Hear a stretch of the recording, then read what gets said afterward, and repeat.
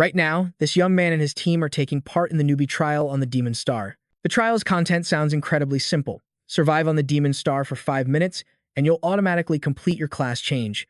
But facing this beastman, it's doubtful he could even survive for a single minute. The story goes that 50 years ago, a giant celestial body called the Demon Star suddenly appeared very close to Earth. What's more, after the Demon Star's appearance, the flora and fauna on Earth suddenly transformed into monsters. They were given the name beast gods and began to wreak havoc all over the world. However, during this desperate time, the survivors unexpectedly discovered numerous circles that functioned as teleportation portals. They miraculously appeared on Earth. The first people who ventured to the Demon Star discovered this planet. It seemed to be a surreal, digital world.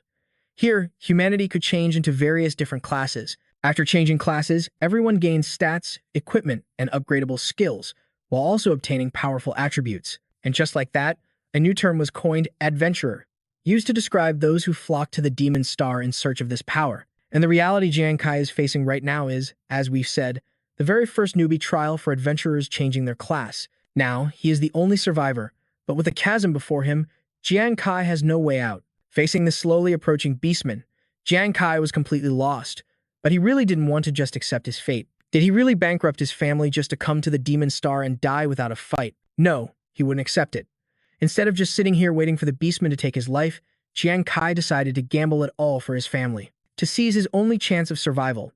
And so, he made an incredibly risky decision, to jump into the chasm. As he fell, Jiang Kai saw the beastman rush to the edge of the cliff, staring down at him, but it couldn't follow. And then, a panel suddenly appeared before him, displaying a notification. Your actions closely resemble those of a gambler. Congratulations, you have triggered a 1 in a million probability to receive a hidden class. You have now successfully changed your class.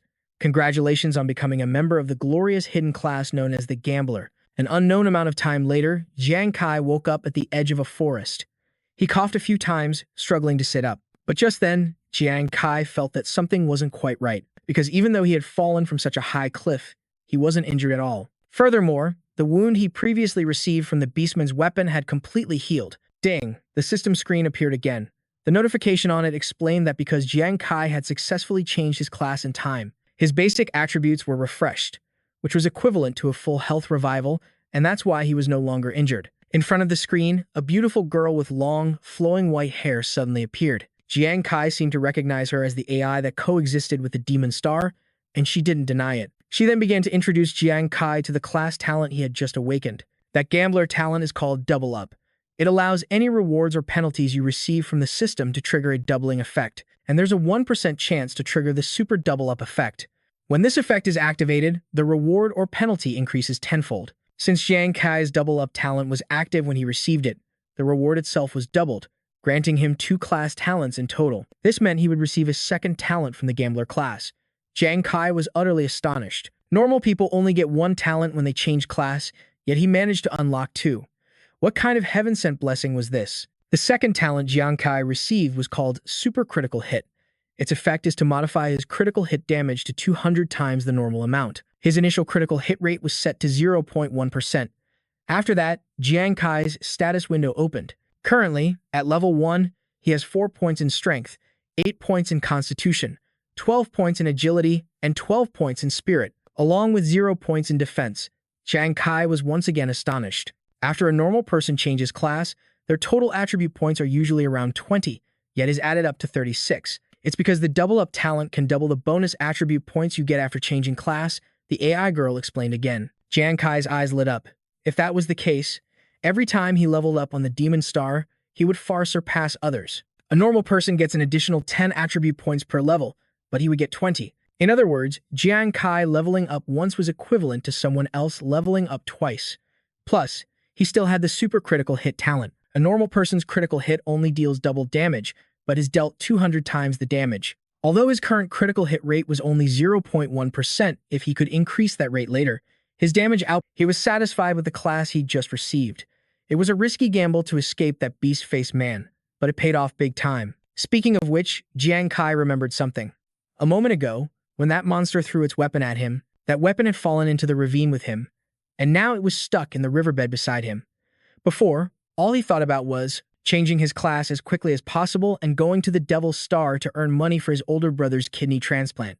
Because on the Devil's Star, Even the weakest class could earn money a little more easily than on Earth, but he never expected to accidentally become a powerful hidden class like the gambler. This way, Jiang Kai could probably earn the money for his brother's treatment quickly and let his whole family live a good life. With that in mind, he pulled the beast-faced man's spear out from the riverbed. At the same time, Jiang Kai received a new notification. Now that he had successfully changed his class, the next thing he needed to do was complete the novice quest called Safe Passage to Sacred Glory City within 7 days. Completing the class change was only the first step. Next, completing this novice trial was his biggest goal. Within 7 days, Jiang Kai had to reach the final destination of the trial area, Sacred Glory City, but getting there successfully would be incredibly difficult. First, he had to cross a trial area teeming with monsters. If he was defeated, it would be considered a complete failure, and he'd be teleported back to Earth. Although dying on the Devil Star didn't mean dying on Earth, and his body wouldn't even be injured, and he could log back in. Logging in again came at an unbelievably high price, one that only the rich could afford. After all, just to get teleported here, Jiang Kai had already spent most of his family's savings. The wealthy had countless chances to try again and again, but someone like him, without a penny to his name, had to pass on the first try. There was absolutely no second chance. Because of this, Jiang Kai was extremely tense, gripping his weapon tightly as he moved forward, step by step. And then, suddenly, he heard a scream. The owner of that scream sounded very familiar. If Jiang Kai wasn't mistaken, he moved forward a little more, and sure enough, he wasn't wrong. The person screaming frantically was his good friend of many years, a guy named Yuan Zhu. Right now, he was surrounded by green walking snakes, and since Yuan Zhu's biggest fear was snakes, his expression made perfect sense. Jiang Kai didn't rush in immediately, because the green walking snakes had a very potent venom. A single bite, whether it was a person or a beast, meant certain death. Plus, there were 3 of them right now. After careful consideration, Jiang Kai chose his moment and rushed forward. Yuan Zhu, don't be afraid. I'm here, Jiang Kai shouted. Yuan Zhu turned his head, surprised to see his buddy Kai right here. Kai, what are you doing here? That was the only thing Yuan Zhu could think to say. He even had the presence of mind to tell Jiang Kai not to worry about him and to run, because it was too dangerous here. While Yuan Zhu was looking at Jiang Kai with tears and snot running down his face, he was ambushed by a green walking snake from behind. Luckily, Jiang Kai's reactions were swift. He immediately threw the spear in his hand right at it, hitting the snake square in the head and pinning it to the tree behind it. It was a perfect one-shot kill. Yuan Zhu's eyes widened in stunned disbelief. He couldn't believe, even in his wildest dreams, that his buddy Kai could take down a green walking snake so easily. In reality, Jiang Kai had planned it all out. He used Yuan Zhu to draw the green walking snake's attention, then circled around behind them to attack. This method was incredibly effective, proven by the fact he'd already taken one down. But now, the remaining 2 had targeted him. Disregarding that, Jiang Kai still charged straight ahead. His goal was to retrieve his weapon. Yuan Zhu was so scared his heart was about to leap out of his chest. He felt like this was really the end, because those snakes were incredibly fast.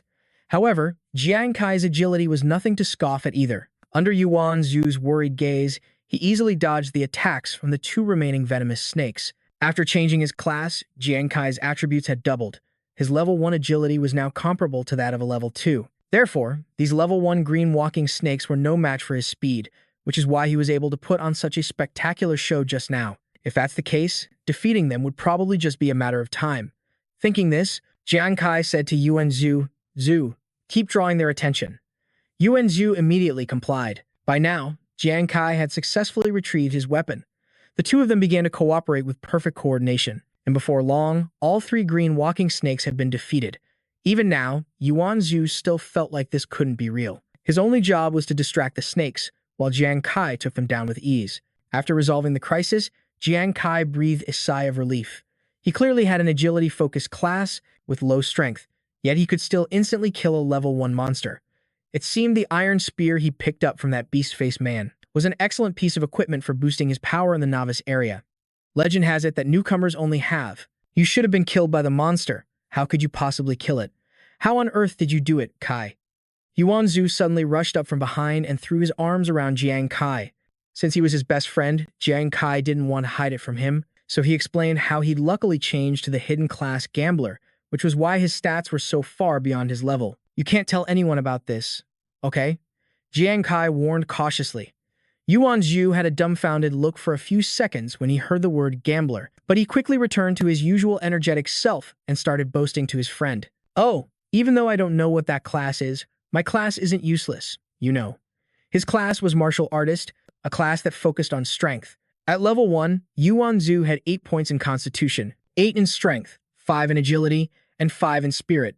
Jiang Kai suddenly understood how Yuan Zhu had managed to hold out for so long against the 3 snakes. After all, martial artist was one of the top 5 classes in their divine glory nation. No one knew how many classes existed on Ghost Star. But for all adventurers who entered this planet, the very first thing they experienced was a class change. What class you became usually depended on which class change material you bought before logging in. Typically, the wealthy would spend tens of millions to buy powerful class change materials. Bringing those to Ghost Star allowed them to directly change into top-tier classes. For example, classes like Yuan Zhu's martial artist or soldier or executioner. In contrast, the poor could only afford the cheapest class change materials. The classes they could change into were all very weak, and what they got was completely random. They would most likely only unlock classes that sounded useless just from their names, like drunkard or beggar. After hearing that Yuan Zhu had become a martial artist, Jiang Kai was both happy and a little worried. He asked, "But a single martial artist class change material costs 50 million. Zhu, you didn't take out a high-interest loan, did you?" "Heh, of course not. It's a long story. I'll tell you all about it later," Yuan Zhu replied. Jiang Kai was just relieved to know his friend wasn't in debt. He then told Yuan Zhu to quickly collect the 3 snake carcasses, as he heard they could be sold for money. On Ghost Star, many things could be exchanged for money. Jiang Kai had originally planned to use this method to earn money and repay his family. Oh, and items obtained on Ghost Star, like monster corpses or equipment, turn into cards when they drop. Adventurers would collect them and then sell them. Besides, after that last battle, his gambler class seemed even stronger than a martial artist, so Jiang Kai felt his own money-making potential wasn't bad at all. Just as they finished collecting the snake carcasses, a third person suddenly appeared.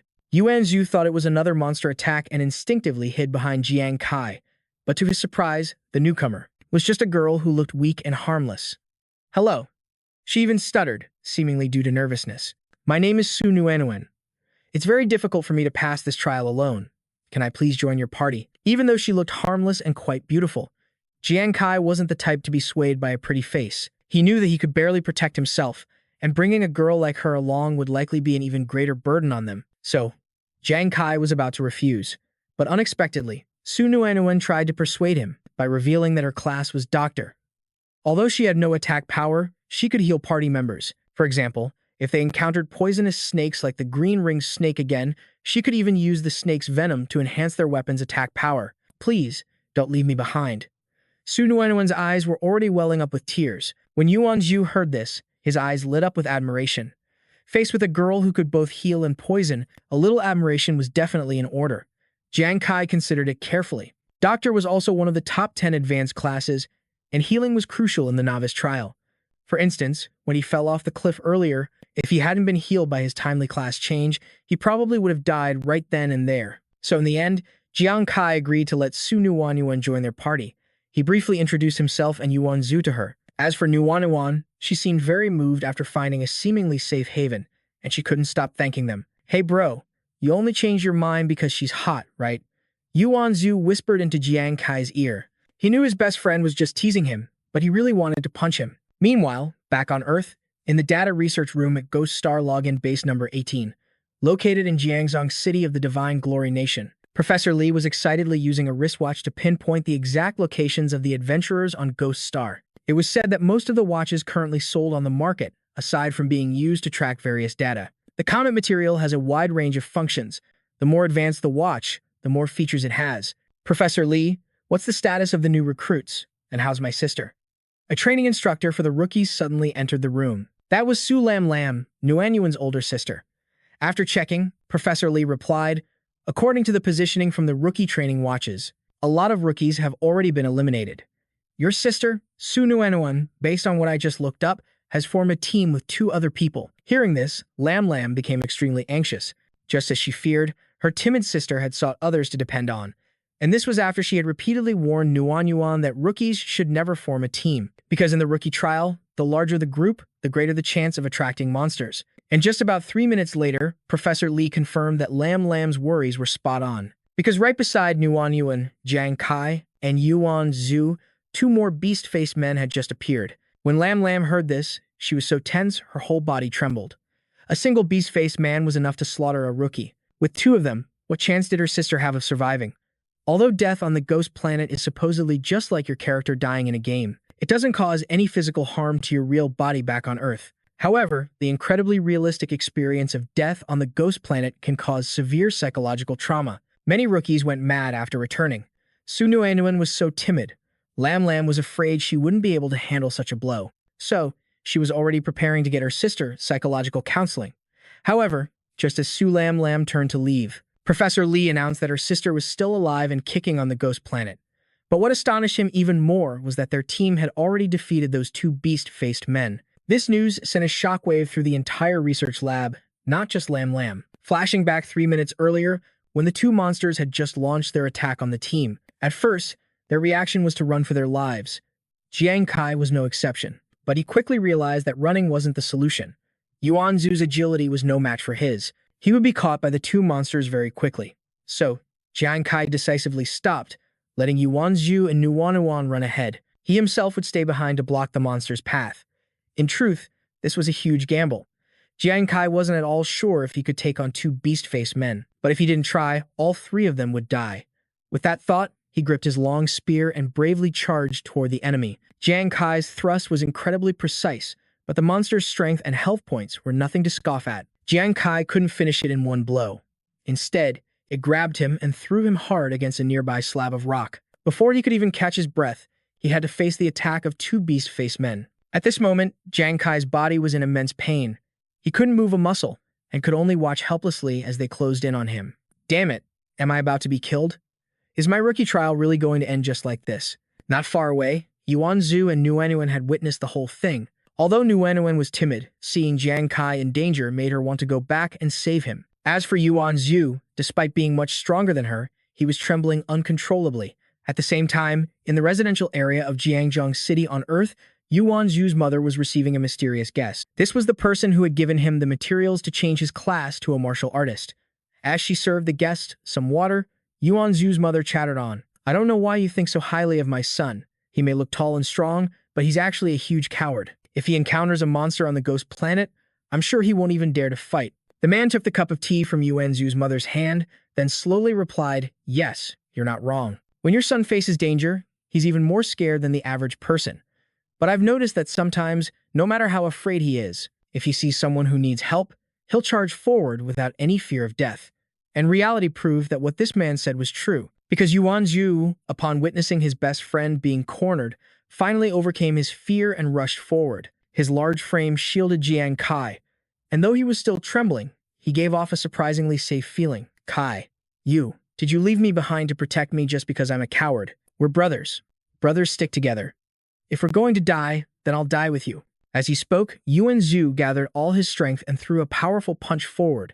It was as if all his fear and panic were channeled into this single blow, and it had an effect that not even Jiang Kai could have anticipated. His friend had actually knocked down the beast-faced man in a single hit, even though the amount of damage he dealt was very low. It seems this was the powerful controllability of the martial artist class. Immediately after, Jiang Kai felt a comfortable feeling washed over him, as if a warm current was flowing through his body, and he realized Nuanuan was healing him. Seeing her return, Jiang Kai immediately grew tense.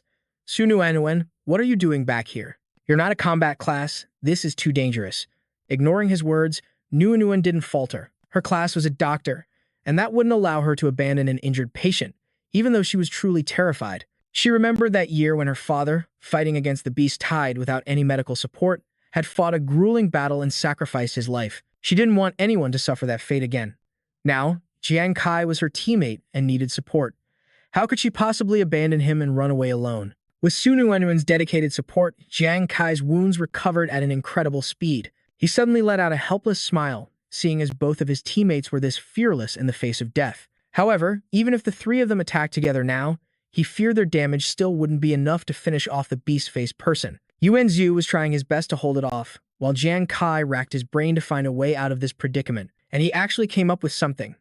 Jiang Kai suddenly recalled what Nuanuan had said when she was trying to convince them to let her join the team. Besides healing, she could use venom to enhance the attack power of weapons. Jiang Kai immediately asked, Nuanuan, you said before that you can extract snake venom, right? Yes, Nguyen replied nervously. So, can you treat Yuan Zhu and coat my weapon with snake venom at the same time? Jiang Kai asked while taking out the corpse of a green walker snake and handing it to Nguyen. In truth, Nguyen had never done these two things simultaneously, but for her teammates, she was willing to give it a try. This was their only option. If it actually worked, victory would be theirs. At this point, Jiang Kai could no longer withstand the beast-faced person's attacks, but Yuan Zhu's martial artist class was suited for it, and he was doing a good job. Besides, his own attacks didn't have enough killing power to destroy that monster, but Nguyen could enhance them with poison. Looking at it this way, the three of them were clearly a standard game combat combo, consisting of a tank, a healer, and a main damage dealer. Before long, the venom extraction process was complete. Jiang Kai immediately grabbed his poisoned weapon and charged forward, full of fighting spirit. That's right, so what if a newcomer's strength is weak? He would shatter all preconceptions and lead his teammates through this trial. Yuan Zhu, restrain one of the beast-faced people for me, Jiang Kai shouted. Yuan Zhu got the message and immediately unleashed a punch similar to the one before, stunning the beast-faced person for a few seconds. His punch was perfect. And while the beast-faced person was dizzy and disoriented, Jiang Kai rushed in and struck it hard with his poison-laced weapon. Just like that, with their perfect coordination, they had actually succeeded. With the support of Yuan Zhu and Nguyen, Jiang Kai took down one of the beast-faced people. The remaining one standing nearby saw this, glared at the three of them, and roared. Meeting the monster's gaze, the group of three stood their ground, their eyes firm with the resolve to kill the other one. A thought popped into his head. Teamwork really is effective. Now, even if there was one more. Before the thought could finish, both the monster and Jiang Kai's group charged, signaling the start of another. Yuan Zhu restrained the monster, Jiang Kai attacked, Nguyen healed. The battle raged fiercely. They thought in unison, we can win this one perfectly, too. Meanwhile, Professor Li and Su Lanlan were completely stunned by this. She spoke as she watched the monitoring screen. What? The data from the wristwatches shows they've actually killed two beast-faced people, but just one of them is enough to slaughter an entire group of newcomers. How did the three of them do it? Professor Li broke out in a cold sweat, he analyzed. According to the watch data, Nguyen currently has no killing ability. Her team has a level 1 martial artist whose damage is also very weak. Therefore, the one who killed the monsters can only be the team member named Jiang Kai. But the strange thing is, we can't look up his class right now. In the observation room, a group of people stood there. A large screen displaying Jiang Kai's image and information. Name, Jiang Kai. Gender, male. Age, 18. Residence, Jiangzhong City slums. Ghost Star class, unknown. Hearing this, Su Lanlan's expression was one of slight surprise as she continued. How can his class be unknown? A stream of thoughts raced through her mind. He can kill two beast-faced people, and yet his class is unsearchable. Just what kind of person is this newcomer? The scene changes.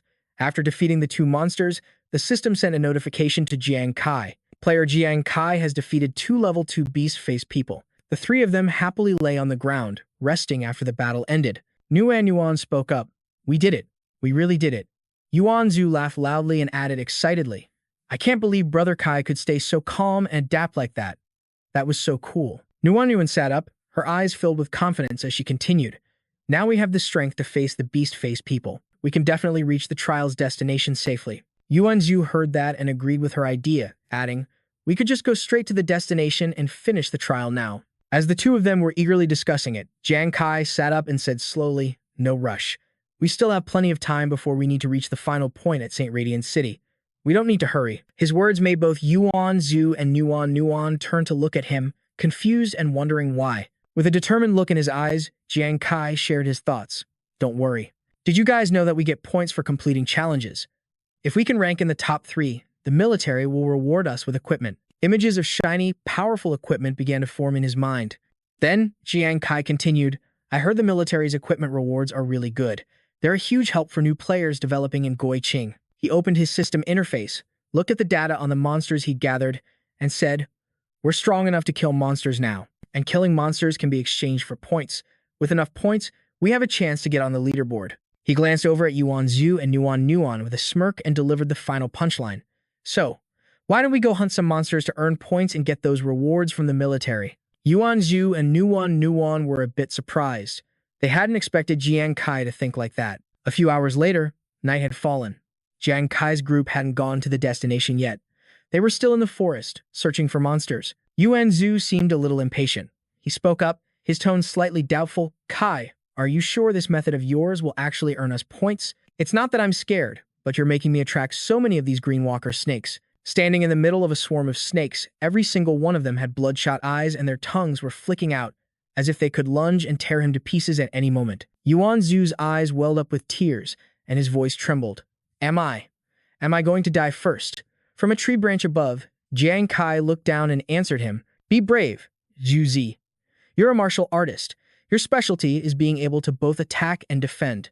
On a nearby branch, Nuan was also concentrating on activating her healing ability. Jiang Kai continued, besides, we have Nuan who can heal us at any time. The snakes behind Zhu Zi suddenly lunged forward. Jiang Kai's voice rang out, You're asking for death. He rushed forward, unleashing his power to strike down the snakes, finishing his earlier sentence. It won't be that easy. 3 snakes were instantly defeated. The system displayed a notification. Defeated 3 level 1 green walker snakes. Current experience is 10 out of 100. Standing amidst the green walker snakes, he gripped his weapon tightly, thinking about the rules in Gu. Ching. The rule is that only the person who lands the killing blow gets the experience from the prey. Since I'm the only one capable of defeating these monsters right now, everyone decided to let me take all the experience first. The snakes opened their mouths wide, their sharp fangs and long tongues lunging towards him. Jiang Kai charged into the fight, unleashing his full power and taking down the snakes one by one. His train of thought continued, It's best to let me level up first to increase my strength and ensure the team's safety. A day later, in the forest, Jiang Kai's group had finally eliminated all the green walker snakes. Exhausted, Jiang Kai collapsed onto the ground. A system notification appeared. Congratulations, Adventurer Jiang Kai. Experience has reached 100 out of 100. You have leveled up to level 2. Post-level up double effect activated. Receive double Adventurer Jiang Kai. Class, Gambler. Level 2. Jiang Kai looked at his attribute panel and said, Awesome. After killing green walker snakes for a whole day, I finally reached level 2. Seeing that he had leveled up, Yuan Zhu and Nuan were happy for him. Nuan put her hands together in an admiring gesture and said, Jiang Kai, congratulations on finally leveling up. Yuan Zhu also asked curiously, Quick, tell us what your attributes are like after leveling up. Jiang Kai replied happily, My level up gave me an increase of 20 attribute points. My total attributes at level 2 are now 56 points, which is pretty decent. Upon hearing this, Nuan, and Yuan Zhu's eyes went wide, stunned as if they'd been struck by lightning. Zhu Zi had to ask again, How many? Yuan Zhu's eyes were wide as he gaped and opened his own attribute panel to look at it again. Adventurer Yuan Zhu. Class, Martial Artist. Level 1. He exclaimed, Oh my god. I know that leveling up only increases strength, constitution, agility, and spirit. A normal person only gets 10 attribute points when they level up, but you got 20 points. Yuan Zhu's total attributes were 26 points. Nuan also opened her attribute panel to check again. Adventurer Su Nuan. Class, Doctor. Level 1. She also spoke up. And a total of 56 attribute points at level 2. That seems comparable to a level 4. That's an insane amount of power. Nuan's total attributes were 12 points. Hearing Yuan Zhu and Nuan's confusion, Jiang Kai explained to them, It's nothing, just a class feature. My class can double level up rewards, penalties, rewards. But the penalties can be doubled too. Please remember to keep this a secret from me. Nuan walked up to Jiang Kai. Clapping her hands, she said, I don't really get it, but that class sounds amazing. Yuan Zhu chimed in. How is that even cooler than my martial artist class? As the 3 of them were talking, the AI brain suddenly appeared. It said to Jiang Kai, Players who reach level 2 receive 1 class skill. However, because you activated the Gambler's double down talent, you will receive 2. Hearing this, Jiang Kai replied, a little surprised. Even the skills you get from leveling up can be doubled, so I have 2 class skills now. Yuan Zhu and Nuan looked even more surprised. Yuan Zhu exclaimed, Wait, you're saying your skills can be doubled too? That's insane. The AI brain continued, Correct. The first class skill is Ghost Hand Card Throw. The skill was represented by an image of a hand holding up a card. Below, it was the description for Ghost Hand Card Throw. When throwing items, they gain a 20% armor penetration effect. When throwing card-type items, excluding item cards, the penetration effect increases to 200%, but it costs 100% more mental energy. This skill is upgradable. The second class skill is Ghost Eye Focus. This one was represented by an eye with 2 red pupils. Ghost Eye focuses. increases vision and eye tracking ability by 50% but costs 100% more mental energy. This skill is also upgradable. Jiang Kai looked at the display and said, "So, they're both ranged skills? Even though I'm not sure how to use them yet, it seems like the Gambler class is a pretty good fit for me." Jiang Kai continued, "All right, now that I'm stronger, we can go farm some higher-level monsters for EXP." Nuan's eyes crinkled as she smiled and nodded.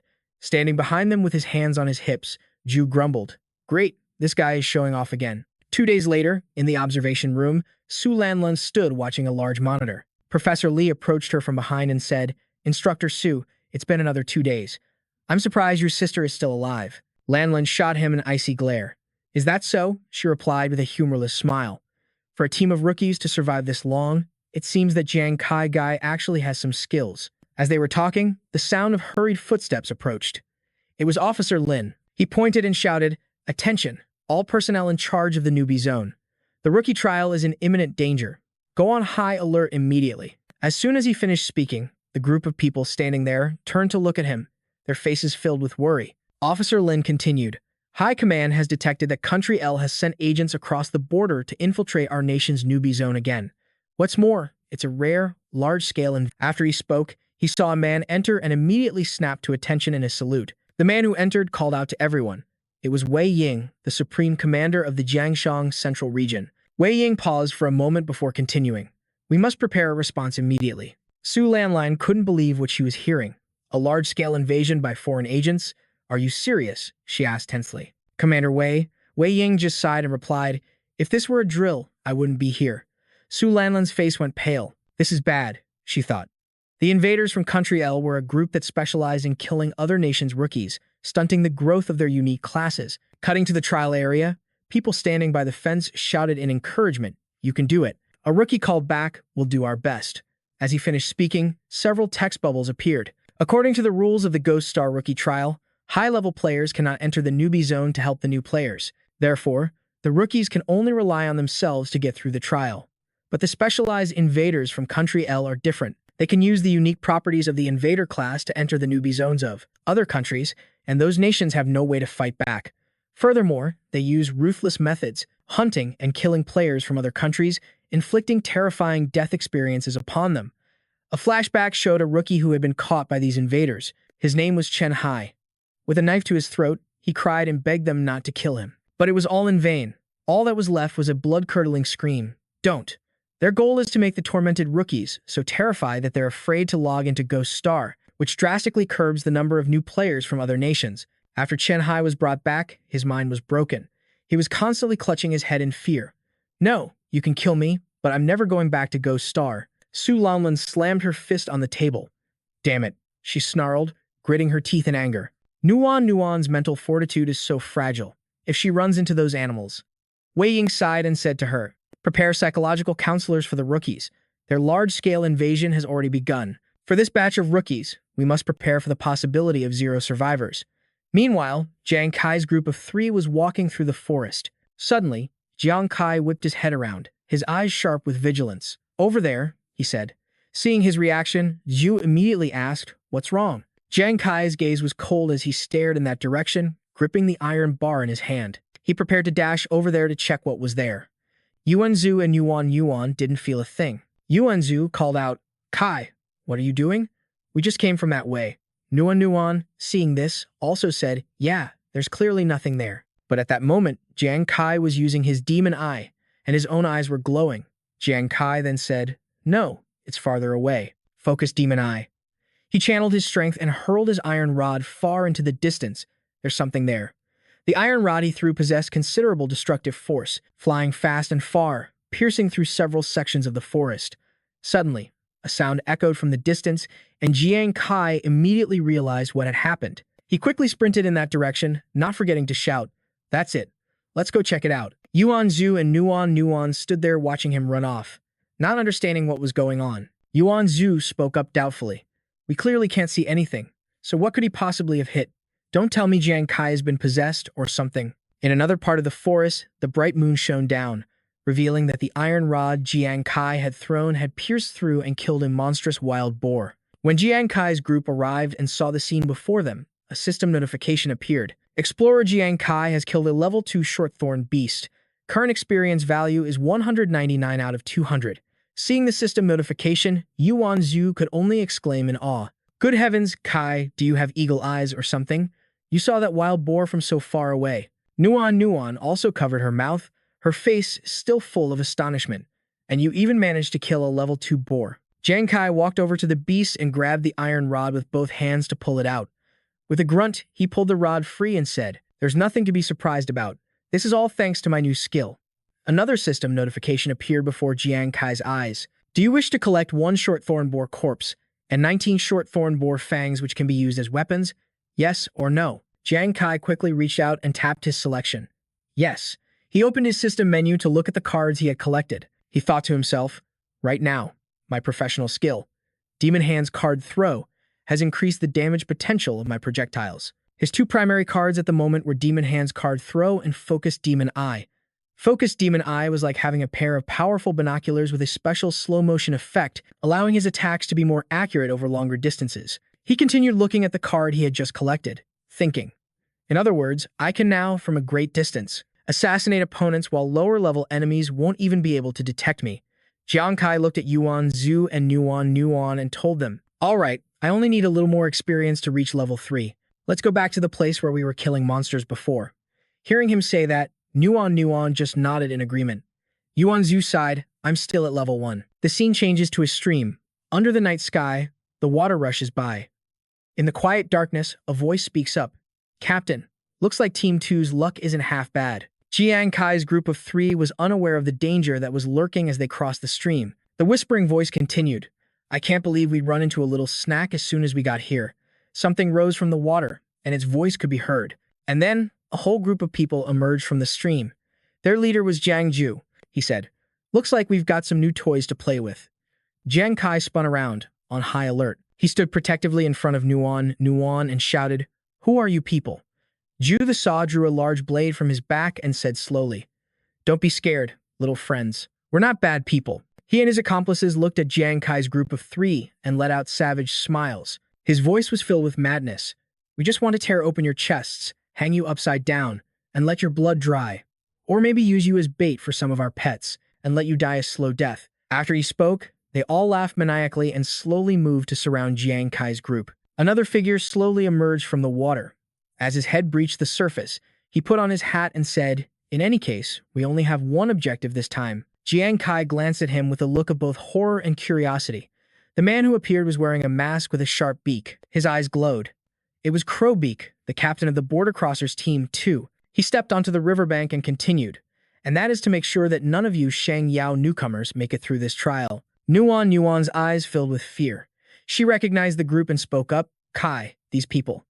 I know them. They must be the Border Crossers who specialize in killing newcomers." Both Jiang Kai and Yuan Zhu turned to look at her in horror. Yuan Zhu immediately shouted, "What?" Nuan activated her watch, and an image of the Border Crossers appeared. I can even check their levels. They're all level 3 or higher, and the one with the highest level is even a level 5. The thought of facing such a high-level group made her mind go completely blank. Jiang Kai gritted his teeth. His eyes turned sharp as he thought, there are so many of them. And there's even a level 5 explorer. With my total stats, I might be able to take on a level 4, but against a level 5. Unless I. Jiang Kai's train of thought was cut short by a voice. "Beak," he said with a murderous glint in his eye. "Brothers, shall we get started?" Jiang Kai's thoughts raced again. Damn it.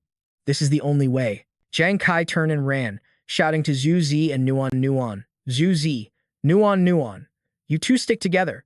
We're splitting up for now." Hearing this, Zhu Zi and Nuan replied as they ran, "What? Roger that." Mo Kwa and his teammates saw this and just smirked. Mo Kwa scoffed. "So, you share the good times but run when things get tough? Are all Holy Radiance people like this?" His eyes turned red as he ordered his subordinates. "Two of you, go kill the one who ran off alone. The other 2 will be left for our main force to torture slowly." His 2 subordinates responded in unison. "Yes, sir." These 2, Jiang Zhu and Qi Yan, had both reached the level 3 realm. With that said, the 2 of them immediately chased after Jiang Kai. The pursuit began. Qi Yan and Jiang Zhu chased Jiang Kai through one forest after another. While running, Qi Yan laughed heartily and said, "That kid runs pretty fast." Jiang Zhu replied, "But he'll be caught soon enough. Suddenly, Jiang Kai vanished from their sight. In an instant, there was no trace of Jiang Kai. Jiang Ju's eyes widened in slight surprise. The two had no choice but to stop and carefully scan their surroundings. Jiang Ju and Qi Yan stood back to back, each watching a different direction. Jiang Ju spoke up, "Kid, you want to play hide-and-seek with us?" Qi Yan chimed in, "How exciting. Once we find you, the first thing we'll do is break both your legs." Suddenly, Jiang Kai's iron pipe shot out from nowhere at high speed. Qi Yan drew his sword, his voice filled with excitement. "This brat wants to fight back? An attack from a newbie. I don't even need to pay attention to it." Just as he finished speaking, a flash of light shot forward. Before Qi Yan could react, he was sent flying. Jiang Ju witnessed his teammate being thrown 100 meters away, still not understanding what had just happened. He called out, "Why'd you go flying off? What happened?" But when he looked again, his eyes went wide and his pupils shrank. He saw Qi Yan slumped at the base of a tree, his arms hanging limp, with an iron pipe pierced through his body. "He's dead. How is that possible?" Jiang Kai stepped out from the trees, letting out a small laugh. "One hit, one kill. Is this supposed to be a sneak attack?" Jiang Kai's eyes were filled with confidence. In his hand, he held 3 feathers he had collected from the wild boar he killed earlier. He said, "Seems you guys aren't as strong as I thought, huh?" Jiang Ju had to open his watch to double-check, stammering, "Why? You're a newbie from Holy Radiance. How could you kill a level 3? He looked at Jiang Kai's information on the display, which was accompanied by a warning. Critical hit rate unknown, critical hit damage unknown. At this moment, Jiang Ju, trembling all over, pointed a finger at him. "What? I'm level 3 and my attribute points are only 45. How does this newbie have 60 attribute points? How is that possible?" Jiang Kai replied, "And why not?" The moment the words left his mouth, Jiang Kai lunged at Jiang Ju, giving him no time to react. Too fast. Jiang Ju was already kneeling before Jiang Kai, groaning a few incoherent words. Seeing that he had defeated both of them, Jiang Kai stood still for a moment, thinking, "It worked. My total attributes are equivalent to a level 4, so of course I can insta-kill a level 3. Running earlier was to split them up, to make it easier to strike. Right now, the gap between me and level 3 is still a bit. Plus, based on my previous knowledge from Earth, as long as I can kill an adventurer, I should be able to." Before he could finish his thought, the AI brain appeared and spoke. "You have successfully eliminated an adventurer. You may take the watch of the deceased. Furthermore, before the adventurer's body disappears, do you confirm that you want to take the experience points from the adventurer? 2 level 3 adventurers, each equivalent to 100 points. Whatever amount you take, the others will lose double." Hearing this, Jiang Kai's face filled with excitement as he said, "So it's true, I can steal experience points. Plus, the experience from killing adventurers is way more than from killing monsters. In that case, I'll just take 100 points from each of them." The AI brain confirmed and disappeared, and a system notification popped up. "Congratulations, you have reached level 3. Jiang Kai excitedly looked at his information panel. Finally, level 3. On the panel, it displayed, "Adventurer Jiang Kai Profession, Gambler, Level 3. He walked over to Qi Yan and Jiang Ju, bending down to take the watches from their hands. He muttered to himself, "My total attributes are now 76 points, but a level 5 only has about 60 points. Jiang Kai gripped his iron pipe, his eyes filled with determination as he walked and spoke. "Now I'm strong enough to go back and save Zhu Zi's group." Meanwhile, things weren't looking good for Zhu Zi and Nguyen. Zhu Zi was injured, blood dripping nonstop from his arm, while Nguyen's clothes were torn to shreds. Han Sha, one of the group pursuing Zhu Zi and Nguyen, saw their battered state and spoke up. "A martial artist and a nurse. I didn't expect to run into 2 people with top-tier Holy Emblem professions." Lan Ying, standing next to him, laughed and added, "Such juicy professions." Another man, holding his broadsword, watched Nguyen treating Yuan Zhu's wounds and smirked. "You guys take your time grinding them down." As Nguyen treated Yuan Zhu's wounds, she asked with tears in her eyes, "Zhu Zi, Kai was chased by 2 assassins. Is he really not coming back?" Yuan Zhu gritted his teeth against the pain and answered her, "He'll definitely make it.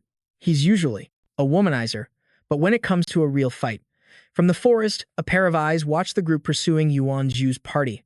Yuan Zhu looked at the intruders surrounding them and thought, but if his friends or family are in danger, no matter how hopeless it seems. Just then, Crow's Beak spoke, interrupting Yuan Zhu's train of thought. "I'm tired of these games. Let's skin them alive this time." Han Sha replied, "All right." Yuan Zhu's thoughts continued. He thought about Jiang Kai. He will definitely show up. Suddenly, Jiang Kai burst out of the forest like a gust of wind. Blue lightning crackled around his body. He threw something towards the intruders. Two of the intruders approached, ready to finish off Yuan Zhu and Nuan. Before they could react, something flew through their heads. Nuan saw the scene before her and seemed to recognize the object that had just pierced the intruders' heads. This short dagger. Yuan Zhu smiled and said, "I knew he'd come back." Crow's Beak was also slightly stunned by this turn of events. He shouted, "Who's there? Was that you who snuck back just now? If you've got the guts, come out and face me." In the vast forest, Crow's Beak spun around searching, but he saw no movement or shadow. He could only stand frozen in place. Crow's Beak felt a shiver of fear, his pupils contracting, as he thought, "I can't see anything. I have no idea where he is." Could it be that Sacred Radiance has a new class for beginners? He instinctively turned to run. Run. Gotta run now. Yuan Zhu and Nuan were stunned to see Crow's Beak flee. Nuan blurted out, "The captain is running away." From the dark night, a figure emerged. It was Jiang Kai. He was holding an iron pipe. "You think you can run after tormenting my brother?" His eyes were filled with rage. "Leave your life behind. Get down." With that, Jiang Kai hurled the iron pipe at Crow's Beak. The pipe shot straight through his body, creating an explosion. Crow's Beak only had time to let out a single cry before collapsing to his knees. The ground was now shrouded in smoke, with the bodies of the intruders scattered everywhere. Jiang Kai slowly walked out of the forest. As he approached, he asked Nuan, "These bandits have been dealt with. Nuan, are you okay?" Seeing him, Nuan's eyes welled up with tears. "You're finally back." She moved to throw herself into Jiang Kai's arms, her voice trembling slightly. "But Zhu, he's seriously injured. I can't heal him anymore." Yuan Zhu was kneeling motionlessly on the ground, his body covered in wounds, with blood streaming down. He opened his eyes, looked at Jiang Kai, and spoke. "Kai, I knew you'd come back, but this time, I might not see you guys again." With that, he collapsed, uttering 3 words. "I'm going first." Yuan Zhu lay on the ground with Nuan beside him. Yuan Zhu's hand trembled as he pointed towards Jiang Kai, his voice weak. "Kai, Nuan. Adventuring with you two was my most beautiful memory. From now on, you two have to carry my share." His eyes slowly closed as he struggled to say one last thing. "You have to. Work hard. To pass that trial." Hearing this, Nuan burst into tears, calling out, "Brother Zhu." Jiang Kai walked up, looked down at him, his fists clenched, and called out, "Zhu." Suddenly, he unceremoniously threw an intruder's body on top of Yuan Zhu. "What are you mumbling about over there?" Nuan, who was sitting beside him, was so startled she stopped crying. Crushed by the body, Yuan Zhu shot up in pain, yelling, "Ah, crap." He stared blankly at the still-living intruder in front of him. Jiang Kai started to explain. "I intentionally drew 6 of them away and only injured them. You two can kill them to gain experience and level up. That way, your health will be fully restored." After hearing Jiang Kai's explanation, Nuan nodded in understanding. "That's right. On Ghost Star, you can level up by killing other adventurers." Yuan Zhu, not expecting this, asked, "That's a thing." "So, was I just being overly dramatic?" Jiang Kai trailed off, then changed the subject, with a sly grin. "Didn't they torture you earlier? So now we torture them back. You can even use your left hand for the last hit." After hearing that, Yuan Zhu and Nuan shared a sinister grin and said in unison, "Let's show them what karma is all about." One of the men on the ground tried to crawl away.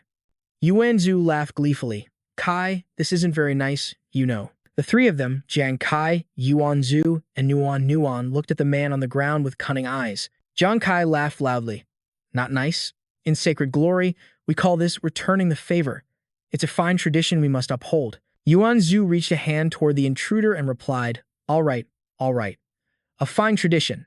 Then I must preserve it with the utmost seriousness." The man scrambled backward, screaming, "You demons, don't you come near me." Meanwhile, at the Data Research Institute for the Degree Plunderer Management Bureau in Country L. Inside a room, alarms blared continuously, and the sound of people screaming chaotically filled the air. This is terrifying. So scary. A group of people woke up, mentally unstable and screaming non-stop. Lan Ying clutched his head in utter terror. Just now, a newcomer in Shanghui came and wiped us all out. He was so ruthless to us. Han Sha woke up, sweat pouring down his forehead, and screamed, "My experience points were stolen, and my level dropped." In the observation room, 2 men were standing and looking at a screen. One of them was Huang Kai, a high-ranking leader of Country L. Unable to believe his eyes at the scene, he spoke up. "What is going on here? How did you all end up like this? Could it be that a new class has appeared in Shanghui that can fight against degree plunderers? At the same time, in the nation of Shanghui, inside an observation room, Professor Li, holding a tablet, said urgently, "This is not good. We just received the assessment data from Nuan's watch. Nuan's squad has definitely encountered the degree plunderers." Hearing this, Su Lanlan became extremely worried about her younger sister. What? Is Nuan all right? Wei Ying was also there. Holding a glass of water, he gave a slight nod and said calmly, "No newcomer has ever escaped the degree plunderers.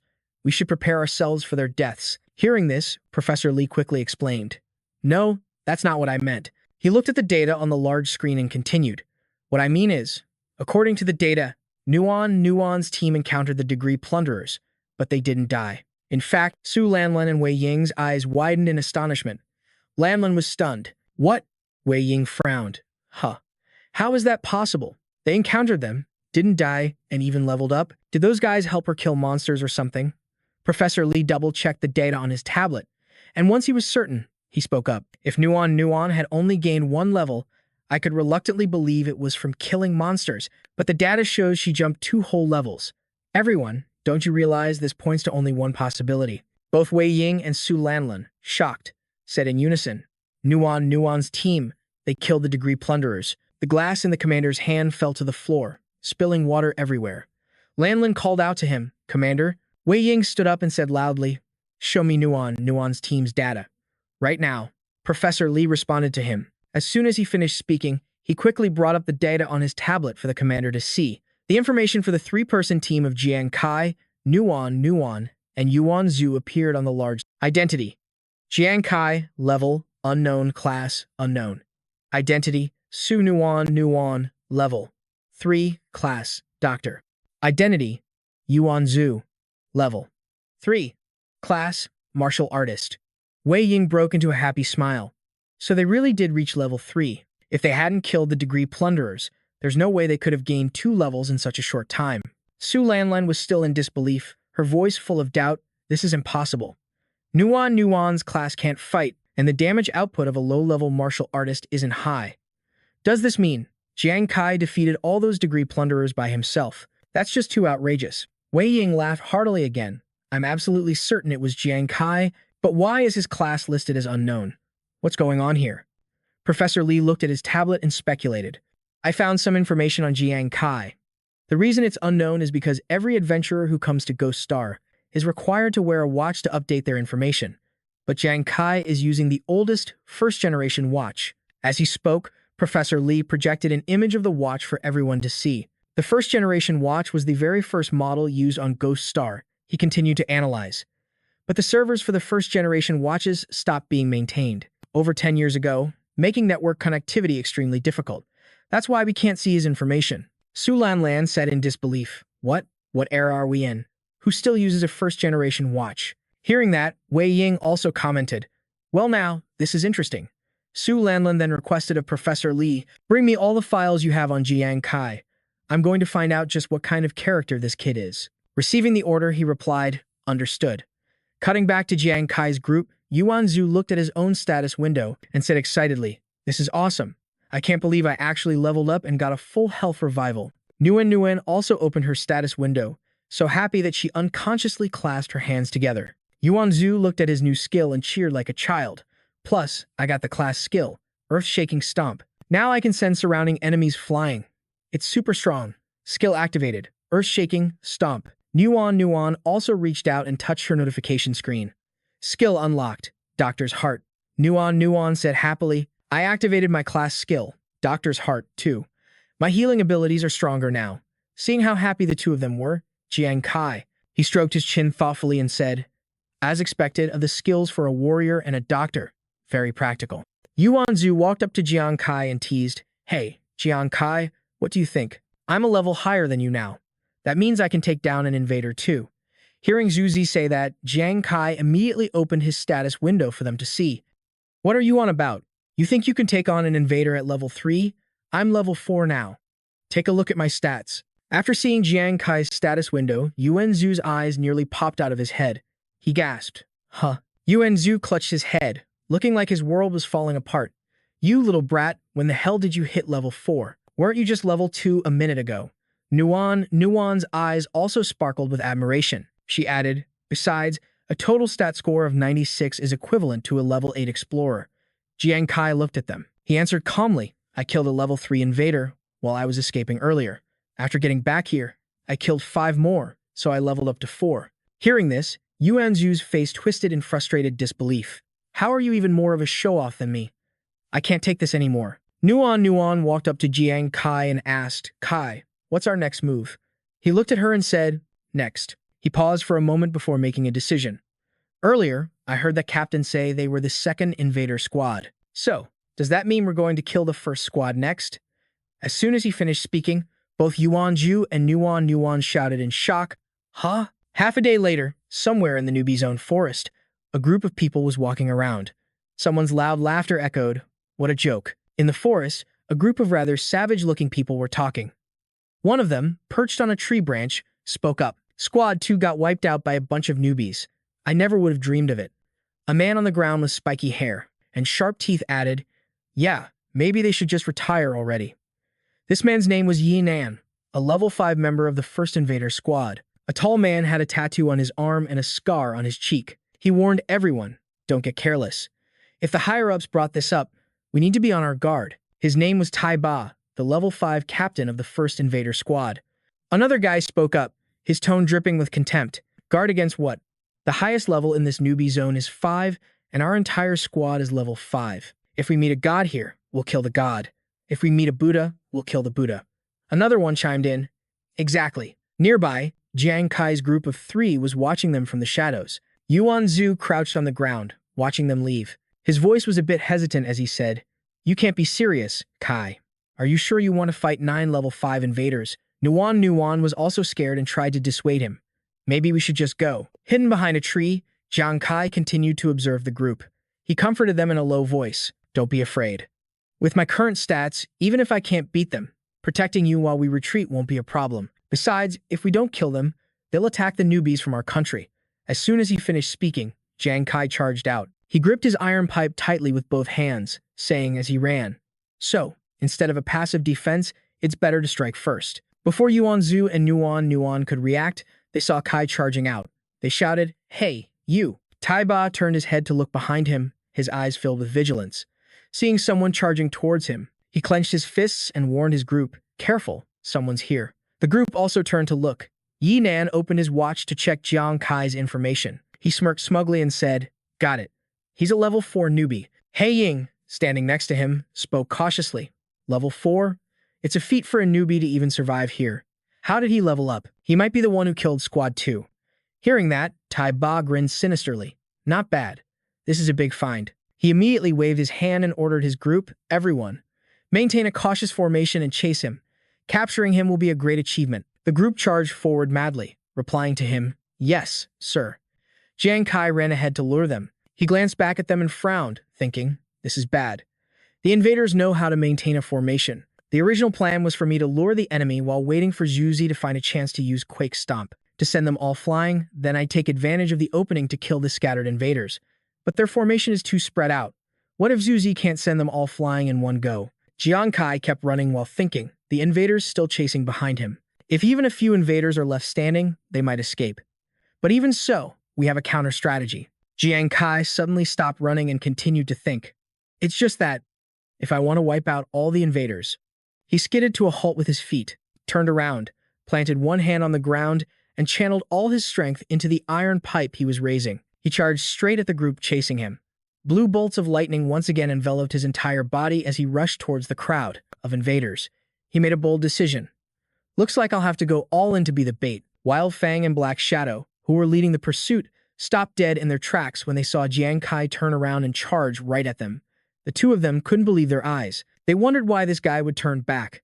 Seeing Jiang Kai rushing toward them with an iron pipe in hand, and now only a few steps away, Wild Fang charged forward with his knife. He let out a crazed laugh and shouted, Where do you think you're going? You little brat, are you too scared to even run anymore? He swung his knife, slashing Jiang Kai's arm, his face filled with arrogance. Snap out of it for me. Blood instantly sprayed from the gash on his arm. Jiang Kai gritted his teeth, enduring the pain, letting out only a grunt. In his mind, Jiang Kai thought, no good, still not close enough. Jiang Kai turned and bolted again. Seeing this, Wildfang yelled, still running.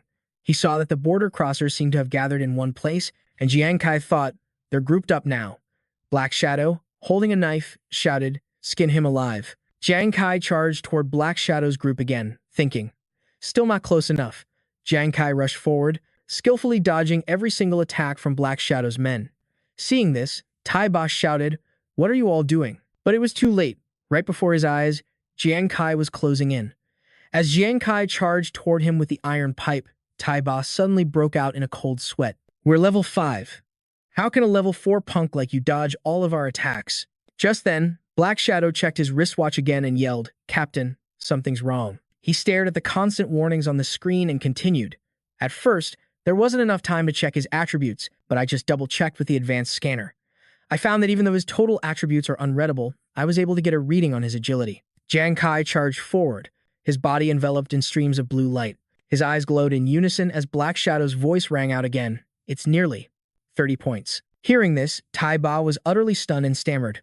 What? 30 points in agility? Wildfang whipped his head around and furiously shouted, you must have seen it wrong. My agility isn't even 20.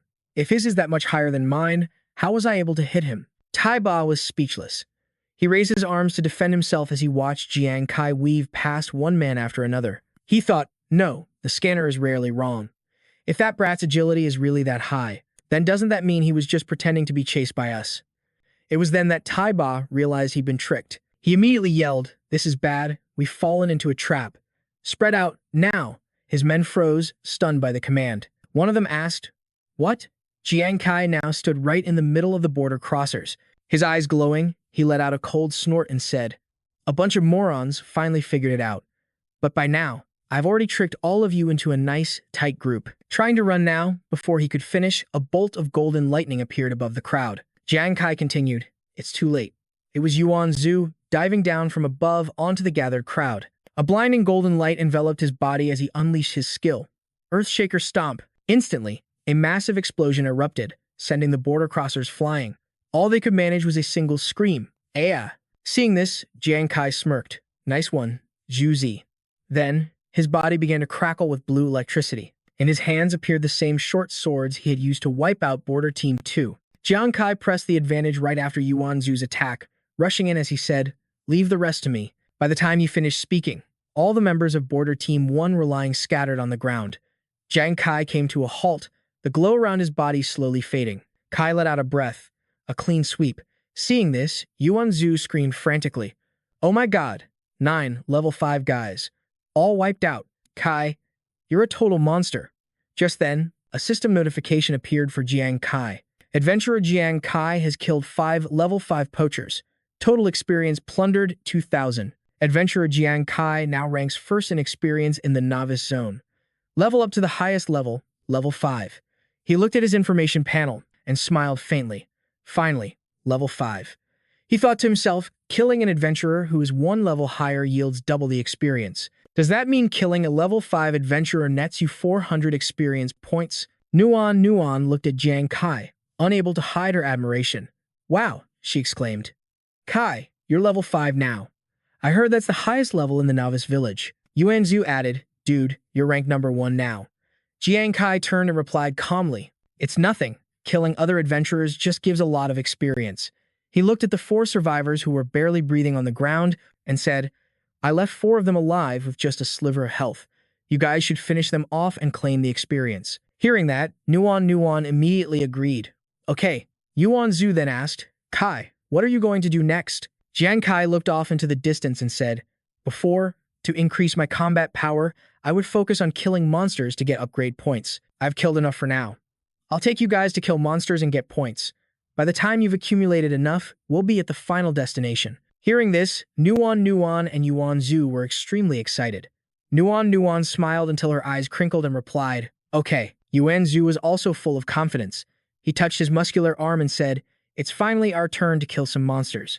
After Jiang Kai, Yuan Zhu, and Nuan finished off the group of border crossers, they continued their monster hunting journey in the forest. Jiang Kai, who was walking in front, reminded them, everyone, pay attention. We can probably farm a lot of points here near the destination, but the closer we get to the end, the more terrifying the monsters will be. There might even be a newbie area boss.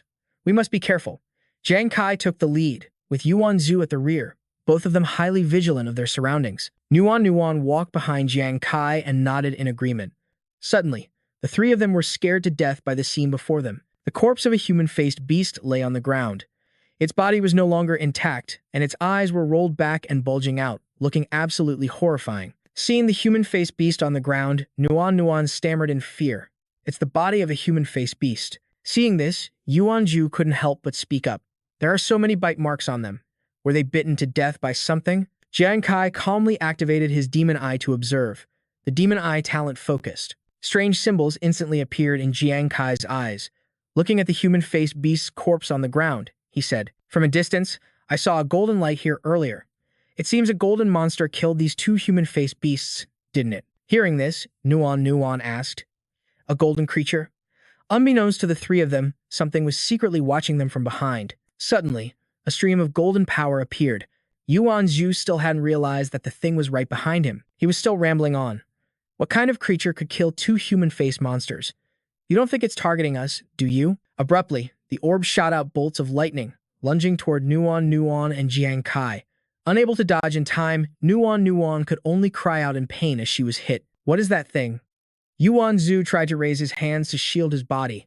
He forced one eye open and shouted, "It's golden! It's a golden creature. This thing really is targeting us." After it attacked, the two of them rushed toward Jiang Kai. At that moment, he was still standing motionless, not yet reacting. He just watched with wide eyes. Yuan Zhu clutched his injured arm and screamed in pain, warning Jiang Kai, be careful. That thing's damage is really high. It bites people. Be careful not to get bitten to death." Jiang Kai threw down the iron pipe in his hand and snatched the golden light. When Nuan and Yuan Zhu saw this, one looked on with worried eyes, the other was dumbfounded. Both of them stared at Jiang Kai. Jiang Kai also froze, for a few seconds, realizing he had just caught something with his bare hands.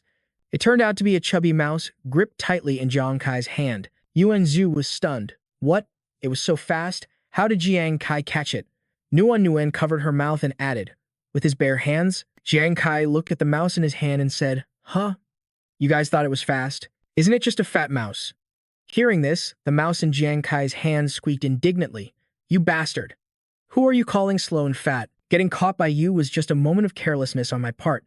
Jiang Kai looked at it, scolding him, and just gave a small smile. "This mouse still refuses to submit. Ha," he said as he let go of the mouse. "Let's let you go and see." Suddenly, its eyes glowed with golden power as it opened its mouth wide and shouted, "How dare you look down on me?" It once again charged at Jiang Kai, crackling with golden lightning. Seeing this, Yuan Zhu put his hands over his head and screamed frantically, "Jiang Kai, why did you let it go, you idiot? That's the thing that bit the two human-faced monsters to death." Jiang Kai once again caught the mouse with his bare hands, then he released it again, casually saying, "It's fine. It's too slow for me." Jiang Kai kept repeating the action, catching the mouse and then letting it go, playing with it in his hands. Seeing this, Yuan Zhu's face froze stiff. "Huh. Is Jiang Kai really that fast?" Nuan covered her mouth again, her face full of admiration. "He's so amazing." After a few minutes of catching the mouse, it finally raised the white flag of surrender, lying obediently in Jiang Kai's hand. The little mouse has submitted. Jiang Kai looked at the mouse lying obediently in his hand and said, "I've broken this mouse's spirit. It's not running anymore." Yuan Zhu's jaw dropped seeing the obedient mouse in Jiang Kai's hand. "Jiang Kai, did you just get a pet with your hand speed?" The three of them turned back to look at the corpses of the two human-faced beasts on the ground. Jiang Kai spoke again.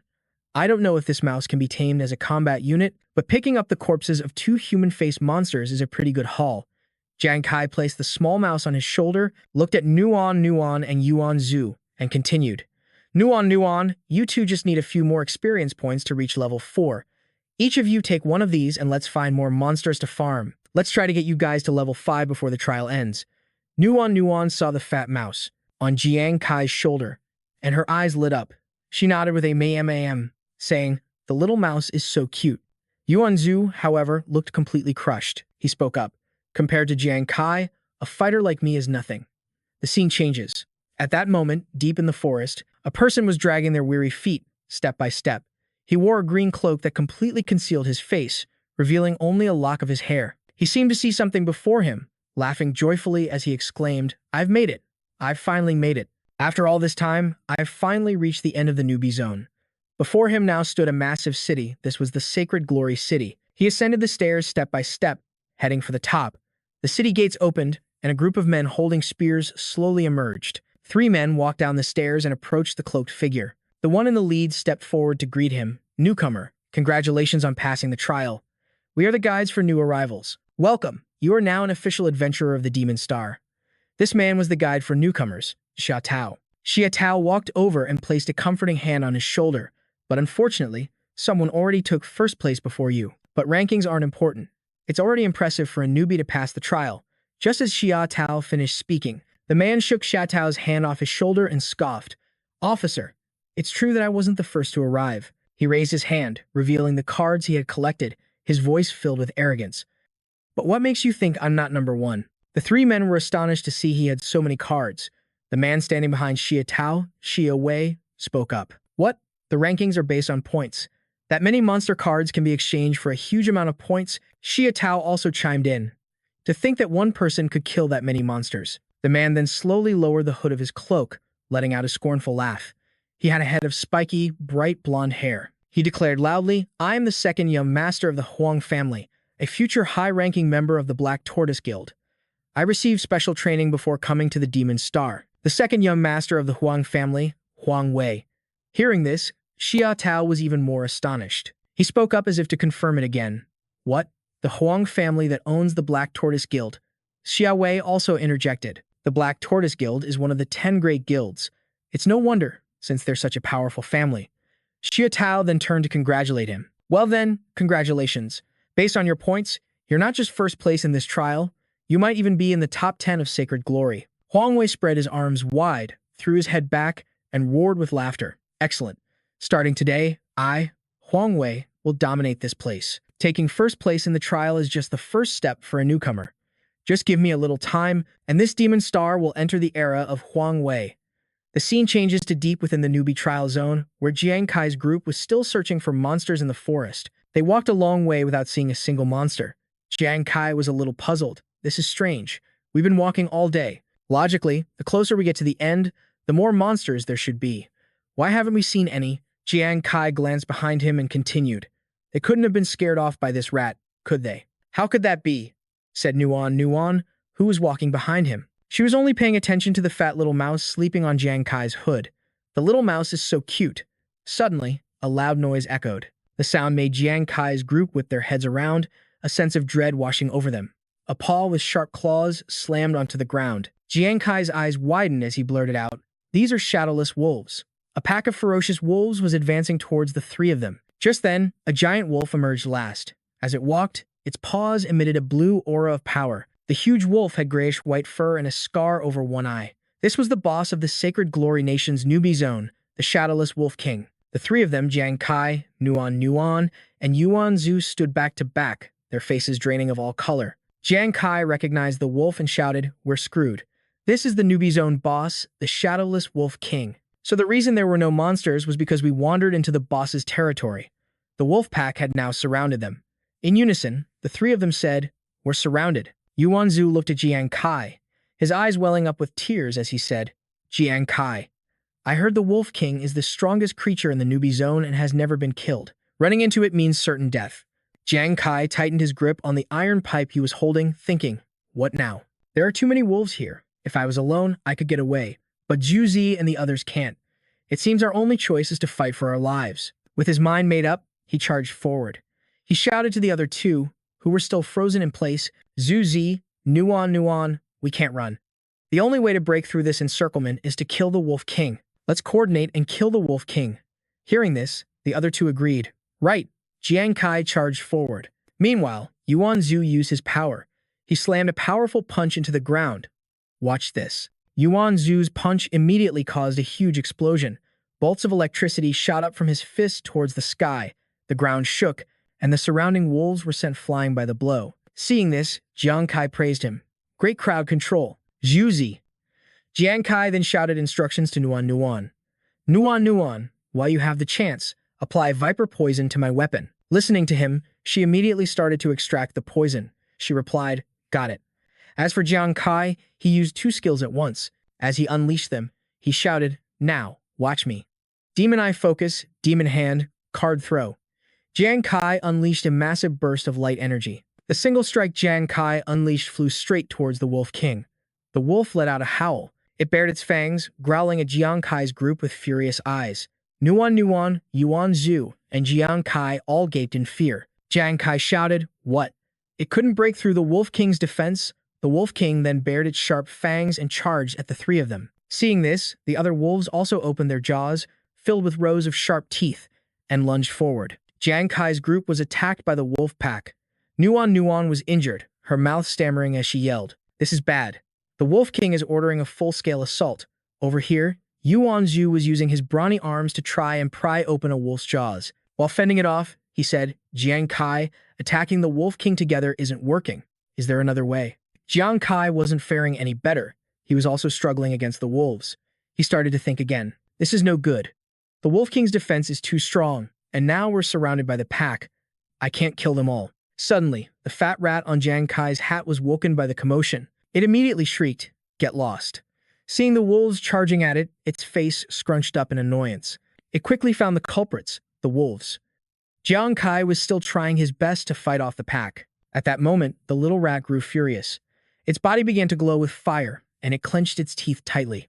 This was sleep rage. The rat instantly lunged out, a golden radiant power surging as it attacked, taking down the wolf pack. It opened its mouth wide, its eyes blazing with fire as it charged forward to maul the Wolf King. The Wolf King could only roar in pain as it was torn apart. Seeing this, Jiang Kai thought in astonishment. That rat tore through the Wolf King's hide. Realizing this, he immediately used his Demon Eye Focus. He instantly saw the wounds on the Wolf King's body and began to think again. This rat made that wound? This is great. A moment ago, the Wolf King's defense was too high, so my attack failed. But now, its hide has been torn. I just need to attack the wound. Jiang Kai's train of thought was cut short as he grabbed a wolf's jaws. With his other hand, he immediately unleashed his skill. He poured all his strength into the iron pipe and threw it at the Wolf King. At that moment, his train of thought continued. The Wolf King's defense will be useless. The iron pipe flew and struck the Wolf King. It caused the beast to roar. The little rat that was on its back was thrown off, landing on the ground with a thud. Seeing that it worked, Jiang Kai unleashed his next skill. As he threw 3 daggers, he thought, "It really works. So now, I just need to keep using Demon Eye Focus to attack. I can definitely do it." Under Jiang Kai's continuous attacks, the Wolf King was wounded, its blood staining a whole patch of its fur. Jiang Kai delivered a final blow that made the Wolf King explode. 200 times critical hit. The explosion was so massive that Nuan Nuan and Yuan Zhu had to look. Nuan Nuan raised a hand to shield her eyes and said, "What?" Jiang Kai used 1 blow. Yuan Zhu continued, to kill the shadowless Wolf King. Jiang Kai also stood frozen on the spot as a system notification appeared.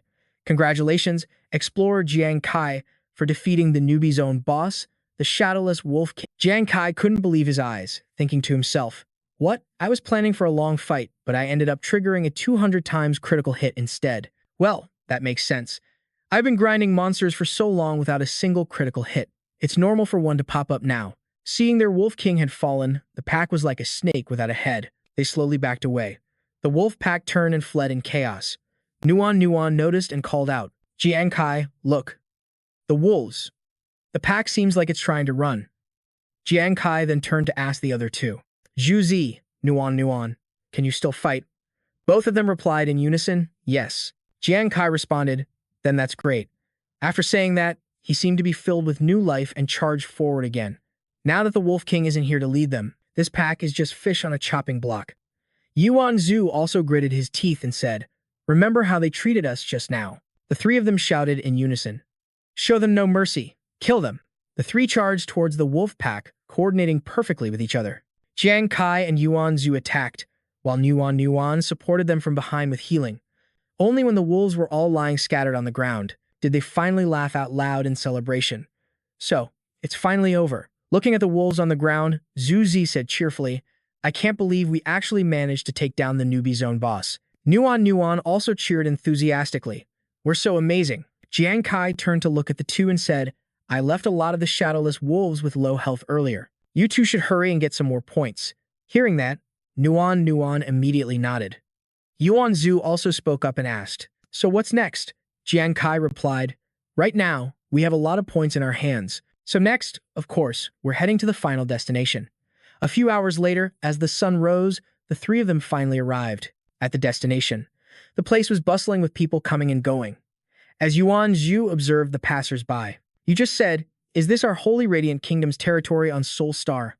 Nuwan was also incredibly excited, exclaiming, "Wow, this is so..." Hearing them, Jiang Kai also chimed in. "Of course. Holy Radiant City is the largest hub for the citizens of the Holy Radiant Kingdom on Soul Star." Suddenly, the mouse jumped down from Jiang Kai's hood and ran away. Nuwan noticed and pointed it out to Jiang Kai. "Hey, that mouse is running away." Seeing this, Jiang Kai just said calmly, "It's fine. That's its freedom. If we're fated to, we'll meet again." The final reception hall for rookies was bustling with people coming and going, creating a lively atmosphere. Xia Tao was currently leading Jiang Kai's group of 3. He said cheerfully, "Congratulations on passing the trial. I'm Xia Tao, the guide for new recruits. All the rookies who passed the trial are gathered here now." Jiang Kai looked at him and said, "Sir, can I see the rankings of the rookies who passed the trial?" Xia Tao replied, "Of course." From a distance, Huang Wei saw them and a sinister smile spread across his face. What a coincidence. He walked towards Jiang Kai, pointing at the watch on his own wrist with a smug look. "I never expected that the lowlifes who work for me would also participate in the trial. How about I show you the leaderboard?"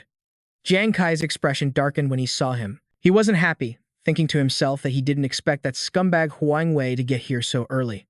Huang Wei opened up the leaderboard. He said with immense pride, "I'm the one at the top. As for you guys, you've also perfectly secured the top spot, but only if you count from the bottom up." Another group of people saw Jiang Kai and joined in the mockery. The one in front was Liang Wen, his voice dripping with sarcasm. "Look at this trash. With results like these, how dare they even ask?" Following him was Hai Tao, who also laughed along. "They're not even a fraction as good as a bunch of losers." Jiang Kai's gaze turned cold as he looked at Huang Wei. He thought about how his sister came to Soul Star to earn money for his sake and ended up working at Huang Wei's house. Furthermore, this scumbag had harassed his sister many times. Moreover, Huang Wei often used his older brother's illness to humiliate him. He remembered the times he was beaten by Huang Wei and his goons, where he could only lie on the ground, gritting his teeth through the pain. After every beating, Huang Wei would laugh mockingly. "Your brother is a sick dog, and you're just a weakling."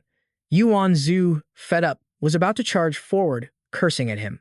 "Huang Wei, I suggest you clean that filthy mouth of yours." Seeing this, Jiang Kai immediately held him back and tried to calm him down. "It's okay, Juzi." Seeing a crowd starting to gather, Jiang Kai stepped forward and said, "My apologies, everyone. I'd like to inform you all that the leaderboard will be reshuffled soon, because the top 3 spots have already been taken by us." Hearing this, Huang Wei's group burst out laughing as if they'd just heard a joke. Huang Wei pointed to his own head and said, "Are you insane? The 3 of you taking the top 3 spots? With what? Your mouths?" The man laughed and then said again, "Sir, I think these people are sick." Another person in his group chimed in. "That's right. Maybe we should give them some psychiatric treatment. 3 idiots." Jiang Kai turned and said, "Juzi, Nuwan, we don't need to pretend anymore." Hearing this, Nuwan nodded. Yuan Zhu touched his watch and said, "I've been waiting for you to say that. Well then, time to show our hand." When Yuan Zhu's watch activated, 1,000 monster cards appeared in an instant. Huang Wei's group could only stare, their jaws agape. Huang Wei gritted his teeth, unwilling to accept it. What? His eyes looked like they were about to pop out as he stared at the pile of cards. How could there be so many monster corpses? Not only are there human-faced beasts, but there are also so many shadowless wolves. Impossible. As people looked through the cards, someone suddenly shouted, "I even see the shadowless wolf king." Huang Wei couldn't believe it. He said angrily, "What kind of joke is this? You're all a bunch of losers. How could you possibly kill so many monsters? And even the shadowless wolf king? How is this possible?" Jiang Kai didn't even look at him. He just smirked. "Whether it's real or fake, the leaderboard has already told you, hasn't it?" Everyone opened the leaderboard, and a constant buzz of whispers erupted. "Look, the leaderboard really has changed. If that's the case, then are their points real?" Huang Wei gritted his teeth and opened his own watch to check. How can this be? And they really did take the top 3 spots. Jiang Kai casually put his hands in his pockets, smiled, and said, "You think that's all?" He took a few steps forward. "Sir, may I ask if killing infiltrators?" Jiang Kai then threw out a pile of watches, continuing, "Counts for extra points?" Xia Tao saw the pile of watches in front of him and said with utter shock, "These are the watches of infiltrators from Country L." Hearing this, Huang Wei's group was also shocked to their core. What? Infiltrators? Huang Wei burst into manic laughter, mocking them. You've exposed yourselves. How could a rookie possibly kill an infiltrator? Just as I thought, a bunch of frauds. He spread his arms wide, shouting for everyone to hear. Besides, since when were there stowaways in this trial? Did anyone here run into any stowaways? Hearing him say that, a group of people raised their hands in agreement. No, we didn't see any at all.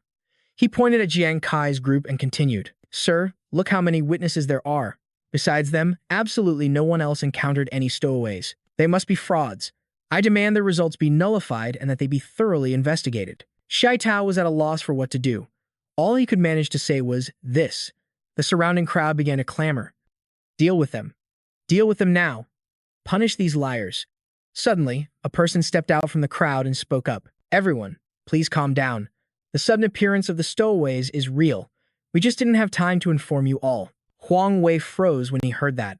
The man who had stepped forward was Lu Jun, the deputy commander of the Jiangshang City Military District. He emerged wearing a white suit and a pair of glasses, followed by two other people. He spoke slowly. At first, I was very surprised to hear this news. However, my superiors have personally requested that I commend Jiang Kai's group of 3. This proves that their story is absolutely true. Upon hearing this, Huang Wei and his followers broke out in a cold sweat. Xia Tao and another man exclaimed in unison, What? That's Lu Jun, the deputy commander of Jiangzhong City. All the big shots are here. This proves that they're the ones who killed those stowaways. At this point, Huang Wei could only utter a few words. Is that really true? Lu Jun walked up to Jiang Kai and spoke. Jiang Kai, to reward you for eliminating the threat of the stowaways, the military has decided to make a special exception and upgrade your equipment rewards. The onlookers could only gasp in unison. Huh. Lu Jun looked at Jiang Kai, smiled faintly, and continued. The original rank B rewards for 2nd and 3rd place will now become rank A. As for your 1st place reward, Jiang Kai, it will be upgraded from rank A to rank S. The 3 of them, Jiang Kai, Yuan Zhu, and Nuan, were overjoyed to hear this. Yuan Zhu laughed loudly and said, Is that for real? Nuan also beamed. This is great. Jiang Kai spoke up to thank him. Thank you. The onlookers were utterly stunned. One guy put his hands on his head, tearing at his hair in disbelief. He yelled, What? The reward was upgraded from rank A to rank S. Xia Tao was also frozen in shock when he heard that. Getting equipment like this right at the start? At that moment, Jiang Kai's mind drifted to his Demon Star class. He was standing on a podium, giving a lecture. As it stood, equipment in the Demon Star was graded from rank S to rank F. F was the lowest quality, while S was the absolute best. Generally, B and C rank equipment were already considered quite good. The rarer rank A and rank S levels were what all adventurers dreamed of.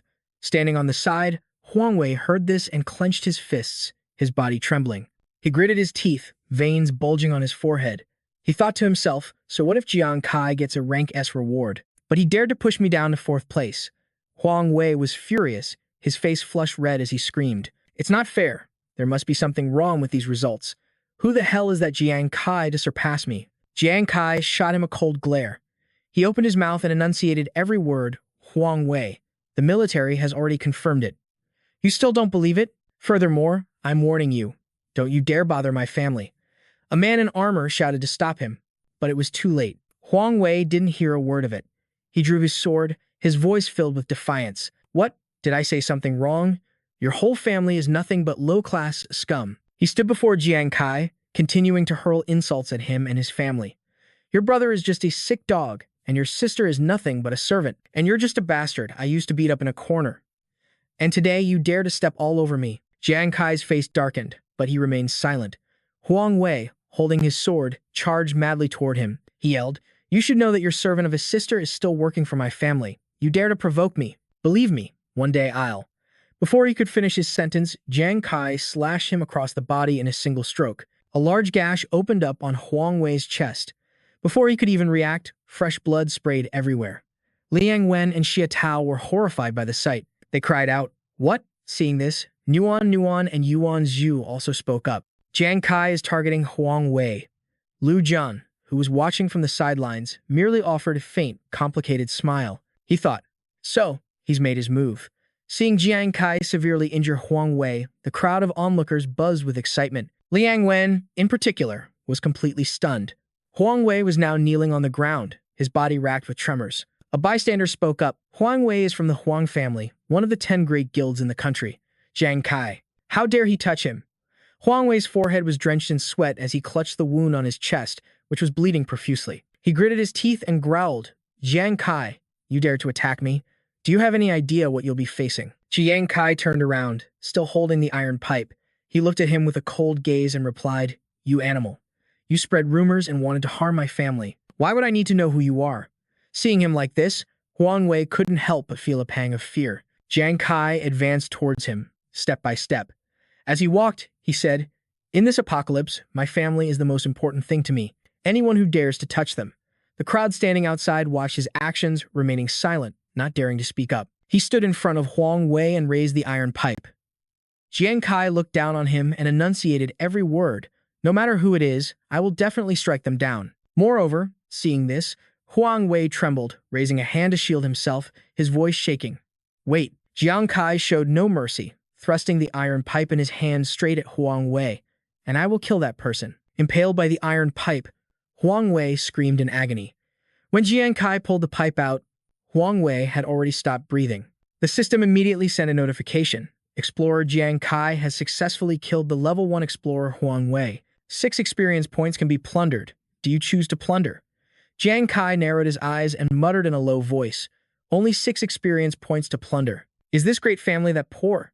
Seeing that Jiang Kai had killed Huang Wei, Liang Wen's group, who were watching from the sidelines, were utterly terrified. One of them cried out, What?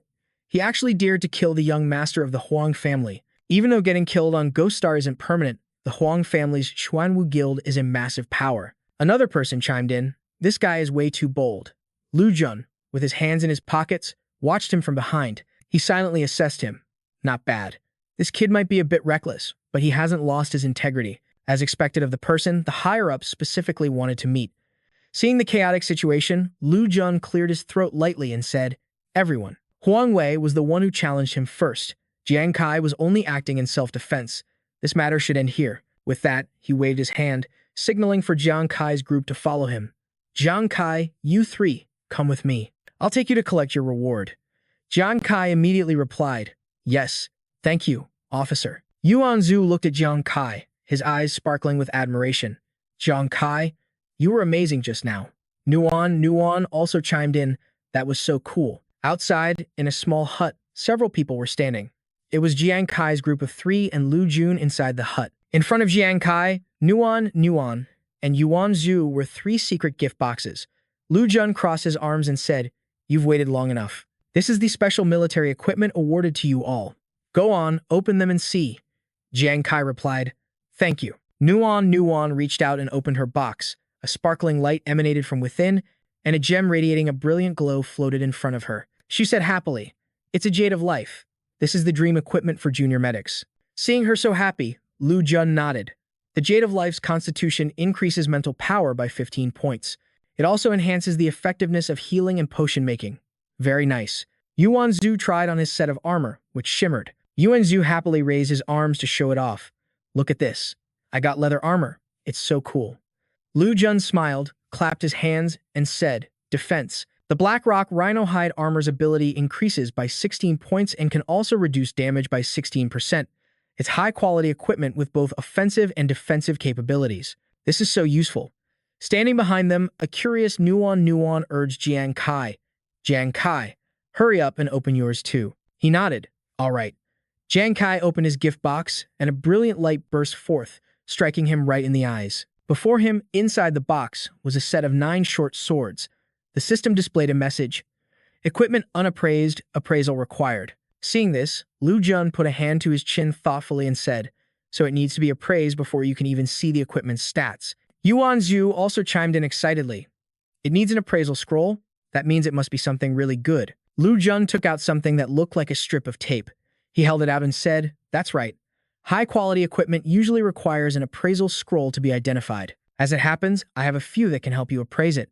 As soon as the appraisal scroll was applied, the information for Jiang Kai's reward immediately appeared. 9 Calamities Soul Chaser upgradable S-rank weapon.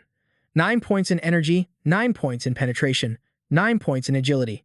Special effect. Each time the Soul Chaser weapon is used, critical hit chance and critical hit damage will increase by 10%. increases up to a maximum of 90%. After activating a critical hit, all Soul Chaser bonus effects will be reset. After seeing the information panel, Lu Jun was the first to speak. Huh. It's a critical hit type weapon. Newcomers have low attack power, so even with a critical hit, the damage won't be high. Does this S-rank weapon seem even worse than an A rank? Hearing this, Yuan Zhu was stunned. He asked, "Huh? Officer, isn't this kind of a rip-off for my buddy?" Then, "Officer Lu, can Jiang Kai's equipment be exchanged?" Lu Jun put his hands in his pockets and continued, "It's very troublesome, but I can try to submit an application for you." Hearing this, Jiang Kai immediately refused. "No, there's no need to exchange it. I want this one, model." Everyone was stunned by Jiang Kai's words. Jiang Kai picked up a short sword to examine it, thinking to himself, how could this equipment possibly be a dud for me? Isn't this clearly the perfect top-tier item for me? He knew that his critical hit damage wasn't just double, but 200 times that of a normal person. As long as I land a critical hit, not even the Shadow Wolf King could withstand it. But it's a shame, my critical hit rate is really low against strong enemies. I might even die before I can even land a single crit. It'd be useless then.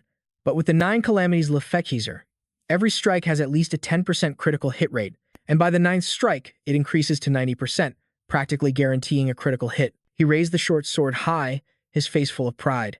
He thought again, you could even say this is the perfect divine weapon for gamblers. Seeing Jiang Kai's firm refusal to switch, Luo Jun just nodded lightly and replied, "All right, if you like it, Jiang Kai, then you don't have to change it. After you pass the trial, you can return to Earth if you want." Luo Jun walked over to Jiang Kai. He placed a hand on his shoulder and continued slowly. "It's just that, Jiang Kai. I want to give you a little warning. Someone might come looking for you soon. I sincerely advise you be careful when you go home." Hearing Officer Luo's warning, the three of them, Jiang Kai, Yuan Zhu, and Nuan stood frozen, watching his back as he left. The scene shifts to Earth, in the Sacred Radiance Nation, Jiangshang City's slums. Jiang Kai was happily riding his bicycle home. As he rode, he thought to himself, I can't believe I passed the rookie trial so smoothly. I wonder how my brothers will react when they find out. Next, I'll get Big Bro and Brother Zai out of here, as far away from the royal family as possible. He looked up at the old, dilapidated building, where piles of reeking trash were scattered everywhere. He continued to think, from now on, we won't have to live in the slums anymore. Big Bro's health will be taken care of, and Brother Z won't be harassed anymore. He held his phone in his hand, his gaze fixed on the distance, as if looking toward the far-off future for him and his family. Jiang Kai kept thinking, everything is going to be all right. Jiang Kai parked his bike and went upstairs. He opened the door and called out, Big Bro, Brother Z. He grinned, stepping inside and calling out again, I'm home. Guess how my rookie trial went? When no one answered, he opened his eyes, and the sight of a man sitting on a chair struck him. Inside his home, a group of strangers had appeared in the living room. Every single one of them had a sinister look on their face. The man on the chair glared at him with hatred. This was Huang Da. Seeing him, he spoke up. Waited half the day, and someone's finally home. Heard you were acting all high and mighty in the rookie trial today, kid. Caught off guard, he could only stammer. You're Huang Wei's older brother, Huang Da. What do you want? A thought flashed through his mind. I'm screwed. How did the Huang family's people get here so fast? Before he could finish thinking, a hand from behind shoved him face first. Two men on either side grabbed his arms, forcing Jiang Kai to his knees.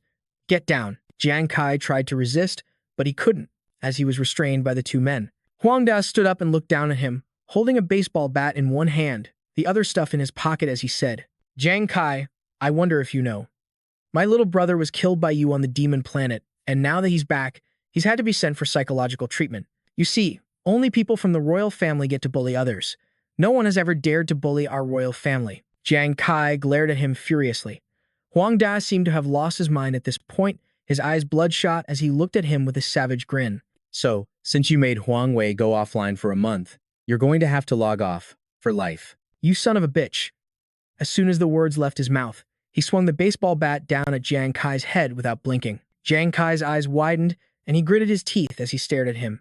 But he couldn't fight back because he was being held by the two men. Suddenly, the door to Jiang Kai's house was kicked open. The door flew off its hinges and slammed into the two men restraining him. They cried out in pain and let go of Jiang Kai's arms. In an instant, the two men in front of him and Huang Da were also knocked to the floor. Huang Da yelled loudly, Who the hell is that? Beside him, the figure of a tall man appeared, followed by Su Lanlin, who was walking in. The man spoke, Jiang Kai, I told someone to remind you to be careful when you got home. It was Wei Ying. With a cigarette dangling from his lips, he continued, "Why didn't you take it seriously?" Su Lanlan stepped forward, holding up a document, her voice stern. "Don't move. Military business." Huang Da's men were completely shocked to see Wei Ying. One of them spoke up. "What? The high-ranking commanding officer of the Jiangzhou City Military District, Wei Ying?"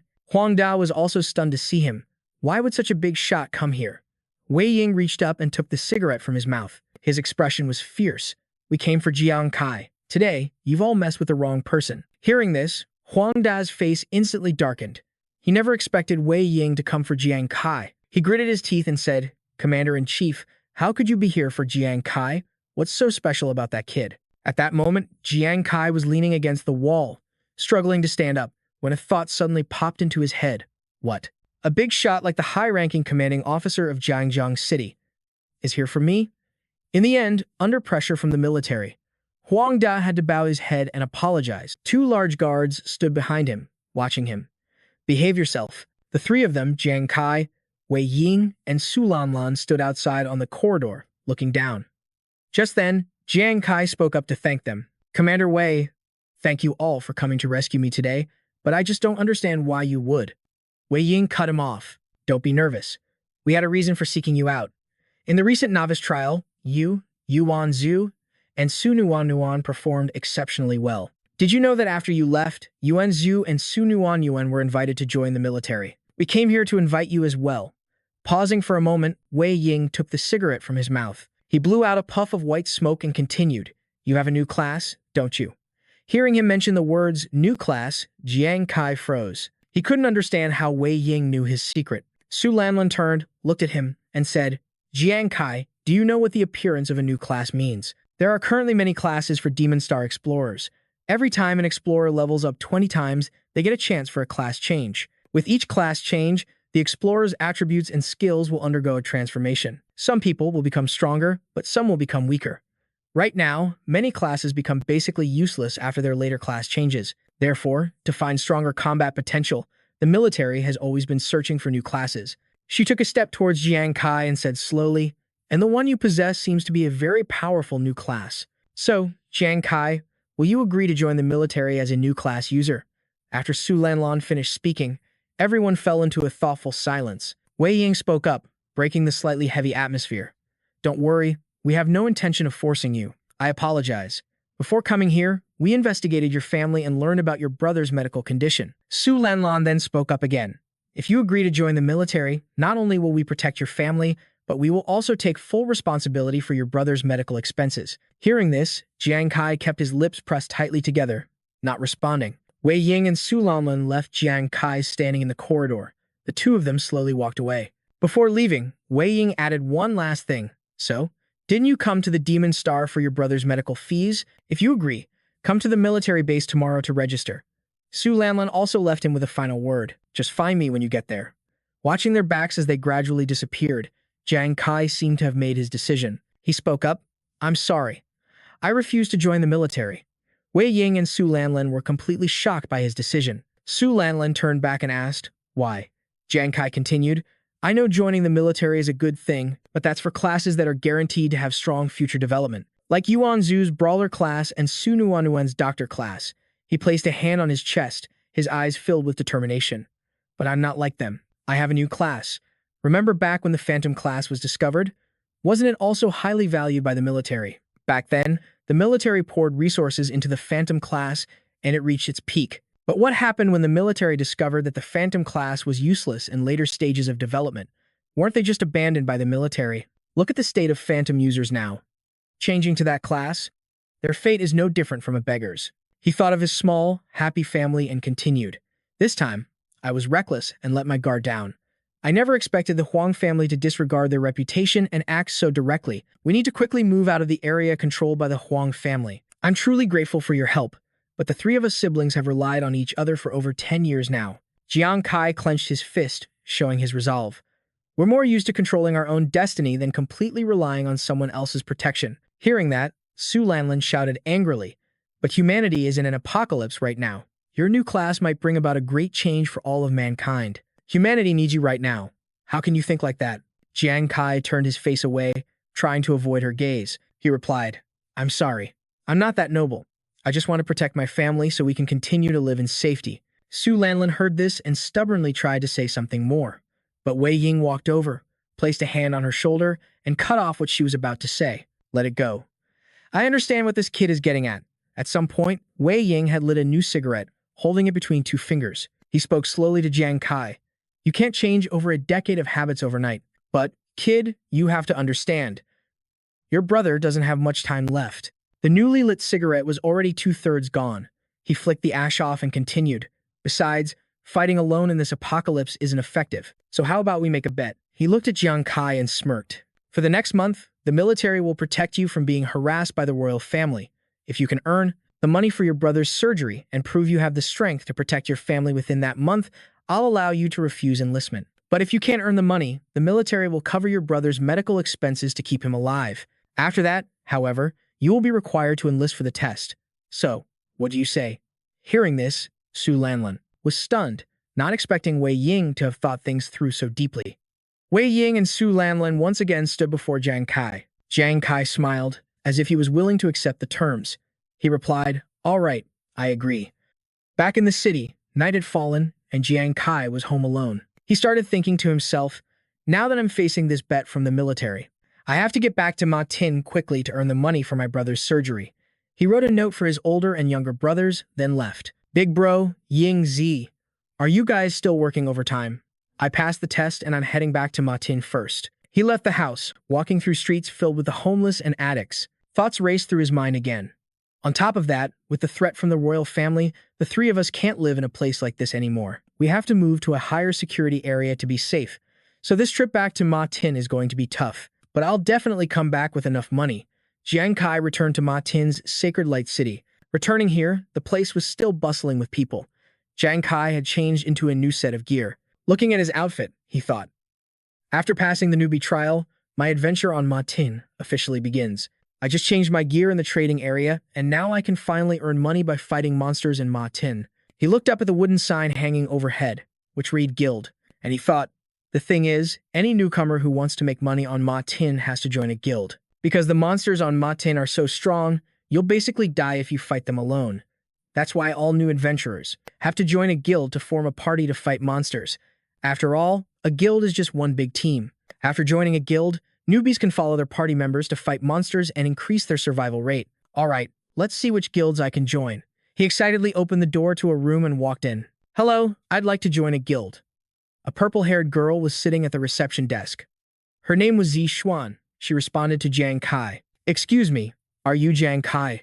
You currently cannot join any guilds. Jiang Kai asked her why. She pointed to a picture of him marked with a huge X and explained, because you've offended the royal family. You've been blacklisted by almost every guild. Upon hearing this, Jiang Kai was stunned for a few seconds. So, unless something changes, you'll have to challenge Ma Tin all by yourself from now on. The scene changes to the safe zone on the outskirts of Sacred Light City's selection area.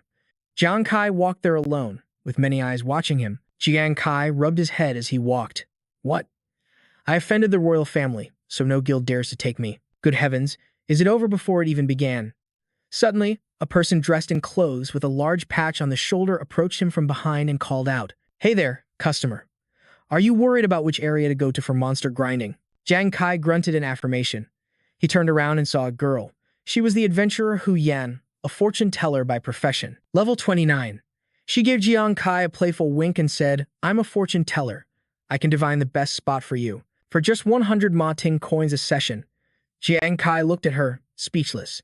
He immediately turned to leave. Waving his hand dismissively, he said, Sorry, I'm not a believer. Hu Yan quickly reached out and called after him. Wait. She waved her hands frantically, speaking in a rush. Customer, don't go. You can haggle. 80, 30, or how about I give you one free reading? As a special opening offer?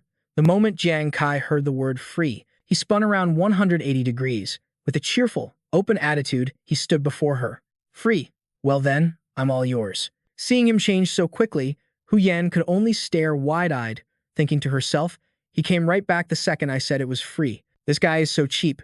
She opened her skill bag, gritted her teeth, and took out her bagua plate, thinking to herself, oh, whatever. I'll just treat it as practice for my skill. She held up her bagua plate. and it immediately began to glow. She mumbled some characters under her breath, and in an instant, glowing lines of text appeared neatly in front of Hunan. Looking at these lines of text, she said to Jiang Kai, "Honored customer, you are currently facing a great risk. If you don't want danger to befall you, I advise you to leave." Right in front of Hunan's gaze was King's Valley, the King's Mountain Valley. Hearing this, Jiang Kai put a hand to his chin, his expression thoughtful for a moment. Danger. That's certainly possible. Because the royal family is targeting me. It's only because the safe zone has rules against killing that they haven't dared to touch me. He thought of the Gray Flame Plains, where a few strange creatures appeared, two of them holding blades in their hands. The scenery, there was like a giant furnace, with erupting volcanoes and cracked earth from which streams of lava flowed. This Gray Flame Plains is where new adventurers train from level 1 to 10, but there's a high chance the royal family will send people here to kill me. No way. He then switched his thoughts to the Taiping Mountain Path. This place had green mountains and clear waters, with both mountains and rivers. The Taiping Mountain Path, however, was for adventurers level 15 and above. If I went there now, I would surely die. Jiang Kai snapped out of his train of thought and looked ahead. It was King's Mountain Valley. He thought again. As for this King's Valley, it's a dangerous region for level 10 and above. With my current strength, I could just about manage to enter this place. The royal family probably wouldn't expect me to come here. Right, all right. After a moment of thought, he finally made his decision. If the royal family won't let me join a guild, then I'll just fight elite monsters alone and show them. King's Valley is my #1 target. As soon as he finished thinking, he immediately took off running, only turning his head to leave a message for Hunan. Thank you so much for the guidance. Hunan, not yet understanding what was happening, could only wave goodbye to Jiang Kai. A moment later, as if she realized something, Hunan's eyes widened, her jaw dropped, and she froze. Wait a minute, why is he going to King's Valley alone? I said he needed a team to go. What kind of place is King's Valley? A newbie like him, going in there? Isn't that just asking to die? With that, she packed her things into her bag, preparing to leave. Whatever, this has nothing to do with me. As long as he doesn't retract my 5-star review, I'm good. The scene changes to King's Valley. Jiang Kai had arrived, and the sight before him was one of green mountains, clear waters, and murmuring streams. Jiang Kai looked at his surroundings, thinking to himself, so this is King's Valley? I wonder what the monsters here are like. Suddenly, a roar came from behind Jiang Kai. He whipped his head around, his eyes filled with vigilance. There's movement. In the direction of the roar Jiang Kai had just heard, a beast with sharp teeth was opening its massive maw, letting out powerful cries. It was a giant, mutated ape with long fangs.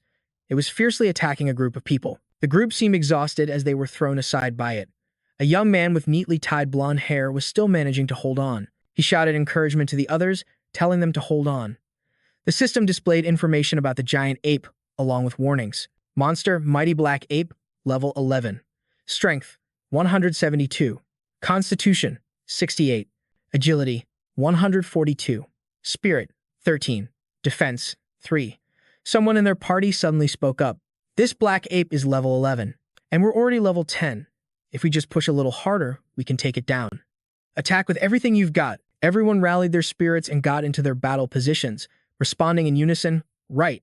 By now, Jiang Kai had reached the source of the roar. He hid behind a large tree to observe the situation. Watching them, Jiang Kai unconsciously said to himself, so this is what an adventurer's party looks like. It's pretty intense. Besides, the monsters here seem really strong. I wonder what kind I'll run into. Suddenly, Jiang Kai realized something, his eyes widening. He turned his head to look behind him. 3 pairs of beastly eyes were staring intently at him. Jiang Kai immediately leaped backward defensively. They're really here? Speak of the devil. He opened the watch on his wrist to check. His watch issued a severe danger warning for the 3 mighty apes in front of him. Mighty Black Ape, level 12. Danger assessment. Mighty Black Ape, level 13. Danger assessment. Mighty Black Ape, level 14. Danger assessment. Meanwhile, the party from before had just finished defeating the level 11 Mighty Ape. A system notification also appeared. The Heaven Sword Squad has slain the level 11 Mighty Black Ape. They cheered with joy. We finally won. We're so awesome. One member gave a thumbs up to the blonde-haired man. He was Wu Hang. He said cheerfully, Captain, we're level 10 and we managed to beat a black ape. A level 11 won, without losing a single member.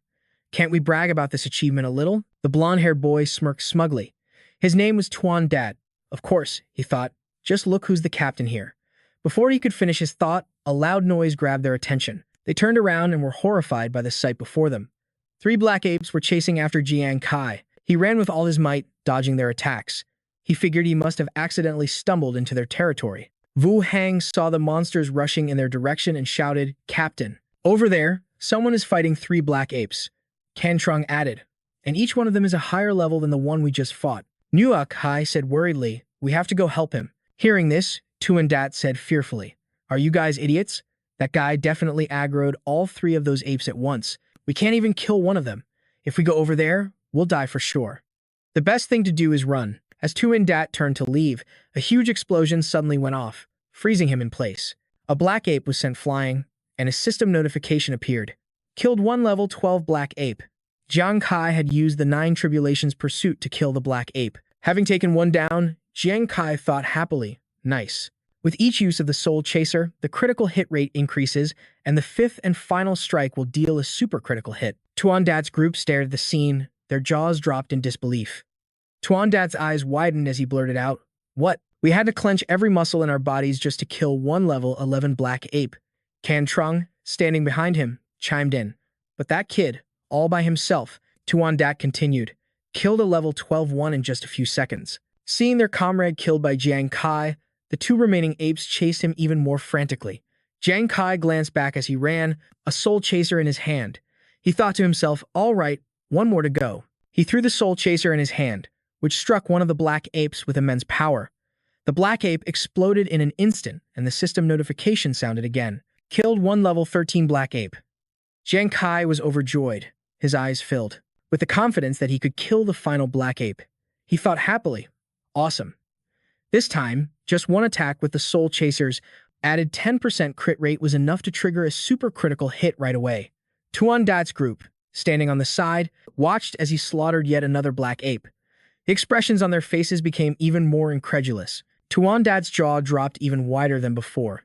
He stammered, "What? He killed another one?"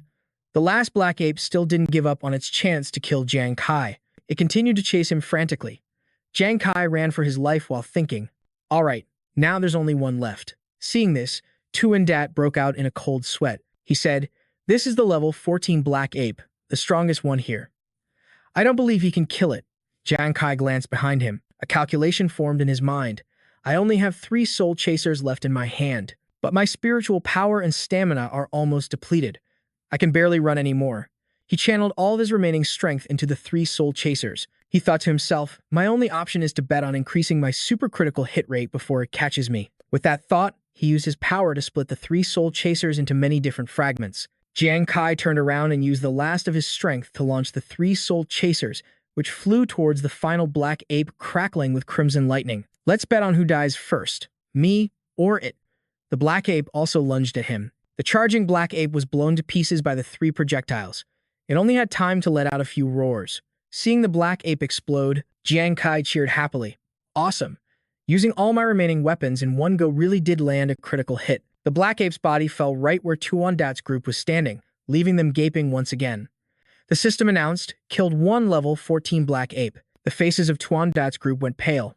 They all said in unison, "He actually managed to kill all 3 of them. But it would take a group of over 10 people great difficulty to kill these 3 black apes. Who in the world is this guy?"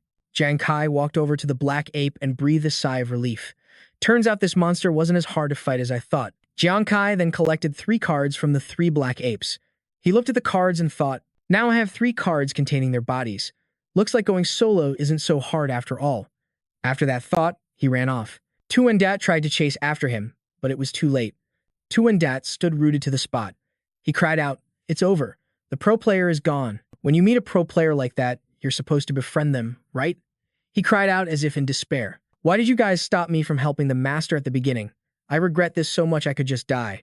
The 3 of them, Wu Hang, Cantrung, and Jiang Kai, were speechless at his behavior. All they could think was, "Isn't he supposed to be the captain?" The scene changes to the desolate plains. A crowd of people is gathered below. Someone in the crowd suddenly speaks up. "Am I seeing things? Is that 3 warriors, a soldier, and a doctor?" Another person spoke up. "Aren't they the famous Eagle Squad from the royal family's Black Tortoise Guild?" Seeing one of them holding a girl in chains, the whispers grew louder. "Why would they come to the beginner's area of the desolate plains? They're so strong." "That's Fei Kui, the team's doctor." Looking at the warrior who was gripping the girl by the neck and lifting her up, she snorted coldly and said, "We've already scoured the desolate plains once, and yet we still haven't found that Jiang Kai guy. The levels of the Eagle Squad members were gradually revealed. A level 20 doctor, level 20 warriors, and a level 20 soldier. Jiang Kai, the one holding the girl in chains, began to question her. I heard you were the last person to see that Jiang Kai. Spit it out. Where is he? The person in chains was none other than Hu Yan. She coughed a few times before struggling to speak. What do you people want with him? Another woman in the group, Hong Yan, spoke up. Isn't it obvious? Wen Rui, standing beside her, smirked and said that Jiang Kai fellow messed with the royal family. We were sent by them to get revenge. Chained by the neck, Hu Yan struggled with her hands, glaring at them with contempt as she replied, Is that so? That Jiang Kai went to King's Valley. Go look for him there. Hearing this, Jiang Kai released his grip, letting Hu Yan fall to the ground with a thud. He looked down at her, his voice dripping with menace. Fine. But if you're lying to us, you'll be dead when we get back. The onlookers who were eavesdropping began to gossip. One girl said, The Eagle Squad is the top team among the royal family's level 20 adventurers. Another person added, going up against a team this strong, that Jiang Kai guy is as good as dead. Hu Yan sat on the ground, holding a yin-yang 5 elements token in her hand. She coughed a few times and replied to the two, So strong, are they? For those who lack morals, not even divination can predict their fate. Her gaze turned grim as she continued. I just secretly performed a divination for them. I did a little calculation. And the most likely outcome of them finding Jiang Kai this time is... Hu Yan paused. She looked at the Bagua diagram, where a savage skull appeared. Hu Yan uttered just one word. Death. One day later, at King's Valley. After a day of killing monsters, Jiang Kai opened his information panel. Looking at it, he said happily, Great. I've killed 16 black apes and finally reached level 6. His information panel displayed Adventurer Jiang Kai. Class, Gambler. Level, 6. Attributes. Strength 24, Defense 0, Constitution 28. Critical rate 0.1%. Agility 42. Critical damage 20,000%. Spirit 42. Experience points 85 out of 3,200. At that moment, Jiang Kai was standing on the corpse of a black ape. He looked at the black ape card in his hand, thinking, I heard the corpse of one of these black apes can be sold for a high price, but it's going to be a real pain to haul it out of here. But I have to drag it along no matter what. This will help a lot with my older brother's medicine. As Jiang Kai was lost in thought, a voice called out from behind him. Hey kid, want to join our hunting party? Startled, Jiang Kai turned around. In front of him was a small party that was also out hunting. Their leader wore a cloak that covered his entire body. His name was Xiong Da. One of them spoke up, Our 3 teams are hunting an elite black ape. If we win, we'll get an elite treasure chest. Xiong Da raised his hand in a welcoming gesture. He asked, Want to join? Jiang Kai replied, A hunting party. But I don't have a team. I'm just by myself. Xiong Da looked at him thoughtfully and continued, That's fine. As it happens, we really need one more person. They led him to a high mountaintop. From above, they could see 4 black apes sleeping soundly. One of the men said, See that? Elite class power type black apes, level 15. There are 4 elite black apes over there, and their lair holds an elite treasure chest. Another man chimed in, But these 4 are very strong, and we only have 3 teams, so we need you to lure one of them out. Team 1, Team 2, and Team 3. Xiong Da then spoke up, You just need to lure one of them away, and then our 3 teams will split up and handle the other 3. When you get back, you can have a share of the treasure chest. Hearing the words treasure chest, Jiang Kai thought carefully. An elite treasure chest, huh? I've heard they contain a lot of good stuff. I could make way more than I would from monster corpses. I have to find a way to get it. His eyes grew cold. But when facing powerful elite monsters, you absolutely have to fight as a group. Yet they're making me lure one out all by myself. It's obvious they don't expect me to come back. They're planning to take the treasure meant for 4 teams all for themselves. But now that I'm in this deep, I'm afraid I won't be able to get out of this if I don't agree. Kai Jiang gave a casual smile. He replied, All right, I agree. Hearing him say that, the group cheered enthusiastically and began to move. Great, let's do it like that then. Everyone in your groups, pay attention. They slid down from the cliff face, responding in unison as they moved. Roger. Kai Jiang led the group. The 4 black apes, hearing the loud commotion, woke up. Seeing people attacking, they roared as a warning to each other. Da Xiong watched from a distance, shouting to Kai Jiang, Hey kid, get a move on. Kai Jiang immediately sprang into action, replying to him, You got it. He launched an attack at one of the black apes to draw its attention. Struck by his attack, the monster immediately roared in fury. It began to chase Kai Jiang frantically. Da Xiong laughed smugly. Not bad, huh? That kid really did it, he yelled. That means one less group to share the treasure chest with. The other black apes charged forward at the sound of his shout. Now we can have one group per ape, nice and easy. Everything is going according to my plan. His comrades also charged forward in unison to battle the black apes. The black apes roared madly, their attacks creating deafening explosions. Kai Jiang panted as he ran, thinking, this whole thing feels way too much like a setup. Behind him, a black ape was in hot pursuit. It raised its claws, trying to grab him. The attributes of this elite black ape were likely several times greater than a normal one. If it were a normal adventurer, they would have been dead for sure. Kai Jiang suddenly screeched to a halt. He stopped running and turned to face the black ape directly. Quick as a flash, Kai Jiang launched his skill at the black ape. But I'm no ordinary adventurer. The black ape roared in pain as it was hit, and streams of power cut into its body, drawing blood. Kai Jiang leaped back. Hit by the attack, the black ape froze in place, motionless. A second later, a bright light flashed where the black ape stood. It immediately exploded on the spot. Kai Jiang jumped up and stood on the body of the fallen black ape as the system displayed, killed. One level 15 elite giant black ape. Kai Jiang grinned broadly, thinking to himself, sweet. I can't believe a single supercritical hit was enough to take down this elite black ape. He frowned as he looked ahead, his face still holding a victorious expression. So, about that treasure chest. I guess it's my turn to use them now, huh? In the distance, the others were still fighting desperately. Some were helping their teammates heal, while others surrounded the black apes. They all shouted encouragement to each other. Everyone, just a little more. After this fight, we'll get to share the treasure chest. Seeing how difficult the battle was, Da Xiang gritted his teeth and snorted coldly, unaware that Kai Jiang had already crept up behind him. He landed a blow on him. Caught by the sneak attack, Da Xiang only had time to cry out before collapsing. Kai Jiang then walked silently into the cave alone. He went deeper inside, following the direction of the growing vines, and saw a shiny chest resting on a rock. Kai Jiang was overjoyed. I can't believe it was this easy to get in. And there really is a treasure chest. It looks like it was worth the trouble, doesn't it? As Kai Jiang reached for the chest, he thought, awesome.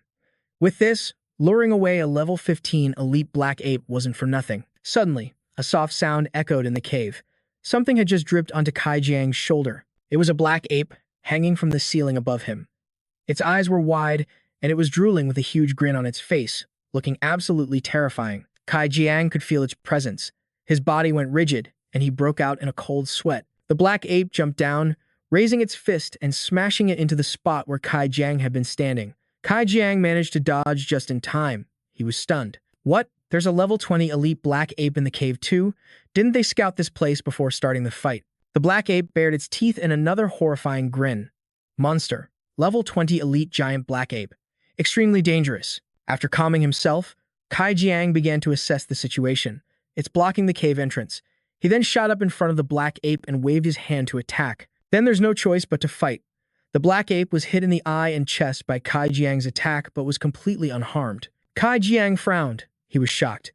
This black ape didn't get a single scratch, even when I aimed for its eye. The black ape's eyes glowed red and bulged. Elite giant black ape, earth element, defense, 23 points. Current attacks cannot penetrate the outer surface defense, unable to inflict damage. Kai Jiang frowned, his face showing clear worry and unease. My chasing blade's penetration is only 9 points, but its defense is a whopping 23. Could this one be like the Wolf King? Do I have to break its defense before I can damage it? The black ape suddenly leaped into the air, raising its arms high. Kai Jiang didn't have time to react. Immediately, it hurled a huge boulder down from above. With a loud boom, the ground cracked into pieces. Long fissures spread out. Kai Jiang was hit directly by the attack. He coughed violently, covered in injuries. He struggled to open his eyes, his forehead now soaked with blood. It hurts so much. The gap in power is just too big. Am I going to die like this? With Jiang Kai paralyzed, the black ape picked him up. If you die on Ghost Star, you get a penalty. You have to wait a whole month before you can log back in. It brought Jiang Kai right up to its face, baring its teeth in a wicked grin. If this happens, doesn't that mean I'll lose my special agreement with Commander Wei? Jiang Kai had no strength left at all. His breathing was heavy and labored. Does that mean I'll drag my brother and sister down with me? Will they be forced to join the army? He closed his eyes, feeling helpless. But right now, I'm in deep trouble. Then, his consciousness faded to black. A voice echoed in Jiang Kai's empty mind. Wake up! A memory surfaced, the image of someone running frantically. The voice continued. Wake up! Jiang Kai saw his younger self, covered in injuries, being carried by someone. It was his big brother. He was holding him in his arms, running and sobbing amidst the smoke and bullets. "You can't fall asleep, you hear me? You have to try your best to stay awake." His big brother was panting, exhausted. "I will definitely." Jiang Kai looked at him. His brother was also covered in wounds. Around them, the sky was a deadly, burning red. Monsters roared ceaselessly. The scene was terrifyingly desolate. His big brother screamed through his tears, "I will definitely get you two out of this battlefield." This was the Beast God battlefield 10 years ago. His mind went black once more. This time, when Jiang Kai woke up, he was still in the Black Ape's grasp. Jiang Kai jolted awake. "What? How could I have fallen asleep?" The Black Ape opened its massive mouth and brought Jiang Kai towards it. He was still paralyzed in its hand. Back on the Beast God battlefield, my big brother was able to save me and my sister. Jiang Kai struggled to open his palm, and a brilliant red light shot out from his hand. "So how can I?" His eyes flew wide open, glaring. His body surged with power, bathing everything in a crimson glow. Jiang Kai growled, "Let myself fall here." The Black Ape swallowed him whole before he could act. It bared its teeth in a satisfied grin, having just had a hearty meal. But immediately, a beam of light pierced through its eye. Its expression changed. Before it could react, blood splattered everywhere. Where its head used to be, there was now only gushing blood. The Black Ape fell to the ground with a thud, motionless. Jiang Kai pushed himself up. Killed. One level 20 elite Earth attribute giant strength Black Ape. He rejoiced internally. It worked. Although this Black Ape's external defense was very high, the inside of its mouth had no defense at all. He slowly lifted his hand from the ground. So all I had to do was attack the inside of its mouth to bypass its defenses. It was exactly the same as when I killed the Wolf King. Jiang Kai struggled to his feet, covered in injuries, then suddenly remembered something. That elite treasure chest. Jiang Kai turned his head to look at the gleaming chest still sitting neatly on the rock, a smirk forming on his lips. "It's finally mine." Half an hour later, the group outside had finished off all the other Black Apes. They cheered. "We won." Someone shouted, "It's all thanks to that kid leading one away. Otherwise, we would have been wiped out." Another person chimed in. "Well, in that case, that little brat is definitely dead, right?" Xiong Da grinned. "All right, if he's dead, doesn't that just mean a bigger share for us?" They gathered in front of the cave, excitedly heading inside. "Let's go. The treasure chest must be waiting for us inside. We're gonna score big this time." Suddenly, Xiong Da froze. His eyes widened in stunned disbelief. There was nothing left in the cave. It was pitch black, with only the sound of the whistling wind. The chest had already been taken. Xiong Da couldn't believe his eyes. He roared in frustration. "What the hell is this? Where's the treasure chest? How can the elite treasure chest be gone?" One of the men quickly raised his hand and said to him, "Boss, I remember now. Earlier, during the fight, I think I saw that kid sneak into the cave." Xiong Da shot him a shocked look. "What? Why didn't you tell me sooner?" The man who had spoken was a support class, his voice faltering. I thought it was a hallucination at the time because I didn't think he could have survived." The remaining men were also stunned. "What?" The others also started to get restless. "Captain, does this mean our fight was all for nothing? We've already spent so many days on this trip. You see, even if we didn't get the treasure chest, you still have to pay us. You still owe me several months' salary." Xiong Da roared in anger, veins bulging on his forehead. "I can't believe we ended up getting played by that brat," he screamed, starting to curse uncontrollably. Somewhere else, in King's Valley, Jiang Kai's voice could be heard. This was the only way to get away from that group. He stood in the forest and opened his digital screen. An image of a chest with 3 sharp claws appeared. "Now, let's see what's inside this treasure chest." As soon as the chest opened, Jiang Kai's eyes lit up. The chest flared with a blinding light. Inside the chest were countless gems and pearls, and in the center lay a cloak. Jiang Kai's eyes shone brightly. He was overjoyed. "Holy cow! I can't believe there are so many ores and a piece of equipment too." Jiang Kai picked up the cloak from the chest. "The value of these ores and equipment on this demon star must be worth tens of thousands of times more than those monster corpses, right?" I struck it rich. While putting on the equipment, he suddenly noticed something else mixed in with the gemstones. It was a gauntlet. On the back of the hand was a metal circle, with the image of a flaming sword in the middle. "There's another piece of equipment." Jiang Kai picked it up to examine it, then put it on his hand. The gauntlet was brand new. Jiang Kai couldn't help but be curious. What kind of equipment is this gauntlet? Is it an attack type or something else? I have to try it on and see. A stream of light suddenly enveloped him. After putting it on, his body naturally felt much lighter and stronger. Could this be equipment that increases strength and agility? Jiang Kai looked at the empty ground in front of him, deciding to test out a move. He clenched his fist, and 3 claws shot out from the gauntlet. He swung his arm, and the claws shot forward like the wind. Suddenly, the claws burst into flames, burning brightly as they continued to fly. Jiang Kai frowned in thought. Flames appearing on the throwing daggers. Could this just be a common fire enchantment support item for weapons? He recalled the effects of different types of fire on monsters. On the Demon Star, there were many kinds of flames. Special flames could inflict various types of wounds on opponents during battle. He remembered the image of the monster being attacked. Moreover, common flames dealt very low damage. It can't be used in a fight, only for cooking. The monster in his mind mocked him. Common flames? Are you trying to tickle my ass? Jiang Kai raised his hand, his face twisting in disgust. Does this mean this thing will only be good for grilling meat from now on? Suddenly, a heaven-shattering scream cut through his thoughts. What was that sound? It was followed by the slam of a black ape's hand hitting the ground. Then, a series of booming sounds rushed toward Jiang Kai. System warning: 4 level 18 elite class. Earth element giant black apes detected. Extremely dangerous. Jiang Kai was stunned. 4 elite class earth element black apes. Jiang Kai jumped back, cursing inwardly. Isn't this the perfect opportunity to test out this new gauntlet? He launched the claws forward. Just dealing with one of them nearly killed me, and now there are 4. The claws shot out, this time burning even more fiercely than the first. Jiang Kai aimed for the open mouth of one of the apes. The only way is to concentrate my attacks on their mouths, just like how I killed the last one. But before the 3 claws could even reach its mouth, the black ape bit down and shattered them. They couldn't break through its defense. No damage dealt. Jiang Kai's eyes widened. This is bad. The 4 black apes immediately charged toward Jiang Kai. Jiang Kai turned and ran for his life. These things actually know to close their mouths to block attacks. They roared in anger, chasing him frantically. Besides, even if they open their mouths, the weapon in my hand isn't enough to kill all 4 of them. Jiang Kai thought in fear, am I going to die here today? Just then, the fire from his earlier claw attack flared up, burning a patch on one of the black apes. The other black apes were affected similarly, each flame deducting 10 health points. Jiang Kai was a little surprised and glanced at them. Why isn't the fire going out? The flames were still spreading rapidly across the black apes' bodies, catching on their fur. The lead black ape's eyes suddenly widened in a glare. The fire had now erupted violently. The next second, the flames engulfed it. The system displayed minus 2,000 health points. Mixed in with the fire were its screams. The black ape's eyes bulged. At this point, it couldn't escape the sea of fire and could only roar in pain.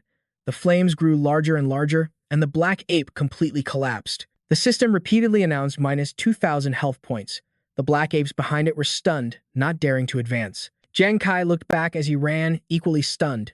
What's going on with this huge fire? Embers from the large fire were carried by the wind toward the other black apes.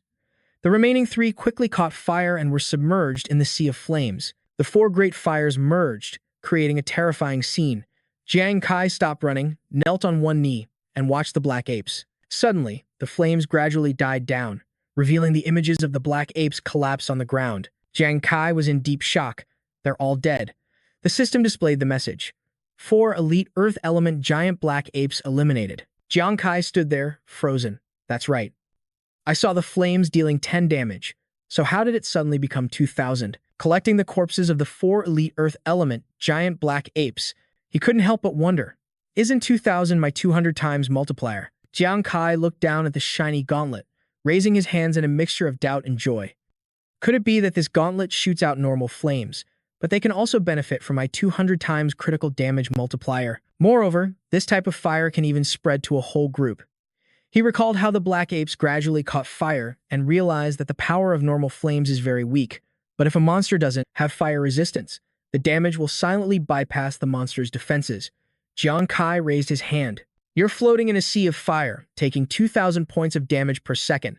You've basically become a walking inferno. Is this piece of gear a divine weapon made just for me to deal damage? He smirked, his smile radiating pure confidence. Now I don't have to worry about breaking through their defenses anymore. In that case, I can. An image of the forest engulfed in a sea of fire appeared. Then, for the entire night, the giant black apes of King's Valley suffered.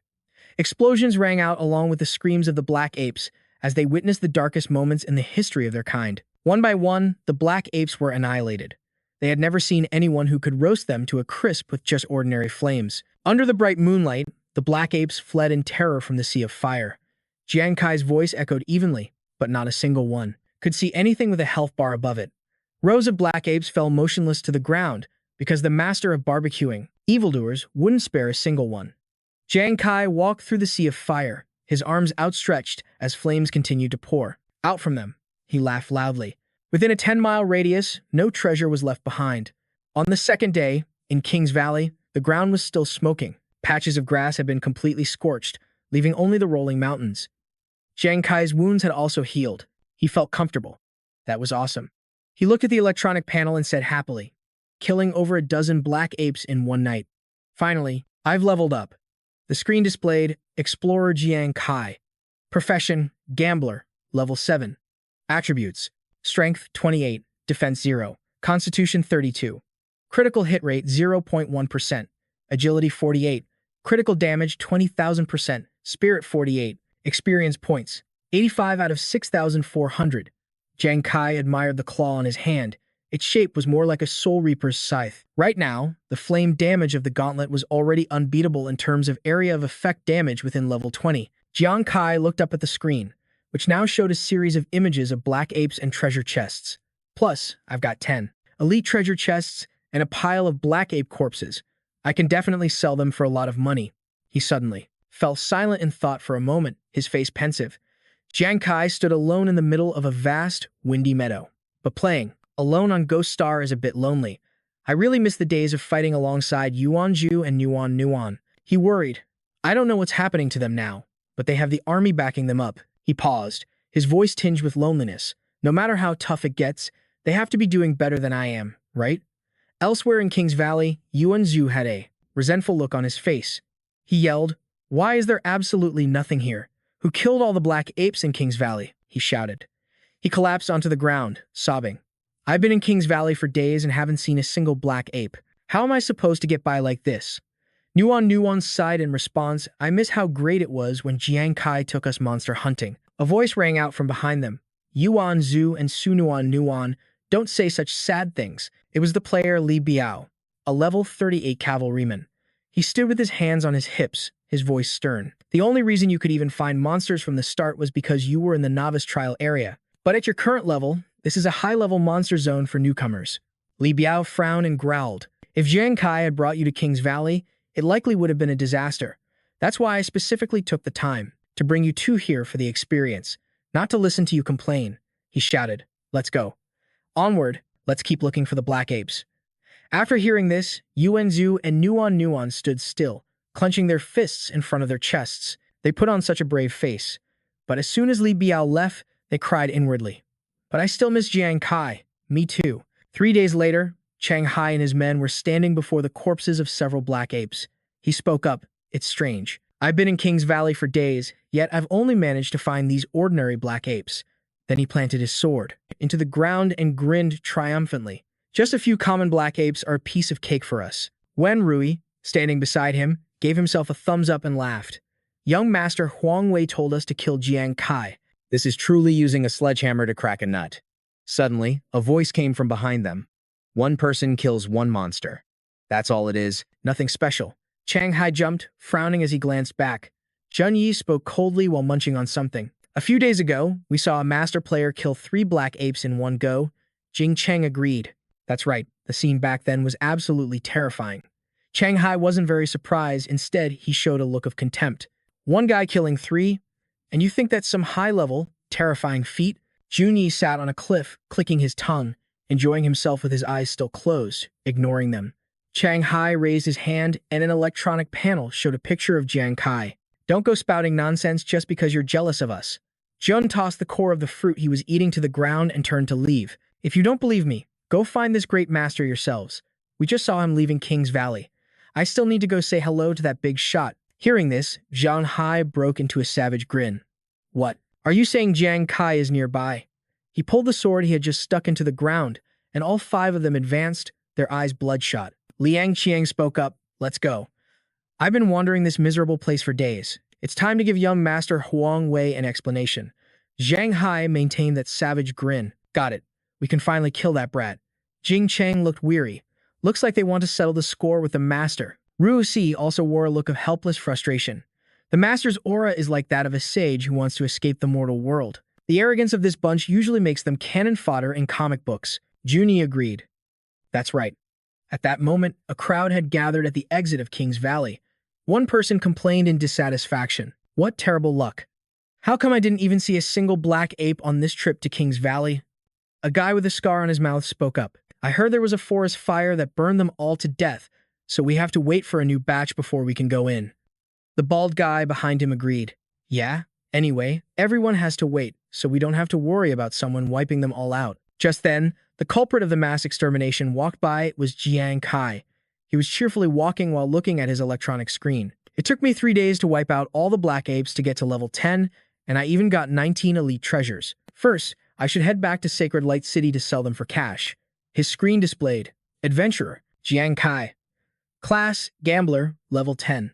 Attributes, Strength 40, Defense 0, Constitution 44, Critical Rate 0.1%, Agility 66, Critical Damage 20,000%, Spirit Power 66, Experience Points 332 out of 12,800. A voice rang out, shouting his name, Jiang Kai. Stop right there. Jiang Kai was a bit surprised and glanced behind him to see who it was. It was Jiang Hai's group. They had caught up. Jiang Hai pointed a finger in Jiang Kai's face and said arrogantly, You've been hiding for so many days. It was a real pain for us to find you. The surrounding crowd started murmuring, Isn't that the Eagle Squad from the Royal Xuanwu Guild? What did this kid do to provoke an elite squad like this? Jiang Kai just said coldly, Royal? What Xuanwu Guild? Did the royal family send you to find me? Jiang Hai slowly drew his sword, his face still wicked. Playing dumb, are you? Have you forgotten who you offended during the novice trial? How dare a lowlife like you pick a fight with young Master Huang Wei? The other three also drew their weapons, ready to fight. We're here to take your life. At this point, Jiang Kai didn't back down either. He was ready for a fight. He lowered his head, focusing his power. In that novice trial, Huang Wei was the one who started it. I was just defending myself. Are you sure you want to do this? Jiang Hai rushed forward, laughing loudly. I don't care who was right or wrong. Hong Yan also charged, a vicious look on her face. Do you have any idea how much young Master Huang Wei will give us for killing you? Jiang Kai raised a fiery claw and replied in a low voice. Is that so? If you're willing to ignore right and wrong for the sake of profit, then I don't need to hold back either. He sent a life chaser towards them. The blazing life chaser flew as fast as an arrow. Jiang Kai growled. The life chaser flew past, but Jiang Hai's group dodged it cleanly. Each of them only caught a small flame, and the system showed -10 health for each person. Jiang Hai was still arrogant. How ridiculous. Not even a scratch. Is this tiny little spark supposed to be your skill? Hong Yan laughed loudly. I'm seriously starting to doubt how the young master could have been defeated by a loser like you.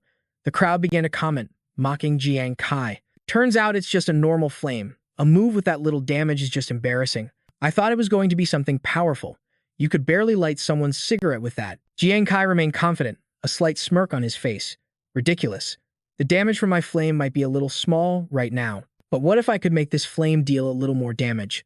Jiang Hai looked down. His armor had caught fire. He was shocked. A second later, the flame erupted violently, engulfing his entire body. He screamed in agony. Seeing this, the other three were also stunned. They broke out in a cold sweat, their faces filled with fear and confusion, as they shouted Jiang Hai's name. Captain! Jiang Hai screamed desperately. Just like the Black Apes, his health was now continuously being drained by 2,000. What is going on? How can a normal flame do this much damage? His comrades outside also began to catch fire, feeling both panicked and terrified. Instantly, just like Jiang Hai, they were devoured by a sea of flames, the entire group screaming in despair and pain. They shrieked. We want to escape, but we can't. I feel the same way. The fire grew larger and larger, blazing fiercely. Soon, they were nowhere to be seen, the flames dyeing the entire sky a brilliant crimson. A system notification appeared. Adventurer Jiang Kai has eliminated the Eagle Squad. You may claim the squad's experience points. Ming Xuan and the crowd of onlookers stared wide-eyed in astonishment. What in the world was happening? Jiang Hai collapsed amidst the flames as Jiang Kai walked toward the dying embers. All right, if you all were in such a hurry to hand your heads over to me. He smiled, looking down at Jiang Hai, who had been so arrogant moments ago, now fallen at his feet. Then I'll graciously accept this offering of filial piety. The people around them immediately erupted into chaos. What the hell is this? That kid actually wiped out the entire Eagle Squad? That's a level 20 elite team. If I hadn't seen him burn an entire team with normal fire with my own 2 eyes, I'd have thought this was all staged. They were so shocked they couldn't stop cursing. Who the hell is this kid?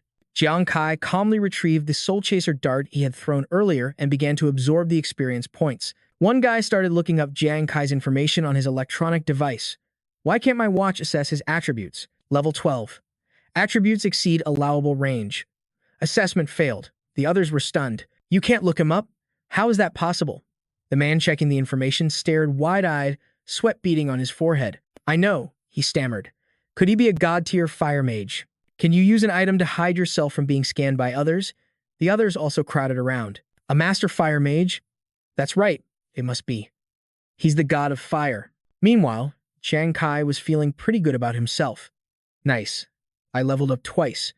Adventurer Jiang Kai, Gambler class, level 12. Attributes, Strength 48, Constitution 52, Agility 78, Spirit 78, Defense, Critical rate 0.1%, Critical damage 20,000%, Experience points 1,716 out of 12,800. He looked up and asked Eyebrain softly, by the way, Eyebrain, why can't they see my attributes? Eyebrain looked at him, her gentle voice ringing out. Because your dual gambler talent has too many bonus attributes, so the difference in stats between you and others of the same level is too great, which is why outsiders can't assess you with their watches. Jiang Kai glanced coldly behind him. Is that so? He turned and walked away, leaving the stunned crowd behind. Well, it's better if they can't look me up. I'll be targeted less. At Ghost Star Holy City, in the item exchange, Jiang Kai walked in. Hello, I like to sell some things. The clerk, Xingye, was slumped over the desk, still mumbling in her sleep. Welcome to the exchange counter. Jiang Kai sighed, thinking to himself, only one new person all day? Today's performance is at an all-time low again. Despite this, he still smiled.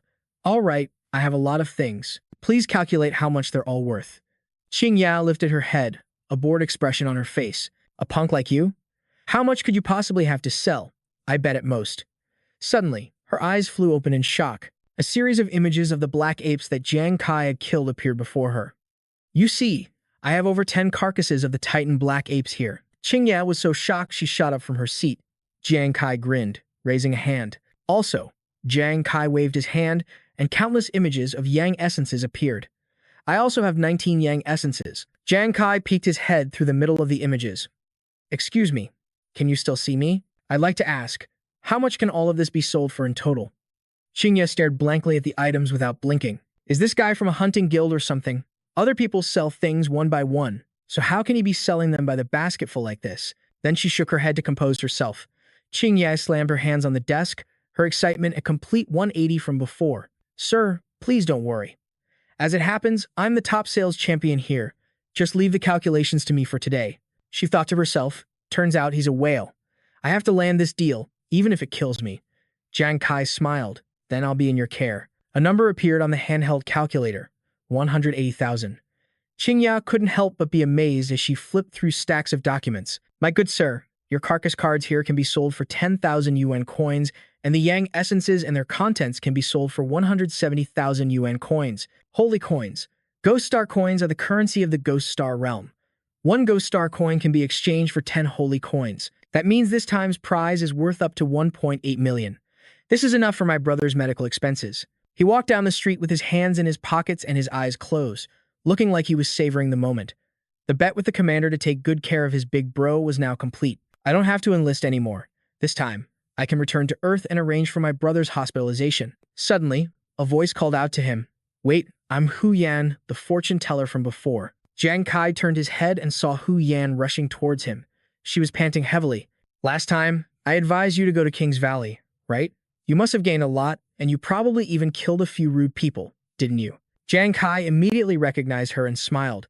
Going to King's Valley was indeed a huge help to me. Thank you so much. Hu Yan raised a finger in front of his face. In that case, could you do a small favor for me? Without any hesitation, Jiang Kai agreed instantly. Of course, you've helped me so much. Just tell me what it is. Hu Yan hesitated. Well, the thing is, her face flushed red and her forehead was beaded with sweat. She pointed to herself and grinned. It's me, Hu Yan. I want to join your team. Please, let me fight alongside you starting today, okay? Jiang Kai immediately turned his back, his expression grim. No. Hu Yan was surprised by the swift rejection. Hey, where are you going? Are you always this blunt? Hu Yan's eyes filled with sadness as she let out a sigh. Just as I expected. It's the same as always. How could anyone want someone the military considers useless? Hu Yan's voice was dejected. Forget it. I know you're the type who likes free stuff, right? Do you want the gear I'm wearing? I'll give it to you. After all, this is the last time I'll be logging into the Demon Star. Jiang Kai froze. He turned to look at Hu Yan, confused. Your last time? Are you poor too?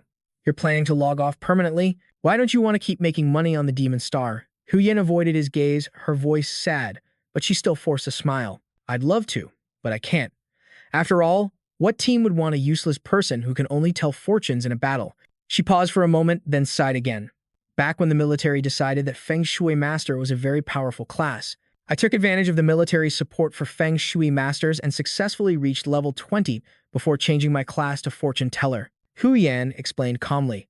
However, the initial talent of a Feng Shui Master is just having a better sense of timing, location, and people. After switching to a Fortune Teller, the only new skill I got was divination. She recalled the scene of herself and other Fortune Tellers being escorted out by soldiers. Afterward, the military abandoned us after discovering that Fortune Tellers had no combat skills. They just cast us aside. Because we were too weak and no one was willing to team up with us, our levels pretty much stagnated. From then on, Hu Yan remembered sitting alone in her fortune-telling stall, with no one to take her to grind monsters. Every day, I could only struggle to get by on the Demon Star. If I go back to Earth to work as a scrap collector or a manual laborer. Hu Yan paused, an image of her carrying heavy sacks appearing in her mind, her voice heavy with emotion. At least I wouldn't be sitting around doing nothing. Hearing this, Jiang Kai felt a pang of sympathy. That's too hard.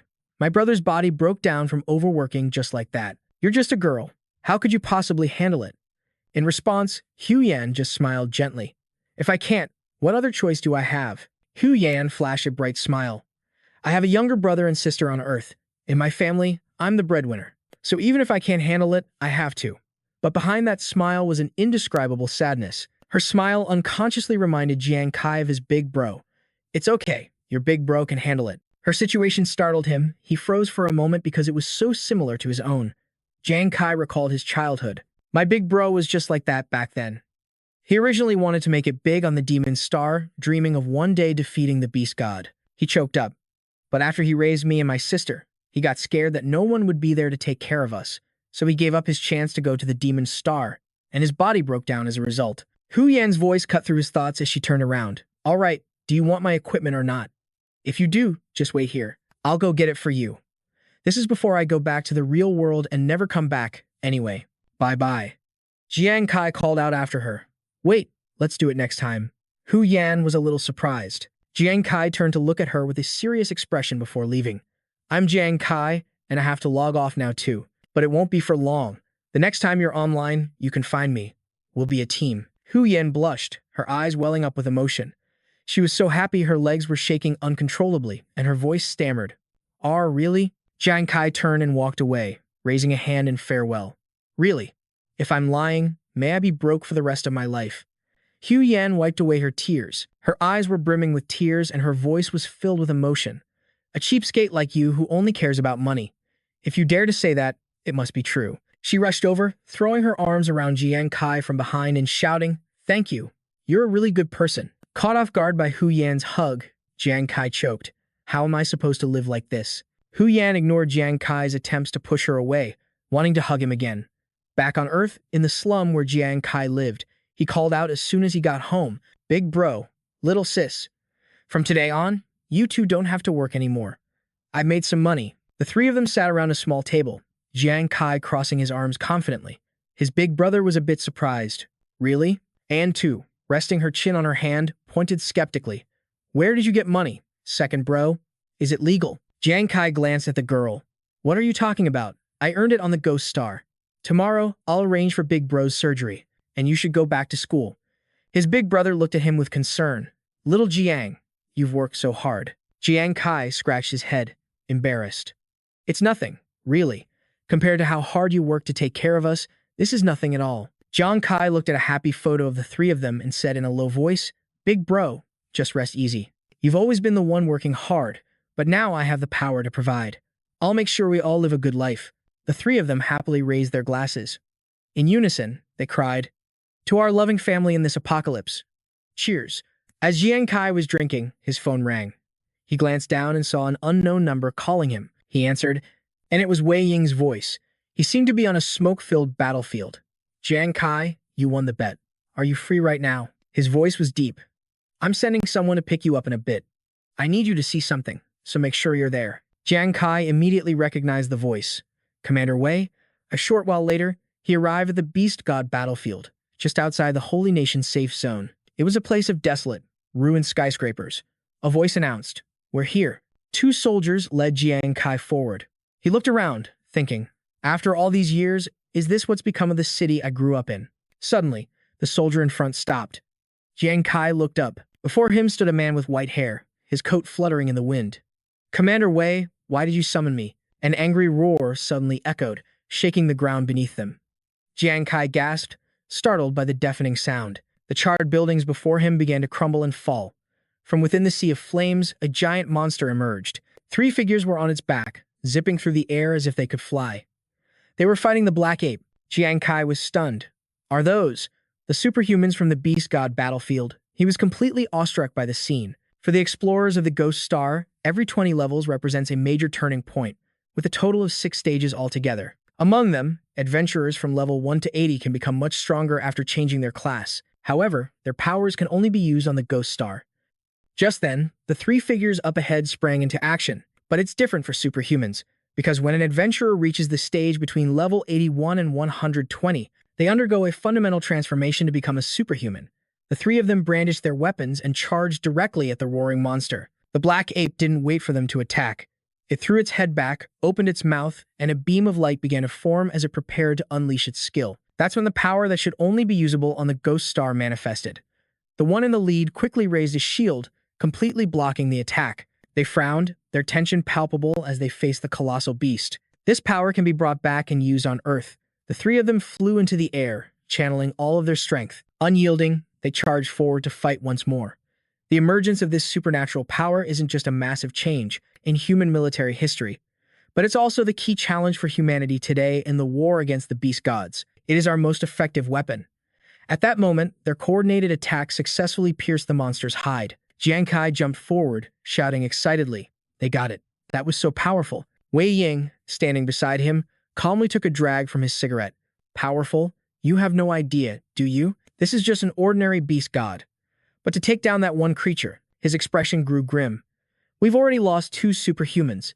Jiang Kai's eyes widened in shock at his words. Wei Ying continued in a low voice, "Jiang Kai, humanity is in a terrible position right now.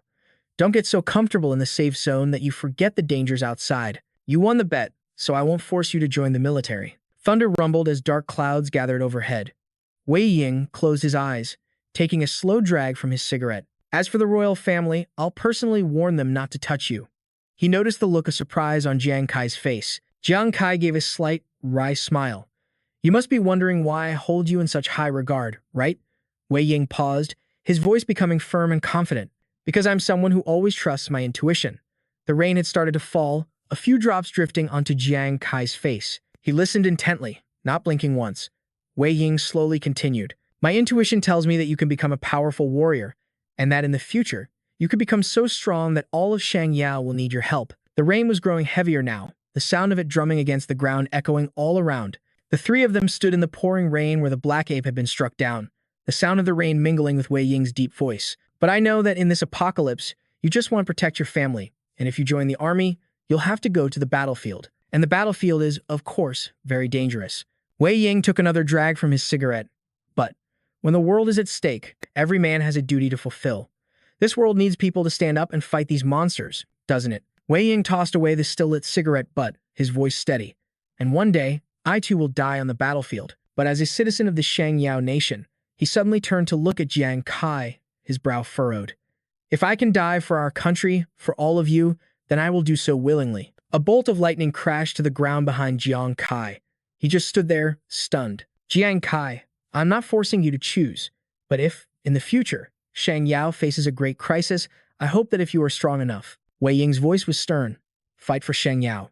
A few days later, after resting on Earth for a bit, Jiang Kai returned to the Ghost Star. In Shangyao City, on the Ghost Star, Jiang Kai couldn't stop thinking about Wei Ying's words. "I can't believe Commander Wei thinks so highly of me. Could I really be the person Shangyao needs in the future?" He then raised his hand to tap his watch. Forget it. I should just worry about myself for now. The black apes in King's Valley must have respawned by now. The screen displayed an image of the Ghost Banshee, a special elite class monster with extremely high damage that can one-shot adventurers. Its attacks also have a fear effect, useful against its ghostly form. Another line of text appeared, Fear. The Banshee's scream can immobilize adventurers within a 10-meter radius, inflicting extreme fear. Only attacks from within 10 meters can damage the Banshee. Jiang Kai muttered the information from the screen to himself. He stared intently at the Banshee. What a powerful monster. Within 10 meters, you get hit with the fear effect and one-shotted. But outside of 10 meters, you can't do any damage. He turned off the screen, squeezed his eyes shut, and made his decision. With his hands in his pockets, Jiang Kai walked on with determination. This monster seems trickier than the black ape. I'm going to need a teammate. In the distance, Hunan was dozing off while standing in the middle of the road, holding a sign that read, Do not disturb. I'm waiting for my captain. She was still mumbling in her sleep. Oh, captain, captain. Every passerby shot her a judgmental look. Is she nuts? Jiang Kai appeared behind her with a look of utter helplessness on his face. Hunan. Don't tell me you've been standing here waiting for me this whole time since I logged off? Hunan woke up instantly. She turned to look at him, her eyes welling with tears as she began to chatter excitedly. Captain Jiang Kai, I knew you'd come back. I've been waiting here for you for days. Jiang Kai smiled warmly. I remember. Hunan suddenly gave him a conspiratorial look, covering her mouth to whisper, Captain Jiang Kai, are you about to take me monster hunting right now? I'll help you find a really awesome teammate. I've figured out there's a guy who would be a great help with monster hunting. So, how about it? Do you need him? Jiang Kai's face lit up. A great help with hunting monsters? That's perfect. Just as long as he's not some drunkard. A chubby guy instantly appeared before the two of them. He scratched his head as he introduced himself. Hello, I'm Ruan Yu. I'm a drunkard. Sure enough, numerous bottles of liquor were hanging from his belt. Jiang Kai immediately backed away, growling through gritted teeth. I don't need him. Hunan forced a laugh. Captain Jiang Kai, why are you so blunt? Ruan Yu looked bewildered. Hunan yelled after the furiously departing Jiang Kai. Jiang Kai. Captain, take Ruan Yu with you. He's used to hardship, and he's super obedient. Ruan Yu looked down bashfully, fiddling with his fingers. Hunan didn't give up, chasing after Jiang Kai. Ruan Yu will also cook for you. He'll even give you foot and shoulder rubs. He even said he'll do all that if you just agree to take him along. Jiang Kai's face remained thunderously dark. He's willing to join without taking a single piece of loot. Upon hearing that, Jiang Kai's eyes shot wide open in astonishment. He rushed back towards Ruan Yu, extending a hand. Jiang Kai grasped Ruan Yu's hand, his own eyes sparkling brightly. Greetings, Comrade Ruan Yu. I'm Captain Jiang Kai. The moment I laid eyes on you, I knew you were a man of great talent. From this day forward, you are a member of our team. Jiang Kai laughed heartily, one hand on his hip and the other punching the air. He announced with excitement. Today, your captain will lead you all to find the Ghost Banshee. From this day forward, we are a family. Let's go. Nguyengo looked dazedly at a stuttering Hunan. Is our captain being a little? Jiang Kai just kept shouting loudly. We are family. Hunan was helpless at his sudden change of tune. That's right. It's not that we're family. The captain's only like this because you're free to join. Just like that, night had fallen and the bright moonlight illuminated the trees and mountains. In the depths of the forest, a dilapidated wooden house appeared, shrouded in a mystical mist. This was King's Valley, the territory of the elite monster, the Phantom Banshee. Inside the wooden house, ghostly moans could be heard as a hand with sharp claws was casting a spell. It was the level 20 elite monster, the Phantom Banshee. She was gaunt, wearing a tattered white dress and letting out terrifying cries. From the cliff above, a figure appeared, observing the Banshee. It was none other than Jiang Kai. He whispered, Everyone, this Banshee is many times stronger than the black ape. If we're discovered, we'll be instantly killed. We have to speak very quietly. He didn't take his eyes off the Banshee, observing her movements as he whispered. Furthermore, you must pay attention. Only an attack from within 10 meters can take it down, so we have to be extremely quiet while looking for a chance to get close. Hunan, a little scared, said, Got it. A halting voice echoed with a long reverberation. Captain, Jiang Kai shushed quietly. Hunan, keep your voice down. Hunan dazedly pointed at herself, not understanding why Jiang Kai was telling her off. That sound, accompanied by a moan, echoed again. Captain. Without turning his head, Jiang Kai whispered harshly. Hunan, be quiet, will you? Hunan quickly waved her hands. Captain. It wasn't me. The moaning continued. Captain, Jiang Kai, having lost all patience, turned around. If it wasn't you, then who's moaning? It was New, dangling from a tree branch. He was surrounded by empty bottles, holding one up in his hand while snoring like thunder. Captain, look what I found. New was completely drunk. He suddenly shouted excitedly, "Thank you. I'd like to propose a toast to our captain."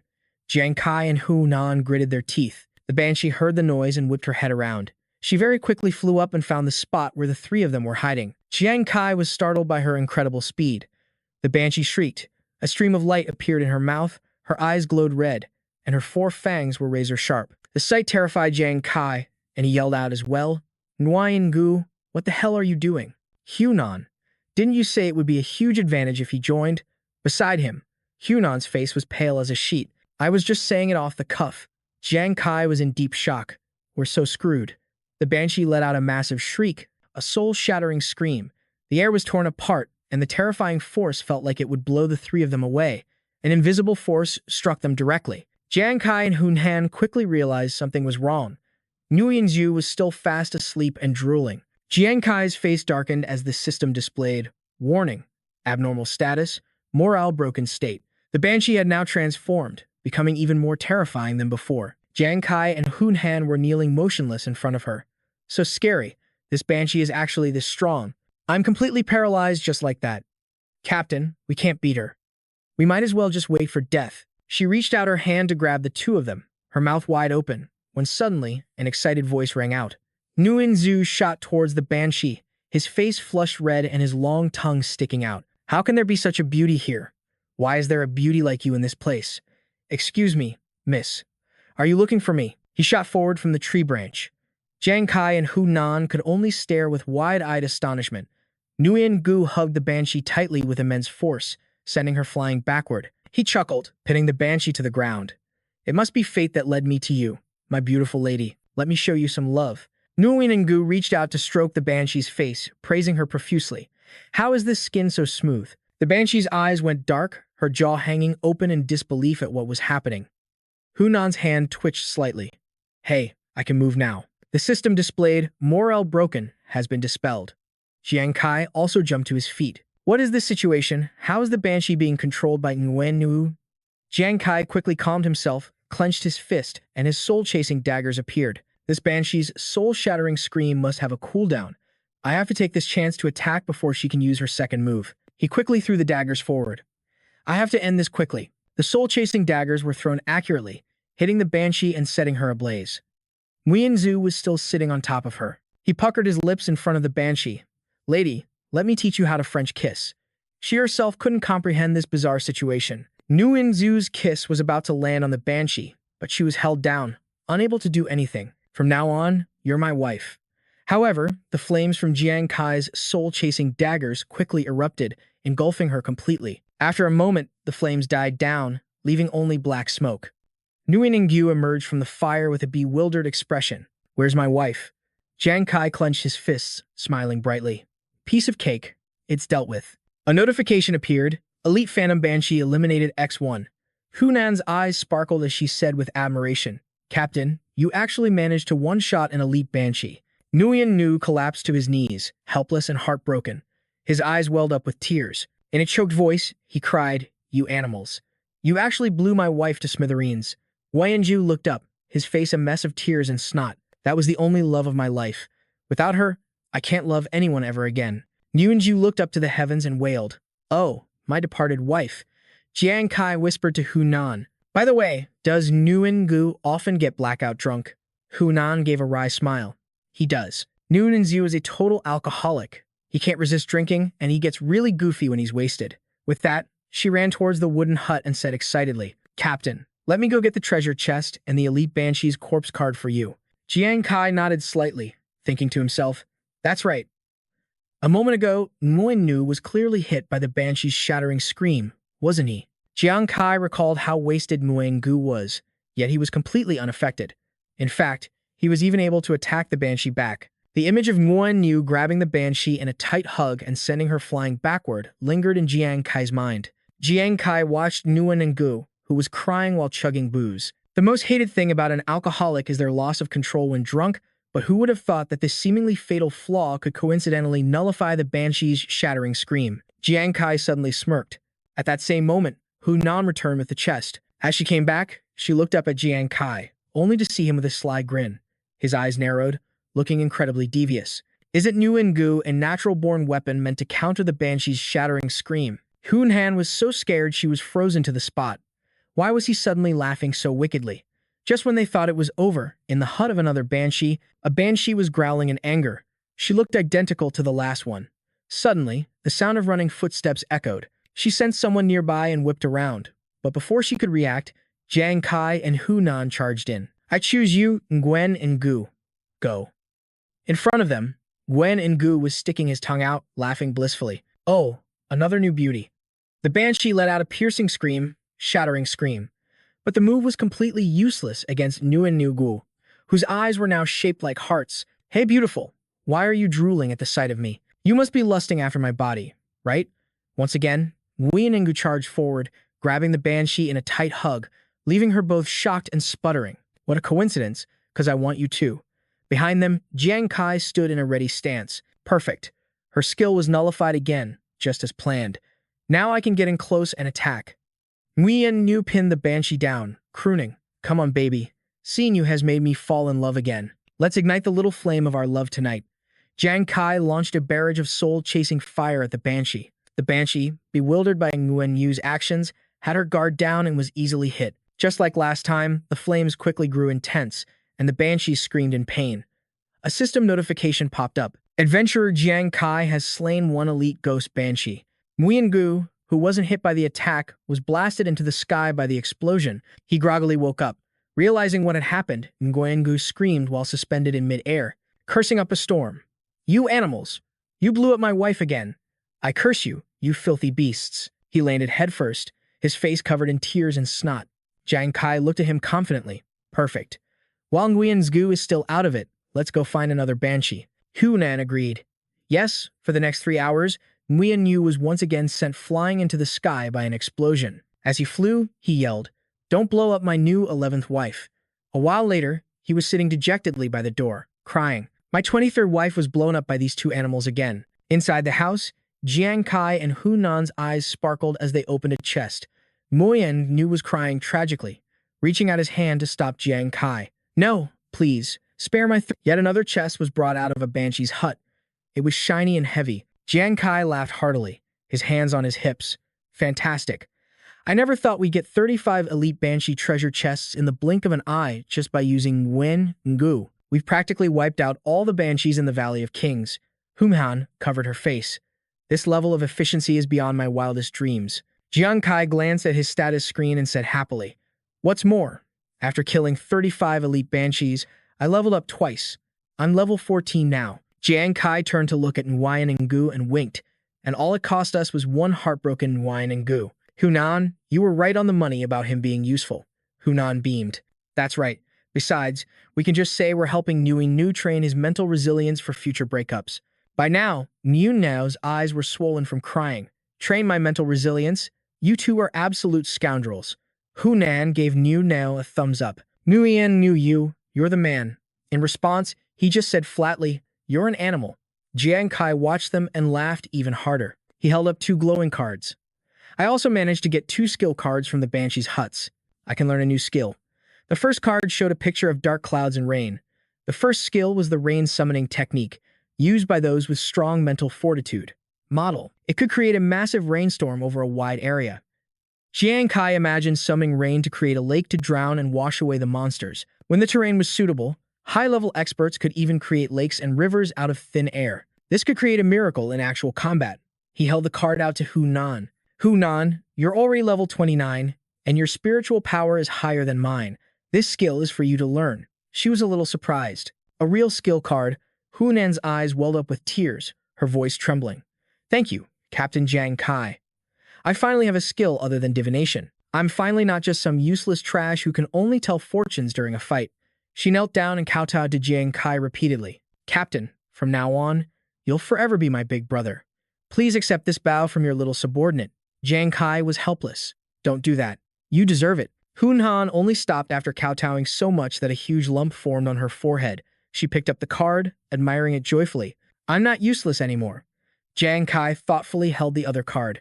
The remaining skill was a one-time use skill point for hidden classes. He looked at the card, and information appeared.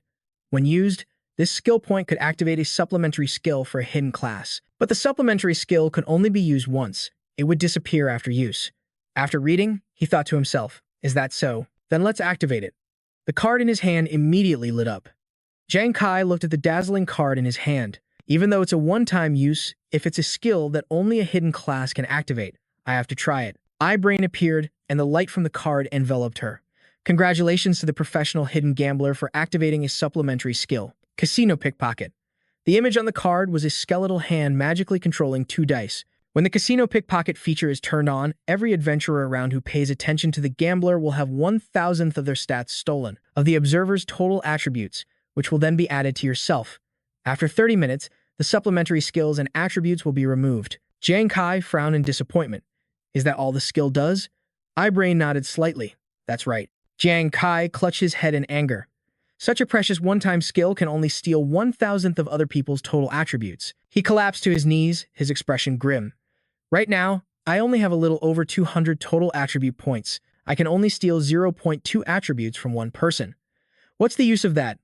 At that moment, Nguyen had sobered up. He sat up and asked, what happened to me? Did I fall asleep? He looked confused, placing a hand on his chest. Why do I have this feeling of heartbreak? Hunan walked over and whispered, oh, first ghost crystal of deep affection. Have you forgotten the heartbreak of losing your 35 wives last night? Nguyen Gok suddenly remembered. He recalled sticking his tongue out, flying towards people to hug them with a look of satisfaction. Nguyen Gok immediately vomited his guts out. I remember now. Last night, After throwing up, he started crying. I'm sorry, Captain Jiang Kai. I held you back. I'm an alcoholic. I just couldn't resist drinking. If you're not happy with me, I can leave the team. Jiang Kai said nothing, just picked up a piece of clothing and handed it to Nguyen Nuoc. He looked at Nguyen Ngok and gave him a gentle smile. What are you talking about? You were the greatest contributor last night. This piece of equipment belongs to you. Nguyen Ngok looked up at the man before him. Jiang Kai continued. Without you, I don't know how many times that female demon would have killed me. You were the core of this entire trip. Nguyen Ngok was moved to tears, his face red with embarrassment. No, Captain Jiang Kai. I don't need it. I already said that just letting me join the team was enough for me. Jiang Kai waved his hand dismissively. Take it. I already said I wouldn't treat my teammates poorly. Besides, there's also a share of the equipment for Hunan. Hearing this, Hunan snapped her head around. In that moment, in her eyes, Jiang Kai was Prince Charming, holding a rose in his teeth and throwing money with his hands. He said gently, Hunan, you come get your equipment too. Both Hunan's and Nguyen Ngok's eyes began to sparkle brightly. Is this for real? The two of them kowtowed before Jiang Kai while shouting, Captain Jiang Kai, from now on, we will follow you. In life, we are your people. In death, we will be your ghosts. Jiang Kai, both shocked and helpless, tried to stop them. Why are you two? Afterward, the three of them packed up and returned to the ghost crystal item exchange. An elegant voice rang out. The big spender is back again. Completely different from the first time, she welcomed Jiang Kai with incredible enthusiasm. It was truly astonishing. Today, the total sale price of your monsters and treasure chests has reached 840,000 ghost crystal coins. Jiang Kai was overjoyed. That's great. Doesn't that mean it's equivalent to 8,400,000 holy brilliance coins? With this, there's more than enough for my big brothers and Antu's future living expenses. Jiang Kai walked into the exchange's changing room. He thought to himself, moreover, not only do I have enough money for living expenses after selling the loot, but there are also 2 pieces of equipment that suit me. He immediately changed into the new equipment. One piece was the Nightfall pants, which went with the previous Nightfall cloak and had the effect of moving stealthily without being detected. Nightfall pants. Quality. Epic. Effect. Increases agility by 11 points, strength by 6 points, and improves defense by 3 points. Can enter a state of invisibility for 3 minutes at night. Jiang Kai put on a high-collared, waist-length jacket. The second item is the Phantom Armor, which can turn intangible at critical moments and be used to avoid fatal attacks. Equipping the A-grade Phantom Armor increases agility by 24 points, strength by 8 points, and constitution by 9 points, and spirit by 14 points. Every 10 minutes, it can be activated, turning intangible to become immune to 1 physical attack. Jiang Kai raised his hand to examine it closely. The effect of the gauntlets has also been tested. The flames from these gauntlets can indeed be stacked onto my critical hits. To put it simply, this is my divine weapon. Equip Incineration Gauntlets S grade. Effect: increases agility by 7 points, strength by 6 points, allowing the weapon to be imbued with normal flames and a flaming area of effect. The flames will accompany the user's weapon and can amplify the weapon's damage points and critical damage. Jiang Kai confidently stepped outside, pulling back the curtain. I feel so much stronger now than before. Right now, even if I were to fight explorers, who are level 20 or higher, he walked out with an air full of confidence. The information panel displayed Explorer Jiang Kai. Profession: Gambler, level 14. Attributes: Strength 76, Defense 3, Constitution 69. Critical hit rate 0.1%, Agility 132, Critical hit damage 20,000%. Spiritual power 104. Jiang Kai clenched his fists. I'm still confident I can win. Nguyenju ran over from a distance, carrying a log on his shoulder and holding the Soul Chaser high in his left hand. Captain, you're here? I've helped you improve the Soul Chaser a bit. Jiang Kai turned his head. Nguyengu. Panting heavily as he ran, Nguyengu spoke breathlessly. Let me. Then, without hesitation, he threw the spear straight ahead. Show you the effect first. Jiang Kai threw his hands up to block. His voice panicked. Nguyengu, what are you doing? Are you still holding a grudge because I burned your 35 wives? The Soul Chaser shot towards Jiang Kai, stopping just a few centimeters from his eyes. Nguyenzu threw the log into the air and shouted, Come back. The Soul Chaser immediately turned and zipped back towards Nguyenzu. The log above his head was instantly split in two by the Soul Chaser. Nguyengu raised his hand high to catch the speeding weapon. Nguyenju presented the Soul Chaser with both hands. He said softly, Jiang Kai, I notice you often have to retrieve your Soul Chaser during battles. It seems really troublesome, so I help by adding a bit of lodestone to the Soul Chaser. He explained considerately. Now, when you throw it, you can just use the lodestone to pull the Soul Chaser back to you. Jiang Kai immediately grew excited. Really? Does that mean I no longer have to worry about how many Soul Chasers I have left? Nguyenzu continued. Furthermore, while the Soul Chaser is being pulled back, it can still deal damage to objects on its return flight. Jiang Kai clapped Nguyengu on the shoulder, praising him. I never would have guessed. Nguyenzu, you're a genius master of equipment modification.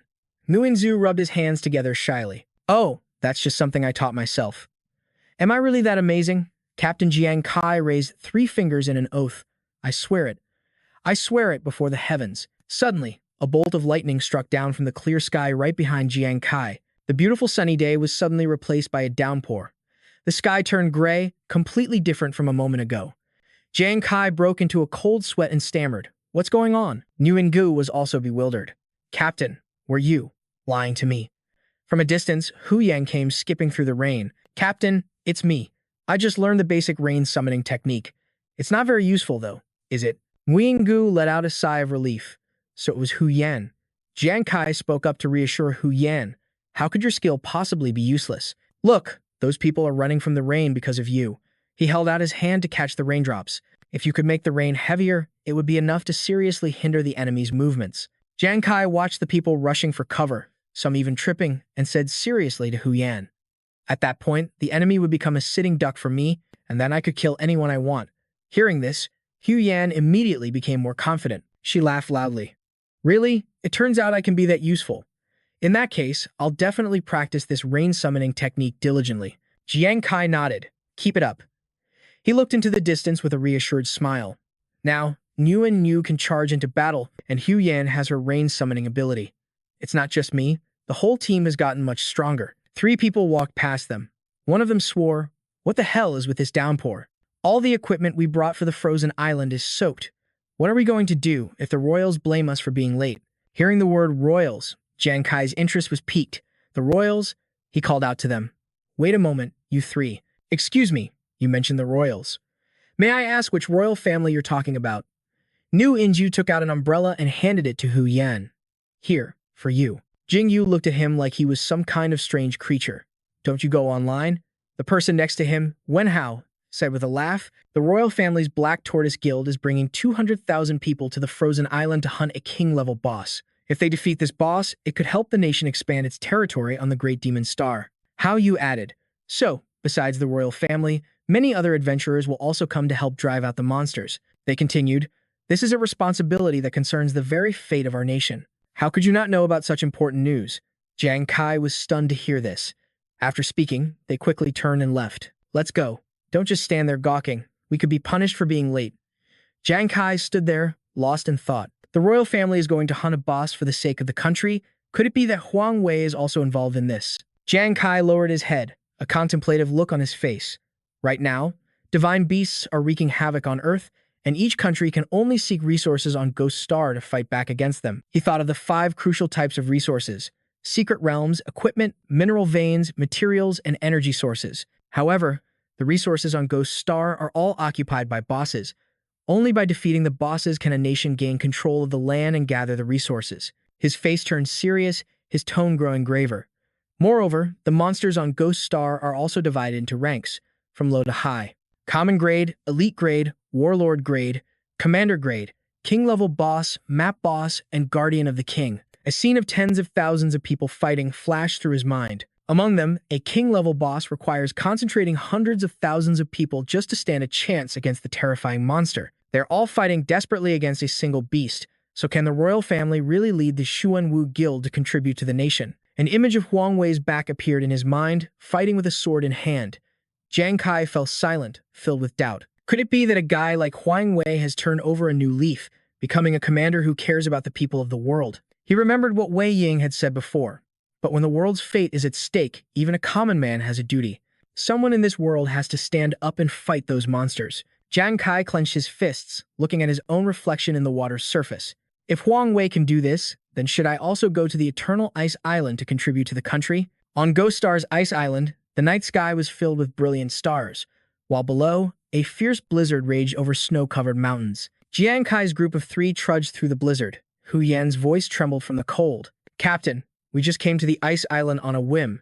Didn't you think to buy any warm clothes? All 3 of them were hugging themselves, shivering uncontrollably. Jiang Kai's face was purple and his nose was running. I didn't expect it to be this cold either. A loud shout echoed out. Hey. Jiang Kai looked up to see 3 figures on a cliff. What squad are you idiots from? Don't you know you're not supposed to walk on the lake's surface before a battle? Jiang Kai was a little confused, his voice shaking as he said, This is our first time here. Excuse me, but why can't we walk here? The leader's name was Wang Qiang. He crossed his arms, tilted his head back, and shouted, Why? What backwater are you rookies from? As we all know, beneath the ice island is the monster's lair, he said in a low, threatening voice. You're walking on the lake's surface like that. Beneath Jiang Kai's feet, the ice began to crack. Wang Qiang continued. Who knows if you've alarmed the wandering merman below? Just as he finished speaking, a merman burst up from the ice, holding a trident. Jiang Kai's group was thrown back by the sudden shock. It's a monster. A level 22 bipedal merman. It bared its teeth in a horrifying grin. Jiang Kai grabbed Ruan Yu by the collar and helped him up. Hu Yan added, A merman? Up on the cliff, standing next to Wang Qiang, was Yu Li. He laughed. What a bunch of morons. Wang Qiang shouted down. For a level 22 merman, your whole team needs to be at least level 20 to deal with it. He continued shouting so Jiang Kai could hear. As we all know, mermen are experts at close-range attacks. Once you're caught by a merman, especially a level 22 one, getting close means certain death. The merman gripped its trident and lunged viciously at Jiang Kai. While Wang Qiang was still talking, Jiang Kai suddenly stepped in front, and Hu Yan ran forward to stop him. Captain, just as the merman's trident was about to hit him, Jiang Kai shouted, Phantom armor, dematerialize. The merman was stunned. The dematerialization ended. Jiang Kai leaped in front of it and smirked. I thought you were something special. Turns out you're just a small fry. He raised his leg and kicked it in the face with immense force, combining it with his fire starter pursuit kick. Get lost. The merman burst into flames, letting out a pained, hissing screech. The 3 men on the cliff stared, dumbfounded. Yu Li was astonished. What? Not only did he dodge it, but he launched a close-quarters attack on the merman. The bearded man named Bo Sheng was equally shocked. And besides, you need a whole team of level 20 players to handle a level 22 merman. Wang Qiang frowned, breaking into a cold sweat. But he's only a dozen or so levels. He looked down at Jiang Kai, who was still standing firm. He shouted, How did he just one-shot it? Jiang Kai looked at the charred merman and smiled. After warming up my muscles, I'm not cold anymore. He beckoned with his hand. Come back, Le Fetcheser. Jiang Kai thought to himself, my current strength is already at 76 points. If I activate a critical hit, the Soul Chasers, that were just embedded in the merman will stir. The damage would be at least 15,200 points, and that's not even counting the additional damage from the Soul Chasers. The Soul Chasers returned to Jiang Kai from all directions. He silently calculated that with his current damage output against anyone around level 20, whether it's a monster or an adventurer, they definitely wouldn't be able to withstand a single blow from me. The Soul Chasers were recalled into his spatial inventory. Jiang Kai was pleased. Hu Yan ran over, holding up a card. Captain Jiang Kai, I picked up this merman's corpse card for you. Jiang Kai turned his head and looked. Thanks. Let's get back to shore quickly. Jiang Kai looked up at the cliff above. Oh right, you three big bros. I wanted to ask if you know where Huang Wei is. The three of them, still in shock, jumped when he spoke. Yu Li rubbed his hands together fawningly. Great one. What are you talking about? How can we possibly be called big bros? We're your underlings, the lowest of your underlings. Wang Qiang mimicked him. As it happens, we do know where young master Huang Wei is. Bo Shang added. Then allow us 3 humble underlings to lead the way for you, sir. Somewhere on the frozen island, Jiang Kai walked alone. He thought to himself that he didn't want Hu Yan and Wen Yu involved in the matter between him and Huang Wei, so he didn't let them come. But didn't those 3 big shots say Huang Wei was here? I wanted to find him and talk to him alone, but I can't seem to find him. Suddenly, someone walked over and called out his name. Jiang Kai?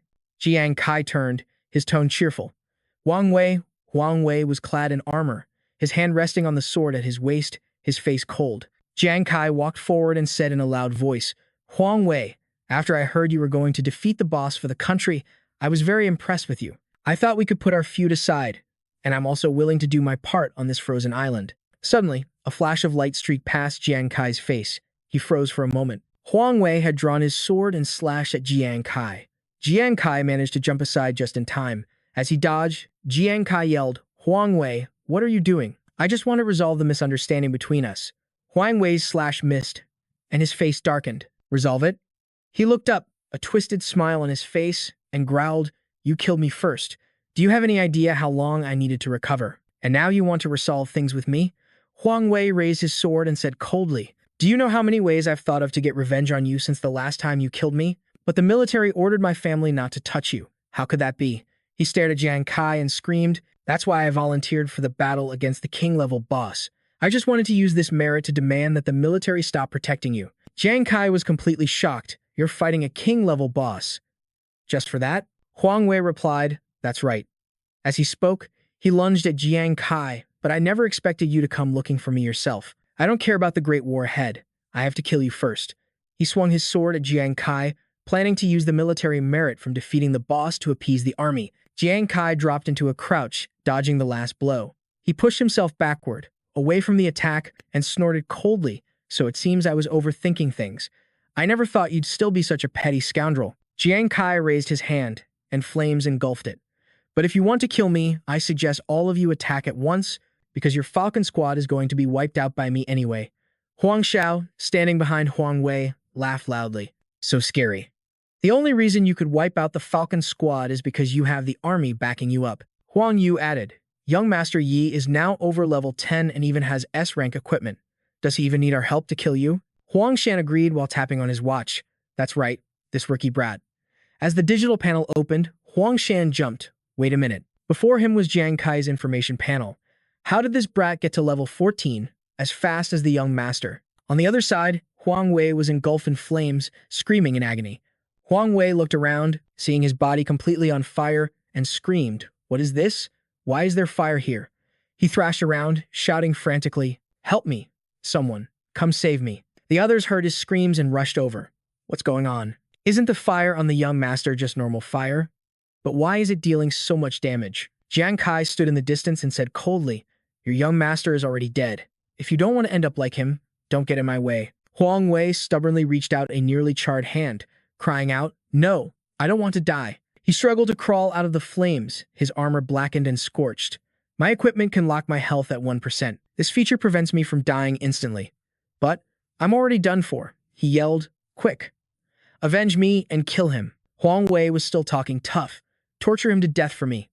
His 4 cronies took up their weapons and advanced on Jiang Kai. Understood. Jiang Kai's voice was cold as he clenched his fists.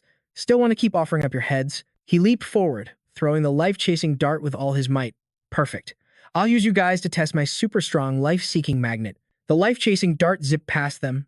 They were a little surprised, but still managed to dodge it. A cunning glint appeared in their eyes. Huang Yu snorted coldly. He threw so many darts and didn't hit a single one. What kind of accuracy is that? The four of them were level 31, level 28, level 29, and level 32. Huang Shan added with a contemptuous laugh. Could it be he saw we're all level 30 and got so scared his hands are shaking? As soon as he finished speaking, he charged toward Jiang Kai. I'll go first. Jiang Kai raised a flaming hand and smirked. Never heard such nonsense. He growled, taking the brunt of it. Are you?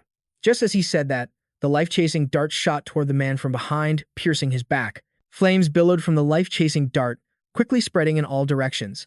Jiang Kai stood and watched coldly as Huang Shan was engulfed in fire, screaming in despair. The men standing behind him were shocked. How did that dart fly back? They looked at Jiang Kai, who was standing completely still. Besides, how could this level 10-something kid make our level 32 captain? They looked over at Huang Shan, who was now burnt to a crisp. Lying on the ground, they screamed in terror. He died instantly. Like a flash of lightning, Jiang Kai dashed behind them. It's not over yet. He raised his hand to recall the life-chasing dart, which flew back toward him, but the man standing in the way was pierced by it. Flames erupted once again. The man's face turned pale with fear as he watched helplessly while the fire spread. In the end, he couldn't escape being incinerated. Huang Xiao stood watching, his voice stammering. What kind of skill is this? How is the damage so high? Huang Yu was also utterly bewildered. Could this kid be a pro disguised as a noob? Huang Wei struggled to get up and shouted, You idiots. Can't you see he's good at long-range attacks? He growled, Go at him together. The two of you can just close in on him, right?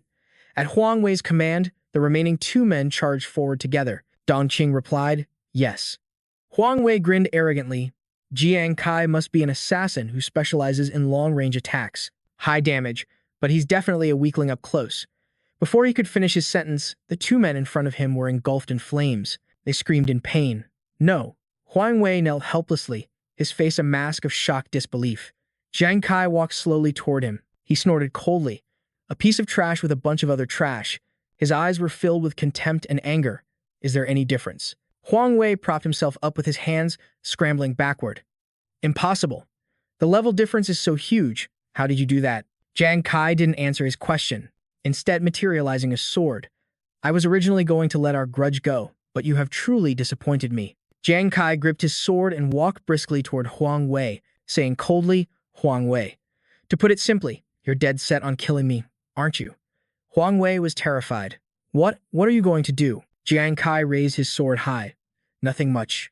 You want to kill me, so it's only right I return the favor. I heard that the last time I killed you, it left you with some psychological trauma, so this time. At this, he gave a cunning smile. Let's make that shadow a little bigger.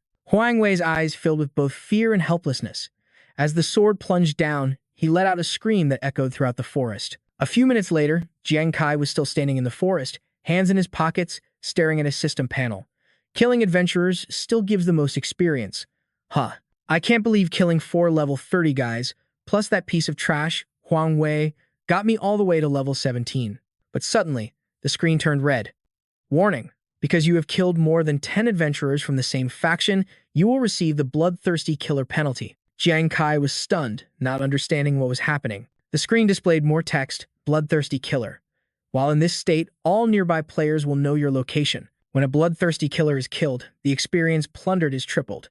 Use 10 tears of repentance to remove the bloodthirsty killer status. Jiang Kai broke out in a cold sweat. Bloodthirsty killer? Isn't this the punitive title? That severe penalty where people on Ghost Star will attack you on sight?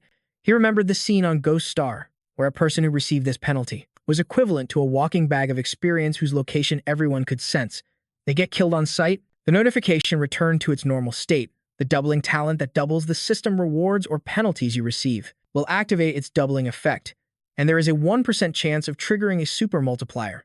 The reward and penalty will be multiplied by 10. Jiang Kai scratched his head awkwardly.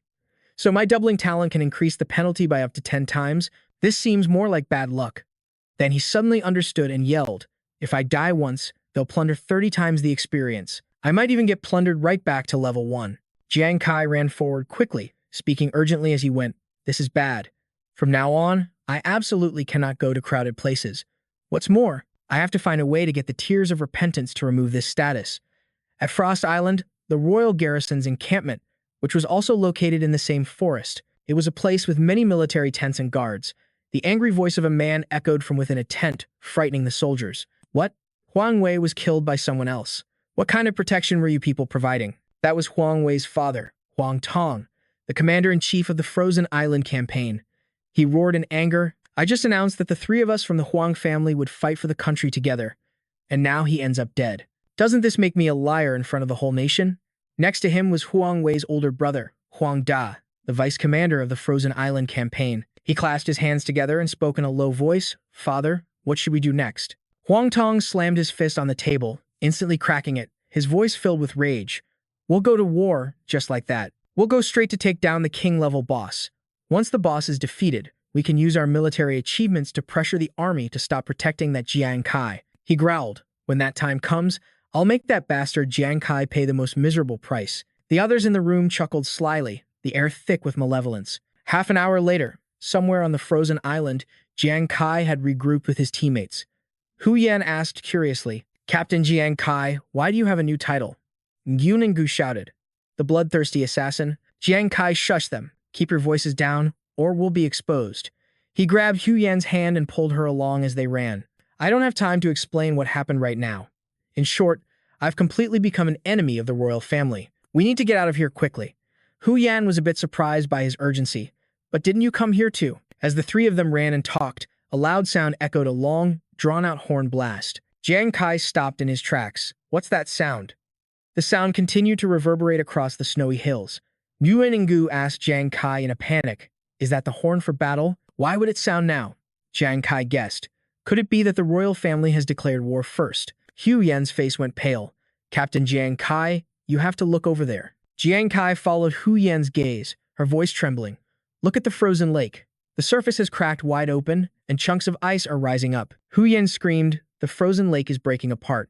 The ice chunks rose violently as if something was trying to claw its way out from underneath. Immediately after, a foot with sharp claws stepped onto the ice surface.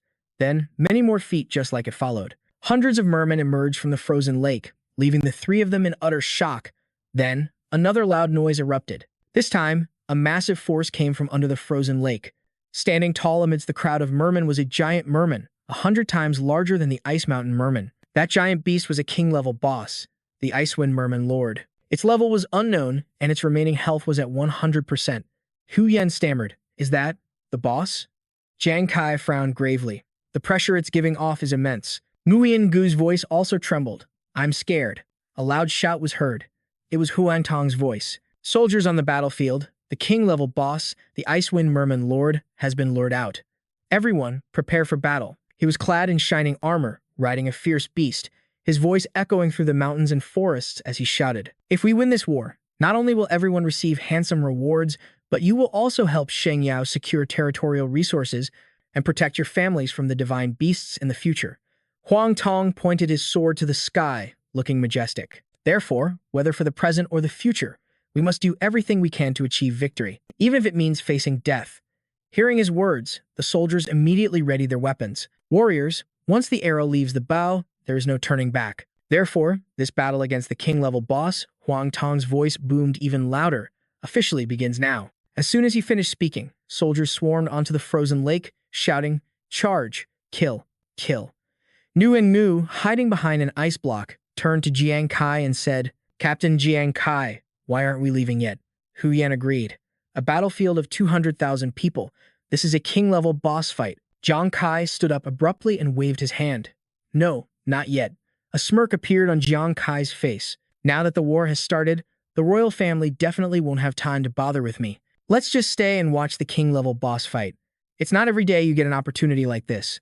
The soldiers, weapons in hand, charged towards the merman. Bo Wen and Hao Tian led the charge, shouting. Another loud rumble was heard, and the ice surface cracked wide open, causing countless people to fall through. A giant fish-like monster with blood-red eyes and sharp teeth emerged. It was a common-grade bipedal merman, level 25. Hao Tian screeched to a halt, his face pale, but he still tried to reassure the others. Don't be afraid.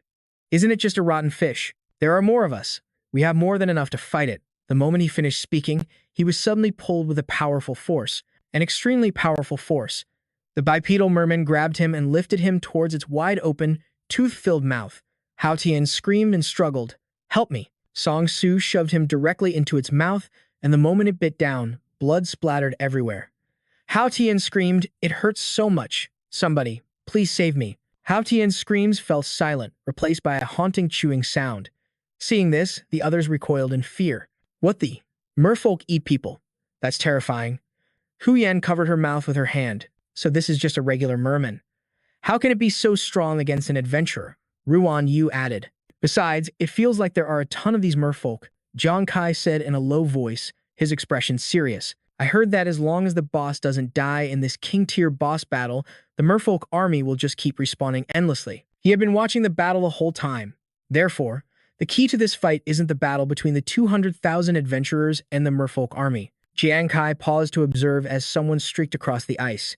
He continued, it's the superhumans. With Bhaskar, two people cut through the soldiers, shooting forward like arrows. Seeing them, the soldiers cheered and followed.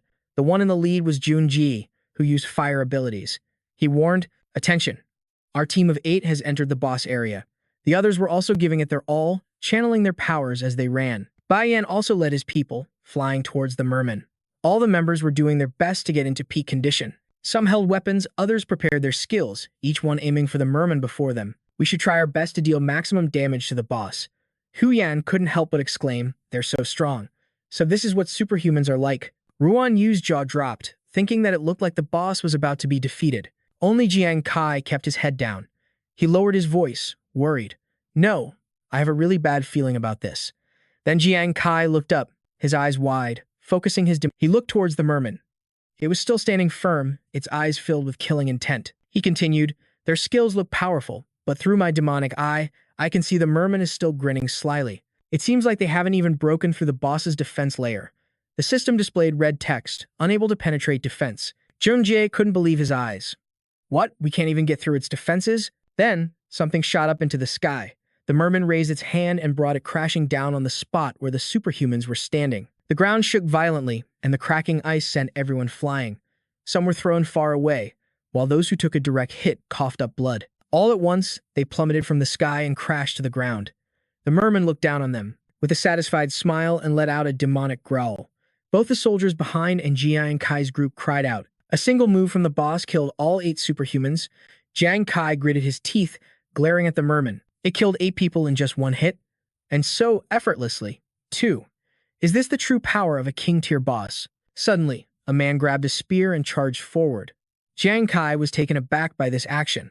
All 8 of them were just completely wiped out, and now there's only one left, and he still dares to charge forward? Hu Yan shouted, don't go. He confronted the merman head-on. The merman showed no mercy, hurling its trident at him. The onlookers cried out, it's over, another one's going to die. He stopped abruptly, planted the tip of his spear firmly into the ice, and swung it forward. The tip of his spear met the tip of the trident, creating a terrifying shockwave. The merman was slightly surprised that its attack was stopped. Once again, the soldiers and Jiang Kai's group exclaimed in stunned unison. What? This guy actually blocked the boss's attack? He gripped his spear tightly and snorted coldly. You damn boss? My comrades just now, they died on purpose. He lifted his head, his eyes full of determination, and said through gritted teeth, did you really think we'd just let you wipe us out in one hit? This was the superhuman Jiang Fang. Class, Spearman. Title, Strongest Expert of the Xuan Wu Guild. The merman retracted its trident, and Jiang Fang slowly walked towards it. Today, I represent my fallen brothers. A notification panel appeared above Jiang Fang, Talent, Blessing of the Dead, activated. For every fallen superhuman comrade nearby, gain a 25% increase in power. Without a moment's hesitation, Jiang Fang vaulted over the merman, landing behind it. He growled, got you. The merman couldn't react to Jiang Fang's speed and time, and he plunged his spear into its body. A flash of electricity sparked. The boss's shield was broken. Blood began to spurt from the merman's wound. It glanced back, annoyed. Jiang Kai was surprised but also excited. So strong. This guy can actually break through the boss's defenses? Yu Long, one of the soldiers below, was extremely grateful. This master has a real shot at killing the boss. Watching from a distance, Huang Tong also grinned triumphantly. Do you really think the Xuan Wu Guild is weak? The superhumans who were just killed were all part of our calculated plan to boost Jiang Fang's power. At this moment, Jiang Fang was brimming with vitality, his entire body erupting with immense power. Huang Tong's voice remained steady, because Jiang Feng was already a powerhouse who could take on 10 men, and that was before adding the blessing of the dead. His strength had increased by 200%.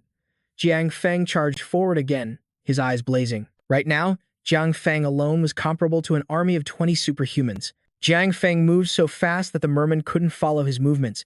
Every place he passed, he left a deep gash on its body. Huang Tong watched him closely, so as long as there were no surprises in the fight, this battle would be fine. Jiang Kai's group of 3 were intently watching Jiang Feng fight, not noticing his shadow approaching from behind them.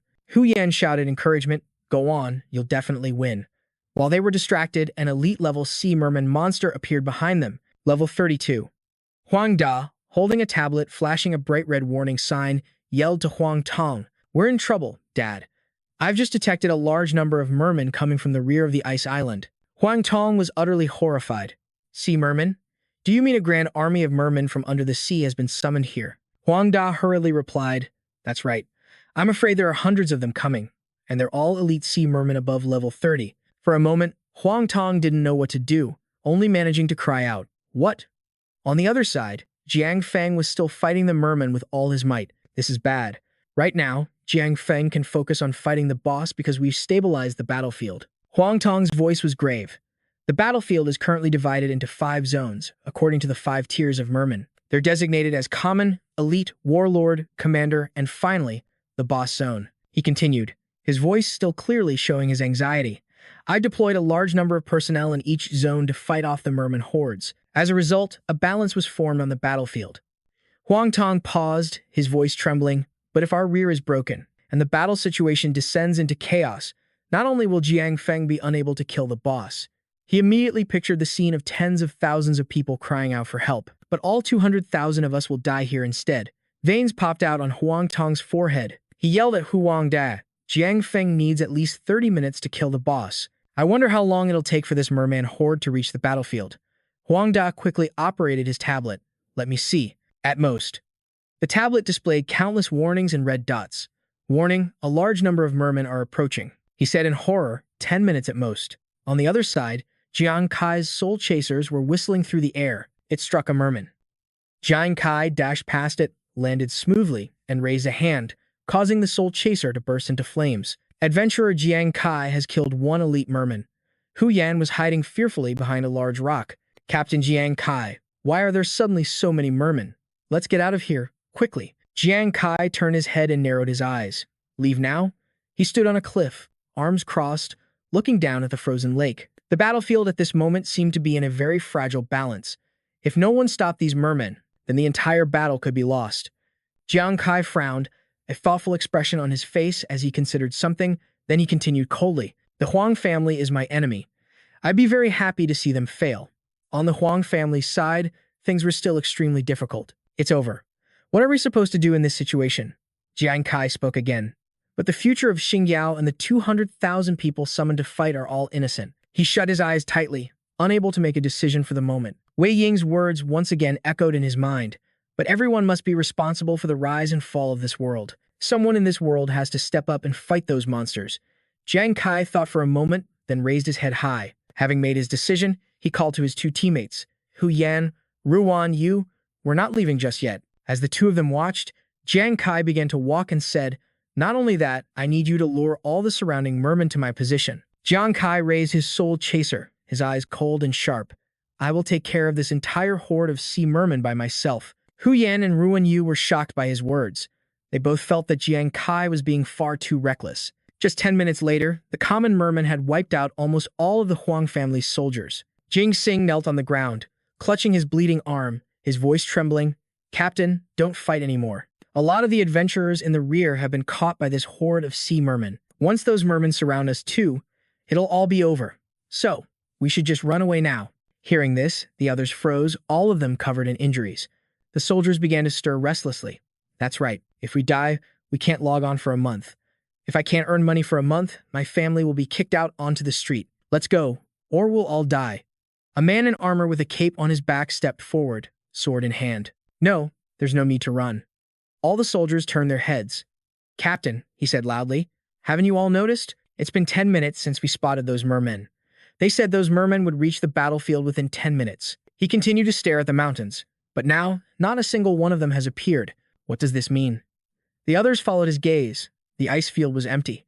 Someone spoke up. Why hasn't even one of them shown up? Someone guessed. Could it be that a superhuman has taken action in the rear? No, the royal family definitely didn't deploy any troops back there. Their captain frowned. This means some powerful figures have made a move from the rear. But to be able to stop that many mermen, it must be a very powerful group of elite adventurers fighting an incredibly tough battle. Over there, Jiang Kai was being relentlessly pursued by elite mermen. They roared in fury, rushing towards him with their mouths wide open. Jiang Kai didn't even turn his head. He just smirked, a confident smile spreading across his face. Jiang Kai landed lightly on the ice. Quickly, he dropped to one knee and spun around, facing the merman head-on. A red light flashed from his hand.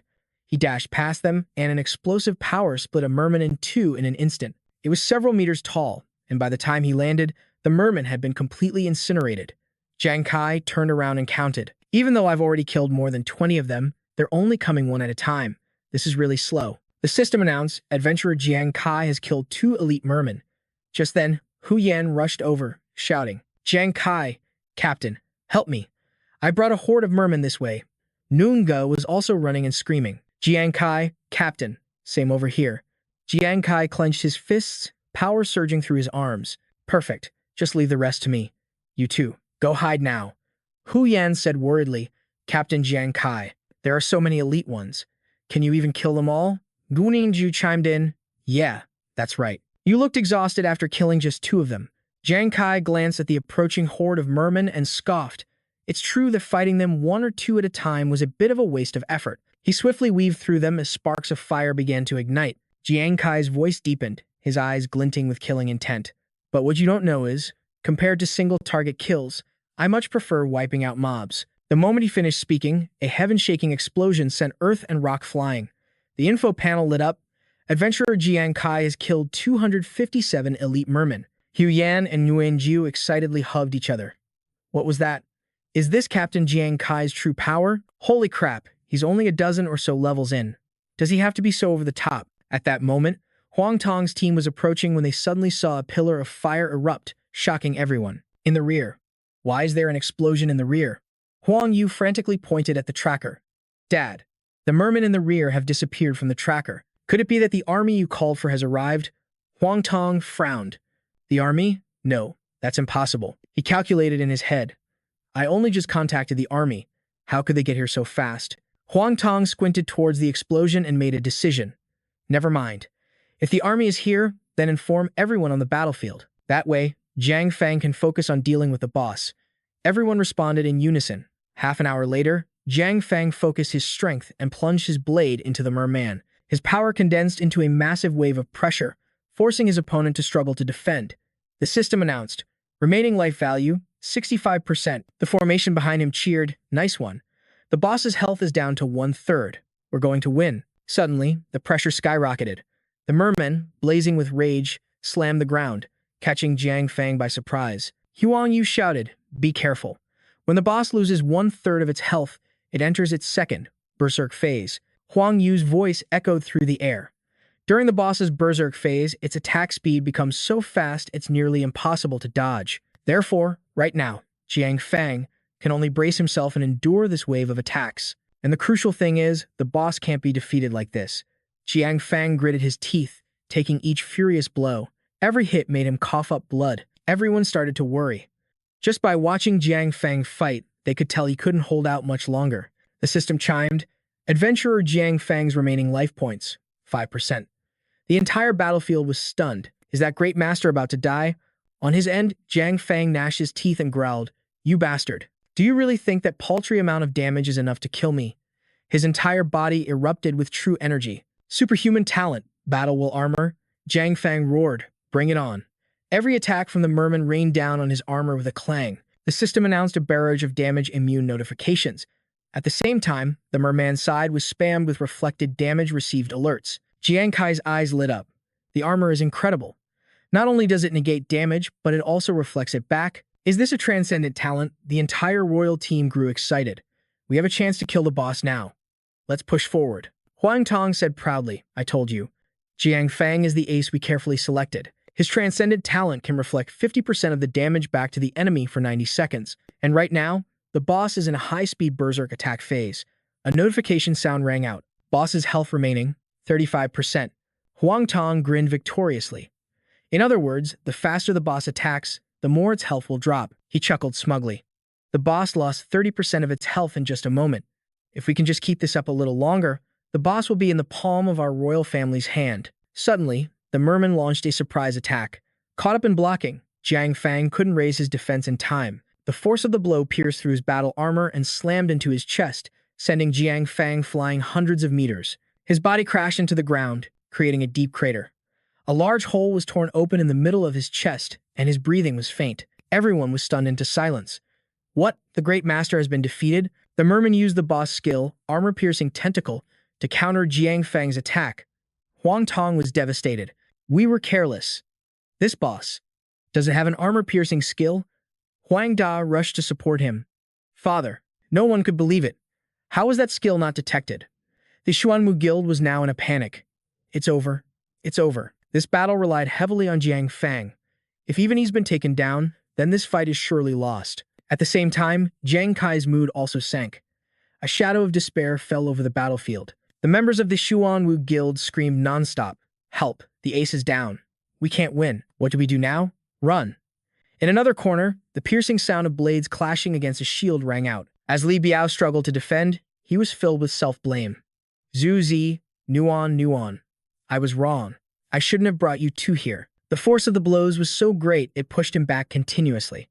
Li Biao was full of regret. I only brought you here because I wanted to prove I was stronger than the Jiang Kai you're always talking about. But Jiang Kai never led you to your deaths, and I brought you here to die. I truly am a failed captain. Before he could finish, he was forced to his knees by the merman. Nuan let out a blood-curdling scream. Captain Li Biao. She cried out desperately. Is anyone there? Can someone please save our captain? She had never felt so helpless. I don't have any spirit power left to heal him. On this blood-soaked battlefield, they couldn't kill the boss, and the massive army of mermen just kept coming. If no one intervenes, everyone is going to die. The merman's blade had already pierced through Li Biao's shield. Everyone pleaded. Is there really no one? Li Biao froze, staring at the scene before him. The merman's blood-red maw opened wide. Li Biao prayed in despair. Is there really no one who can save us? Suddenly, a flash of light shot past like lightning. Sharp flames tore through the sky, streaking upward like a meteor. Li Biao's eyes widened, watching in utter shock as the merman in front of him exploded into pieces in midair. The fragments of the merman's corpse rained down, kicking up a cloud of dust. Li Biao was dazed when a low, soft voice sounded from behind. Summon. All three of them looked up in shock. That is. Everyone burst out. It's Jiang Kai. He sped past them, his voice echoing in the wind. Zhu Zi. Nuan. Long time no see. I'm going to fight the boss. Protect yourselves. Zhu Zi trembled. What did Jiang Kai say? He's going to fight the boss? Did I hear him right? Watching Jiang Kai's retreating figure, he gritted his teeth. Why? Why can I so clearly sense Jiang Kai's location? Nuan nodded furiously. Me too. On the battlefield, the sounds of clashing weapons and desperate screams were relentless. The two armies were still locked in a fierce struggle. Suddenly, the 200,000 soldiers of the Xuanwu Guild all froze in place. A murmur went through the crowd. Wait, why do I feel like someone is nearby? Me too. I can feel it in my head. That's the effect of the bloodthirsty slayer. Bloodthirsty slayer? Hu Yan and Ruan Yu shouted down. Captain Jiang Kai, what are you doing? Have you forgotten your current situation? With that title, you'll be targeted by 200,000 people. Before they could finish, tens of thousands of eyes turned in unison toward the direction Jiang Kai was heading. The bloodthirsty slayer. The crowd's fighting spirit flared up. Damn it, I thought we were all going to die. But to think we'd run into the bloodthirsty slayer here. Killing him will grant a ton of experience points. In that case, let's kill him before the mermen get to us, he said. Countless figures charged out, thundering after Jiang Kai. But just as they closed in, Jiang Kai suddenly stopped. His eyes flew open, and a massive explosion roared through the sky. In the distance, Yuan Ju's face went pale. What's wrong? Did those people kill Jiang Kai? Nuan sobbed. Jiang Kai, a gust of wind whipped past. Jiang Kai smirked. It was just one move, and they couldn't even handle that. A wild aura enveloped him as he continued to rush forward. Behind him, the people he'd sent flying clutched their chests, struggling to breathe. How is his damage output so high? Isn't he just a rookie? barely over level 10. What in the world is going on? Seeing Jiang Kai was unharmed, Nuan and Yuan Zhu shouted excitedly. Jiang Kai is okay. Did he really deal with all of them? He's so strong. Li Biao staggered unsteadily, staring at the scene in utter shock. Is that really Jiang Kai? He was surrounded by a mob of level 20 opponents, and he's completely fine. That's impossible. Nearby, Huang Da jolted. Dad, I just sensed him. Jiang Kai, the man who killed Wei. He's on the battlefield. It looks like he's running towards the boss. Huang Tong was in disbelief. Jiang Kai? Why would he do that? You think he can actually kill the boss? What we should be focusing on right now is minimizing our casualties in this fight. Huang Da reluctantly agreed, but he was burning with impatience. Still, why do I have such a bad feeling about this? Why do I have this nagging feeling that Jiang Kai might actually be able to kill the boss? As if on cue with his thoughts, Jiang Kai charged deep into the heart of the battlefield. He scoffed at himself. I can't believe I couldn't stop myself from getting involved. Helping the Huang family kill a boss. Now that's something I never thought I'd do. The words of Wei Ying from years ago suddenly echoed in his mind. If Sheng Yao is ever in danger, my only hope is that you will fight for it. If I even have the strength, he thought with a wry smile, but who would ever agree to let me lead the guard detachment? The country is in crisis and needs more territory for resources. And I just so happen to have some power to spare. Yet, his pace quickened, his figure blurring into a streak of lightning cutting through the wind. He murmured, AI brain. I want to activate the one-time use skill I got before. The AI brain had appeared when the casino PB was activated. Every adventurer around who pays attention to you will have 0.1% of their total attributes stolen and added to your own. After 30 minutes, the stolen skills and attributes will be permanently erased. Jiang Kai mused. I was initially wondering about this one-time skill. It only steals 0.1% of the attributes from onlookers. So what was the point of it? I never thought it would be useful in a situation like this, he reminded himself. I have to remember. I'm currently in the bloodthirsty murderer state. Practically everyone on this battlefield will notice me. The sound of murmuring spread through the crowd. Why is a bloodthirsty murderer here? I can sense it. Me too. The system announced, beginning to steal 0.1% of total attributes from all onlookers. Jiang Kai thought to himself, even though I can only steal 1,000th of the total attributes from each person, which is a tiny amount, he trailed off, looking down at the crowd, pointing at him. Look, the bloodthirsty murderer is over there. I sense it too, he smirked. But there are over 200,000 people here. A fiery aura erupted, tearing across the sky as his thoughts raced. Even if from each of those 200,000 people, I only steal 0.1%. When you add it all up, the total will be astronomical. A system notification appeared. Adventurer, Jiang Kai.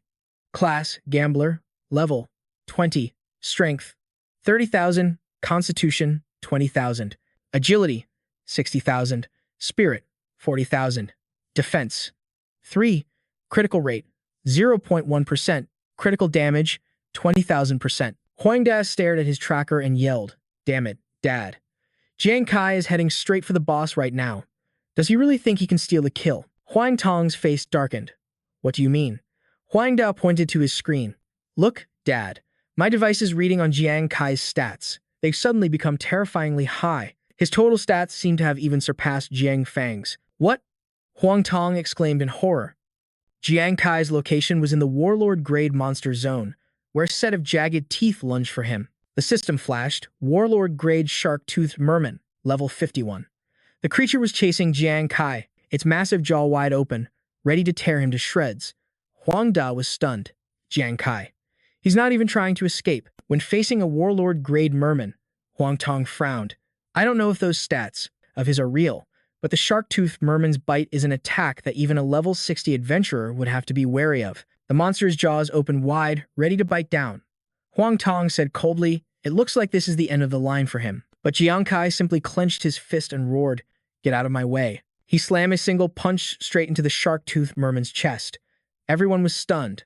What? He didn't even use a weapon? Did he just kill a warlord-level merman with his bare fists?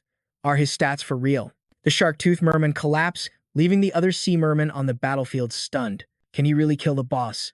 New positioning system, Jiang Kai's location, Overlord-level merman area. A level 74 Overlord-level merman spotted Jiang Kai. It swatted the members of the Xuanwu Guild aside, opened its mouth, and unleashed a sonic wave toward Jiang Kai.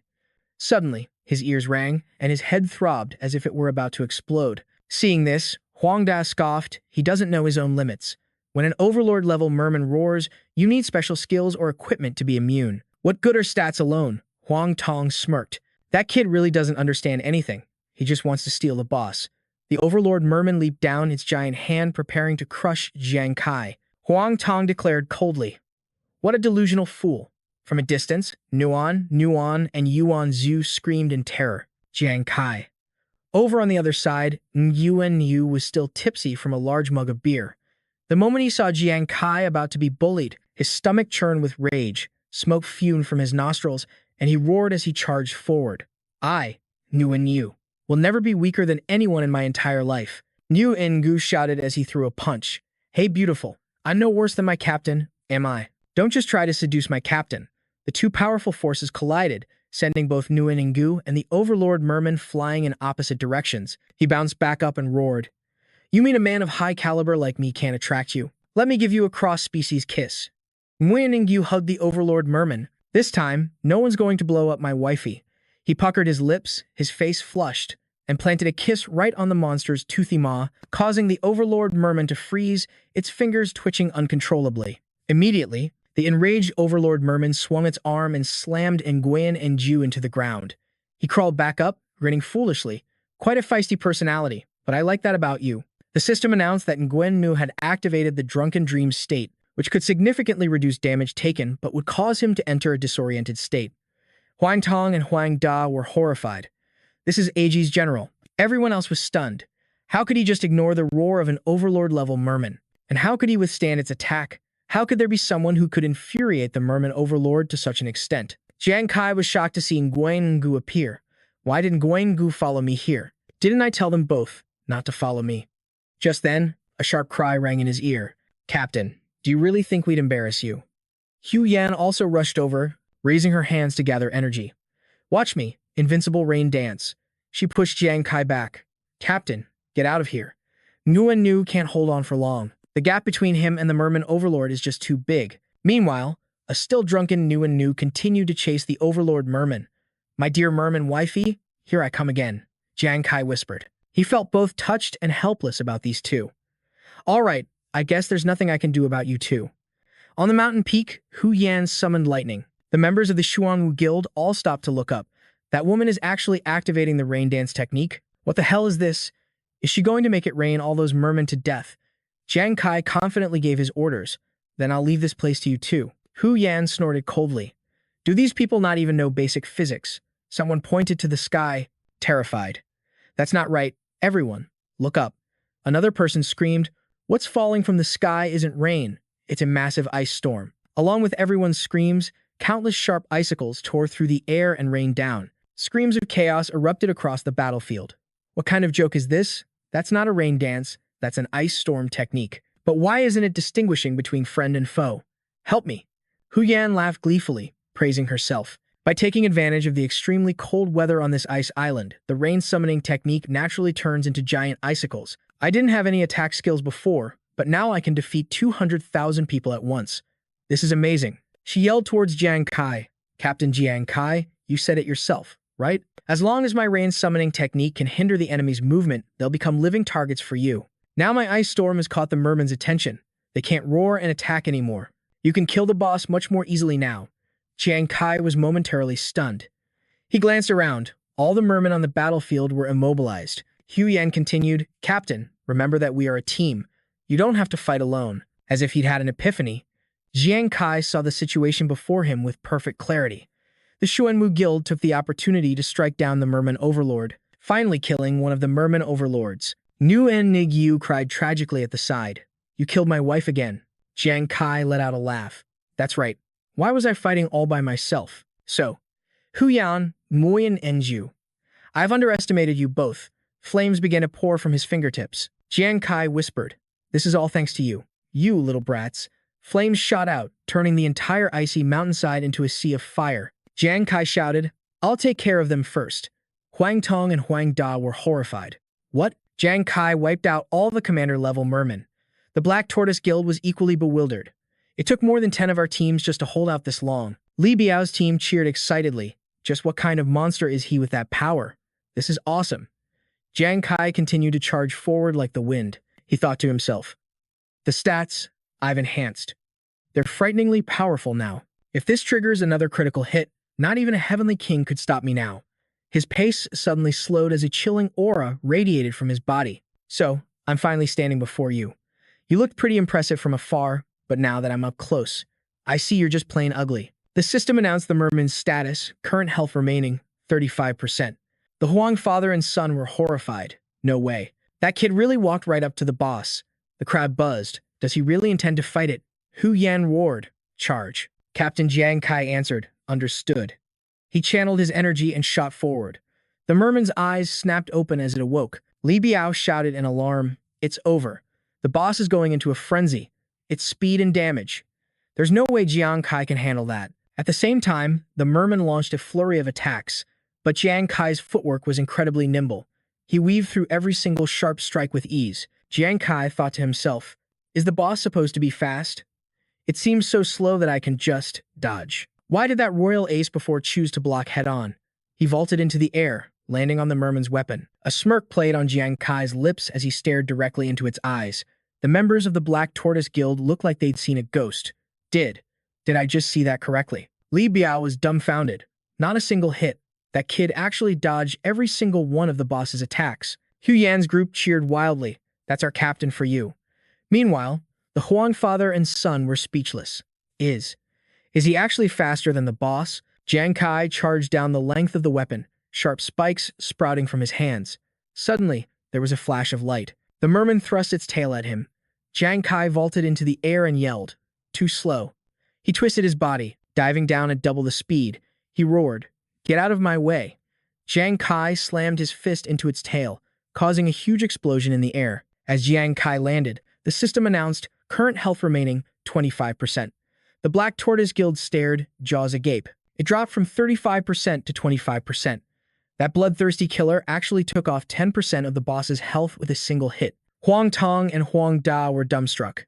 Even if it were Jiang Fang, that would have taken him 10 minutes. Even Li Biao went pale. What kind of damage output is that? With a thunderous slam, the merman planted its weapon on the ground and pushed itself up. Jiang Kai stood tall, glaring straight at the merman. One man, one monster, locked in a stare down. Huang Tong's team was terrified. What? Even Jiang Fang wouldn't dare to stand face to face with the boss like that. Li Biao grew worried. This kid. Hu Yan and Jiang Fang watched in admiration. Is he seriously not even using his full power against the boss? Over here, Jiang Kai taunted the merman. So, you finally figured out how to use those two legs, huh? The merman took a deep breath and roared, unleashing layer after layer of sonic waves toward him, shaking the entire icy mountain range. Jiang Kai dodged to the side and snorted. I'm not falling for the same trick twice. It lunged at him with its weapon again. The merman's weapon crashed to the ground, kicking up earth and stone. The members of the Black Tortoise Guild struggled to keep their footing, their faces filled with panic. What a powerful attack. That bloodthirsty killer is done for this time. Jiang Kai let out a laugh. Dead? You mean yourselves? The merman whipped around, startled. When had the weapon in its hand been broken? Jiang Kai roared. You're messing with the wrong guy. The merman seethed, breathing heavily in rage. Jiang Kai stepped out from the cloud of dust with a cold sneer. Looking at you. Don't tell me you don't know how to fight without your weapon. The entire battlefield fell into an uproar. What? He really destroyed the boss's weapon. What kind of monster is this guy? Has anyone ever broken a boss's weapon on Demon Star before? From Jiang Kai's hands, long, glowing red claws sprang forth. He grew impatient. All right, I'm wasting my time fighting you. I'll just end this quickly. Sparks of fire flashed and shot forcefully toward the merman. The specks of fire suddenly transformed into incredibly destructive bombs, exploding in flames that seemed to want to rip the merman to shreds. It collapsed onto one knee, roaring in fury. The system announced, current health remaining, 15%. Jiang Kai didn't let up. A streak of fire shot out, striking the merman's other leg. Let's get this side, too.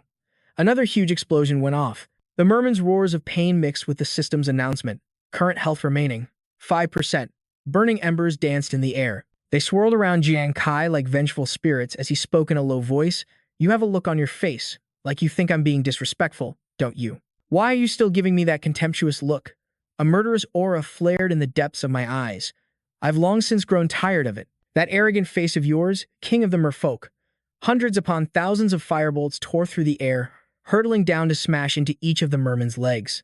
Huang Tong and Huang Dat were speechless. The merman was motionless, and Li Biao's team also held their breath, watching. The merman staggered, plumes of acrid smoke rising from its body. Jiang Kai was triumphant. It's down. With a deafening explosion, the merman collapsed onto the freezing snow. Jiang Kai stood tall and imposing, watching as the merman's pathetic body, with all four limbs severed, lay trembling on the ground. It was barely breathing. The system's notification was incredibly jarring. Current life value remaining 0.1%. Huang Tong was stunned. The quiet battlefield suddenly erupted in a commotion. What? Did he really just take down the boss? And he took down the boss without a single injury? Just then, footsteps approached, and an authoritative voice rang out. Lu Jian, you said Huang Tong urgently requested our army's help, but now that we're here, why does it seem like they no longer need us? There were superhuman Wei Ying, He Shen, and superhuman Lu Jian, both vice commanders of the Jiangzhong city garrison. Lu Jian fell silent. That's right. I never expected the turning point of this battle would be the young man that Commander Wei thought so highly of. He glanced at Jiang Kai, standing coolly amidst a sea of fire, and gently reminded everyone, the silver ice rain has stopped. The boss should be dealt with now. Huang Tong snapped back to reality and shouted, no. The boss only has a sliver of health left. Absolutely not. We can't let Jiang Kai finish it off. He commanded, all members of the Xuanwu Guild, listen to my order. Everyone, immediately disengage from the battle with the merman. Use any means necessary to eliminate that bloodthirsty killer. Huang Tong announced through gritted teeth, whoever eliminates the bloodthirsty killer will be rewarded with 50 million sacred coins. But if you let the bloodthirsty killer steal the boss, then after this battle, don't expect to receive a single coin of payment. Before he even finished speaking, the entire Xuanwu Guild was in an uproar. What? I don't care about the 50 million, but if we don't get paid, how will my family survive next month? Yeah, my child needs medical treatment, someone shouted. Who cares about the merman now? Let's go kill the bloodthirsty killer. If we don't, we're all screwed. Hearing this, everyone snapped out of it, and tens of thousands of people charged forward. Right, let's go. Kill the bloodthirsty killer. The sound of hurried footsteps thundered, shaking the ground. Tens of thousands of people ignored the merman and charged forward frantically, rushing to kill him. Looking down from the mountain peak, Jiang Kai saw countless people turning back like a swarm of black ants, kicking up clouds of white dust. He frowned. The Huang family couldn't defeat the boss themselves, and now that they see I can, they use this to threaten everyone into killing me. How disgusting. He looked over at Jiang Fang. You're still conscious. Jiang Kai helped him up and asked softly, Hey, ace of the Huang family, you're not dead yet, are you? Jiang Fang was bewildered. Bloodthirsty killer. What do you want with me? You already wounded the boss. Why don't you just finish it off? Jiang Kai replied nonchalantly. I'm good at whittling down a monster's health, but whoever said I had to compete with you all for the boss kill? If I steal the boss, the Huang family won't suffer much, but if the 200,000 families are threatened with their pay, they'll be the ones to suffer. Jiang Kai helped Jiang Fang towards the dying merman. He stated firmly, So, you represent the Huang family, don't you? He pushed Jiang Fang forward. Then please, deliver the final blow now. Jiang Fang was stunned. What? You? Jiang Kai stood high on the peak and urged him gently, hurry up. If you don't do it, they're going to chop me to pieces. Just think of it as doing me a favor. Jiang Fang took heavy steps towards the merman. All right, I understand. He shouted. Then, thank you. At the same time, he gathered his strength and struck the merman with a powerful blow. It let out a final, agonizing roar. The system window popped up. Current life value remaining, 0. The merman's scream pierced the sky, shaking the entire ice mountain. A system notification rang out. Superhuman Jiang Fang of the Xuanwu Guild has slain the boss, the king-level merman lord. The crowd was dumbfounded. What? It wasn't the bloodthirsty killer? I can't believe it was the great Jiang Fang who killed the boss. The merman's body disintegrated, turning to ash that scattered in the wind. The merman army panicked, diving into the water to escape. A member of the Xuanwu Guild shouted, The merman army has retreated. Everyone began talking excitedly. I can't believe one of our own gods killed the boss. Why didn't the bloodthirsty killer steal it? This means we'll get paid. Huang Tong finally came to his senses. What happened? Did we win? Jiang Fang killed the boss. Huang Dat had a realization. Could it be that kid, Jiang Kai, intentionally gave him the kill? The image of Jiang Kai standing gallantly on the mountain peak appeared in everyone's minds. The entire battlefield erupted in cheers. This means we won. Turns out the bloodthirsty killer is a good guy after all. He actually gave up the boss kill. What a great hero, for the country and its people. That's right. I'll get angry at anyone who dares to touch our benefactor now. Nuan, and Yuan Zhu looked on with adoration. Wow, what he just did was so cool. Jiang Kai is so cool, and so noble too. He's so handsome. Li Biao said in admiration, seeing is truly believing. Today, I am officially and wholeheartedly impressed by Jiang Kai. He is the greatest hero of this war. Hunan grinned from ear to ear. The bloodthirsty killer is so great. So generous, this bloodthirsty killer. Now you see how formidable our captain is, don't you? You should have looked into who chose him. Suddenly, the Xuanwu Guild turned their spears on them. That's right. Thinking back to how the royal family threatened us earlier, it was truly disgusting. Exactly. They wanted us to go and die for them, and in the end, when their command failed, they wanted us to pay the price. People's curses rang out. Get down here. You damned capitalists. You think you're so great just because you have money? If you've got guts, come down here and fight us one-on-one. I want to withdraw from the Xuanwu Guild. That's right. I'm withdrawing too. Huang Da's face turned pale as he looked at his father. Father, this is not good. With 200,000 people leaving the guild and all the negative comments, our family's prestige is going to plummet. Huang Tong gritted his teeth in anger. Damn it, I'll remember this Jiang Kai's name today. He turned and instructed, let's leave for now. Next time, we must get our revenge on Jiang Kai, and it must be brutal. Huang Da replied, yes. After the victory, Jiang Fang extended his hand. Hello, my name is Jiang Fang. I owe you a favor. He was curious. But I want to know, why your attribute? Jiang Kai shook his hand in a friendly manner. I'm Jiang Kai. This attribute of mine was exchanged for a one-time use skill. His words surprised Jiang Fang. Is that so? I never expected a one-time use skill to be so powerful. Jiang Kai was frank. Actually, it's not that strong. Once you use it, it's gone. Jiang Fang asked, so you're... The two were so engrossed in their conversation that they didn't notice the ice surface was beginning to crack. Jiang Kai continued to explain, I was just taking advantage of the bloodthirsty killer's punishment mechanism. Then, suddenly, tentacles wrapped tightly around him, yanking him away. Jiang Fang screamed, Jiang Kai. He was bound tightly, unable to move, only able to watch with wide eyes as his body was dragged into the cold darkness. Leaving behind Jiang Fang's desperate scream, Jiang Kai. Hu Nan immediately ran over. Captain Jiang Kai. What happened to our Captain Jiang Kai? Jiang Fang collapsed to his knees, saying guiltily, it was my carelessness. Jiang Kai is your captain? Hu Nan nodded. That's right. Jiang Fang trembled with self-blame. I'm sorry. Then I have some bad news for you. In a situation like this, it's highly likely that Jiang Kai has triggered the boss's Death's Vengeance. Hu Nan's face paled. Death's Vengeance?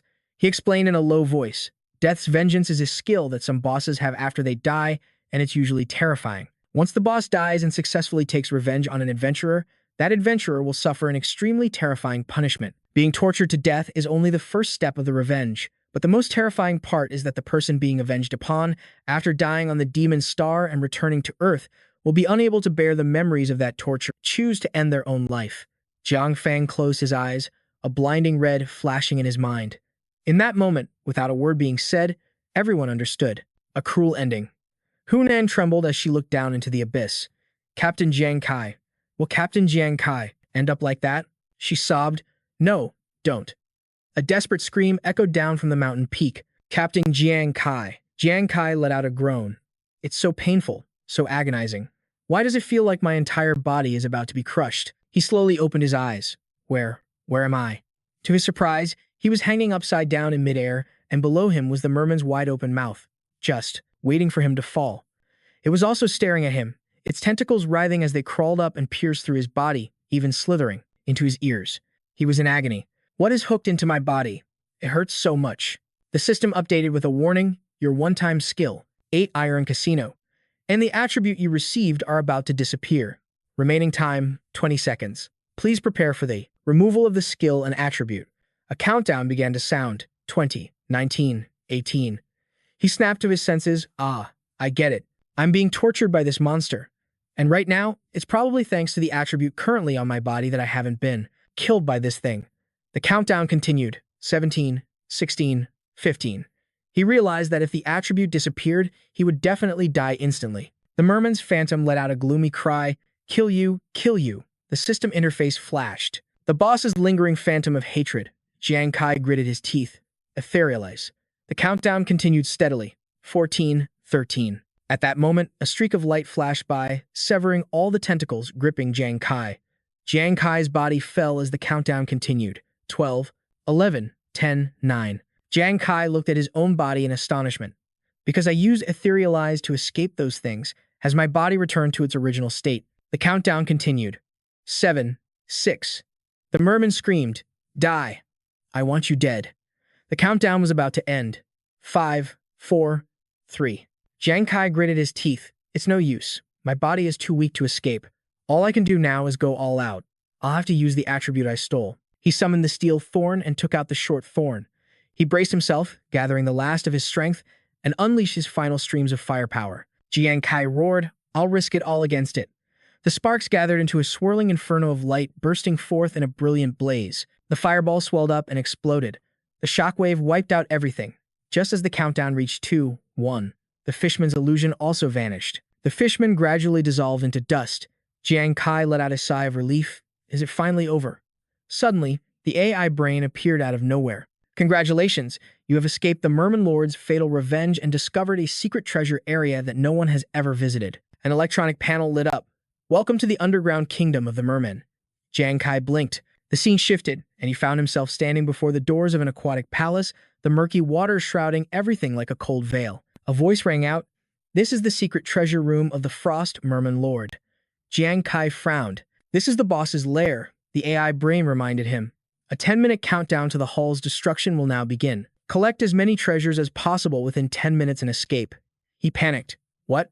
Another countdown? What happens if I don't escape?" Her voice rang out, "If you fail to escape, you will die, and all the boss treasures you've collected will disappear. Only by escaping successfully can you take the treasures with you." With that, the AI brain went silent. He was stunned.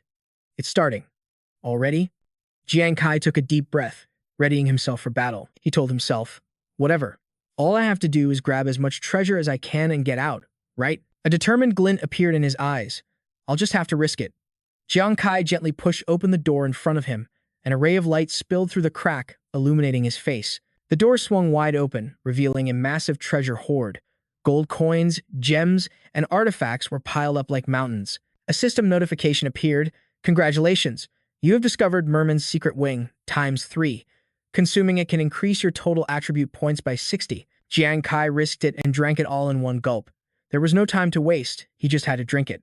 The system displayed an electronic panel. "Do you wish to distribute your attribute points?" Jiang Kai immediately chose yes, putting everything into agility. Right after, he spotted another treasure chest. The electronic panel flashed. "Congratulations, you have discovered a rare boss treasure chest." His eyes lit up like stars. "This is perfect. Look at all these treasures. And from the looks of it, they're at least A rank. There are about 7 minutes left. If I move as fast as I can, I should be able to grab it all in time." A friendly reminder appeared. "Treasure chests in the underground kingdom only exist for 90 seconds. Please collect it as soon as possible," he shouted in anger. The treasure chest has its own separate timer. A countdown immediately began. 90, 89, 88, 87. Jiang Kai scrambled to grab everything like a madman. Faster, faster. As a result, 90 seconds later, he collapsed, exhausted, on a mountain of gold and silver. He was about to pass out from breathlessness. A system notification appeared. "Congratulations, you have discovered a tear of repentance. Using 10 drops can remove the bloodthirsty killer status. Would you like to be?" Before the system could finish its sentence, Jiang Kai shot up. Tears of repentance? The search was definitely worth it. Use them all for me. He jumped around the room joyfully. "Not only did I find so many treasures at once, but I also got rid of the bloodthirsty killer status. This is a huge score." Suddenly, his eyes scanned over something. His gaze locked onto an object deep within a wall alcove. He looked up curiously. "This is..." The system frame lit up. "Congratulations, you have discovered a special class change formula. Using this formula, you can complete the special level 20 class change. After an adventurer reaches level 20, they must change their profession before they can level up again." He was astonished. Could this really be the thing that will let me complete a special level 20 job change? Meanwhile, back on the mountain, it was the second day since the battle had ended. Next to Jiang Kai's memorial portrait, the sound of choked sobs echoed in the wind. The captain hasn't come up for so long. He couldn't be. What Jiang Fang said he'd be, right? Hu Yan and Ruan Yu sniffled continuously. He even said the captain wouldn't be able to escape the self-destruction. It's true what they say. The good die young. The captain's death was so tragic. Suddenly, the two of them saw a hand reaching up from the cliff's edge. Ruan Yu was still sucking back his snot, while Hu Yan had already picked up a rock, warning in a grim voice. Ruan Yu, be careful. It looks like some merman scum is trying to climb up. Seeing this, Ruan Yu also rushed forward. Together with Hu Yan, they hurled a barrage of stones downwards. We will never allow any merman to ruin the captain's funeral. That's right. I will stand guard over the captain's gravestone right here. A rock hit someone on the head, and a scream echoed up from the abyss. Jiang Kai yelled, "You crazy fools! It took everything I had to climb out of that cave entrance." Hearing the familiar voice, Ruan Yu and Hu Yan both froze for a few seconds. Wait, why does that voice sound so familiar? But they continued to scream and throw things. You ugly fish down there. I'm doing this for the captain. The sound of the three of them laughing cheerfully echoed throughout the mountains. Jiang Kai chased after the two of them, laughing, deeply moved. It feels like forever since I've seen you two. I can't believe it's only been a day.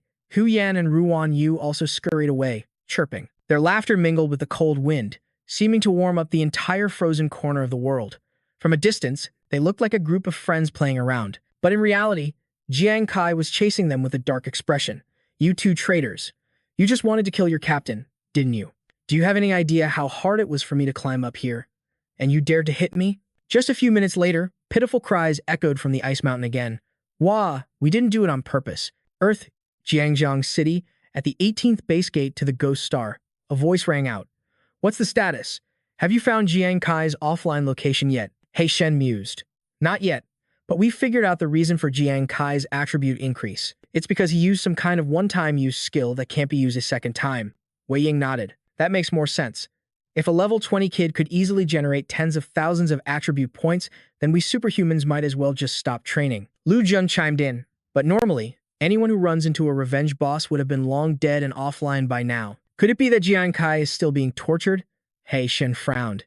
Is it possible to torture someone for that long? I think that kid is definitely finished. Wei Ying waved his hand. No, don't use conventional thinking to judge Jiang Kai, he said in a low voice. You're all forgetting one possibility. Not only did Jiang Kai survive the boss's revenge, but he might have even found the boss's secret treasure. He Shen immediately refuted him. No, that's absolutely impossible. In the 50 years since the Ghost Star appeared, only a handful of people have managed to survive a revenge encounter and obtain the secret treasure. And all of those people were top-tier superhumans. Lu Jun agreed. Exactly. Jiang Kai has only been on the Ghost Star for about a month. I don't think he stood a chance of surviving the boss's revenge. Only Wei Ying thought differently. He leaned back and said casually, Is that so? But my intuition tells me he just might have. Just then, the door burst open. Lan Lan ran in, out of breath. Commander Wei, that person is listing items on the exchange. The three of them turned around, not yet understanding what was happening. Lu Jun and He Shen asked sternly, Who is it? Does opening a private stall require a report? Lan Lan shouted, It's Jiang Kai. It's Jiang Kai. Not only is he not dead, he's opened a private stall on the Ghost Star. The total value of the goods he's selling is over 400 million sacred coins. Lu Jun and He Shen's faces changed. What? A few minutes later, the whole group had rushed over to look at Jiang Kai's stall. Lu Jun and He Shen were stunned. I see it. The records show he just sold 1.8 kilograms of nether green ore in a matter of seconds. The value was 18 million sacred coins. The two of them were dumbfounded. There was also a special grade black and white iron crystal, 3 kilograms of it, that sold for 63 million. And on top of that, there's fortified ironstone, mystic iron crystal, dark mystic iron crystal, obsidian enhancement stone, and pearwood ore. The total value of these items is over 100 million.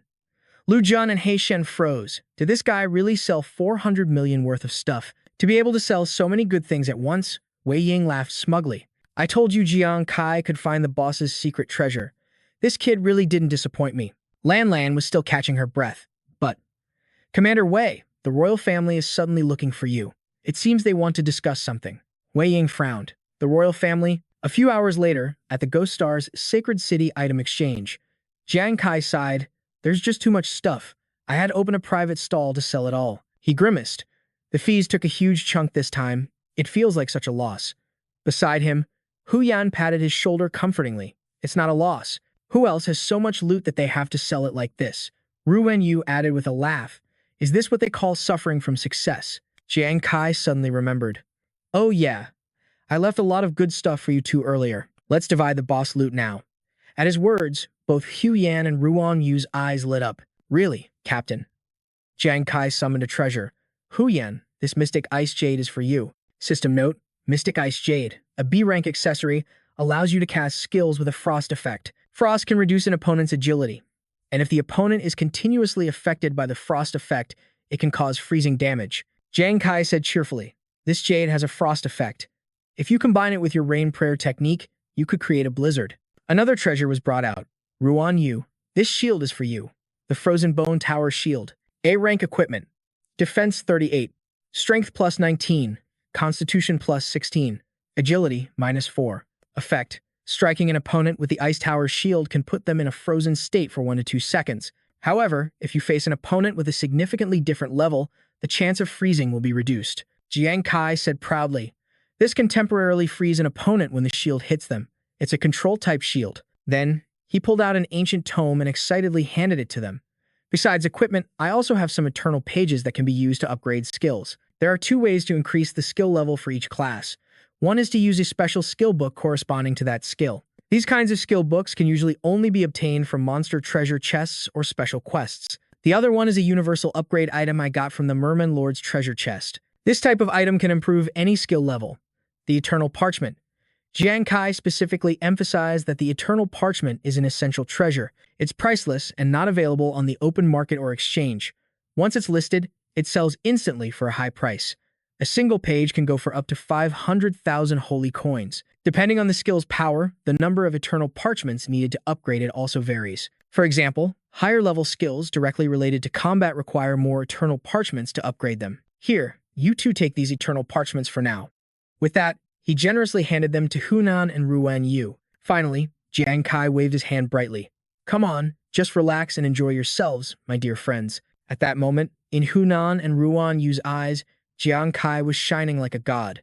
They suddenly rushed forward, emotionally nuzzling against him. Captain Jiang Kai, Hunan burst into tears. You've been so incredibly kind to us. We'll pray every day to bless you. Ruan Yu chimed in, choked with emotion. That's right. Even if you die, your soul will definitely go to heaven. Jiang Kai shouted in embarrassment. Let go of me, you too. This is so embarrassing out in the middle of the street. A sneer rang out. Jiang Kai, you actually know how to feel shame? Huang Da and He Yi approached, a bunch of low-class people who don't know how to conduct themselves in public. No wonder you lot are just a bunch of pathetic losers. Jiang Kai looked up. Huang Da? Even Hunan was surprised. It's Huang Da. Lifting his chin, he continued. Jiang Kai, I'm warning you not to get too cocky. Don't think you can defy the royal family time and again just because you have the army protecting you. I came here to tell you something. He looked down on Jiang Kai arrogantly. Next, I'm going to brutally kill you in the guild challenge. I'll show the army that you're just a worthless piece of trash who doesn't deserve their protection. After speaking, he strode past the 3 of them, the cold sound of his shoes echoing on the ground. Once the army abandons you, just prepare to die by my hand. Jiang Kai frowned as he watched him go. The guild challenge. What's that? What's this Huang Da guy talking about? Hunan explained in a low voice. Captain Jiang Kai, you don't know? The guild challenge is a competition organized by the army to screen for powerful guild forces. The guild challenge has a minimum entry requirement of level 21 and is divided into brackets every 20 levels, all the way up to the highest level of 100, for a total of 4 brackets. Each guild sends at least 1 team of 5 to compete, and they're paired off against other teams in the same bracket until the top 3 teams for that bracket are determined. Because the army gives generous rewards to the top 3 in each bracket, many guilds participate every time, and there are countless powerful guilds with experts as common as clouds. Jiang Kai asked, confused. But I'm not participating in the challenge, so why would Huang Da? He waved his hand. Ah, forget it. We made a huge profit this time, so I need to go offline for a while to see my family. Hunan and Ruan Yu said in unison. Okay. On Earth, in the Holy Kingdom, Jiangzhong City, a gentle voice was heard. Jiang Kai, why did you buy so many health supplements? This must have cost a fortune. Jiang Kai cheerfully reassured him. Brother, didn't you just have surgery? I was worried you wouldn't be able to keep up with your nutritional needs. His older brother hesitated. But you bought way too much. He looked at the mountain of goods being delivered, his face turning pale. Jiang Kai bit his lip. Is it a lot? His brother gave a wry smile. It's as much as a granary. He sighed. Jiang Kai, you already put me in the most expensive hospital. How can you keep spending money like this? I'll get discharged as soon as possible and find work to help ease your financial burden. Jiang Kai stood nearby and said in a low voice, "There's no need, brother. I remember your dream was to become a superhuman and fight the beast god for humanity, right? So, after your discharge, you should become an adventurer." These words stunned his older brother. He lowered his head sadly. "Me? How could I possibly become an adventurer in my condition? Besides, it's too expensive to travel to the ghost star. It's enough that you can go by yourself." Jiang Kai lightly tapped his system, and a screen opened up. Current balance, 419,623,471.16. Jiang Kai smiled proudly. "Brother, I told you that you don't need to worry about money anymore, and you won't have to work ever again." His older brother was shocked. "Jiang Kai, where did you get so much money? This is hundreds of millions." Jiang Kai spread his arms. "Brother, this is all money I earned legitimately on the Ghost Star. You've worked so hard for both of us all these years. Now that I have the ability, you can live the life you've always wanted." Memories came flooding back. "I still remember that even with your mortal body, you managed to save us on the Beast God battlefield. What do you think would happen if you became a superhuman now?" He looked his brother straight in the eyes and said firmly, "I know we can save a lot of people." His big brother was silent for a long time before asking softly, "Is it really possible for someone like me to become a superhuman? With the body I have now?" Jiang Kai broke an apple in half and handed him a piece. "Of course you can." Leaving the hospital, Jiang Kai let out a sigh of relief. Finally, his big brother could pursue his dream again. "I should celebrate after picking Yingzi up from school." Suddenly, the piercing screech of tires echoed through the air. Startled, Jiang Kai turned to see Luo Jun shouting, "Jiang Kai, get over here. Come with us." He walked up to the car door and peeked inside. "Big bro, Luo Jun, what are you doing here?" "I'm kind of busy. I have to go pick my sister up from school." Luo Jun and He Shen said grimly, "Jiang Kai, we're here about your sister." "Your sister, Yingzi. She was in a car accident." The scene ahead was devastating, with smoke and dust billowing from the middle of the road. Jiang Kai screamed in panic, "Yingzi." He rushed across the street, shouting her name over and over. Suddenly, a clear voice called out, "Bro." Jiang Kai froze. Yingzi was standing on the side of the road, waving cheerfully. "Bro, I'm over here." Overcome with emotion, he rushed over and hugged her tightly, asking loudly, "Yingzi, are you okay?" "What happened?" The little girl reassured him. "I'm fine. My school bus just had some trouble." Jiang Kai frowned. "Trouble?" Yingzi pointed to the person behind her. "But luckily, this guy saved me." "He said he knows you, too." Jiang Fang raised his hand in greeting. "Jiang Kai." Jiang Kai was stunned. "You're Jiang Fang, the Imperial clan's superhuman. Why are you here?" Luo Jun stepped forward with a grave expression. "Jiang Kai, let me handle this. The important thing you need to know is that your sister's accident wasn't random." He Shen continued. "It was secretly arranged by the Imperial clan." They both looked at him grimly. "Jiang Kai, you've embarrassed the Imperial clan too many times, and their hatred for you is growing. Now, they've used the credit from defeating the boss on Eternal East Island to force the military to withdraw its protection over you." The two explained that the credit for defeating the boss on Eternal East Island was immense. Even Commander Wei had to yield to pressure from his superiors, but he managed to create an opportunity for you. During the negotiations, Commander Wei brought up the upcoming guild competition. He proposed that if the Imperial clan could defeat you in the tournament and prove that your new class isn't all that powerful, the military would agree to their demands. Wei Ying hopes you'll play along this time. Otherwise, he'll have no excuse to protect you directly anymore. Both sides reluctantly reached a compromise. This was the most we could do for you under the circumstances. And today's incident, that was the Imperial clan forcing your hand. If you dare refuse to compete, your family will pay the price. Every word felt like it was draining the blood from Jiang Kai's veins. Luo Jun gritted his teeth. "I'm sorry, Jiang Kai. The Imperial clan's influence is enormous. Combined with their accomplishment on Eternal East Island, some of the higher-ups are starting to waver. So, as long as they don't attack you directly, unlike the threat today, we in the military have to look the other way." He Shen added nonchalantly. "Therefore, you now have two paths to choose from. 1. Agree to the Imperial clan's wager. 2. Join the military immediately and officially come under its protection." Yingzi's eyes widened. "Can the military really protect us?" Luo Jun nodded. "Right now, Jiang Kai, your new class is still valuable. If you join the military, Commander Wei will have more ways to protect you and your family. At the very least, you can avoid a lot of trouble for the time being." Jiang Kai muttered to himself. Join the military. A bloody image flashed in his mind. Yingzi and his brother murdered. He saw himself, bound and kneeling on the ground, screaming himself hoarse. "Big bro, Yingzi, no." An icy heel pressed down on his head as a cold voice echoed, "Jiang Kai, did you really think joining the military meant you could rest easy? You're nothing but a worthless pawn. Useless." Jiang Kai clenched his fists, his thoughts racing. No, if I just join the military and rely on its protection, once I end up like the drunkard or the feng shui master, abandoned because my class progression is poor, then my family will face even more horrific persecution from the imperial clan. He considered his options carefully. The imperial clan had vast resources. In terms of assets, wealth, and power, he was completely outmatched at the moment. But he had his talent doubling. The system had described it before. All rewards you receive from the system will trigger a doubling effect, and there is a 1% chance of activating super doubling, increasing the reward by 10 times. The gambler's talent was doubling. This meant his attribute points were effectively almost double that of others at the same level. Therefore, when fighting opponents of a similar level, his superior total attribute points and critical damage would give him the advantage. Even against higher-level opponents, with the right strategy, he could turn the tables and kill them. And because the bet was about a new class, the royal family has absolutely no idea what I'm capable of.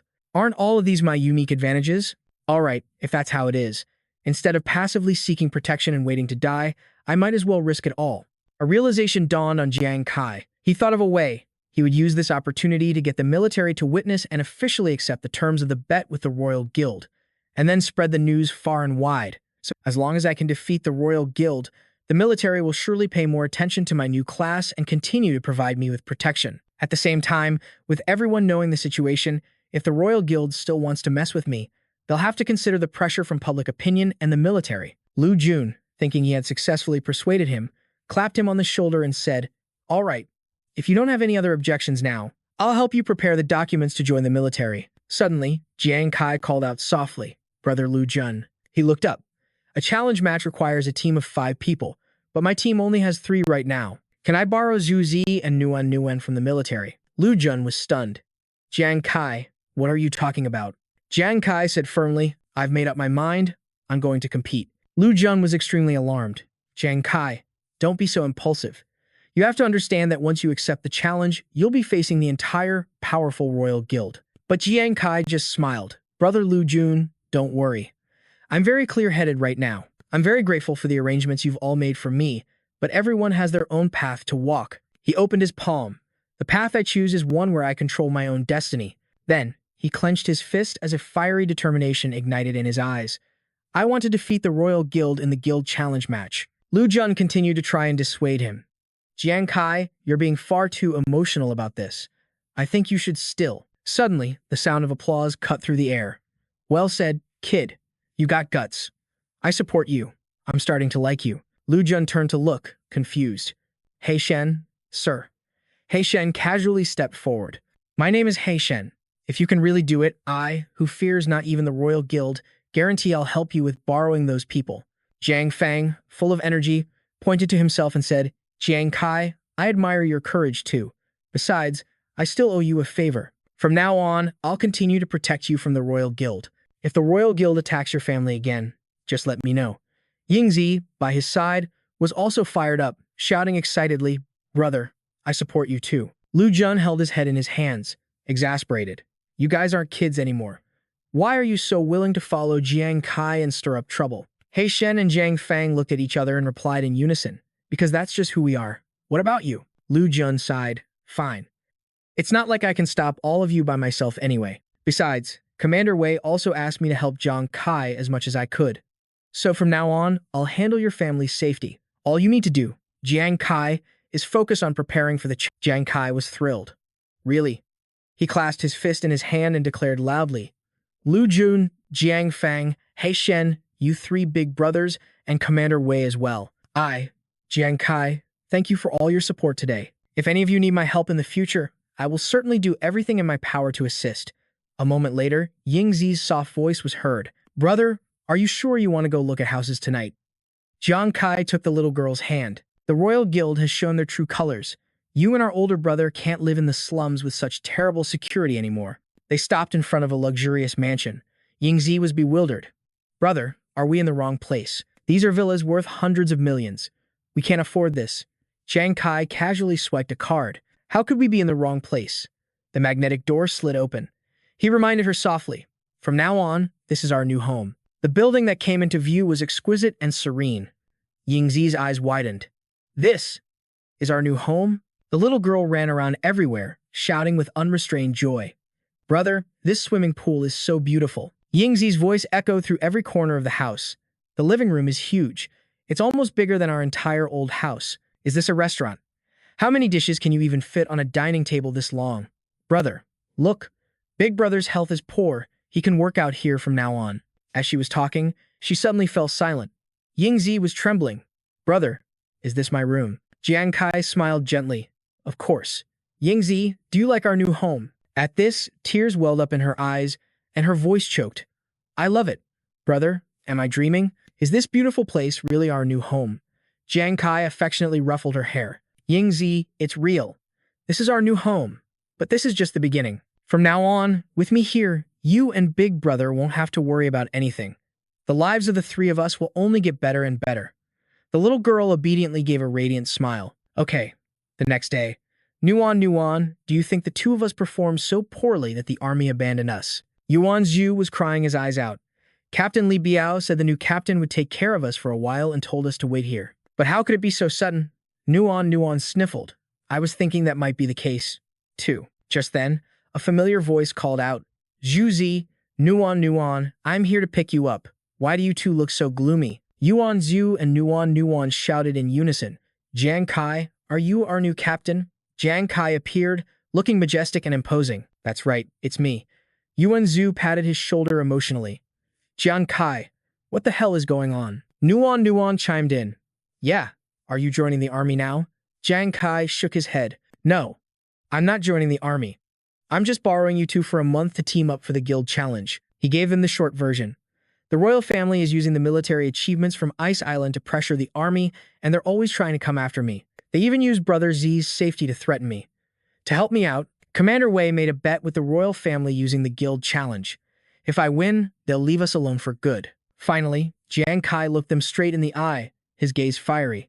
So this time, we have to win and shut those royals up for good. Zhuzi, Nuan, are you willing to help me? They both yelled in unison. Of course. Those bastards from the royal family dared to touch Brother Z. I watched Brother Z grow up. How can I stand for this? They're just plain evil. But then, Yuan Zhu hesitated, his face twisting in concern. But, Jiang Kai, are you sure you want to team up with us? Jiang Kai was surprised by the question. What do you mean? Yuan Zhu broke into a cold sweat. The army has a very sophisticated internal evaluation system. After new members join, they go through an initial ranking and are sorted from weakest to strongest based on combat performance, from E rank to SSS rank. And after that, for 2 months, the army regularly reevaluates personnel internally. If a newcomer is ranked E for 6 months straight, they get dropped by the army. In the initial rankings, Nuan was a C rank, but I got stage fright and ended up with the worst rank, E. Yuan Zhu and Nuan said in low voices, Jiang Kai, I'm afraid I'll just drag you down. Me too. Jiang Kai said firmly, don't worry about it. We'll be teammates for 1 month. After the guild challenge is over, you two will go back. By the time you get reevaluated, I'll make sure you both get at least an A rank. Both of them were still worried. Jiang Kai, are you sure? We all just got out of the starter zone not long ago. Can you really lead the two of us? Normal captains need to be at least level 15 or higher. But Jiang Kai, are you even level 15 yet? A voice rang out. Level 15? What's that? Hu Yan said proudly, Captain Jiang Kai hit level 20 a long time ago. He's already thinking about his class advancement now. Ruan Yu, standing nearby, nodded. That's right. Jiang Kai turned around. Oh, right. I haven't introduced you two yet. These are our new teammates. He pointed to Hu Yan. This is Hu Yan. Her class is Fate Prophet. She waved brightly. Hello, you two. My name is Hu Yan. I've already heard a lot about you from Captain Jiang Kai. He gestured to the person next to him. This is Ruan Yu, and his class is Drunken Fiend. He politely placed a hand on his chest. Hello, you two. I'm Ruan Yu. Nuan and Yuan Zhu said enthusiastically. Hello, you two.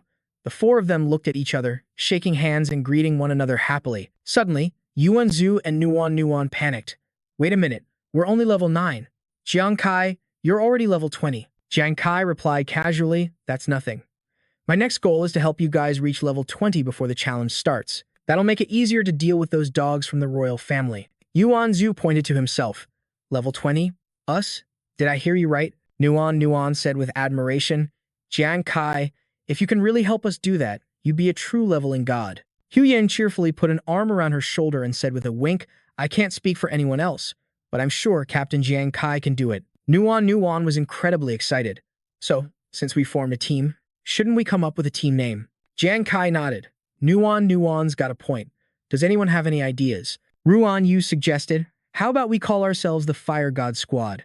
It signifies the 5 of us going all out with full firepower, showing off all our skills. Everyone shouted in unison. Jiang Kai encouraged them, let's recharge today and tomorrow. Our Fire God Squad will head straight for the monster territory early the day after tomorrow. Under the green canopy, the morale of all 5 of them soared. They all shouted loudly, Roger. At the end of a long day, everyone waved goodbye. Jiang Kai, see you another time.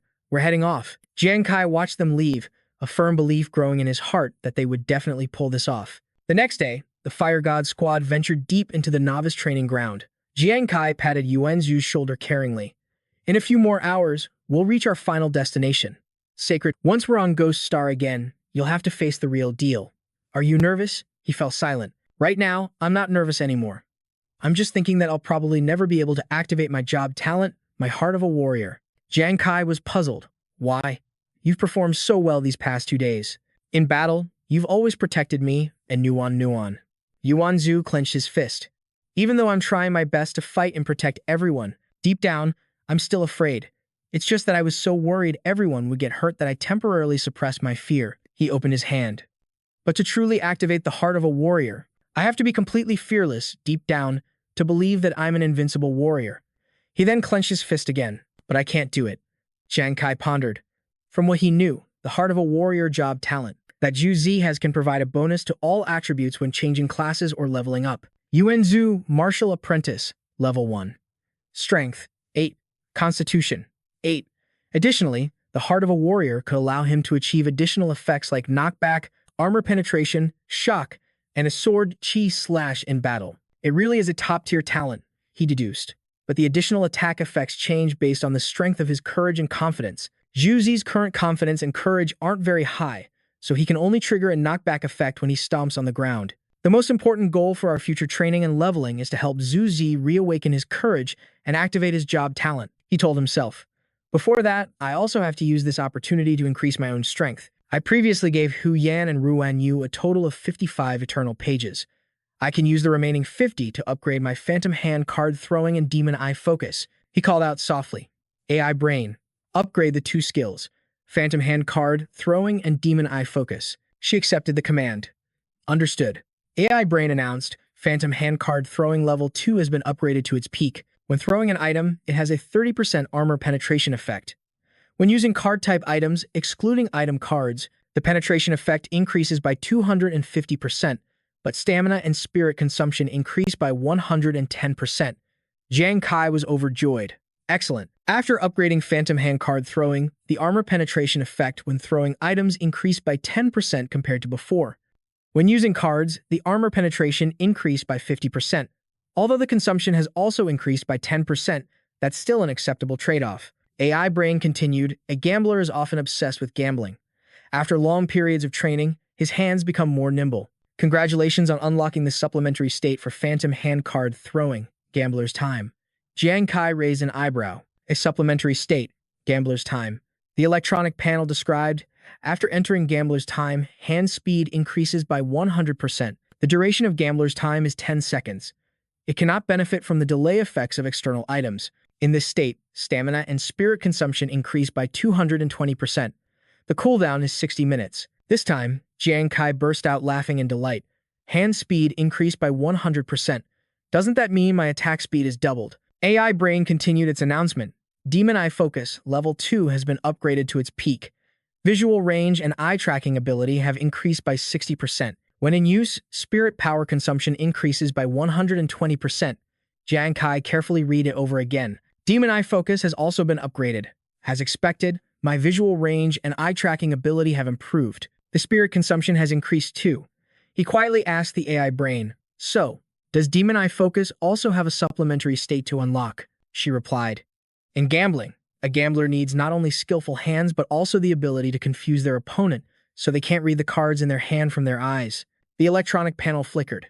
Cheating state, an effect that impacts the opponent's judgment through eye contact, determined by the difference in spirit power between both parties.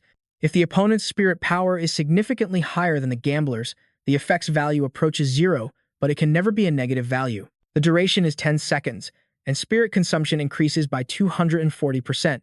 The cooldown is 60 minutes, she explained in detail. No matter how high the opponent's spirit power is, you can still affect them. It's just that the higher the opponent's spirit power, the smaller the effect, to the point where it might be negligible. But no matter how large the gap with the opponent is, there is no risk of a reverse effect. Jiang Kai was satisfied. Although the effect of this tricky ability will be diminished in high-level battles, it's still pretty good. I'm really eager to try out these two newly unlocked abilities. 2 days later, the Fire God squad arrived at the majestic river. Water churned through the vast green forest. The team announced, "We're here. This is the border between Kings Valley and Taiping Mountain Road, and it's also the territory of the armored dragon lizards." The 5 of them stood on a steep mountain peak, looking down at the world laid out before them. Yuan Zhu wondered, "Territory? Jiang Kai? Are there a lot of armored dragon lizards here? I remember they're monsters above level 25, right?" Hu Yan chimed in, "Not a lot, a whole lot. Armored dragon lizards are pack animals. There are at least 100 ironclad XI longs in this territory, you know." She narrowed her eyes and looked at Yuan Zhu. "Besides, if I remember correctly, I heard this place also has a warlord-level ironclad Zai Long that's over level 50. Yuan Zhu's jaw dropped. Warlord level. He was worried. Warlord-level monsters were quite rare. Usually, among 20 monsters, you might get 1 or 2 elite-level monsters, but you need at least 100 monsters before there's even a chance of a Warlord level 1 appearing. Our squad is almost entirely under level 20. Are we really going to face a Warlord-level monster directly?" Hearing this, Nuan also became timid. "Jiang Kai, back on Yongdong Island, you were able to single-handedly defeat the Fishman Lord. I believe in your abilities, but this time, you're leading us against not just a Warlord-level ironclad Zhilong, but also its minions of at least level 25 common Shilongs and level 35 elite Shilongs. Isn't that a bit too dangerous? After all, the gap between us and you is just too big," Jiang Kai calmly explained. "Besides grinding for experience, the most important thing is to practice our team's coordination. Mindless killing with no difficulty won't help the team improve at all. Only danger can unlock our true potential. Real combat is what makes people improve rapidly," he said seriously.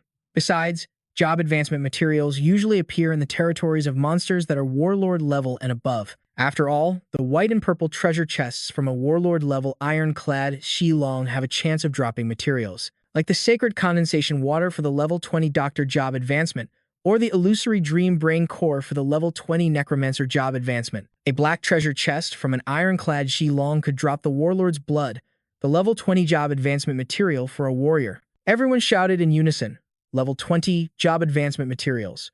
Hu Yan said slyly, "Captain Jiang Kai, you look so confident. You must have some powerful trick up your sleeve, don't you?" He turned around mysteriously. "That's a secret for now. How could I just reveal my ace like that?" The Fire God squad was incredibly excited, shouting loudly, "Then what are we waiting for? Let's move out." The whole team quickly advanced deep into the forest. Jiang Kai reminded them softly, "These look like tracks from an ironclad Shilong. Everyone, be careful." They all replied, "Got it." Yuan Zhu sidled up to Ruan Yu and whispered, "Brother Ruan, I heard that you're not even afraid of an elite-level Phantom Banshee. But with how that Banshee looked, how did you overcome your fear?" He raised an eyebrow. "Overcome fear? I didn't. I felt no fear at that moment." Yuan Zhu's eyes widened. "No fear? Brother Ruan, how did you do that? Can you teach me?" Ruan Yu tossed him 2 small bottles. "As it happens, the wine we necromancers brew is quite effective. This is a special level 2 wine that I brewed after upgrading my job's skills. The effects are very good. It might be useful for you," he added generously. "But you are a warrior. You're one of our squad's mainstays, so it's best not to drink during a fight." Yuan Zhu nodded furiously. "Okay, I'll remember that. Thanks, Brother Ruan." Suddenly, Jiang Kai sensed something was wrong and shouted, "Something's under the rock up ahead. Everyone, scatter." Everyone jumped back in alarm. A loud roar echoed, shaking the branches and leaves violently. From under the rock, a dark figure lunged out, its mouth wide open, ready to tear them apart. A system notification appeared. "Monster, Ironclad Zilong. Normal level, level 25. Jiang Kai landed lightly. Just then, he jerked his head up in surprise. The Shilong was charging aggressively towards him. The whole team yelled, "Jiang Kai, Captain Jiang Kai, watch out. Jiang Kai stood his ground as sharp claws extended from his hands. A plan suddenly formed in his mind. Wait a minute. Zhu is too timid. He doesn't dare face enemies head-on. That's why he hasn't been able to activate his class talent. Isn't this the perfect chance for him to train? He glanced at Yuan Zhu. This is a common ironclad Zhilong. Right now, Zhu is a level 9 warrior. Even though he can't win, he won't be killed by it. As for me, if needed, I can enter my ethereal state to dodge the ironclad Xilong's attacks. He resolved to stand still and let the Xilong attack. All right, let's take this gamble. I have to help Zhu realize that he's not actually weak. The team yelled in panic, Captain Jiang Kai, do something. Jiang Kai. Captain Jiang Kai is in danger. Suddenly, a figure shot forward like the wind. Yuan Zhu raised both arms and slammed them down. Jiang Kai, I'm here to save you. The earth-shattering blow landed. Stomp. The Xilong was smashed to the ground, leaving the entire team stunned. Jiang Kai said proudly, well done, Zhu. He stared intently at the Xilong he had just pummeled, but it suddenly struggled back up. Zhu trembled and screamed, what? It's already attacking again. Help me. A whip of fire lashed out at the Xilong, making it roar in pain. Jiang Kai casually rubbed his hands. Zhu, I've already pierced through its belly, its weakest defensive point. It's not a fatal blow yet. Hurry up and finish it off. The Xilong growled, staring straight into Yuan Zhu's eyes. He was trembling uncontrollably, but his hand still subconsciously summoned his sword. Zhu Zi closed his eyes, using all his might, and stabbed downwards with all his might. The urgent calls of his teammates pulled him back to reality. Zhu Zi, open your eyes and look. It was all over. The system announced the kill of the level 25 armored Z-Dragon. Zhu stared blankly down at the Z-Dragon. Is it dead? He cursed angrily. The thing had crawled out of a crack and scared the hell out of him. Then, he smugly nudged Jiang Kai, who was standing beside him. Jiang Kai, what were you spacing out for? If I'd been any slower, you would have been bitten. Jiang Kai had to play along. I don't know why, but my mind just went completely blank back there. Besides, you promised you'd protect me from now on. Were you just going to stand there and let it eat me? Zhu faltered. I'm telling you, Jiang Kai, don't you know I'm a coward? What if? Nuan, and the others came up from behind them. Zhu, that was really brave of you. Back on Captain Li Bao's fierce tiger team, you rarely dare to confront the enemy head-on. Hu Yan praised Zhu. I never expected your Earthshaker stomp to be that powerful. The praise made Zhu embarrassed. Oh, it's nothing. Just the third strongest in the world. Ruan Yu also chimed in with praise. That's right, a true martial artist, as expected. Jiang Kai urged them on. All right, let's keep moving to the Warlord-level armored G-Dragon's location. Zhu, hurry up and store the corpse, he replied enthusiastically. Okay. The group ventured deeper into a rugged, mountainous area where treacherous cliffs were packed tightly together, surrounded by monsters. The system's voice rang out repeatedly. Monster. Elite Armored Z-Dragon. Level 35. The Fire God Squad watched from a mountaintop. Look, in the stone forest over there are 3 elite armored G-Dragons. Jiang Kai warned, they are most likely guarding that Warlord-level armored G-Dragon. This stone forest has too much cover. Those 3 elite armored she-dragons nearby might have others of their kind in ambush. We absolutely must be careful, he thought to himself. Back on Yongdong Island, I was only able to handle so many elite monsters because of that one-time use skill from the iron equipment. This time, I have to be cautious. Jiang Kai gave the order, Hu Yan. I need you to summon rain to mask our scent. To prevent the armored Z-Dragons from detecting us, you'll probably need to maintain it for 10 minutes. Can you do it? She nodded. I can. My rain summoning skill has been upgraded, and I have the experience from training on Yongdong Island. Maintaining it for 10 minutes won't be a problem. Jiang Kai began to lay out the plan. Good. Hu Yan, prepare to summon the rain. Nuan, prepare your poisons in case we need them. Ruan Yu, you're in charge of protecting Hu Yan and Nuan. He looked over at Zhu and instructed. Once it starts raining, Zhu, you'll charge into the stone forest with me. Remember, you don't need to attack them. Just use your Earthshaker stomp to control and delay them for me. Leave the rest to me. Zhu replied decisively. Got it. A bolt of lightning tore across the sky, and dark clouds swirled, unleashing a torrential downpour that hammered against the leaves. The she-dragons raised their heads, confused and disoriented. Jiang Kai shouted, Zhu, now, charge. Through the thick curtain of rain, hundreds of glowing red eyes opened at once. They let out a roar, and all of them lunged towards the 2 men. Jiang Kai yelled, just as I thought. There were still a lot of armored G-Dragons hiding. Zhu, cover me. Zhu spun around and yelled in disgust. So disgusting. He slammed his foot on the ground, and a shockwave sent the pack of sea dragons flying. Nearby, Jiang Kai had already cleared out a wave of them. He calculated inwardly, a 100% increase in attack speed for 10 minutes. Huh. Well then, let's see how effective it is in a real fight. Blazing flames erupted from his body as he stomped the ground. Sparks shot out, piercing straight through the horde of she dragons. Jiang Kai waved his hand, and the sparks transformed into small bombs, which exploded violently, tearing the she dragons apart in midair. The sky gradually cleared up. The system's announcements chimed rapidly. Killed level 37 elite armored G dragon. Hu Yan and Ruan Yu were thrilled and excited, feeling like the nine. Soul-chasing darts were being thrown by Jiang Kai like an endless supply of shuriken. This is the first time we've seen Zhu coordinate his skills with Jiang Kai. They're so strong. Nuan was buzzing with excitement. They really are incredibly strong. During our rookie trials, they cooperated just like this. This type of armored Z-Dragon has such strong armor. If its belly, its weakest point, isn't exposed, it's normally very difficult to kill. Even Captain Li couldn't kill one in a single blow. Zhu pulled his sword from his she-dragon's body. The system announced. Killed level 35 elite armored G-Dragon. He shouted with excitement. I leveled up. Explorer Yuan Zhu. Profession, martial artist, level 10. Jiang Kai, I'm level 10 now. Jiang Kai turned around calmly. Zhu, I knew you could do it. Acquired elite armored G-Dragon number 64. Acquired elite armored G-Dragon number 65. Acquired elite armored G-Dragon number 6. The rest of the group happily ran over to the two of them. Captain Jiang Kai, Zhu, the way you two cooperated just now was incredible. It really makes me more and more confident in our Fire God squad. That's right, we've been out for less than an hour, and Zhu has already gone from level 9 to level 10. Nuan said with open admiration, even though I knew Captain Jiang Kai and Zhu were strong when they worked together, I never expected the leveling speed to be this fast. I want to be that amazing too.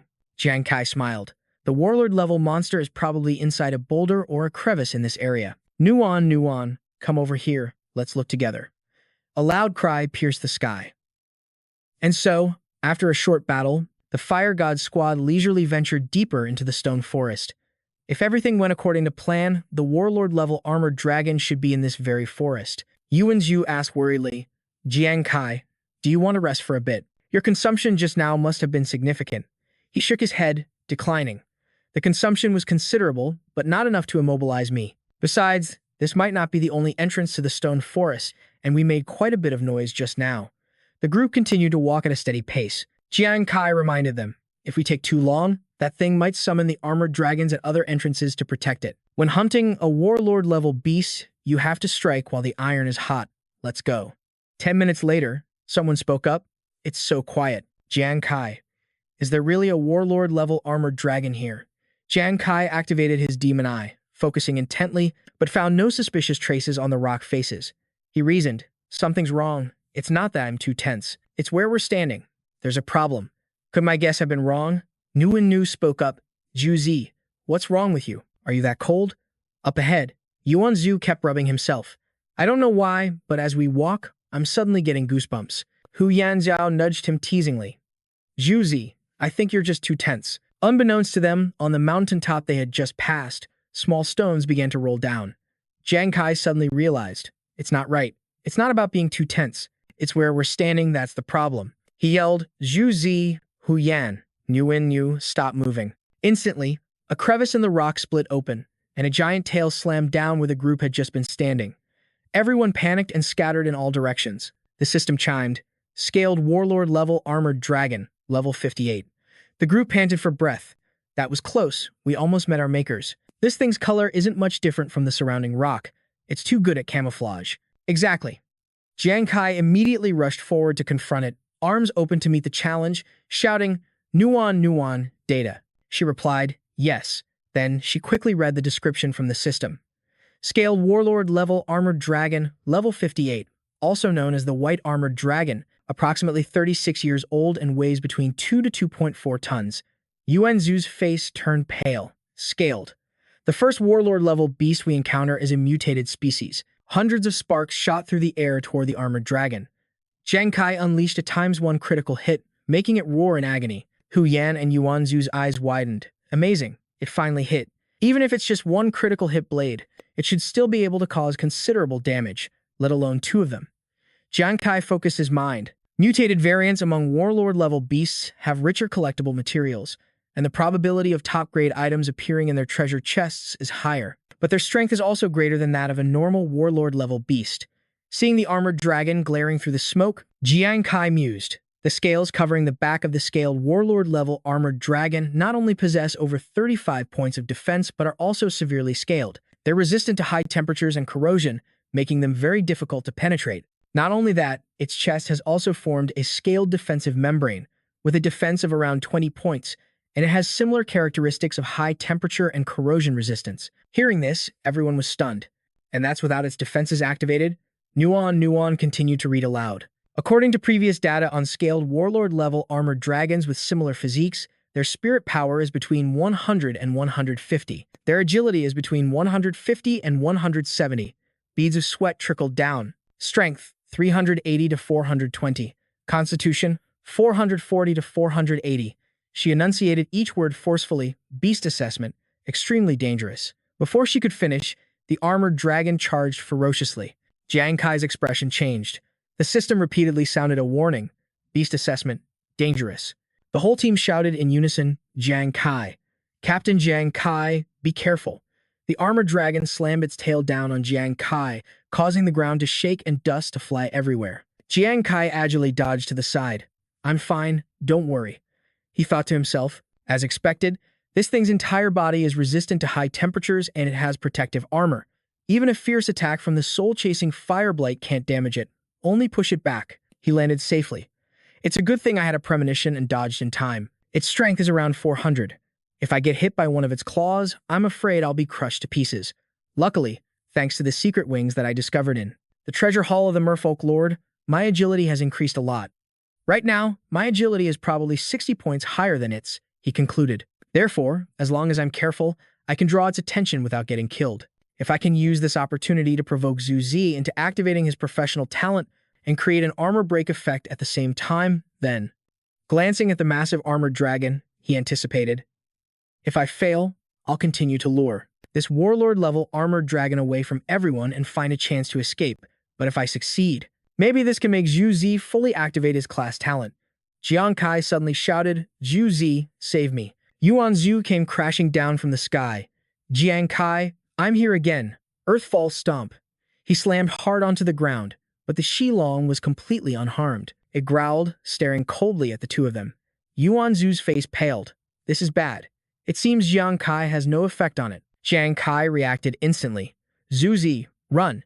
It opened its massive jaws and snapped repeatedly at Yuan Zhu. He screamed, this is terrifying. A huge blast of fire intercepted the Shilong, forcing it to stop. Jiang Kai seized the opportunity to dash over and grab Yuan Zhu. Right now, this warlord-level armored Shilong will definitely target me and Zhu Zi. I have to lure it away. Suddenly, a figure darted past them. Jiang Kai narrowed his eyes. Who are you? From a distance, Nuan, and Hu Yan shouted, Captain Jiang Kai, it's Ruan Yu. He's drunk. Jiang Kai, the saliva of a scaled warlord. Shilong can quickly corrode most equipment and cause severe flesh wounds. Jiang Kai's face turned pale. Oh no, it's Ruan Yu. If he actually tries to kiss that Shilong, his entire body will melt. Unexpectedly, Ruan Yu leaned in and slammed hard into the Shilong, the force so powerful that it sent both of them flying. Ruan Yu landed, skidding back a few meters with a goofy grin. So it's a scaled Shilong, huh? Jiang Kai was stunned. What? Why isn't Ruan Yu seeing the Shilong as a beautiful girl this time?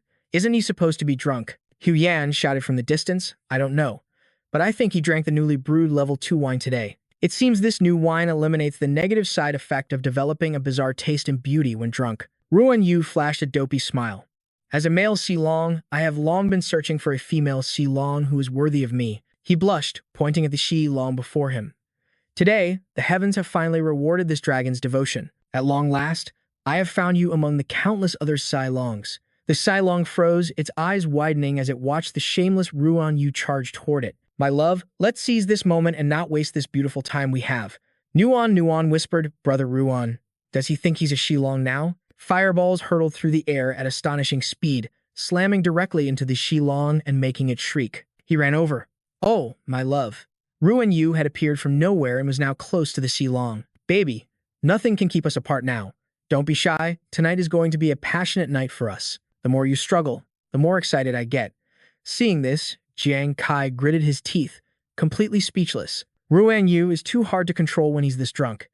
If this keeps up, even if we get a chance to kill the Shi Long, I'll be completely drained both physically and mentally. Meanwhile, he was still lost in his drunken narcissism. My wife, let me warm your broken maiden heart with my powerful chest. He frantically looked around for backup. Ruan Yu has completely lost his mind. I can't restrain him and fight this armored Ji Long at the same time for much longer. We have to hurry. With this in mind, Jiang Kai yelled, Zhu Zi, hurry. Right now, only your armor-breaking class talent can get us out of this mess. We need you. Yuan Zhu stared at the scene before him, his jaw hanging open. So this is what it means to be fearless. He thought in admiration. Brother Ruan is truly like a god. Yuan Zhu recalled Ruan Yu's previous words. Overcome fear. No. At that moment, I simply had no fear in my heart. He had been astonished at the time. No fear. How did you do that? Can you teach me? Ending his recollection, Yuan Zhu quickly pulled out a mug of beer. He raised it to his lips and decisively chugged the entire thing. All right, here I come. Cheers. Brother Ruan, thank you for the personal demonstration. I finally understand. Soon after, Yuan Zhu was completely drunk. He wore a dazed expression and a smirk. A system notification popped up. You have entered a state of chaotic perception. In this state, your understanding of your own identity, power, and situation will become distorted. Immediately after, the screen flashed a severe chaos's warning. Meanwhile, the Shi Long was still fighting for its life. The Shi Long was already in a frenzy, but Ruan Yu kept charging at it. Seeing this, Nuan, Hu Yan, and Jiang Kai were horrified. Ruan Yu, Brother Ruan. Suddenly, Yuan Zhu threw the beer mug in his hand, shattering it to pieces. He gripped his sword firmly and charged forward. I, Yuan Zhu, am the strongest god of war in the world. With a single slash, he cut across the Jai Long. The sight left Jiang Kai slightly stunned. After drinking Ruan Yu's wine, Zhu Zi can break its armor in a single blow. It seems like getting drunk has thrown his mind into chaos. This boosted his confidence to an unprecedented level, and that blind confidence actually further activated his class talent. It imbued his attacks with an armor-breaking effect, just like with the Wolf King and the elite-level giant black ape before. Armor breaking doesn't inflict direct damage to their bodies, but it can damage their armor. The more he fought, the more fired up he got. I, Yuan Zhu, am the #1 god of war in the world. Who dares? Before he could even finish his sentence, the Shi Long's tail swung around. It whipped Yuan Zhu violently. Unable to react in time, he took a heavy blow. The moment Yuan Zhu hit the ground, the Shi Long swung its tail once more. Jiang Kai launched another fireball to block it. He used the monster's moment of distraction to pull him to safety. Jiang Kai smirked and whispered, Zhu Zi, thank you. As for what's next, as he spoke, he suddenly leaped high into the air. Jiang Kai excitedly launched a volley of fireballs. Let me get revenge for you. They caused the Shi Long's health bar to plummet, continuously deducting 2,000 HP. Seeing this, he exclaimed excitedly, excellent. Once this Shi Long's armor is broken, it won't be able to withstand critical hits. Zhu Zi, I'm leaving the finishing move to you. Meanwhile, Yuan Zhu staggered to his feet, sword in hand. He roared at the top of his lungs, I am Yuan Zhu, the #1 war god in the world. Who dares to be insolent? Yuan Zhu gripped his sword tightly and charged forward, swinging relentlessly. Gritting his teeth, he unleashed his move with all his might. Watching this, Nuan grew a bit worried. Jiang Kai, is Zhu Zi all right? Jiang Kai quickly reassured her, don't worry. Zhu Zi's just drunk. Besides, the armored Shi Long's defense is broken and I've already wounded it badly. It's perfectly safe. A moment later, Yuan Zhu's sword was drenched in blood. His Shi Long, unable to endure any longer, finally collapsed. A system notification popped up. Congratulations on killing the level 58 mutated Warlord class Xi Long. Obtained Warlord class Ji Long corpse part. Obtained Warlord class Ji Long treasure. Adventurer, Yuan Zhu. Class, martial artist. Level, 15. His expression grew even more smug. Yuan Zhu couldn't stop laughing. I told you, this Yuan Zhu is the #1 war god in the world, but his moment of glory was short-lived as he passed out on the spot. She gave a helpless laugh. Looks like Zhu Zi is completely plastered. He replied softly, he is. Nuan frowned in confusion. Jiang Kai, Hu Yan. I have this feeling I've forgotten something important, but I just can't remember what it is. Hearing this, Jiang Kai rested his chin on his hand, thinking. Now that you mention it, I think I feel the same way. Her eyes widened in realization. Me too. A sudden silence fell over the three of them. Suddenly, all three of their faces went pale as they screamed in unison. This is bad. At that very moment, New was sobbing his heart out, clutching a portrait of the Shilong. No, my one and only, dearly beloved wife in this whole world. Moi Mu gritted his teeth, his face contorted with rage. You people! He rushed toward Jiang Kai's group, demanding, I treated you like family, and you killed my wife. But after taking just a few steps, New stopped in his tracks. What's that smell? Disgusting. Finally, he collapsed to the ground, dead drunk. Hu Yan and Jiang Kai immediately turned to stare at her judgmentally. Nuan explained awkwardly, Why are you two looking at me like that? Nu thought he was a Shilong. He might have attacked us, you know. I just used a sleeping potion I made earlier to knock him out for a while, but the other two were now looking at Nuan with adoration. No, we mean you did a great job. She then cheerfully requested, Nuan, can you give me some of that potion to deal with Nu's crazy drunkenness? That's way too useful. Jiang Kai quickly chimed in, I want some too. She agreed without a second thought. Sure, no problem. By nightfall, the group had built a fire and set up camp. The two drunks were still passed out. They were sleeping soundly, cuddling each other under a single blanket that had been tossed over them. Hu Yan also lay down to rest after the long day. Nuan took out a flask of water and asked Jiang Kai, Want a drink? He turned his head, a bit lost in thought. Jiang Kai took the flask. Thanks. Not sleeping yet? She replied. Too much excitement today. I still can't quite believe everything that happened. Luckily, at the crucial moment, Zhu Zi managed to break the defense of that mutated warlord-class armored Zilong. He held the flask, still feeling the thrill of the battle. I never would have guessed that the level 2 wine and goo brood would end up activating Zhu Zi's class talent by pure chance. Nuan asked timidly, Jiang Kai, do you think? In the next few days, Zhu Zi will be able to activate more of his class talent's effects. Hearing this, Jiang Kai just smiled quietly to himself. He had to admit, the kid was never weak to begin with. The only thing he was ever really missing was confidence. The confidence he showed today only burst out because he was drunk and his senses were all jumbled. It activated the armor break effect. Meanwhile, Gu was still muttering in his sleep, Wifey, gimme a kiss. The person sleeping next to him kept mumbling defiantly, I, Yuan Zhu, am the greatest war god in the world. Jiang Kai finally came to a conclusion. Maybe he just needs more training. In any case, I hope he can build up some real confidence soon. She immediately replied cheerfully, I'm sure he will. The next morning, a terrified scream echoed through the camp. What? Yuan Zhu's eyes lit up, full of energy. Listening to everyone, I just realized how heroic I was yesterday. Meanwhile, he was feeling down after being teased.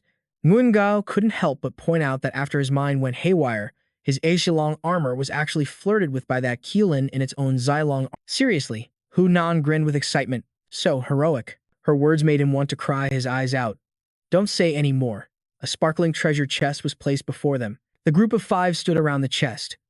All right, everyone's here. Let's start opening the treasure chest. Hu Nan placed a hand on Jiang Kai's shoulder and suggested, Captain Jiang Kai, this is a rare treasure chest. I did a divination just now. Your luck isn't great today. Let Nuan open it. I see she has a healthy glow about her today. She's much luckier than you. Hearing this, she immediately widened her eyes in surprise. Me? He smiled in response. That's right. Hu Nan is a master fortune teller. Nuan, you open it.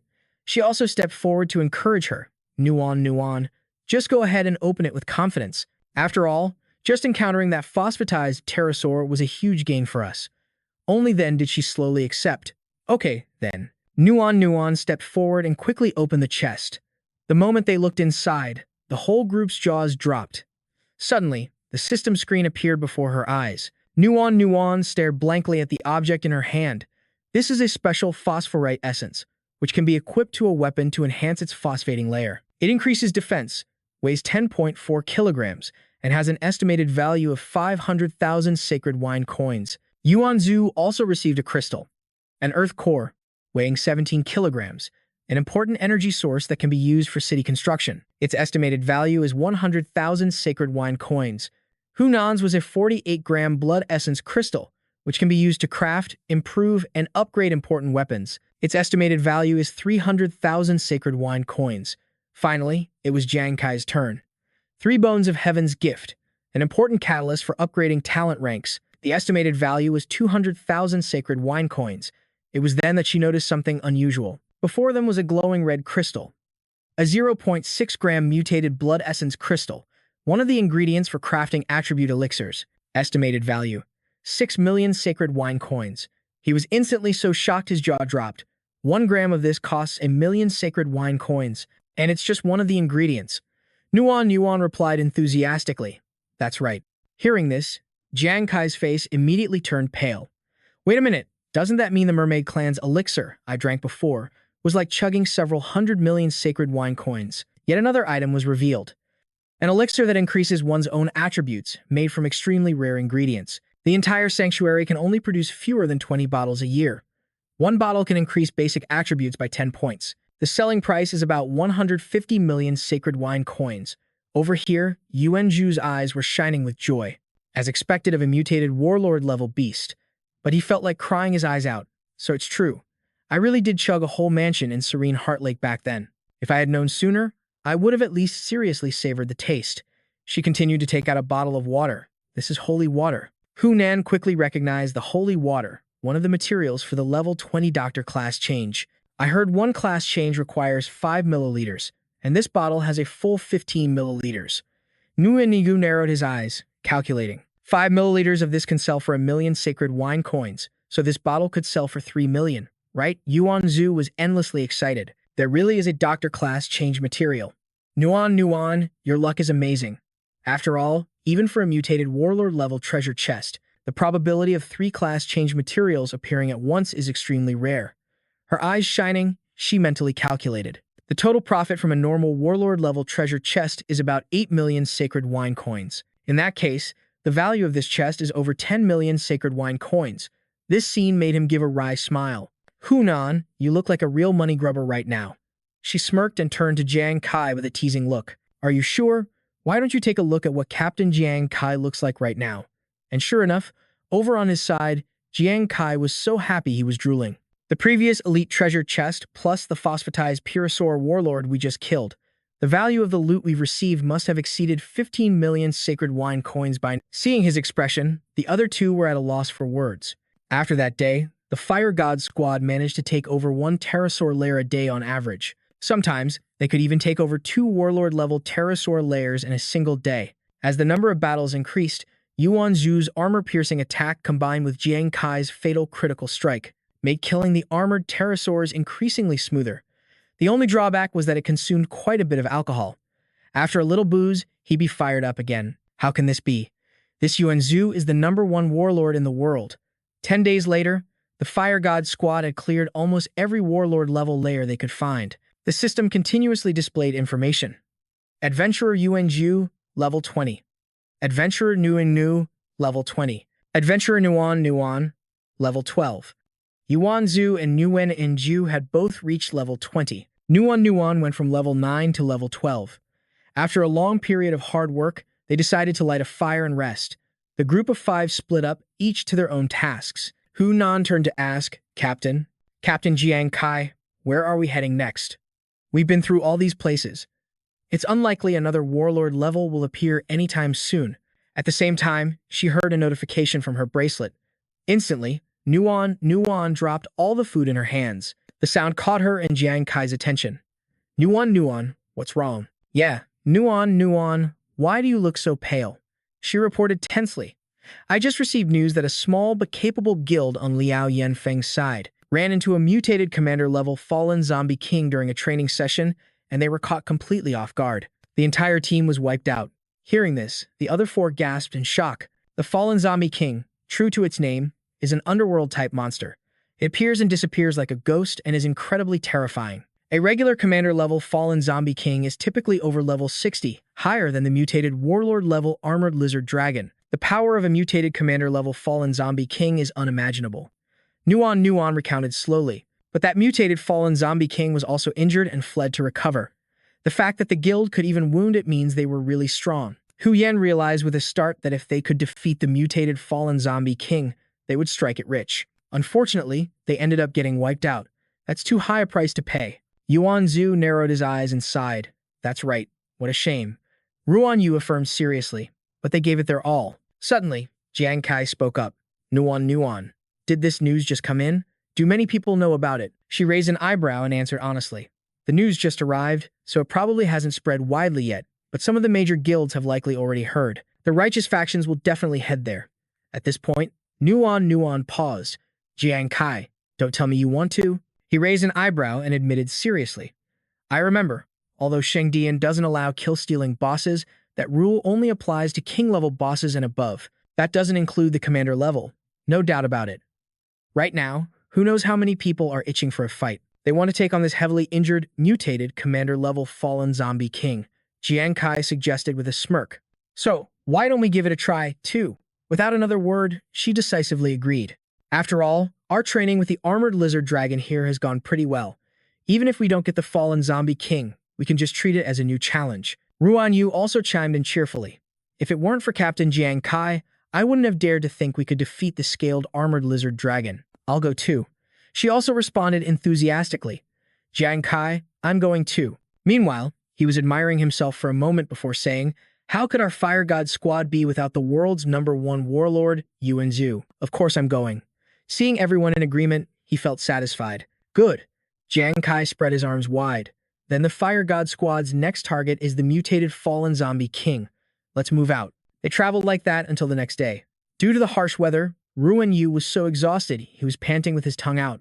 It's so hot. Suddenly, Yuan Zhu stopped, noticing that a particular tree looked special. Nuan quickly looked at its information panel. This is a Skyfire tree. It's about 20 years old. A tree that lives for more than 30 years can become an evolved Skyfire tree. When killed, there's a chance it will drop a heart of the fire tree, a material that enhances special flame effects. Hearing this, he also turned and stared at the tree trunk. It seemed he had discovered something else unusual. Yuan Zhu gestured and pointed ahead. Look, that's the Azure Dragon Guild's team. I've seen them before. The closer they got to their destination, the more squads they encountered. Another group was also slowly approaching them. Ruan Yu also noticed the other people. There's another team over there, he suggested breathlessly. As expected, everyone who got the news came here. We have to speed up, she said with a frown. Although we got here faster than those coming from the main city, no matter how fast we are, we can't beat the teams that were already training in this area. Jiang Kai pondered for a moment. Hu Yan is right. Who knows how many teams are marching relentlessly toward that place right now? The fallen zombie king's lair. The teams that were already nearby are probably waiting for reinforcements. He turned his head and saw Nuan. Nuan had stopped walking. Her steps were unsteady, and her head was spinning. So tired. My stamina really can't compare to everyone else's. The competition for the boss is so fierce, yet everyone is still pushing on. I absolutely cannot hold them back. Nuan's vision began to blur, and a pair of feet suddenly appeared in front of her. Jiang Kai came forward and offered her a water bottle. Nuan, have some water and rest for a bit, he thought to himself. Zhu Zi is one of our main fighters, so we have to prioritize leveling him up. Ruan Yu's initial level wasn't low, either. Getting him to level 20 will be faster. Hu Yan has been level 29 for a long time. Only Nuan is still level 12, but she hasn't complained at all, and she's been trying her best not to fall behind. She frowned, her eyes downcast, and thought for a long while. And after a moment, Nuan forced a shake of her head and smiled to brush it off. I'm not tired. Jiang Kai sighed in admiration. For someone who was the lowest level and a doctor with no combat abilities, Nuan's persistence until now showed she wasn't as fragile as she looked. He curved his lips into a slight smile. You might not be tired, but I'm exhausted. Everyone, just consider this a short break for my sake, okay? The others quickly chimed in. That's right. I see a lot of high-level squads around here. Why don't we rest up and conserve our energy before we fight? Hearing this, she couldn't help but hesitate slightly, but the 5 of them decided to stop and rest for a while. Jiang Kai began a serious discussion. Liaoyan Ridge, where the fallen corpse king is, covers an area with a radius of up to 5.6 kilometers. Furthermore, most of the monsters in this region don't have a clear sense of territory, so they often wander around. Plus, with so many teams searching right now, we're at a significant disadvantage when it comes to speed and stamina. After hearing this, Hu Yan asked directly, Captain Jiang Kai, what are you thinking? He was just as direct. I'm thinking we should stop to rest before we continue searching for the fallen corpse king. Compared to the other squads, do we have any special advantages? Ruan Yu rubbed his chin thoughtfully. Jiang Kai has a good point. The search party is full of powerful experts. How can our Fire God squad possibly be the first to find the fallen corpse king? Yuan Zhu and Hu Yan looked at each other and nodded in understanding. Nuan clenched her fists, asking worriedly, I can't think of anything right now. Are we supposed to just rely on luck? Her words seemed to spark an idea in Jiang Kai's mind. Luck, he cheerfully suggested. How about it, Hu Yan? Why don't you do a divination to see if we'll find the fallen corpse king? She was stunned by his words. How am I supposed to predict something like that? Suddenly, he shouted and ran over to her. Luck? That's it. It's luck. Hu Yan, our team's advantage is having you. Hearing that, her eyes widened. Captain Jiang Kai, are you seriously asking me to read a fortune? Or should I pray for rain? Jiang Kai reminded her excitedly. Hu Yan, have you forgotten? Before you changed your class to a fortune teller, you were a feng shui master. The fallen corpse king is severely injured and is currently hiding to recover. So, where would an underworld system monster like that choose to rest? She seemed to understand. The place with the heaviest yin energy. He corrected her seriously. Not necessarily the heaviest. It's injured, so it might not have the strength to find the most ideal place. We can check for areas with heavy yin energy near Liaoyan Ridge, and then we'll narrow down the options. Only then did Hu Yan fully grasp the information.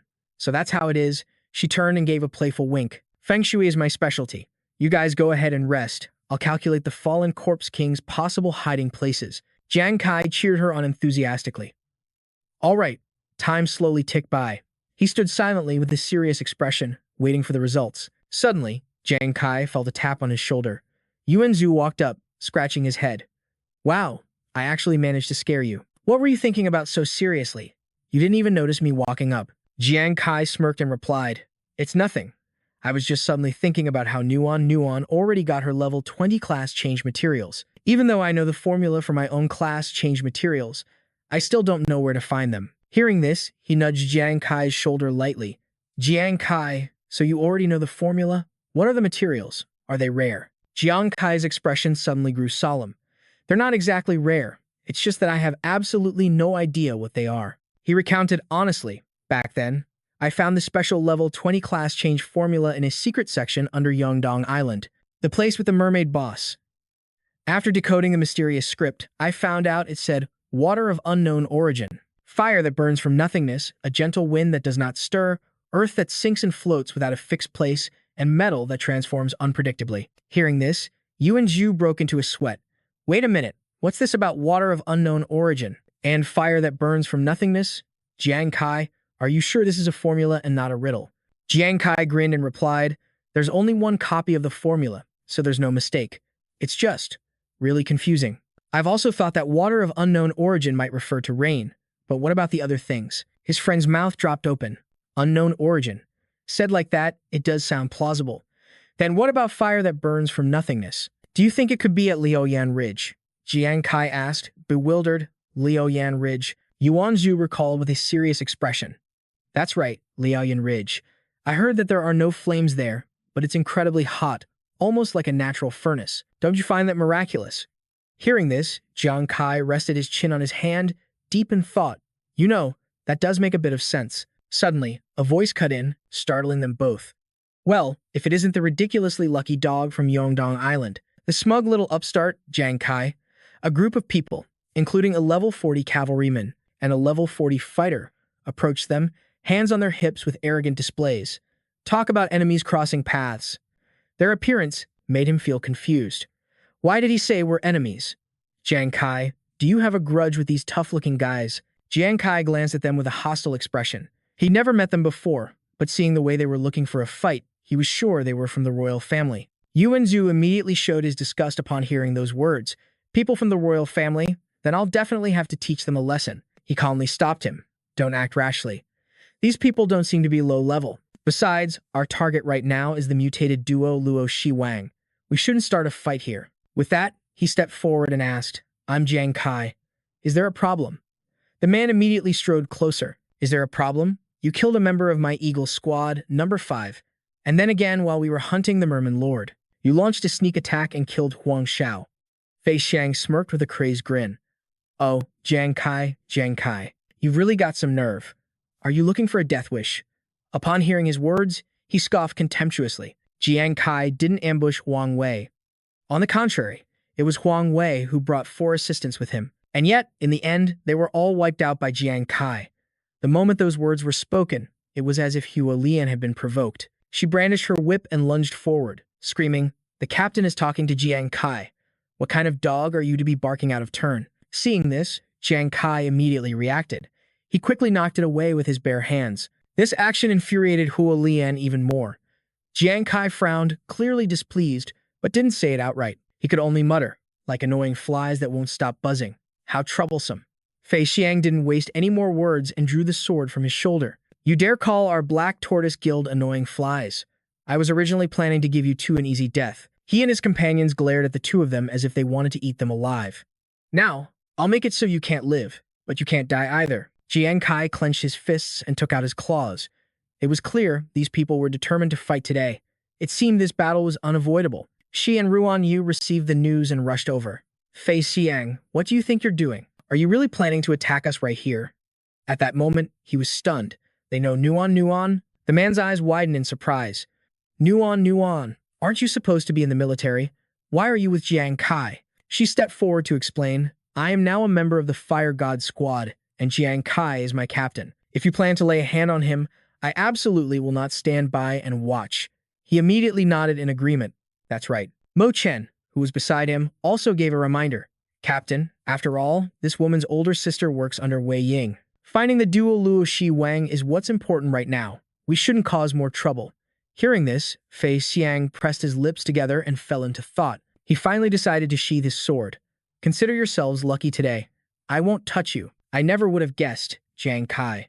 So you like to hide behind a woman's skirt, using a woman as your protective charm." Jiang Kai glared at Fei Xiang, visibly annoyed. Before leaving, he didn't forget to add one last taunt. "Oh right, you're a big fan of using throwing daggers, aren't you? Makes sense.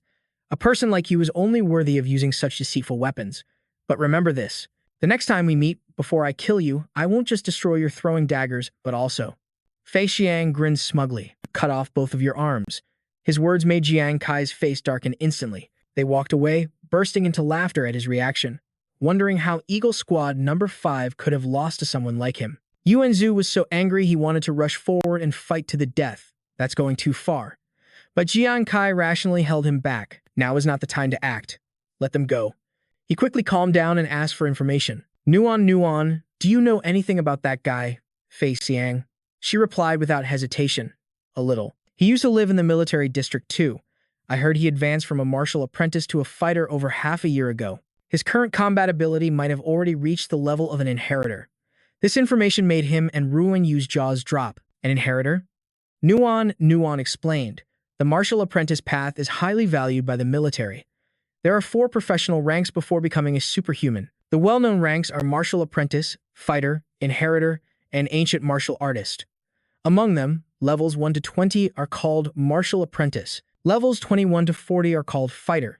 Levels 41 to 60 are inheritor, and levels 61 to 80 are called ancient martial artist." Jiang Kai narrowed his eyes and sighed. He didn't expect Fei Xiang's strength to already be on par with an inheritor's. She nodded and reminded the team. "He has a very good relationship with the royal brothers. Oh, and I heard his speed and agility are also very high. You have to be careful." The man's face kept flashing in his mind. For some reason, he had a strong premonition that he would meet this man again in the Guild Challenge tournament. Suddenly, Hu Yan ran over, waving at the team. "Team Jiang Kai, I've finished my calculations. There are a total of 3 locations that fit the criteria." She opened a map and explained. "The first location is the Twilight Monastery, northwest of Yanyan Ridge. The Fallen Corpse King's territory is quite close. The second location is Yinshan Lake, located directly south of Liaoyan Ridge. This lake is filled with yin energy and is also the closest to the main city area. After that, there's one more spot, a low-lying basin directly west of Liaoyan Ridge, but it's not well known. It doesn't even have a name. You have to cross a small hill to get to it." Hearing this, Jiang Kai rested his chin on his hand, lost in thought. Yuan Zhu raised an eyebrow and suggested, "The Fallen Corpse King is seriously injured. It'll definitely rush back to its lair. Should we try our luck at the Twilight Mausoleum?" But he immediately shot down the idea. "No, we're going to the valley." The other 4 were stunned into silence by his words. Jiang Kai explained, "Even though the Twilight Mausoleum is near its territory, there will probably be a lot of other teams thinking the same thing we are. By the time we get there, the place will have already been searched by someone else. Even if it really is there, we'll most likely come back empty-handed. As for Yinshan Lake, it doesn't gather as much yin energy as the Twilight Mausoleum, and it's not as quiet as that valley. Besides, It's close to the main city, so there will definitely be plenty of people heading out from there. But the valley, although separated by a mountain range, might seem like the most difficult place for the injured fallen corpse king to hide. However, if you think about it differently, that very fact might cause most explorers to overlook it. So, to sum it up, we might as well take a gamble and head to the valley first. It took them 2 hours to travel there, at the nameless valley. So this is the place, huh? He said, shivering as he walked. You don't need a feng shui master for this place. I can already feel the yin energy radiating from it. Ruan Yu hesitated slightly, but this place is so huge. If the fallen corpse king is injured and hiding here, it'll be really hard to find it. Right now, we not only have to find it, but we also have to deal with it before anyone else discovers this place. This is no small challenge. His steps didn't falter as he calmly explained, because the fallen corpse king is afraid of being discovered and wants to hide away to heal its wounds. It will definitely choose the most secluded places, like caves or tombs. Nguyen took out a few vials of medicine and reassured the group. This is a potion I concocted back when I was fighting with the army. It lessens the harmful effects of toxins from underworld-type monsters. The effect can last for half a day. It might be of some use in this situation. Jiang Kai's spirits lifted as he suggested. All right, everyone, drink Nguyen's potion first. Then, we'll check the surrounding area for any caves, abandoned tombs, or anything like that. The others quickly nodded in agreement. The sky darkened rapidly. Jiang Kai's group was still making its way through the forest. Yuanzhu whined, Jiang Kai, I can't walk anymore. Can't we rest for a bit before going deeper in? But he just reminded him, Zhu, don't fall behind. Keep up. Nguyen also chimed in. That's right, Zhu. What if the fallen corpse king suddenly jumps out at us? You better get over here. Hearing that, his face paled. Suddenly jump out? No way. Didn't it get injured when it escaped? Hu Yan teased him mercilessly. I said, what if? Maybe the mutated fallen corpse king gets hungry while it's healing, and then it just so happens to catch the scent of humans. The image of a monster appearing behind him instantly sent a chill down Yuanzhu's spine. He gritted his teeth in frustration and sprinted forward. I'm coming. Yuanzhu just kept running. Wait for me. Jiang Kai reminded her with a sigh. Hu Yan, Zhu is a coward. Stop scaring him. She didn't seem to pay it any mind. Zhu is clearly very skilled, but his cowardice holds him back. That's why he needs more training. While running, Yuanzhu tripped over a huge rock. He tumbled straight to the ground. Seeing this, the others rushed over to him. Zhu, are you okay? Yuanzhu's face suddenly went pale from something he saw, and he scrambled backward in fear. His hand pointed unsteadily. Wait, everyone, look over there. What is that? In front of them was a dilapidated tomb, with half of it missing. Hu Yan's jaw dropped in astonishment. It's an abandoned tomb. It's so well hidden, we might not have even noticed it if we walk right past. Ruan Yu narrowed her eyes, hesitating. But this tomb is tiny. Could a lord-level fallen corpse king even fit in there? A chunk of the tombstone suddenly broke off from a crack. The tomb before them grew increasingly eerie. He shouted in alarm, this is bad. It's here. Hu Yan, Ruan Yu, Nguyen, fall back. The group immediately scrambled back as ordered. Right. Jiang Kai also quickly leaped up high. He called out an order. Zhu, I'll engage it head-on. You get ready to attack from the shadows. Yuanzhu was ready. Got it. The ground beneath the tombstone grew more and more sinister. Jiang Kai gave a serious order. If you can't handle it, run. Don't try to force a fight. I'll use soul pursuit to restrain it at any moment. He immediately replied. Okay. A hand slowly rose from beneath the ground. Although Yuanzhu had braced himself, he was still shocked. This pressure is terrifying. A monster emerged from the ground. Model. A mutated commander-class monster, the Fallen Corpse King, level 65. The Corpse King slowly pulled itself out with its hands. It opened its massive maw and let out a long, deafening roar. The entire group froze, their eyes wide with shock. It's here. The Corpse King's gaze suddenly locked onto him. Yuanzhu's face instantly turned pale. Don't you come near me, he cried out in his mind. This damn thing is terrifying. Noticing his fear, it unleashed a sonic wave that sent Yuanzhu flying. Holy hell! The Corpse King continued to let out gruesome noises, sending a chill down his spine. This is bad. I can't hold on much longer. As usual, Yuanzhu chugged a mug of beer. After finishing it, he simply tossed the mug aside. Yuanzhu gripped his sword tightly with both hands.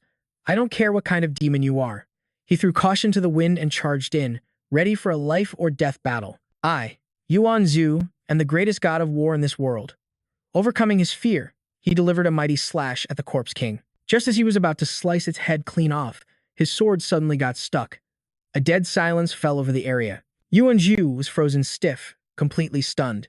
The Corpse King seemed enraged. It let out several roars before glaring daggers at him. Hiding behind a tree, Ruan Yu was terrified. This is bad. Zhu's sword is stuck. Jiang Kai was already rushing over. The situation looked grim. Zhu, get out of there. The Corpse King let out a thunderous roar that shook the very ground. Yuan Zhu lost his footing and was immediately thrown backward. It raised both its arms, preparing to bring them down on him. But before it could, another figure shot forward. What's the hurry? Your opponent is me. Jiang Kai unleashed a barrage of attacks. The devastating power created a massive explosion that seemed to tear the world apart. Ruan Yu and Hu Yan helped Yuan Zhu retreat. Let's hide. After they reached a safe spot, she called out to Nuan. We're back. What a great opportunity. This fallen Corpse King was already severely wounded. Now that Captain Jiang Kai is fighting, won't it be ground to dust? But hearing that, another person disagreed. But I just saw that even one of Zhu's slashes couldn't finish it. I doubt it's going to be that simple. Noticing the girl behind her had a dark expression, Hu Yan asked with concern, Nuan, what's wrong? When she looked over, she immediately gasped, her face filled with horror. Hu Yan's eyes widened as she stammered, What is that? Don't tell me this fallen Corpse King can't be killed. Meanwhile, the battle between the Corpse King and him was far from over. Boss skill, Spectre's recovery. When the fallen Corpse King receives fatal damage, its inner soul power activates, drastically reducing incoming damage and accelerating its healing rate. Not only that, but the massive wound on its chest began to slowly heal. It slammed a fist down, shattering the ground. Jiang Kai was sent flying. He thought in shock, this fallen Corpse King's armor is broken and it's already critically injured. And even after my relentless attacks, it's still standing. Its power is unbelievable. At that same moment, she shouted loudly. Jiang Kai pierced through the heart of this mutated fallen Corpse King. Otherwise, it doesn't matter how badly its body is damaged, it can still recover. It was as if Jiang Kai finally understood. So that's how it is. No wonder I haven't been able to finish it off, so I have to run its heart through completely. However, Nuan's shout had drawn the Corpse King's attention. It turned to her and growled, preparing to attack. The Corpse King advanced on Nuan, getting closer with each step as it let out a series of ear-splitting shrieks. Seeing this, he cried out in panic, Nuan. But for some unknown reason, the Corpse King suddenly froze. A colossal wave of energy began to radiate from its hand. Jiang Kai, who was rushing in, was taken aback. What the? Suddenly, a hand shrouded in green mist shot up from the ground.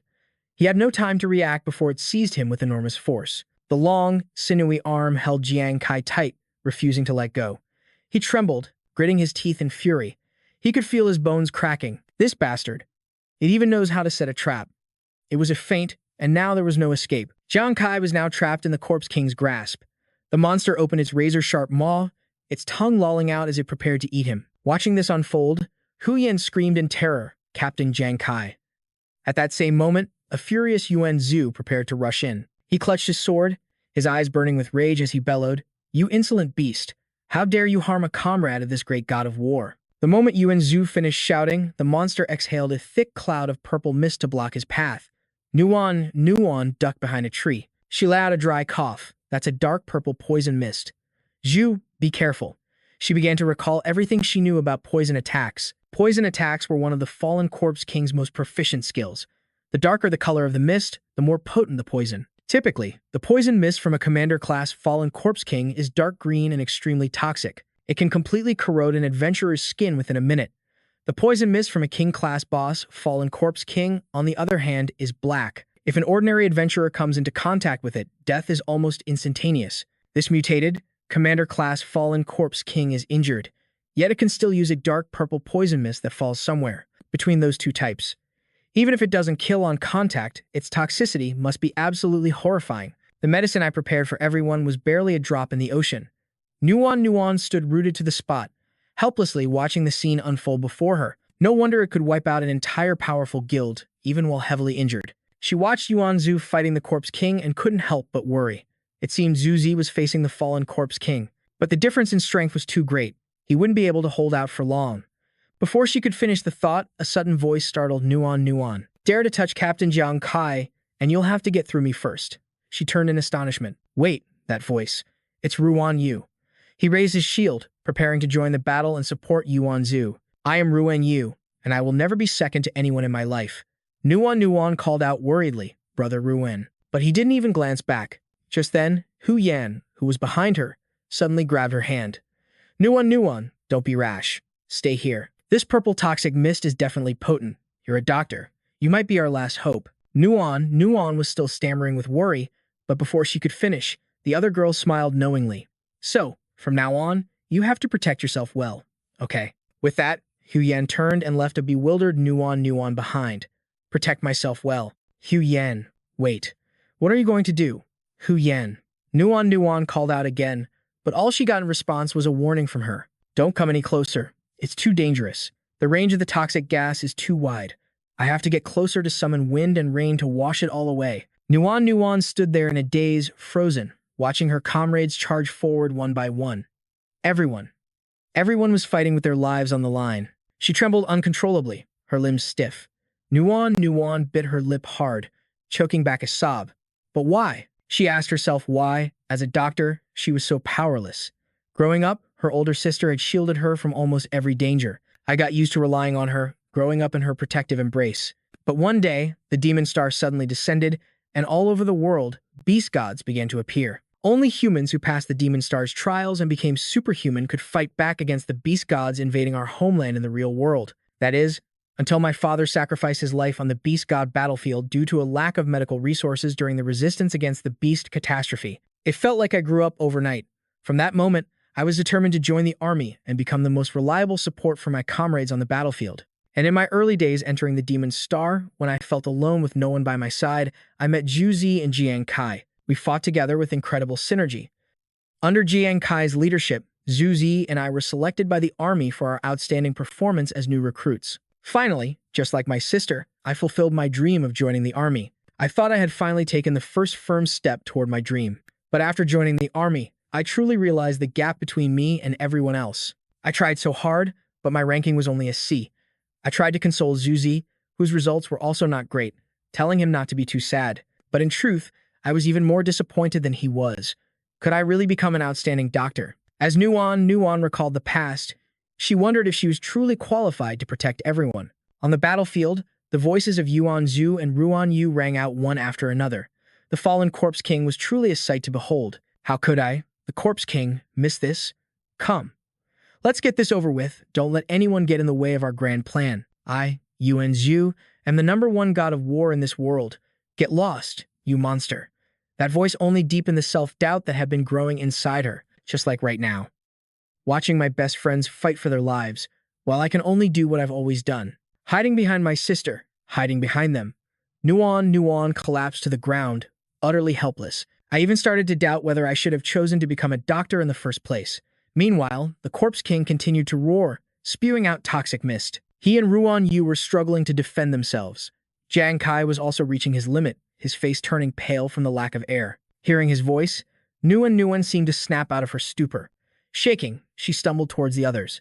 It was Jiang Kai's voice. As soon as she got there, she saw her comrades being mercilessly attacked by the Corpse King. The sight of the brutal battle startled Nuon, and she rushed forward. Zhu Zi.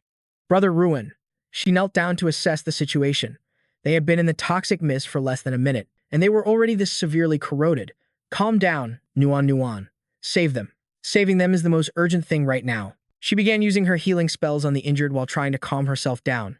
Yuan Zhu and Ruan Yu slowly started to regain their strength. Their wounds began to close, and at that moment, the toxic mist suddenly started to dissipate as rain began to fall. Nuon looked up at the sky, unable to hide her joy. It was Hu Yan. Under the force of Hu Yan's storm, the toxic mist gradually faded away. The Corpse King stood still in the rain, confused. She was huddled behind a tree, using all her strength to maintain the steady downpour.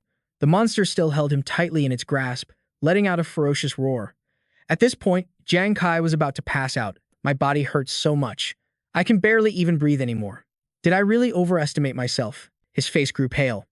Back on Yongdong Island, if it weren't for the Iron Arena skill, I wouldn't have been able to even scratch the Merman boss. Jiang Kai thought back on everything he had been through.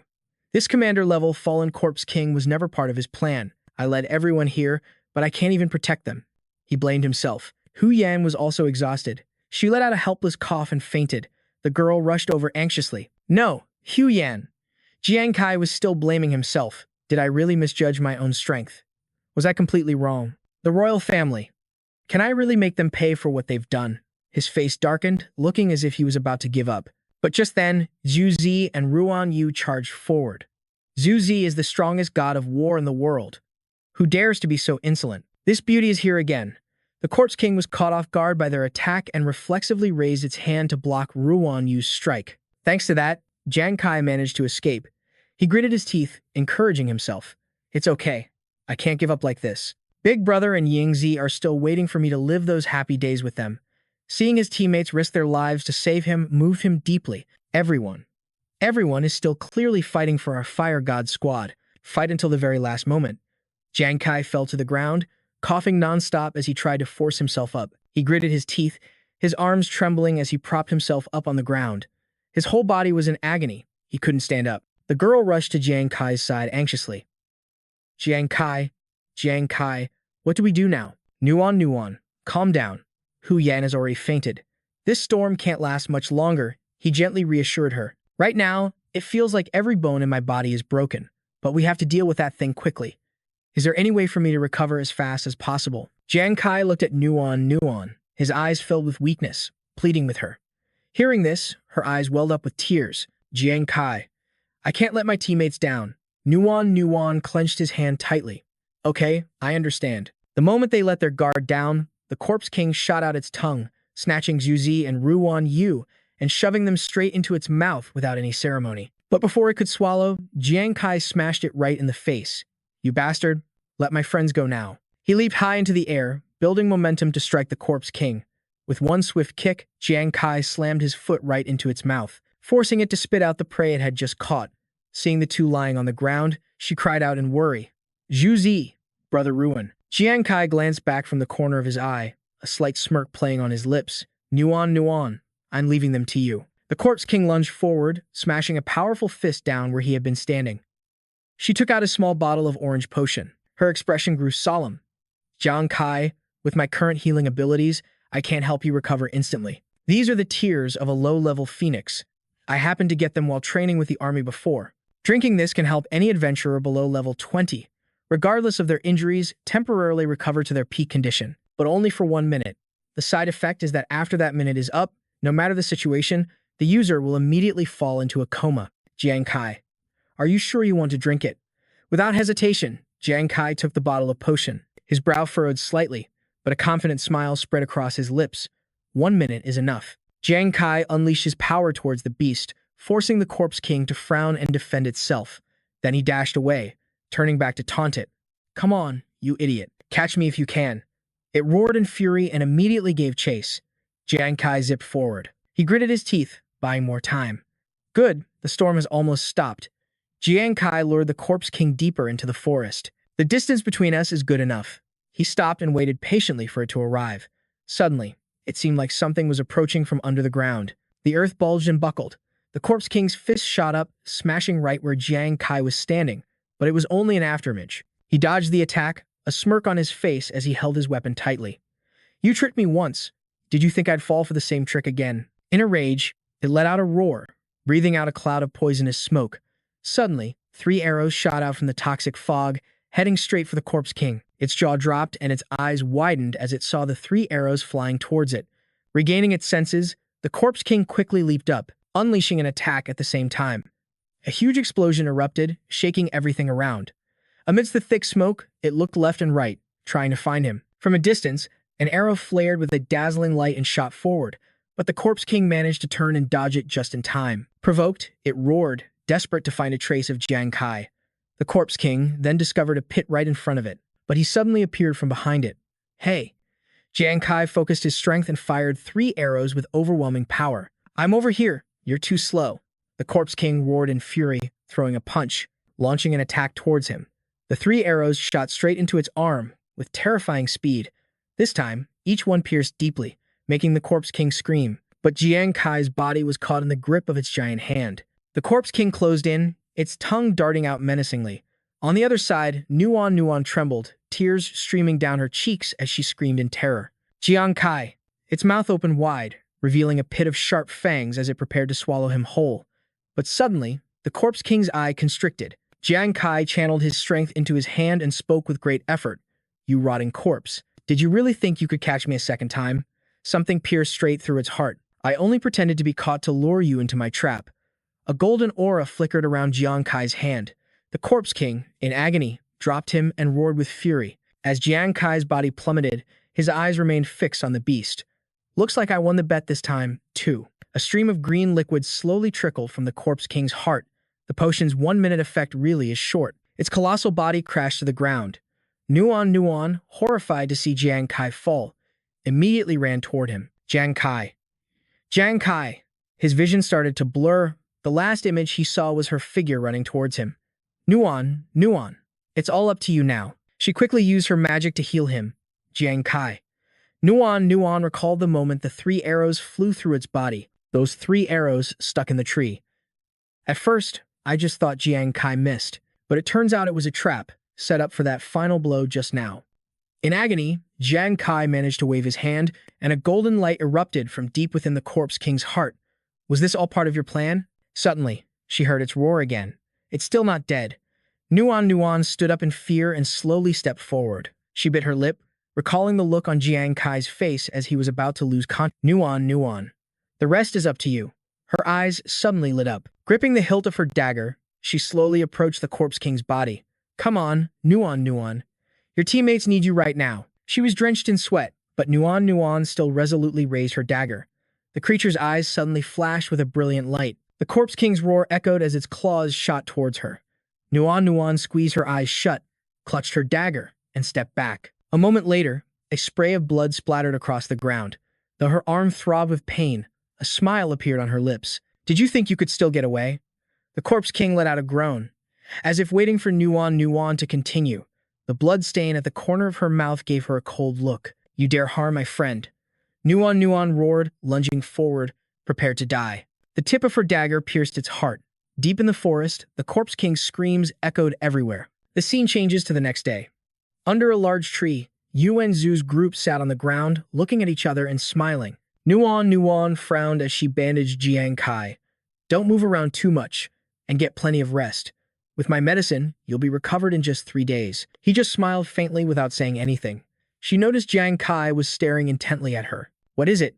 Is there something weird on my face? He shook his head, his gaze shifting towards the mountains. No, I just feel that Nuan is growing up so fast now, becoming more and more like an outstanding adventurer. She was puzzled. Me? Outstanding? Jiang Kai nodded. Of course. Nuan lowered her head slightly and looked away. But when you guys were dealing with the fallen Guardian King, I was just a medic. I had to rely on you all to fight on the front lines. I feel like I just dragged down everyone's combat ability. Jiang Kai looked up at the sky and chuckled. I think. Nuan, you might be underestimating yourself a little. He recalled how she never complained, even when she was exhausted. These past few days, I've been busy helping Yuanzu and Ruanyu level up. Not only did you not complain, but you endured the fatigue and pushed yourself to keep up with the team without falling behind. Then he pictured the scene where Nuan stood up to protect them. When facing the provocations from the eagle hunting squad, you knew you were no match for them, but you still stepped forward bravely. And the image of her tenaciously holding a dagger, fighting the Corpse King. And after I was seriously injured by the fallen Guardian King, you were the one who decisively finished it off, helping me level up successfully, while also treating our severe injuries at the same time. Jiang Kai turned to look at her with a gentle gaze. Nuan, you're a medic with almost no combat skills, but I know you've never once thought about backing down. You've done so much. Things you might overlook, but really, all of us have seen it. Throughout this journey, you've done an amazing job. Nuan, we all really like you, and we really need you. Hearing these words, she was so moved that her eyes welled up with tears. Yuanzu's group had appeared behind them at some point. That's right, Nuan. If it weren't for you treating us with your medic's kindness, how could we be up and running around like this now? Jiang Kai's face twisted. Hey, when did you guys get here? Ruanyu, her arm bandaged, smiled. It's true. We were lucky to have Nuan here this time. That's why everyone could charge forward, without any worries. Huya rushed over. Exactly, Nuan.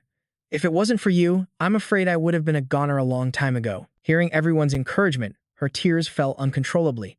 Even as they streamed down her face, Nuan felt a surge of overwhelming happiness. The truth is, I really like you all, and I really need you all, too. After their heart-to-heart, 2 hours had passed. Jiang Kai stood still with a serious expression. Ready? Everyone's face was lit with excitement. The four of them pressed the ready device simultaneously. A chest appeared in the center of the room. He walked forward, his arms slightly spread. "All right, I'm starting." As the chest creaked open, a bright light flashed. "I heard that the treasure chests from the fallen corpse king are mostly full of equipment, and it's especially easy to get top-tier gear. This one was even a mutated class, which really makes you look forward to it." A dazzling pile of treasures appeared, stunning everyone. Seeing the item in Jiang Kai's hand, she moved closer to inspect it. The blade of frenzied flame, a level 80 executioner weapon. There are only 2 of these blades in the entire sacred realm. This is the third one. Its estimated value is a whopping 350,000 ghost crystals. Yuan Zhu's jaw dropped when he heard its value. 350,000 ghost crystals? That's 3 million sacred coins. Huya shrugged. "What's so strange about that?"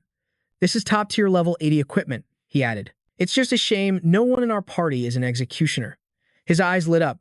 "That's right, but at least we can sell it for money." Jiang Kai picked up a set of armor. Nuan, what's this?" She opened the system panel to check, but suddenly looked puzzled. "This is strange. There doesn't seem to be any record of it." Ruan Yu exclaimed, "No record? Does that mean this piece of equipment has never appeared before?" Nuan smiled, taking an appraisal card from her inventory.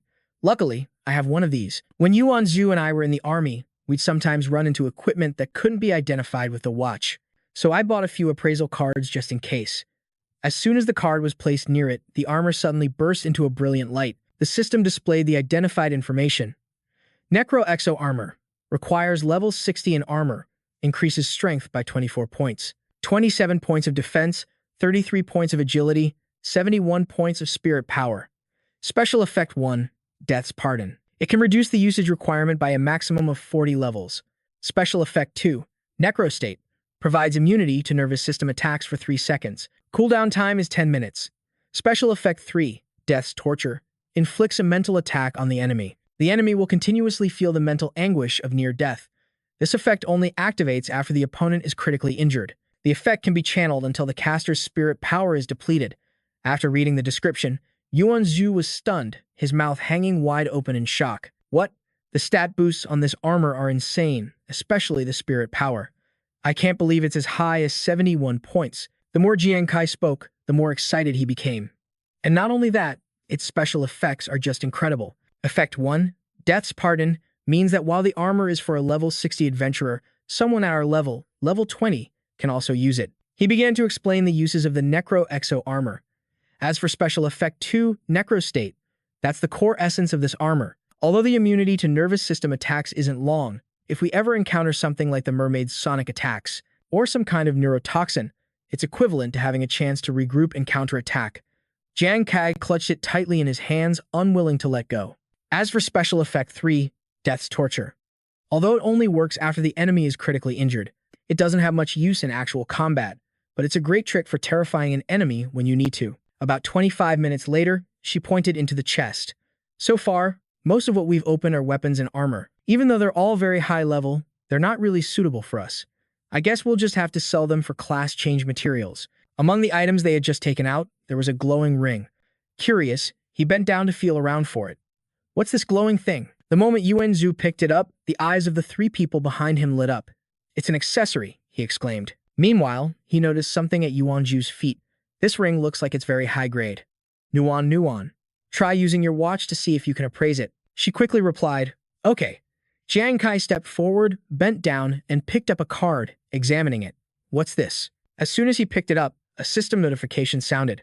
"Congratulations, you have obtained the unique gambler weapon, the God card, Death." His eyes lit up as he looked at iBrain, repeating what he had just heard.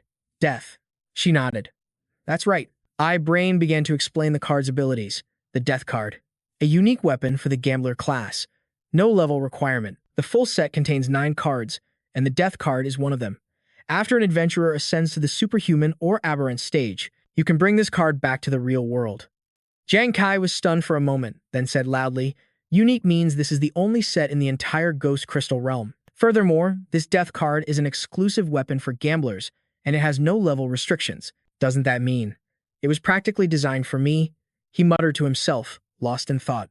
"Come to think of it, when I use my class skill, Ghost Hand Card Throw, with ordinary items, accuracy increases by 40%, and piercing effectiveness increases by 30%. Using an item like a card can increase accuracy by 120% and the piercing effect by 250%. Kai seemed to realize something. It meant that when he used this death card, its accuracy and piercing effect would be several times greater than a normal weapon. He stared intently at the card, not looking away. However, what's an aberrant? A transcendent is a master at level 80 or higher, so an aberrant seems to be a corresponding title, just like a transcendent. Oh well, I'll look it up when I get back. The AI brain displayed the notification panel again. The death card increases the owner's basic stats by 20%, piercing power by 50 points, and permanently increases the critical hit rate by 15%. It also increases critical hit damage by 150%.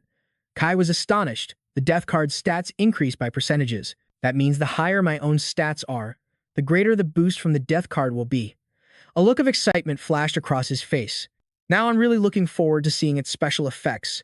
The AI paid him no mind and continued. Now, introducing the special effects of the death card.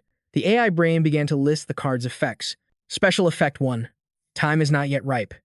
This is an active ability that requires a single use of the death card. The death card can automatically attack a target up to 50 times.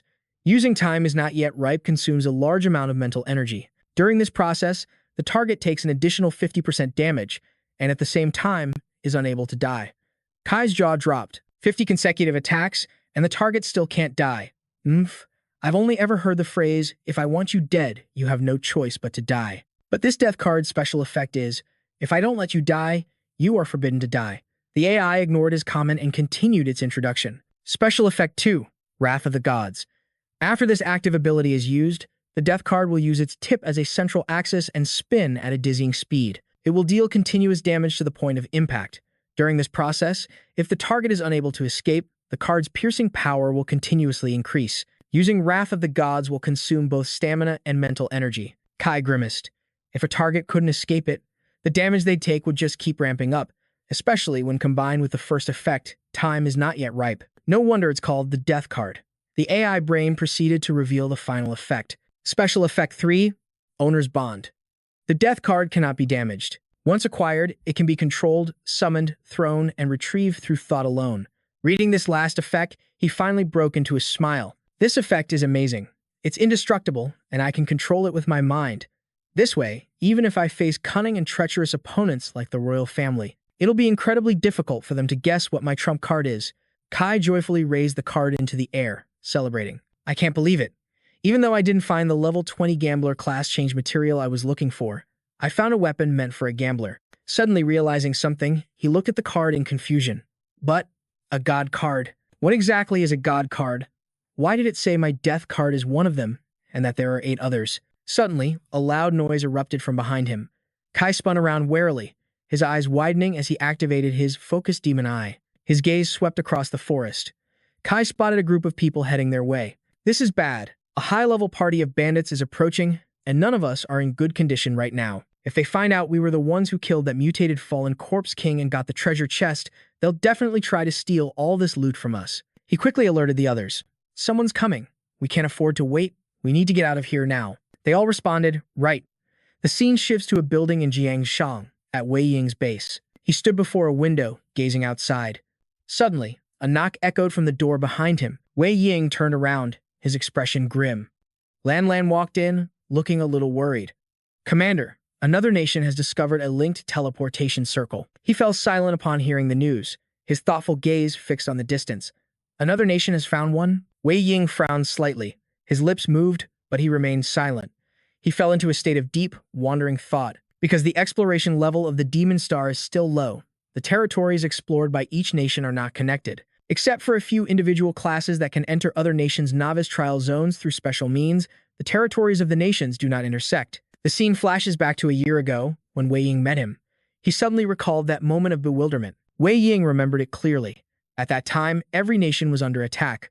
One after another, they began discovering teleportation circles to the land of Maitreya. It wasn't just one spatial gate to the land of Maitreya that was found. Several gates appeared in various locations. These teleportation circles were scattered across different parts of the Demon Star, but they all linked to a single public area known as the Land of Maitreya. This Land of Maitreya was a bizarre place. In the gloomy gray sky, a teleportation gate hovered. First, the Land of Maitreya was incredibly vast, and its location would shift every 6 months. A gate even appeared deep within a forest. Model. Second, within the land of Nirvana, there are many mysterious, uncharted areas known as the Lost Ruins. Hidden within them are rare treasures and powerful class change materials for new classes. The sight that greeted them when the teleportation gate opened was a vast expanse of corpses. However, what concerned Wei Ying the most? Third, only adventurers below level 60 can enter the level 60 land of Nirvana. What's even more surprising is that as soon as a human enters the land of Nirvana, the AI brain will broadcast information about a competition. An announcement projected from the AI brain above read, "Welcome to the preliminary competition venue for the land of Nirvana. Teams participating in this competition must consist of 5 members, with class levels below 60. Once the number of nations entering this place reaches 80, the competition will officially begin." She grinned, her eyes holding a hidden meaning. All adventurers will compete here. In the end, the teams that secure first, second, and third place will receive 3, 2, and 1 secret key to the Nirvana Palace, respectively. This grants them the right to enter the Lost Ruins in search of rare treasures. Each person can only participate in a competition of the same level once. Back in the present, she spoke urgently. So far, 49 nations around the world have discovered the land of Nirvana's teleportation portal. Once 80 nations have entered, the land of Nirvana competition will begin. Our Holy Brilliance nation has yet to find the portal. He brought his cigarette to his lips, listening as Lan Lam continued. Only by securing a high rank in the land of Nirvana competition will we earn the right to explore the Lost Ruins. And the treasures within the Lost Ruins could very well change the fate of our nation. Seeing Wei Ying's lack of reaction, she called out doubtfully, "Commander Wei, are you listening?" He took a long drag from his cigarette before turning around. Wei Ying slowly stubbed out his cigarette in the ashtray, then walked past Lan Lan, leaving an order behind. "Summon all the guild representatives from across the country. We're holding a meeting," she nodded. Understood. The scene shifts to a small corner of town. 3 days later, he walked out of a building with his hands in his pockets. Yuan Zhu and the others immediately walked over when they saw Jiang Kai. Jiang Kai had sold off all the excess items. He nodded and took out 3 vials of a blue potion. "They were sold the moment I put them up on the private trading space. I also bought the class change materials everyone needed. This is the pre-formulated version. Just drink this, and you can complete your class change." Upon seeing it, Hu Yan's eyes lit up like stars. The loot we got this time was all rare materials, and the prices weren't low at all. Yet they sold out in an instant. He laughed. "Seems like there are more and more rich whales out there." In contrast, Nuan calmly spoke up. "I heard the military held a global guild representative conference a few days ago. Right after that, their procurement department started buying up massive quantities of rare resources. This is probably related to that." Jiang Kai's gaze fell on 2 people behind them who had stopped to chat. Hey, this year's guild challenge competition is about to start. Looks like a lot of powerful new guilds are getting ready to join. Then it's going to be exciting. I heard the Xuanwu Guild is paying special attention to the challenge this year. They're even claiming that first place is guaranteed to be theirs." After hearing this, Yuan Zhu raised his hand, fired up. "Xuanwu is so arrogant. Jiang Kai, don't you worry. When the time comes, I'll definitely give them a piece of my mind for you." Ruan Yu, who was next to him, cheered. "That's right." Jiang Kai nodded in agreement and said, "All right, but before that, let's head to the guild district first." His eyes widened. "Right? If we're going to enter the guild challenge competition, we need to find a guild to join first." She said to Jiang Kai, "Have you found one already? You said before that you offended the royal family and no guild was willing to take you in. I thought we were in for a tough time." The other girl chimed in, "That's right, Captain Jiang Kai. What guild did you find?" Hearing this, he just smiled mysteriously. "It's a secret." The scene changes to the bustling guild district. Jiang Kai led them to a spot and stopped. "We're here." Yuan Zhu's face fell. "Jiang Kai, this is the guild you found for us to join?" He pointed at a gate where there wasn't a single person in sight. "But why does it look so deserted?" "It's in a remote location. Not only is there no one at the gate, but there isn't even a guild name." Nuan's eyes widened as if she'd seen something unexpected. She watched Jiang Kai slowly walk towards the door, her expression full of doubt. "Wait a minute, Jiang Kai. Don't tell me you're planning to start your own guild." He didn't answer, simply taking out his card to scan it. Immediately, a line of text appeared on the sign, "Overlord Guild, number 319, Sector C." That's right. As the door creaked open, they stood frozen in astonishment, their eyes so wide they looked like they were about to pop out. Before them stood a magnificent, imposing building. "This place is beautiful." He stood before everyone, spreading his arms wide. "Welcome to the guild." The scene shifts to a sparkling lake dotted with small mountains. The Overlord Guild. Yuan Zhu snapped out of his daze and walked over, nudging Jiang Kai's shoulder. Hey, Jiang Kai, when did you establish a guild? Without saying a word, who knew you were hiding a trump card like this? Hu Yan looked up in admiration. Exactly. Captain Jiang Kai, you didn't hold back. I never would have imagined that someone as stingy as you would be willing to buy such a beautiful place. Being called stingy made him want to hide in a corner. Nguyen Zhu spoke up. That's right. How much money did this place cost? At least 100 million Shengdian coins, right? Jiang Kai was speechless. It seemed his stingy reputation in their eyes was set in stone. He pressed a button on his wrist, and the system screen appeared.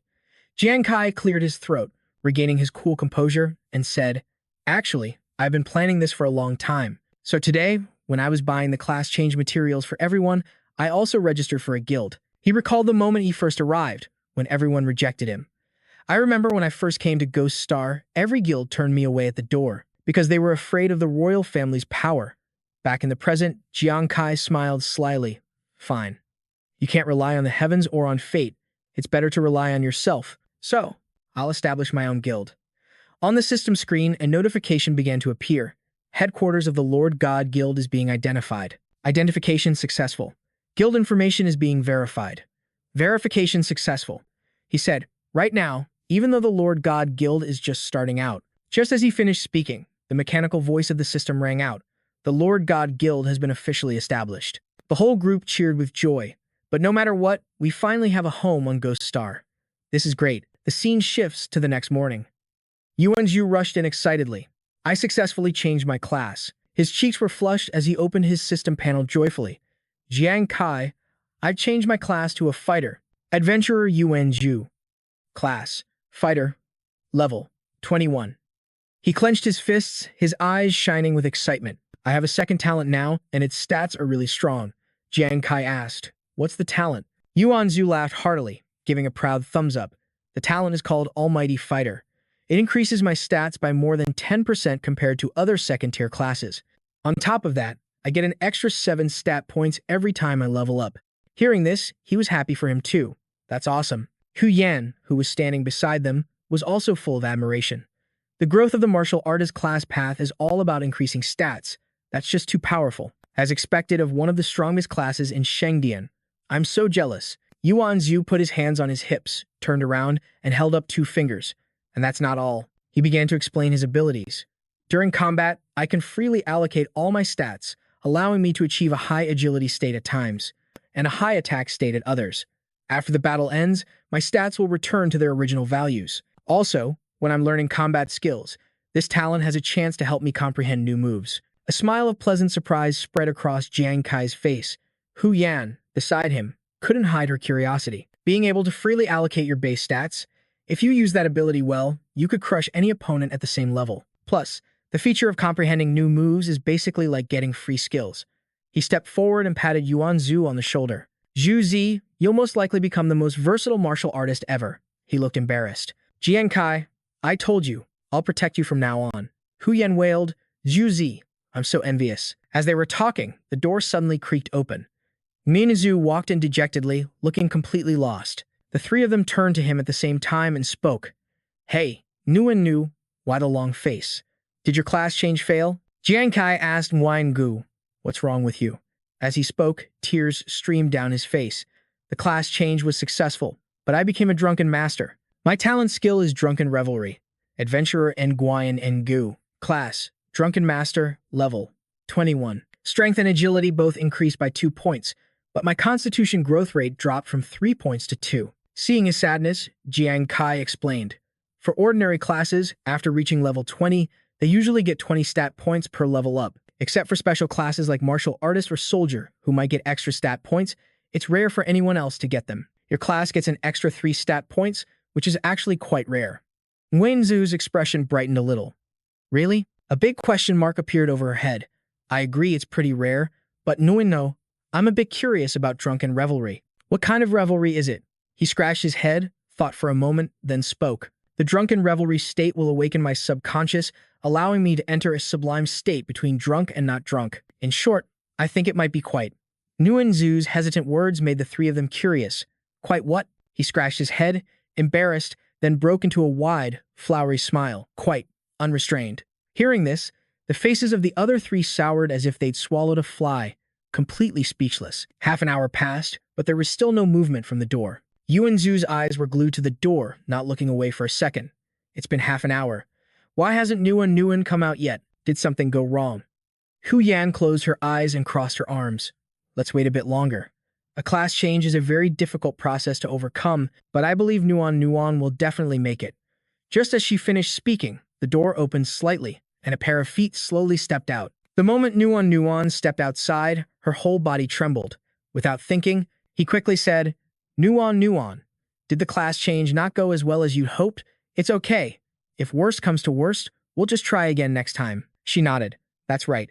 Actually, my first class change wasn't very smooth either. Nu consoled her. Nuan, don't be discouraged. We'll be right here with you. Despite the tense situation, Jiang Kai remained calm. Everyone, don't get worked up. I think Nuan has something she wants to say. She hesitated, her lips just quivered, unable to form words. Nuan's eyes welled up with excited tears as the system suddenly made an announcement. Adventurer Nuan, healer class, level 21. I can't believe it. I can't believe that after changing my class to healer, I receive a top-tier talent, toxin analysis. The probability of this is less than 1 in 1,000. As soon as she finished, everyone was stunned. Then they all erupted in joy. What did she say? With a thrilled expression, she began to explain. With this toxin analysis talent, I can increase the speed of a medicine's effect by 10%, increase the effective speed of poisons by 50%, and also increase my ability to sense toxins and materials by 30%. He was so excited his eyes lit up. That's amazing. Nuan, so are you planning to go down the poison route? She shook her head and smiled lightly. Not necessarily. But medicine has its toxic components, so when I'm concocting remedies, I can use this talent to remove the toxins from the medicine, ultimately enhancing its effectiveness. The three of them, including Yuanzu, stared, wide-eyed, completely stunned. So that's how it is. He regained his serious demeanor and said, very good. Everyone's class changes went but among our opponents are many powerful teams. These teams have had their levels intentionally controlled by the major guilds, specifically to compete for rankings in the team tournament, so we can't let our guard down now. A brilliant light flashed in Jiang Kai's eyes. In the days that followed, before the guild challenge tournament officially begins, everyone should continue to focus on leveling up. Everyone nodded in agreement. 7 days passed. In the system forest, an announcement rang out. 180 elite-level dire wolf carcasses collected. 2 battlefield-level dire wolf carcasses collected. His eyes lit up, his hands clenched with determination. After 7 days of practical combat, I feel like I've improved a lot. The system screen appeared. Adventurer Yuanzu, fighter class, level 25. Adventurer Nuan, healer class, level 24. On the other side, she and he also received level-up notifications. Adventurer Hu Yan, fortune teller class, level 31. She laughed with excitement. My rain prayer skill is getting much easier to use. Adventurer Nuan, berserker class, level 25. Jiang Kai approached and saw them laughing and chatting happily. He tapped his watch, and a screen immediately popped up. The group assignments for the Guild Challenge Tournament are out. Text appeared on the screen in front of everyone. Asgard Guild, Fire God Squad. Information for participants. In the level 21 to 40 tournament, 32 teams are participating, with each team fighting 1 match per day. Your opponent for the first day is the Instant Kill Squad from the Black Tortoise Guild. The captain is Huang Da of the Black Tortoise Guild. Please arrive at the West District Arena of Holy Light City by 8 a.m. tomorrow to prepare for the match. Attention! This competition's sole victory condition will be the complete elimination of all members of the opposing team. Nuan's eyes widened in surprise. Huang Da? What a coincidence. Our first opponent is the Black Tortoise Guild, and it's even Huang Da, who holds a grudge against Jiang Kai. Hu Yan frowned slightly and leaned forward. Moreover, previous guild challenge tournaments always stopped at the right moment. But this time, the victory condition is to kill the opponent. If you ask me, the royal family pulled some strings to get intentional revenge. Hearing this, Yuanzu became so enraged he looked ready to charge into a fight. I'm going to ask the military if the royal family is really pulling the strings. Enzu hurriedly grabbed his arm. Zhu, calm down a bit. Jiang Kai remained calm and reassured everyone. There's no need. Whether it's fate or intentional revenge, it just so happens I've been wanting to face Huang Da in a match anyway.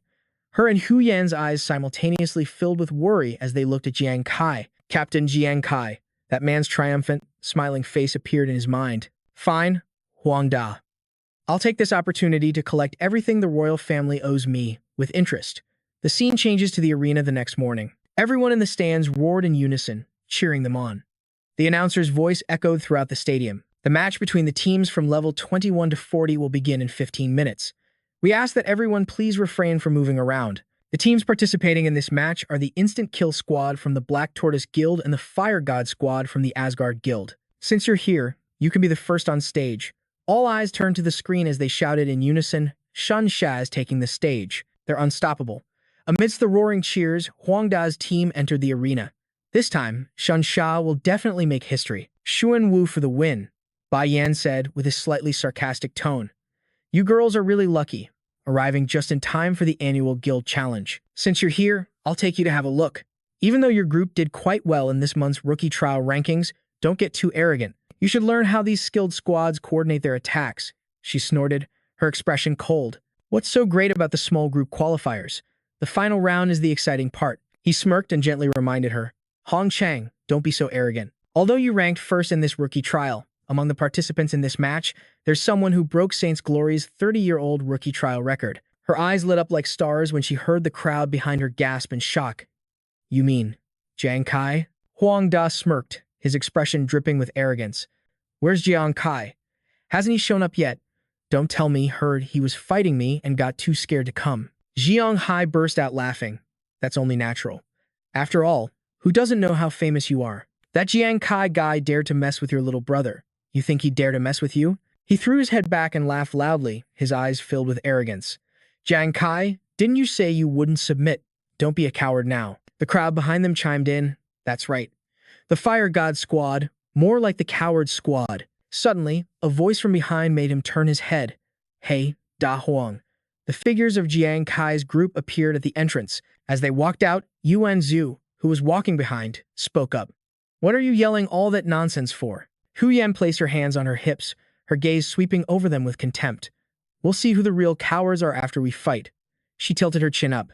That's right. The large screen in the control room showed Jiang Kai's group. He was leaning back comfortably with his legs crossed, typing on a computer. The test run is complete. During the match, we can evaluate Nuan, and Yuan Zhu's performance at any time. Lu Jun, sitting beside him, spread his hands and said, Good, but Professor Li, I'm afraid I'll have to trouble you with one more person. He raised an eyebrow in confusion. Weren't we only supposed to evaluate Yuan Zhu and Nuan's performance? Lan Lan turned to him with a smile and replied, Commander Wei wants to see the evaluation results for another person as well. Hearing this, Professor Li's eyes lit up. Ah, so that's how it is. Adding one more person is no problem. Who is it? He didn't say anything, his eyes glued to the screen as he muttered, the captain of the Fire God Squad. The scene cut back to the arena. Huang Da frowned, staring intently at him. He gritted his teeth, growling out Jiang Kai's name word by word. In the control room, they stared at the screen displaying his group's information. This is hard to believe. It's truly unbelievable. Adventurer Yuan Zhu, class, fighter, level 25. Adventurer Nuan, class, healer, level 24. Professor Li was stunned, beads of sweat forming on his face. In such a short amount of time, they not only reached level 20 and completed their class change, but they even surpassed it by several levels. She was in disbelief. What? Lan shot up from her seat, turning around with her computer in hand. Just over 20 days ago, when they left the military, they hadn't even reached level 10. Why does everyone who follows Jiang Kai improve so ridiculously fast? Lu Jun chuckled knowingly, looking at them from the corner of his eye. Actually, it's not that strange. Jiang Kai has always been a very interesting person. The scene shifted back to the arena, where Wu Wei raised her hand and shouted to the crowd. Contestants on the stage, listen up. As she finished speaking, 2 magic circles appeared simultaneously. Once the match begins, neither team is allowed to leave the stage. Admitting defeat, surrendering, or killing all members of the opposing team are the only ways to win. Is that clear? His group and the other team answered in unison, their expressions grim. Clear. She couldn't hide her excitement. Then let the match officially begin. Huang Da, full of fighting spirit, ordered his team. Everyone, on my command, kill them all for me. At his word, they all charged forward at once. Jiang Kai spread his feet, getting into a ready stance as he gave out orders. Zhu Zi and I will take the lead. Ruin you protect Hu Yan and Nuan. A cold glint flashed in his eyes. Nuan, you keep an eye on the battle situation at all times. Heal us immediately when necessary. Under Jiang Kai's command, everyone moved in unison. Got it. Jiang Hai sneered, His eyes filled with arrogance as he spoke. I can't wait to tear you all to pieces. Yuan Zhu hesitated for a moment and took a step back. Jiang Kai, they're coming. He reassured him from behind. Zhu, don't be afraid. Just listen to my commands. Jiang Kai's supporters in the stands shouted in unison. Zhu, don't be a coward. Your abilities aren't inferior to anyone's. Zhu, if you don't show any improvement this time, even the captain won't be able to keep you on the team. You have to get your act together. Li Biao sat in the center, his brows furrowed in deep thought. Zhu's biggest weakness is his cowardice. Can he handle it this time? Suddenly, he looked stunned, as if he saw something. Zhu, what are you doing? Everyone saw Yuan Zhu pick up a wine jug and open the lid. He poured the wine directly into his mouth and chugged it down. Yuan Zhu's face was flushed as he let out a burp.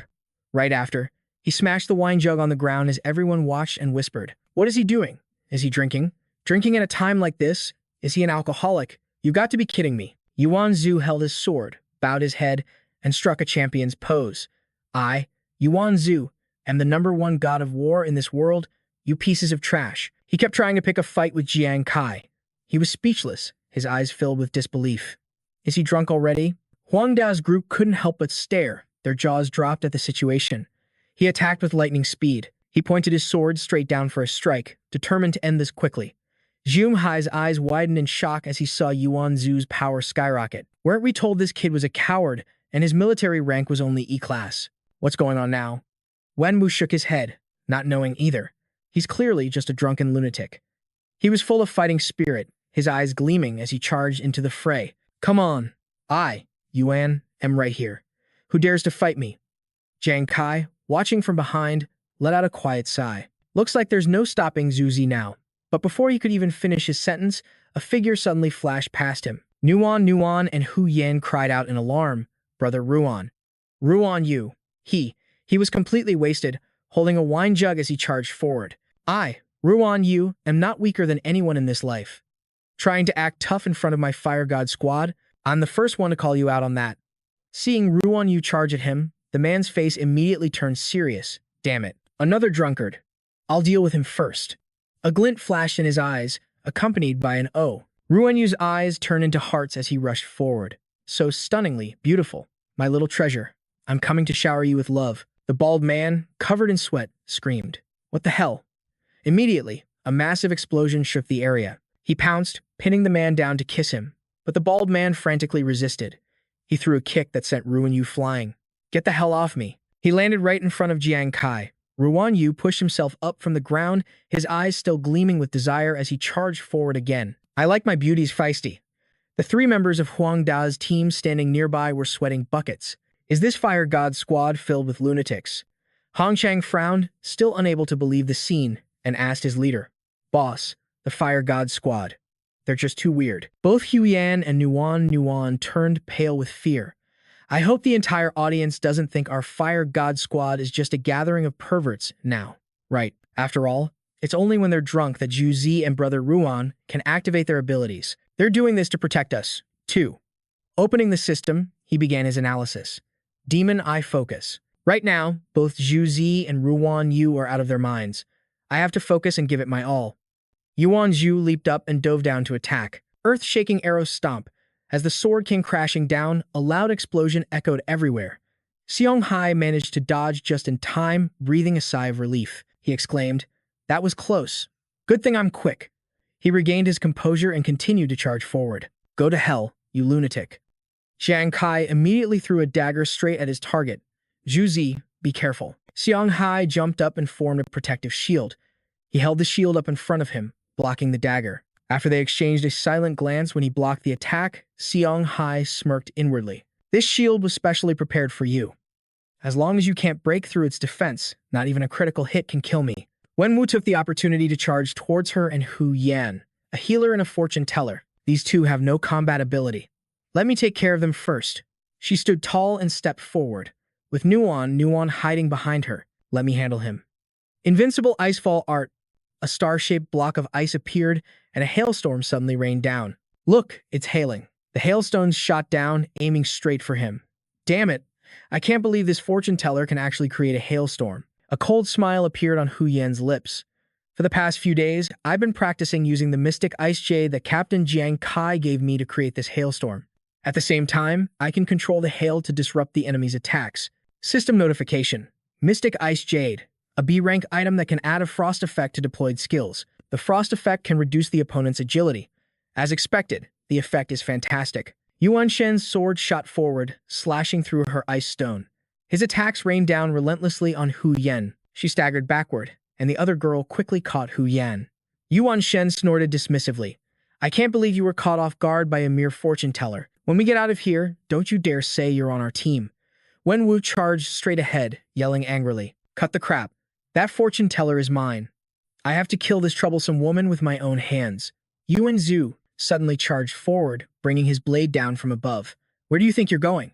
Your opponent is the #1 god of war right here. His sword strike shook the very ground, an earth-shaking stomp. Both of them struggled to dodge the attack.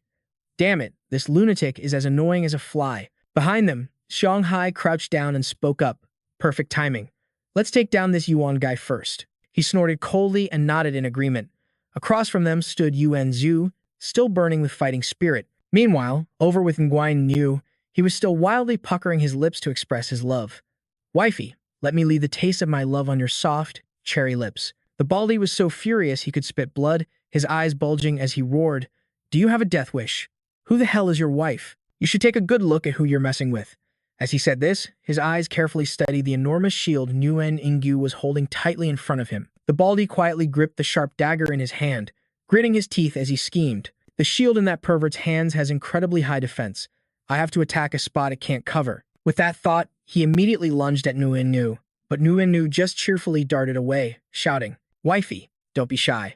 The baldy's attack missed, and he instantly flew into a rage, lunging and throwing his daggers at Nguyen Yu while yelling, Die, you damn eyesore. But suddenly, someone threw out darts, knocking away the 3 sharp daggers, followed by an anxious warning. Nguyen Yu, look out! The baldy was startled by this and quickly turned to see Jiang Kai. In the distance, power still shimmering in his hand from the throw, Jiang Kai growled, his voice low and threatening. Just then, the baldy suddenly shouted a report to Huang Da. Captain, he's already used 8 of his darts. Hearing this, he laughed in satisfaction as his hands slowly gathered a stream of purple energy. Excellent. Huang Da grinned menacingly, quickly conjuring a strange purple crystal, a supermagnetic crystal. He raised the supermagnetic crystal high, and a terrifying light flickered around it. On the other side, Hu Ya looked at the compass in his hand, muttering in shock, What is this? Why is my compass going haywire? Behind him, Nuan added with a frown. My dagger feels like it's about to be pulled away. In the distance, Yuan Zhu's eyes also widened in alarm as he felt the sword in his hand being pulled away by a powerful force. Elsewhere, Jiang Kai looked down at his own trembling, restrained hand, worriedly realizing, I can't summon my soul chasing darts. From afar, Huang Da continued to hold the supermagnetic crystal high, casually strolling towards him. He stopped a short distance away and sneered, Jiang Kai, don't tell me you thought we came unprepared. Huang Da glanced at the supermagnetic crystal again, explaining in a monotone voice, this supermagnetic crystal was cut from the core of a high-grade supermagnetic ore. At this point, a cold glint flashed in his eyes as he asked with a sinister smile, You only have 1 dart left now. Do you really think you can still win? Jiang Kai said nothing. He simply smiled, not looking the least bit worried. He then pulled out another dart and took a fighting stance. He raised an eyebrow, shook his head slightly, and announced, Huang Da, I'm afraid you're celebrating a little too early. Huang Da couldn't help but be surprised by this. He wondered in confusion, this dart. It's not affected by the supermagnetic crystal? But he quickly pushed the thought aside. He just sneered to himself and raised his hand, materializing a shield. Huang Da held the shield firmly in front of him, his eyes fixed on Jiang Kai as he declared with certainty, But it doesn't matter. This guy is dead either way. After that, his shield began to glow with a frenzied light. He declared in a low voice, Jiang Kai, see this shield? Today, I'm going to show you what true despair is. At the same time, Lu Jun, who was watching everything from a monitor room, muttered in astonishment, Jiang Kai is about to lose. That's the Titan Giant shield. Even though its rank has been reduced to comply with the match rules, its defense is still a terrifying 72 points. He pursed his lips, his expression darkening as he quietly whispered to himself. On Ghost Star, the higher the grade of a weapon, the higher the level requirement for its user. But by level reducing a high-grade weapon, it allows low-level adventurers to meet the usage requirements. Although this process damages the weapon and reduces its stats, the damage output of these kinds of weapons still far exceeds that of normal ones. Hua Lian, who was standing nearby watching, remarked with a frown, "I can't believe Xuanwu would level reduce a weapon meant for a superhuman." Lu Jun's eyes widened as he added, "Not only that, but the supermagnetic crystal and the shield that Warrior was using earlier are also level reduced pieces of top-tier equipment. They've gone to incredible lengths just to deal with Jiang Kai." Hearing this, Lan's eyes widened in a stunned daze. She wondered, then, is Nuan doomed to be killed? On the other side of the battle, Huang Da grinned and roared, "Instant kill squad, listen up." The 4 members of the instant kill squad all smirked excitedly upon hearing the call. They listened as he commanded in a low growl, "Prepare to annihilate every member of the Fire God squad." Pausing for a moment, Huang Da laughed again and added slowly, "Oh, and remember to leave the pink-haired girl for me. Don't you dare lay a scratch on her. I want to enjoy her. Slowly. That's right, kill them slowly. I want them to taste the consequences of messing with the wrong people." The entire group immediately rushed forward to attack. Hung Hai roared excitedly as he took the lead, taking advantage of the magnetic force affecting the warrior's weapon to take out these 3 first. Seeing this, Noen and Hu Yan's group panicked, crying out that things were looking bad. On their side, the bald man excitedly swung his fist to attack Nguyen No. "You damned pervert, go to hell." Li Biao watched everything unfold, propped up his chin, and shook his head with a sigh. The gear gap is too wide. It seems all hope is really lost. The blonde, Sister Hua, also sighed in agreement. Although Zhu Zi has found a way to suppress his own cowardice, he probably won't get a chance to prove it anymore. Xia Tao also crossed her arms and asked in disbelief, "Jiang Kai, are we really going to lose this time?" Hong Chang also turned her face away in disdain. "What? So it turns out Jiang Kai isn't all that strong." Meanwhile, Huang Da was still laughing smugly and declared loudly, "My Pure Kill squad all wear Black Star inner armor. Our close contact equipment won't be affected by the magnetic force. No matter how much you resist, you're just struggling in your death throes." As he yelled, the sword in Noen's hand was suddenly ripped away. It sent her tumbling to the ground.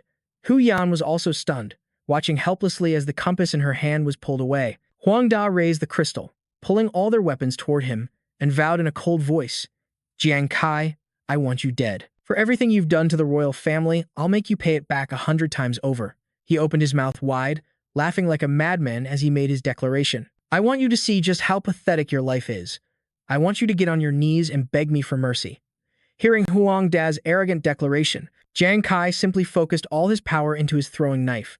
His eyes filled with a chilling coldness as he vowed grimly, "I will never accept this fate." Jiang Kai's posture remained as straight as a spear as he clutched the throwing knife, staring intently at the man. Hearing this, Huang Da burst out laughing and taunted, "Jiang Kai, stop struggling. Do you really think that little throwing knife of yours can do anything to me? Keep dreaming."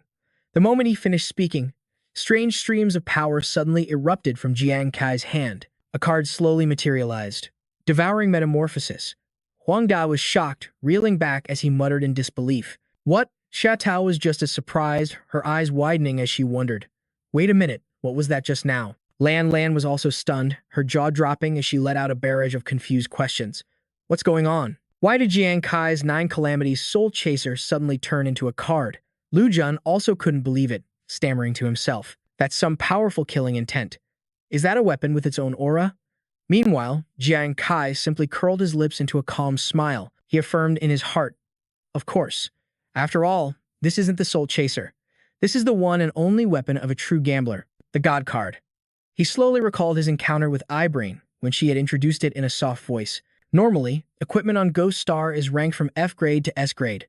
Eyebrain presented several different items, including a card like the one in Jiang Kai's hand, she slowly explained. But in reality, above S grade, there are even higher grades, SS and SSS, and the God card is a weapon of that SSS grade quality. Upon hearing this, Jiang Kai's interest was piqued, and he asked in a loud voice, "What? An SSS grade weapon?" Eyebrain nodded slightly, explaining in more detail with a steady voice. In addition, the God card has a unique deck effect. He frowned upon hearing this and repeated, "A deck effect." Without a moment's hesitation, she explained in her clear voice so he would understand. Special effect of the God card set. 1. For each additional God card you obtain, all God cards you possess will gain a 10% increase in basic attributes and a 50% increase in weapon armor penetration. Pausing for a moment, Eyebrain lowered her voice and emphasized seriously, Special effect of the God card set. 2. Devouring Metamorphosis can consume other thrown weapons, inheriting all of their attributes. Devouring Metamorphosis does not affect the God card's original attributes. Returning to the present, Jiang Kai let out a delighted laugh, his eyes narrowing as he explained.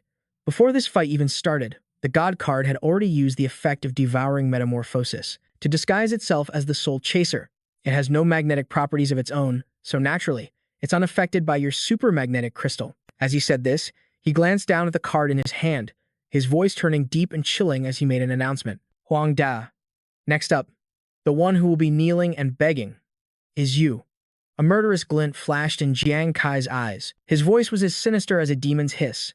Except, you won't be begging me to spare you. You'll be begging me to kill you. Seeing this, Huang Da was terrified, breaking out in a cold sweat as he wondered, wait, what is this brat planning to do? The thought had barely formed when Jiang Kai, standing opposite him, narrowed his eyes and roared, Wrath of the Gods. He quickly thrust his hand forward, unleashing a terrifying blast of power that shot straight toward Huang Da's shield. The man grimaced, straining to block the attack, his brow furrowed in shock as he thought, what? My Titan shield is a transcendent-grade weapon. This is just a playing card. How could it possibly pierce through? But before he could finish the thought, Jiang Kai's blast of power rapidly drilled right through the sturdy shield. With a loud boom, the shield instantly shattered into 1,000 pieces, sending Huang Da flying backward, coughing up a mouthful of blood. Huang Da was sent flying a great distance, slamming straight into the blue barrier as he groaned in pain.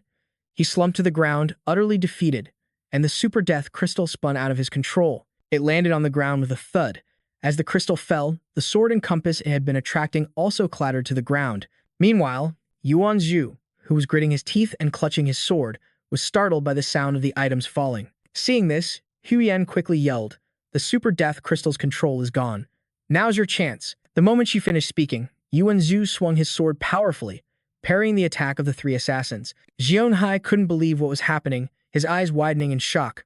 What? On the other side, the bald man was still frantically attacking Ngai and Nu.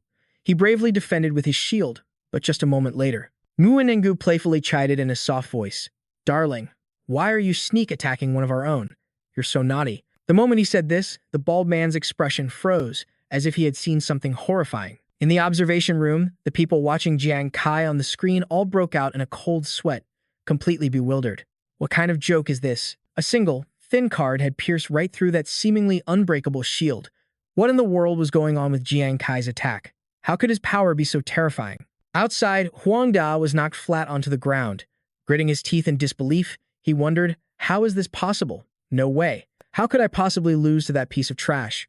Damn it, I can't even get back on my feet. Seeing this, Yuan Shen cried out in alarm, Boss. Wen Wu also frowned and hissed, This is bad. Go and help him, quickly. However, before they could even move, Yuan Zhu and Nguyen Niu dashed forward to block their path. Yuan Zhu's eyes gleamed with excitement as he announced, Your opponent is me. Nguyen Niu added with a sheepish grin and a thumbs up, Where do you think you're going? The more you run, the more excited I get. Meanwhile, Huang Da gritted his teeth, his eyes wide with fear, watching as Jiang Kai slowly and menacingly approached him. He held out his hand, and the card from the shattered shield quickly flew back to him. Jiang Kai clenched the card in his hand, his eyes flashing with killing intent, and announced in a low voice, Huang Da, the fun is just getting started. The time hasn't come just yet. As Huang Da listened to Jiang Kai's ominous words, his eyes widened as if he were seeing something horrifying. Jiang Kai quickly unleashed a sharp slash at him, causing fresh blood to spurt out as the man let out a horrifying scream. Watching the attack with her hands on her hips, Lan Lan was shocked and exclaimed in awe, So strong. The naked eye can barely keep up with it. Meanwhile, Jiang Kai continued to slash frantically at Huang Da's body, causing him to scream in agony. Stop. Stop it, you bastard. I'm going to kill you. A look of intense killing intent flashed in Jiang Kai's eyes. He parted his lips and whispered, unrepentant to the very end. But if you think this is all there is, you're gravely mistaken. Immediately after, an announcement from the iBrain rang out. Death card special effect. 1. The time has not yet come. Upon a single use, the death card can automatically attack a target repeatedly for a maximum of 50 times. During this process, the target will receive an additional 50% damage and will be prevented from dying. The moment the announcement ended, the gash across Huang Da's body ripped open again, violently spewing blood. The slashes repeated over and over, cutting into his body again and again, causing Huang Da to throw his head back and scream in excruciating pain. His frenzied screams echoed throughout the arena, spreading beyond the barrier and reaching the ears of everyone watching from the outside. The crowd watching from the outside was utterly horrified upon hearing those agonizing cries. Inside, Jiang Kai kept his head lowered, his expression grim, as he whispered slowly in a cold voice, "Huang Da, for you, killing people is just a daily routine, isn't it? Since you have no regard for the lives of others, then right now, I'll let you experience the fear that comes right before death." Huang Da was utterly terrified. His pupils contracted as he stammered, "No, please don't." But his pleas went unanswered. Necro Outer Armor Special Effect 3. Death's Torment delivers a one-time mental attack, forcing the enemy to experience the spiritual anguish just before death. This effect only activates when the opponent is severely injured and can be maintained until the caster's spiritual energy is completely depleted. An icy killing intent filled Jiang Kai's eyes as he growled darkly, "Death." Huang Da's pupils contracted violently, his eyes bulging. Huang Da trembled and cried out, "No." Jiang Kai, however, maintained his icy expression, lowering his voice to emphasize each word, "Torment." The moment the word left his lips, Jiang Kai's gaze became completely glacial as he channeled his power, staring intently at Huang Da. Immediately after, a powerful, sharp slash pierced through Huang Da's abdomen. His expression froze as he groaned, "It hurts. It hurts so much." Who's cutting me?" Huang Da looked up in agony, his eyes wide, his insides churning with the feeling of being devoured from within. "Something is eating my organs." Fresh blood gushed violently from his body. Bleeding from all 7 orifices, Huang Da pleaded, "Save me. My body is being ground into mincemeat. It hurts so much." It felt as though his body was being run through by 1,000 swords. He hung his head, screaming in torment, "This is agony." Huang Da's eyes were bloodshot and bulging with pain as he wondered, Why? Why am I still not dead?" Finally, he couldn't bear the thousands of constant slashes. Trembling, he begged, "I can't take it anymore." But Jiang Kai's face remained ice cold. His eyes darkened as he said mockingly, "You can't even handle this. The pain you're feeling now isn't even a fraction of the agony felt by the innocent people you murdered." Huang Da completely lost his mind, clutching his head and screaming hysterically, "Kill me. Just kill me." Seeing this, Jiang Kai chuckled to himself, thinking, as expected, the untimely moment of the Death God card combined with the torturous death from the Necro Exo armor. He simply watched the man suffer, calmly analyzing the situation. The combination of intense physical pain and mental devastation was having the perfect effect. Meanwhile, Huang Da was still screaming wildly, "Somebody help me, just kill me already." In the viewing room, Lan Lan watched with confusion and asked, "Why isn't Huang Da dead yet? Damage of that level should have been fatal by now." Lu Jun's expression grew serious as he slowly shook his head. "I don't know, but I'm afraid Huang Da is about to be completely broken." He quietly rested his chin on his hand, his eyes glinting as he tried to figure out what Jiang Kai's secret weapon was.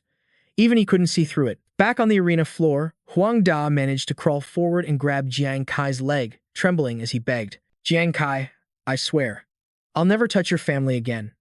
I was wrong. I'm begging you, please." His body, covered in blood, writhed in agony as he looked up and pleaded desperately, "Just kill me." Jiang Kai glanced coldly at Huang Da, a cruel smile playing on his lips. An opportunity this good? He thought. Why would I kill you so easily? With that thought, he snorted coldly and turned his head in a certain direction, wondering to himself, I bet that other guy can't hold back much longer, can he? Jiang Kai slowly raised his gaze to the high platform where Huang Tong was watching everything unfold. He couldn't sit still any longer. He gritted his teeth, trembling with rage, thinking, I can't believe it. After all our preparations, we still couldn't kill Jiang Kai. He's not killing Xiao Da because he wants to force my hand. Realizing this, Huang Tong stood up, stepped forward, and shouted down to the arena, Jiang Kai. Having gotten what he wanted, Jiang Kai looked up with a cold, mocking smile. Well, if it isn't Guildmaster Huang of the Xuanwu Guild, to what do I owe the pleasure? Without a moment's hesitation, his eyes glaring with rage, he made an offer. Jiang Kai, I know what you want. If you kill Huang Da right now, I promise, the boy will never touch your family again. Jiang Kai remained unbothered, his arms crossed. He slowly retorted, and why should I believe you? Besides, even if he doesn't touch my family, what about the rest of your people? His words enraged Huang Tong, who snapped, Don't push your luck. Jiang Kai just shrugged and said nonchalantly, Suit yourself. Behind him, Huang Da was still writhing in agony, screaming, Let me die. Up above, Huang Tong gritted his teeth, his mind racing. This can't go on. Xiao Wei already needed psychological treatment once.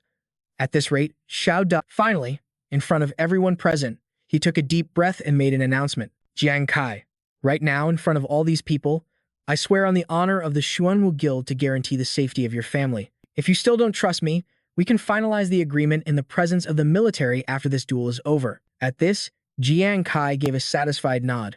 Fine. He then raised 2 fingers and began to channel his power. In a steady, powerful voice, he reminded him, remember, you're the one who said this. From now on, if any of you ever dare to touch my family again, I don't care if you're the Huang family or the entire Xuanwu Guild. As he spoke, Jiang Kai decisively clenched his fist and declared in a grim voice, I will eradicate every single one of you. Slice. In an instant, Huang Da's head was severed from his body and fresh blood sprayed into the air. Jiang Kai retracted the card back into his hand, glanced at Huang Da's body on the ground, and then looked up at Huang Tong, shouting, got it? Unable to do anything else, he could only grit his teeth and swallow his rage. Just then, a soldier behind him called out in a fearful, trembling voice, Guildmaster. Absolutely furious, Huang Tong spun around and roared, you imbecile. What are you just standing there for? Hurry up, log off, and get the best psychologist to check on Huang Da's mental state. The man hastily complied, yes, sir. He quickly turned and left, while Huang Tong shot a dark glare at Jiang Kai, thinking to himself, Jiang Kai, just you wait. Down below, he simply stood with his arms crossed, a defiant look on his face as he stared back. Suddenly, a sharp pain shot through his body, causing Jiang Kai to go pale and start trembling. He bent over slightly, resting his hands on his knees and breathing a sigh of relief. That was too close. I almost lost my footing. Continuously using Devour and Manifest and Wrath of the Gods, along with Untimely Moment and Torturous Death, has almost completely drained my mental energy. A sharp glint flashed in Jiang Kai's eyes as he quickly steeled himself. Even though Huang Da is dead, they still have 4 level 40 fighters. Right now, I absolutely cannot collapse now. A terrifying aura flared up around him as he quickly assessed the situation. As long as I'm still here, they'll be wary of me. They'll definitely be distracted when they fight Zhu Zi's group. Over with Yuan Zhu, his power now enhanced. He excitedly gripped his sword and charged forward to attack. You cowardly weaklings, cowering in fear. Do you dare fight me, Yuan Zhu? Without a word, Yuan Zhu landed a powerful strike on Seong Hai. The man gritted his teeth, struggling to raise his shield in defense. Yuan Zhu's face was filled with fighting spirit, his eyes blazing as he slashed down with all his might. Seong Hai couldn't withstand the blow and was sent sliding back, groaning in pain. He panted heavily, his eyes wide in disbelief as he muttered, What? How did this guy's power suddenly increase several times over? Watching the attack, Hu Yan and Nuan cheered excitedly. It's Zhu Zi's special talent, the all-powerful fighter. Zhu Zi must have transferred all of his attribute points into strength for his attack. That's the only way he could put this much pressure on a level 40 fighter. Just then, Wen Wu and Yuan Shen immediately rushed forward to confront Yuan Zhu. The others anxiously called out, Zhu Zi, watch out on both sides. Wen Wu and Yuan Shen charged fiercely, swinging their swords, but Yuan Zhu was nimble enough to sidestep the attack. Seeing this, both of them stared wide-eyed in shock. Yuan Shen exclaimed in disbelief, he's so fast. Yuan Zhu charged again, swinging his sword wildly and laughing with contempt. I told you, all of you are just trash. Li Biao, who had been watching all this, jumped to his feet in astonishment and asked, Is that really Zhu Zi? Sister Hua also stood up, full of praise. I didn't expect him to be so strong and so agile too. Liang Wen, beside her, nodded in agreement, adding, Exactly. He's a true gatekeeper. No one can get past him. In another corner, Ruan Yu was still playfully chasing after Baldy, calling out, Wifey, come on, let's get a little closer. Liang Wen saw this and let out a wry laugh, shaking his head and sighing, getting to see a dead drunk alcoholic chase a level 40 fighter around the arena. I've really seen it all now. Just then, Baldy suddenly spun around and yelled, You damn pervert, get lost. He thought in frustration, damn it, this pervert's shield has incredibly high defense. It's almost impossible to damage him. Baldy glanced over at Jiang Kai, who was standing in the distance, and clicked his tongue as he considered his options. If Jiang Kai would just attack someone else, I could focus on my opponent, but he just isn't making a move. As he thought this, he suddenly stopped. A thought flashed through his mind. Wait a minute. Why isn't he making a move? Meanwhile, Yuan Zhu was vigorously attacking Seong Hai while shouting, Is this really all you useless fools have got? You're a complete disgrace to the fighter class. Wen Wu and Yuan Shen also started to realize something was off. Wenwu wondered aloud in confusion. This isn't right.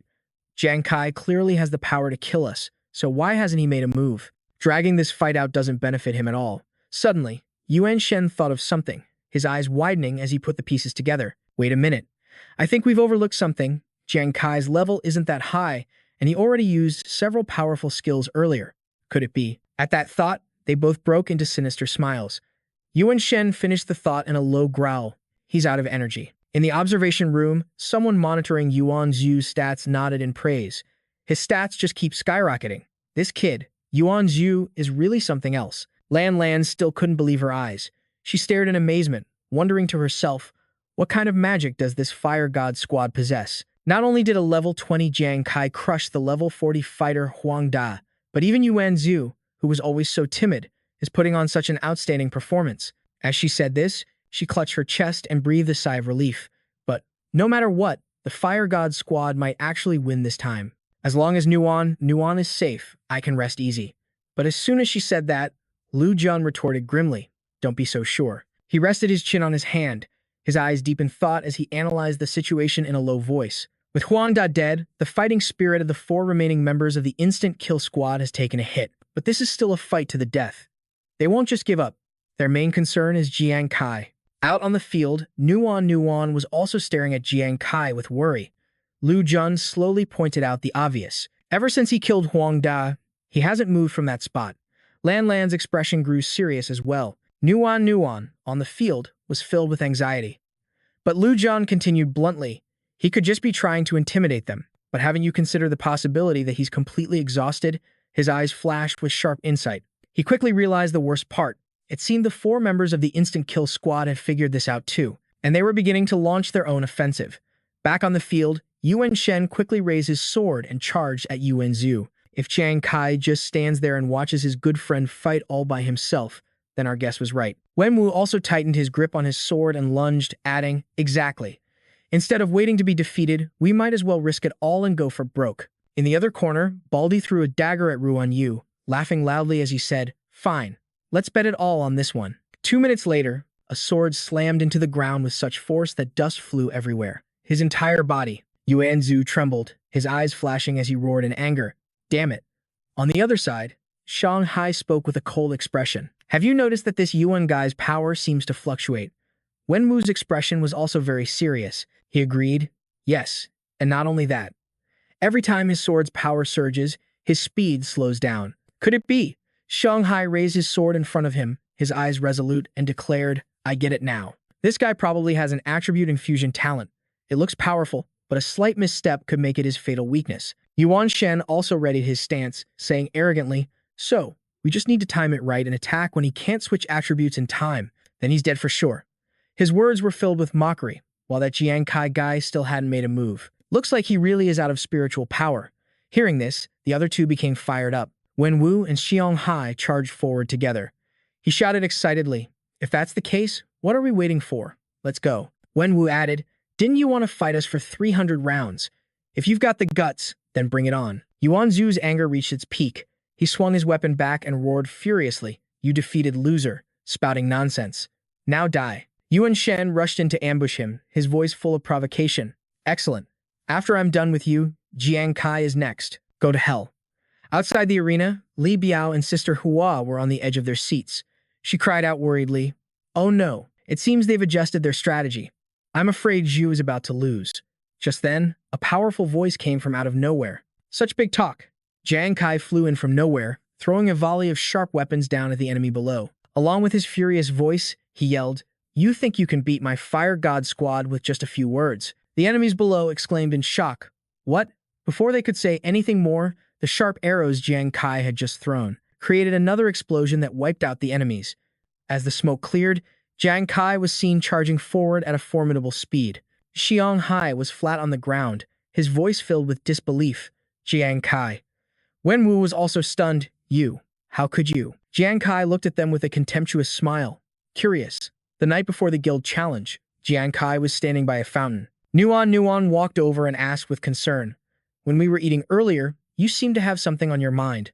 What are you thinking about? Jiang Kai stared into the space before him and shared, his voice tinged with worry. The guild challenge is tomorrow. Huang Da hates me to the bone. He'll definitely think of every possible way to deal with us. Although I don't know what strategy he'll use, he knows my biggest reliance is on Soul Chaser.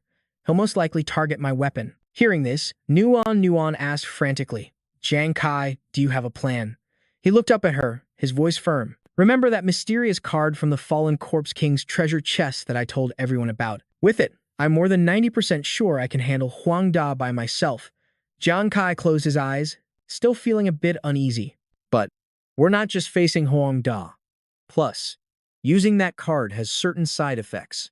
Without a proper strategy, the probability of wiping out all the members of the instant kill squad might be less than 60%. Nuan opened her inventory bag, saying, the immortal bird's tears are all used up. Actually, for this challenge, I've been trying to research a replacement item. Unfortunately, it wasn't very successful. She took out a pill and explained its effects. This is the only demon god capsule. With your current stats, after taking it for 1 minute, your condition can temporarily recover to 50% of your peak state. She also explained its consequences. But the price is that during this 1-minute digestion period, you'll fall into a state of total body paralysis. Not only that, this demon god capsule has another very harsh condition. The user must have completely exhausted all of their spiritual power beforehand, otherwise it won't work. Hearing this, Jiang Kai was stunned. Nuan rubbed her chin and shook her head in frustration. Being completely paralyzed for 1 minute is already extremely dangerous. And on a life-or-death battlefield, actively depleting your spiritual power is basically suicide. I should probably think of another way. But Jiang Kai grabbed onto her, unable to hide his excitement as he exclaimed, Nuan, you're absolutely brilliant. She cried out in surprise. What? He tried to suppress his excitement. This time, I'm 100% confident I can kill the entire instant kill squad. Just you wait and see. 1 minute earlier, while the three from Xiang Hai's side and Yuan Zhu were still fighting, Xiang Hai roared wildly, attacking the world's #1 god of war. Prepare to die. Nearby, Yuan Shen was chasing the bald guy with his shield. Honey, give me a kiss. The man waved his hands in terror. Get away from me. Jiang Kai stood there watching, clenching his fists, his face dark. Realizing the time was near, he popped the pill into his mouth, thinking, good, I've dealt with Huang Da. My spiritual power is also depleted, so now. Then, with a gulp, he swallowed the pill without the slightest hesitation. Veins popped on Jiang Kai's face, his eyes lit up, and a 1-minute recovery countdown began. Then, small but sharp weapons materialized in Jiang Kai's hands. They were surrounded by a red, murderous aura, looking incredibly dangerous. He said sarcastically, too bad you all won't get the chance to find out. Meanwhile, Nguyen Wu was still chasing the bald guy. He said in a whiny voice, Wifey, are you playing hide and seek with me? The bald guy panicked and threw his weapon. Only then did he regain his composure, reaching a hand toward Nguyen Zhu and crying out in alarm. It's over. I'm done for. At that moment, the bald guy also sensed an immense killing intent approaching him. Yuan Zhu was right behind him, preparing to strike. And in a flash, a single sword slash cut through the bald guy. Blood trickled from the corner of his mouth, and his face turned pale. He let out a small cry. How? How could this be? Then, the bald guy collapsed to the ground. Yuan Zhu rested his sword behind his neck and said, Remember this. It is your honor to die by the sword of the world's #1 god of war. A loud sob rang out, No. Nguyen Zhu hugged the bald guy's body, crying like a child. His voice was a mix of sadness and anger. Why did you kill my darling? Yuan Zhu just laughed victoriously and answered arrogantly. To Nguyen Yu's question, why did I kill him? Hilarious. You even have to ask? I am the world's #1 god of war. Nguyen Yu's demeanor changed in a flash. He ran toward Yuan Zhu and suggested with a bright smile, My darling is gone now, so you can be my darling instead. Come and get my kiss. Suddenly, wisps of murky green smoke surrounded Nguyen Yu. It made him dazed, and his head spun. Damn it, this scent again. Jiang Kai looked at the spray can in his hand. He said with relief, Good thing I told Nuan to prepare some of this wolf-repellent spray for us. He thought to himself, but it looks like we still need to stock up on a few more bottles. Duan Ju's drunken rampages are now even more terrifying than before. He stood up and looked towards the two girls running over. Hoon Han, Nuan, how are you two? Hoon Han was the first to speak up cheerfully. Don't worry, Captain Jiang Kai, we're totally fine. The bodies of the others gradually faded away. Wu Wei held a mic to make an announcement. I declare that in this match. Suddenly, Yuan Zhu appeared out of nowhere, brimming with killing intent. Who goes there? Are you here to fight me, Yuan? Wu Wei was momentarily confused about what was happening and stood frozen on the spot. All three of them cried out in alarm. Oh, we're screwed. Jiang Kai and Hun Han ran to intervene. Jiang Kai tried to calm him down. "You're the #1 god of war now, Ju Zi, calm down." Hunan also chimed in. "That's right, you can't hit this person." Wu Wei, still terrified, stammered through the rest of her announcement. "In this match, the Fire God squad is victorious. Tomorrow at 8 a.m., please be on time for the second round match." Yuan Zhu's face was still scrunched in a scowl. He shouted into Jiang Kai's ear, "Jiang Kai, remember this. I've got your back from now on." "I've got your back." Jiang Kai's face turned pale as he replied, "I got it. I got it." Behind them, Wu Wei retreated first out of sheer fear. Jiang Kai quickly called to the other two. Nuan, Hunan, let's go now." The other two complained, "These two are so embarrassing." Nguyen and Ju was carried away by them, still calling out non-stop. "Wifey," Hunan replied awkwardly, "I'm here." Nuan, beside her, could only force a smile. Jiang Kai struggled to drag Yuan Zhu away. Let's go. But Yuan Zhu raised his sword high and shouted repeatedly, "When this god of war takes the field, who dares to cause trouble?" The three spectators in the stands exclaimed in shock, "Wait a minute." The match commentator exclaimed in surprise, "I just processed what happened, and the Fire God squad has already won." A little-known squad actually wiped out the entire renowned instant kill squad. That fighter named Yuan Zhu is one thing, but isn't the drunkard supposed to be one of the most useless classes? How is he that strong? To think, he hunted down a level 40 fighter. And then there's Jiang Kai. What class is he anyway? And what kind of heaven-defying weapon is that black card of his? The audience from all sides roared, celebrating this glorious victory. In the stands, Han Chang crossed his arms and smiled lightly, chatting with the man next to him. "Brother Xia, now I understand why you specifically brought us to watch the Fire God Squad's match." Elsewhere, Lan exclaimed in shock, "Jiang Kai, they actually won." Lu Jin looked towards Jiang Kai's team. He mused, as expected of Jiang Kai. Even with the Fire God Squad, he's leading. Every single step they take is beyond everyone's expectations. I think Commander Wei must be eagerly awaiting the results of the new rank assessment. Suddenly, an announcement made them turn their heads. The results of this rank assessment are in. In the room, Professor Li was analyzing the data. Behind him was an image of Yuan Zhu and Nuan with their ranks. Yuan Zhu's rank had reached SS rank, but Su Nuan has not yet displayed any other abilities, so her rank will remain at its initial C rank. Hearing this, Lan exclaimed, "SS rank."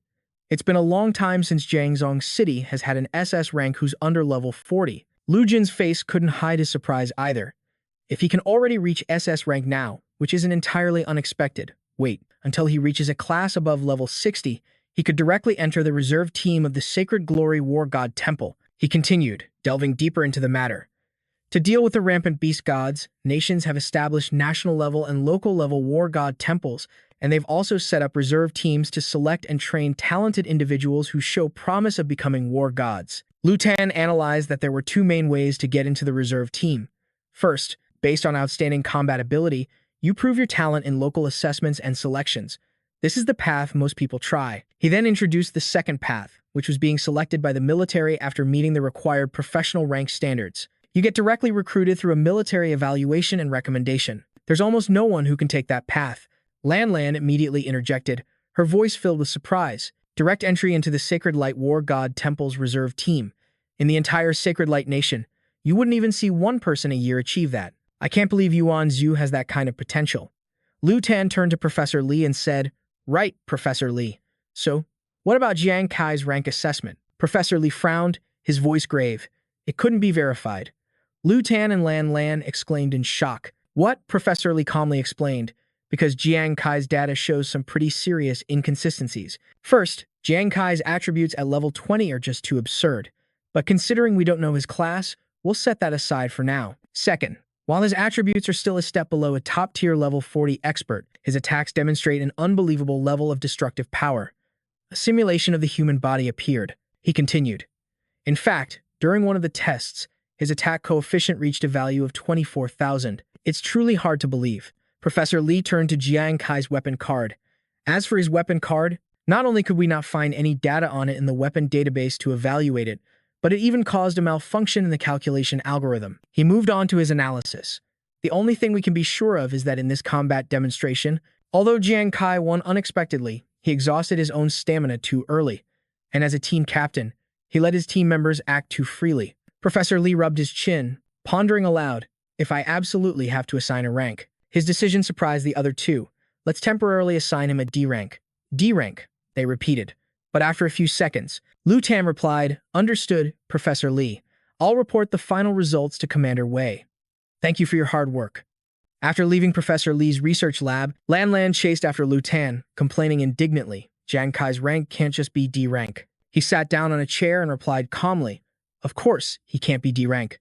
Lan retorted angrily, then why didn't you object back there? Lu Tan glanced at her, offering an explanation to soothe her rising temper. There's nothing wrong with Professor Lee's assessment. The problem lies with the entire model.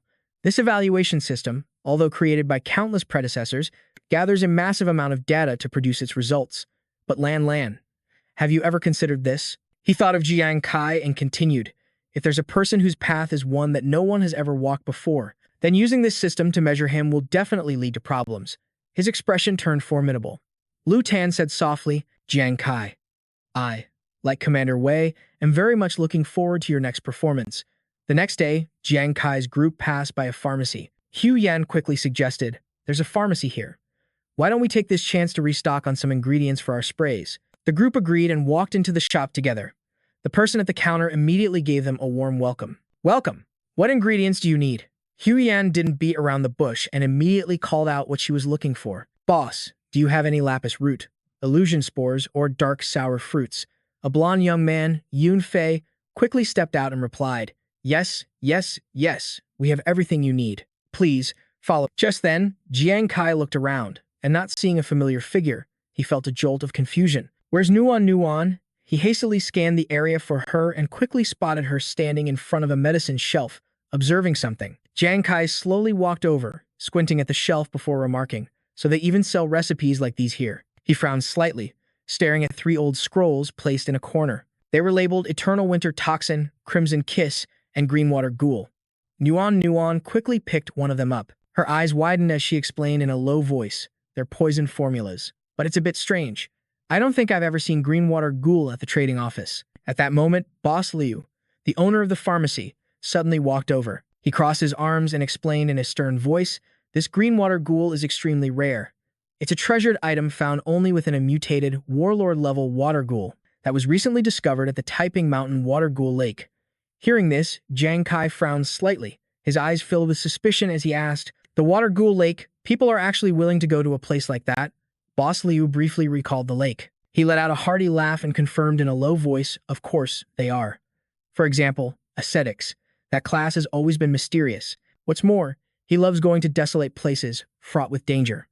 That time, he got lucky, stumbling upon a prey that was on its last breath. At this, he shook his head, clicked his tongue, and sincerely gave Nuan some advice. But, young lady, the Greenwater Ghost's poison is incredibly potent, and the conditions for it to take effect are extremely harsh. Not only is it very easy to poison yourself during the mix, but even if you do succeed, it's difficult to use. That's why, despite its rarity, it has never been sold. I advise you to consider other items. But her eyes just went wide, her face grew serious, and she pressed loudly, Boss, what exactly is the Greenwater Ghost poison? Boss Liu didn't hide anything. He frowned slightly and began to explain in a slow, steady voice, the Greenwater Ghost is a lethal poison. When sprinkled on an enemy, it will seep through their armor and adhere to their skin.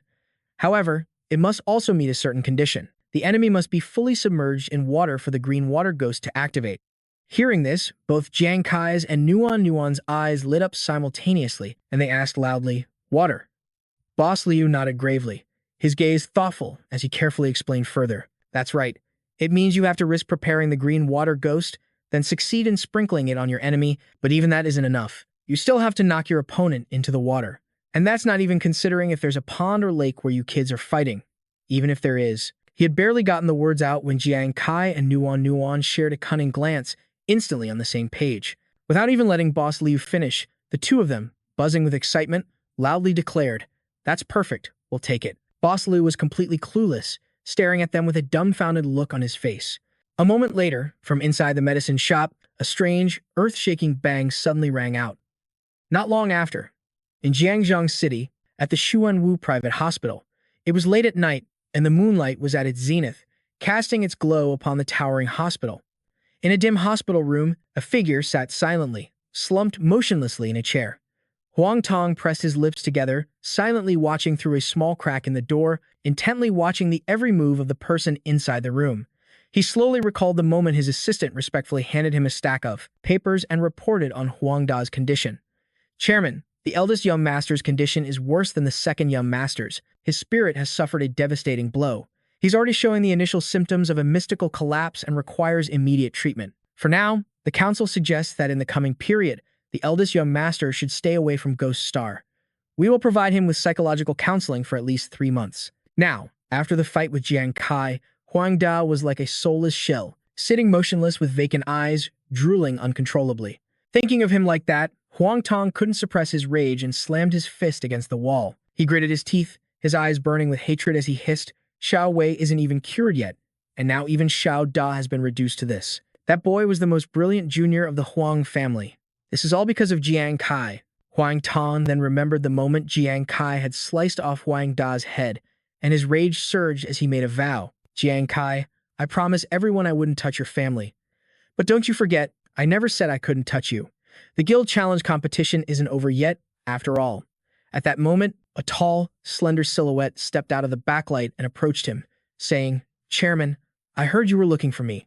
The newcomer was Fei Xiang. He narrowed his eyes in delight, his voice a low, crazed growl as he asked, Is this about the guild challenge competition? Over the next few days, the guild challenge competition carried on.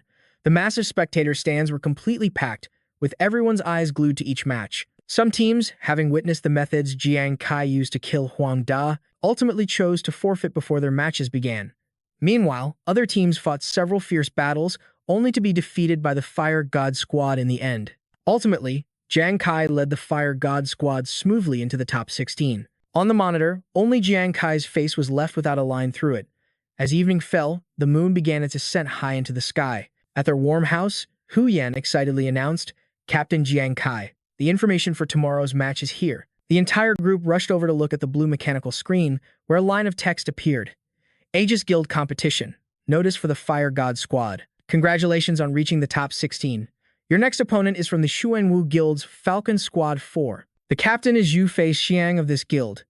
Be at the Saints Glory West City Arena tomorrow at 8 a.m. sharp to prepare for the competition. After reading the text, Yuan Zhu's eyes widened in shock. The Xuanwu Guild again? Xu Fei Xiang. That name sounds familiar. I think I've heard it somewhere. Beside him, Ruan Yu narrowed his eyes and nodded in agreement. I think so too. Jiang Kai quickly recalled the name Fei Xiang and explained grimly through gritted teeth. Xu Fei Xiang, Falcon Squad 4. That's the squad we encountered on the way to find the fallen Corpse King. I knew the Huang family wouldn't be able to restrain themselves. After hearing what Jiang Kai said, Yuan Zhu's eyes widened and he shouted, Now I remember.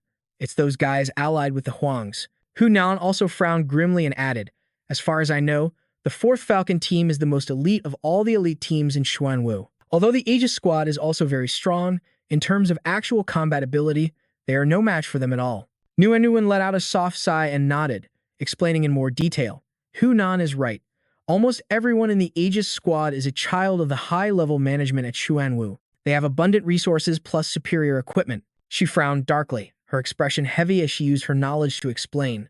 But Xu Feixiang's team is made up of masters who have been through many real battles. Because of that, their combat and response capabilities are extremely strong. Speaking of which, Nguyen couldn't help but worry, glancing at Jiang Kai to remind him, especially Xu Feixiang. I've said before that he's incredibly fast. Jiang Kai, you have to be careful with him. His expression was just as grave. He nodded lightly and gave her a serious reply. The next day, the new match began, and the crowd in the stands roared with excitement as they watched. The Falcon team from Xuanwu versus the Fire God from the Master God Guild.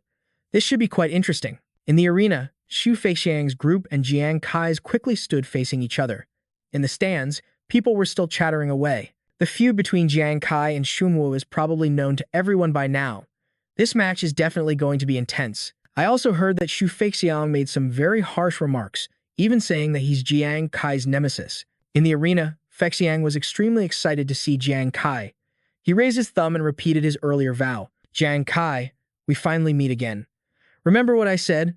I'm going to personally chop off your arm. He looked down and said nothing, only quickly raising his hand to stop the fuming Yuan Zhu beside him from cursing.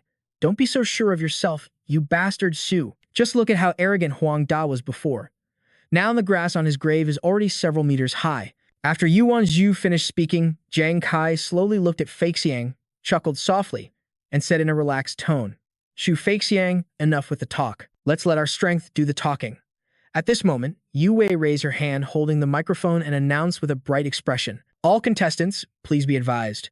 The 36th Guild War, the round of 16, will now enter the countdown." She quickly raised her voice to count down.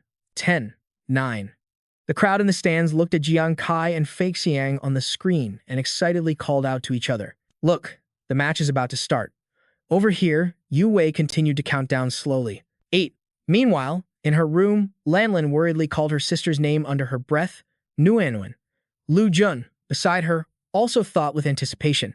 Jiang Kai, facing the Falcon team this time. "Can you still create a miracle?" Sister Hua, sitting in the stands, was extremely excited. She covered her mouth with her hands and cheered for Yuan Zhu. "Zhu Zi, go for it. The captain and I are cheering for you." Li Biao, sitting next to her, stared intently at the arena. Yu Wei's final countdown echoing in his ears. 3, 2. Finally, she reached the last number, mustering all her strength as she waved her hand and declared, 1. Begin. The moment she finished, Shu Feixiang's team took the lead and charged forward with a fierce roar, "Kill." Jiang Kai's team on the opposite side quickly got into formation. He warned in a loud voice, "Everyone, be careful."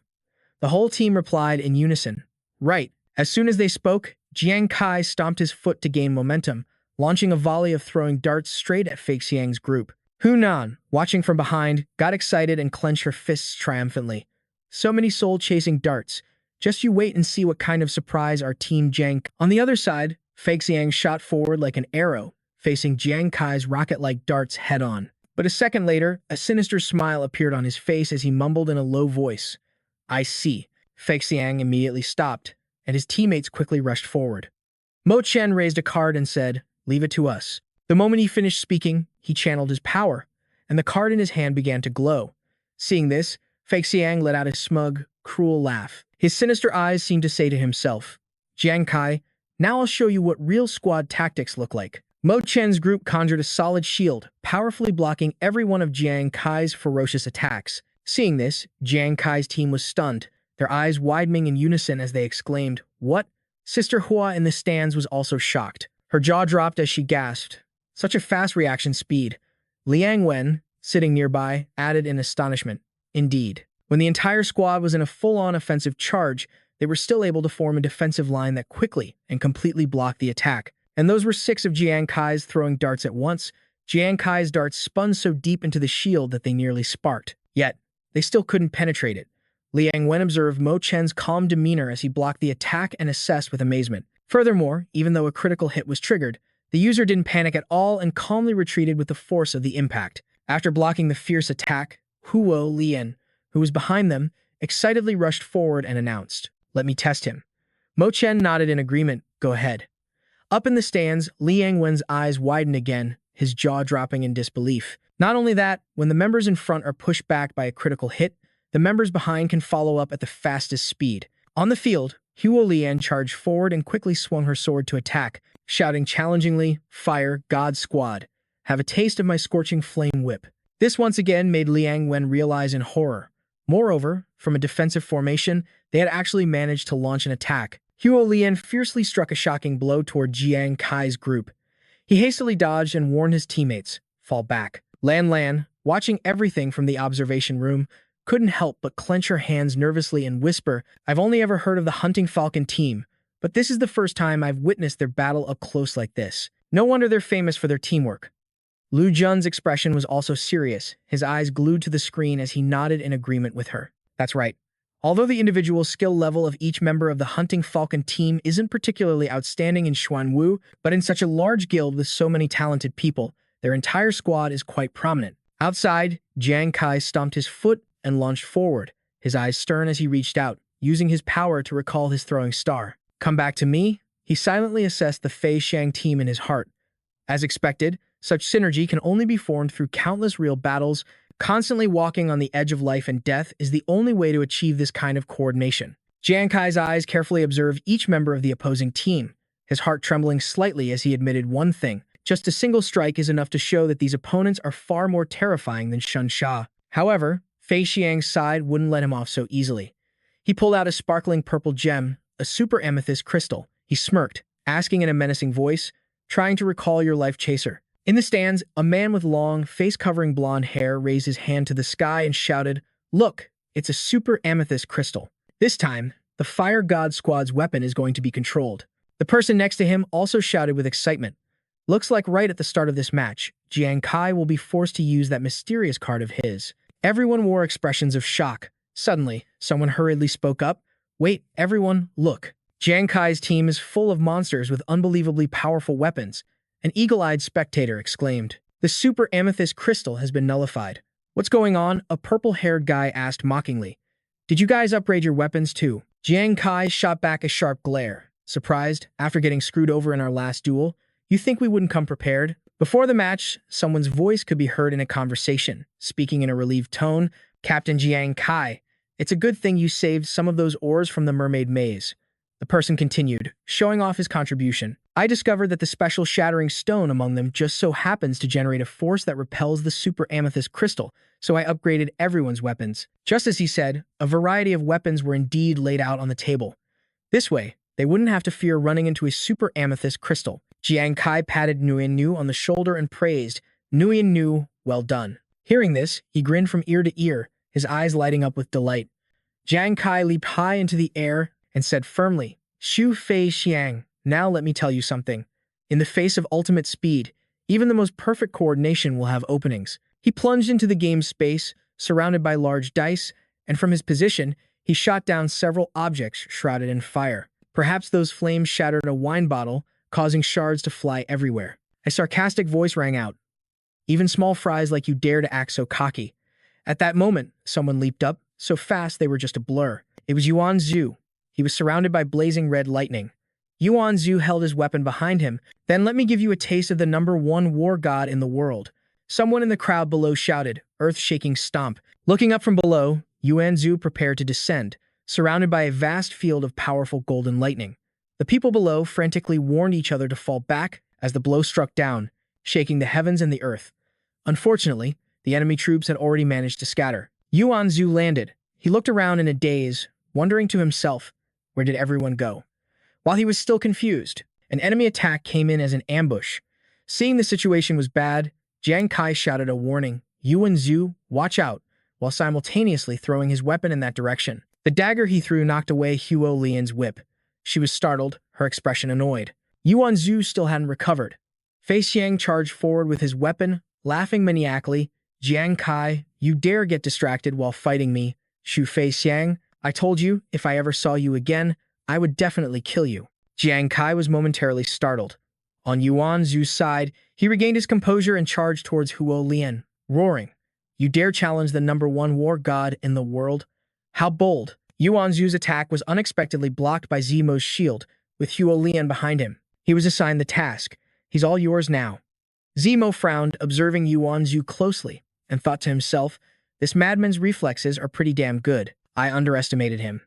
Yuan Zhu looked at him with amusement and said, "All right, if you're that eager, then I will." He leaped into the air again, his powerful voice accepting the challenge, earth-shattering stomp. Elsewhere, Mo Chen roared the command, "Kill them."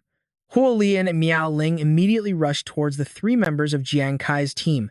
A blue flask was uncapped, spilling the liquid inside, as Nguyen Gu resolutely declared, "I, Nguyen will not be weaker than anyone in this life." As Mo Chen thrust his spear, he quickly raised his shield to block. He even called out, "Hey, beautiful, I'm coming for you." Hearing this, the other man furiously roared, "Looks to me like you've got a death wish." Huo Lian pulled Ling Miao away, saying with a laugh, "It's better to let him handle this perverted drunkard." Ling Miao agreed with delight. "That's right. Leave those 2 useless girls to us." From her position, Nuan called out a warning, "Hunan, be careful." But Hunan showed no signs of fear. She raised both hands to the sky as white rays of light gathered around her. "Watch this, enhanced invincible hailstorm technique." Seeing this, Nuan also lent a hand, summoning a powerful, crackling orb of golden lightning. "In that case, I'll provide support." Fei Xiang rushed towards Jiang Kai, raising his dark sword to strike, but Jiang Kai managed to turn just in time. He flung his daggers towards him. Fei Xiang froze for a moment, seeing the daggers fly his way. A sinister smile spread across his face. In a taunting voice, he said, "You like using daggers, kid? Let me tell you, when it comes to speed, I've never lost." With that, he shot forward like an arrow, decisively slashing through every single dagger Jiang Kai threw, creating a whirlwind of steel. Fei Xiang's eyes widened as he scoffed, "Too slow." Hearing that, Jiang Kai's eyes widened in shock. "What? This guy really is a tough opponent." Watching this, the cameraman said excitedly, "I don't think anyone has ever dodged Jiang Kai's daggers at such close range." Well, you have to consider who he is. That's Fei Xiang, renowned for his agility. Even when I replayed it in slow motion, I couldn't see exactly how he dodged Jiang Kai's daggers. As soon as the words were out, Fei Xiang effortlessly dodged the incoming attacks. Watching his speed, Lan exclaimed in shock. While spinning to dodge Jiang Kai's daggers, Fei Xiang was also using the momentum to close the distance between them. Lu Jun, who was beside them, revealed some information about Fei Xiang. Fei Xiang, I've looked into his stats. His base agility is over 300. If you factor in his equipment, it could reach at least 350. He thought to himself, Jiang Kai's advantage is his agility, but I'm afraid Fei Xiang's agility is even higher than Jiang Kai's, by more than 100 points. Stat-wise, you could say he's the perfect counter for Jiang Kai. Fei Xiang then raised his sword, preparing to retaliate. "Jiang Kai, fighting me will be the biggest mistake in your entire life." He looked at the incoming attack, his eyes wide in shock, his entire body frozen stiff. Fei Xiang brought his sword down, unleashing a powerful slash. Cyclone slash. Watching the intense power rapidly approaching, Jiang Kai thought, "Hold on." He stared intently at Fei Xiang and activated Demon Eye Transmission Curse. It looked like Fei Xiang was only using a single sword strike, but his other hand was clearly gathering power. It seems this Cyclone Slash isn't as simple as it looks. It's not just a single sword attack. Jiang Kai fell back, thinking anxiously, "With my current agility, if I only focus on dodging, I won't be able to evade 2 consecutive hits." With that, he launched an attack to block the charging Fei Xiang. Suddenly, a triumphant smirk appeared on Fei Xiang's face as he thought he took the bait. He raised both his swords, furiously unleashing his power. He then easily overpowered Jiang Kai's move. Stunned by Fei Xiang's strength, Jiang Kai yelled, "What?" His 2 crossed swords continued to radiate immense power. "My soul chaser. It's been controlled again." Fei Xiang couldn't help but boast, "Jiang Kai, did you think you're the only one who knows how to modify weapons? My Shu Yin twin swords have been modified. Although they can't control weapons from a distance like a supermagnetic crystal, in close combat, they're more than enough to counter your soul chaser." Jiang Kai clenched his fists and glared up at him. "So, you were prepared for this all along? That's why you tricked me into using Soul Chaser so much?" Fei Xiang asked smugly. "So what if I was? Jiang Kai, I'm finding it hard to respect you right now. How can you be in the mood to ask such useless questions at a time like this?" His eyes widened as he looked at Jiang Kai with excitement. Well, what do we have here? How very interesting." Fei Xiang glanced at his hand and said sarcastically, "Let me guess. Is that your last dagger? Or is it your trump card disguised as a dagger?" He looked down as if he already had Jiang Kai in the palm of his hand. "It's just as I suspected." Jiang Kai watched Fei Xiang cautiously and asked, "What do you mean?" Fei Xiang glared back, his killing intent flaring. He said furiously, "The reason my Falcon 4th squad stands at the top, aside from our perfect teamwork, is because of one other advantage, is to never ever underestimate any opponent. That's why, before this match, I watched and analyzed the fight between you guys and Team Shield kill over and over again. One of his teammates held something out. It was this stuff." Fei Xiang calmly deduced, "You were able to unexpectedly defeat Huang Da by relying on that trump card disguised as a throwing knife. But after you beat him, you didn't immediately go to back up your teammates. Instead, you just stood there, completely still. Now, why is that? Could it be that you have so much faith in your 4 teammates that you just assumed they could beat their opponents?" Fei Xiang rested his chin on his hand, frowned, and told his teammate, "Rewind it, play it again." He observed Jiang Kai's expression, "But judging from your face, that doesn't seem to be it." Fei Xiang smirked as he theorized, "Therefore, I have a bold hypothesis. Your trump card might be a one-hit kill, but after you use it, it must consume a huge amount of stamina or mental energy, leaving you unable to attack again for a short time. Based on my repeated calculations, that period is probably 1 minute." The moment he said that number, Jiang Kai flinched. Fei Xiang lowered his head and continued his analysis. "In other words, if you use that trump card against me right here, I would undoubtedly die, just like Huang Da. But at the same time, in the 1 minute after I'm disqualified from the match, it would be more than enough time for my team to take care of the rest of your Fire God squad. Meanwhile, Nuan, and Hu Yan were fighting with all their might. Nuan, just stay behind me. Okay, I'll amplify your healing. He lowered his voice, his tone dripping with killing intent. And then, they'll join forces to kill you. Over on Yuan Zhu's side, he had completely exploded. His eyes flashed as he swung his sword, roaring. The world's #1 god of war is here. Kneel and beg for your lives. Yuan Zhu unleashed a powerful, sharp slash, but Zemo quickly jumped back to dodge it. Yuan Zhu's eyes blazed with fury as he growled, running away. Just as Zemo dodged the attack, he thrust his sword straight forward, saying contemptuously, "You, the world's #1 god of war, you're useless. Go die." Yuan Zhu gritted his teeth and powerfully blocked the incoming sword thrust. The two blades clashed violently, sending sparks flying. Yuan Zhu swung his sword, forcing Zemo to leap backward, then angrily shouted, "How dare you doubt the power of the #1 god of war? Take this." At that moment, in the stands, Sister Hua, Li Biao, and Liang Wen were all stunned by the scene, quickly realizing something was wrong. That member of the Falcon team has finally stopped fighting Zhu Zi head-on. When the enemy advances, he retreats. When the enemy retreats, he advances. It's like he's toying with Zhu Zi. Li Biao frowned, observing the fight intently. He analyzed in a low voice.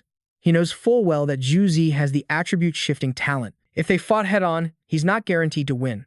So instead, he's constantly testing Zhu Zi's patience while wearing down his stamina and looking for a weakness. Beside him, Sister Hoa looked worried and cursed angrily.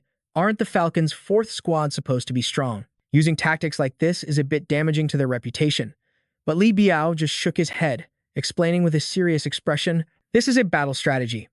The members of the Falcons' 4th squad aren't some privileged kids who only care about their reputation. They know that in a life-and-death battle, using every trick in the book to win is all that matters." He watched Yuan Zhu's frenzied fighting form intently, thinking to himself, "Zhu Zi, you have to hold on." In another corner, Ruan Yu's face was still flushed as he pouted flirtatiously. "Hey there, beautiful. That waist, that chest, those long legs. I like them a lot." Across from him, Mo Chin's blood boiled upon hearing this. He glared sharply and cursed, "That mouth of yours. A drunkard is always a drunkard, the most useless class there is." He quickly dashed past Ruan Yu, then gracefully spun around to face his back. A second later, Mo Chen viciously stabbed Ruan Yu through the stomach, his voice still cold and disdainful. "And you're just like your class, forever useless and good for absolutely nothing." With a sickening squelch, he forcefully pulled his weapon out. Ruan Yu collapsed to the ground, his body drenched in the pungent smell of fresh blood. Seeing this, Yuan Zhu, Nuan, Hu Yan, and Jiang Kai were all shocked, crying out his name in worry, "Ruan Yu." Nuan hurriedly ran over to Ruan Yu, urgently telling her teammate, "Hu Yan, try to hold on. I'm going to find a way to heal Ruan Yu." But Hu Lian wouldn't let her go so easily. She quickly lunged to block her path. "Trying to save someone right in front of me? Don't even think about it." Hu Yan stood firm against her, shouting instructions to Nuan, "I'll cover for you. Go, now." Just then, another slender, gloved hand suddenly reached out, gathering a strange power. Miao Ling shot forward like a bolt of lightning, launching a direct attack at Hu Yan. "Let's see if you've got what it takes." Hu Yan had no time to dodge, her face turning pale as she took the full brunt of the ferocious attack. Seeing this, Nuan froze, her expression darkening with worry as she cried out, "Hu Yan!" Hu Lian swung her whip again, her voice dripping with contempt. "A fraud, and a doctor with no fighting ability. Two good-for-nothings like you think you're worthy of fighting our lying team." Miao Ling scoffed, laughing as she attacked. "Don't even dream that your captain can save you. Right now, he can barely save himself." As soon as she said that, Yuan Zhu suddenly rushed forward to block them, retorting, "How dare you? With a god of war here, who dares to be so insolent?" Nuan supported Hu Yan, watching him stand protectively in front of her and calling out, "Zhu Zi." At that moment, Zemo also lunged towards Yuan Zhu, his eyes widening in anger as he warned, "You little brat, you're fast, but don't forget your opponent is me." Yuan Zhu furiously swung his sword, but the other guy dodged, making him curse in frustration, "Damn it. Do you dare face me head-on?" Zemo just smirked sinisterly, his eyes glinting with a murderous aura as he lunged and replied, "You fool. Since you have a talent for attribute shifting, why would I use my weakness to fight against your strength? On the battlefield, the winner lives and the loser dies." He laughed to himself, realizing, so, you're finally losing your patience, huh? Opposite him, Yuanzu's eyes widened as power erupted around him. He gripped his sword tightly and declared, "Time to die." He immediately rushed forward, swinging his sword at Zemo. But Zemo agilely leaped away to dodge. Then, just a second later, Zemo's eyes snapped open. His sharp gaze told himself, a perfect chance, and with a swoosh, he moved like lightning, delivering a mercilessly sharp slash. Yuanzu had no time to dodge. His face instantly paled, and he cried out in pain. In the stands, Hua, Li Biao, and Liang Wen were all shocked by the scene, their eyes wide with worry as they yelled, "Ju Zi." Down in the arena, Zemo leisurely held the sword stained with Yuanzu's blood and said softly, "What's wrong? Didn't have time to shift your attribute this time, did you?" Yuanzu couldn't utter a single word. His body went limp as he collapsed to his knees, his head hanging motionless. Zemo's face was filled with excitement, a flash of contempt in his eyes as he jeered, the world's #1 good-for-nothing. In another corner, Fei Xiang faced Jiang Kai, shrugging with a smug, victorious air. "Oh, Jiang Kai. I've already beaten your teammate. It looks like the outcome of this match is already clear. The first unlucky soul to die has already appeared. If you can't bear to watch them die right in front of you, then you still have one choice." Jiang Kai narrowed his eyes, looking at him grimly, while the other man continued with a sinister grin, and that is to use the trump card in your hand to save one person. Fei Xiang's gaze shifted to the slumped figure of Ruan Yu Bao. "But you only have one trump card." He then glanced over at Hu Yan and Nuan, asking in a low, threatening voice, "Who do you want to save?" Finally, Fei Xiang looked at Zemo, who was holding his sword high, ready to strike down Yuanzu at any moment. A crazed, bloodthirsty excitement flashed in his eyes as he lowered his voice in a mock-kindly reminder. "Of course, no matter who you use your trump card on, the fate of your Huo Shen team is already sealed. You will lose." Jiang Kai stood silently, motionless, his expression dark as he listened to the man's gloating laughter. Just then, the dark, gloomy sky suddenly began to rain, with drops pattering down onto the arena floor. Jiang Kai stood calmly opposite Fei Xiang. After a moment, he slowly spoke, asking, "Is that so?" But then, focusing his demon eye, a sharp glint flashed in his gaze as he gave a low, sinister laugh and said, "I, however, don't think so." Hua Lian snorted coldly, raising her hand into an attack stance and scoffing, "Are you trying to make us laugh with a trashy skill like summoning rain? Truly overestimating yourselves." Miao Ling also tightened her grip on her fan, laughing loudly as she declared, "It's time to send you all to hell." However, as soon as she finished speaking, Nuan quickly threw 2 vials of green liquid, retorting loudly, "Who said the rain can't take your lives?" The 2 glass vials shattered on the ground, and the strange liquid inside splashed onto Hua Lian and Miao Ling. Miao Ling frowned deeply, asking with a look of disgust and annoyance, "Damn it, what is this stuff?" Hua Lian also furrowed her brow and looked at her hand, reminding her with a cold snort, "Whatever it is, let's kill these 2 first and talk later." As soon as she said that, the 2 of them quickly launched a direct attack at Nuan, and Hu Yan. Die. In the stands, a black-haired man watching the events couldn't help but be confused. "Rain? What is that fortune teller doing?" The man with long blonde hair next to him added with wide eyes, "And did that healer just throw some kind of D-class toy-like hidden weapon? Those 2 are like lambs to the slaughter in front of those fighters." Inside the observation room, Lan covered her mouth worriedly, her heart pounding as she silently cried, Nuan. But just a second later, Lu Jun, who was nearby, suddenly widened his eyes and shouted to her, Lan, look." Out in the arena, someone's sword suddenly fell powerlessly to the ground with a clatter. Miao Ling's face was filled with panic as she looked at her arm, stained with the strange green substance, and cried, "What?" Nearby, Hua Lian also screamed violently in pain, quickly looking down at her own body covered in the poison. Her eyes were bloodshot, wide, and terrifyingly fierce. In disbelief, she roared, "You used poison?" Nuan, and Hu Yan. They simply gave them a sharp glance, their silence serving as a tacit confirmation. Hua Lian went berserk, her eyes glaring with fury as she lunged forward, screaming, "I'll—" But Human Hand didn't just stand there and take it. She quickly swung her compass, channeling her power to fight back.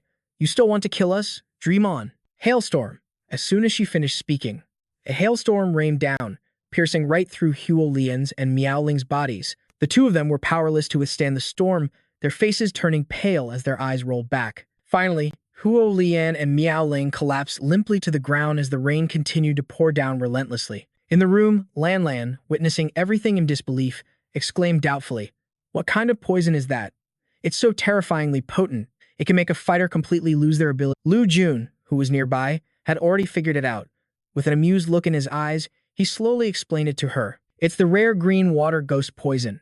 It requires the opponent to be completely drenched for it to take effect, a condition so restrictive that no one has ever used it before. I never thought it could be combined with a rain summoning spell. Outside the arena, Fei Xiang, seeing his two teammates defeated, blurted out in shock. How is that possible? Jiang Kai, standing nearby, smirked calmly and explained in a slow, steady voice. In battle, a seemingly useless class, a seemingly ineffective skill, and a seemingly harmless poison, when combined properly, can still produce astonishing results. His eyes, full of triumph, looked at Fei Xiang. He shrugged arrogantly and retorted, "However, if you think this is all our Fire God squad has to offer, then you are gravely mistaken." In the stands, the crowd watching the match suddenly cried out in surprise as if they'd seen something. "Hey, look, that drunkard is getting up again." Down in the arena, a figure slowly rose to its feet, his feet digging into the ground, kicking up dust. It was Ruan Yu. He clutched the wound on his stomach, trembling as he pushed himself up. Mo Chen, standing opposite him, saw this and just sneered contemptuously. "Still struggling before you die? You're just a drunk. Do you really think you can beat a warrior?" Finally, he made a cold declaration. "I'll wipe out the entire Fire God squad, and I'll start with you." Ruan Yu gritted his teeth and declared, "I, Ruan Yu, have never bowed to anyone in my life. I don't care who you are, I'm not afraid." Mo Chen grew wary, watching his sudden change. "Wait a minute, that look in his eyes is suddenly so strange. It's completely different from when he was calling me beauty earlier. Could it be that he's plotting something, just like that doctor from before?" Ruan Yu suddenly became enraged and shouted, "Let me make one thing clear right now. You will submit to me. You have no other choice." Hearing his nonsense, Mo Chen charged forward in anger. "Damn it, how dare you mess with me?" The spectators' jaws dropped in astonishment. What the hell? I thought that drunkard had some amazing ultimate move, but it turns out he's still just a pervert who makes people sick. No, that's not right. Look closely. His state is very strange right now. You can't say he's sober. He's rambling nonsense. They watched Ruan Yu's staggering movements, but you can't say he's drunk either. He easily dodged Mo Chen's spear thrust, surprising him. Fei Xiang, watching from the outside, also widened his eyes in shock. His instantaneous speed is too fast. Wait, what just happened? Why does it feel like that pervert's speed has doubled since he got injured? Hearing this, Jiang Kai smirked at him and said, "It's quite astonishing. Do you know the difference between human instinct and reaction?" Fei Xiang gritted his teeth and glared at him. "What the hell are you rambling about now?" Jiang Kai paid him no mind and continued to explain. When fighting, people usually rely on past experience, personal emotions, and other external factors to formulate a corresponding. Mo Chen furiously leaped up, the tip of his spear lunging straight for Ruan Yu. It must have been just luck. Let's see if I can't split his head in two this time. Watching Ruan Yu dazedly dodging, Jiang Kai continued. Instinct, on the other hand, is the most primal of abilities. As he dodged, he teased Mo Chen, "Oh, beauty, your speed still isn't fast enough." Mo Chen's eyes blazed with fury as he roared, "Shut up and die." Jiang Kai analyzed from the sidelines. But no matter how rich your combat experience is, or how stable your psyche, it can't compare to the reaction born from the most primal human. Facing the sharp spear tip, he dodged and appeared behind Mo Chen in the blink of an eye. He swung wildly behind him but was half a beat too slow. Mo Chen gritted his teeth, exhausted. Damn it. This guy is clearly injured, so why does he dodge so precisely every time? He's even more agile than before. I can't predict his moves at all. It was as if Hun Han had an epiphany, and she exclaimed, "I get it now." So this is Ruan Yu's new talent, Drunken Revelry. It unleashes his most primal ability, his body's instinct. Hun Han suddenly recalled him once saying shyly while scratching his head, "The state of drunken revelry further stimulates my subconscious, taking me from being completely drunk to a subtle state between drunk and not drunk. Anyway, I feel like it might be quite liberating." Hunan knelt down, picked up the sword beside her, and thought it wouldn't hurt to give it a try. She threw the Mangqing sword toward Nguyen Yu and shouted, "Nguyen Yu, catch." He caught the blade, a slight smirk on his lips as he mumbled, "My beautiful lady, are you tired already? I'm still waiting for your passionate lips to kiss me until I pass out." Mo Chen charged forward, furiously yelling, "You're asking to die. Today, I'll have to cut you into 8 pieces to satisfy my anger." His speed increased, surrounding Nungo. The people in the stands watched, mouths agape. Look, even though that drunkard's steps are chaotic, he manages to dodge the attacks every single time. Mo Chen was sweating profusely, looking at him and thinking, impossible. Drunkards are all useless trash, the lowest tier class. How can I possibly lose to a drunkard? He charged forward ferociously, mustering all his strength and roaring, die. A clean slash cut down, making everyone watch in silence. A drop of blood fell to the ground. Mo Chen stood before Nguyen Zhu, trembling. He gritted his teeth, staring at the sword blade in front of his forehead, sweating as he looked up. Nguyen Ngu, now excited and blushing, grinned and said, "Go on, strip yourself." Humiliated like this, Mo Chen trembled with indignant rage. He was so angry he coughed up blood, his eyes rolling back in fury. The stands erupted into unprecedented chaos. Oh my god. To everyone in Shengdi and Ren, the drunkard class is considered trash, yet one just defeated a fighter of a higher level. Now that Hunting Eagle Squad number 4 has lost 3 members, could it be that the Fire God Squad is actually going to make a comeback? On the other side, Fei Xiang ran over, veins popping on his forehead in fury. "You useless pieces of trash." Seeing this, Jiang Kai blocked his path, preventing Fei Xiang from advancing. He drew the card he had been hiding the entire match. "What's wrong? Can't handle just this." "Shu Fei Xiang, didn't you come here to deal with me?" Fei Xiang gritted his teeth in frustration. "Jiang Kai, so that mysterious trump card really was in your hands." He suddenly smirked, his smile filled with contempt for Jiang Kai. Fei Xiang charged forward manically, laughing as he said to him, "But don't get cocky too soon. Don't forget, my people haven't been completely defeated yet." A slash went wide, shattering a vial of poison. Nuan looked at her broken poison vial in a panic, her brows furrowing as she yelled, "This is bad." Fei Xiang immediately turned on her. Nuan, you eyesore of a doctor. You dare use poison to scheme against me? Fine. If you want to die that badly, then I'll kill you first, and then I'll kill this cowardly fighter. Her eyes widened at the approaching sword, and she broke into a cold sweat. Fei Xiang lunged like a flash of lightning, his astonishing speed leaving Nuan frozen in place. But when she felt no pain and opened her eyes, she was horrified to see a figure had rushed out to block the blow for her. Yuan Zhu had suddenly jumped in to take the blow for Nuan, causing Zimo's eyes to widen in disbelief as he watched the sword pierce through him. But just then, Yuan Zhu suddenly reached out and grabbed his sword-wielding wrist. He tightened his grip on Zimo's hand as a surge of power erupted from his body, leaving Zimo stammering in confusion.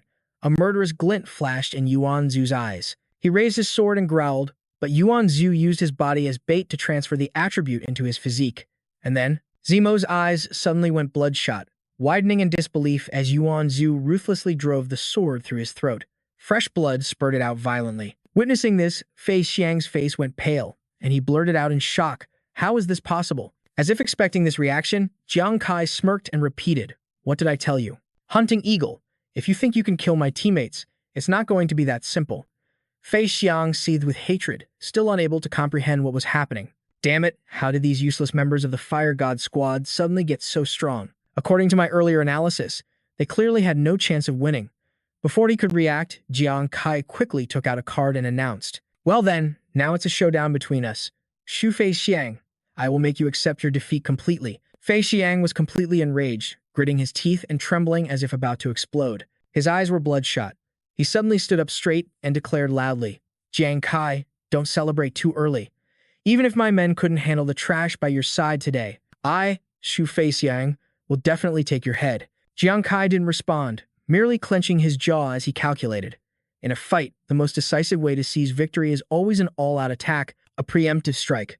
Across from him, Fei Xiang charged forward frantically with his sword, his eyes blazing as he roared, "Prepare to die."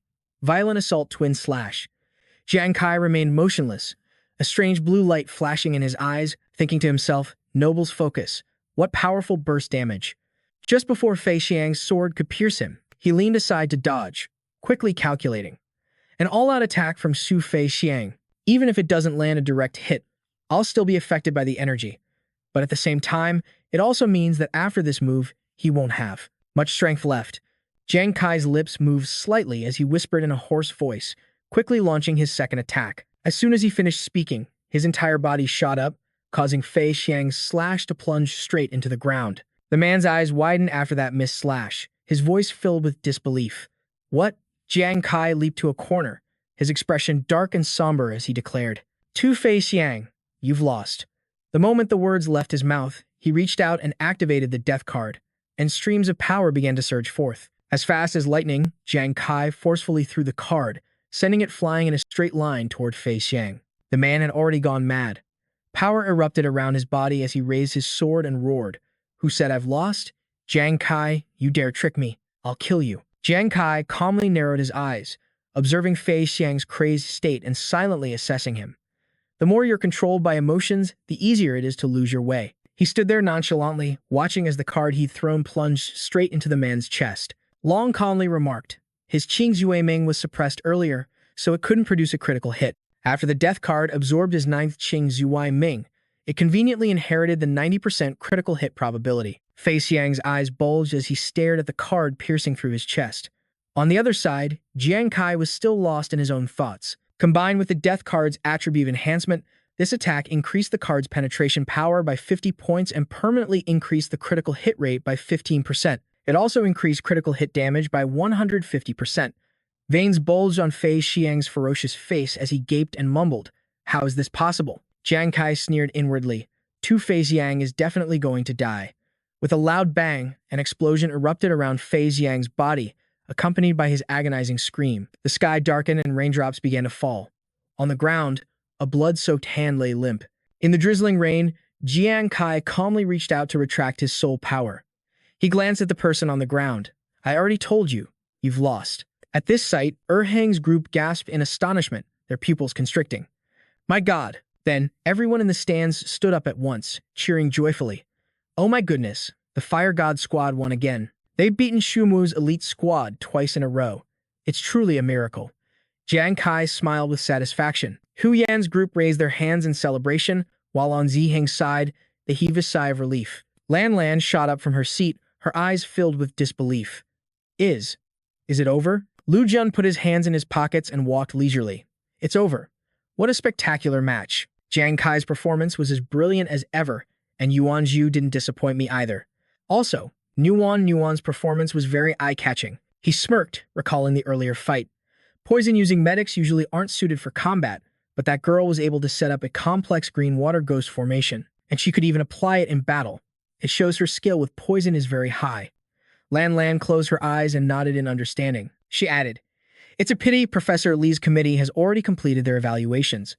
Otherwise, I'm sure Nuan's performance would have earned her an A rank." Ziheng collapsed on the ground, hugging Mo Chen and wailing miserably. "My beautiful darling, my treasure, why?" The next second, a spray can was aimed at his face. Ziheng fainted and collapsed to the ground. Hu Yan shook the spray can in her hand, looking smug. "In critical moments, you still have to rely on me." Wu Wei was shocked by this action and took a few steps back. "What are you trying to do now?" Yuan Zhu angrily raised his sword, about to charge forward, but was held back by his teammates. "Come on. You dare challenge me, the god of war? You must be prepared for a miserable defeat." Jiang Kai and the others held him back tightly, trying to calm him down. "Master, please calm down a little." He helplessly put a hand to his forehead. This team is getting harder and harder to lead. Just then, Wu Wei raised her hand to interrupt. "I will now announce," she said with a bright smile. The screen behind her also displayed the results. "The winner of this battle is the Fire God squad." The crowd roared, "Fire God, Fire God, Fire God." Jiang Kai proudly puffed out his chest. This feeling isn't so bad. Amidst the cheers, Jiang Kai and his teammates headed backstage. "Long live Fire God! Long live Fire God!" In the distance, a man in the stands let out a soft chuckle. He nodded, the corners of his mouth lifting into a smirk. "The Fire God squad, Interesting." Night fell and the moon rose high. A few days later at the main God Guild, the sound of hurried footsteps echoed through the hallway. "Captain Jiang Kai. Captain Jiang Kai." Jiang Kai's group stopped and turned around in surprise. "What is it? What's all the excitement about?" Hu Yan, out of breath and pulling Ziheng along, said in a loud voice, "Ruan Yu and I just went out for a bit, and we happened to hear that the job change materials for the wine bug and the Feng Shui master have not only increased in price, but they're completely sold out." The young man tried to catch his breath and added, "Ever since the wine bug and Feng Shui master classes were abandoned by the military, their job change materials have been collecting dust for a long time." Her eyes lit up, her face full of anticipation. "That's right. Everyone, do you think this proves that our two classes aren't useless after all?" Jiang Kai crossed his arms and nodded in approval. "I suppose so. In the battle against the 4th Falcon Squad, both of your performances were outstanding, especially Ruan Yu's. The moment he killed that cavalryman, the entire stadium was stunned. But I think, even within the same class, everyone's talents and opportunities are different. You can't just copy someone else's success. Ziheng and Hu Yan, hearing the praise, held their heads high with pride. Yuan Zhu clapped him on the shoulder, pointed to himself, and laughed. Of course. After all, our Fire God squad is anything but ordinary. An alarm suddenly blared. Huyen opened her status screen, her brows furrowing unconsciously. Breaking news. The Cheetah Squad engaged the Crouching Dragon Squad and were wiped out with only... But at the very last moment, the Crouching Dragon's captain turned the tables and wiped out every single member of the Cheetah Squad. Everyone who received the shocking news turned to look at her, exclaiming in unison. What? Jiang Kai pressed his lips together, deep in thought. I remember the Cheetah Squad. They're under the Black Tortoise Guild. They're not weak by any means. The captain of the Crouching Dragon Squad managed to annihilate the entire Cheetah Squad all by himself. Just what kind of monster is he? Jiang Kai's expression was incredibly serious as he carefully instructed Nuan. This Crouching Dragon captain is not someone to be taken lightly. When you have time, look into him. If we end up facing him, I don't want us to be caught completely off guard. She immediately nodded in agreement. Yes. He then looked over at his 4 teammates, his tone casual yet serious as he made an announcement. Speaking of which, I have some news to announce. The fighting is getting more and more intense. Many squads are losing members. Our next opponent is short-handed and figured they had no chance of winning against us, so they proactively withdrew, which means we. Jiang Kai drew out his words, his eyes shining brightly, as he loudly finished the good news. Are advancing directly to the finals. Hearing this, Hu Yan jumped up and down in excitement. Doesn't that mean we made it to the finals with our full team intact? Yuan Zhu also cheered, pumping his fist in joy. We're the only squad to make it without a single casualty. Nuan also laughed, looking at Jiang Kai and said, It's all thanks to Jiang Kai's excellent leadership. Ruan Yu nodded in agreement with her. We were lucky to have Captain Kai. Jiang Kai shook his head slightly, a humble smile playing on his lips as he replied, This competition. It was all thanks to everyone's perfect teamwork. That's the only reason I could push forward without worrying about what was behind me. Otherwise, no matter how strong I was, I couldn't have turned the tide and gotten us straight to the finals. This glory belongs to all of you. He then laughed heartily, his tone becoming relaxed and generous as he announced, All right, everyone has worked really hard during this time. The finals are still a while away. Let's take a day off to relax and reset. Hearing that, the whole group cheered in excitement. Jiang Kai also began to make plans for himself, silently making a decision. Since I have some time, I should go back home for a visit. No sooner said than done, he soon returned to Jiangzong City to his spacious villa. Inside, Yingzi was worriedly supporting her big brother by the arm, saying with concern, Big bro, let me help you back. You just got out of the hospital. Don't overexert yourself. He shook his head with a helpless smile and explained, Yingzi, I'm not that fragile. I still want to train more so I can help Kai sooner. But just a moment later, the big brother was already panting from exhaustion, which made Yingzi tremble. She quickly asked, Big bro, are you all right? Just then, a large, mysterious hand suddenly appeared, gently placing itself on his shoulder. It turned out the hand's owner was Jiang Kai. He chuckled in a low voice, teasing, Big bro, how are you supposed to help me if you catch a cold? Seeing Jiang Kai, Yingzi was overjoyed, her eyes sparkling as she exclaimed, Brother, what are you doing back here? But the joy of their reunion didn't last long. As a moment later, Jiang Kai found himself at a loss for words. Wait, hold on a second. He looked at the round table piled high with gourmet dishes and commented helplessly, This is quite the feast. Yingzi slowly brought out more food and, seeing that neither Jiang Kai nor Big Bro had touched their chopsticks, asked loudly, Brother, why aren't you two eating? The young girl then wondered to herself, Is it not to your liking? Then I'll go cook something else. Jiang Kai's face went pale as he hurriedly stopped her. Yingzi, this is more than enough. We're not pigs, you know. Big Bro, sitting beside him, chuckled and explained, Kai, Yingzi was just worried because she thinks you've gotten too thin lately. Yingzi also turned and sat down, asking Jiang Kai coaxingly, Brother, you're back this time. Can you stay a little longer? Big Bro thoughtfully put some food on his plate, nodding as he advised, That's right, Kai. You've already sacrificed so much for this family. My health is much better now, so you don't have to risk your life on Ghost Star like before. Jiang Kai held the full bowl of rice in his hands, his voice gentle as he answered to reassure them. Big Bro, Yingzi, I still have some things to take care of, so I can't stay for long.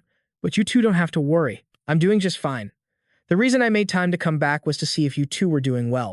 At this point, he remembered something and his voice turned serious as he inquired, Oh, right. Have people from the royal family been here to bother you two again? Anymore? Yingzi flinched, then quickly forced a laugh and replied loudly, "Nope, the security in this villa complex is excellent. Mr. Liu also sends people to look after us often, and that feeling of constantly being watched and monitored like before has also disappeared recently." As she said this, the little girl couldn't help but shiver, recalling the past when she was watched by countless eyes. Hearing this, Jiang Kai nodded in satisfaction, thinking to himself, "Mr. Liu is truly a man of his word. I'll have to thank him properly when I have the time."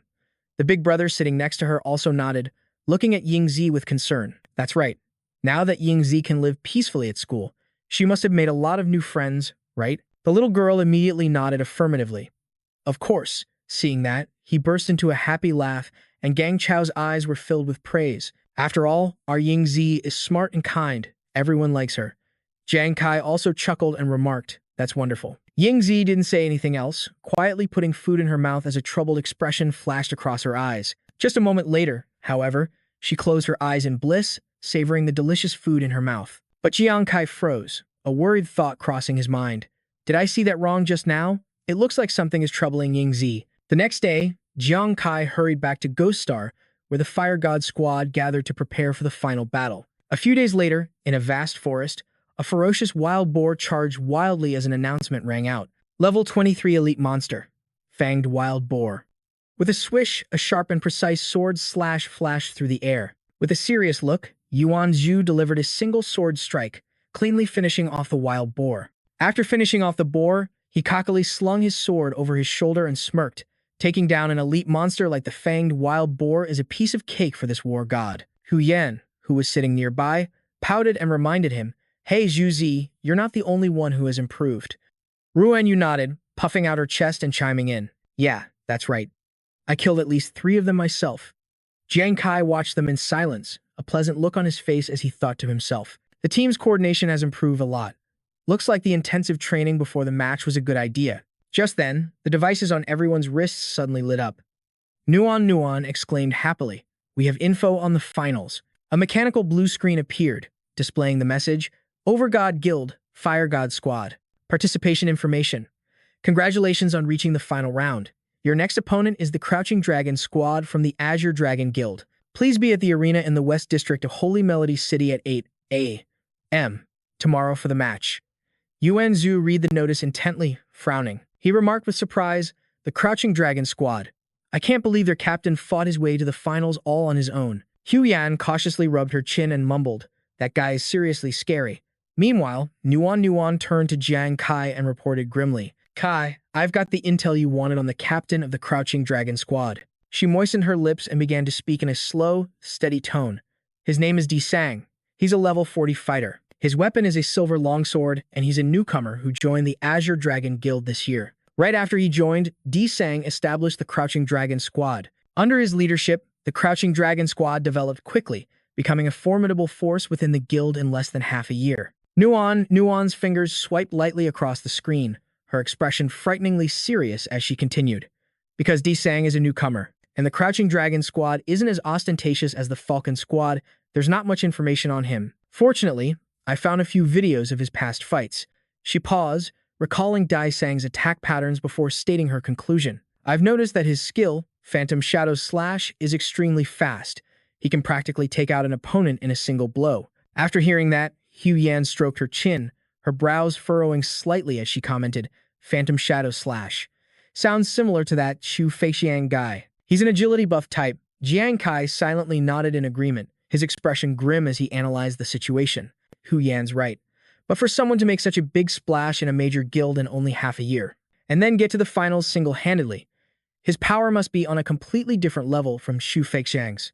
At that moment, a strange sound suddenly came from the bushes behind him. A mysterious gust of wind swept by. Suddenly, a volley of sharp leaves was hurled towards them. Spinning, they shot directly at Jiang Kai's back. He swiftly leaned away to dodge and, in the same motion, powerfully seized his attacker. It was Di Sang. The cloaked figure assessed him thoughtfully. "Your reaction speed is faster than I anticipated." Jiang Kai stared at him without a word, just observing silently. Suddenly, the man leaped out from his cover. He dashed close to Jiang Kai, sheathed his sword, and remarked, "You're truly worthy of your reputation as the one who led his team to the finals, the captain of the Fire God Squad, Jiang Kai." In stark contrast to the quiet tension, Yuan Zhu, Ruan Yu, and Hu Yan were making a scene. Where did this masked coward pop out from? Yeah, if you're so tough, let's have a fair fight. Nguyen seemed to recognize something. Wait, that height and that physique. Seeing Jiang Kai stand in his way, Vian Tru complained, Kai, what are you stopping me for? This bastard just tried to kill you. Jiang Kai chuckled and calmly explained, no, he was just testing me. He didn't actually intend to kill me. Besides, the penalty for killing an opponent before the final match is pretty severe. Then he added, isn't that right? Hearing his name, Dich Tang removed his face covering and said with a smile, so, you figured it out. Vian Tru couldn't help but exclaim in shock, it really is him. Dich Tang walked closer to Jiang Kai, his voice playful. Up close, you're nothing but a little brat, huh? Vian Tru held his knife close to the man and shouted, hey, you're the leader of the Crouching Dragon squad, right? Don't think I'm afraid of you just because you made it to the finals. If you dare run your mouth again, I'll teach you a lesson right now. Seeing the tense situation, Dich Tang waved his hands and explained, don't get me wrong, I don't have any hostile intentions, Jiang Kai. I actually came to negotiate with you. Hearing the word negotiate, Jiang Kai asked doubtfully, negotiate? Dich Tang looked at his entire team and began to speak. That's right.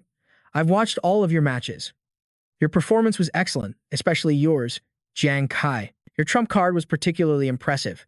With a smile still on his lips, he began to make his offer. To be honest, when it comes to fighting your squad, I'm not confident I can win. But Jiang Kai didn't like to beat around the bush. He asked bluntly, what is it you really want to say? Dich Tang's smile widened. I hope you'll agree to a one-on-one duel with me. The outcome of our fight will determine the final result of the competition. Also, during the match, you're not allowed to use your trump card. Jiang Kai frowned at him, silent and wary. Dich Tang smirked. Of course, to make it a fair exchange, I won't use any weapons that can counter your throwing knives either. That includes any shields or defensive armor. Vian Tru couldn't hold back any longer and stepped in front of Jiang Kai. He said to Dich Tang in an annoyed tone, hey, have you gone crazy trying to win? What kind of ridiculous conditions are these? We're not idiots. Why the hell should we agree to that? He put an arm around Jiang Kai's shoulder, trying to pull him away. Kai, let's go. Just ignore this lunatic. Jiang Kai also gave Dich Tang a short reply. Sorry, I'm not interested in your offer. Dich Tang just smiled, clearly not ready to give up. Jiang Kai, about your new class. With your abilities, you still haven't managed to change classes yet. I'm guessing you don't know what materials you need for your class change, he continued. What if I told you our guild could provide you with the coordinates to a secret realm to help you solve that problem? Would you still not be interested? Dich Tang's words made Jiang Kai freeze. This man had clearly hit on exactly what he needed. Jiang Kai turned back towards him and asked, a secret realm? Dich Tang replied, that's right. Noticing his interest, he began to explain in simple terms. A secret realm is a mysterious, unverified area that contains various resources necessary for adventurers to level up. Secret realms in every country are all managed by the military, especially the large-scale ones. As a few people emerged from a blue portal known as a secret realm, Dich Tang continued. Of course, some exploration slots for the smaller secret realms are allocated by the military to major guilds as an incentive for their members. He elaborated. Inside these secret realms, there is usually a guardian who sets up a trial. If you pass the trial, the guardian will reward you with rare resources or answer any questions you might have. Then, Dich Tang took out a card. This info card has the coordinates of a secret realm our guild discovered. Across from him, Vian Tru asked loudly in astonishment, for real? The other team members silently waited for the answer. No Gnome was the first to speak. It's probably true. I've heard my sister mention something like this before. Some time ago, people from the Blue Dragon Guild discovered a secret realm in one of the government-assigned exploration zones. Dich Tang put the card back in his pocket and changed the subject. I hear the royal family gives you a lot of trouble. You must be eager to finally change your class, level up, and get stronger, right? He declared bluntly. All you have to do is win, and the information on the secret realm is yours. Jiang Kai fell into a long, deep thought, and Dich Tang smirked slightly as he asked, So, Jiang Kai, this is a pretty good deal for you, don't you think? Upon hearing this, Jiang Kai immediately gave him a blunt refusal. Your conditions are indeed very tempting, but I still can't agree to them. He didn't expect this at all and froze in complete surprise.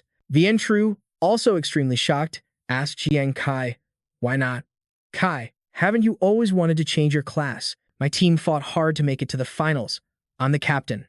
If I were to abandon the glory of the Fire God squad for my own personal desires, what kind of captain would that make me? What kind of friendship is that, let alone trust? Hearing this, they smiled, deeply moved, all except for Yuan Zhu, who kept his head down. After speaking, Jiang Kai turned to leave. If there's nothing else, I'm going. We have to continue our training. As he finished, Yuan Zhu suddenly lunged forward and punched him square in the face. Jiang Kai clutched his reddening cheek and yelled, "Zhu, what are you doing?" His face darkened as he spoke in a serious tone. "Kai, when you say that, do you not trust yourself, or do you not trust us?" Yuan Zhu glared and shouted, "You wouldn't give up the team's glory for your own selfish reasons, so do you really think we'd stand by and watch you sacrifice yourself for ours?" Hearing this, Jiang Kai hesitated for a moment. Hu Yan also chimed in excitedly, "Honestly, I've been dying to see Captain Kai kick this bastard's ass." Nguyen Ziyu, standing beside them, added cheerfully, "That's right, Captain Kai.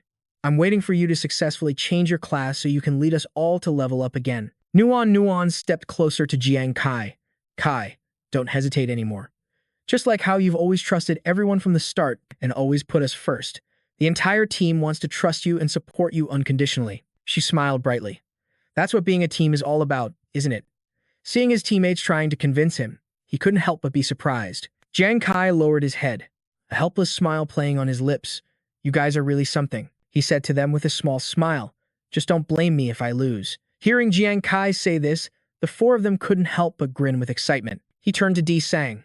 "Di Sang, I accept your condition, but you're going to regret making this bet with me, because," he declared confidently, "I'm going to kill you with my own two hands." Hearing this, the man just laughed in amusement, looking forward to the fight. In the arena, thousands of spectators had gathered for the match. Wu Wei held up the microphone. "The thrilling moment we've all been waiting for is finally here. The final match of today's level 20 to 40 challenge tournament now officially begins. Furthermore, both competitors and the organizers have agreed to change this match from a team battle to a one-on-one duel." The screen displayed the opponents, Jiang Kai of the Fire God Squad versus Di Sang of the Crouching Dragon Squad. Two men in the stands were stunned. What?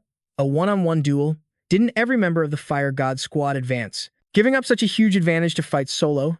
Are they insane? Jiang Kai is getting pretty arrogant. The man next to him stared wide-eyed. Well, that just makes it more exciting to watch. Dai Sang's power is nothing to scoff at. He's up against a formidable opponent in Jiang Kai. Who do you guys think will win? Yuan Zhu sat nervously on his seat. What's going on? I'm suddenly so tense. More tense than when I was competing myself. That guy looks incredibly dangerous. Is Kai going to be at a disadvantage? Nguyen Yu clenched her fists in support. Captain Kai will definitely pull through. That's right, if it's him, it'll be no problem. This is the first time we aren't fighting side by side with Captain Kai. Just sitting here and watching, it feels a little strange. Wu Wei excitedly extended her arm. And now, let's welcome our competitors to the arena. The four of them watched nervously from above. Here they come, they said in unison. Down in the arena, Jiang Kai and Di Sang faced off, the air thick with tension. The man looked up, staring straight at him with a confident smirk. Faced with that gaze, Jiang Kai wasn't arrogant or dismissive. His mind was racing. At that moment, Wu Wei began to announce the rules. I must clarify the rules one more time. The only criterion for victory in this match is for one competitor to kill the other. She asked again. Are both captains clear on this? Jiang Kai and Di Sang replied in unison. Crystal. Wu Wei then shouted with excitement. All right, I now declare the match officially started. Upon hearing the signal, Di Sang immediately lunged forward. Jiang Kai. Let's see what's superior. You're throwing knives or my dual blades. This battle will settle it. Jiang Kai also readied the knives in his hands, thinking to himself, this guy is incredibly fast, but my agility is not to be underestimated. Combined with the agility attribute of Soul Chaser, there's no way I'll lose. He looked up, activating his focused demon eye. As long as I can find the right moment to land a hit on him, this won't be a problem. Watching Di Sang charge closer, Jiang Kai counted down the distance. 8 meters, 6 meters, 4 meters. When he was close enough, Jiang Kai took his stance. Good, now's the time. Di Sang's blades tore through the air as he rushed in, unleashing his skill. Traceless Ghost Shadow Slash. The two of them clashed, shattering the arena floor and sending up a thick cloud of dust. Jiang Kai leaped away from the impact, completely unharmed. Zhu broke out in a sweat, exclaiming, thank God, Kai's reflexes were fast enough. Not only can that guy dodge my Soul Chaser at point-blank range, but his explosive power has also surged. Nuan's heart was in her throat as she analyzed the move. That's right, it's because of his Traceless Ghost Shadow Slash. It allows him to combine both offense and defense in a single instant, which is why Disang is so proud of it as his ultimate skill. While Disang was still standing in the cloud of dust, Jiang Kai had already circled around behind him. Seizing the opportunity, he immediately launched his Soul Chaser for a sneak attack. As if he already knew, Dai Tang immediately whipped his head around, a triumphant smirk playing on his lips. He dashed past Jiang Kai, blocking him with a lightning-fast slash of his sword. Jiang Kai was stunned by his speed. All he could do was watch the blade rush toward him, the tip just inches from his face, and he froze in shock. So fast, even faster than before. Ditang grinned widely and said to Jiang Kai, it seems the outcome between us is already decided. Jiang Kai didn't answer him. Instead, he yelled with all his might, etherealize, and then seemed to vanish before his eyes. His teammates shouted, "Yeah, Captain." When did Jiang Kai get behind Ditang, causing him to look around in confusion? He smirked slightly, thinking to himself, during this time, I've also watched Ditang's match videos. Compared to the terrifying speed this guy just showed, it's clear he was deliberately holding back his power in previous matches. Ditang's face darkened. He glanced back and muttered in a low voice, "Is that the ghostly evasion technique? To think you dodged it again.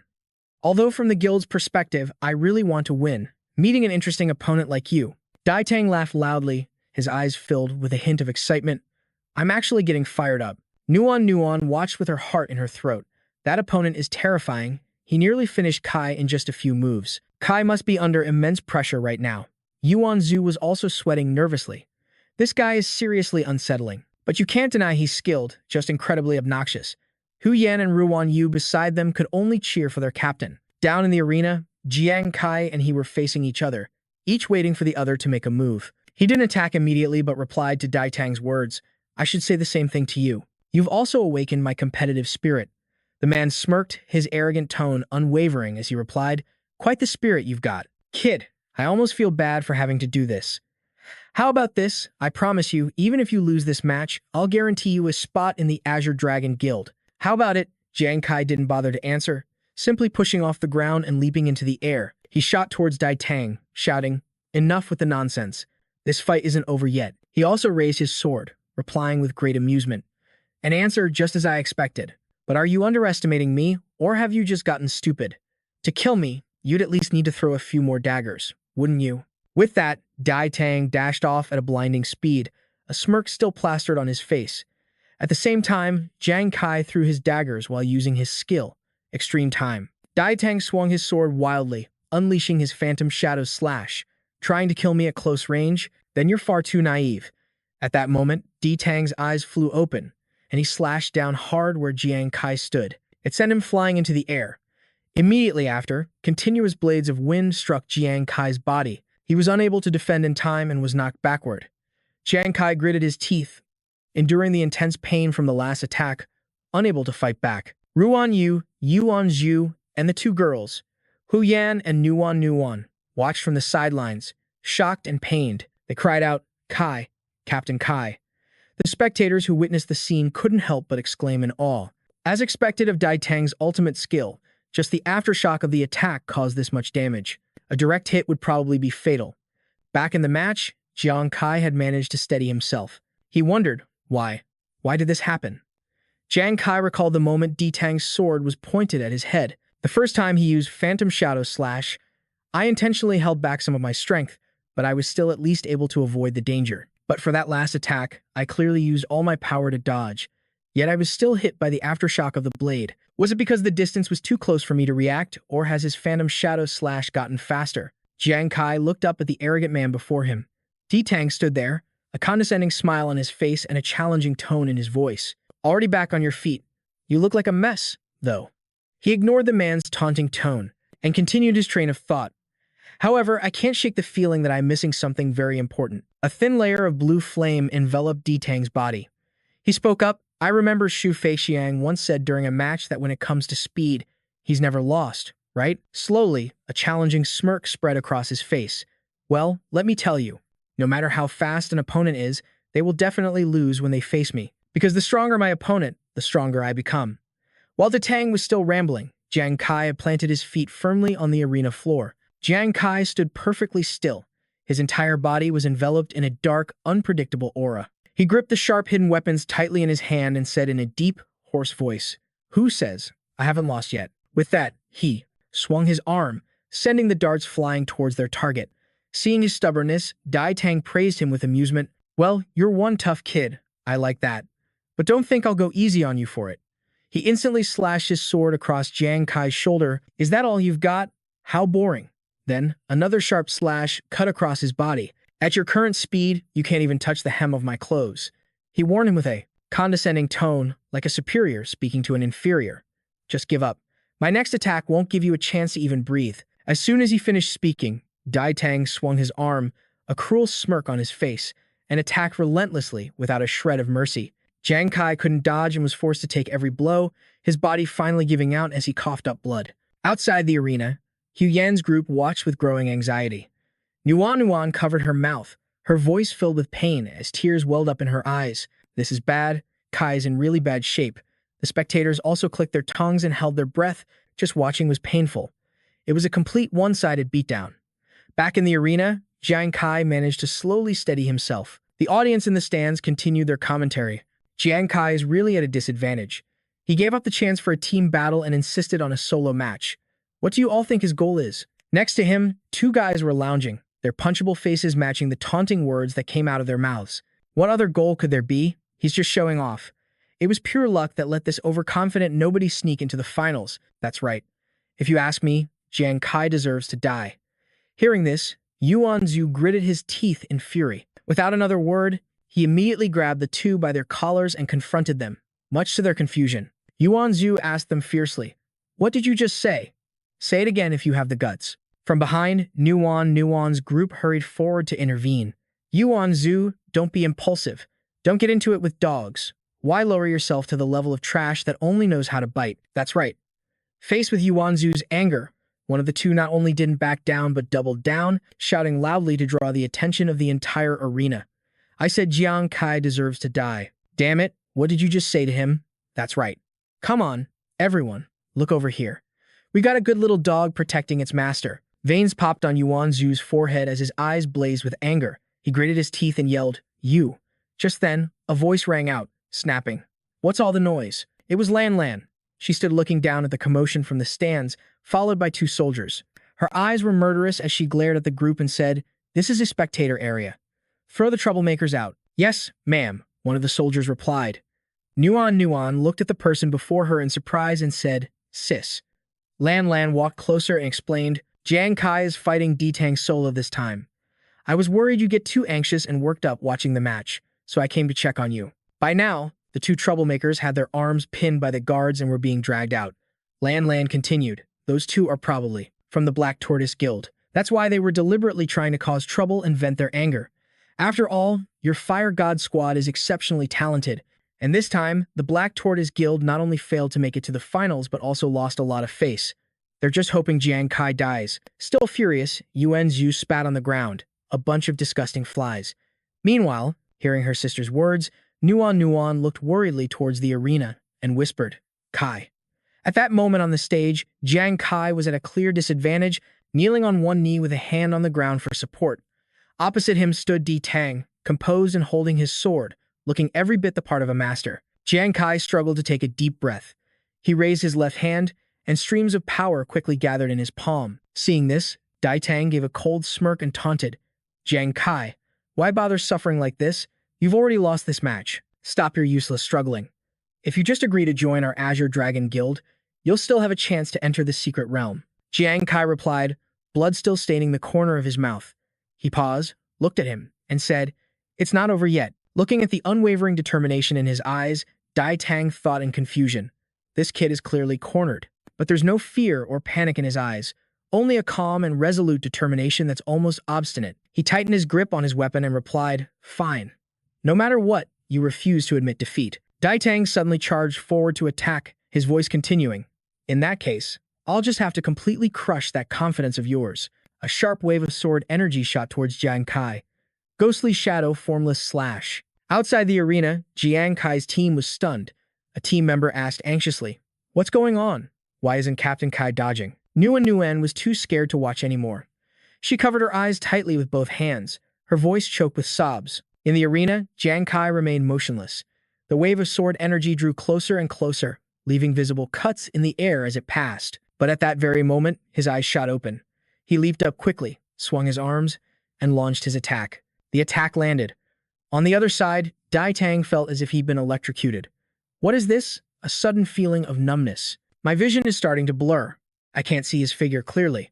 Why can't I keep up with this kid's movements anymore? The 4 energy blasts from Jiang Kai struck Di Tang's sword. His sword rang out as he thought in horror. This is bad.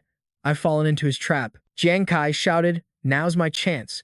He used the same move again, unleashing 4 beams of energy that struck Di Tang's body. The 4 energy beams pierced through his body, and Dai Tang screamed in agony. The energy at his wounds dissipated, revealing that they were actually sharp throwing daggers. A powerful electric current suddenly erupted, flashing brilliantly. Dai Tang's body was now covered in gaping holes, the edges of his wounds scorched and bloody. Jiang Kai's eyes widened in shock as he stared at the man before him. Despite his grievous injuries, Dai Tang was still standing tall. He took a step forward, pointed his sword at him, and said, "You've lost." Up in the stands, everyone was stunned into silence, their mouths agape, unable to believe the scene below. Yi Heng exclaimed in astonishment, "What? Am I seeing things?" Jiang Kai actually turned the tables from such a desperate situation. Like everyone else, he continued, full of doubt, what in the world just happened? How did Jiang Kai do that? It's just unbelievable. At that moment, Nuan's eyes were sparkling. Beside her, Hu Yan and Ruan Yu also clenched their fists in celebration. Yuan Zhu's eyes welled up with tears as he choked out, "I knew it. I knew it. Jiang Kai wouldn't be defeated so easily." Di Tang looked at the hand pointing a dagger at him, and he asked, "You actually found my weakness. When?" With a cold, sharp gaze, Jiang Kai replied, "For that, I have you to thank. Your own words gave me the hint." Dai Tang's eyes widened in surprise as he asked, "What do you mean?" The scene flashes back to 10 minutes earlier. Jiang Kai was racking his brain, thinking to himself, something's not right. I feel like I'm missing a crucial point. What is it? Di Tang looked down on him and said, "I remember Xu Feixiang once said during a match that when it comes to speed, he's never lost to anyone, right? Well, let me tell you, no matter how fast my opponent is, they are guaranteed to lose against me." At that moment, something clicked for Jiang Kai. He thought, wait, overpowering the powerful. That's right. It's about overpowering the powerful. His expression slowly grew confident as he continued to think, I think. I'm starting to understand. The scene shifts to before the match, at the Overgod Guild. Jiang Kai watched from a distance as Di Tang finished off his opponent, and he says, "Before our fight, I watch your matches. You always use Phantom Trace to kill your opponents at the most critical moment. At the time, I wondered, just how fast can he possibly be?" He continued to explain, "I was so focused on your maximum attack speed that I completely overlooked how you frequently change your attack pace. But I forgot." He recalled the moment Di Tang had made him an offer.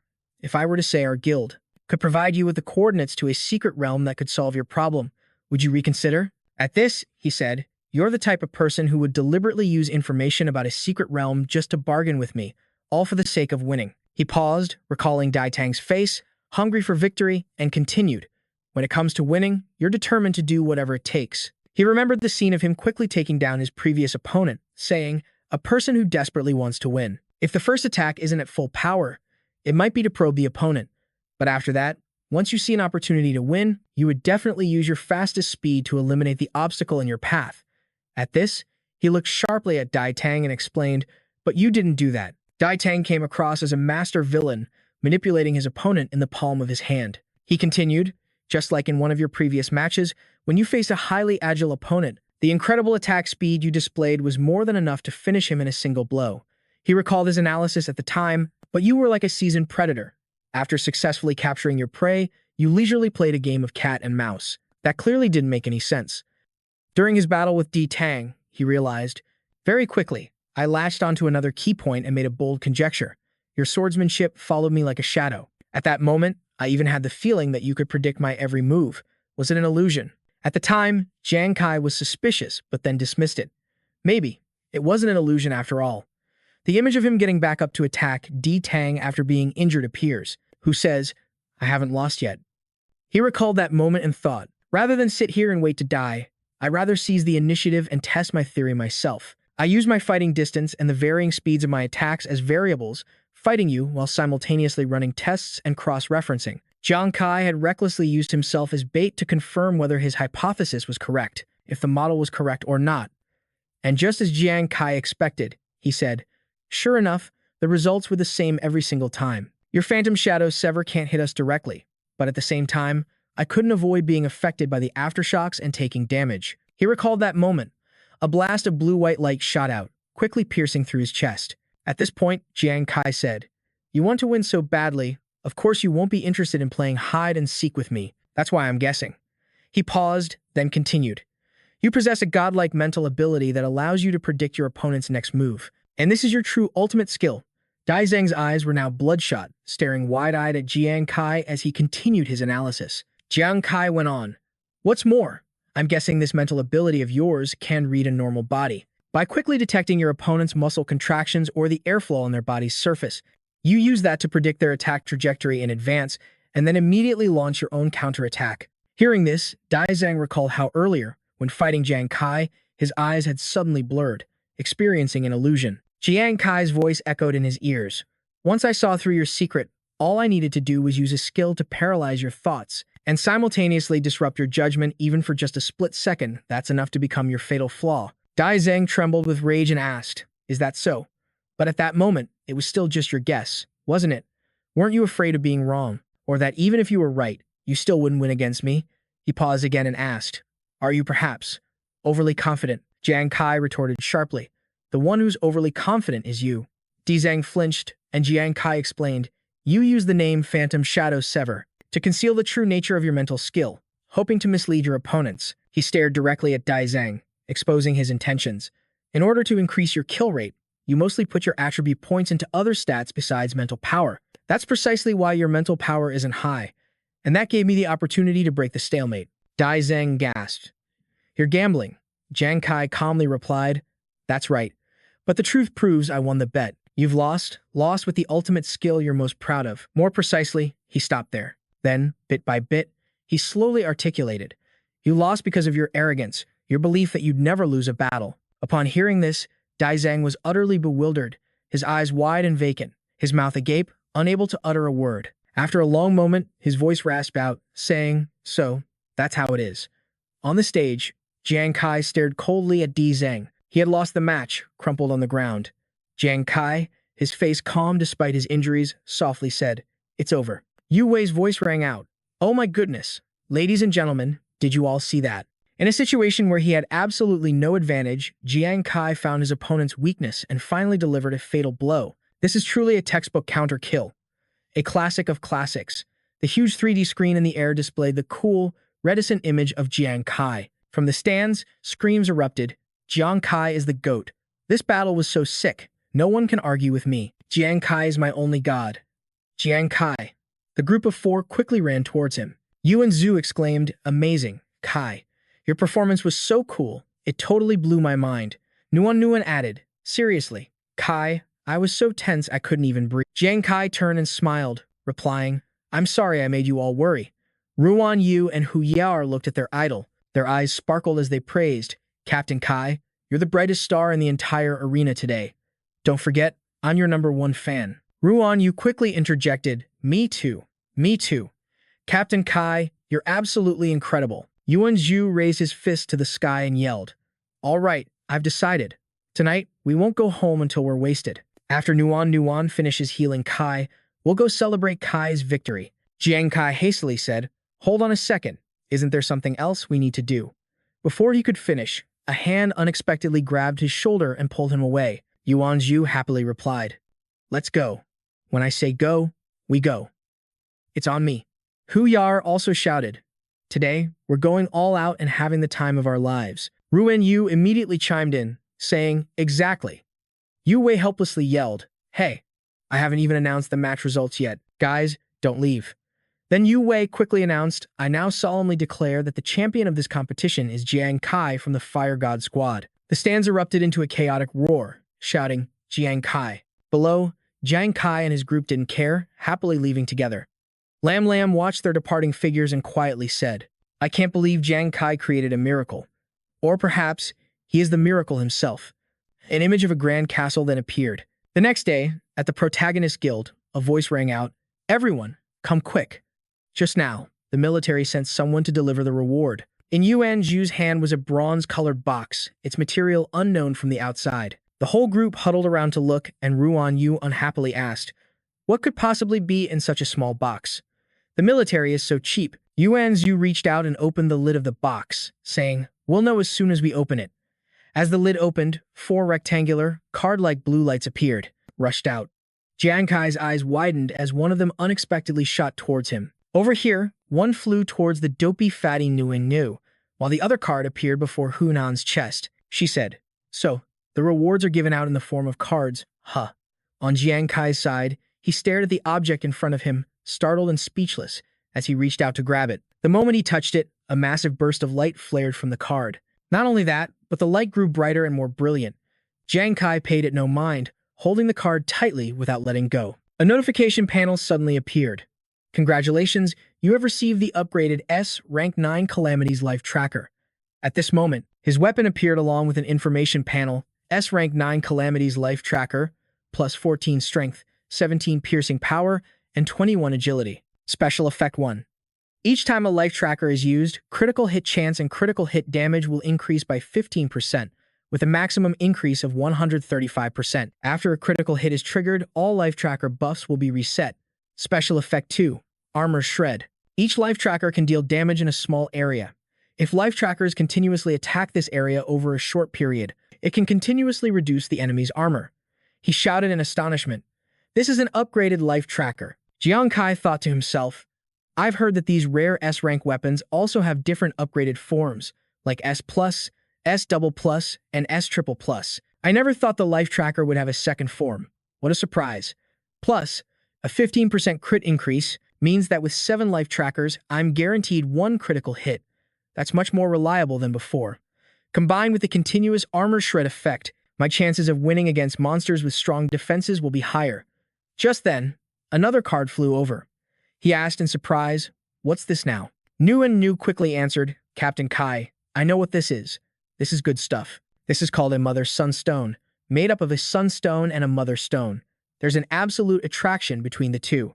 At this, Nguyen Zhu imagined a funny scenario. He continued, "If you attach them to your gloves and your life trackers respectively, then you'll never lose them again." Over on her side, Hunan exclaimed, saying, "This is great." Her card showed a woman wearing a mask, holding 2 purple orbs with dashed line symbols behind her. Hunan's eyes lit up as she said loudly, "I can't believe it's my class advancement for levels 41 to 60, the advancement material for a spirit medium." Meanwhile, Nguyen Zhu had a completely dopey look on his face, happily looking at a gourd-shaped card with a foolish grin. He spoke up, "This is a drunken immortal gourd, used for holding wine. It can increase the effectiveness of all types of wine by 30% and reduce cooldown time by 50%. As for Jiang Kai, holding 2 cards in his hand, he said, "These rewards seem like they were tailor-made for us." He suddenly remembered something and quickly asked, "Wait a minute, Zhu Nuan, what about your rewards?" Yuan Zhu explained, "Kai, don't worry. Nuan and I are still part of the military. After all, our rewards were already sent to Captain Li Biao earlier." At this, Yuan Zhu walked over and put an arm around his shoulder, whispering, "Besides, you were right earlier. The rewards this time were given based on each of our fighting styles and needs. Commander Wei is really generous." Nuan added, "That's right. Actually, the person who delivered the rewards was one of Brother Lu's men. Brother Lu also had him pass on a message that these gifts were personally requested by Commander Wei." Jiang Kai asked in surprise, "Commander Wei? He personally requested them." Hearing this, Hunan looked at her idol with shining eyes and said, "It must be because of you, Captain Kai." "Captain Kai, you have such great prestige." Nguyen Nhu agreed. "That's right. Who's our Captain Kai, anyway?" As expected, Commander Wei has a very keen eye. Jiang Kai smiled faintly, thinking to himself, "Commander Wei and Brother Lu have helped me so much. I'll have to thank them in person next time we meet." Just then, Nuan suddenly asked, "Oh right, Kai, since you won the final match, the Azure Dragon Guild should be giving you the secret dungeon information card as per the bet, right?" Jiang Kai replied, "Don't worry, they'll send someone to deliver it in 3 days." Hunan pinched Nuan's cheek and said, "Hey now, Nuan, Captain Kai worked so hard to win that match. Don't keep worrying about all these little things. You look so weighed down by your worries. It breaks my heart to see you like that." Nuan denied it. That's not true. Looking at the peaceful and harmonious scene before him, Jiang Kai was quiet, a smile unconsciously forming on his lips. In a vast area of Jiangzhong City, surrounded by tall buildings, was a spacious but sparsely populated plaza. A pair of feet walked quietly. Strolling down the wide path was Jiang Kai, his eyes focused, his hands in his pockets as he gazed into the distance. He seemed to be reminiscing about something. He suddenly stopped, thinking to himself. Remembering the look on Yingzi's face, I still feel a bit worried. I get the feeling she has something on her mind. Recalling the image of the pretty girl with blue eyes, his thoughts lingered. I'll give Yingzi a surprise today and bring her home, and I can ask her what's wrong while I'm at it. The voices of two students talking on the school grounds were heard. Hey, where are you gonna hang out after school today? Hang out? Didn't you hear the Annihilators say we have a test tomorrow?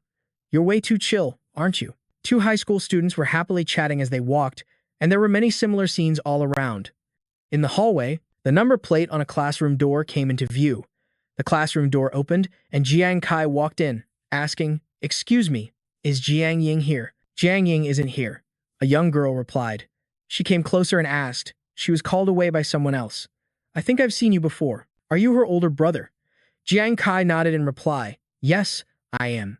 "But she was called away? Do you mean Yingzi was called to the teacher's office?" Shichi said sorrowfully, resting her chin on her hand. "No, actually. A group of upperclassmen has been targeting Jiang Ying lately." Jiang Kai grew worried, grabbing Shichi's shoulders with both hands and asking urgently, "They're targeting her? What do you mean?" The young girl recalled a group of people from her memory and explained. "The leader of this group is named Zhao Lei. He's a delinquent who just transferred to our school recently. I heard his father works for the Huang Wei family. Relying on his connections, he acts like a tyrant at school and has gathered a lot of followers. Even the teachers can't control him." Jiang Ying was called away by two female students who often hang out with Zhao Lei. Just then, a boy ran past them in a hurry, panting, "Hurry up, we're going to be late."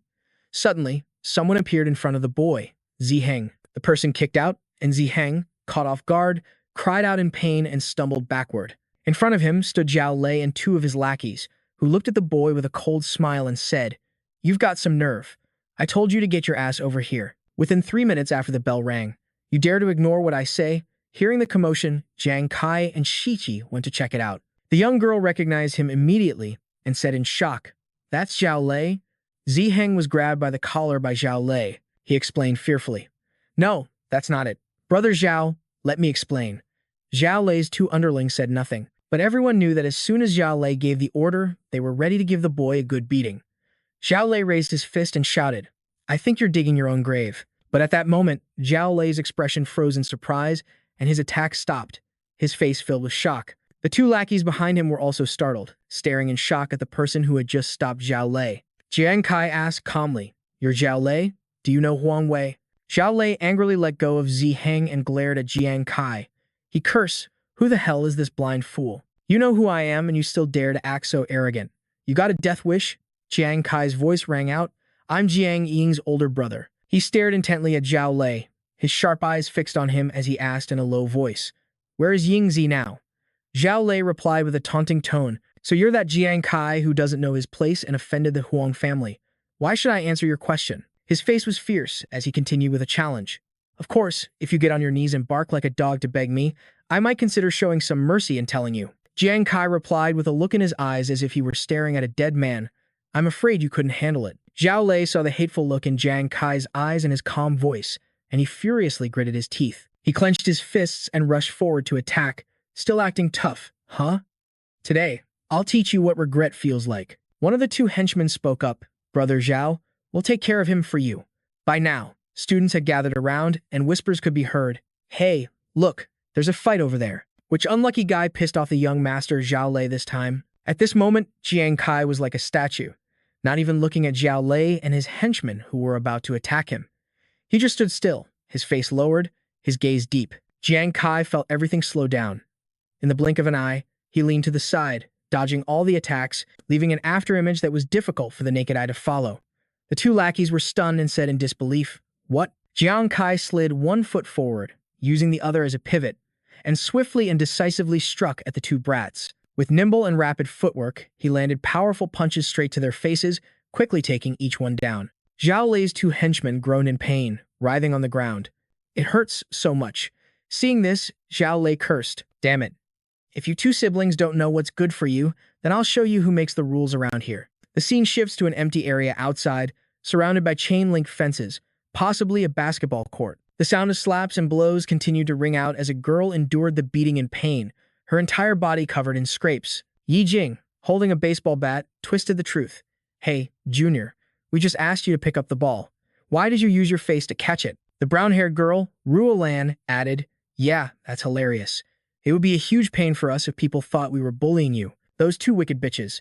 Jia Qiao said as she looked at Ying Zi, who was trembling in pain, collapsed on the ground. Ying Zi tried to stay calm, clutching her head in pain, with her other hand on the ground, and said, I'm sorry. One of the two wicked girls said, it's good that you know you're wrong.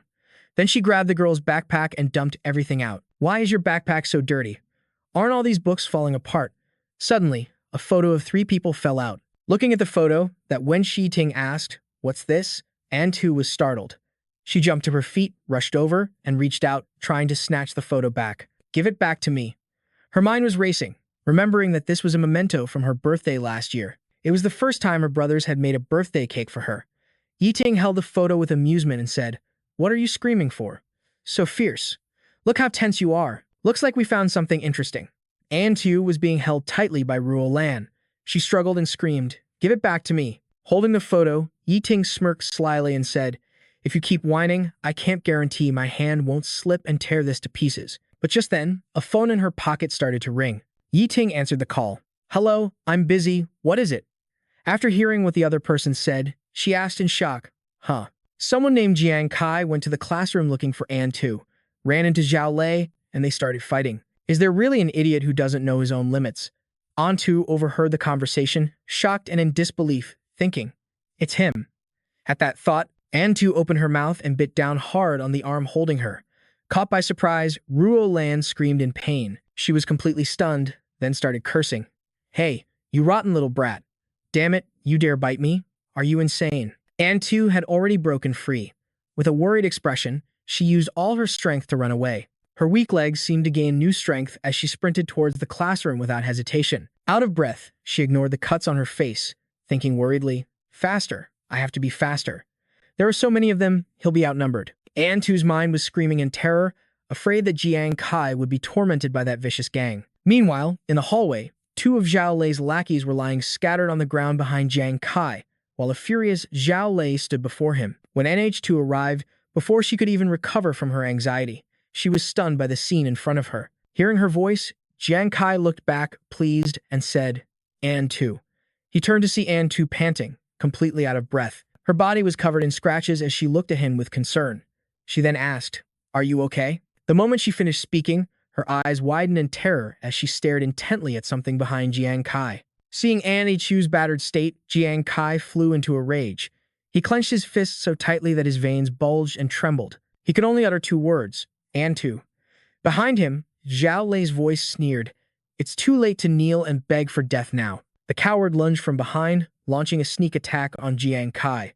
But Jiang Kai stood as still as a statue, not moving an inch. AH2 screamed in terror, trying to warn Jiang Kai, brother, look out. Time seemed to stand still.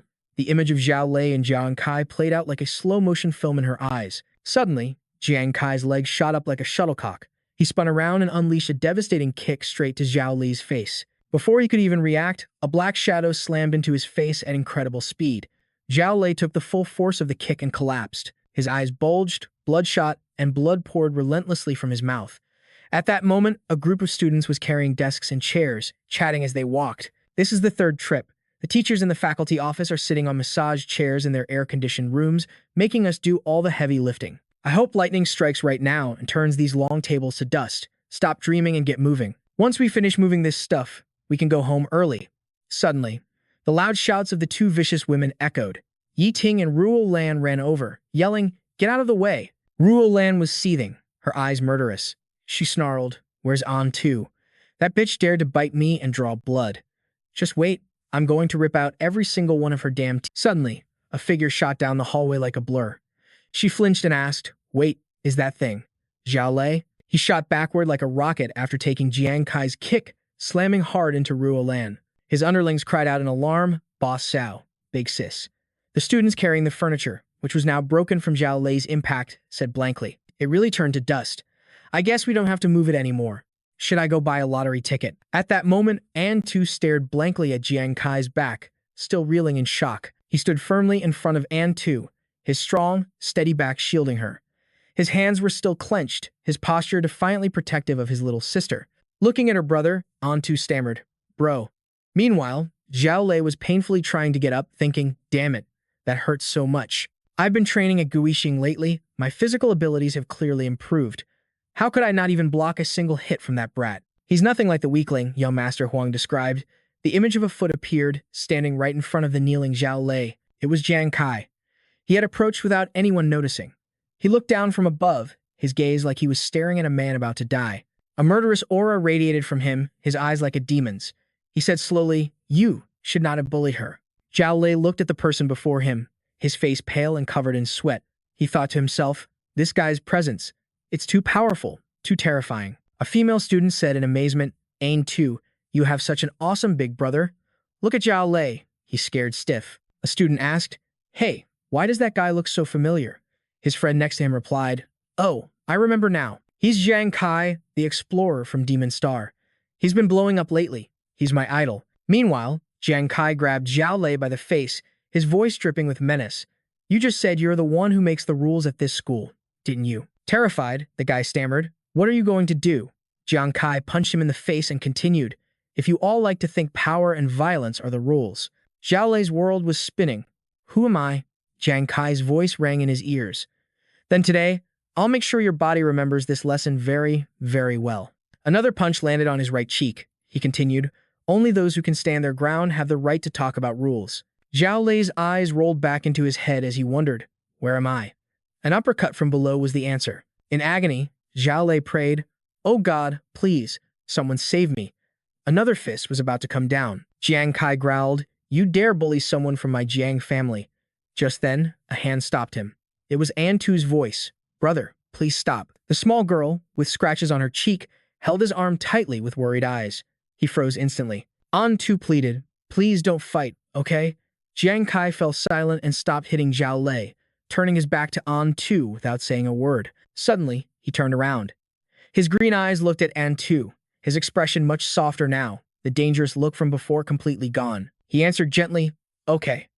At that moment, Zhao Lei was slumped on the ground, his face swollen and bruised. Behind him, Ruolan was no better, huddled on the floor. Leaving them behind, Jiang Kai and Antu happily walked away. He looked at his little sister with an affectionate gaze. Jiang Kai said, "Antu, go wait for me by the stairs. I'll be there in a minute." Antu obediently replied, "Okay." Without turning his head, he called out, "You too." Ruolan and Yixing jumped in fear. His voice was full of menace as he continued, "Come here. I have something to say to you." Ruolan and Yixing broke out in a cold sweat and quickly replied, "Jiang. Brother Jiang, let's just talk things out calmly." Night fell, and a bright, full moon lit up the sky. A light flickered on in a classroom at the school. Inside was Jiang Kai. He was carefully disinfecting the wounds on Annie Chu's leg. The little girl sat quietly and obediently. A network of scratches, big and small, covered her soft feet. She let out small whimpers of pain every time Jiang Kai cleaned a wound. He looked up and asked her worriedly, "Antu, am I hurting you?" Antu stubbornly denied it. "No, not at all. It doesn't hurt one bit. Really? Oh, right. Aren't you busy at Demon Star? Why did you come to school to get me?" Jiang Kai replied, "If I hadn't come looking for you today, when were you planning on telling me you were being bullied?" He paused here, looking at Antu with deep affection before continuing. "Ever since you were little, you've been just like our older brother. You endure everything and never say a word." Antu looked away, embarrassed, and said, "What about you? You never tell us about all the dangers you face at Demon Star." Jiang Kai stammered an explanation. "That's because Antu cut him off. Brother, even though you always come home with a big, bright smile. But I know that even a guard commander has to be careful when facing the power of the royal family, and with the amount of money you bring home, I'm afraid you have to take huge risks at Demon Star to earn it, don't you?" She continued, her voice full of heartache. "I just hate that I'm not strong enough. I can't go to Demon Star, and I can't do anything to help you. So the only thing I can do is try my best not to make you and our older brother worry." Jiang Kai listened silently as she continued. "Besides, they weren't this bad at first. They just spread some rumors. It's only recently that they've gotten more and more brazen. Plus, I knew you were busy with that important competition, so I really didn't want to bother you." Suddenly, she noticed Jiang Kai was quiet and quickly asked, "Brother, why aren't you saying anything? Are you angry?" "I'm sorry." He didn't answer. He just placed a bandage on her wound and said admiringly, "This little rascal has grown up without me even noticing." He He stood up and continued. And two, you don't need to apologize. You're not the one at fault. The ones who bully you are. He gently ruffled her hair, reassuring her, don't worry. Those bastards at Demon Star can't kill me. From now on, after I finish work every day, I'll video call you to let you know I'm safe, so you won't have to worry anymore, okay? But if you ever get bullied again and try to endure it on your own, me and our older brother will tear this school to the ground. At this, his face lit up with a bright smile as he said, matter-of-factly, after all, it's only natural for an older brother to protect his little sister. An Jeju's eyes filled with tears as she looked at her brother, deeply moved. Jiang Kai handed a family photo of the three of them back to her, saying, here, put this away safely. In the picture, a happy N2 was holding a birthday cake, flanked by Jiang Kai and their older brother, who were looking at her with loving eyes. N2 clutched the photo happily, her eyes still misty with tears. Okay, I will. Thank you, brother. Jiang Kai said, all right, let's go home. Our older brother will definitely be happy to see us come home together. Okay, An2 replied cheerfully. A few days later, at Demon Star, the scene shifted to a wooden house surrounded by the shadows of large trees, with gentle sunlight filtering through. The voice of Nguyen Ju rang out. Captain Kai, this is the secret location where D Tang is hiding. Don't tell me the Green Dragon Guild played us for fools. This is just an ordinary wooden cabin. Hu Nan quickly said, that's right, there aren't any mechanisms at all. Jiang Kai looked around and concluded, it doesn't look like a fake, as he analyzed the situation for the others. Everyone, look. Although this wooden cabin looks old on the outside, the inside is neat and tidy, spotlessly clean. It's obvious it has already been thoroughly searched. Also, I noticed the ground in the yard is uneven and bumpy, as if it's been dug up and refilled. Those must be the marks they left when they were searching for the entrance to the secret realm. At this point, he recalled D Tang's demeanor and explained. Besides, an arrogant and conceited person like D Tang wouldn't bother with cheap tricks, even if he lost. Hu Nan replied, so you're saying a huge organization like the Green Dragon Guild has already turned this place upside down and still couldn't find the entrance.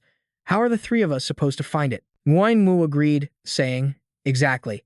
Nguyen Mu scratched his head, wishing, if only Nuan were here, it would be great. Her intel-gathering skills are amazing. She'd definitely be able to find something. Hu Nan recalled the moment Yuan Zhu and Nuan waved goodbye, replying with regret, we can't do anything about it. They were both summoned back to their squad by the military. Jiang Kai spoke up. In any case, we only borrowed Yuan Zhu and Nuan for the Guild Challenge tournament in the first place. The tournament is over, so it's time for them to go back to their training. As the evening sun began to set, he continued, let's camp around here for the night and observe a little more. The gentle light before nightfall shone on the house and the surrounding scenery, making everything seem almost poetic. Night fell, and the bright moon replaced the afternoon sun, casting an ethereal, dreamlike glow on the surroundings.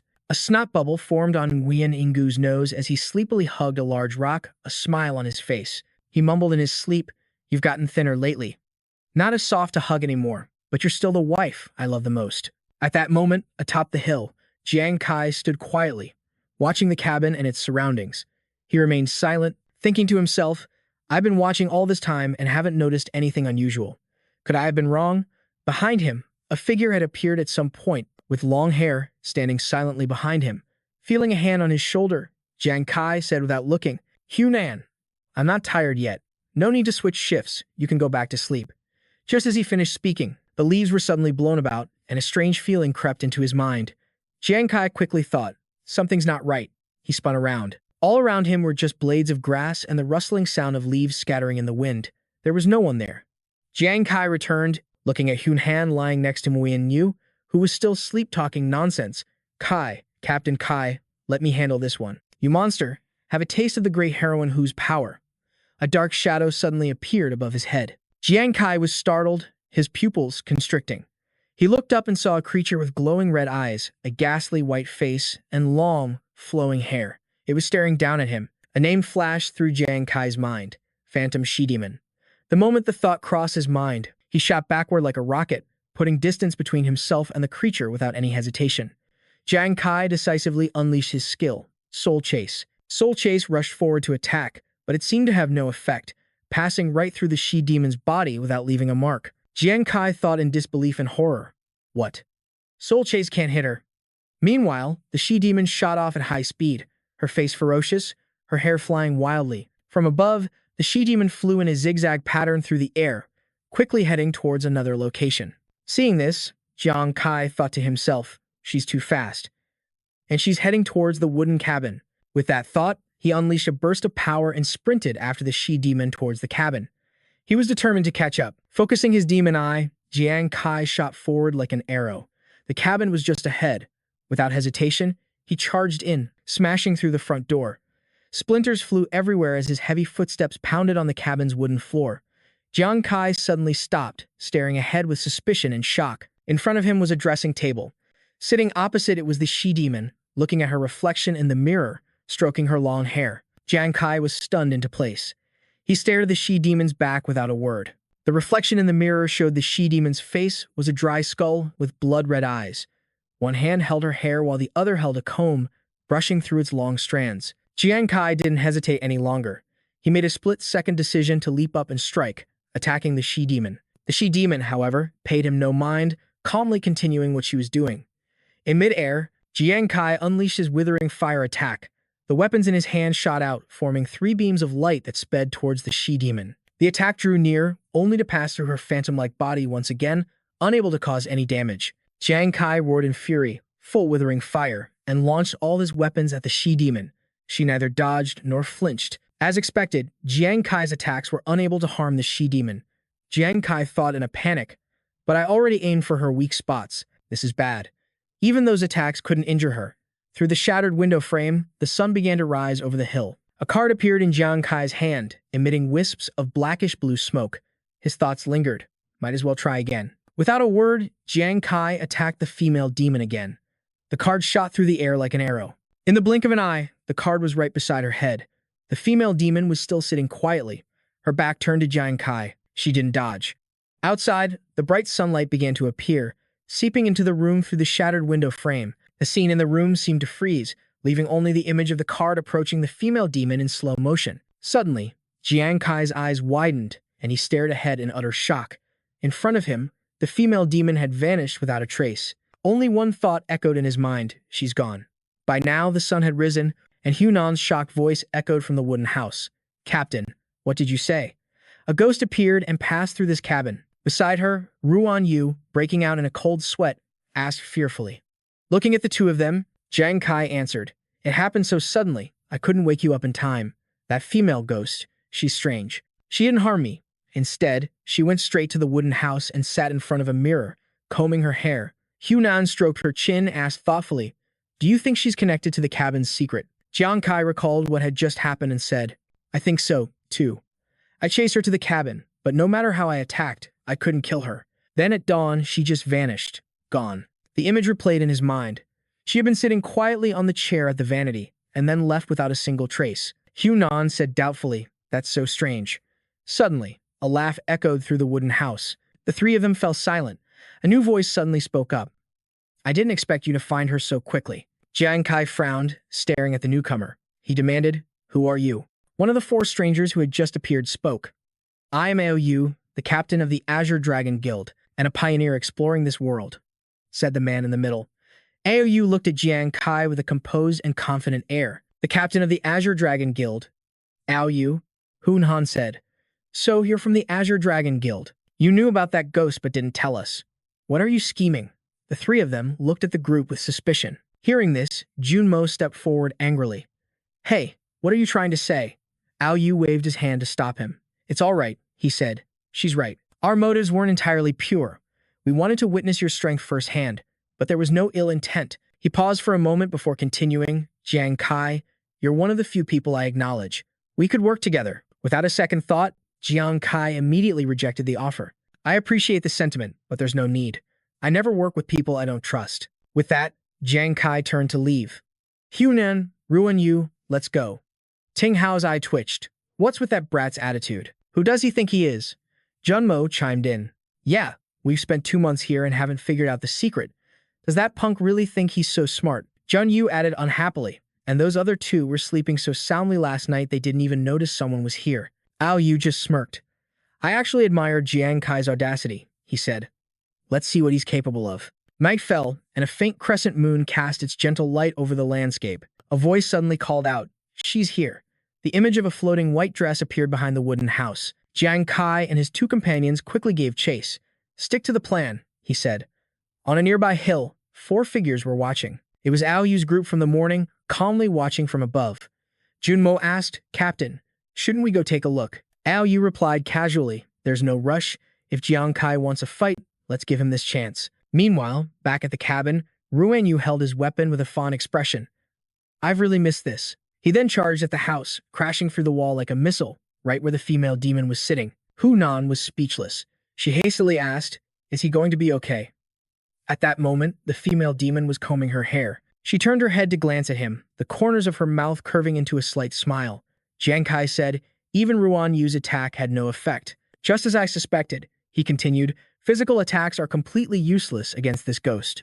An exasperated Hun Han was dragging the unconscious, fat Ruan Yu by the leg, his head already swollen. Jiang Kai, unable to think of a strategy, said, "This is really..." He thought to himself, "What's the key to this problem?"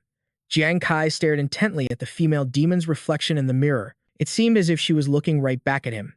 Suddenly, her mesmerizing red eyes flickered towards something, but it was too fast for him to see. Jiang Kai was startled. Something just flashed by, he thought.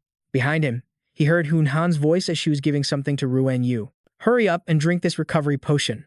Hunan then looked up at Jiang Kai. She asked, puzzled, "Hey, what's wrong?"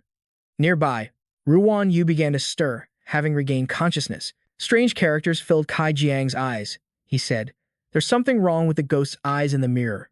Do you see it?" Nanhu looked again but saw nothing unusual. "No, I don't see anything," she replied. She turned and asked Yun Wayne, "What about you?" Yun Yuan answered, "Me neither." Nanhu asked again, confused, "Are your eyes playing tricks on you?" Captain Kai Jiang replied, "My demon eyes are completely focused. There's no way I'm mistaken." Her eyes are staring deep into her own reflection in the mirror. He concluded, terrified. Kai Jiang thought to himself, "This isn't over yet." The female demon's face in the mirror had now turned completely dark. It was hard to tell if it was because of the lighting or a problem with the mirror itself. The only thing visible was the letters appearing in her eyes. The Art of Terror. Nanhu looked at Kai Jiang worriedly and asked, "What are you mumbling about?" Kai Jiang spoke with suspicion. The Art of Terror. As soon as the words left his mouth, the female demon's head rotated a full 360 degrees, her wide, bloodshot eyes glaring straight at him. She slowly parted her lips, revealing a mouthful of white teeth, and deliberately said, "You." The voice was heavy and cold. "The conditions have been met. The Art of Terror. Oh, the horror." The moment she finished speaking, Kai Jiang's eyes shot wide open. He had a feeling something terrible was about to happen to him. Boom! Kai Jiang suddenly vanished before the horrified eyes of Nanhu and Yun Guin.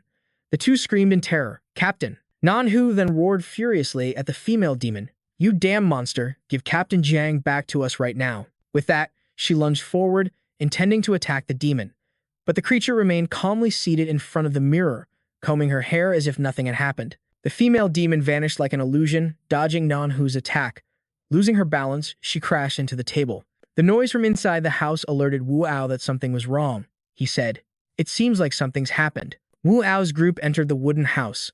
Mo Quan shouted, "Hey, what are you all doing?" In front of them, Nanhu and Yu Nguyen were kicking and punching the air, shouting, "This stupid mirror, where did you take Captain Jiang?" Seeing this, Wu Ao spoke up, "Stop them." Hao Din quickly replied, "Yes, sir." Hao Din and Wu Tuan moved forward and grabbed their arms, stopping them from continuing their frenzy. Nanhu struggled, yelling, "Let me go." Hao Din shouted, "Stop messing around. For all we know, this mirror could be a vital clue to clearing this hidden realm. How can we let you two just destroy it?" Wu Ao approached them and asked, "Tell me what just happened. Where is your captain?" As he asked, he thought to himself, "Strange. It's not dawn yet, so why has the female demon disappeared?" Nanhu pointed worriedly at the mirror and said, "The mirror." Captain Jiang was sucked into the mirror. Wu Ao was startled. He thought, sucked into it. Suddenly, the entire group flinched and quickly looked back at the mirror behind them, their faces filled with horror. Wriggling green text began to appear faintly on its surface, but no one could read what it said. Terrifying streams of black and green light emerged from the mirror, and the text above gradually became clearer. Personal hidden realm. The Art of Terror has been activated. Regardless of whether the adventurer successfully clears this hidden realm, it will disappear forever afterward. Wu Ao read the text and exclaimed in shock, "What?" Another notification, this one in blue, appeared. The Mirror of Revelation will display the adventurer's combat progress in the Art of Terror. Following that was a mission progress bar, 0 out of 1 million. Time elapsed, 0 seconds. Kai Jiang's eyes appeared. He scanned each line of the notification board. He looked around again, thinking, what is this? Was I sucked into the mirror? The notification board then refreshed, displaying a new set of information. Congratulations on entering the personal Hidden Realm, the Art of Terror. Hidden Realm difficulty, level 3. Human fear stems from the unknown. Within 30 minutes, kill every creature in the Art of Terror Hidden Realm. The Mirror of Revelation will then answer your question, helping you escape the unknown fear. For every 10 minutes you go over the time limit, you will lose one opportunity to ask a question, until none remain. Upon completing the challenge, you will receive 1 S rank or higher weapon. Kai Jiang was stunned as he silently read the notification. The last line was a simple wish, have fun with the challenge. Kai Jiang thought in disbelief, is this the Hidden Realms challenge? What's the Mirror of Revelation? And what terrifying creatures? Where are they? Tsk. He felt something beneath his feet and thought to himself, has the challenge begun? Without hesitation, a weapon appeared in his hand, and he unleashed the attack, Decay Flame. Looking up at the sky and his surroundings, Kai Jiang cautiously observed everything. He thought again, why is it still pitch black everywhere? Suddenly, another notification appeared. A friendly reminder. In this hidden realm, the effects of the flame weapons you use will remain the same. However, their ability to produce light will be nullified. He read the notification and thought, so I have to complete this mission without being able to see the monsters? Suddenly, in the pitch black sky above, countless glowing red eyes appeared out of nowhere, all staring down at him. Startled, Kai Jiang stood frozen, staring at the sight before him. Eyes. His eyes widened, his dark blue pupils reflecting the figures before him. There were countless hideous spiders, so many he couldn't even begin to guess their number. Their backs were covered in bloody lumps as they lunged at him with their sharp teeth. A thought flashed through his mind. Here they come. Without a moment's hesitation, he charged forward, thinking, I'll kill them first and figure things out later. Jiang Kai swung his arm, and waves of sharp weapons shot towards the horde of monsters, leaving brilliant streaks of fire in the air. Notifications popped up one after another as each monster was slain. Congratulations, you have killed a creature in the dungeon. You have received 1 experience point. Jiang Kai paid them no mind. Right now, he was focusing all his spirit and strength on dealing with the monsters before him. His attacks came in waves, like brilliant golden lightning bolts piercing through the disgusting swarm of spiders. They were all slaughtered before they could even get close to him. The notifications continued to pop up, and Jiang Kai's experience points kept climbing.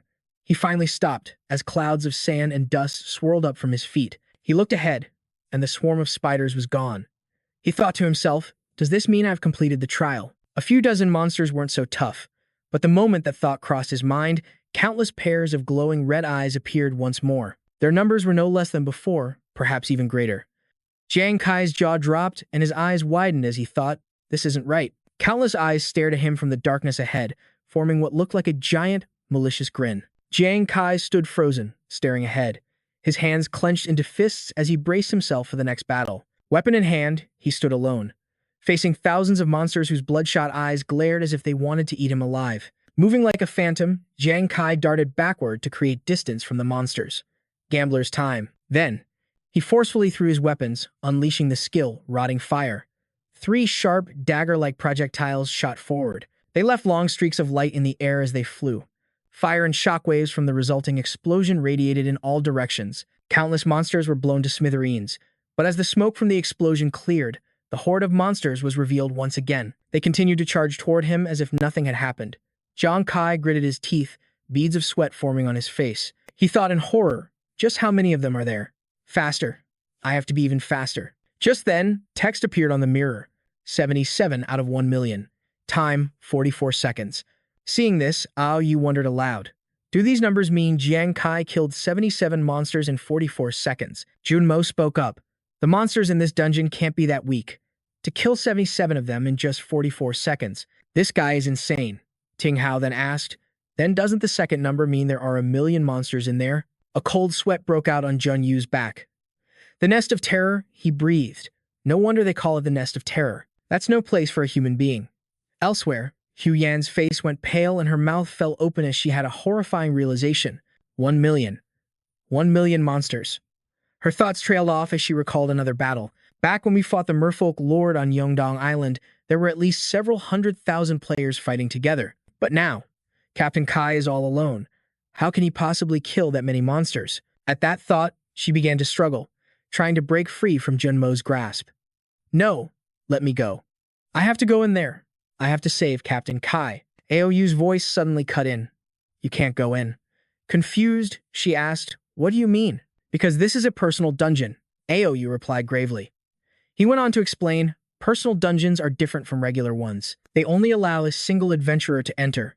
The rewards inside are always far more plentiful, but at the same time, the adventurer must face unknown challenges all alone, and the difficulty of those challenges is significantly higher. He closed his eyes regretfully and continued, as much as it pains me to say it. I don't think Jiang Kai can hold out for much longer. Hu Yan flinched at his words. Her eyes, brimming with tears, were fixed on Aoyu, looking as if she would shatter if he said another word. Meanwhile, inside the personal dungeon, Jiang Kai was still confronting the grotesque horde of monsters. He leaped high into the air to escape their encirclement, but it was only a temporary reprieve. The monsters had already swarmed the area, completely sealing him in. With no room to dodge, Jiang Kai was overwhelmed as they lunged forward, biting and tearing at him. He thought in agony, "It hurts. My body." The spiders clung to him, completely covering his body. Exhausted, Jiang Kai wondered in despair, the difference in numbers is just too great. Can I really not win this time? His fists clenched tightly. To be defeated by creatures this pathetic. He gritted his teeth so hard that the corner of his mouth split, blood trickling down his chin. Beads of sweat covered his face. He snarled with resentment, I refuse to accept this. Just then, in his moment of crisis, a notification panel appeared. Adventurer detected on the verge of death. A blue-black card suddenly materialized, hovering in the air right before his eyes. Blue runes emanated from the card. In its center was an image of a smiling Grim Reaper holding a scythe. The card's information displayed Gambler's exclusive weapon, Death Card. Hidden special effect. The Wheel of Fate has been activated. A question suddenly popped into Jiang Kai's mind. What was that sound just now? At this moment, his consciousness seemed to be in a place completely enveloped in light, his body slowly dissolving into a green mist. Looking ahead at the hazy card, he silently questioned the light. Strange patterns appeared in his eyes as his demon eye focused intently. Suddenly, his thoughts seemed to freeze. Reflected in his eyes was the figure of a girl with flowing white hair, a card hovering in her hand. A notification appeared.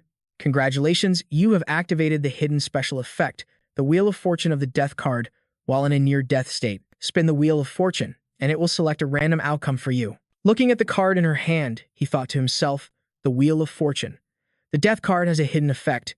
She raised both her hands, and the mechanical voice of the notification continued. Each outcome has a dual effect, a reward and a punishment. Once the user spins the Wheel of Fortune, they implicitly agree to bear both effects. The effect of the Wheel of Fortune is multiplied by the gambler's talent. This effect can only be used once a month. Refusing to spin the Wheel of Fortune is also considered a use. Staring intently at the card, Jiang Kai thought, a dual effect that multiplies both the reward and the punishment, a chance at survival, or eternal damnation. As he pondered, a question suddenly appeared. Will you spin the Wheel of Fortune now? Blood still trickling from the corner of his mouth, he smirked and said, is there even a need to think about it? Of course, I'll use it. He shouted, spin it for me. The card instantly unleashed waves of blue energy, forming strange, glowing runes all around. At that moment, everything became strange, inexplicable. Jiang Kai's body had turned white. Only his signature green eyes remained unchanged. Waves of power radiated gently from his body. Jiang Kai thought, the pain in my body has suddenly vanished. Looking closely at his body, he wondered, is this my own mental space? Suddenly, a brilliant golden light appeared, and he frowned as he looked. Jiang Kai mused to himself as the image of a giant clock materialized. Surrounding it were ribbons of golden energy, forming mystical runes that swirled gracefully. Gazing at the object before him, Jiang Kai concluded, the Wheel of Fortune.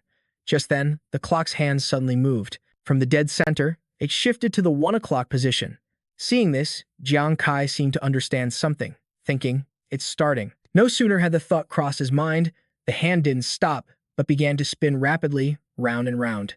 Jiang Kai stood motionless, able to do nothing but watch the scene unfold. The clock hand spun relentlessly, then suddenly froze, stopping in a new position. A notification message appeared. The Wheel of Fortune has completed its spin. Jiang Kai's eyes widened as he read the continuing notification. It now read, positive state, rapid recovery. All combat losses will be restored quickly. Duration, 60 minutes. Multiplier talent activated. Rapid recovery upgraded to extreme recovery. All exhaustion can be restored at the fastest possible speed, bringing the body's condition to its absolute peak. The message changed again to the negative state. expose weakness. When injured, you will be more susceptible to fatal blows. Duration, 60 minutes. Multiplier talent activated. Expose weakness upgraded to frail constitution. Any wound will have more severe consequences, and you will simultaneously suffer double the pain. At this point, streams of golden light appeared, enveloping Jiang Kai's entire body. The flow of energy grew faster and stronger. His whole body was now glowing, radiating a brilliant light. Jiang Kai felt his body being surrounded by a warm current. He mused, "It's as if my entire body is soaking in a hot spring." The energy seemed to explode within him, his entire body like a burning flame radiating outward. Back in reality, having received this immense power, the way Jiang Kai looked at the monsters was like a god looking down upon mortals. The horde of hideous spiders was still rushing forward, wanting to tear Jiang Kai's body to shreds, blissfully unaware of what was about to happen. With just a single spin, Jiang Kai sent them all flying. He shouted, "Death." The card appeared at an incredible speed, piercing through the body of every spider in its path. Jiang Kai controlled it from a distance. One by one, they were killed in the blink of an eye. Wherever the card flew, no creature was left alive. He gently raised his hand, and the card, as if summoned, quickly flew back to him. Jiang Kai turned his back, the death card hovering gently over his hand. He said nonchalantly, "Now that the pieces are set." His eyes flickered, and a slight smile played on his lips. "It's time for a battle where lives are on the line." A brilliant golden flame shot from the card into the air. One by one, the spiders were skewered, their blood splattering all over the ground. At this point, Jiang Kai was surrounded by a dense swarm of spiders. Even though he had killed so many, it seemed like a drop in the ocean. Looking at the situation, Jiang Kai quickly answered. The gambler's talent only lasts for 10 seconds, after which it enters a long cooldown state, making it completely unsuitable for the current prolonged battle. Suddenly, he seemed to remember something. "Wait a minute," he thought. After the death card devoured the upgraded version of Soul Chaser, its attack power seems to have increased significantly. He then unleashed an incredibly powerful attack, the immense energy sending the surrounding monsters flying. A card appeared in Jiang Kai's left hand. It was the same card from before, and waves of energy were radiating all around it. Without hesitating, he threw the card with all his might and said, "Go." The impact was like a hurricane, and the card shot forward with terrifying speed as waves of fire swirled around its path through the air. He was counting down every second. With each count, the card swept through a huge section of the spider swarm, incinerating them into dust. 3, 2, 1. As the final number was counted, a series of deafening explosions erupted all around him, the shockwave radiating outwards in every direction. Even the earth and rocks beneath his feet were blown away by the sheer destructive force of the attack. Jiang Kai stood calmly, his back turned, leaving behind the horde of monsters that had been incinerated. With a confident and satisfied look on his face, he thought to himself, "Just as I thought. All I need to do is have the death card carry the flames to incinerate a larger area." At this thought, he smirked, determined to blow up as many monsters as possible. Then, he just had to wait for a critical explosion to trigger a chain reaction. The continuous explosions still hadn't stopped, and even the massive swarm of spiders couldn't withstand such a ferocious killing rate. Standing from afar, Jiang Kai controlled the card, rapidly wiping out the horde. He thought, "The death card is controlled by my will, so its attack range far surpasses that of the 9 Calamities Soul Chaser. I can definitely use this to incinerate the entire battlefield." The image on the death card seemed to open its mouth, laughing with glee at the slaughter. The flames raged on relentlessly. The massive spider swarm dwindled quickly, but it still took a while to wipe them all out. After a while, the smoke and flames gradually cleared, revealing the ground littered with the charred corpses of spiders piled up everywhere. Jiang Kai said contemptuously, "What's this? These guys are moving way too slow. Come on, you're supposed to be monsters in a secret realm. Can't you be a little less pathetic? Forget it, I'll come find you myself." Outside, the mirror displayed Jiang Kai's progress in clearing the monsters within the secret realm. 416 out of 1 million. Time 209 seconds. Hu Yan, worried something had happened to Jiang Kai, anxiously asked Nguyen Negu, "Nguyen, is this mirror broken? Why did the kill count suddenly stop changing?" Hearing this, Aovu chimed in, "Even if it's only been paused for a few tens of seconds, this is a secret realm where millions of beasts are swarming a single person. This is a kill or be killed situation. A few seconds can be the difference between life and death." Junmo added, "That's right. Given the difficulty of this secret realm, it's perfectly normal for Jiang Kai to be struggling. Instead of worrying yourself sick, you'd be better off waiting for him to come out and arranging a therapy session so he doesn't have a complete mental breakdown." With tears streaming down her face, Hu Yan stubbornly retorted, "Peef, you're the one who needs therapy. The outcome isn't even decided yet, and you're already running your mouth. Stop spouting nonsense. I believe in Captain Kai, Junmo said, annoyed. Hey, isn't the current situation enough to prove my point? Besides, we worked our butts off for months just to get this chance for Jiang Kai to enter the secret realm. If he manages to clear it, I'll eat my words. But, looking at the situation now, this chance has been completely wasted. 1,000,000 beasts. I'd bet my life that Jiang Kai is going to die in there. A voice cut in. What's the wager? It was Nunzu. His chubby face was set as he stared daggers at him, his fists clenched. Junmo fell silent, not daring to utter a word. Nguyen Nengu's tone and demeanor shut him up completely. Nguyen Nengu asked again. I asked you, what's the wager? Losing his patience, Junmo said angrily. You people just don't know when to give up, do you? Since you insist, I'll say it right here. If Jiang Kai makes it out alive, I'll get on my knees right here and call him Dad. With that, he strode up to Nguyen Na and issued his demand. And if he doesn't, you have to get on your knees and call me Dad. Do you dare? He asked, gritting his teeth. Nguyen Gu calmly replied without a moment's hesitation. You're on. Suddenly, Hu Yan's voice cried out. Her voice was urgent. Oh my God, what's happening? Startled from their fiery stare-down, Junmo and Nguyen Nu whipped their heads around to look at the mirror. The monster kill counter had updated. 6,201 out of 1,000,000. Inside the secret realm, another massive explosion erupted. The flash of fire lit up the entire area, shattering the surrounding rock and earth. Another spider swarm appeared, baring its fangs and brandishing its claws at Jiang Kai. He descended from the sky, saying to himself, So this is where you all were, huh? Hey, you're supposed to be secret realm monsters, after all. He attacked as he spoke, every single move landing like an exploding bomb. Seeing them try to retreat, he called out, Where do you think you're going? Keep fighting. Don't you dare stop now. At this point, the entire horde of monsters had fallen into a pit of fire. Countless creatures were blown to smithereens. The ground was shattered, and smoke and dust filled the air as waves of fire lit up the entire region. Any that weren't blown to bits were sliced in half by the card. For a long while, massive explosions continued to go off, one after another, without end. A while later, he stopped his attack. The waves of fire gradually died down, leaving behind plumes of black smoke and ashes drifting everywhere. Holding the death card in his hand, his power receded, and the flame on his finger slowly went out. A notification appeared. All creatures in the secret realm have been eliminated. Time elapsed, 1,447 seconds. Jiang Kai smirked arrogantly. The card in his hand seemed to be in sync with him, making him look even more sinister. He said to himself, Is it over already? I still have a super fast recovery state for over 30 minutes. What a waste. As soon as he finished speaking, a dazzling circle appeared behind him, radiating a brilliant golden light. Slightly startled, he turned to look. A brilliant golden mirror appeared, and a voice rang out. Congratulations, brave challenger. You have completed the trial of the horror nest. It was the voice of a girl, the guardian of the secret realm. She continued, Now, I will calculate your rewards. Jiang Kai was surprised and thought to himself, So this is the guardian of the secret realm that was mentioned before? Her voice continued, You may now ask the hint mirror 5 questions that do not exceed its scope of authority. Delighted, Jiang Kai stroked his chin and thought, Such a great opportunity. Wouldn't it be a shame to only ask about the materials for the gambler class change? Maybe I can use this to learn some truth about the ghost star, which would make it easier to deal with future threats. I just don't know what the specific limits of its authority are. While he was thinking, a countdown appeared on the mirror.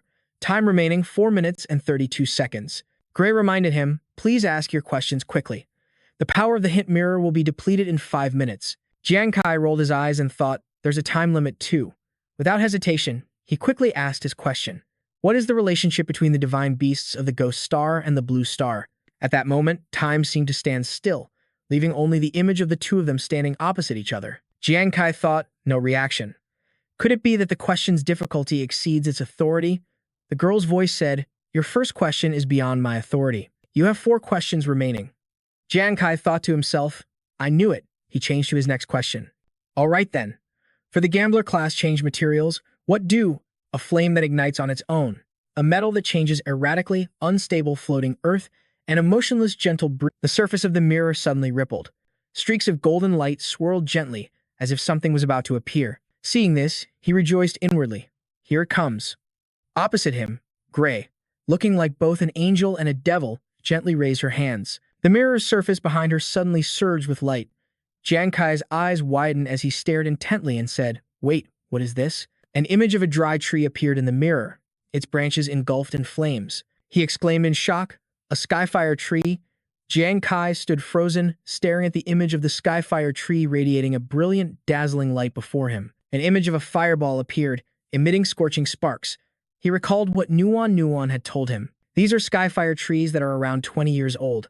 Those over 30 years old can become Skyfire tree spirits. After killing the monster, there's a chance a heart of the fire tree will drop. It's a material that enhances special flame effects. At this, Jiang Kai exclaimed happily, "That's right. It can produce fire directly, without needing any fuel. Doesn't the heart of the Skyfire tree rely on spontaneous combustion? I should have thought of this back at the Liaoyan mountain range." The image in the mirror suddenly vanished, returning to its original state. Jiang Kai stared intently and asked his next question. "White silver iron. I remember it's one of the metals from the ghost star. It's liquid at room temperature and isn't rare. I can't believe it's the erratically changing metal." A flash of insight struck him. He seemed to realize something. The scene in the mirror had changed. It showed a place with only rocks and soil, not a single blade of grass. He thought, "This is a wasteland." His eyes suddenly widened as he corrected himself. "No, that's not right." Looking at the scene in the mirror again, it was an orange-red landscape, completely deserted. Just an empty expanse of land. Suddenly, tiny, twinkling white specks of light appeared, hovering in midair. Thinking quickly, he concluded it was dust. He analyzed aloud. Dust that falls to the ground becomes earth. So, when it's floating, Isn't that unstable floating earth in the air? The moment he finished speaking, the image in the mirror changed again. A clear blue sky appeared, with white clouds drifting gently by. Jiang Kai stroked his chin and wondered, this time, it's the sky. But there doesn't seem to be anything in the sky. What does this have to do with a motionless wind? Staring intently at the image, he seemed to grasp something. Then he said, "Wait, it's not that there's nothing there. There's also air." A notification appeared. "Your 5 questions have been fully answered by the hint mirror." Standing before the mirror, Jiang Kai rested his chin on his hand, deep in thought. Heart of the Skyfire tree, white silver, iron, dust, and air. So these are 4 of the materials for the Gambler class change. For level 20 are all very common. It seems the important thing is to think outside the box and see what others don't. So, following that line of thought, the source of the river water is most likely. Thinking this, he said it out loud. In the constant cycle of nature, the most common thing is rainwater. He was overjoyed and said to himself, the answer is clear now. The Gambler. What kind of surprises will this new class bring me after the class change? As he was pondering, he heard Klee speak. Now, I shall grant you the second reward. Jiang Kai's eyes widened in shock, his entire body seeming to slow down as he stared intently ahead. An item appeared that looked like it was made of glass. It was a perfect octagon with a round hole in the center, and its item information appeared alongside it. Congratulations, you have received the SS rank weapon, Holy Aura Crystal. He mumbled the item's name to himself, Holy Aura Crystal. Then, he reached out and took the object floating in front of him. The notification panel updated. Holy Aura Crystal, an SS rank weapon, can be manipulated by will. When activated, it will form a holy aura ring within half a meter of the target. Activating the ring can trigger the Soul Cleanse effect, purifying the target of a certain level of mental type abnormal status effects in one go. At the same time, it grants immunity to one random mental type attack. Jiang Kai let out a surprised, "Oh," he said, around the target. It seems this holy aura crystal isn't just for me, I can use it on others too. It's also very convenient to use, just like the god's die. I can control it with my will. Holding the crystal in his hand, he continued. More importantly, it has a purification effect. Recalling the image of the Banshee, he thought about how humans have always been quite weak against mental type attacks. The elite Banshee's courage-shattering shriek alone was enough to make many adventurers stop in their tracks out of fear. At this point, a confident expression appeared on his face as he said, "And now, adding the necro exoskeleton I got earlier, I have 2 items that can grant immunity to mental attacks." Another notification appeared. In combat, the aura ring will bind the target, restricting its movements. This process doesn't consume the user's energy, and killing the target will replenish the Holy Aura Crystal's energy. The Holy Aura Crystal's purification state can last for 10 minutes. The binding state can last from 3 seconds to 180 seconds. The specific duration is determined by the power difference with the opponent. Reading the information on the panel, he wondered in amazement. It even has a crowd control skill. But while this Holy Aura Crystal is surprising, right now it seems to only have a certain purification function and a combat support function. At this thought, he wondered doubtfully, why is it ranked so high for an SS rank item? The notification panel updated again. The Holy Aura Crystal is a unique demon-level weapon. It can be upgraded by obtaining a god's tier from another person's secret realm. After being upgraded, it can unlock a dual activation state. he questioned out loud. A unique demon-level weapon? Looking at the crystal, Jiang Kai analyzed simply. My God's Die is a unique weapon exclusive to the Gambler class. This holy aura crystal isn't restricted by class, but there's only one of its kind in the entire demon world, which means, he thought to himself without saying it, at a critical moment, this could become my ultimate trump card. Meanwhile, outside, the information on the mirror had changed. Progress, 1 million out of 10 million. Time elapse, 1,755 seconds. Seeing this, a delighted Hu Yan asked, Oh my god, Nguyen Nu, can you please take a look for me? How many zeros are there? Am I seeing things? Nguyen Ngu shouted, That's right, it's 1 million. Our Captain Kai must have successfully cleared the challenge. Ao Vu saw it and couldn't believe his eyes. What? Jiang Kai killed 1 million monsters in the secret realm? Quan Mo spoke up, Damn it, I'd say there's an 80% chance the mirror is broken, right? Suddenly, the surface of the mirror in front of the group began to glow. A dazzling light filled the entire cabin, startling the group. Ao Vu shielded his eyes with one hand, but he still peeked towards the mirror, wanting to see what was happening. At this moment, Hu Yan's face was filled with surprised delight, her eyes sparkling as she gazed at the mirror. Without a sound, Jiang Kai suddenly appeared before everyone. It was as if Jiang Kai had appeared by a miracle. His face was calm, and a slight smile played on his lips. A joyful voice shouted, Captain Kai. Outside the cabin, numerous squares of light appeared, like pixels floating in midair. The scenery of the hill and the surrounding landscape materialized, and Nguyen Zhu's excited voice rang out, asking, Captain Kai, were there really 1 million monsters in that terrifying secret lair? How did you kill them all? Hu Yan also chimed in, Yeah. Were there any other traps or mechanisms in the secret realm? The Guardian of the Realm didn't give you a hard time, did they? Jiang Kai smiled gently and said, Hu Yan, Nguyen Ngu, one question at a time. I can't answer you both at once. Suddenly, Ao Vu's voice cut in. Jiang Kai, honestly, even though I don't know how you did it, and I'm a bit reluctant to admit it, congratulations on passing this personal secret realm. He paused for a moment, then extended his hand and continued. Also, I want to apologize for my arrogance from before. I'm sorry.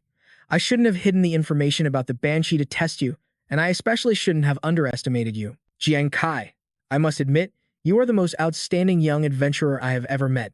Jiang Kai suddenly smirked. Who am I? I've never needed anyone else to define me. Ao Vu was stunned, looking surprised as Jiang Kai extended a hand toward him. Jiang Kai looked at him and continued, But thank you for your sincere compliment. I accept your apology. Besides, you're not so bad yourself. Ao Vu let out a sigh of relief, a slight smile touching his lips. Ao Vu reached out and took Jiang Kai's hand. The two shook hands firmly, a gesture of close friendship. Ao Vu spoke. Outside, Hu Nan and Nguyen Nu smiled happily at the two of them, while Quan Mo's group also looked at their captain with radiant expressions. Hu Nan crossed her arms and said, Now why do I seem to recall someone making a bet that if Captain Kai made it out alive, they would do? What was it again? The group instinctively turned to look, and Quan Mo flinched, breaking out in a cold sweat. Jiang Kai, not knowing what was going on, asked Hu Nan, What are you talking about? What bet? Before Hu Nan could answer, Quan Mo immediately knelt before him and said, utterly mortified, Oh, Demon King. A few days later, under a clear blue sky, a tall, white building came into view. Inside the building, a worried Hu Nan said restlessly, Why is Captain Kai's class change taking so long? He still isn't back. It's taking longer than when Nuon did her class change, Nguyen Du explained. After all, Captain Kai has a new class, so the advancement probably takes a bit more time. Let's just wait and see. Meanwhile, somewhere else, Jiang Kai was floating in midair, surrounded by rising streams of light. Beneath his feet, a circle with strange, blue patterns appeared, rotating gently. A source of energy suddenly erupted, sending his hair flying as streaks of light gradually enveloped his body. Jiang Kai's eyes shot open as he thought to himself, It's a success. Just then, a notification appeared, line by line. Congratulations, you have completed the level 20 class advancement for the Gambler class. Your new class is now Master of Deception. An image appeared of a person with a ponytail wearing a wide-brimmed hat, holding a ruby in their hand as playing cards fluttered down around them. Seeing this, Jiang Kai murmured, Master of Deception? Sounds like a class that's even more skilled in the art of gambling. The notification panel refreshed. Congratulations, you have completed the level 20 class advancement for the Gambler class. Your new class is now Master of Deception. After the class advancement, when your multiplier talent is active, your basic attributes will be increased by an additional 100%. All of your current talents have also been enhanced. Super Multiplier Talent. The original multiplier talent's activation probability has already reached 100% and cannot be increased further. The super multiplier probability has increased from 1% to 3%. Super Critical Hit Talent, 0.1% probability of activating a 200 times critical hit, upgraded to a 0.2% probability of activating a 200 times critical hit. After reading this, Jiang Kai's face lit up with joy. He thought to himself that the probabilities for both Super Multiplier and Super Critical Hit had increased. Even though it's just a small increase, in a desperate situation, this little boost could be the hope I need to turn defeat into victory. Jiang Kai looked up towards iBrain and asked, iBrain, does my new class, Master of Deception, come with any new talents? iBrain replied, that's correct. You will receive the Master of Deception's talent, Deceive the Heavens. Deceive the Heavens is a Master of Deception. You possess a powerful deceptive nature. You will become more adept at using enchanting language to mesmerize your opponent's body and mislead their judgment. Jiang Kai thought to himself, it must be an upgraded version of the deception state. If I use this well, it might bring some unexpected fun. The text on the notification panel changed. Additionally, under the effect of the multiplier talent, you will receive a second random talent, Agility Enhancement, which activates the multiplier talent. Agility Enhancement. Your agility stat will be permanently increased by 40%. Jiang Kai was stunned by this. A 40% increase. That makes me even faster than Xu Feixiang and Di Sang. Filled with confidence, he said slowly, Master of Deception? Huh. Well then, I'll be looking forward to this. Data Research Lab. An image of Jiang Kai appeared on a large screen filled with columns of data. In front of the screen, a man's voice was heard. His previous evaluation was clearly D rank. I never expected Jiang Kai to end up winning the Guild Challenge tournament. Lan Lan walked in from the doorway and said, at first, when I saw this kid refuse to join the army, saying he had to defeat the royal family on his own, I laughed at him for not knowing his own limits. But after watching these matches, I think I was the one who was like a frog in a well. Looking at his image on the screen now, he actually did it. The royal family doesn't dare to pressure the army anymore. Perhaps it's time we revamped our evaluation system. Professor Lee agreed. Perhaps so. Lan Lan handed Professor Lee a tablet and said, by the way, this is the latest data file on the Dilac Chi Dia teleportation formation that's been discovered. Please take a look and analyze it to see if there are any similar characteristics. He adjusted his glasses slightly and asked, the number of countries that have discovered it has reached 55. It's been so long, and we still haven't found anything. There isn't much time left. Lam Lam replied, but for some reason, I just have this feeling. We'll find it soon. The sun had set, and the moon hung high in the sky, casting its gentle light down upon the forest. Jiang Kai and his two companions were strolling leisurely. Hunan leaned against a tree trunk and whined, I'm dead tired. Are you kidding me? We've been wandering around here for so long, but we haven't seen a single howling moon werewolf. Nguyen spoke up, asking their leader, Kai, do you think someone else got here to grind levels before us and already wiped out all the wolves? Jiang Kai pictured the wolf's appearance and said, no way. The howling moon werewolves are different from ordinary werewolves. They can walk upright. That means they don't just have sharp fangs and claws and incredible jumping power. Their combat style is also very flexible, making them extremely difficult to deal with. He turned his head to look at Nguyen and Gu and continued, a small guild wouldn't normally provoke these monsters. As for the major guilds, if they had been here, word would have gotten out. Suddenly, a doubtful voice piped up, the Blood Moon.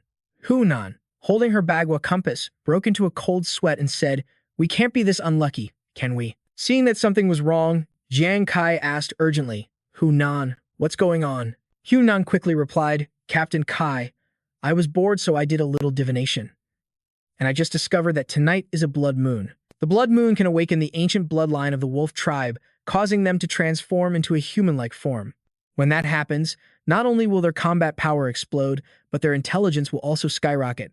Gyu Ningyu, also a little scared, said, I heard that werewolves hide and wait before a blood moon appears. No wonder we haven't seen a single one today. Jiang Kai then spoke up. The Howling Moon werewolf tribe gathers in numbers of no less than 100. After they transform, I'm afraid even a common one will be no weaker than the warlord-level iron-armored dragon lizard we fought before. In other words, he paused for a moment before continuing. There are at least 100 monsters here with strength comparable to a warlord-level iron-armored dragon lizard. Sweat poured down Nguyen Yu's cheeks as he asked fearfully, So, Captain Kai, should we retreat first? Jiang Kai's gaze didn't waver. He replied coldly, It's too late. All three of them looked up at the crimson moon in the sky at the same time. Jiang Kai continued, The blood moon is here. At that moment, the moon in the sky had turned a bewitching, deep red. The red hue radiating outwards made everything even more terrifying. Below, there was only the sound of rustling leaves as grass and plants were tossed about in the wind. Hunan instinctively covered her eyes with her hand, and a gust of wind knocked the bagua compass from her grasp. The compass fell and rolled away. She quickly chased after it, shouting, "Oh no, my compass!" A pair of eyes, red as blood, appeared from behind the trees, staring intently at the group of people who had appeared in the forest. Hunan was still frantically searching for her possession, completely unaware of the terrifying creature that was now right in front of her. A dark figure with blazing red eyes suddenly shot out like an arrow, heading straight for Hun. She was too stunned to react. Her eyes widened as she stood frozen, watching the creature approach. The ghostly shadows zigzagged through the air, rapidly closing in on her. Jiang Kai quickly prepared his skill, shouting, "Hunan, get out of the way." At that moment, Hunan instinctively put out her hands. Her face was filled with astonishment as she looked at what she had just caught, her sparkling purple eyes wide with shock. Lifting the tiny cat-like creature, she said in a panic, "Oh crap, the compass." Jiang Kai, who was about to rush to her aid, saw Hunan holding a cat and was left speechless. "What is this?" In her hands was an adorable fox spirit, its soft pink fur wiggling as it tried to act cute. Hunan's face was a picture of utter confusion, her brain seemingly overloaded. Looking at the creature in her hands, she said softly, "Let's make a deal. Can you spit out everything in your mouth and give it back to me?" The fox spirit seemed to be choking. Its whole body shook violently, as if it was about to vomit something up. The pained expression on its face suddenly vanished, replaced by a human-like, happy smile directed at Hunan. Her face froze. Hunan was at a loss for words. That smile is uglier than crying. She burst into angry tears, screaming, "You idiot, give it back to me." Jiang Kai and Yuan Ingu hurriedly tried to restrain Hunan. "Calm down." And so, in the eerie forest under the blood moon, Jiang Kai's group was still messing around. He suddenly turned his head, sensing something. Wait, this feeling. Behind him, pairs of staring eyes had appeared out of nowhere. In the center was a large figure with blazing red eyes. One by one, monsters emerged from the darkness, shaped like wolves but walking on two legs. Their bodies were covered in fur, and they had sharp fangs. A notification panel appeared. Mutated monster. Howling moon werewolf. Jiang Kai shouted, "They're mutated werewolves. We're surrounded. Prepare for battle. Nguyen Nu, protect Hunan." The wine bottle in Nguyen Negu's hand shattered. He grabbed his shield and charged towards the pack of monsters, saying, "So many beauties, huh? I am the Wolf King. Just line up for me, and this king will love you all one by one." Jiang Kai was startled and shouted, "This is bad." Nguyen Nu charged forward before even entering his frenzied state. With just the Ice Spire's shield, he couldn't possibly handle being surrounded and attacked by so many mutated werewolves. He rushed after them, saying, "Hunan, let's follow Nguyen Ju." Hunan quickly replied, "Okay." Just then, 5 mutated wolves charged forward, pouncing on Nguyen Nu. Jiang Kai unleashed a fiery attack from behind. He thought to himself, "I remember these things have strong attacks but weak defenses. I'll keep my distance and continue attacking from afar." The powerful attack shot forward. They couldn't react in time and were pierced through the body, killed instantly. Then, a massive surge of energy erupted from their bodies, causing them to explode. A progress notification appeared. 5 level 45 mutated Howling Moon wolves eliminated. At that moment, Miu and Zhu hysterically screamed, "My beauties! Damn it! Someone ruined this king's fun again." Jiang Kai stood behind him, his face grave.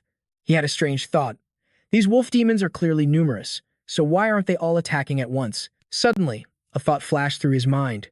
Wait, could it be that they're testing our strength? Just then, seeing their comrades defeated, more monsters emerged.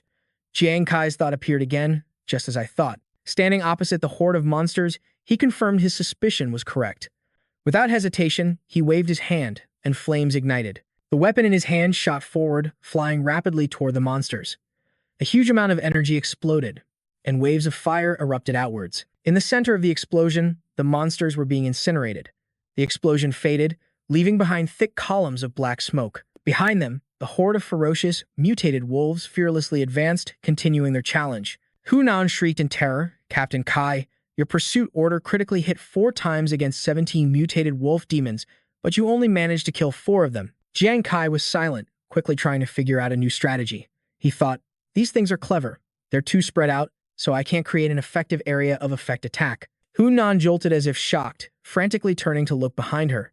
She screamed, Watch your back. A mutated wolf had somehow circled around behind Jiang Kai, raising its claws from above to pounce on him. Time seemed to slow down. He stood with his back to the monster, expressionless, completely still. The mutated wolf's sharp claws descended rapidly, without a moment's delay. Jiang Kai's eyes suddenly glanced back, glaring at it with killing intent. The massive claw swiped through an after-image of him. Like an illusion, Jiang Kai vanished from where he had been standing. Manqin Juo Hai. His figure suddenly appeared in the sky above, saying, "The reality you see is merely what I allow you to see. Now, enjoy the pain of death." He spun around and shouted, "True men, go." The weapon shot forward, plunging straight into the monster's body. A brilliant surge of energy exploded from within. It roared in agony. A notification appeared. 1 level 55 mutated howling moon wolf eliminated. Meanwhile, Nuai Nu was charging toward 3 monsters with his shield, saying, "My beauties, Big Brother Wolf King is here." With a perverted look on his face, he didn't even notice the streaks of fire that shot past him. The 3 mutated wolves were hit by the attack and quickly eliminated. Another notification. 3 level 55 mutated howling moon wolves eliminated. Seeing this, Nguyen Nu collapsed to his knees and wailed on the ground. Hunan said, "That was too close. If Captain Kai hadn't acted in time, Nguyen Nu would have been a goner." She picked up the cat and pinched its cheeks. "Don't think I won't do anything to you just because you look cute. Spit out my compass right now, or I'll feed you to the wolves." Jiang Kai was startled and looked back. In the distance, another horde of monsters appeared, charging toward them. He shouted, "Hunan, 4 o'clock." Hunan looked back in alarm, startled by the sight before her. A mutated wolf had already closed in. Its claws were about to reach her. Hunan trembled, thinking, "It's too late." The claws swung down from above. A spray of blood flew out. Hunan had been struck by the wolf. 3 deep gashes on her arm were bleeding profusely, dripping onto the ground. Hunan fell to the ground, her arm in agony, but she still held Huling tightly in her embrace. Suddenly, the wolf demons gaped in shock, staring in one direction as if they'd seen something terrifying. Seeing this, Jiang Kai thought to himself, "It seems like these wolf demons are afraid, as if they've sensed an extremely terrifying presence." Tsk. He looked over in alarm. Wait a minute, the direction they're looking is toward Hunhan. Huling's state had changed, becoming dangerously menacing as it stood protectively in front of Hunhan. Seeing this, Jiang Kai acted without thinking, unleashing his skill. His weapon shot through the air, attacking, but halfway there, his weapon was stopped mid-air by an invisible force. At that moment, Hunhan was enveloped by a surge of power and lifted into the air. Witnessing this scene, Jiang Kai exclaimed in utter shock, "What?" Just then, Huling's immense power exploded. Huling slowly rose into the air, taking Hunhan with it. Jiang Kai screamed in fear, "Hunan!" A blinding red light emanated from Huling's body. Jiang Kai raised his hands to shield his eyes, trying to see what was happening. As the dust settled, a crimson sky was gradually revealed. Staring ahead, Jiang Kai said in astonishment, "This is an orb, glowing with a brilliant pink light that radiates a magical energy." Inside the orb, Hunan lay motionless. She suddenly regained consciousness with a soft groan of pain, her purple eyes slowly fluttering open. Hunan asked, "Who are you?" Huling appeared in a human form, her outfit, hair, and ears all a matching pink as she stared intently at Hunan. She raised her hand to caress Hunan's cheek and said, "You lasted longer than I thought." Huling then smiled at Hunan and continued, "You're as weak as a rabbit, yet so stubborn." Huling's hand gently touched the wound inflicted by the wolf demon. Hunan winced in pain and shut her eyes as black smoke rose from the scratch marks. Huling glanced at her and said, "How troublesome." With that, Huling waved her hand, and her power enveloped the wound on Hunan's arm. The black smoke gradually vanished along with her touch. Then, she parted her lips slightly, revealing 2 small fangs as her pink tongue slowly slid out. Huling lowered her head, her delicate tongue gently touching Hunan's wound, making her let out a small cry. Hunan's face was now completely flushed. As she licked the wound, Huling said, "Just bear with it, little rabbit." Suddenly, a ripple appeared in the air. Huling's barrier seemed to be taking hits from the outside. She glanced up, letting out a small "oh" of surprise, as if she could see what was happening outside. Huling thought, "He can stay conscious even under my pressure." What an interesting one. Outside, Jiang Kai was relentlessly throwing punch after punch at the barrier Huling had created. Inside the barrier, Huling had now stood up. A small smile played on her lips as she glanced at Jiang Kai. Her voice rang out, "If that's the case, then I'll play with you." From within the barrier, a beam of pink light shot out, flying straight toward Jiang Kai's forehead. He suddenly froze, his thoughts racing. What? How did this happen? He stared intently ahead, beads of sweat trickling down his face. Jiang Kai's entire body felt as if it had been electrocuted, a strange and inexplicable feeling swirling within him. He had no idea what had happened to him and turned to look behind him. He thought to himself, "What's going on?" His eyes suddenly widened as he said in disbelief, "Wait, where is this?" The apocalypse had returned. A desolate scene, with entire buildings engulfed in a sea of fire. He wondered aloud. Blue Star? His thoughts continued to race as he tried to remember. Why am I suddenly here? Wasn't I just in the demon spirit forest? Hunan, Ruan Yu, those wolf demons, and what about that fox? Where did they all go? Jiang Kai shouted his comrades' names. Hunan, Ruan Yu. Just then, a cry for help rang out. Help me. The ground suddenly began to tremble. He placed a hand on the ground, feeling the vibrations and analyzing them. This tremor. It's a giant creature, weighing over 50 tons. At that moment, the cries for help sounded again. It was the voice of a young man, frantically fleeing with a crowd of others. Somebody, please save us. Behind them, a giant, three-headed monster with red eyes charged forward, creating a chaotic and perilous scene. It looked down at the tiny, ant-like humans below and roared, its eyes filled with rage and destruction. Jiang Kai recognized the monster before him. He thought to himself, it's a beast god, the massive, three-headed monster, despite its size, charged with terrifying speed towards the fleeing crowd. Jiang Kai was completely stunned, wondering why he was even here. And why did a beast god suddenly appear out of nowhere? He clenched his fists, thinking in a panic, damn it, what the hell is going on? Seeing the people about to be attacked, Jiang Kai yelled, Soul Chaser. When nothing happened, he surmised, as I thought, I can't use my skills. Could it be that the system suddenly bugged out and teleported me back to Blue Star? He quickly dismissed that thought, rapidly finding another reason. No, that's not right. This place. It isn't just an illusion. This is that fox demon's strange ability. Watching the monster roaring madly ahead, he analyzed the situation. In a real fight with a beast god, the probability of ordinary people being present is very low, he thought to himself as he started running. Moreover, not a single superpowered person has appeared yet. With his enhanced physique, he quickly outpaced the ordinary people. A loud scream echoed from behind him, a voice filled with terror. Please, I'm begging you, save my child. It was the voice of a woman who had been running with the crowd while holding her baby. She had been caught in the monster's jaws, and the baby had fallen from her arms. The baby's terrifying screams echoed all around, but no one paid any attention. Right now, all they cared about was escaping. Jiang Kai reminded himself, stay sharp. This is not the time to be a hero. Even if this is an illusion, I don't know what the consequences of dying here would be. Time seemed to slow down. Although he knew it was an illusion, the baby's cries kept echoing in his head. The image of a small hand reaching for the injured baby flashed in his mind like an old film. His feet skidded across the ground, kicking up dust as white streaks of energy flared out. He stopped, no longer running away. His thoughts raced. He thought to himself, damn it, even if it's not real. Seeing a child about to face death, Jiang Kai just couldn't turn a blind eye. He couldn't just turn a blind eye to this sort of thing. With a crazed look on his face, Jiang Kai dashed forward at top speed. He snatched the child, saving it from the monster's deadly jaws. Seeing its prey stolen from right under its nose, the monster threw its head back and roared. It charged forward frantically, chasing after Jiang Kai. Without a word, he clutched the child and ran for his life, mustering every ounce of his strength to escape the monster. His back was soaked in blood, large chunks of flesh torn away when he saved the child. He gasped for air, thinking to himself, I can't run much longer. Even though I went through so much training on the ghost planet and got much stronger, without my skills, I'm ultimately just a normal person. The monster gave him no time to rest and attacked again, firing a shockwave at him from behind. The ground shattered, and his leg got stuck in a crack. He was startled. This is bad. Sharp spikes shot up from the ground. Before he fell, he quickly tossed the child high into the air to keep it from being impaled. But another sharp spike appeared right where the child was about to land. Time seemed to stand still as the baby fell, just inches away from being pierced.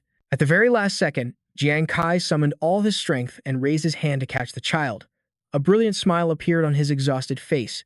The baby trembled in his arms as he quietly let out a sigh of relief. All right, but his joy was short-lived. A massive, drooling tongue and giant, sharp teeth lunged towards him with its mouth wide open. Jiang Kai's eyes widened, his pupils constricted. His wounded face was filled with helplessness as he couldn't stop what was about to happen. In a slimy place, surrounded by red liquid, he and the child were slowly sinking. Jiang Kai clung to his last bit of consciousness, thinking that he was about to rot away. Strange. Could this excruciating pain of being digested really be just an illusion? A voice suddenly appeared. It could have been someone else's, or it could have come from deep within his own mind. He said to himself, "Look, this is the price you pay for trying to play the hero. Who do you think you are? You get lucky and kill a few weaklings, and suddenly you think you're some invincible savior of the world." An image of the blood-covered, crying child appeared, but he could do nothing. He watched helplessly as he and the baby slowly sank into darkness. The words echoed in his ears. In reality, he couldn't do anything. He was just a pathetic insect who couldn't protect anyone. On his wounded face, tears welled up in his eyes and streamed down his cheeks as he said in despair, "I couldn't protect anyone." The voice mocked him. "That's right. Just admit it. You can't even take care of yourself, so why are you worrying about others?" Through his tired eyes, he saw a figure more familiar than anyone else gradually appear and approach him. It was his own silhouette, or perhaps a reflection of his inner self. The voice spoke again, asking, "Humans are inherently selfish, aren't they? It's truly heartbreaking. Actually, you've already done more than enough. Come here." Another Jiang Kai slowly reached out, caressed his wounded face, and pulled him into an embrace. The voice lingered in his mind, "So don't try to be strong anymore. Just rest." He felt as if he were sinking deep into the ocean. Bubbles rushed past him, and a faint glimmer of sunlight seemed to try and reach him. The scene suddenly changed. A woman's voice called out, "Jiang Kai, what are you spacing out for?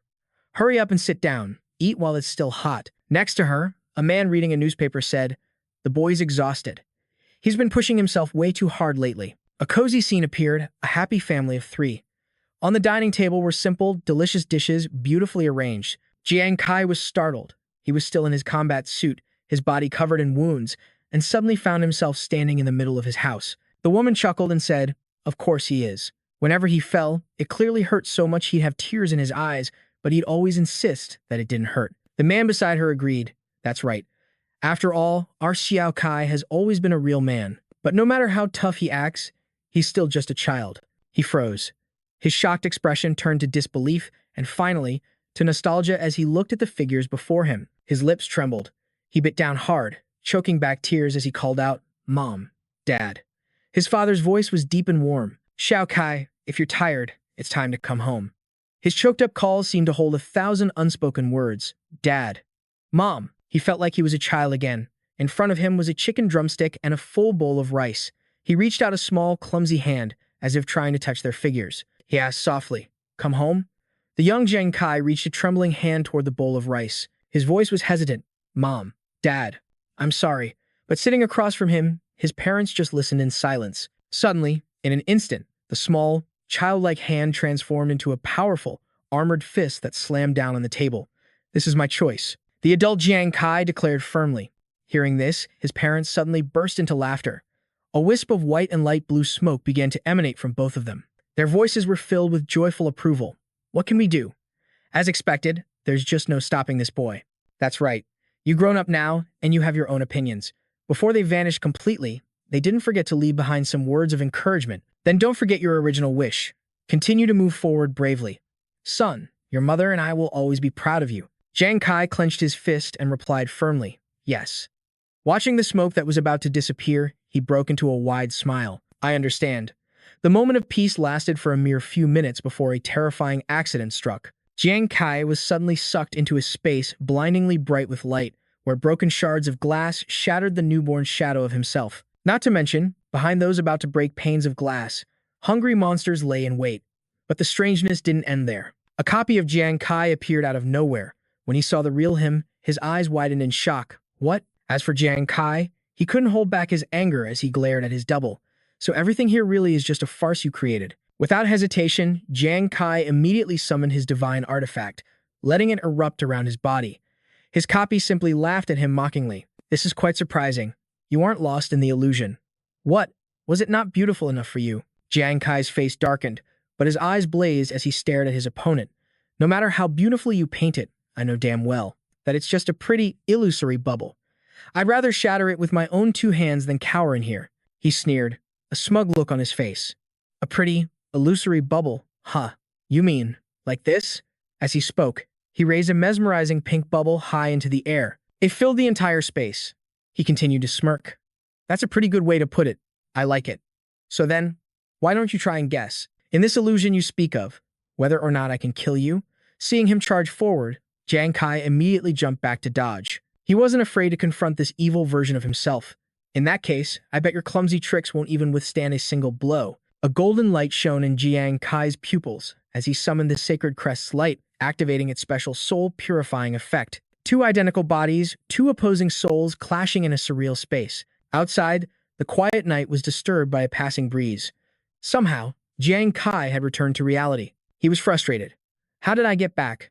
Just as he gathered his thoughts, he saw a familiar, chubby figure yawning right in front of him. Oh no, could Hunan have been taken? Just as he thought that, Hunan was released and fell right into his arms. He looked at her. Your wounds are completely healed. Did that fox demon heal Hunan? Hunan was dreaming about something, her cheeks blushing as she whined playfully. I hate you. Jiang Kai's face fell, but what on earth is she dreaming about? Why is her face so red? Suddenly, a voice echoed from out of nowhere. An adventurer from the Sacred Glory Nation? You're more interesting than I thought, Jiang Kai thought to himself. Whose voice is that? He looked all around him but saw no one. After leaning Hunan against a tree, Jiang Kai glared threateningly. Who are you? If you have the guts, then stop hiding. Huling's voice replied, filled with mockery. You humans are always so easy to provoke. It's a shame that in your current state, you don't even have the right to know my name. Provoked like this, Jiang Kai couldn't help but raise his voice. Hey, you. His opponent continued to speak nonchalantly, completely unbothered. But, seeing as you're so cute, I'll give you a little gift. Remember this well. I'm only telling you this once. And what was he forced to accept? The gift was a giant map. It sparkled with a golden light. Jiang Kai was stunned. Wait, what is this? After giving the item to Jiang Kai, Huling said with delight, it seems the boring days are finally over. I wonder what surprises will happen next. This is making me so excited. Jiang Kai rushed towards the source of the voice. Wait, but that only fueled Huling's amusement. You interesting human, you better entertain me even more next time. Jiang Kai shouted in frustration. Hey you, wait up. But the only reply was the silence of the night and the sliver of moon hanging in the sky. Jiang Kai grumbled in annoyance. She's gone. Early the next morning, a scream shattered the peaceful atmosphere. Captain Kai. Hunan clutched her shoulders and asked in a panicked voice, was I about to die yesterday, so that fox saved me? He carefully questioned Hunan. Why would that fox demon save you? Did she say anything strange? Do you still remember? Hunan looked bewildered. Huh, she can talk. I must have hit my head. I think I just fell asleep. I don't remember anything. But then, a blush crept onto her fair face. Hunan thought to herself, except for that dream. In her dream, Huling had gently flown to her side, and she had clearly heard Huling's soft voice whispering in her ear, here's a thank you gift. It's much sweeter than blood. Now then, my adorable little rabbit, try not to get hurt so recklessly next time, okay? Thinking back, she still felt a vague, lingering sensation. It was such a strange dream. Jiang Kai cleared his throat, calling out to her and pulling her back to reality. Hu Yan, what's wrong? Hu Yan shyly avoided his gaze. It's nothing. My head is just still spinning. That dream was so embarrassing I could just die. The two of them stood in a corner, talking for a long time. Nguyen-ju had to hurry them along. Captain Kai, Hunan, get over here. The meat's going to burn. Jiang Kai patted Hunan on the shoulder and smiled casually. Let's eat first. I have something to talk to you two about later. She obediently agreed. She then zipped over and hugged Nguyen's Inku tightly, her eyes sparkling. The meat smells delicious. Whoa, get off me, he yelped in surprise. Hunan, are you trying to eat me? Jiang Kai watched the two of them, a happy smile on his face. The moment food is involved, all their worries just disappear. These two are really something else. The next day, the three of them arrive at a narrow canyon. Jiang Kai announced, we're here. According to that fox demon's map, the coordinates are in this ravine.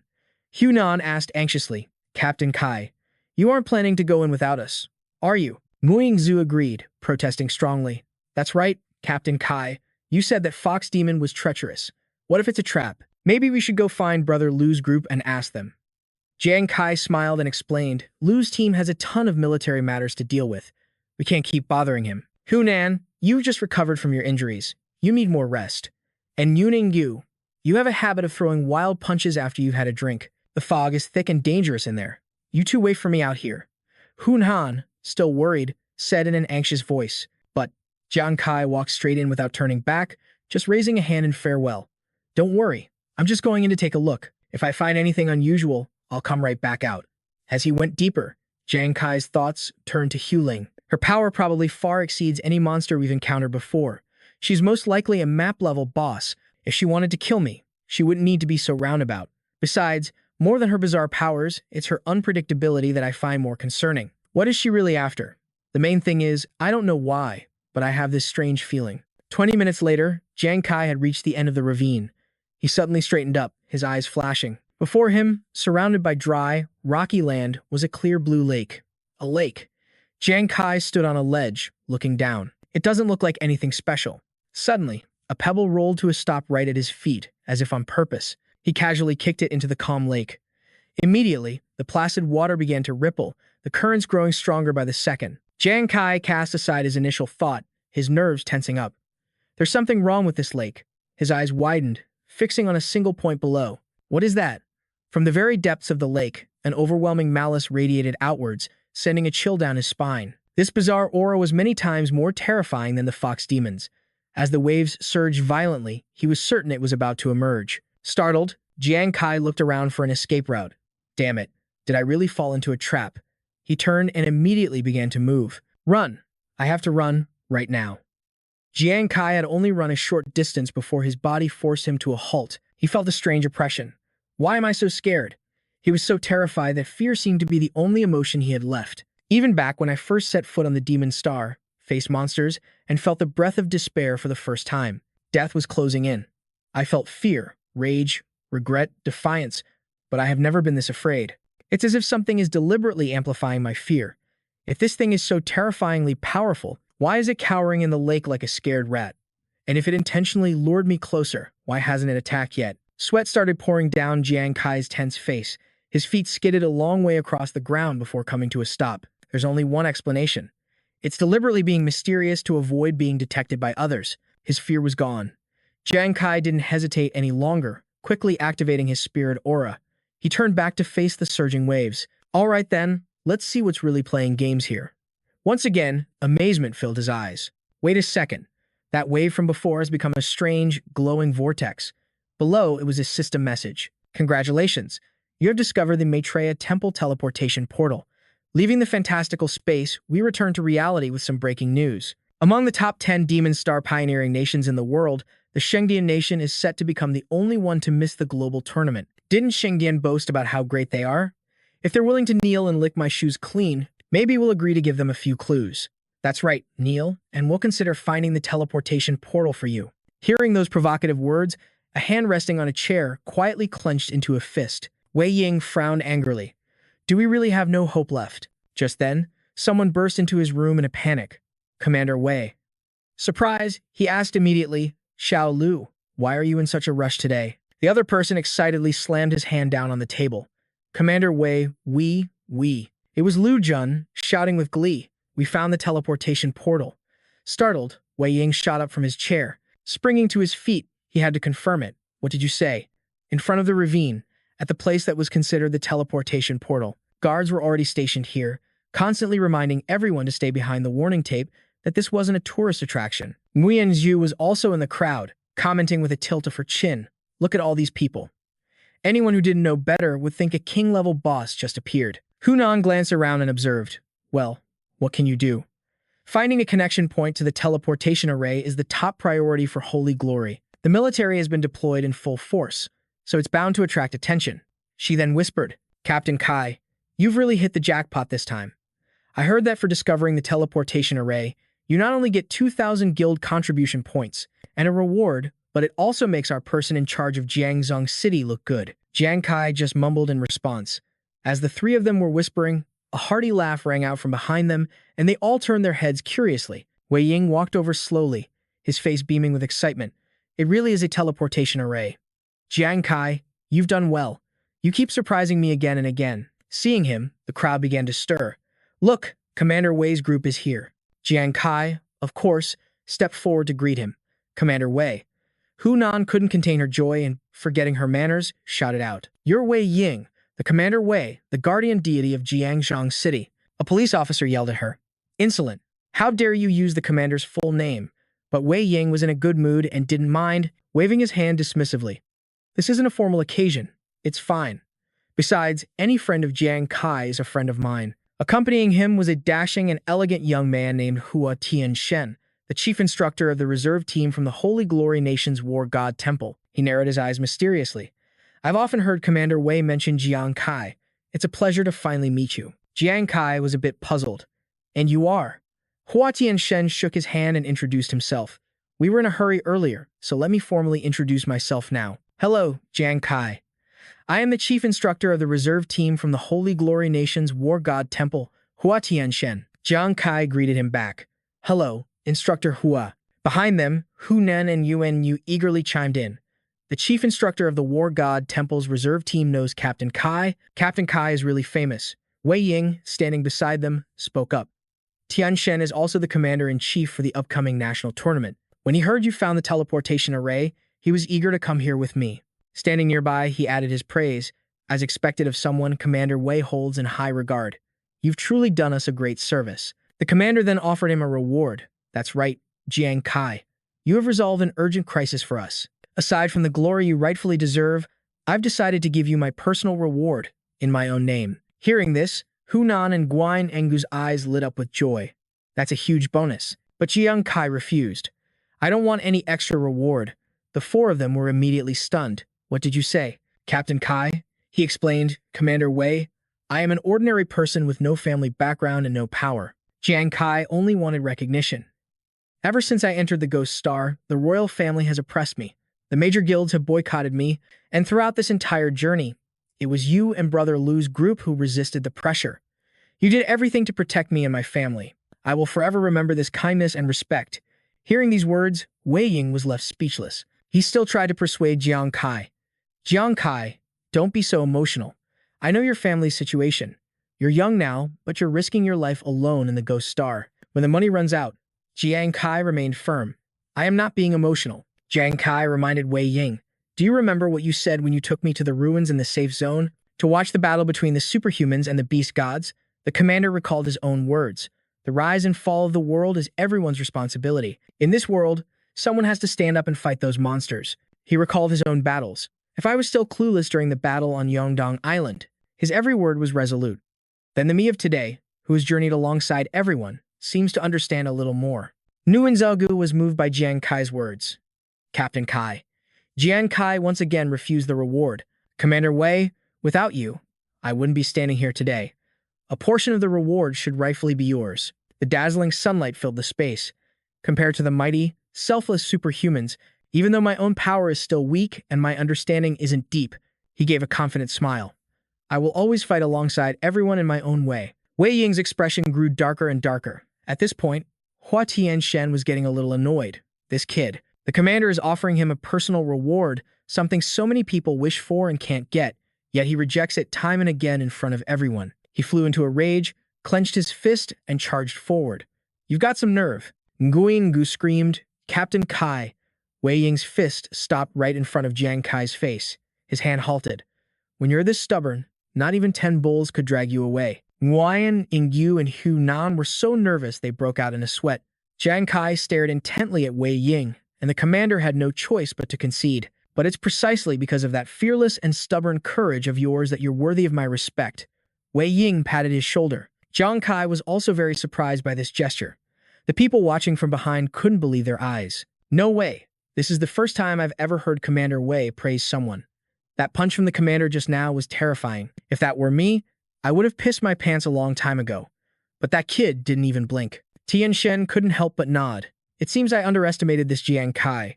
Hu Nan's eyes sparkled. Commander Wei, you're not angry? Jiang Kai hesitated. Commander Wei. Wei Ying replied magnanimously, say no more. It's not the first or second time you've refused me. I respect your choice. As for the rewards you all deserve, the military will issue them according to procedure. All three of them beamed, and he quickly agreed. Yes, sir. The commander called him aside. All right, come with me for a moment. The two of them went to a ravine, a place Henry couldn't find. Even if you passed by this place countless times, who would have thought the teleportation array was hidden deep at the bottom of a lake? Wei Ying raised his hand, and in the blink of an eye, unleashed a move that shattered the cliff face. Divine Might Slash, kaboom. Standing beside him, Jiang Kai was completely stunned. The mountain was smashed to pieces, the entire cliff face was obliterated. Wei Ying turned to Jiang Kai and explained, this is a primal energy shockwave. Only the martial artists of our Shengdian have the potential to receive this talent, and skills that belong to the primal energy type allowing them to master this power. The look on his face was one of utter disbelief. He thought to himself, according to legend, primal energy is the mysterious primordial energy that erupted when Blue's star was first formed. Jiang Kai analyzed in his head, I remember Zhu Zi's talent is Heart of the Warrior, which can cause side effects. One of those effects, the sword chi slash, uses this very primal energy. But this is the first time I've ever seen someone use it in person, so strong. The commander glanced at Jiang Kai.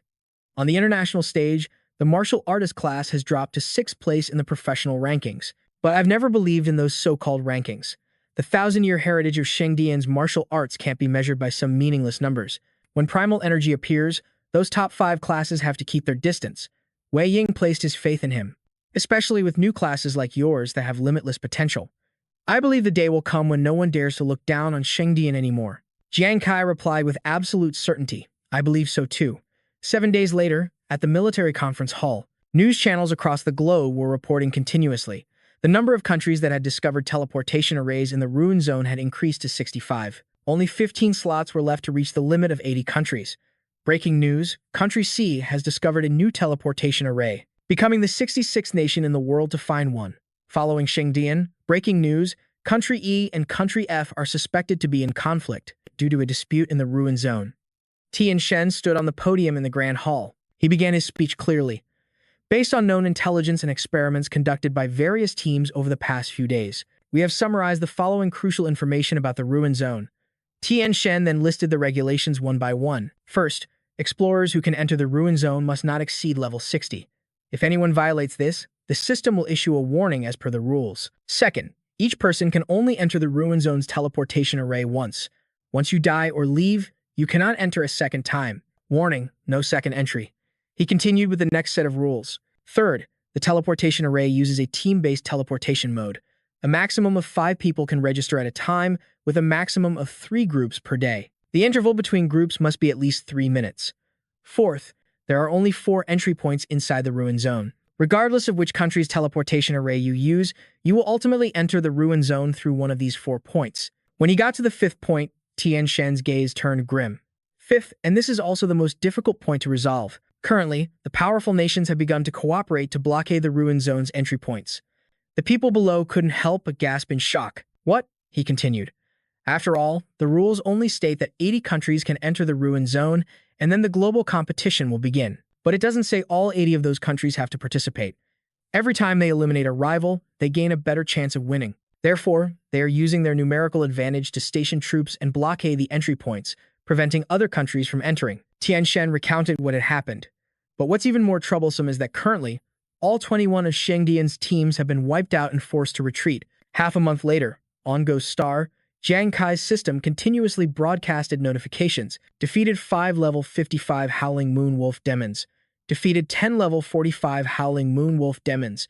Defeated 15 level 35 Howling Moon Wolf Demons. Congratulations, your level has increased to 21. He stood tall amidst the battlefield. Finally, level 21. AI Brain appeared. Your level has increased to 21. You will activate a new class skill, Deceptive Decoy. A notification appeared introducing the level 1 Deceptive Decoy skill, which can create a maximum of 3 decoys. When the decoy is activated, the main body will automatically enter a stealth state. His eyes sparkled. So it's a decoy-type skill. Huh. The system continued to announce that the Deceptive Decoy can perfectly simulate the main body's actions, status, equipment, and skills, but its attacks are only visual effects and cannot deal actual damage. Jiang Kai was a little dissatisfied. Can't deal actual damage.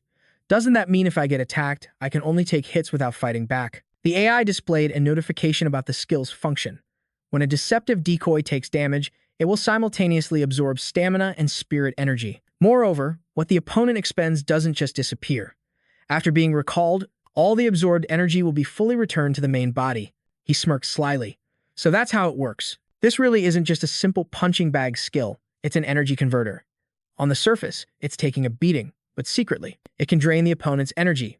More notifications guiding him on the skill appeared one after another. The Deceptive Decoy lasts for a maximum of 10 minutes, cannot be more than 30 meters away from the main body, and the stamina and spirit energy it absorbs cannot exceed the main body's maximum attribute limits. The 3 Deceptive Decoys can be used simultaneously or one by one. For every 500 points of spirit energy restored, 1 Deceptive Decoy charge is regained. When you reach level 30, it can be upgraded. This skill. Jiang Kai calculated silently. 500 spirit points is quite a lot, but with my current abilities, I can probably recover it in about 3 or 4 days. A more terrifying glint appeared in his eyes. I wonder what other skills I'll get with the help of my player's double talent. The AI explained further. Double talent activated. You will receive an additional random class skill.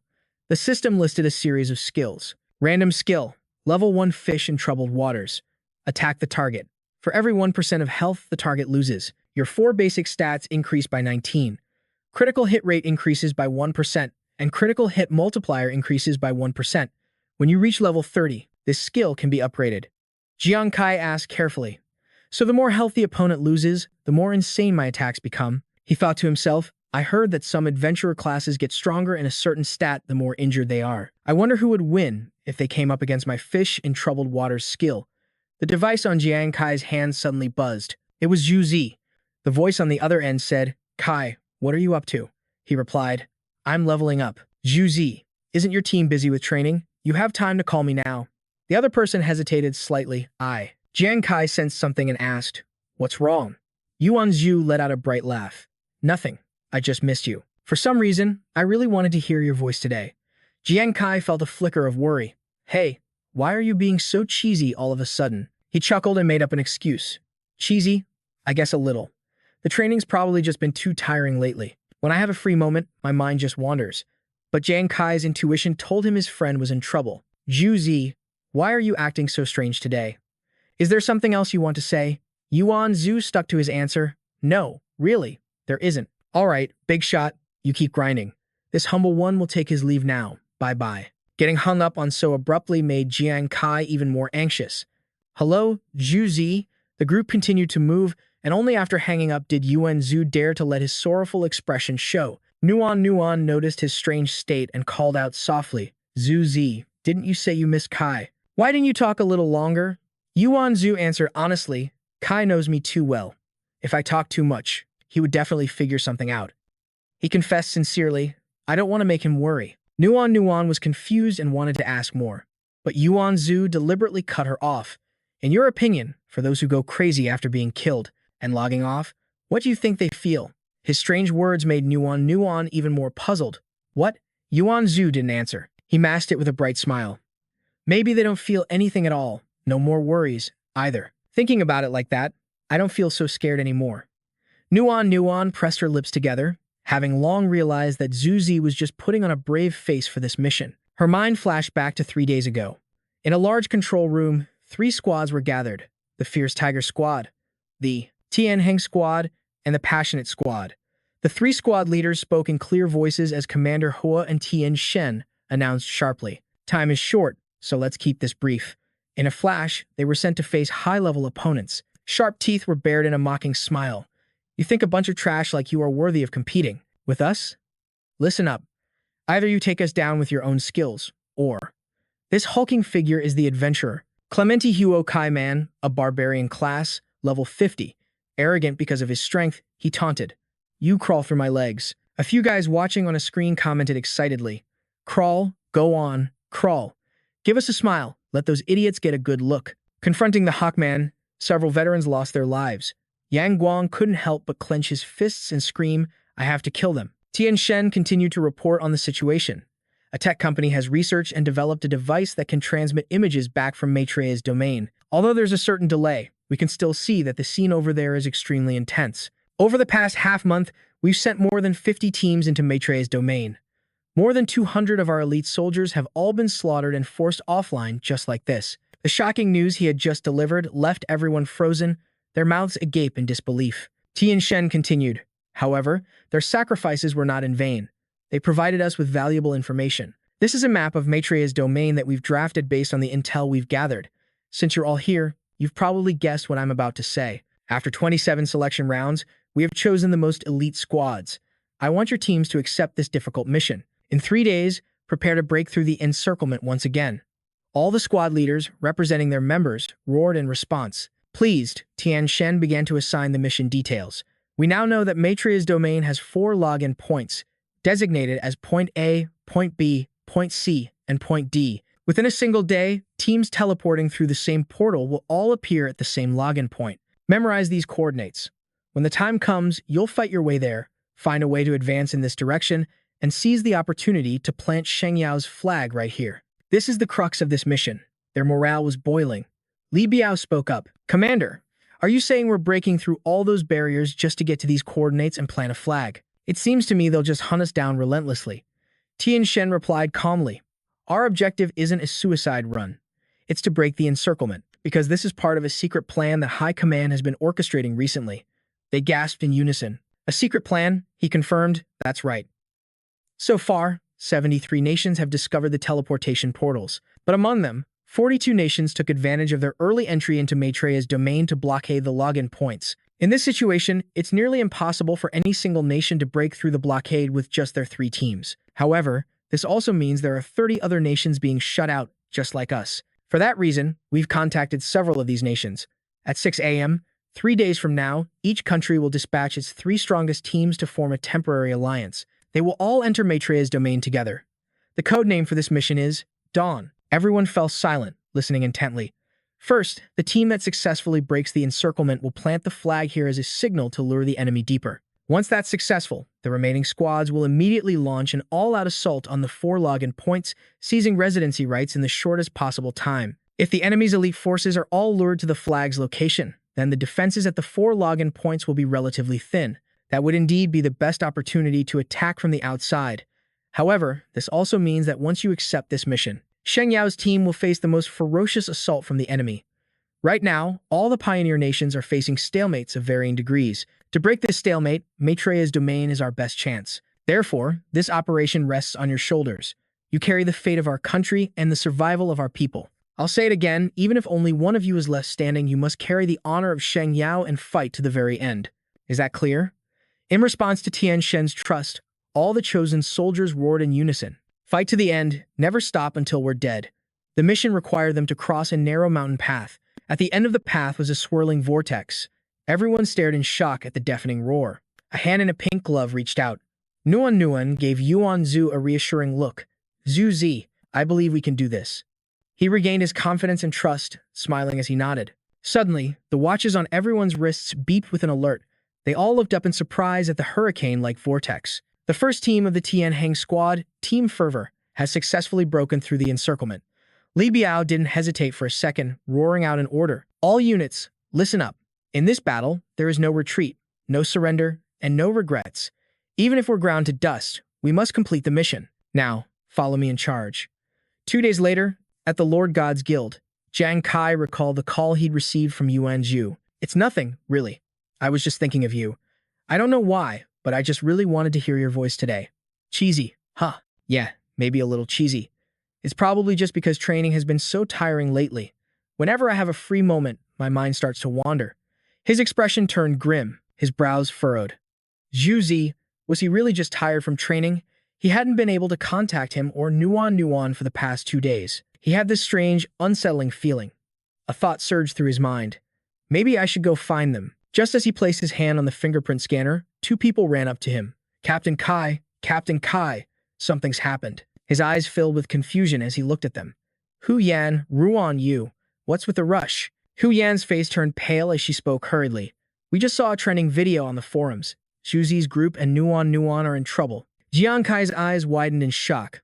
What? She tapped her watch, bringing up a holographic screen. After this video started trending, it was quickly discovered by the Sheng Yao government and forcibly taken down, but I managed to save it quickly. Sharp teeth appeared on the screen. A mocking, challenging voice rang out. Hey, I bet there are plenty of you from Sheng Yao watching, right? If you've got the guts, come and save them. The man panned the camera over the entire defeated team, then focused on Nuan Nuan, who was tied up and screaming. After all, you people are so reasonable. If you send a commander-level officer here to beg for mercy, maybe we'll let them go. The image of a barely breathing Yuan Zhu appeared as the man's voice continued. Of course, that's only if you admit you're a bunch of useless cowards who don't dare to do anything. Then, he added another insult by giving an order. Men, string these 2 up. The criminal leaned close to the camera, grinning widely. In that case, just wait and watch their blood drip, drip, drip, until they're completely dry. His emerald green eyes stared intently at the man. Seeing this, The two friends in front of him also looked grim and horrified. Jiang Kai's face darkened as he clenched his fists. What happened? This story goes back to that time. 2 days ago, at the Hall of Dai Lak, Li Biao led his team through the gate. You have entered the land of Dai Lak. We will provide you with simultaneous interpretation. The language you hear will be translated into the Sheng Yao language. However, before them was a pool of congealed blood. Are there no troops stationed here? Junmo assessed the situation with a serious tone. The Tianheng and Rishui teams are known for being fierce and skilled in combat. Perhaps they coordinated with other teams in the alliance to lure all the troops away from here first. A team member spoke up, asking for Li Biao's input. Captain, our current entry point is Point A. Should we head southeast immediately? Just then, a call came in from someone named Commander Hua. The information that followed left everyone stunned. Attention all team members, the operation has been compromised. The Tianheng and Rishui teams were ambushed by station troops as soon as they reached the entry point. Countless dark figures lurking in the fog slowly emerged. The ambushers calmly stepped out, completely surrounding the 5 of them. The leader sneered as he stepped forward, his subordinate nodding behind him. You foolish idiots. As expected, you came to throw your lives away as soon as you got the signal. He gave a terrifying grin, revealing a trail of blood. Next, allow me, Clement Horkman, to begin the slaughter. Horkman approached and warned, soon enough, your fate will be the same as your comrades. Yue Ling, enraged, charged forward to attack. Damn you, you bastard. Li Biao quickly tried to stop him. Yue Ling, don't be rash, get back here. But he had already reached Horkman and began stabbing relentlessly. The sword in Yue Ling's hand couldn't penetrate his armor. He panicked. How is it not going through? Horkman taunted him. Are you trying to scratch an itch for me? He laughed gleefully. Ah, that's right. I forgot to tell you. Unless you have the ability to kill me in a single blow, any wound will only make me stronger. The next second, his hand shot out, leaving Yue Ling stunned. What? Horkman said with delight. Now it's your head's turn to blossom. The force was so immense that his eyes turned bloodshot. In the next moment, Yue Ling was truly killed at Horkman's hands.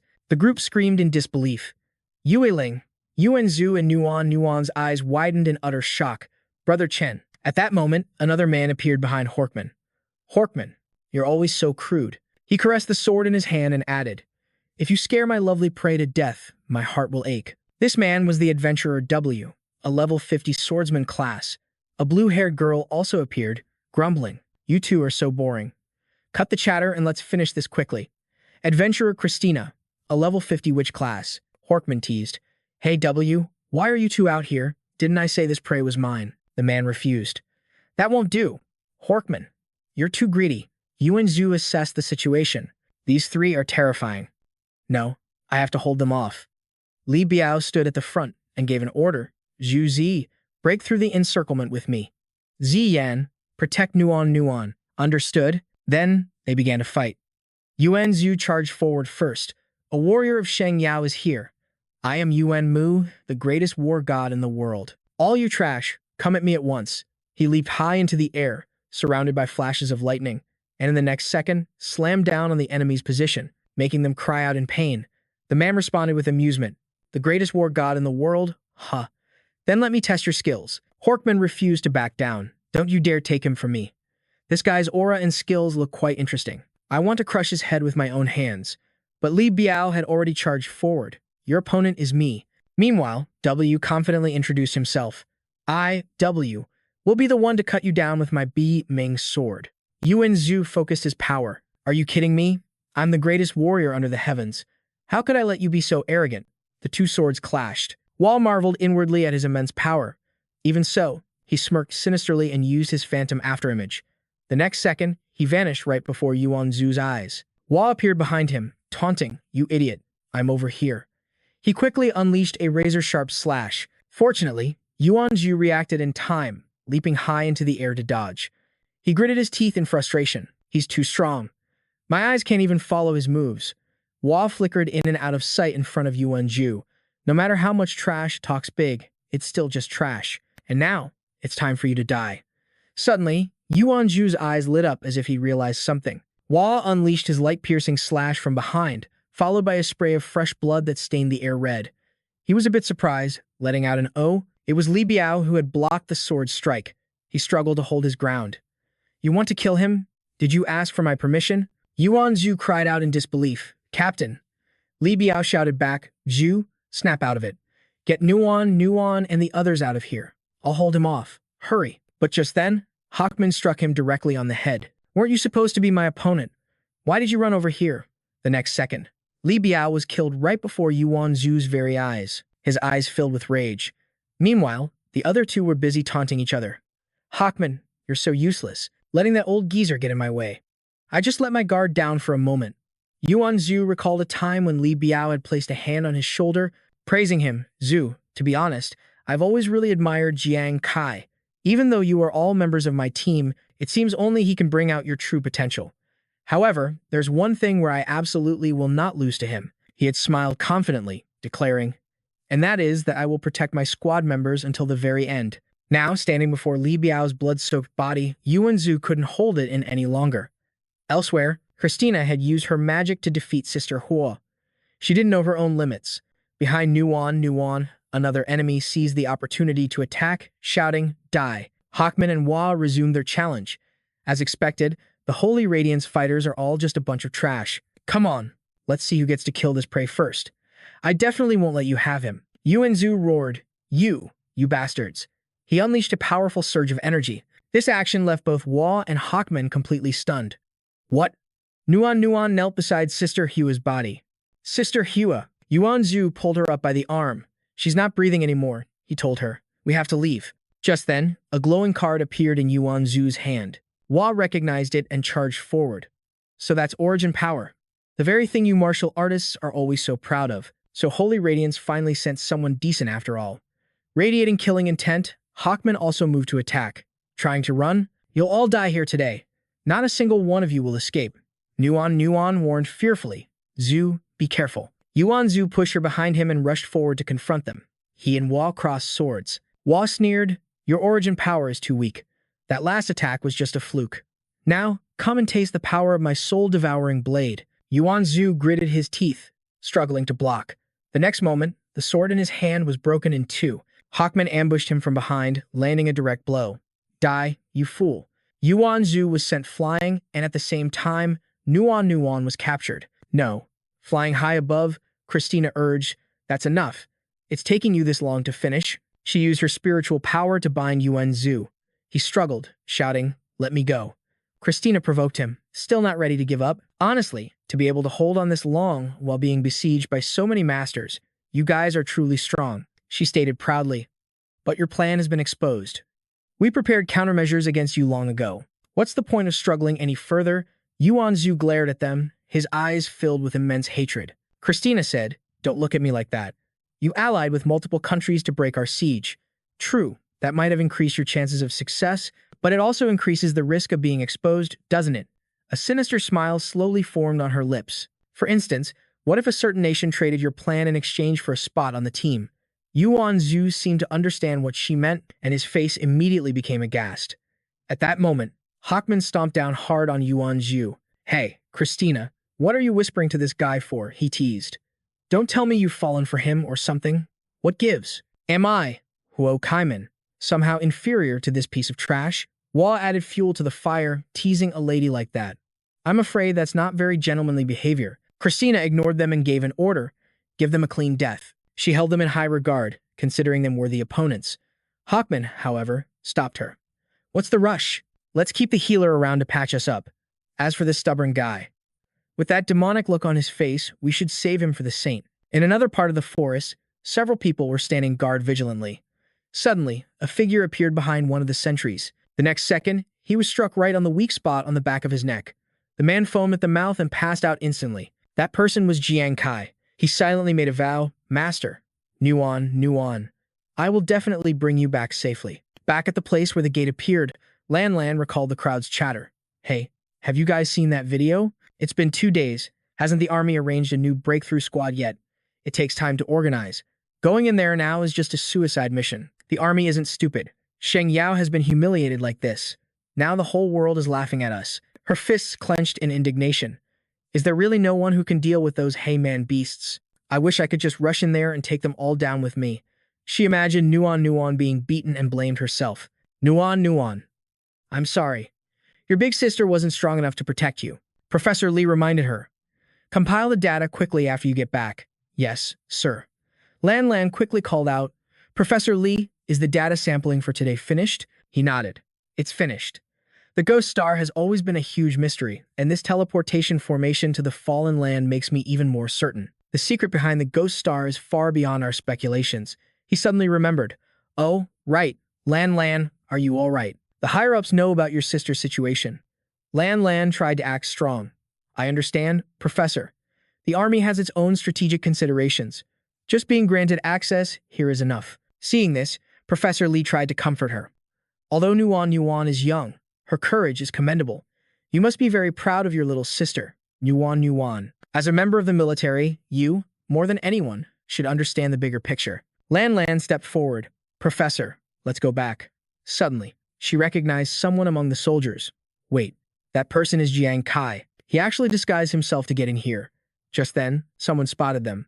Hey, stop them. All of you, freeze. Turn around and face me. A glint appeared in Jiang Kai's eyes, and he took off running, stunning everyone else. Someone shouted for Instructor Su to catch him. Jiang Kai sped past Lan Lan, his eyes glancing at her. Then, he dropped a bomb. Smoke instantly filled the entire room.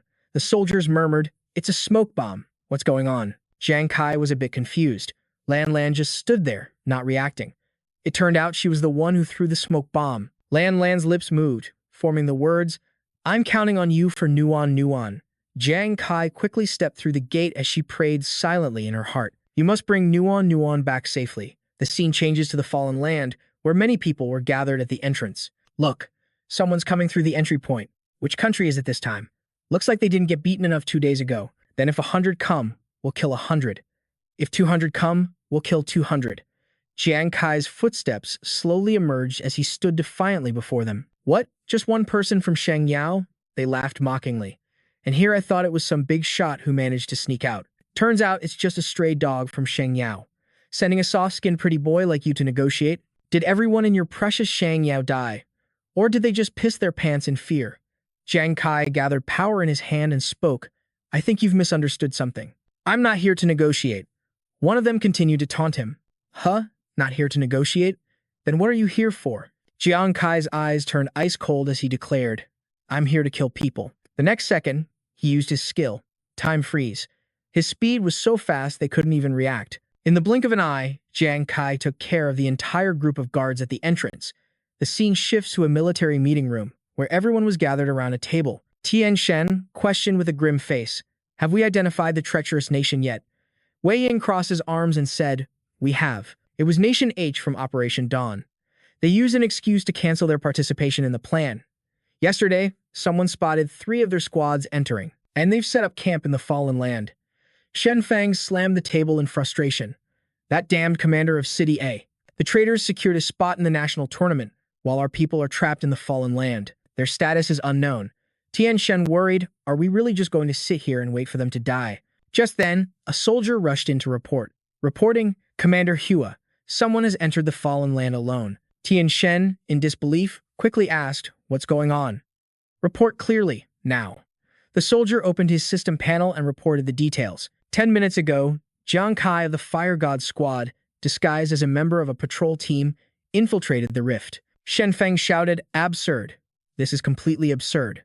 Who is this reckless fool, Jiang Kai? Trying to play the hero all by himself? Who does he think he is?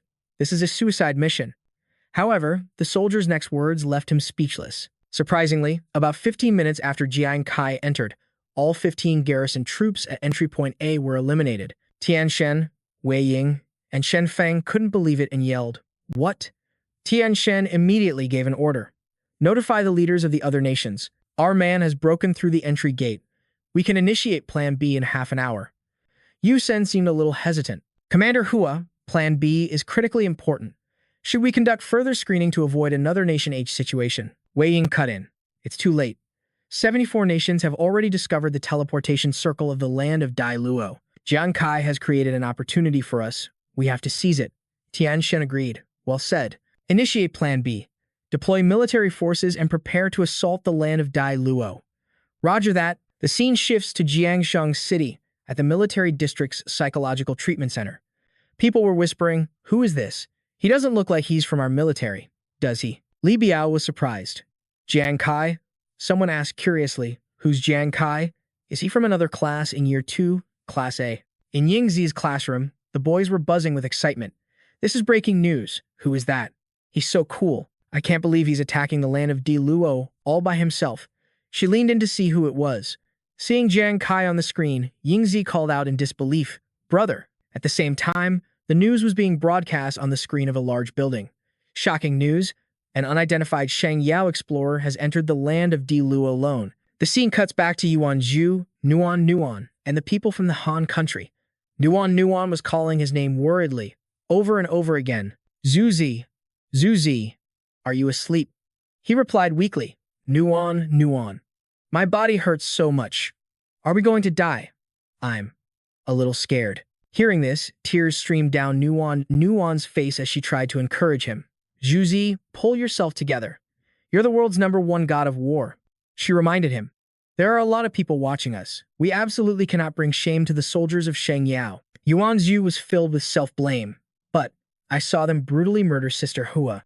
I saw the captain and brother Chen get their heads crushed. They, especially that big one. He's an unkillable monster. His eyes drooped. Nuan, I'm so scared. I don't think I can hold on any longer. She continued to try and encourage him. Zuzi. Just then, a man walked up and splashed water in his face. Don't fall asleep. Wake up for me. It's no fun if you're dead. Another man sneered. Hey, you Sheng Yao mutts. Why haven't your cowardly comrades come to save you yet? They all joined in the mockery, so Sheng Yao was full of cowards after all. We've had you tied up for 2 days, and they haven't even dared to make a peep. Bo Yao rushed forward excitedly. You weakling. Hurry up, wake up and cry.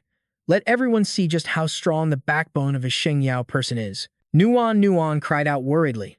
Juzi. Suddenly, a brilliant golden light appeared from nowhere. It slammed right into Bo Yao, stunning him.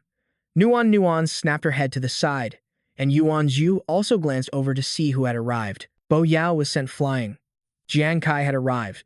The backbone of a Sheng Yao person is, at the very least, tougher than your bones. Kai apologized. Shuzi. Nuan, I'm sorry I'm late. The men immediately shouted to alert the Black Barbarian Guild. Someone's here to rescue the hostages. Kill him. Jiang Kai's hands clenched into fists. Sorry, Nuan, I might have to leave you two hanging for a little while longer. Then, he unleashed his power to fight. Hua Yu eagerly used her hypnosis art. Jiang Kai immediately activated his spirit cleanse skill, and his entire body was enveloped in a source of light. Hua Yu was shocked to see Jiang Kai resisting. What? He can't be hypnotized? That power is slowly burning you. However, Hua Yu was completely fine and taunted him. That's not very strong, is it? It can't even break through my protective armor. Suddenly, her eyes filled with panic, and Hua Yu's entire body exploded in mid-air. How could this be? Hao Ran quickly charged forward. Go to hell. Phantom Quad Strike. Elsewhere, Yi Chen also leaped up. You pathetic Sheng Yao soldier, have a taste of my earth-shattering slash. Yuan Hang used his withering curse art. Your soul will be sealed in the lowest level of hell. Jiang Kai fought against these three all by himself, zipping past them and leaving a trail of fire in his wake. The three of them were instantly defeated. Damn it, how does this guy have so many feints? His movements are too agile. Damn it. Why is my curse art useless against him? Ignoring them as they were blown away, Jiang Kai continued to take care of the rest. From the bushes, a man was watching intently. Jingzi drew his bow with excitement. Once my poison arrow hits you, you're dead for sure. Luckily, Nuan noticed and warned him. Kai, watch your back. He quickly turned around at her words. Jiang Kai stepped back, narrowly dodging the arrow. It grazed past his leg. Jiang Kai fell to the ground from the momentum but still managed to throw his own dart. You're asking for death. That man was instantly eliminated. Nuan was terrified. Kai, go. Quickly. There are too many of them. Just leave us. Yuanzhu could only mumble, Kai. Jiang Kai was now on the ground, one of his legs trembling. The remaining men, emboldened, rushed forward. He's been poisoned. Get him. Don't kill him right away. Let him savor the fear of death. Keep jumping around. Keep being arrogant. Just wait until you're chopped into mincemeat. This is what you get for trying to be a hero. After that, a series of slashes rained down on him. Witnessing this scene, Nuan became even more terrified. Kai. Even Yuanzhu shed tears seeing this. Elsewhere, Yingzi dropped her phone and fainted, collapsing to the floor. Her classmates panicked. Jiang Ying, quick, press her philtrum. The people at the hospital also. Unbelievable. These damn lunatics should be hacked to pieces. At the headquarters, Wei Ying slammed his fist on the table, cracking it. His face was etched with fury. Thien Than, though resentful, still had to take command. Plan B, how much time is left? The other person turned and replied, 10 minutes and 3 seconds. Thien Than growled in frustration. Plan B must succeed this time. I want them to pay the price. Yuan Zhu was still too stunned to process anything. Is this for real? He roared, cursing. You bunch of bastards. If you've got the guts, fight me one-on-one. If I don't mince you scumbags into pieces, then I'm not your grandpa Yuan. Suddenly, Jiang Kai's voice rang out from somewhere. Zhu, I never thought you had this side to you even when you're sober. I'm actually a little touched. Yuan Zhu was astonished. That voice. Nuan was also overjoyed. Jiang Kai was now sitting on a tree branch. All right, stop yelling. My fate is a stubborn one. Nuan cried out in delight. Kai, you're not dead. Overcome with joy, Yuan Zhu started crying.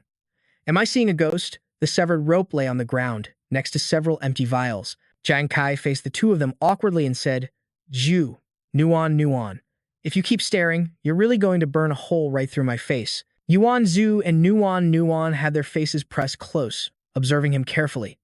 Nuan was the first to speak, breaking the tense atmosphere. She asked urgently, what in the world is going on? I clearly saw you get hit by a poison arrow, but how are there two of you? Jiang Kai raised a hand, a smirk playing on his lips as he explained. That arrow only hit my pant leg. The one being attacked over there is also me, but it's just a substitute summoned by my new job class skill. Yuan Zhu asked excitedly. A new job class? You changed your class already. Nuan was still a bit worried. That was a substitute just now?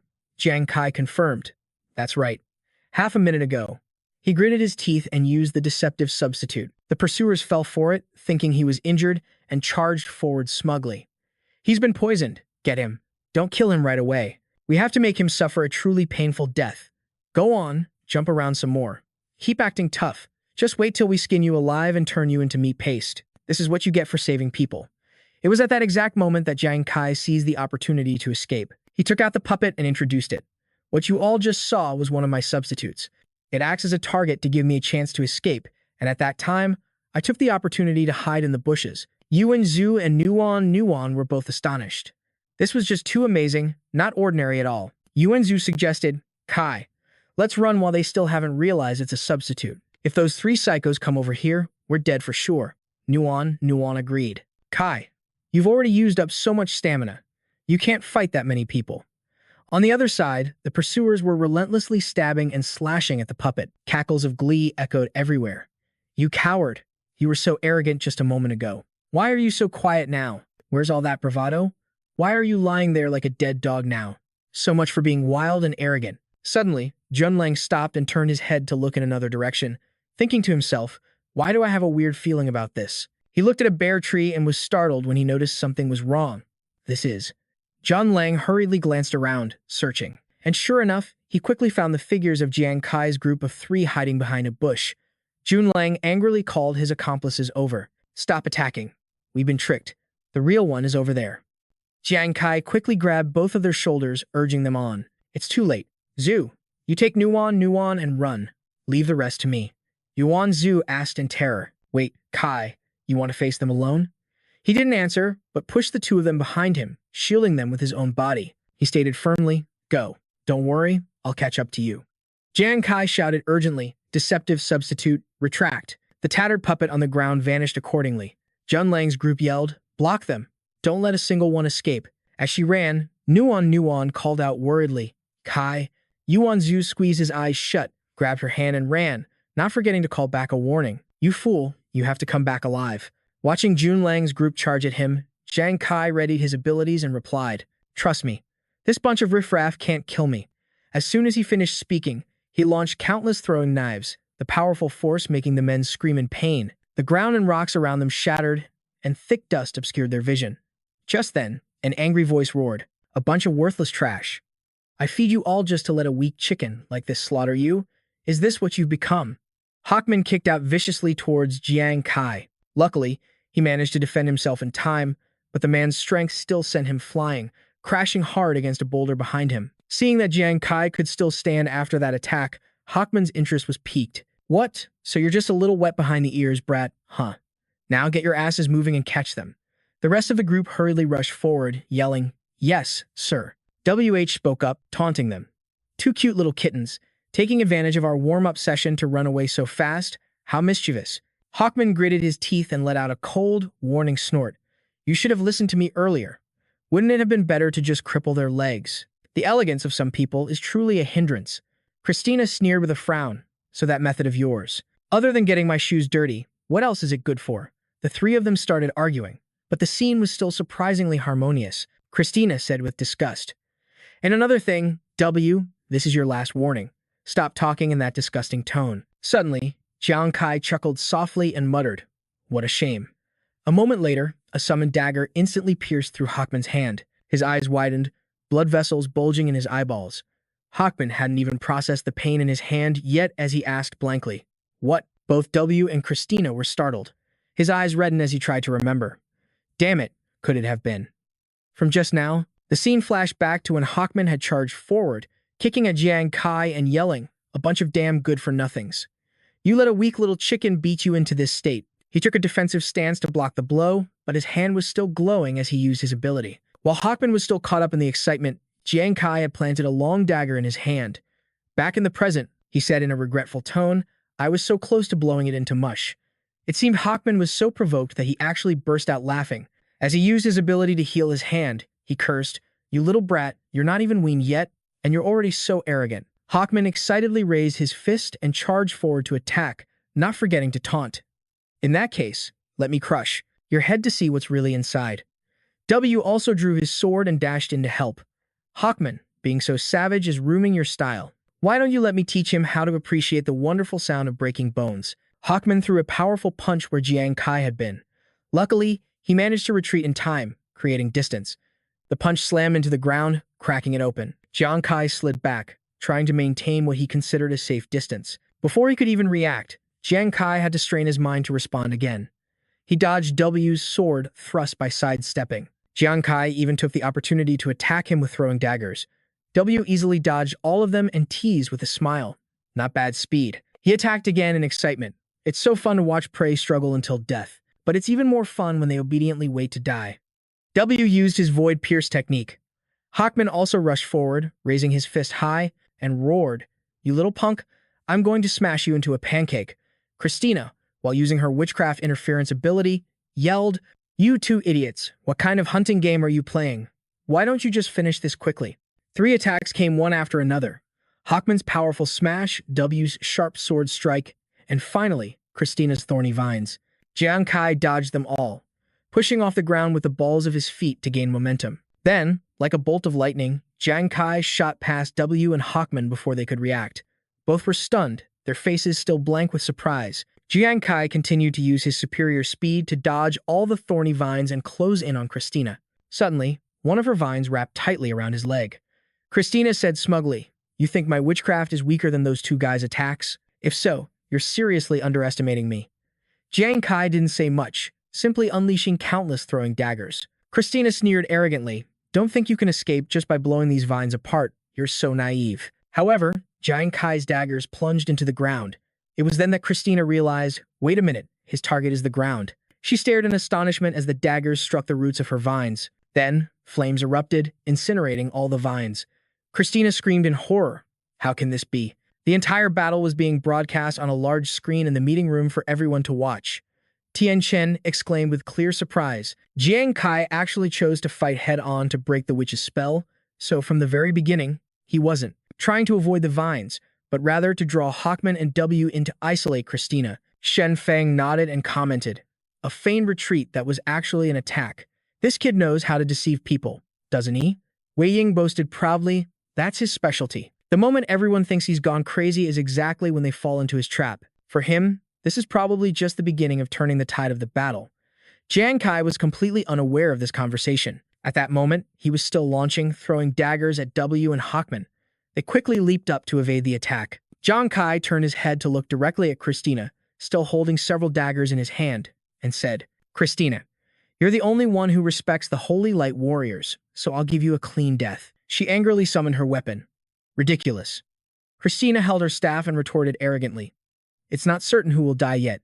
Don't get so cocky." She said contemptuously, You think your flames are worthy of being compared to mine?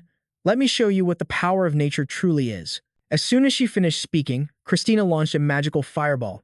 Jiang Kai confidently threw his dagger. Then let's see who's stronger. Her powerful flame shot forward, its immense force destroying everything around it. Jiang Kai's dagger flew straight toward the fireball without the slightest hesitation. Even more surprisingly, the small dagger withstood the fireball's power and pierced right through it. It shot straight forward. Christina screamed in terror. Impossible.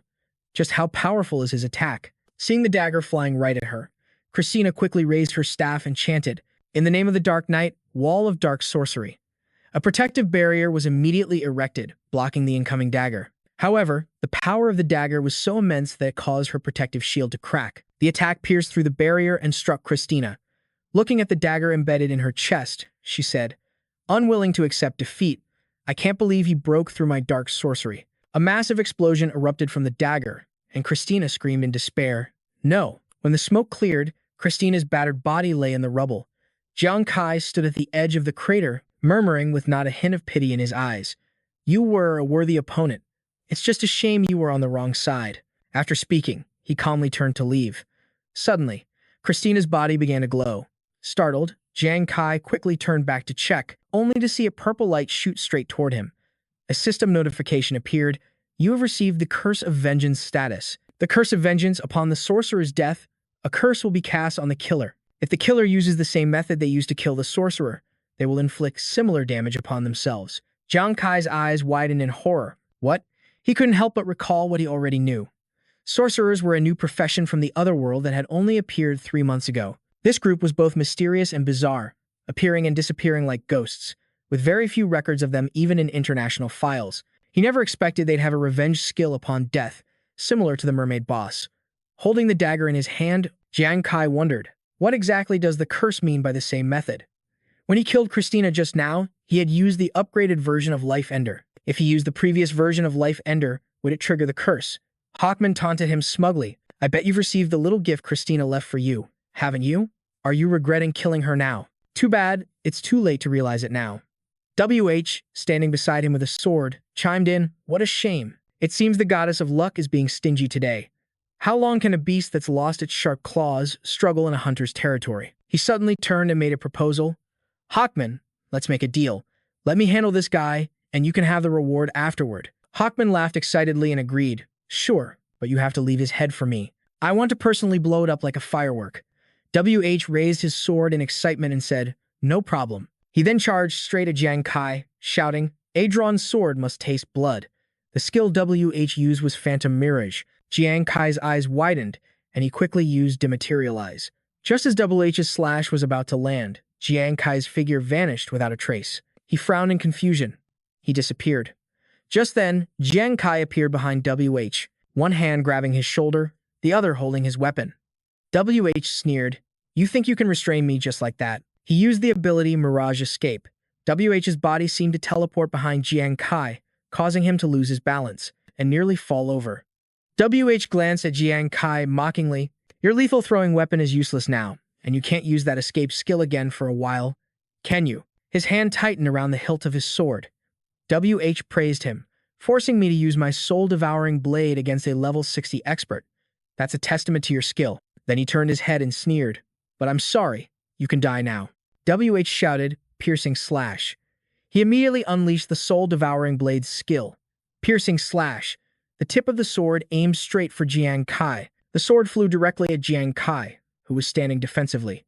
He didn't dodge, instead letting the blade slash through his body. Jiang Kai growled, "You're the one who's going to die." With that, he charged forward and threw a card at WH. He gritted his teeth, quickly tilting his head back to dodge. Seeing a long gash carved into his handsome face, WH ground his teeth in fury. But that wasn't all the throwing card could do. Jiang Kai continued to control the card, making it curve back around. WH, now understanding the mechanism, arrogantly held his sword. "In front of my soul-devouring blade, your weapon is nothing." He forcefully swung down at the card, adding, "Let me shatter your last hope." But life doesn't always go as planned. The card was so sturdy and powerful that it shattered WH's sword. His eyes widened in absolute horror. What? However, before WH could even react, the card had pierced through his chest. Fresh blood gushed out like a fountain, and WH could no longer stay on his feet. Jiang Kai, standing behind him, retrieved his card and said softly, "I heard your soul-devouring blade is a unique grade weapon." He sneered mockingly, "But it doesn't look like much." Using the last of his strength, WH struggled to ask, "You, what in the world is that weapon? Tell me." Before he could finish, Jiang Kai had already thrown the cards straight through his head. WH was officially eliminated, his body falling heavily to the ground. Jiang Kai coldly retracted the card, his calm voice ringing out, "You just need to know that it's stronger than your soul-devouring blade." Hawkman, who had witnessed the entire battle, clapped in admiration from the side. He slowly walked forward, his tone laced with a hint of crazed excitement. "Interesting, very interesting indeed. In the blink of an eye, you've helped me take care of two powerful enemies. It'll save me a lot of trouble when the global tournament begins." Jiang Kai replied coolly, "Actually, it could save you even more trouble. For example, you might not even get the chance to participate in the tournament." Hawkman excitedly exposed his trick. "Is that so? I've already seen through your little scheme. A clone ability that seems to restore your condition," he casually listed off. "On top of that, your greatest strength is attacking from a distance with hidden weapons." Hawkman crossed his arms, smirking at the corpse on the ground. Come to think of it, that pitiful bug WH didn't understand, even up to the moment he died. Christina died by your dart, and yet you were able to kill him with a dart while under the vengeance curse and walk away completely unharmed, if I'm not mistaken. He raised an eyebrow, his tone taunting. The dart that killed him just now wasn't a real dart, but another weapon in disguise, right? Jiang Kai remained silent, choosing not to answer. Hawkman wasn't angered, calmly continuing.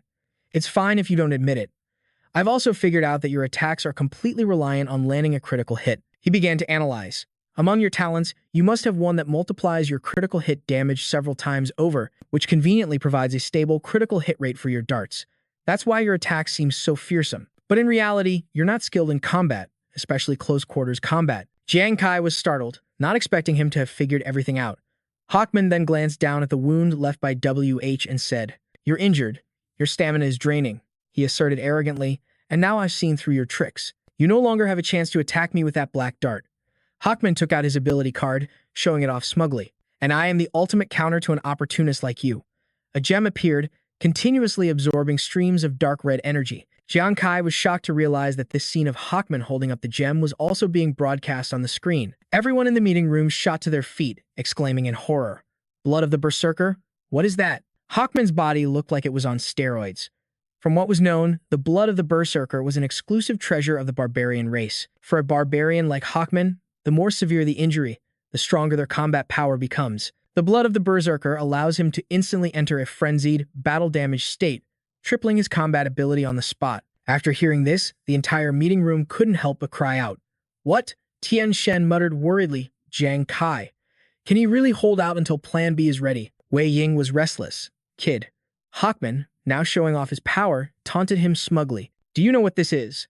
"This is the blood of the Berserker. It's far stronger than a unique grade weapon like the soul-devouring blade," he threatened with even more madness. "Now, I'm going to crush every bone in your body, one by one, so everyone in the world can see that no matter how strong someone from Sacred Light is." With that, Hawkman charged forward to attack, his smug voice echoing, "In front of me, you're still just a piece of trash." Even as Hawkman closed in on Jiang Kai, he didn't dodge, remaining completely still. He grabbed Jiang Kai's shoulder, laughing loudly, confident in his victory. "So, you know you can't escape and have accepted your fate as a stray dog. Ready to die?" Hawkman's other hand clenched into a fist as he threw a punch, shouting arrogantly, "Then enjoy what's coming next." The punch landed on Jiang Kai's right cheek. It was followed by an uppercut, and then another punch to the left cheek to even things out. Hawkman grabbed him by the hair and lifted him up, a mocking expression on his face. "One last blow to shatter your skull." Suddenly, Jiang Kai burst out laughing. Hawkman immediately sensed something was wrong, thinking, "Wait a minute, could it be?" Just then, another Jiang Kai appeared behind him, dashing away to escape. In the hospital room, everyone was also watching the fight. Hao Ming shouted excitedly, "I knew it. The one he caught is Jiang Kai's clone. It has to be." Yang Guang agreed, adding, "That's right. If the real one was caught, he'd be dead for sure. It must be a clone for him to be so calm." Li Biao commented thoughtfully, "Indeed. Jiang Kai is still a bit inexperienced.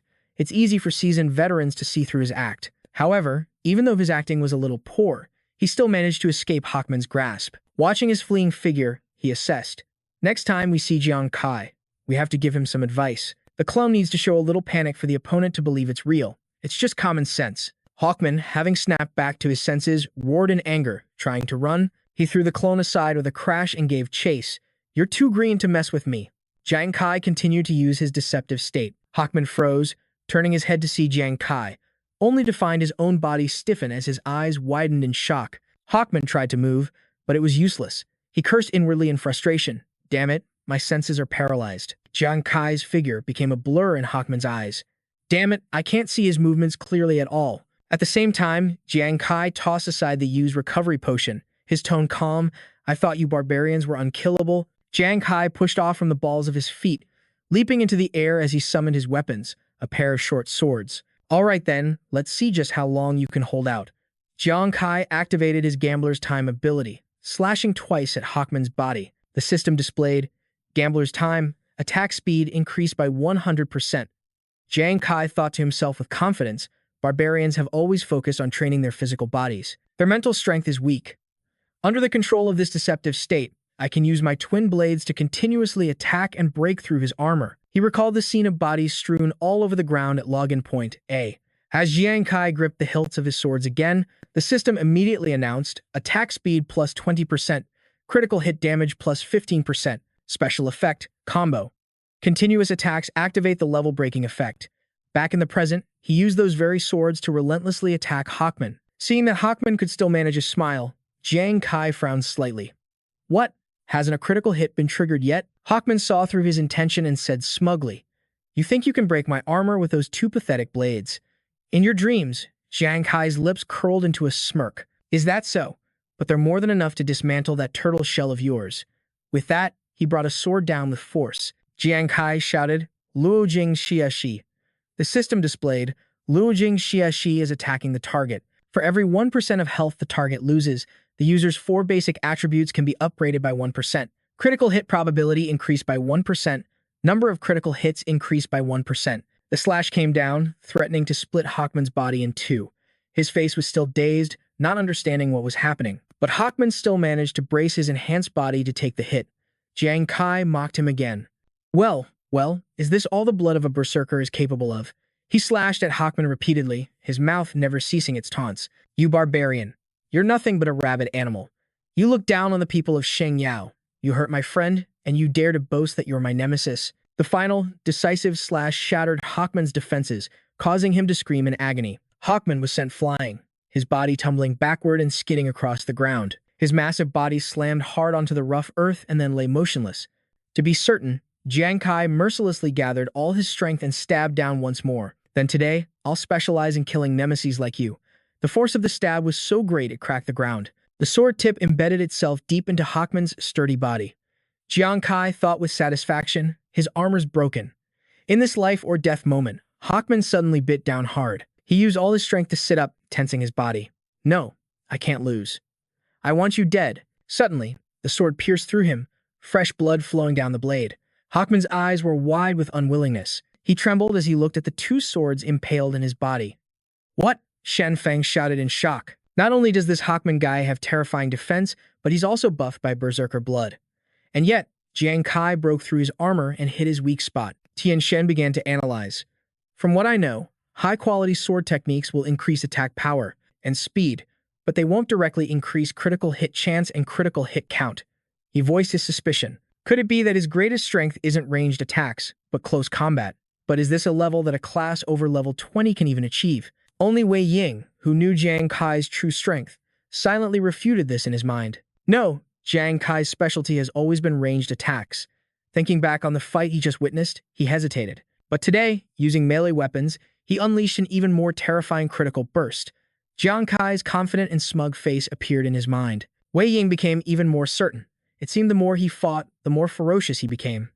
Back with Jiang Kai, he glanced at Hawkman's mangled body and taunted. "Hey, big guy, don't you just love crushing people's heads?" Jiang Kai drew a card, sneering mockingly. "Actually, I have a little hobby myself. It just so happens we can share it." Hawkman was terrified, trying to lift his head. Jiang Kai swung his sword coldly, his voice a warning. "Remember this. Don't you ever touch my people from Shangyao." The death card appeared, and a grim voice echoed through the space. "The time has not yet come." Hawkman felt his body being torn apart. He screamed in agony, "Damn you! What is this?" He couldn't bear the feeling of being tortured. Hawkman's voice became tormented. "Kill me. If you've got the guts, then just kill me." Jiang Kai smiled brightly, but his expression would make one's hair stand on end. His face, like that of a demon, whispered softly, "What's the hurry? I already told you the time hasn't come. I'm afraid you'll have to enjoy this for a little while longer." At the headquarters in Country Y, many people were sitting around a round table in a meeting room, deep in thought. Just then, Christina ran over. Despite being blocked by the guards, she still tried to shout, "Commander Mac, please send someone into paradise immediately." Rewinding to 15 minutes ago, she had witnessed the sight of Hawkman screaming, "Kill me." Christina thought in terror. What? That brat from the holy sanctuary tortured a monster like Hawkman to this extent. Even begging for death had become a luxury. She recalled what Jiang Kai had said back then. "Christina, you're the only one who respects the soldiers of the holy sanctuary. I'll give you a quick death." Christina covered her mouth in fear. "I thought he was just pretending to be a good guy back then, but now it seems that giving me a quick and clean death would have been an act of mercy, an extreme act of mercy." Witnessing the scene of Hawkman's torture, she became worried about her own fate. That brat is just too terrifying.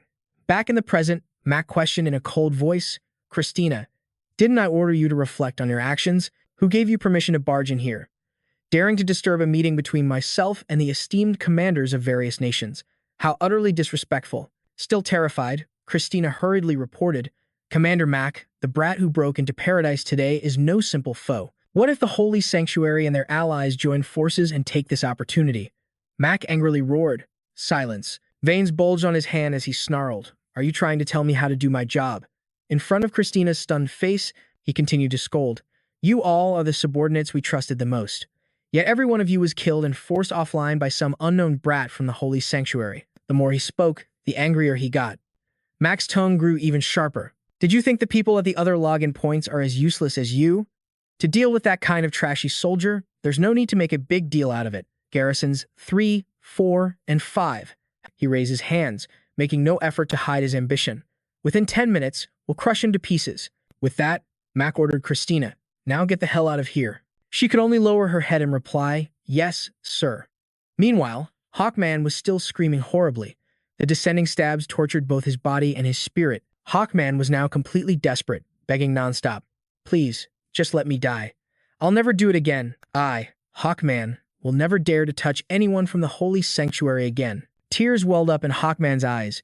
His gaze gradually lost focus, turning lifeless, as his mouth repeated over and over, "Please, just give me a quick death." Jiang Kai coldly controlled his ability and scoffed, "And here I thought you were so tough.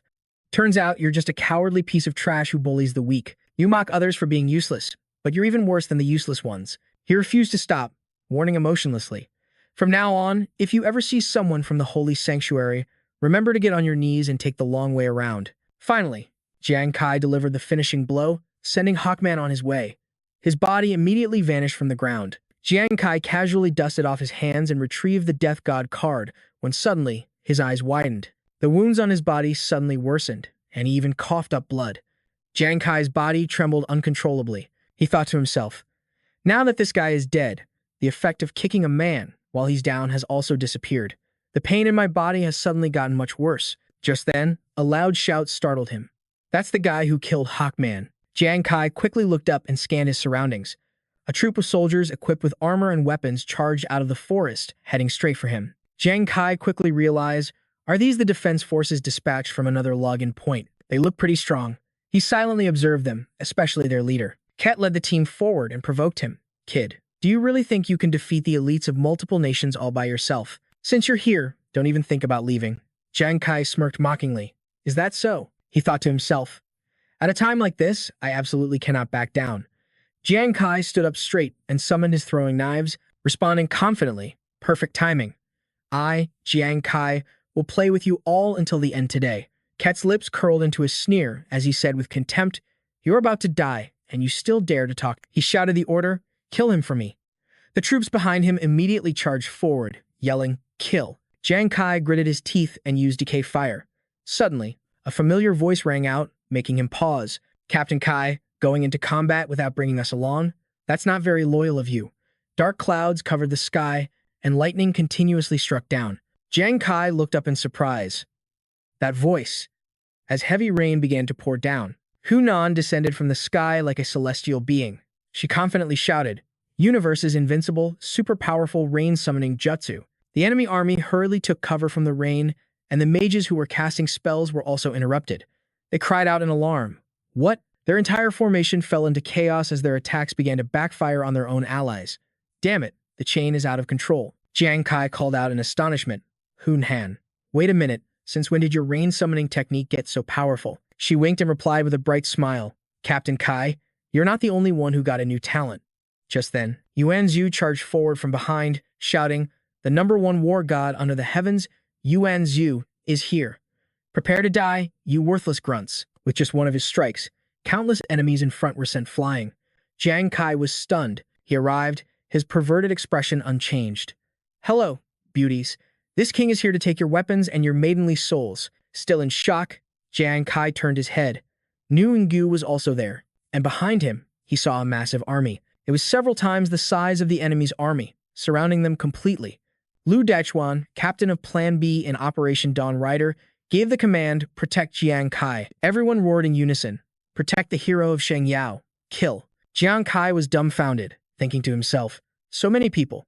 Just then, Nuan appeared and asked, "Kai, we aren't too late, are we?" He quickly asked Nuan, "What on earth is going on? Why is everyone here with so many reinforcements?" She began to explain what happened after Jiang Kai had pushed them away. "Actually, back then, you let me and Zuzi go first. Neither of us wanted to leave you behind, but we were afraid of getting in your way. We planned to retreat and hide, wait to recover our strength, and then come back to help you. At that moment, Yuan Zhu was comforting me as we ran. Just hold on a little longer. They're getting closer. Hurry." Nuan continued. "But before we could hide, the enemy caught up to us. We had no choice but to keep running." She suddenly stopped, amazed. Recalling the moment Daichuan arrived with his troops, Nuan said, "Unexpectedly, just as the enemy was about to catch us, Brother Lu appeared with his army. The two of them were quickly taken for medical treatment. Everyone comforted them. Leave the rest to us now. Your wounds are quite serious. We need to use the condensing dew technique to heal you immediately." She continued. He also brought Hu Yan and Brother Nguyen Gu with him. Back then, Hu Yan had asked with concern, "Nuan, Master, are you okay?" Nguyen Ju, out of breath from running, finally managed to pan out a sentence. We're here to save you." Furthermore, Nuan described how they had surrounded the enemy. And it wasn't just them.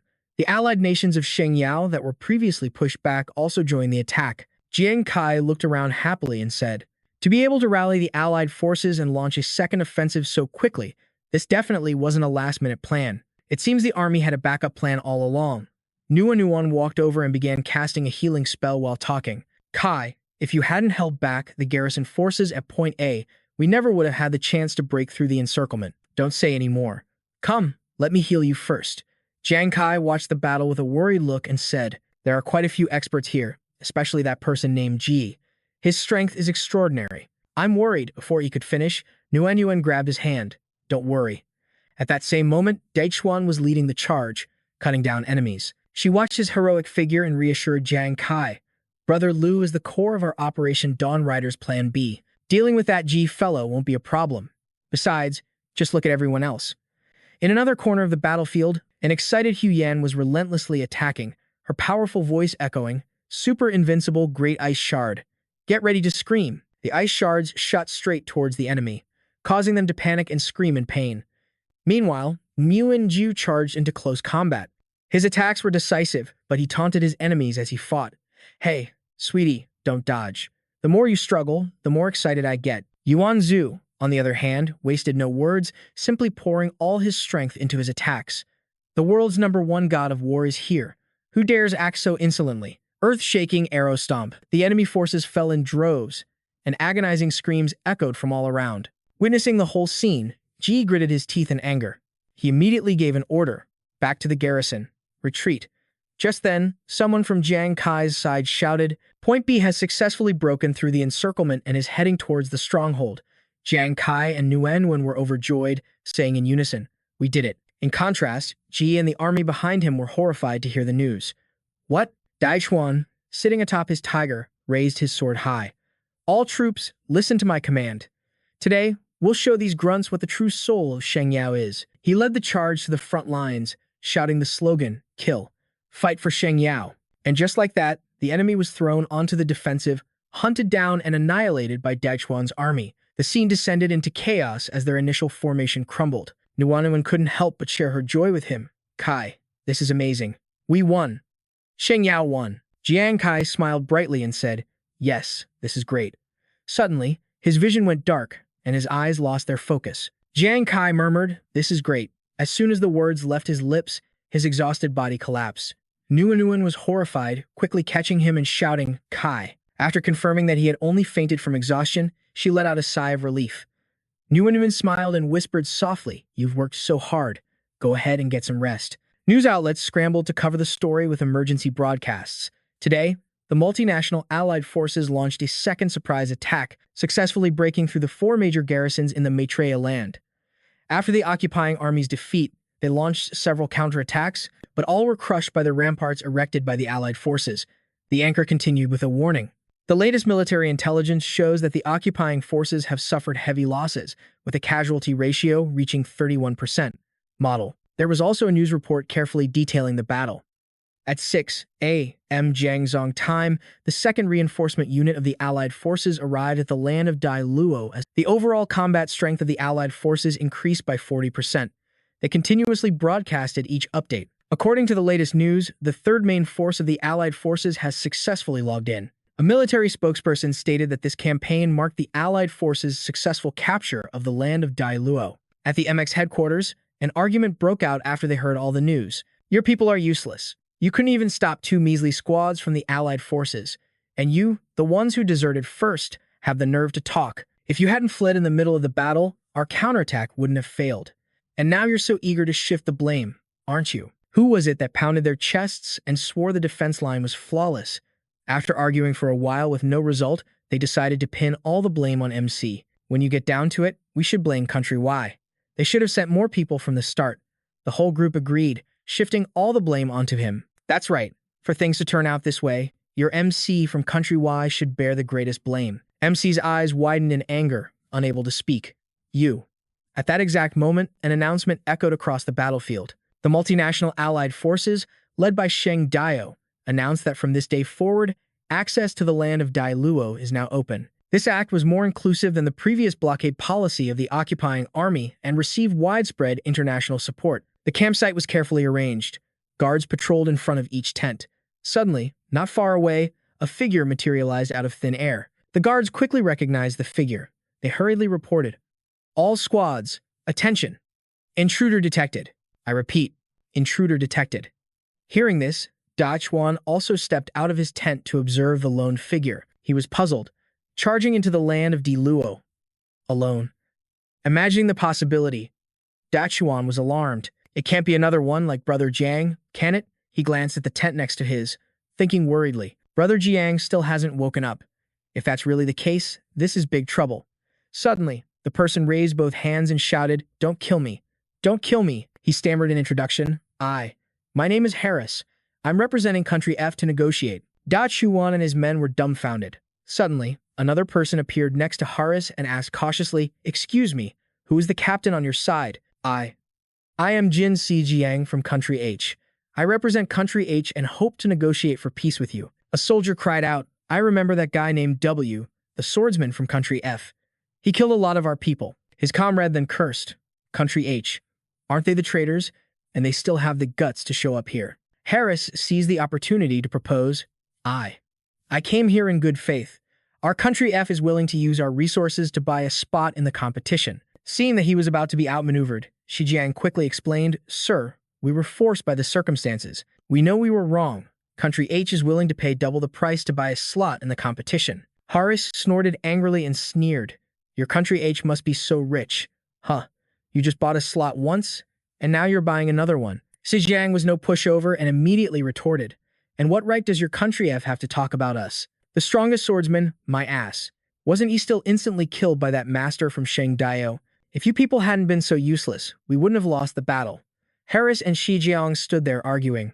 What did you say? I said your Country H is useless. Say that again. No one noticed Da Chuan trembling with rage. He finally exploded, roaring. It's noisy as hell. All of you, shut up. Harris and Shi Jiang, who were about to fight, were scared out of their wits. Dachuan waved to his guards and sneered, "Peace negotiations. Sorry, we haven't received any such notice. Arrest them first." The soldiers quickly rushed forward and subdued them both. Meanwhile, in the tent next door, Jiang Kai groggily opened his eyes. Hu Yan and Ruan Yu, who were watching over him, saw this and joyfully leaned in close. "Captain Kai, you're finally awake." Jiang Kai jumped, scrambling backward and shouting, "What the hell? What are you two doing? Don't tell me you've just been sitting here staring at me while I sleep." Hu Yan explained, "Well, we were worried about you. Back then, right after we successfully broke through the defense at point A, you were so exhausted you just passed out." Ruan Yu chimed in, "Yeah, and you slept straight for 3 whole days." Suddenly, he clapped his hands as if remembering something to report. "Oh, right. 2 days ago, Zhu Zi told me that your little sister saw the video of you charging into the land of Diluo alone and fainted at school." Jiang Kai shot up anxiously, asking, "What? Brother Zi fainted?" Hu Yan said helplessly, "Ruan Yu, can you please not draw things out when you talk?" Ruan Yu, realizing his mistake, scratched his head awkwardly and said, "Don't worry, don't worry." Nuan said, "She's awake now. Not only does she know you're safe, but she also knows that you made a huge contribution to Sheng Daio's victory this time, and she feels very proud of her big brother." Jiang Kai sighed in relief and sat back down on the chair. "Is that so?" Hun Han looked for another topic to keep the conversation going, and she happily announced, "To celebrate our big win, I'll let you two in on a secret. Want to hear it?" The other two asked curiously, "What is it?" Hun Han said excitedly, "Captain Kai, remember that day you asked why my rain summoning spell suddenly got so much stronger?" Jiang Kai nodded. "I do." "Hun Han, you said it was a new talent. Don't tell me you leveled up again." Muyanzhou urged curiously. "Hun Han, stop being so mysterious." She told them the story seriously, hiding nothing.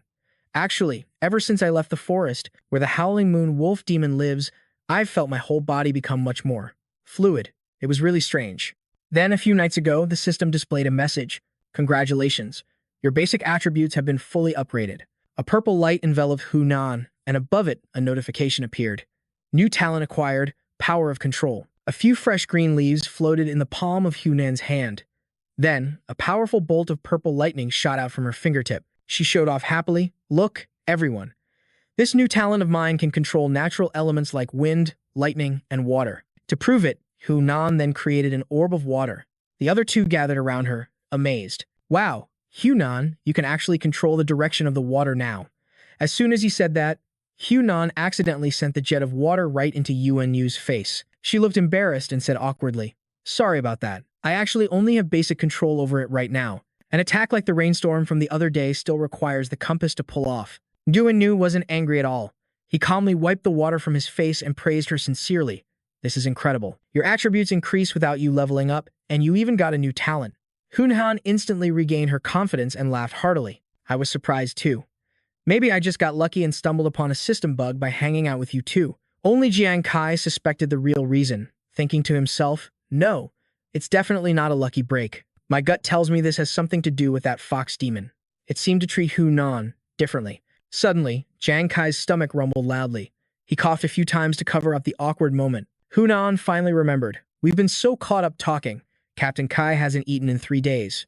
Of course, he's hungry." She quickly ran out of the tent. "Captain Kai, just wait a minute. I'll go get some food right now." Nguyengu rushed after her. "I know what Captain Kai's favorite food is." Seeing how much they cared for him, Jiang Kai's heart warmed, and his expression softened without him realizing it. Suddenly, Dachuan came in to visit. "Little brother Jiang, I heard you were awake." He called out happily, "Big brother Lu." Dachuan nodded and began to chat warmly. "Little brother Jiang, I've been wanting to get to know you properly for a while now, but we've been so busy organizing our defenses, and you needed your rest, so I didn't want to disturb you." Jiang Kai shook his hand, saying sincerely, "Big brother Lu, thank you for arriving in time. You saved Master Nuan, and me."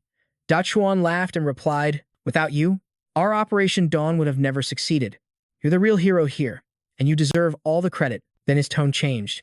"Also, little brother Jiang, there are actually 2 matters I'd like to discuss with you." Dachuan began to explain seriously. "First, some of the garrison troops we drove off have started asking for a truce. On top of that, they want to buy entry slots for the competition. Initially, the higher-ups wanted to reject all of them, but what they're offering is just too much to ignore. You might not know this, but our resources on the Divine Beast battlefield are extremely limited." Jiang Kai asked, confused, But isn't this something the military can just decide on? Your opinion matters a great deal. Da Chuan smiled cheerfully, patting his shoulder. It's like I said, without you, Operation Dawn wouldn't have succeeded. You took on the hardest part of the fight. If we just go ahead and negotiate without consulting you, wouldn't that be a disservice to a hero like you? Jiang Kai calmly deferred the choice back to them. You all should be the ones to decide. This involves the nation's highest interests. I trust the military will weigh the pros and cons carefully. Da Chuan agreed happily. All right. Jiang Kai then asked again. By the way, what was the second matter? Da Chuan continued. The second matter is actually Commander Wei's idea. Even though you've just recovered, with the Global Championship tournament starting, he wanted me to pass on a message from Wei Ying. He hopes that you can lead Master Su Nuan and your Fire God squad as one of the competing teams to represent Sheng Yao. He asked blankly. Me? Da Chuan nodded, replying excitedly. That's right. Master Yuan fought heroically during the contest and was already on the list of potential candidates. And since you led them in battle, with your extensive experience and proven strength, you're the only one who can be the team leader. Then he added seriously. Commander Hua also supports this idea. Furthermore, he promised that if you manage to secure a high ranking and receive any rewards, they'll be split 60-40. 60% for you, 40% for the military. Jiang Kai fell into deep thought, not agreeing right away. Daxuan tried to persuade him. You might think the share is a bit small, but a competition at this level is something only the military is qualified to enter. After all, the military is responsible for protecting us, so they have to be prioritized with resources. If just anyone could join, the whole country would descend into chaos. Brother Jiang, don't you agree? Jiang Kai neither refused nor agreed, instead saying, Brother Liu, don't get me wrong. To me, representing the sanctuary and competing is a kind of challenge in itself. I'm more than willing to join, but this is a matter of life and death. I can't make the decision for everyone else. I need to ask for their opinion first. Daxuan thought what he said made sense, so he replied, That's reasonable.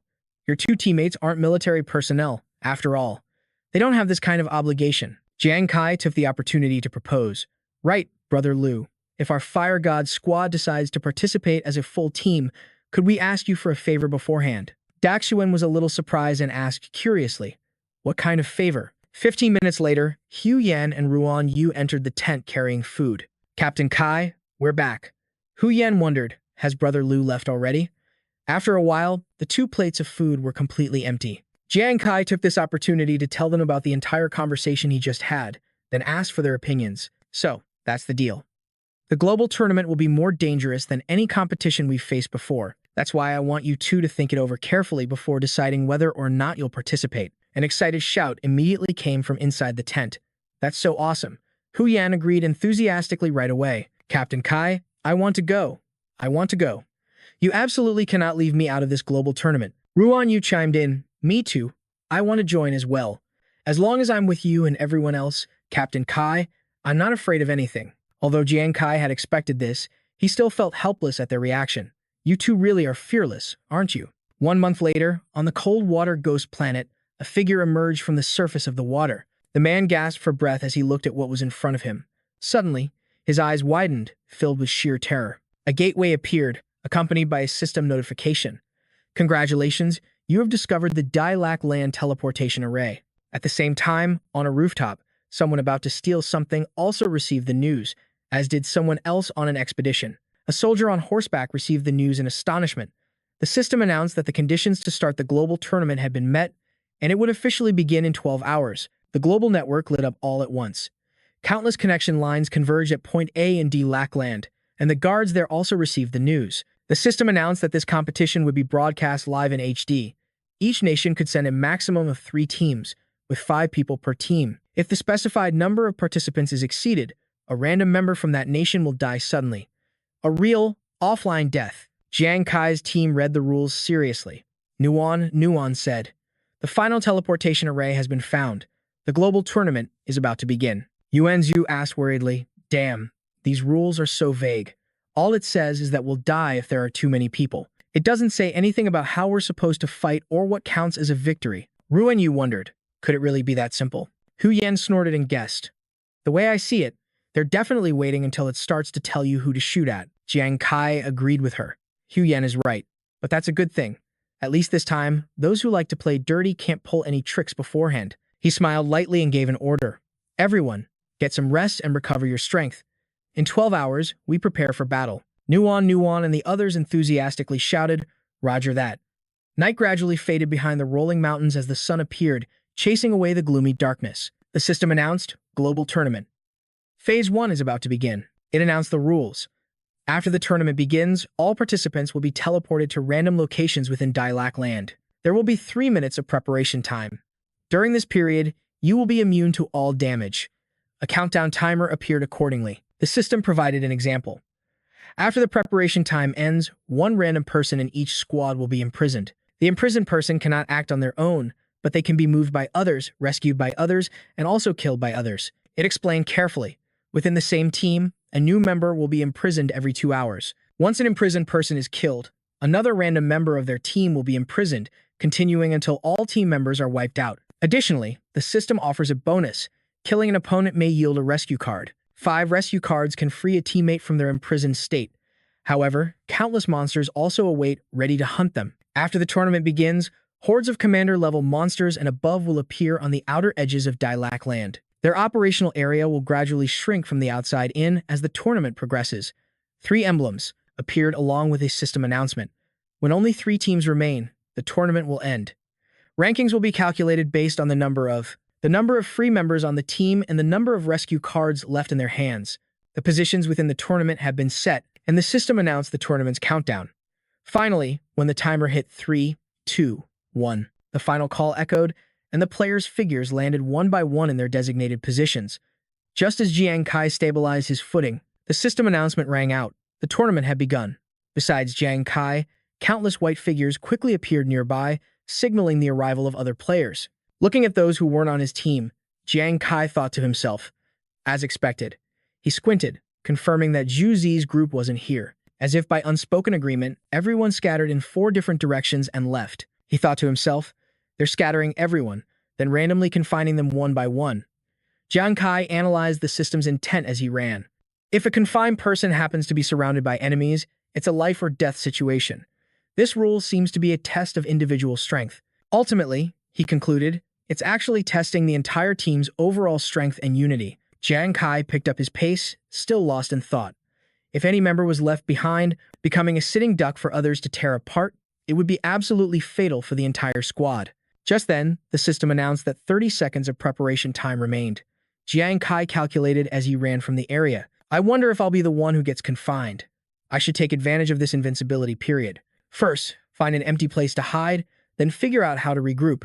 He seriously determined his current objective. He had to use this time to quickly resolve the squad's confinement crisis. Meanwhile, in Jiangzhou City, inside the military's briefing room, numerous screens displayed the entire tournament scene. Shen Feng asked in amazement, what's going on? Why do they all suddenly go into hiding? Are they playing hide and seek?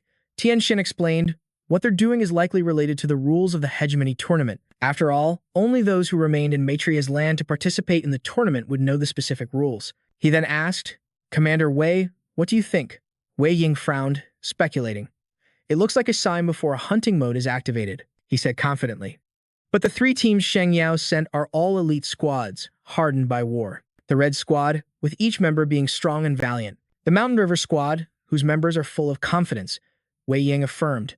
No matter what happens, the only thing we can do now is to have 100% faith in our soldiers. And finally, Jiang Kai's already famous Fire God Squad. The scene shifts back to Maitreya's land, where Hu Yan and Nuon were traveling together. As they cautiously scanned their surroundings, an attack suddenly came down on them from above. Hu Yan and Nuon quickly jumped back to dodge. Hu Yan, in particular, cursed angrily. Where did that scoundrel come from? Daring to ambush me, the great heroine Hu.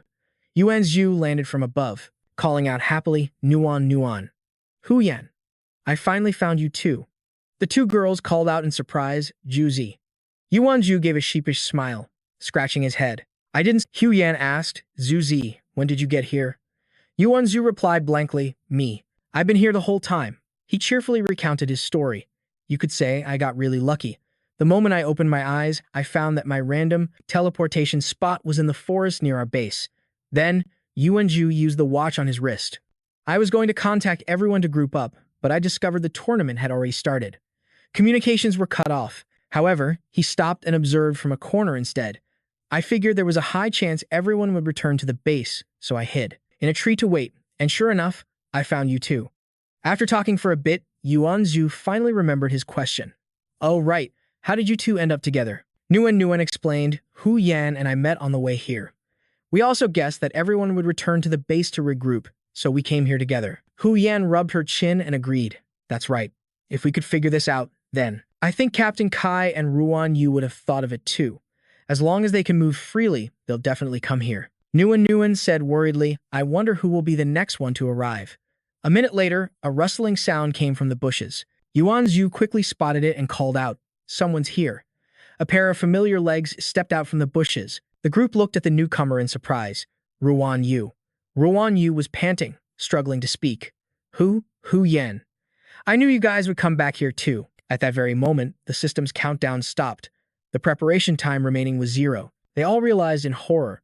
That means the one who's confined is Captain Kai. At the same time, Jiang Kai, who was in a tree, froze. He realized with a jolt, I can't move. It can't be. Am I that unlucky? Jiang Kai gritted his teeth and thought, am I in trouble? It looks like there's still someone over there. Following his gaze, he saw a person hiding under the tree opposite him. Jiang Kai looked at the man and noticed he was holding a weapon. He thought anxiously, that guy is staring right at me. Staring. When did he get so close? I didn't hear a single sound just now. Jiang Kai came to a terrifying conclusion. Could he have been lying in wait there this whole time? Did he see me jump into the tree? Kai gritted his teeth and cursed inwardly. Damn it. But after waiting for a long time, the guy still didn't move. It was then that Kai realized, don't tell me he's been trapped too. After observing for a while longer and seeing no movement from the guy, Kai finally let out a sigh of relief, as he expected. Suddenly, Kai noticed something nearby. Wait a minute. Could there be another one here? Quickly, he spotted another person lying sprawled in the bushes. Kai thought despairingly, I can't believe there were 3 people hiding in this small area, and all of us were unlucky enough to get trapped. He anxiously calculated the situation. However, this also meant that if any one team's allies arrived first, they could easily kill the other 2, and they would get 2 rescue cards.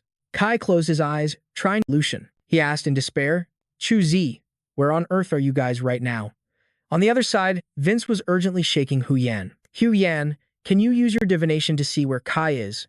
Nuan also asked anxiously. He can't move right now. He could be in danger at any moment. We have to find him quickly. Ruan Yu agreed. That's right, Hu Yan. Give it a try. Hu Yan took out her tools and said hesitantly, all right, although I don't know if it'll be accurate, but I'll give it a shot. Before she could even use her ability, a group of people appeared. Speak of the devil, it was the team from Country Y, the Zyra Guild's Holy Knight squad, led by a guy named Jack who sneered at them. Kai is your captain, isn't he? Looks like he's the one who got trapped this time. Nuan was immediately shielded by her teammates. You're from Country Y. Jack raised his sword, his words dripping with sarcasm. You're a sharp one, aren't you? That little brat Kai was left all alone. And you guys just happened to run right into my hands. Looks like Lady Luck isn't on your side today, huh? Vince wasn't one to back down and shot back. Oh, I was wondering who it was. So you're from the same country as Christina. Wasn't the beating you took last time enough? You came back to offer up your lives again? Boris snorted coldly. If it weren't for that scheming brat Kai, how could Country Y's defensive line have collapsed? Why else would we have to compensate with so many resources just for a slot in this competition? Jessica said contemptuously. Today, we'll make an example out of you. Then we'll go find Kai and get back what he owes us, with interest. Lobo reassured Tom, who was lying on the ground. Don't be impatient. Once we kill these 4, we'll have 5 rescue cards. It won't be long before we can free you. Vince and his group immediately tensed up. Jack laughed with glee. Without Kai, you're all just a bunch of lambs waiting to be slaughtered. He yelled and charged forward with his teammates. Today, we'll show you what true despair feels like. Jack ordered. Take out the healer first. Nguyen was horrified to realize she was the first target, but Vince struck first. He leaped high into the air, preparing to slam down, and roared, ground-shattering stomp. A single slam forced all 4 enemies back. Jack sneered mockingly. Got some muscle, huh? He immediately gave another order. Boris, Lobo, you handle the other 2. Jessica and I will corner this brute and the healer. The other 3 followed excitedly. Roger. They looked with contempt at Ruan Yu and Hu Yan shielding Nuan. A damn fatso and a fortune teller. We'll finish you off in 3 seconds. Ruan Yu gripped his shield firmly and shouted, Get back. Leave this to me. Hu Yan worried. Oh no. Ruan Yu hasn't had his wine yet. Boris charged forward with his sword, his voice dripping with ridicule. The fat pig wants to play hero. His sword clashed with Ruan Yu's shield. Having not had his wine, Ruan Yu was much weaker and had to use all his strength just to block the blow. Hu Yan raised her hands to the sky, a swirling orb of water forming between them.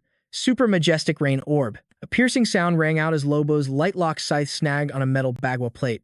He yanked the chain. The bagua plate was thrown backward as Lobo yelled, "Praying for rain? You'd be better off praying for a quick death." On the other side, Vince ran to block for Nuan. He swung his sword, knocking Jessica back. Jack seized the opportunity to rush in, swinging his sword for a sneak attack at Vince's side. Nuan screamed in terror, warning him, "Vince, watch out." Hearing her scream, Vince whipped his head to the side in alarm. He brought his sword up horizontally, desperately trying to block Jack's attack, but Jack's strength was too overwhelming. He kept pouring on the pressure, forcing Vince to slowly retreat. Jack glared at Vince over their locked swords. "See that? That's fear in your eyes." He grinned menacingly. "A guy like you wants to protect his teammates?" Jack put all his strength into it, pushing his sword forward as he laughed. "Go cry to your women." Vince was stunned. Against his immense power, Vince was about to collapse. Just then, Nuan pointed her fingers at Jack. Shadow Mire. Countless sharp needles erupted from the flesh of Jack's bicep. He was completely shocked. What? On the other side, Kai was hiding in the tree branches. Half an hour had already passed. He had no idea how Vince and the others were doing. Suddenly, he sensed a movement and whipped his head around, startled. A burly man with a ferocious face was slashing through the bushes with a blade. This revealed Harris hiding underneath. The man squinted and laughed loudly, finally having found one of them. Harris was utterly terrified. He didn't have time to react after being discovered. Instantly, the burly man delivered a decisive slash, splattering blood everywhere. Harris didn't even have time to scream. He was slashed in the stomach and his body was sent flying, landing right on Spiky's hiding spot. Seeing Spiky, the burly man smirked. He shouldered his blade and walked closer. Another one. Spiky was pinned down by a fallen tree, lying motionless on the ground. He broke out in a cold sweat, his teeth clenched and his nerves stretched taut, but he was completely helpless. The burly man was walking over when he suddenly stopped and looked up. He stared directly at the spot where Jiang Kai was standing and lowered his blade. Jiang Kai grew tense. He'd been spotted. The burly man laughed excitedly. "Excellent. I hit the jackpot this time, finding 3 at once." Then, he swung his blade, slashing Spiky's arm. He was eliminated on the spot. The burly man licked the blood from his blade, a grotesque smile of satisfaction on his face. "Thanks for the help, brother, but I have no intention of letting you go." Just then, Spiky vanished, leaving behind a golden card. The burly man dragged his blade along the ground, humming a tune as he walked. He picked up the 2 cards and dragged the tip of his blade toward the tree where Jiang Kai stood. "Now, it's your turn." Jiang Kai furrowed his brow. "Damn it, is this really how I die? I can't move at all right now, unless Yuan Zhu and the others get here in time." Suddenly, he realized something and repeated his own words, "Can't move." A smile spread across Jiang Kai's face as he had a sudden epiphany. The burly man leaped up the tree, swinging his blade with both hands and roaring, "Die." Jiang Kai remained completely still, not even flinching from the attack. He smirked, his expression showing absolute confidence in his decision. A firm thought formed in his mind. "My body is what can't move. That doesn't include the death card." Instantly, the card shot up from behind his back. The burly man couldn't react in time. As he tried to swing his blade, the card slashed across him, making him cough up blood. The card flew back, and this time, it pierced straight through his body, finishing the burly man off. Jiang Kai mentally commanded the 3 cards, making them float in the air. Death card.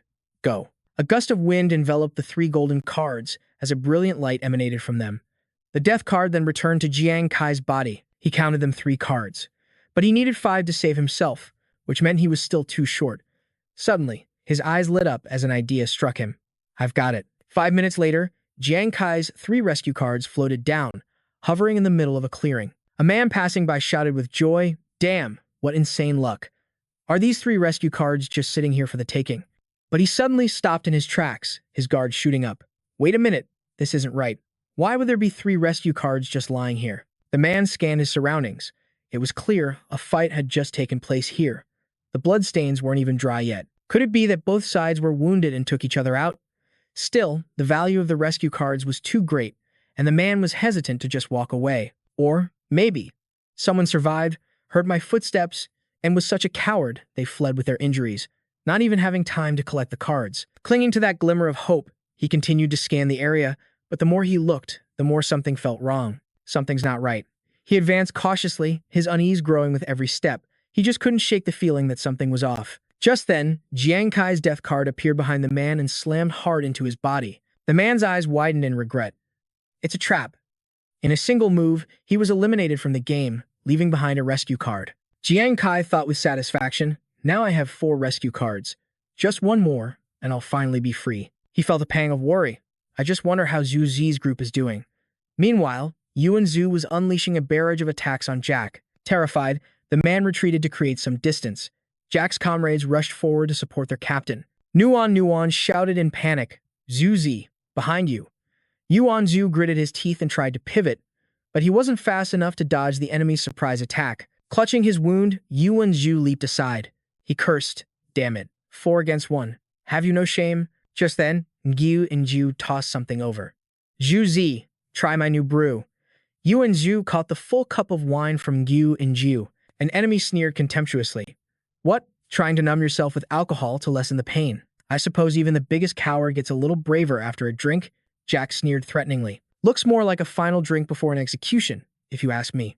You dare to plot against me? You're asking for death. Unaware of the danger, Lobo excitedly charged forward with his chain. Suddenly, an immense power erupted from both Yuan Zhu and Nguyen Nhu. As if suddenly energized, Yuan Zhu arrogantly declared, I, Yuan, am the greatest god of war in this world. If a god blocks my path, I'll slay that god. If a demon blocks my path... Nguyen Nhu also flew into a frenzy, shouting, in all my life, I, Nguyen Nhu, have never been inferior to anyone. Where are the beauties? Jack's team was horrified by this sudden disparity in power. What? In a flash, Yuan Zhu lunged forward. A single sword strike sent the entire group flying. Jack gritted his teeth, his eyes burning with resentment. Before he could even recover, Yuan Zhu leaped up, preparing to strike again. The #1 god of war is here. He swung his sword down and roared, lie down and accept your death. Jack's eyes widened in shock, his sword hand trembling. He froze for a moment before stammering, this is Yuan Zhu. Without hesitation, he swung his sword straight down, splitting Jack's blade in 2. He was hit hard, sending blood splattering everywhere. The force behind Yuan Zhu's strike was so immense it launched Jack miles away. Trees snapped and were flattened wherever he landed. Boris was terrified by the sight, his voice trembling. I've met countless swordsmen, but how can the swordsmanship of a drunken fiend like you be even more bizarre and masterful than theirs? In front of him, Nguyen Nhu was slowly advancing. He pointed his sword at Boris, his face flushed. Cut the crap and take off your shirt. Boris broke out in a cold sweat, his eyes wide with confusion. How did it come to this? He watched as Nguyen Nhu staggered toward him, holding his shield and sword. This guy is like a completely different person when he's drunk. Boris stood rooted to the spot, watching Nguyen Nhu get closer. His swordplay was erratic, sometimes fast, sometimes slow, yet it flowed seamlessly like clouds in water, leaving no trace, becoming one with his movements. Nguyen Nhu was now right in front of Boris, his sharp eyes glowing red. He swung his sword while baring his teeth in a wide grin. A few days earlier, in the team's makeshift tent, Captain Jiang Kai held out a thick book. Nguyen Nhu, even though you aren't a swordsman, your talent under the influence is a perfect match for a swordsman's skills. The Global Championship Tournament is coming up soon. This is a skill book I requested from Big Brother Lu for you. Then, he turned to look at Da Chuan. Da Chuan, you have access to a lot of military resources. I need your help to find a swordsman's skill book for Nguyen Nhu to increase his power. He looked at Jiang Kai confidently. Consider it done. For the glory of our nation, forget finding a skill book, I'd risk my life. Nguyen Nhu took the book. This is the skill book that legendary swordsman class adventurers have always dreamed of. He wondered aloud. The unconscious blade. The system immediately displayed a line of information. Unconscious blade. When an adventurer enters a state of absolute focus, their techniques are no longer bound by form. The blade becomes an extension of the body. Moves flow naturally with the tide of battle, as fluid and unpredictable as clouds and water. Back in the present, Nguyen Nhu's slash had torn Boris's shirt to shreds. So Harry, are you? I like it. Boris's face flushed bright red as he covered his chest. What are you trying to do? This is the Global Championship Tournament, and you're actually... Nguyen Nhu didn't care, laughing as he charged forward. Are you missing a layer of clothing under there? Ah, I get it now. You did this on purpose, didn't you, my little treasure? Boris heard this and yelled, missing a layer. I'm wearing my outer armor, inner armor, and padding. What could I possibly be missing? His face turned beet red, as if it was about to explode. Nguyen and Gu slashed at Boris again and again. Soon, not a scrap of cloth was left on his upper body. But the laughter still wasn't enough. He bared his teeth in a wicked grin. Keep laughing. Boris hugged himself, tears and snot streaming down his face as he let out a long, drawn-out no. Suddenly, lightning crashed down as the sky instantly filled with dark, ominous clouds. Lobo ran like the wind, chains in hand. We assassins excel at fighting in adverse conditions. You think a little trick like this can stop us? Dream on. Ahead of him was Jessica. Kill them. Let's end this quickly. Nuon wasn't holding back either, throwing her orbs while shouting. Hunan. Hunan took her bagua as swirling water wrapped around her arm. I don't care what kind of assassin you are. In the rain, I am a god. Nuon's orbs shot straight towards Lobo and Jessica. The two of them were startled. The orbs hit the ground and a pink liquid sprayed out, splashing onto them. What the hell? My face. Seizing the opportunity while the two were immobilized, Hoonhan raised her hand to the sky. Take this. The ultimate, super invincible, cosmic hailstorm. Immediately after, a hailstorm appeared. The hailstones pierced through Lobo and Jessica. As the stones hit the ground, the earth itself cracked and shattered. 10 minutes later, in the same forest where they had fought tooth and nail, Yuanzhu and Nu were leaning against a tree, resting. They had sobered up. Nuon squatted in front of them and called out softly, Yuanzhu, big brother Nguyen, are you two awake? Next to her were two empty sobriety potion bottles. Yuanzhu snapped to his senses and asked loudly, where did that aggressive team go? Who won? Where are the redemption cards? Did we get them? Nguyen Yu was just as confused. Yes. Nuon held out 5 glowing cards, smiling brightly. Don't worry. 5 redemption cards, not a single one missing. Hunan went to pinpoint Kai's location. As soon as she has it, we can go rescue him. Just then, Hunan cheered joyfully. I've got it. I know where Captain Kai is. The other 3 were instantly re-energized, all of them eager to reunite with Jiang Kai. Meanwhile, Jiang Kai himself was sitting in a tree, staring intently at 4 cards on the ground. Jiang Kai frowned, thinking, it's been half an hour. No new adventurers have arrived, and my backup still hasn't found me. A loud noise rang out, and the ground shook violently. Jiang Kai held onto the tree trunk tightly, his face filled with unease. This is bad. This commotion means the area is starting to shrink. A rumbling sound grew louder and louder. It was the sound of stone footsteps. It's an army of giants, stone giants carrying tree trunks, their fierce gazes approaching. Below, a horde of gigantic monsters marched in formation, each one carrying a massive tree trunk on its shoulder. The system introduced the monster, a level 65 commander-class stone crystal giant, and leading them was a particularly special stone crystal giant, a level 88 king class. Jiang Kai was imprisoned and couldn't move. He could only hold his breath and watch them from the tree. Even with the death card, facing 4 level 65 commander-class monsters would be a life-or-death battle. Not to mention there's now a king-class one as well. This is going to be dangerous. The group of stone crystal giants swung their tree trunks, destroying everything around them. Just then, a thought struck Jiang Kai. Wait a minute. He carefully observed every detail. These guys all seem to be made of rock and vines. Apart from a pair of ruby-like eyes, they don't seem to have mouths, ears, or noses. Jiang Kai thought to himself, this type of earth and wood element monster most likely has no sense of smell or hearing. As long as I hide well, they probably won't find me. However, just as it reached the tree where Jiang Kai was hiding, the stone crystal giant stopped. It turned and gripped the tree trunk. Jiang Kai thought worriedly, could I have been wrong? The stone crystal giant's fingers pierced through the rough bark.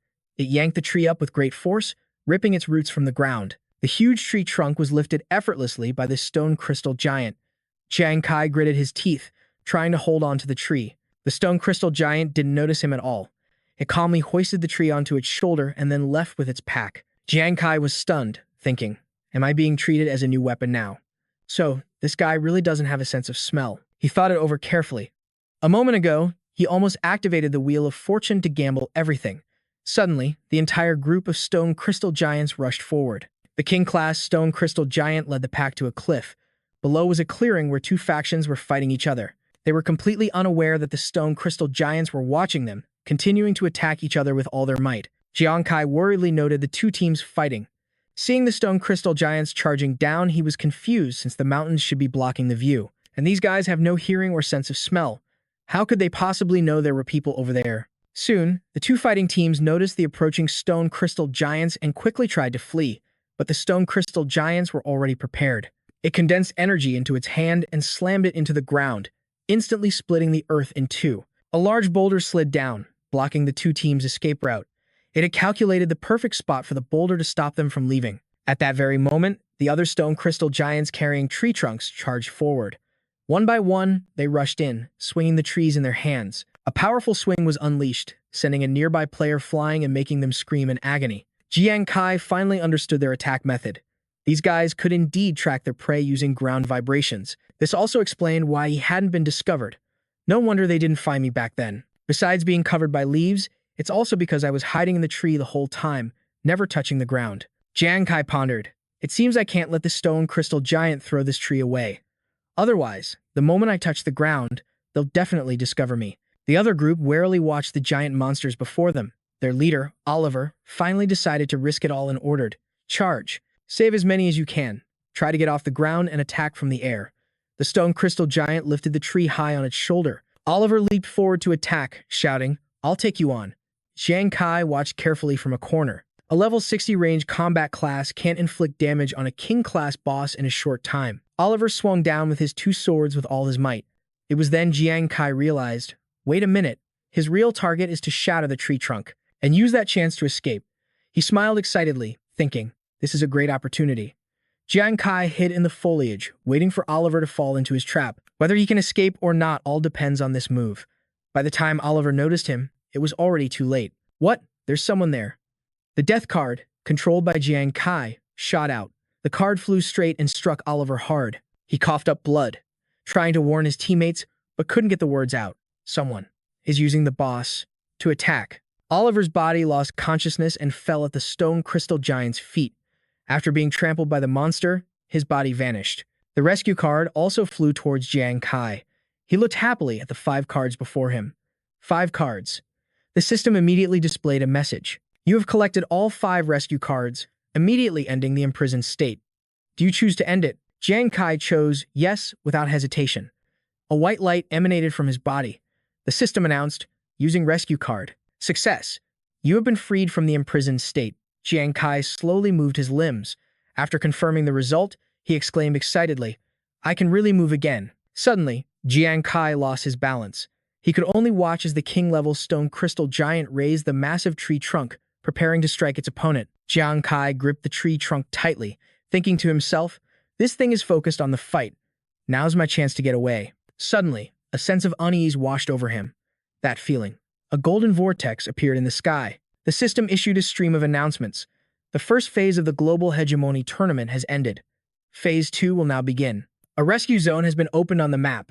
Rescue cards can be used to exchange for functional items. Each team will once again have one member imprisoned.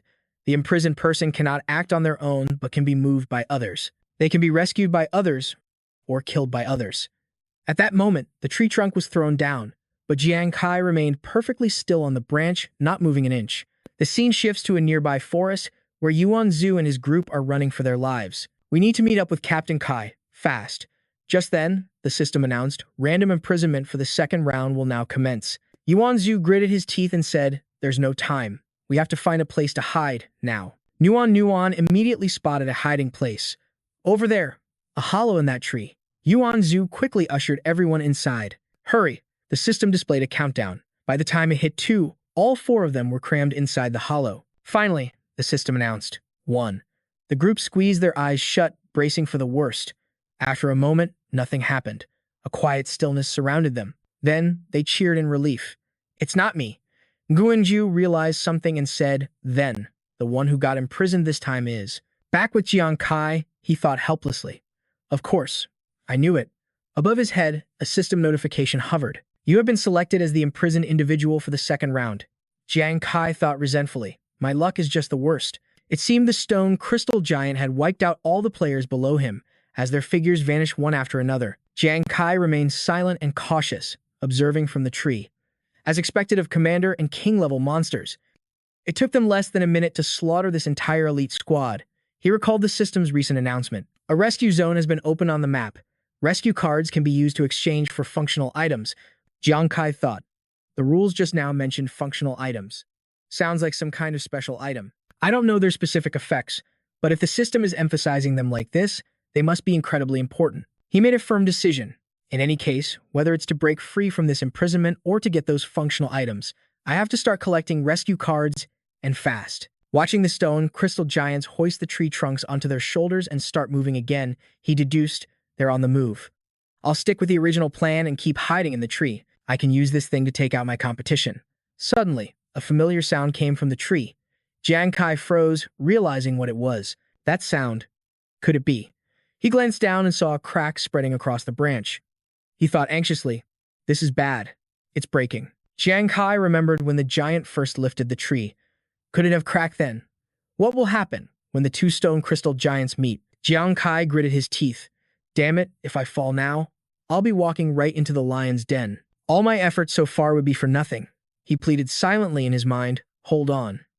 Just don't break right now. The stone crystal giant continued to stomp forward, completely unaware of what was happening on the tree it carried.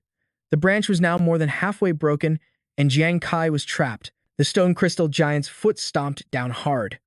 Unable to bear the pressure, the branch snapped clean off. Jiang Kai's breath hitched as he braced himself for the end. Meanwhile, Yuan Zhu's group was trying to figure things out. The imprisoned person this round is Kai, but wasn't he already imprisoned before? Hu Yan offered a theory. I'm guessing Captain Kai was rescued by the other two squads. He must have been freed and was on the move. That explains why I couldn't get an accurate reading when I tried to divine his location earlier. Yuan Zhu felt relieved hearing that. The Yinglu Guild is very strong. Right now, that seems like the only possibility. But Nui and Nu's side, hitting the nail on the head. Captain Kai's luck is something else. He barely gets freed, and he's immediately imprisoned again. As soon as she said it, everyone fell silent. Nu and Nuan tried to lighten the mood. Come on, everyone, let's pull ourselves together. It's bad luck, but it also means there's a high chance Kai is still safe right now. The most important thing for us now is to get a handle on the situation, and then rendezvous with Kai's group. Hu Yan agreed. Right, Nuan said. The first phase of the tournament is over, but we don't even know which countries were eliminated and which ones advanced. Plus, the new rules just now mentioned something about functional items. Suddenly, Nuan's eyes caught something. She quickly pointed towards a hazy purple mist and said to the others, Hey, look over there. What is that? Yuan Zhu exclaimed, That fog. I swear it wasn't there a moment ago. Nu added nervously, I didn't see it before, either. You don't think it's coming from some kind of monster, do you? Nuan immediately disagreed. I don't think so. If it were a monster, it wouldn't be this quiet. I have a feeling we might find something important over there. Hun Han encouraged. Well, what are you waiting for? Let's go take a look and find out. The group ventured deeper into the purple mist. When they arrived, the scene before them left them stunned. It was an earthen pillar with a statue on top, continuously emitting a dazzling light. The system immediately displayed a notification. Congratulations. You have successfully discovered a redemption zone. After touching the stone tablet, you can use redemption cards to exchange for corresponding functional items at the tablet. Yuan Zhu's group cheered excitedly. No way. We actually found a redemption zone. Hunan pulled Nuan by the hand to a stone tablet. Quick, let's see what we can exchange for. Words appear on the tablet, positioning map card. After use, it can pinpoint the locations of all surviving team members, monsters, and redemption zones on the map. The two of them were overjoyed. Hunan exclaimed, This is great. With this, we can avoid monsters along the way and find Captain Kai and the others. Not only will it be more efficient, but after we regroup, we can also search for other redemption zones together. Nuan nodded in agreement, and another line of text appeared on the stone tablet. Exchange price, 8 redemption cards. Hunan's expression turned grim. 8 cards? That's a total ripoff. There's no way we can afford that. Nuan sighed. Let's go check the others then. Yuan Zhu and Ruan Yu were also standing in front of 2 different tablets. Hun Han and Nuan went hand in hand to find another tablet. They went past the tablets one by one. Single teleportation card. Performs 1 precise teleport across the entire map. Exchange price, 7 redemption cards. The one next to it had a different function. Target lock card. Can conduct a map-wide search for a designated target, displaying the area within a 10-meter radius of the target's location, and maintain the target lock for 2 hours. Exchange price, 6 redemption cards. Another tablet displayed, abnormal status removal card. Can remove the abnormal status of a designated target, maximum of 4 uses. Exchange price, 6 redemption cards. After searching for a while, the 4 of them stood together before the last stone tablet. Yuan Zhu said in a serious tone, "This is the last stone tablet." This stone tablet also offered a different card. Global Information Card. Receive global intelligence once every 20 minutes, regarding participating teams and monsters in the competition area. Additionally, you can designate a maximum of 3 non-allied teams, or 3 monsters to know their specific status. Exchange price, 5 redemption cards. Ruan Yu scratched his head, hesitating. 5 redemption cards. This is the cheapest one. Should we exchange it or not? Once we use them, we won't have any cards left. Hunan frowned and gave a slight nod. But it was already a great stroke of luck that we stumbled upon a redemption zone this time. We might not get this lucky again. It would be a huge loss to miss this chance. Nuan shared her thoughts. That's right. Instead of blindly searching for Kai and the others, it's better to get a grasp on key intelligence first. After all, in this kind of life or death confrontation, an information gap is often the key to victory or defeat. Zhu Zi, what do you think? Yuan Zhu's face was serious as he said in a low voice. I agree. Plus, with the Global Information Card, we can designate Big Bro Lu's and Big Bro Chen's teams. We can find Kai and also quickly regroup with the main force. Nuan stepped forward while the other 3 stood around her, cheering her on. Nuan, go ahead. Nuan held out 5 golden cards and whispered, Okay, let's give it a try. She reached out, lightly touched the stone tablet, and guided the cards towards it. The 5 cards immediately flew over, as if being sucked into the stone tablet. Nuan raised both hands, channeling her power, and the tablet instantly flashed with a blue light. The system's text appeared. Exchange successful. Global Information Card. Remaining redemption cards, 0. Nuan was overjoyed. It worked. In front of the 4 of them, an electric orb began to grow larger and larger. The group stood and watched in anticipation. The electricity dissipated, leaving only a notification panel. Current number of survivors in the championship, 906 people. Number of teams, 200. Monster invasion progress, 327 commander-level monsters, 43 king-level monsters. Area of activity, 17 kilometers from the edge of the competition zone. Yuan Zhu frowned in alarm. Nearly 300 people have already been eliminated. Hunan was just as tense. The early stage was just small-scale encounters, but with the appearance of the redemption zones and the expansion of the monster invasion range, the real slaughter has only just begun. Ruan Yu stood beside them, a worried look on his face. Captain Kai is so famous. The Italians aren't the only ones looking for revenge against him, and now there's even a target lock card. I can't even imagine how much danger he's in. Fortunately, he's not alone right now. Nuan stood silently, looking at the new information that appeared. Do you confirm adding the Shanhe team and the Red team to the Global Information Card's designated target list? A for yes, B for no. She moved forward without hesitation. I don't know how much longer Big Bro Lu and Big Bro Chen can hold out. Let's check their situation first. A globe appeared along with statistics. Shanhe team, current survivors, 3. Red team, current survivors, 2. Yuan Zhu and Hu. Nan shouted in unison. What? Ruan Yu's voice trembled. Captain Kai. Nuan's eyes widened, unable to believe the information. Kai isn't with Big Bro Lu's group. Elsewhere, Angel was standing and observing everyone through a screen. This is great. The Fire God team seems to have found a very important item. Although the Shanhe team and the Red team have both found their captured teammates, their casualty situation isn't looking good. Shen Feng was also there. He looked up at the screen and said, Where the hell has Jiang Kai been hiding? The cameras haven't caught him a single time yet. Wei Ying remarked in a low voice.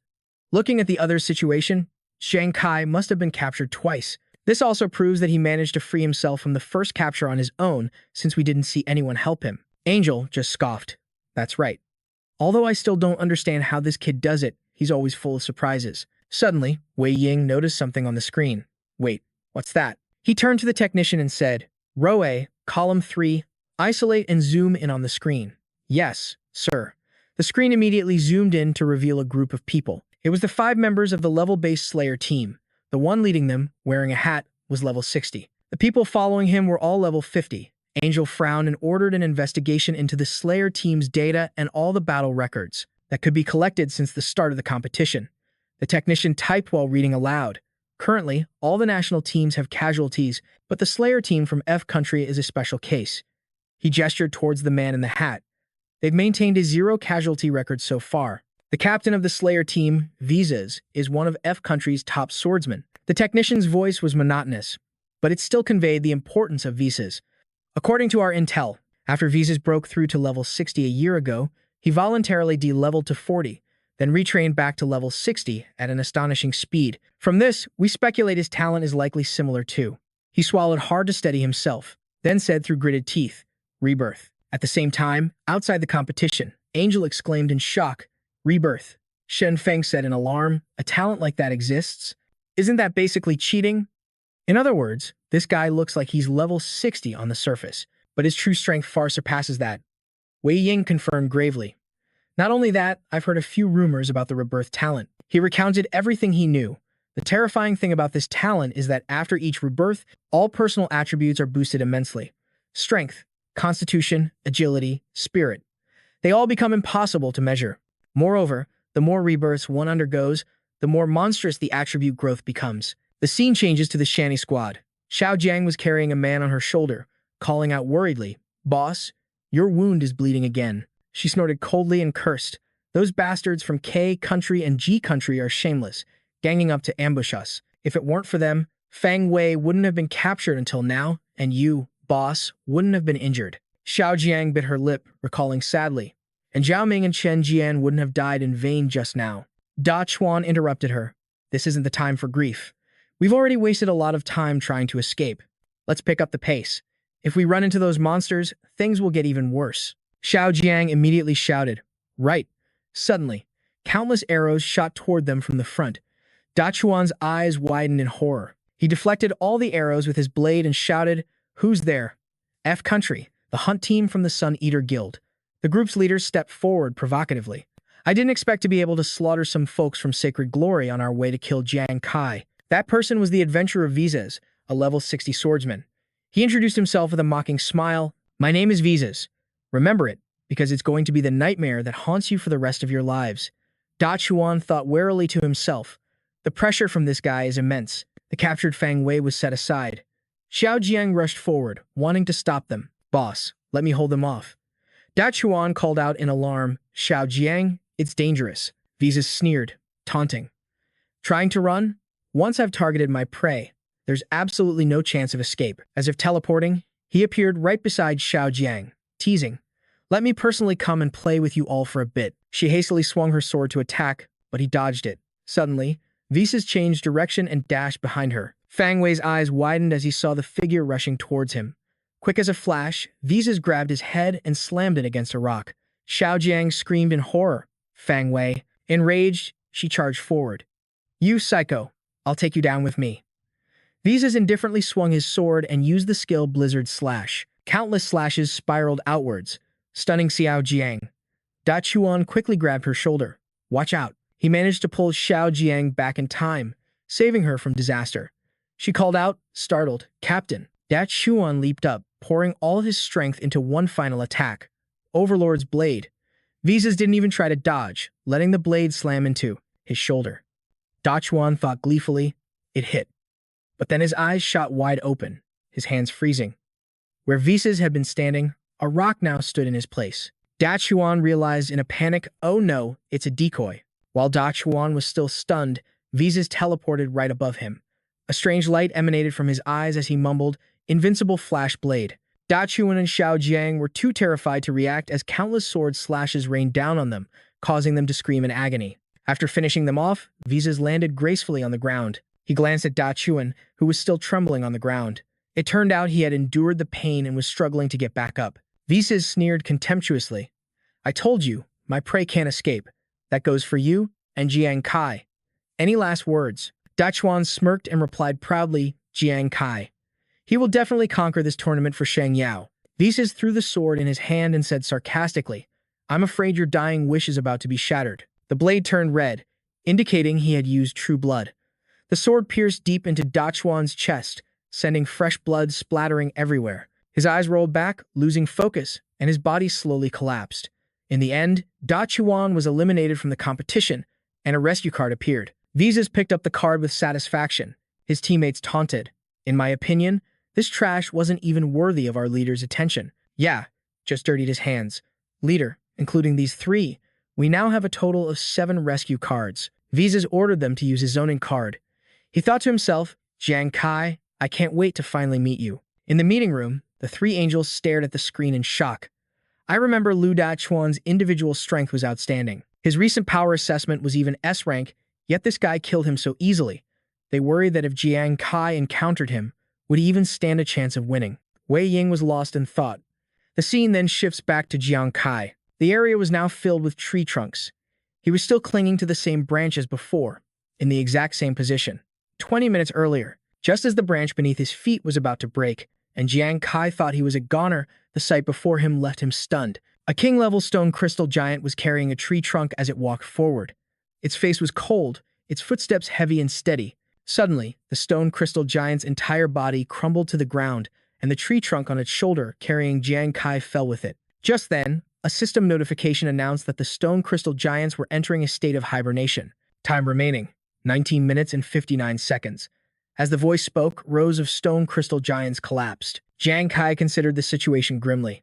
15 minutes have passed. In another 5 minutes, these monsters will wake up. Suddenly, several groups of people emerged from the forest ahead. He was startled, thinking to himself, someone's here. A member of the Fei Diao squad couldn't help but start a conversation. I really don't get how the Heyman Guild lost. They had so many people, yet they couldn't kill a single Jiang Kai. Someone else added contemptuously. If Shang Yao hadn't led people to launch a second wave of attacks back then, just thinking about it is frustrating. They quickly came to a decision. In short, let's take out our anger on the Shang Yao guys first. Then, we'll rely on our own strength to fight for the top 3. Someone spoke up, Jiang Kai is nearby. Our squad has been using a zoning card to track him. He can't escape this time. Shay Li Heng shouted. Everyone, look over there. Visa's team is here too. His teammate was confused. Strange, the target should be around here. The people nearby started murmuring.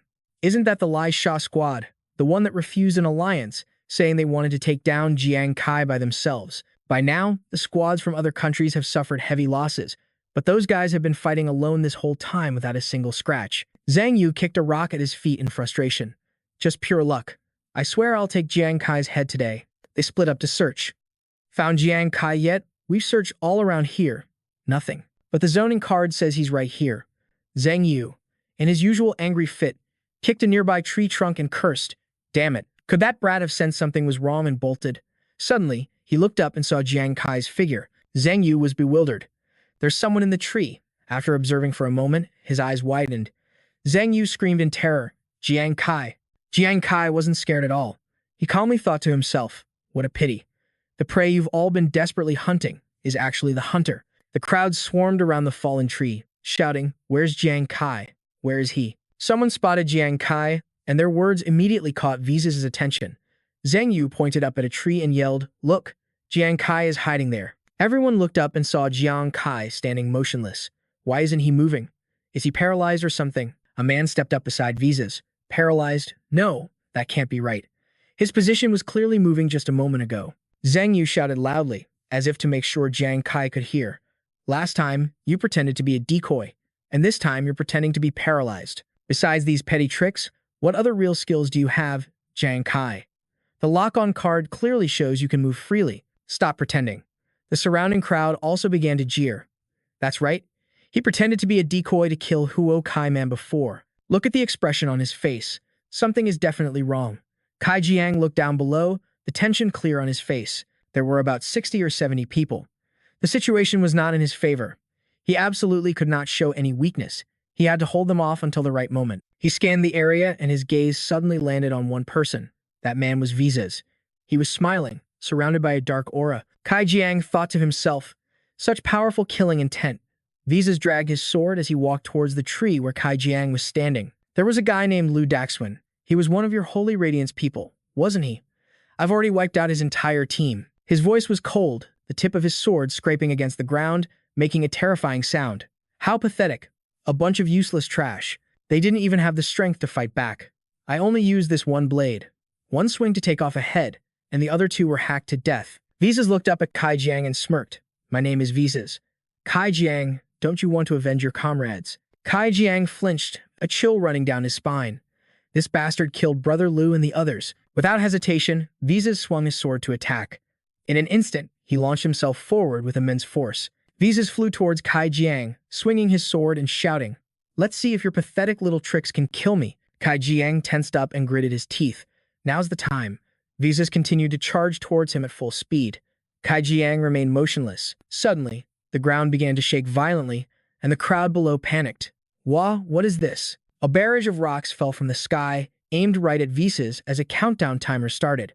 Just as the system message appeared, the remaining time hit 0. Hibernation state ended. Kai Jiang smirked. Perfect timing.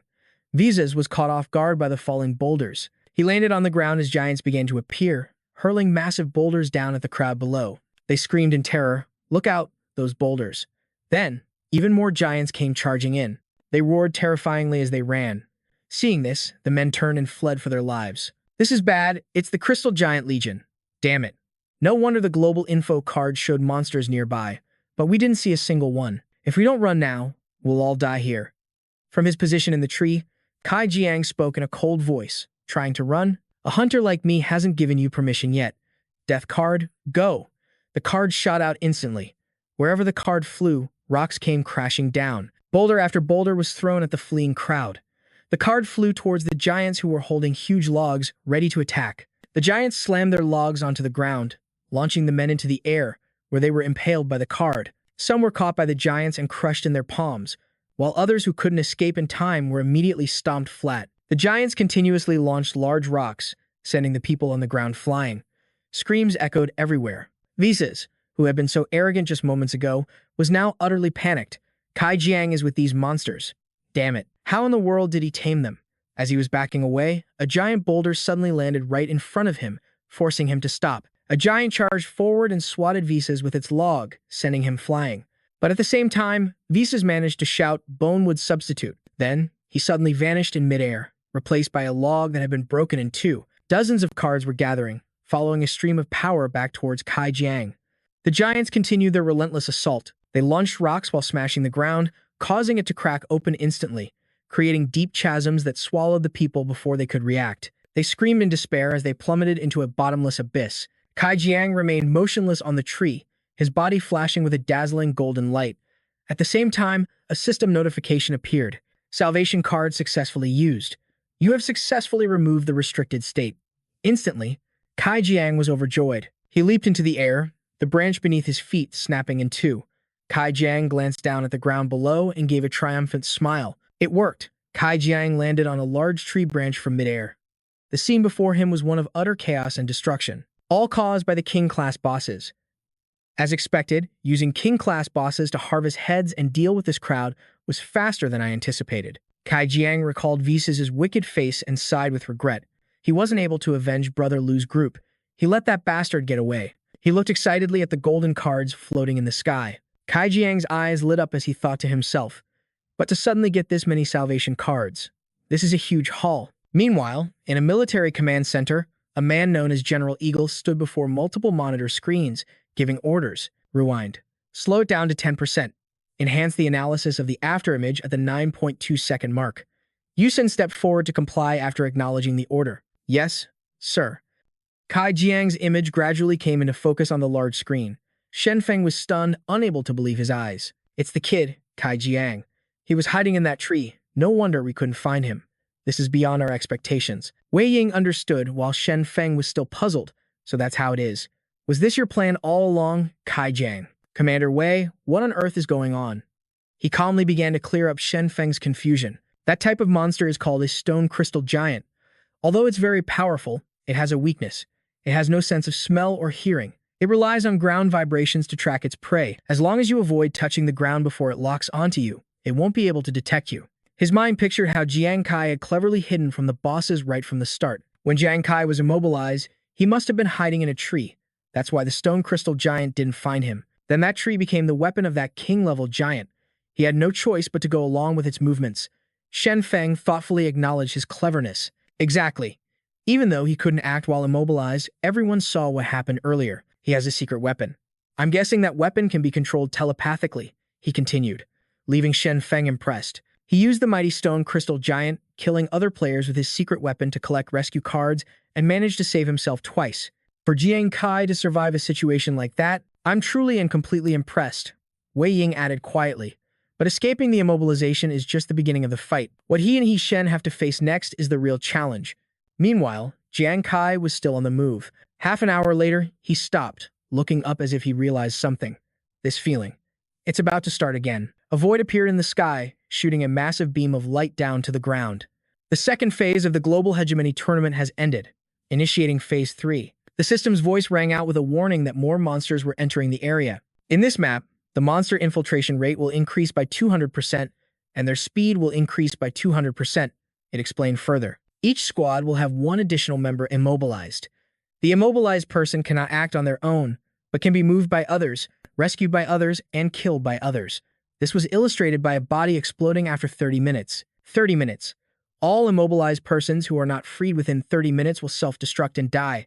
The system panel then introduced a new type of item. The rescue zone will have an additional type of functional item. Jiang Kai tensed up at the harsh new conditions. The competition is getting even more brutal. Self-destruction. If I hadn't managed to escape, I'm afraid I would have been blown to bits after 30 minutes. The system screen displayed him quickly finding a hiding place. The third round of random immobilization is about to begin. Will it be me again this time? I'll hide first, just in case. A countdown, the seconds tick by, full of tension. 2, 1. What? This time, he was lucky. Jiang Kai was spared. He exclaimed joyfully, "It's not me." A distant purple light caught his attention. It just seemed to fade into the air. Jiang Kai found the source of the purple smoke and the object emitting it. It was surrounded by large stone slabs. Congratulations, you have discovered a rescue zone. After touching the stele, you can use rescue cards to exchange for corresponding functional items on the stone. He was overjoyed to discover it was a rescue zone. Jiang Kai stepped inside, moving closer to the stone slabs. Location map card. Single-person teleportation card, target area card. There were quite a few cards here. Abnormal status removal card, global information card. The effects of these cards seemed pretty good. Standing before one card, he saw several lines of text carved into the stone stele's surface that made him pause and think. Arena card. Select one enemy target and one member of your own squad, including the card user. Enter the arena duel mode. The two sides will engage in a duel within an independent combat space. This state can only be lifted when one side is defeated. During the duel, both combatants are immune to all external damage. Exchange price. 30 rescue cards. 30 cards? That's more than half of all the rescue cards I have. It's not cheap at all.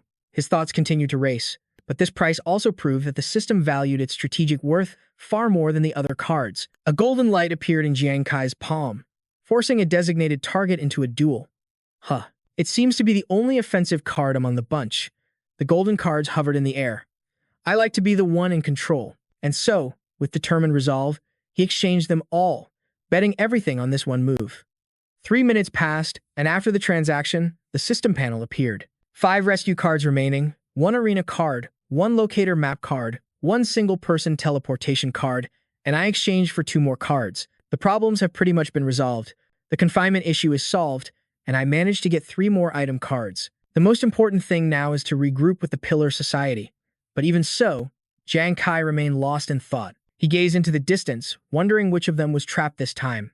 Meanwhile, in a completely different place, Nguyen Ju's legs were frozen solid, unable to move. Everyone around him couldn't help but worry.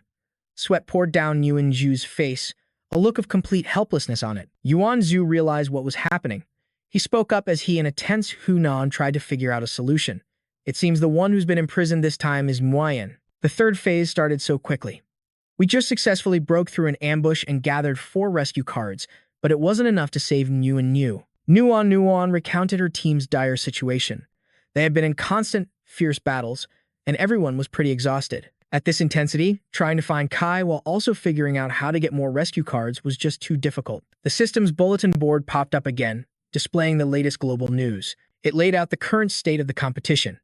Right now, only 305 people were left alive in the tournament, with 75 teams remaining. Monster invasion progress, 542 warlord-level monsters and 61 king-level monsters. The operational range is 38 kilometers from the edge of the competition area. Faced with this huge information drop, Hu Yan exclaimed in shock.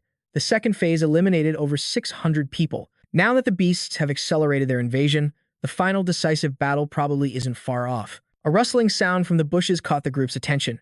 2 sly figures, Cheng Yu and Bo Yuan, emerged one by one. We've been watching you for a while. Your 4-person squad is all injured. Plus, one of you is imprisoned and another is a doctor. That means there are only 2 injured soldiers left who can fight. 4 rescue cards, delivered right to our doorstep. We're not going to miss a sweet deal like this. The 3 immediately took a defensive stance.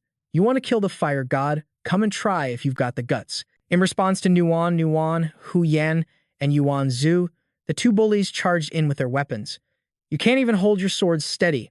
Who are you trying to scare? Billy, hurry up and cut them down. Grab the rescue cards.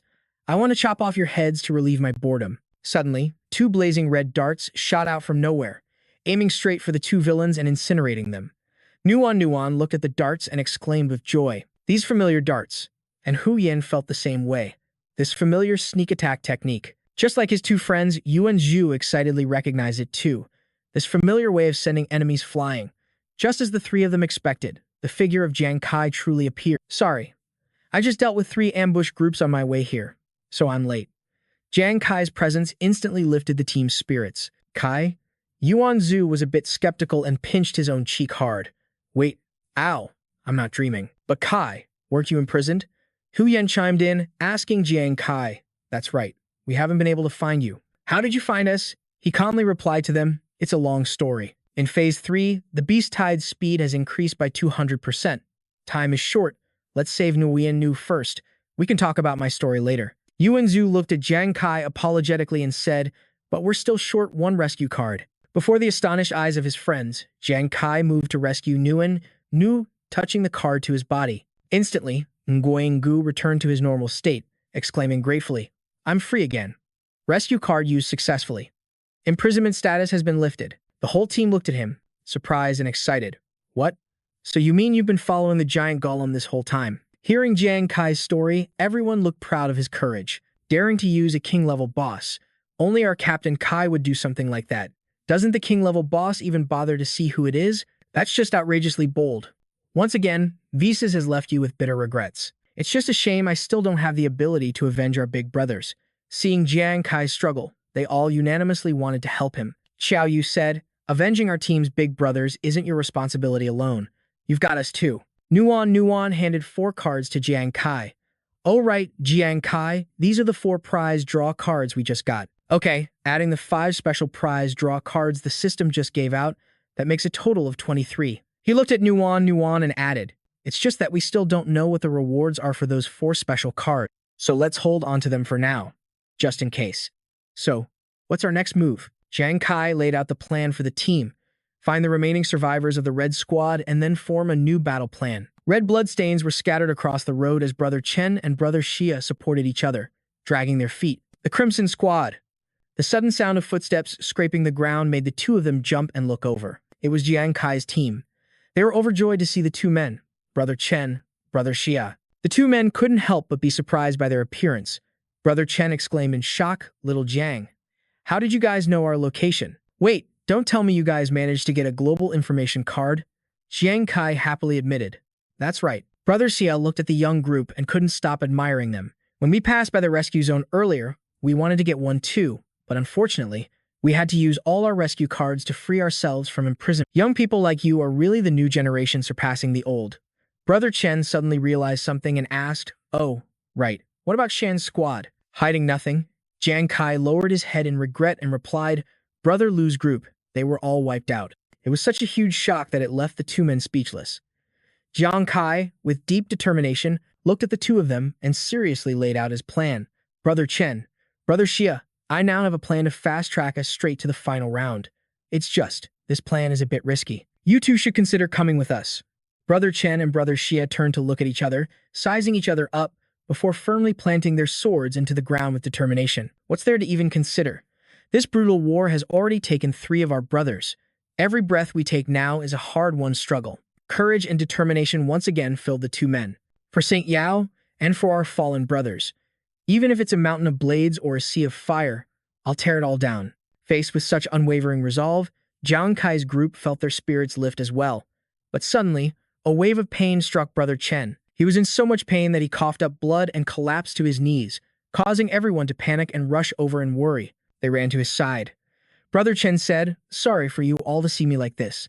His body was trembling uncontrollably. He gritted his teeth, forcing out the words, this broken body of mine, I'm afraid I'll just hold you guys back. Fortunately, Nuan was there, and she quickly stepped in to heal them. Brother Chen, Brother Xia, don't worry.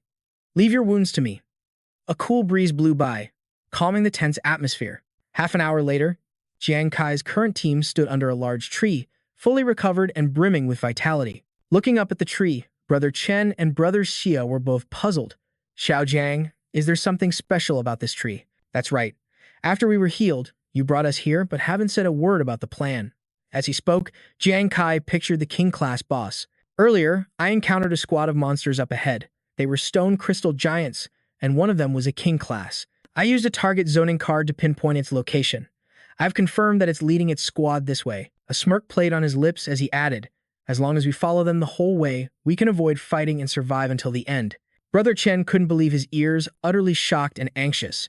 What? Follow a king-class monster? Are you sure we'll be following it and not just throwing our lives away? His pupils dilated with tension, but he immediately regained his initial excitement, as if he'd just seen a path forward. However, in our current state, if we want every member to survive until the end, it seems our only option is to take a risky strategy. That's right. It's come to this. We have to make a bet. Xiao Jiang, we trust you. His convincing argument solidified the plan, creating a sense of security. Don't you worry, you too. Following someone else might be a suicide mission, but following our Kai, that's a sure bet. A giant foot stomped on the ground, creating a massive thud. Jiang Kai signaled, they're here. Everyone watched with intense focus. The monsters moved violently, destroying everything around them. Jiang Kai gave the signal to everyone. Jump and cling to the tree trunks. As long as you don't touch the ground, they won't detect us. Receiving the order, everyone sprang into action, amidst the monster's rampage. Elsewhere, the figure of a man covered in injuries appeared. It was Visa's. He was sitting slumped by the river, seething as he thought about Jiang Kai's attack. Too dangerous. I almost couldn't dodge that. But how could that brat Jiang Kai control a king-class stone crystal giant? A faint noise put him on high alert. He instantly adopted a fighting stance, ready for anyone. Get out here. His technique was truly powerful, a mighty swing that shattered a large boulder. Someone's footsteps approached quietly. A person who possessed two god-level talents, perfect reincarnation and the bloodthirsty phantom of the great swordsman. Willis gradually revealed himself, along with his entourage, Visas of the fishing squad, from Country J. Your true strength has always been underestimated. Visas stared at them, thinking to himself that information about reincarnation had probably already been obtained by a few countries. But as for my bloodthirsty phantom, I've used it publicly less than 3 times. He looked at the blonde man in front of him, who was smiling arrogantly. This guy knows about it too. With that thought, Visas asked bluntly, who the hell are you? The blonde man introduced himself as he reached a hand behind his back. My name is Willis. Don't be so tense. I have no interest in fighting right now. A brown-haired man handed him a syringe. Willis held the syringe tightly. This is a Type 3 rapid recovery agent. It can replace all the blood in your body in 3 minutes. A gift from an alchemist friend. I have no use for it anyway, so I'm giving it to you. He faced Visas, who was on high alert. Willis just sneered. Are you wondering why I'm helping you? Or perhaps you think it's poison. Oh, dear. How hurtful. Visas kept his hand on his sword, his brow furrowed as he watched the man before him warily. Willis stepped closer and winked at him. Relax. I disdain fighting injured men. You must know there's someone named Jiang Kai in this competition, right? Mentioning Jiang Kai, Willis said calmly, I heard he's not even level 40, yet he managed to turn the tide in a single battle during the qualifiers. It's a shame I had to leave for an urgent mission back then. I didn't get a chance to face him. A real pity. Then he extended a hand towards Visas. Such an interesting fellow. I imagine you're quite interested in him as well, aren't you? Visas gritted his teeth, not letting down his guard for a second. So what? Willis didn't answer, instead staring intently at Visas. Your wounds. They look like they were caused by a king-class monster. In another 3 minutes, this toxin will reach the heart. He continued, saying that if they ran into other squads and got ambushed, they would surely die. Are you really going to accept that? Visas could only stand there, motionless. Seeing this, Willis moved even closer to Visas. In this contest, the only people qualified to be my opponents are you and Jiang Kai. I'm truly curious, between the two of you, who is stronger? He stood before Visas, baring his teeth in a provocative grin. After all, only the stronger one is worthy of being my opponent. Willis zipped past Visas, so fast he couldn't even see him. Willis held out his syringe and said to the brown-haired man, Rim, I don't think our intelligent Mr. Visas here will disappoint us. Visas hesitated slightly before slowly reaching out to take the syringe from Willis's hand. Visas leaned against a tree, using his left hand to inject the substance into his right bicep. Green watched his every move and spoke up uneasily. Giving supplies to an opponent. Is that really okay? What if our ranking? Willis casually stretched and replied, ranking? What's so great about that? If I didn't know there were some interesting opponents here. Plus, those old geezers in the military are so damn annoying, I wouldn't have bothered coming. He stared at Visas with a cunning smile.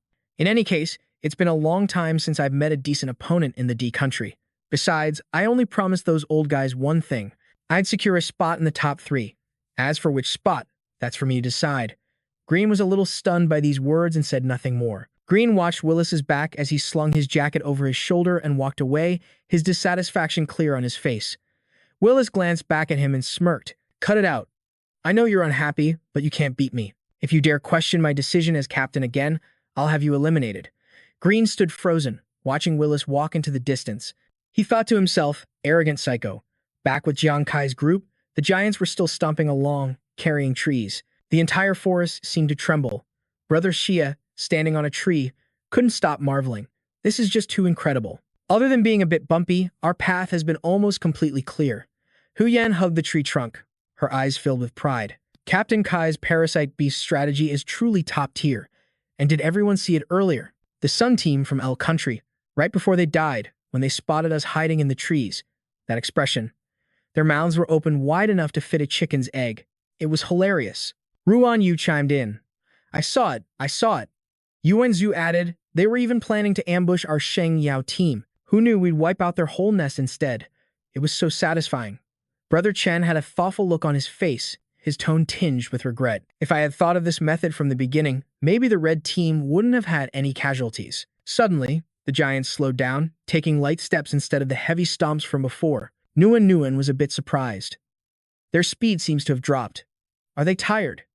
Jiang Kai frowned and activated his demon eye focus. His eyes lit up. Does everyone remember what was mentioned in the rules? As time passes, monsters will close in from the outside, shrinking the player's operational area. Jiang Kai said in a low voice. Not far ahead, a powerful yet hidden energy is fluctuating. Indeed, strange energy waves appeared in the sky. Jiang Kai's face was pensive as he said gravely. At first, I was wondering what force could control the monster's pace of attack. Now I understand. It's a barrier. Suddenly, the entire forest shook violently, even more so than when the giants were moving. Ruan Yu screamed, it's an earthquake alarm. Jiang Kai immediately became alert, whipping his head around to look at his surroundings. He could feel something rushing towards them at high speed. Jiang Kai shouted a warning.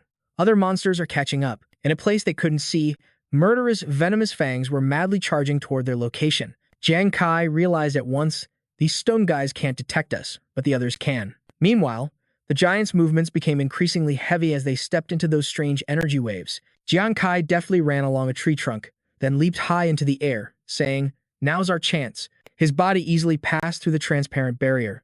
The others all followed Jiang Kai. Ruan Yu landed and looked up at the monsters. Seeing them blocked outside, he exclaimed, the monsters really can't get in.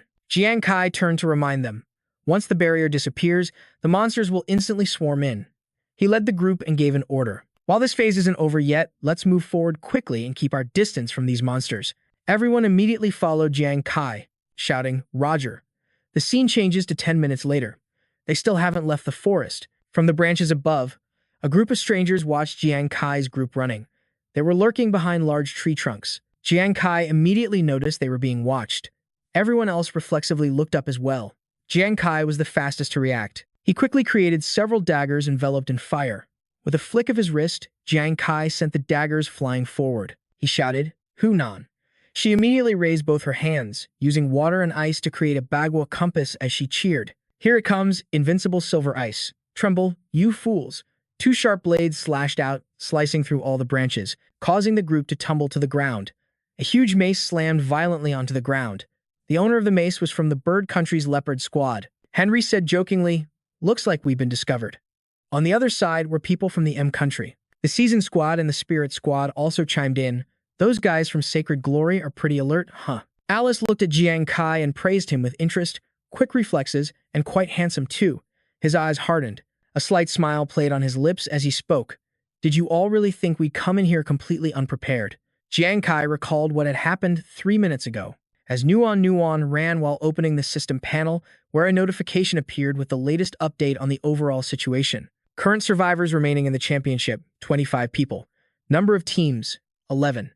Monster invasion progress, 1,400. Commander level monsters, 100. King level monsters. Their range of activity is 298 kilometers from the edge of the competition zone. Yuanzhu couldn't help but exclaim, "There are only 11 teams left already."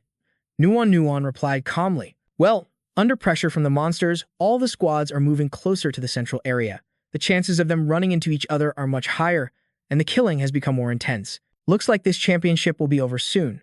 Jiang Kai gritted his teeth and said seriously. Besides the 2 other remaining Sacred Glory squads, among the other 9 teams, there's a chance some of them are from the same country, just like us. They'd be familiar with each other's skills and could coordinate their attacks directly. Everyone fell silent, listening to him. At the same time, we can't rule out the possibility that the remaining squads will form another alliance to ambush our Sacred Glory team. Jiang Kai turned to look at the dense forest ahead and said, "This forest is a natural hiding spot. The enemy is most likely hiding in there. Everyone, stay alert. The moment you notice anything unusual, get into combat formation." Back in the present, people from the End Country, the Flying Bird Squad, the Messenger Squad, and the Holy Knight Squad approached and sneered. "Hey, Alice, now's not the time to be fawning over some guy. Let's deal with these Sacred Glory members first. After this, our 3 nations still have to settle the score." Brother Chen and Brother Jia seemed hesitant, but Brother Jia still spoke up. "It's just as little," Jiang said. "These people, they formed an alliance." Jiang Kai asked in a stern voice. "Are you all here?" He was confused. "That's not right. I definitely sensed a familiar aura just now." Henry rushed forward, swinging his mace, and said with contempt, "Kid, I'm more than enough to smash you into a meat patty all by myself." However, a volley of sharp icicles shot towards him as William shouted, "Jiang Kai is my prey." They pierced Henry's arm before he could react. Seeing his arm severed, his underlings immediately rushed forward. "Boss," they shouted, completely unaware that William was right behind them. He swung his sword in a wide arc, cutting down all 3 of the underlings. Watching them fall at his feet, William said cheerfully, "How fortunate. That's one less group of opponents to deal with." Suddenly, another voice rang out. "Jiang Kai, didn't expect to see you here, did you?" The one approaching was Visa's, his tone filled with contempt. "In the end, you're just like the rest of that worthless Sacred Glory squad. None of you can escape from the palm of my hand." Jiang Kai's entire group fixed their gaze on Visa's, but only Jiang Kai spoke. "So, you're not dead after all." Then, Jiang Kai glanced at Willis, who was smirking behind Visa's. He thought to himself, confused, these 2 don't look like they're from the Y country, especially that blonde guy. There's something unusually eye-catching about him. Hunan took a combat stance, questioning them in a harsh tone. "Was it you who killed Brother Lu's group? I will avenge Brother Lu today." Ruan Yu and Yuan Zhu shouted in unison. "That's right." Visa's lunged forward, thrusting his weapon as he sneered, "Too bad you don't even have the right to kneel and beg me for mercy. It's something you don't have." Jiang Kai quickly leaped into the air, unleashing 3 blade attacks and shouting, "Don't get too arrogant. I'll take your life on behalf of Brother Lu." William immediately slammed his sword into the ground, creating a deep fissure, and shouted his command, "Sacred Glory has the most members. Let's use this opportunity to wipe out their squad first." Not to be outdone, Alice used her spell, Holy Scripture of Repentance. She created a brilliant stream of magic and snorted, "Did you really need to tell me that?" Jiang Kai's group froze on the spot, in the face of a light purple mist spreading around them. Yuan Zhu, Ruan Yu, Nuan, Hunan, Brother Xia, and Brother Chen all stopped abruptly. No one moved. Startled, Jiang Kai turned to look at the sphere of energy trapping them. William seized the opportunity, charging forward with his allies and ordering, "Wipe them out." Jiang Kai gritted his teeth, thinking in fury, "This is bad. Yuan Zhu's group has been hit by a mind control spell.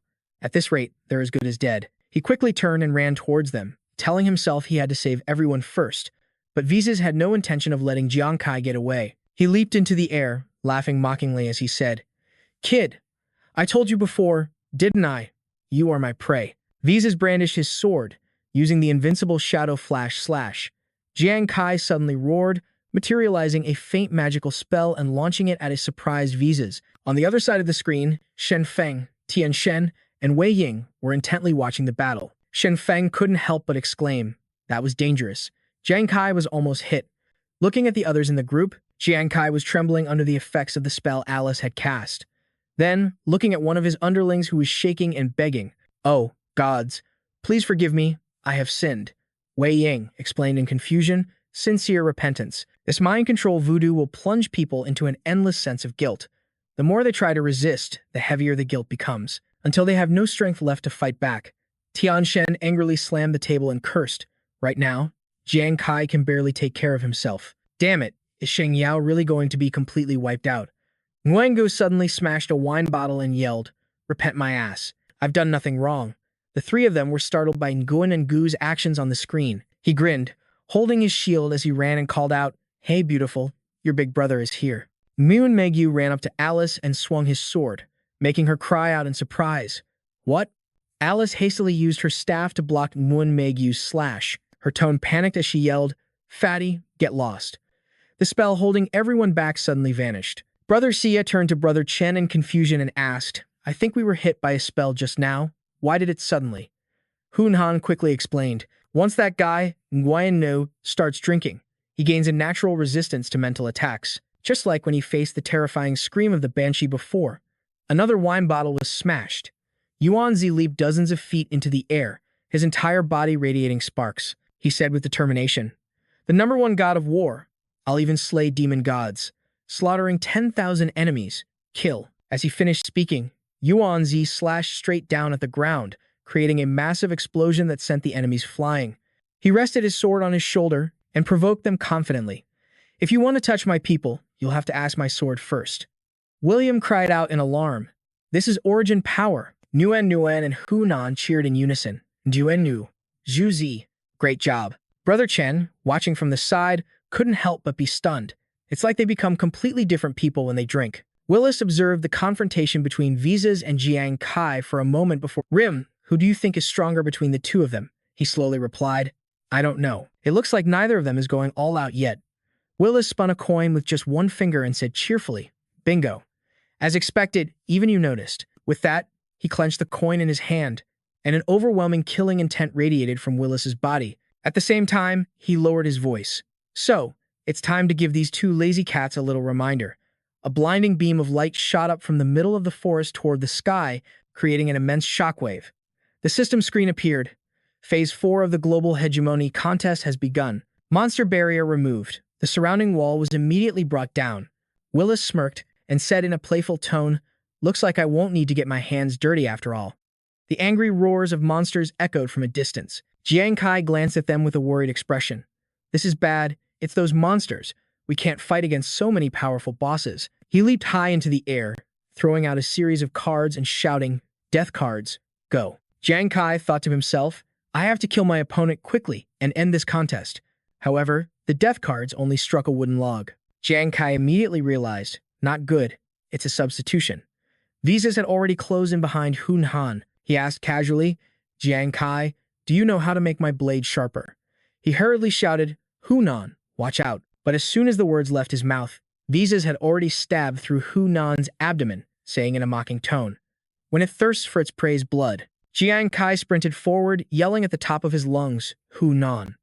The ground suddenly buckled and cracked open. A swarm of level 70 commander-grade poison fang centipedes burst out from the fissures in the earth. Jiang Kai glanced back at them, clicking his tongue in frustration. So these bastards have already made it here. Over by Visas, his eyes suddenly widened in shock. Despite being stabbed, Hunhan slowly turned to face Visas. She grabbed his hand tightly and asked in a low growl, "Trying to run?" Hunan created a layer of ice that froze Visas' hand and said with a tremor in her voice, "It's time for the hunter and prey to switch roles." Visas' face turned pale as he mumbled to himself, "I can't believe this girl." Hunan didn't hesitate, mustering all of her strength to shout, Nuan, do it now." Following the command, she charged forward, throwing several poison vials at Visas and saying, "I've waited long enough for this." He immediately used his shadow, escape, blood wings, forming a pair of blood-red wings on his back, and scoffed contemptuously. "In the end, you're not combat classes. You're still too weak." The glass vials containing the poison smashed directly onto the ground, shattering into pieces. Visas easily broke the layer of ice Hunan had created. Much to her surprise, the blade was violently pulled out, causing Hunan to scream in pain. Visas said nonchalantly, "Consider yourselves lucky. If it weren't for the lack of time, I wouldn't have let you two die so easily." Nuan saw her collapse to the ground and rushed over, calling out Hunan. Visas had, at some point, appeared behind Nuan. He joked, "Little girl, you should worry about yourself first." Invincible shadow slash. The sharp blade was already pressed against Nuan's head, But from a distance, Jiang Kai yelled, "Arena card," and threw a golden card that pierced through the horde of monsters. Visas gritted his teeth as he watched it fly straight towards him. A huge explosion erupted, with heat and smoke billowing out into a massive sphere. The system screen quickly displayed a notification. Detected user forcibly binding a designated target to enter arena mode with you. Confirm, Jiang Kai answered without hesitation. Confirm. This guy is too dangerous. I have to deal with him myself. Visas looked bewildered as his body suddenly stopped moving. The space around Jiang Kai also seemed to freeze in place. Nuan was busy healing Hu Yan. She cried out, "Hu Yan, don't move. Let me heal you." Her face was pale from blood loss, her voice trembling. Nuan, save your strength. Your benevolent heart skill might be our last trump card." Tears welled up in Nuan's eyes as she immediately refused. No. Hu Yan raised a trembling hand to touch hers and advised, "Don't cry.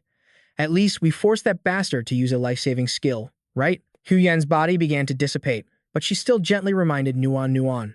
"Remember to help Captain Kai. We have to win." She hugged her body and cried out, "Hu Yan." Seizing the opportunity, the men from Country M charged forward on command. "That healer is the weakest. Kill her." Sparks flew from Yuan Zhu's body as he leaped into the air. He said sternly, "A friend of this god of war is not for trash like you to touch." With that, Yuan Zhu slashed down at the ground, creating an explosion so powerful it sent the men flying. William charged from behind with his sword, cursing angrily, "You brat. Leaving your back exposed to the enemy is the most foolish decision you could make." Phantom poison stab. Yuan Zhu simply turned slightly and dodged his stab, because the system had just announced an increase in agility. The scene shifts to Jiang Kai and Visas.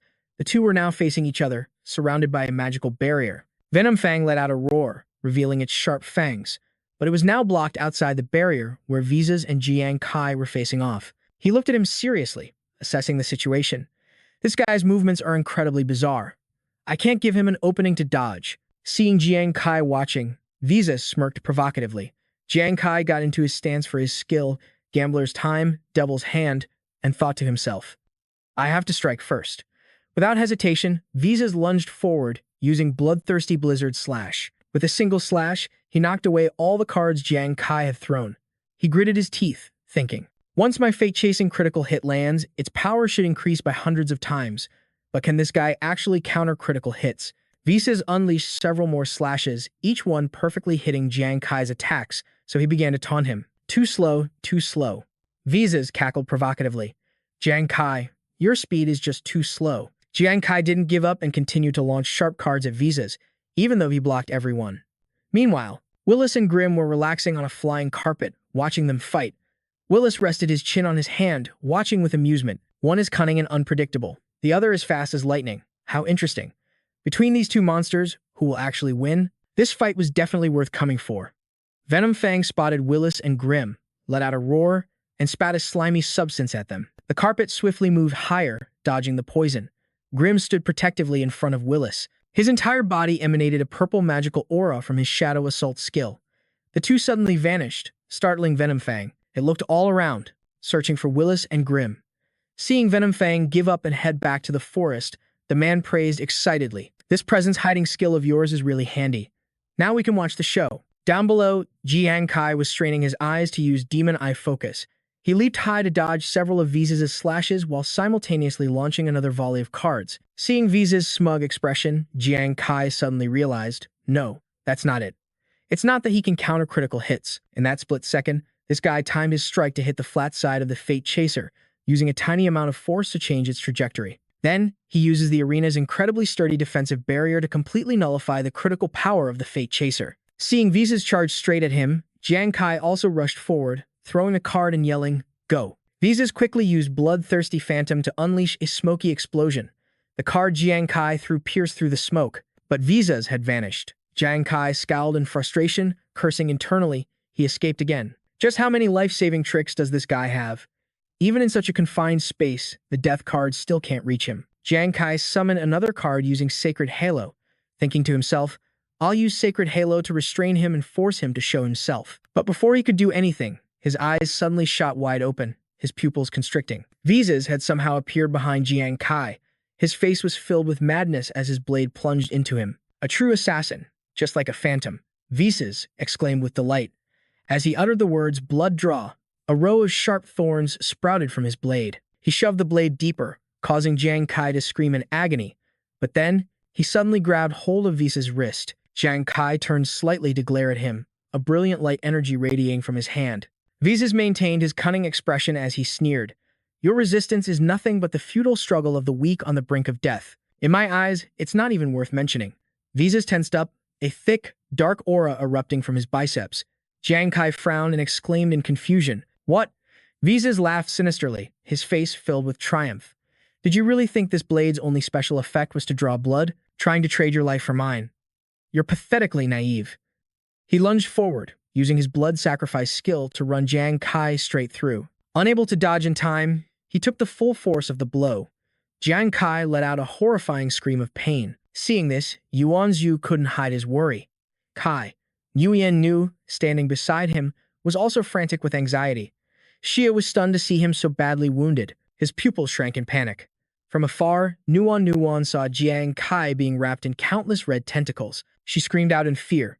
As if pinpointing her location from the sound, a giant monster suddenly erupted from the ground, lunging to attack her. Seeing the monster about to strike Nuan, Chen, and Xia quickly rushed in, covering each other to take it down. Watch out! Losing control in a fit of rage, Yuan Zhu charged forward to retaliate. You damn bastard! Unforgivable. Seeing Yuan Zhu's opening, William and his lackeys immediately moved in to attack, a perfect chance. Seeing the dire situation, Nguyen Ngu also tried to rush in and help, but unfortunately, she was unsuccessful. Before she could even move, an opponent kicked the sword right out of her hand. A coward like you wants to be a hero? Alice and her cronies quickly joined the fight. A triumphant, wide grin spread across her face. If you don't know your place, you'll end up dead. Meanwhile, he wasn't faring any better. He was lifted into the air by Visa's blood sacrifice and then slammed violently into the ground. That single attack nearly cost Jiang Kai half his life. Visas withdrew his sword, a victorious smirk playing on his lips. As the dust settled, he could be seen covered from head to toe in blood. Jiang Kai lay motionless on the ground. Outside the barrier, Nuan was beside herself with worry.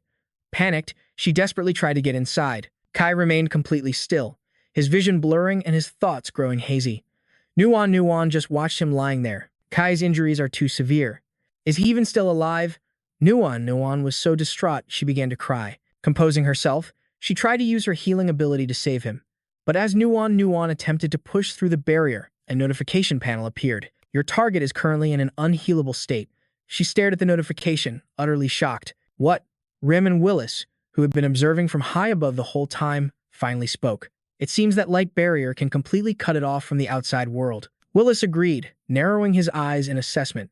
He's on the brink of death, yet he can't be healed. It seems Visas is the stronger one, after all. Willis recalled his last meeting with Jiang Kai, remembering the kid's arrogant expression. Next time you see someone from St. Glory, remember to kneel and take a detour.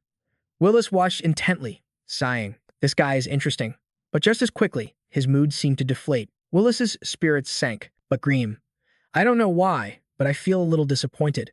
Meanwhile, in a military strategy room, Tian Shen and two others were observing the battle. Wei Ying was the first to speak.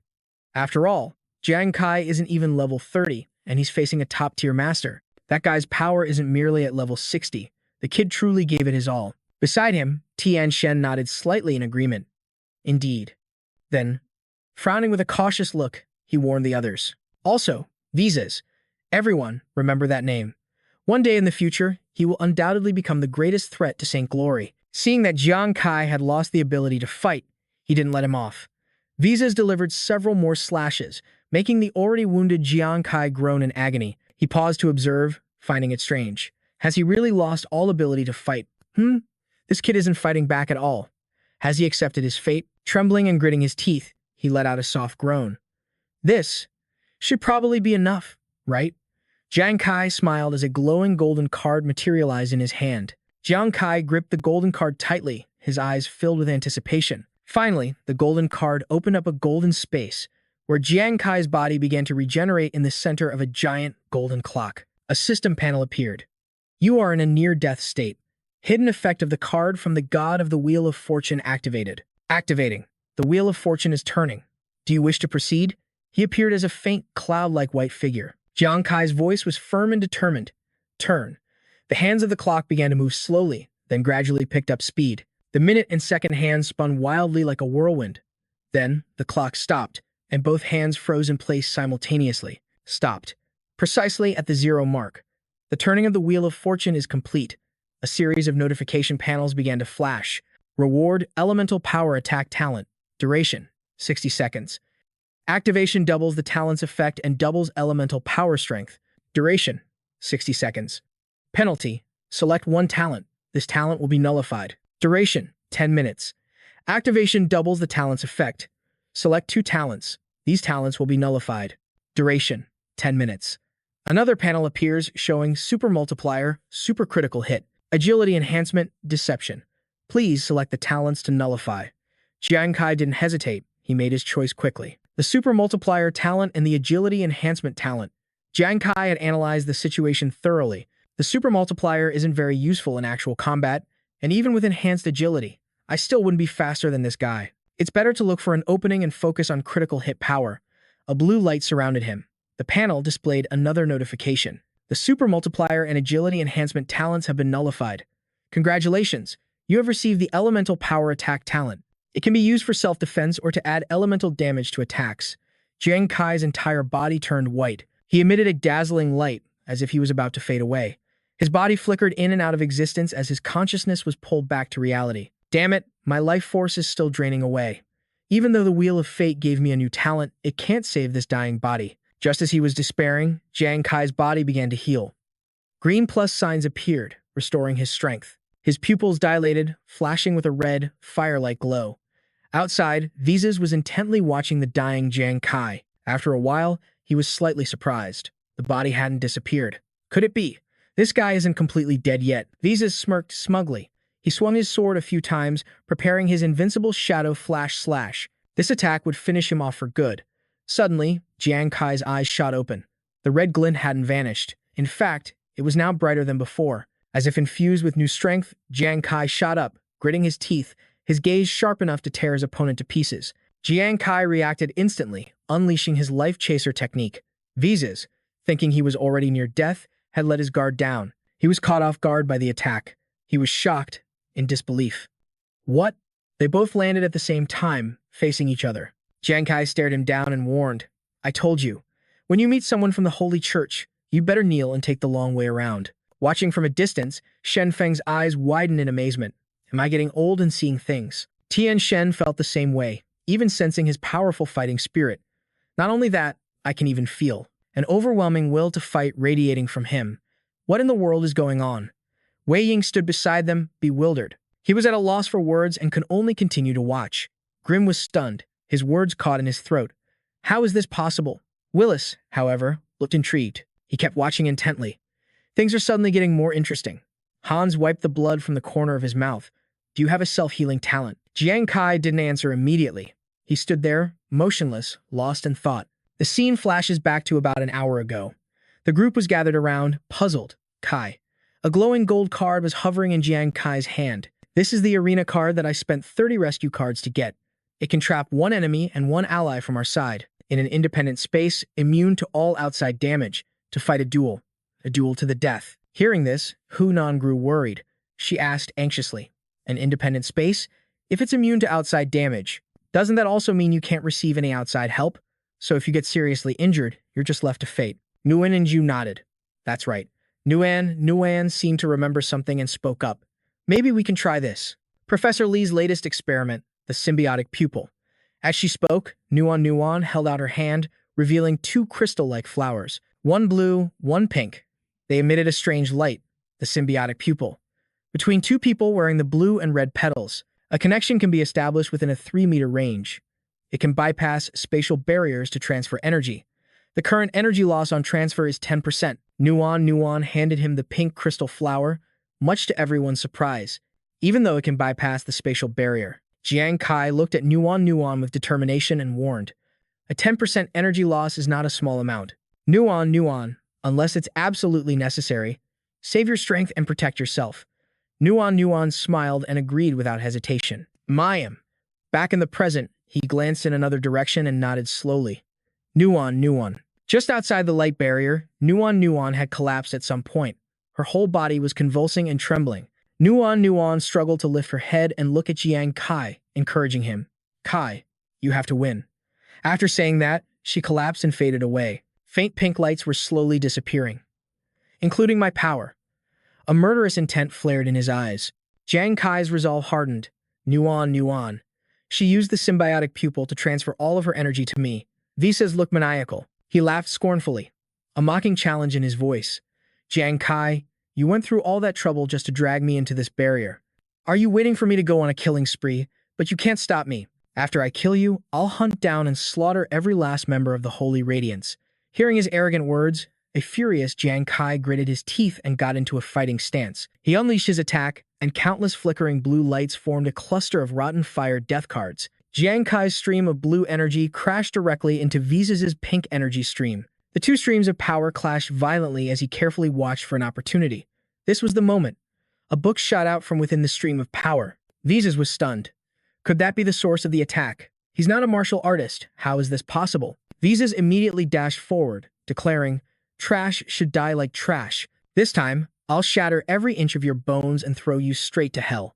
Before long, the distance between Visa's and Jiang Kai narrowed. He raised his blade and unleashed a blood-wind storm slash. Jiang Kai watched his opponent coldly. Your draw speed is too slow. Suddenly, the ground beneath Visa's feet cracked and sank. Panic flared in his heart. No. This is impossible. This can't be. Are you kidding me? Jiang Kai let out a mocking laugh. Now do you see who the real trash is? A treasure materialized, striking his waist with scorching firepower. Visa's groaned in pain. He couldn't accept the truth, his eyes turning bloodshot. To think I've lost. Facing an opponent as powerful as Jiang Kai, Visa's had no choice but to accept his fate. Struck by several slashes, his body fell to the ground with a thud, splattering fresh blood everywhere. At that moment, the barrier outside began to shatter. Visa's figure gradually faded away. Jiang Kai silently watched the scene unfold before his eyes. Jiang Kai felt a wave of relief wash over him. The monsters in the area finally stood motionless in a corner. Nearby, the corpses of Visa's and his men lay strewn across the ground. Soldiers were trying to thrust their swords into Chen's chest. He screamed in pain, How dare you destroy my holy radiance? Chen's body erupted with power, sending the soldiers flying backward. If you want to get past me, you'll have to step over my dead body. He thrust his sword down at them, fully determined to take them all down with him. In this moment, I am invincible. Just then, the figures of Chen and Xia began to fade away. Meanwhile, Yuan Zhu charged forward, gripping his flaming sword tightly. The two of them left a message. We're leaving the rest to you. The sword plunged deep into his opponent's shoulder, pinning him to a tree. He spoke. Take a good look, you son of a bitch. This is what happens when you anger the world's #1 god of war. His opponent could do nothing but grit his teeth in agony. William dug his hand into Yuan Zhu's stomach, intending to take him down with him. You're not making it out of this alive either, you bastard. Meanwhile, Alice's situation wasn't looking good, as a ferocious monster charged toward her, causing the ground to crack. After the thick smoke from the destruction finally cleared, her entire body was revealed to be covered in countless injuries, both large and small. Yuan Zhu struggled to stay on his feet after the shockwave. His eyes lit up when he saw her, bruised as she was. But even the bruises couldn't hide Alice's stunning figure. This chick is feisty, he thought. How exciting. I like it. Just then, a pack of ravenous beasts charged at them. She screamed in terror. Damn it, it's a beast tide. Watching from his carpet above, Willis taunted them. It seems my adorable little pets are absolutely starving. Jiang Kai lay motionless on the ground. Meanwhile, Yuan Zhu and William were locked in a life-or-death battle. Yuan Zhu had his sword stabbed into William, while William had his hand thrust deep into the wound in Yuan Zhu's abdomen. Yuan Zhu bit his lip, his body trembling uncontrollably. A pained groan escaped his lips.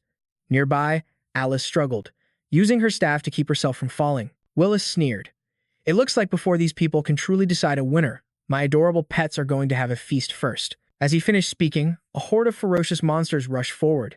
Seeing the dire situation, the hand William had plunged into Yuan Zhu's abdomen suddenly began to glow. Yuan Zhu cried out in horror. William had gone berserk. He roared, The beast tide is here. Let's go to hell together, you bastard. Just then, a flaming throwing knife shot through the air. It pierced William directly, saving Yuan Zhu from certain death in the nick of time. William's agonizing scream echoed through the air. Everyone turned to see Jiang Kai, panting heavily, his hands still raised from the throw. It's over, he said. At the same time, the horde of monsters in the distance suddenly turned and fled. Seeing this, the other monsters also turned to look. Not knowing what was happening, the entire swarm of giant monsters retreated in unison. Everyone wondered in a daze. The beast tide is retreating. Suddenly, a beam of light shot down from the sky, accompanied by a system announcement. The top 3 teams in this global hegemony contest have now been determined. All survivors will have their physical strength fully restored.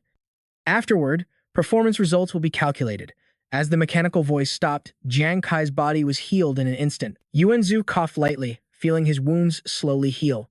Nguyenzu staggered as he hugged the monster's tail, laughing foolishly. Hey, beautiful. This texture. This springiness. Although Alice had been healed, she jumped back in fright. Jiang Kai looked at the throwing knives in his hand, overjoyed. His strength, it had all returned. Just then, Nguyen No also regained consciousness. His eyes met the hateful gaze of the monster. Nguyengu screamed in terror.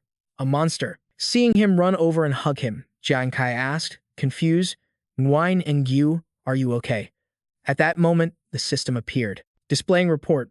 Commencing tally of surviving team members and number of rescue tags. Rankings for the surviving squads will now be announced. First is Alice, who received 1 golden key. The noble squad from country N has 1 member remaining. With 38 rescue tags, they rank 3rd, receiving 1 key to the lost land.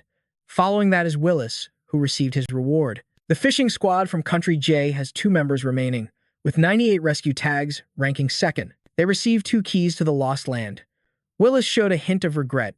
We only got 2nd place. He raised the key and spoke to the person behind him in a sorrowful tone. Greem, I tried so hard and still lost.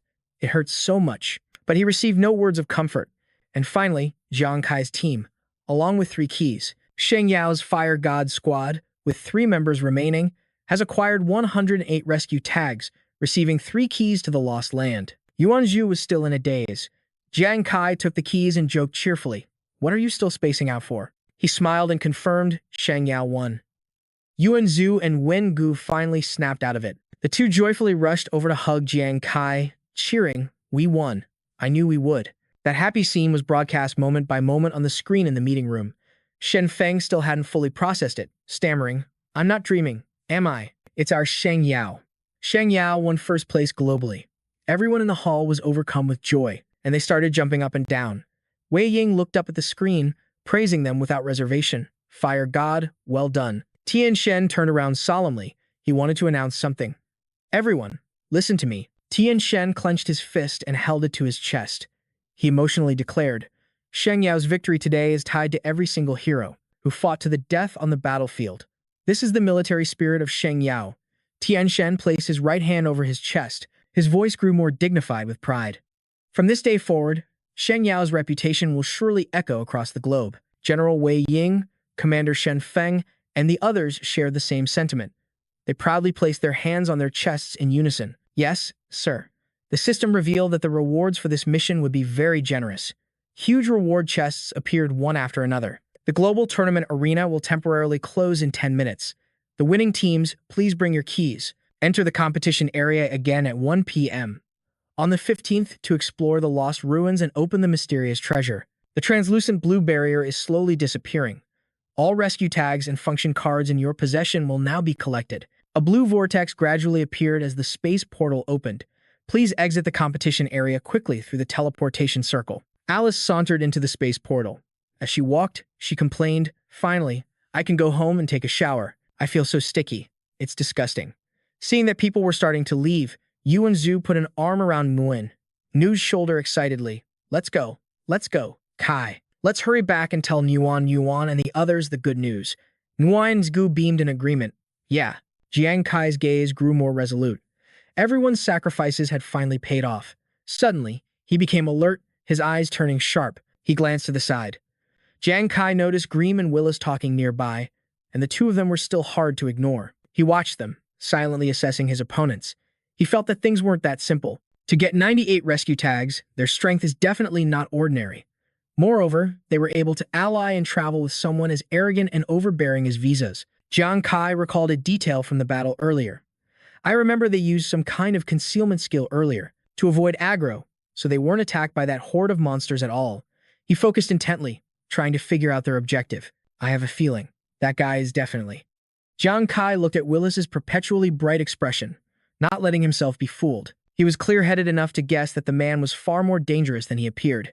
Suddenly, Willis looked over to where Jiang Kai was standing, startling him. Humph. He couldn't help but be surprised. He's looking at me, too. Willis slowly walked step by step towards Jiang Kai. His purpose was unclear. Willis stopped and smiled, extending a hand to greet him. Hello, Jiang Kai. My name is Willis. I've heard a lot about you. Jiang Kai's expression remained unchanged. He didn't dare to let his guard down. You know my name. Willis smiled warmly, trying to ease the atmosphere. Don't be so tense, my friend. Your potential exceeds my imagination. Your performance today was spectacular. However, I'm also very curious about your class. Jiang Kai showed him no courtesy, immediately turning to leave. If my memory serves me right, you and Visas are with the same group. I don't think we're friends. Lord Nguyen Yu. Let's go. You wanted nothing to do with this guy, so you immediately put up a boundary.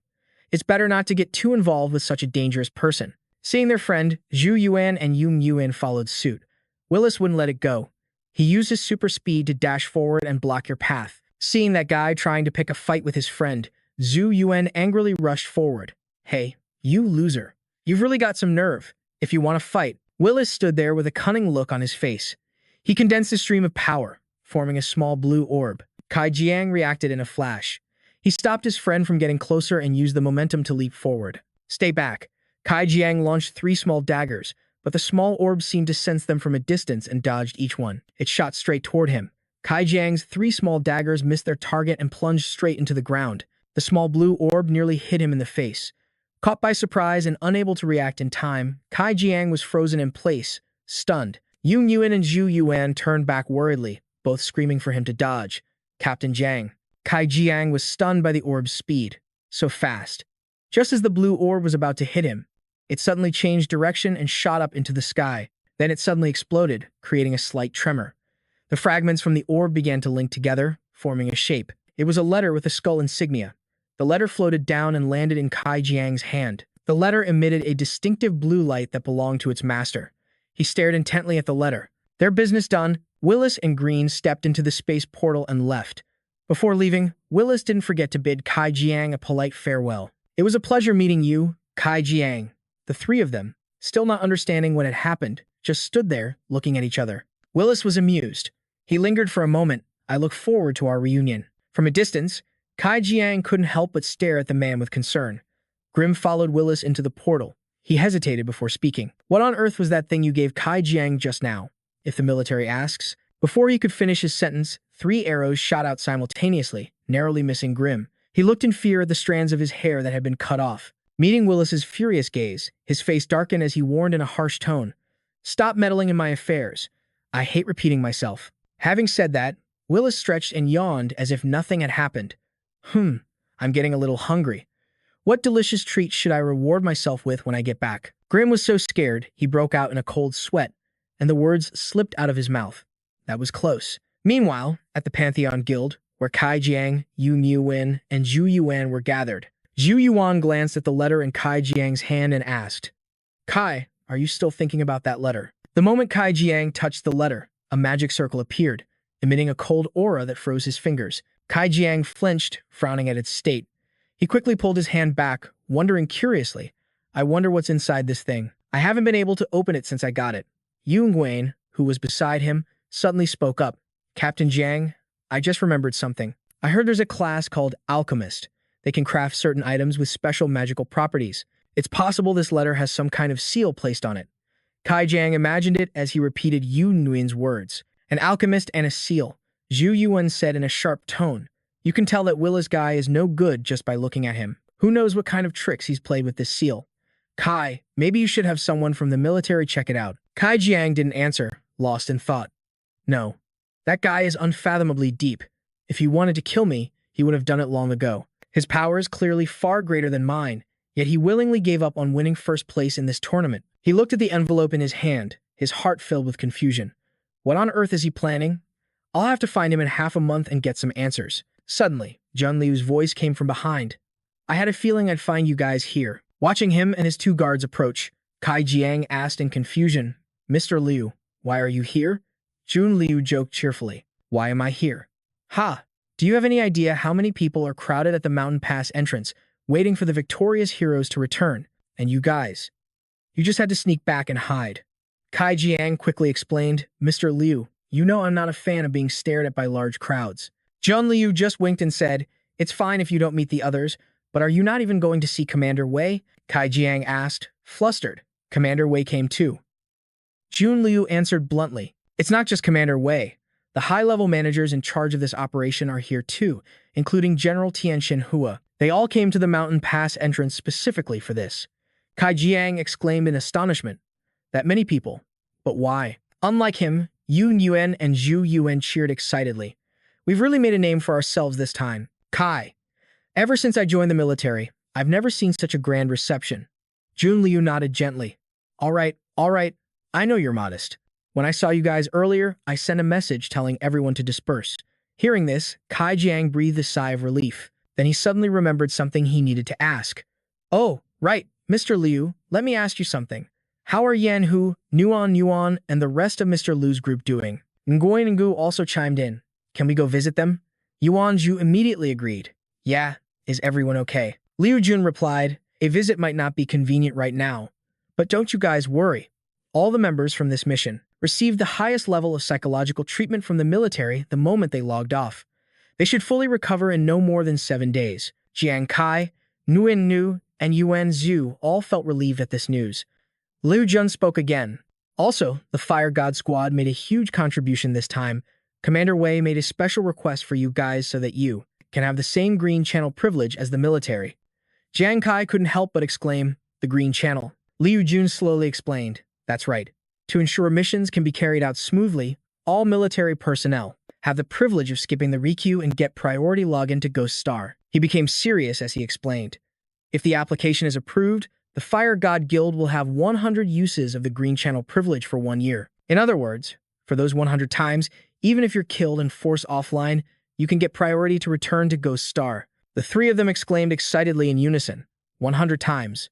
Wen and Zhu cheered. Then this time, Hu Yan can return with Nuan right away. Yuan Zhu threw his arm around Jiang Kai's shoulder and said, Kai, our Fire God Squad will be reunited soon. Liu Jun spoke up once more. Oh, right. Jiang Kai, there's one more thing. I think I should tell you about it first. Liu Jun looked at Jiang Kai with a steady gaze as he spoke about a matter concerning the Black Tortoise Guild. Jiang Kai's expression tensed as he asked in a low voice, What? Have those bastards from the royal family been harassing my big brother and brother Z again? Liu Jun quickly explained, Don't worry. Ever since you took down their people in the Guild Challenge tournament, the royal family has backed off a lot. He recalled the image of Huang Wei huddled in a corner, muttering kill them all, and continued, I heard that after you killed Huang Wei last time, he's been acting insane ever since. Then Liu Jun remembered the scene of Huang Da hiding under a blanket and screaming, No, don't come here. I don't want to go online, he went on. Huang Da is still trapped in the trauma of being tormented and killed by you. He has a complete breakdown whenever he hears your name. Then Liu Jun mentioned Huang Tong. Today, when Huang Tong heard that you won the championship, he got so angry that he coughed up blood on the spot and fainted. His men saw him and yelled, Guild Master. Liu Jun continued, So as not to affect the entire guild's operations, the Black Tortoise Guild has appointed new personnel. Huang Tong's position as Guild Master has been taken over by someone new. He introduced her. Her name is Ishishi. She's a strong woman, not very old, but she acts decisively and with a heavy hand. She has 4 capable generals behind her, all of them top-tier experts known as the 4 Seasons Flowers. Ordinary people don't dare to cross them. At this point, Liu Jun gave a serious warning. You have to be careful of this. Shishi woman. Hearing this, Jiang Kai was confused. Is Liu Jun warning me? He walked over and clapped him on the shoulder encouragingly. After all, Shishi is a distant relative of the royal family. She might be prejudiced against you, but I hope my worries are for nothing. Yuan Zhu grinned and said confidently, I don't care if her surname is Huang or He. If she wants to bully Kai, she'll have to get through me. Yuan Zhu first. Nguyen Zhu added, Me too. Jiang Kai turned to look at the two of them and said firmly, Hey, you two. I'm the captain of Fire God. After all, the ones who should be having nightmares are the troublemakers. The scene changes to 7 days after the meeting with Liu Jun. Jiang Kai's group is fighting monsters. Elite-grade vampire water buffaloes, level 45, and a warlord-grade vampire water buffalo monster, level 65. A horde of ferocious water buffaloes burst from the ground. Nguyen Zhu ran towards them with his shield, spouting cheesy lines. "Oh, babies, your skin is so soft. Let your king Guan go here bathe with you in a pool of love." A flash of lightning shot out, swiftly cutting through the massive water buffaloes. The one who created that flash of lightning was none other than Jiang Kai, his body sparking with electricity. As the water buffaloes fell, the system screen appeared. You have successfully killed 20 elite-grade vampire water buffaloes. However, several other monsters were unaffected. They were still charging toward him. The largest water buffalo had a terrifying expression with sharp teeth. As it ran, the others roared and followed. Jiang Kai smiled faintly and said, "The warm-up is over." He crouched and leaped powerfully off the ground. Jiang Kai spun in midair, threw a card, and shouted, "Death card, decaying fire." The card pierced through the bellies of the water buffaloes one by one. The system screen displayed consecutive notifications. You have successfully killed 3 Warlord-grade vampire water buffalo. You have successfully killed 35 elite-grade vampire water buffaloes. As Jiang Kai landed, another notification popped up. You have successfully killed 40 elite-grade vampire water buffaloes. Congratulations. You have leveled up to level 31. He looked at his hands, surprised. I've already reached level 31 in less than 7 days, but it didn't feel any different. Jiang Kai looked up, startled. As the AI brain appeared before his eyes, the system screen announced, "You have successfully leveled up to level 31, activating the talent Super Multiplier." Below are your current basic attributes. The screen flickered continuously. Strength 280, Constitution 284, Agility 552, Spirit 442, Talent activated, Agility enhancement. Your agility increases by 40%. Jiang Kai's gaze fixed on his stats. Strength 280, Constitution 284, Agility 772, Spirit 442. He thought excitedly. It finally activated. The Super Multiplier. He looked at the description that appeared on the screen. Weak Constitution. Any damage taken will have more severe consequences, and you will endure double the pain. He muttered to himself. After the last talent upgrade, the probability of the Super Multiplier increased to 3%. It might not seem like much of a change, but going from a 1 in 100 chance to a 1 in 33 chance, that's a pretty significant increase. Seeing his strength at 280, Jiang Kai cheered inwardly. Even his weakest stat was now close to 300 points, much higher than many level 40 fighters. Then he saw his agility was 772, and he grew even more excited inside. Over 700 points in agility. For a typical level 40 elite class, reaching 450 agility points, even with equipment, was already incredibly rare. Jiang Kai moved his hands slightly and marveled to himself. With this stat alone, I've probably reached a level equal to the sum of all 4 stats of others at my level.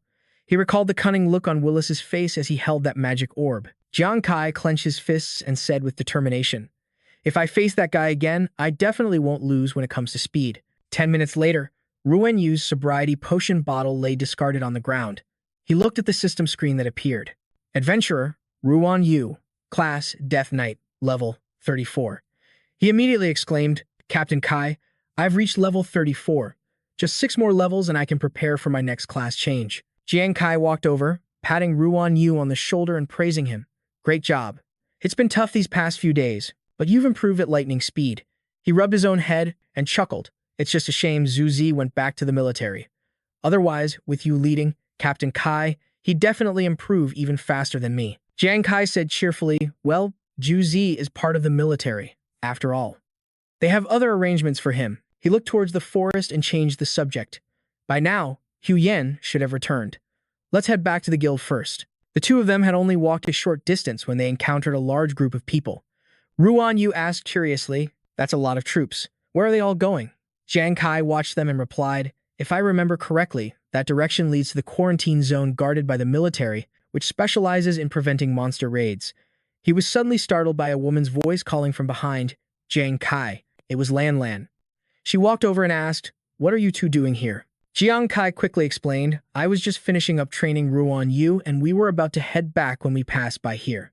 He looked at the armed troops and asked, "Did something important happen for the military to suddenly dispatch so many people to the quarantine zone?" Lan Lan explained without hesitation. "In 2 months, the military is preparing to team up with the major guilds to hunt the world boss over at Zhuolu Ridge." Both Jiang Kai and Ruan Yu exclaimed in unison, "Hunt a world boss." Lan Lan explained seriously, "A world boss not only crushes a king-level boss in terms of rank, but the most terrifying thing is that every time they launch an attack, they trigger a beast tide, attracting countless monsters to viciously attack the quarantine zone. Jiang Kai repeated hesitantly, "Countless monsters." He felt a bit of fear in his heart. The merman boss on Yongdong Island was only king level, but it nearly wiped out an army of 200,000. Lan Lan looked down at her watch and said, "That's right, and the stronger the boss, the larger the scale of the beast tide." According to government data, the scale of the most recent beast tide reached the millions. Jiang Kai and Ruan Yu exclaimed once again, "Doesn't that mean it'll be incredibly dangerous?" Lan Lan explained with a grave expression. "In order to open up new territory and secure survival resources, the quarantine zone cannot be allowed to fall. That's why we plan to deploy a minimum of 5 million troops to fight this beast tide. Even if it's dangerous, we have to fight." Hearing her say that, Jiang Kai could only remain silent. The scene changes to the psychological treatment center. As soon as Hu Yan saw Jiang Kai and Ruan Yu arrive, she cheered. "You two are finally back." She quickly ran over to hug them, still shouting, "I miss you guys so much." Jiang Kai held Hu Yan by the shoulders and asked with concern, "It must have been suffocating in the treatment center, huh?" She immediately started complaining, "You have no idea. Actually, Nuan and I recovered a long time ago, but the military said we had to be observed for a few more days. If we hadn't been rewatching videos of the global championship to pass the time, Hu Yan's expression suddenly turned serious as she said, "Speaking of which, Captain Kai, you looked so damn cool when you dealt with that Visa guy. It was like you got revenge for me." But Jiang Kai simply replied humbly, "My victory against Visa was only possible thanks to the contributions from you and Nuan model. It's a relief that you're both safe now." Suddenly, Jiang Kai's inbox popped up with 36 unread messages. He opened it and explained they were applications to join the guild. Seeing the long list of emails, New gasped in excitement. "I can't believe so many people want to join our guild." Jiang Kai replied, frowning as he scanned the messages. "Actually, people have been applying ever since we won the guild challenge competition, but none of them were a good fit." His eyes suddenly stopped on one. "This one." Jiang Kai said hesitantly. The information on the screen read, "Adventurer Shen Yi, class ascetic, level 32.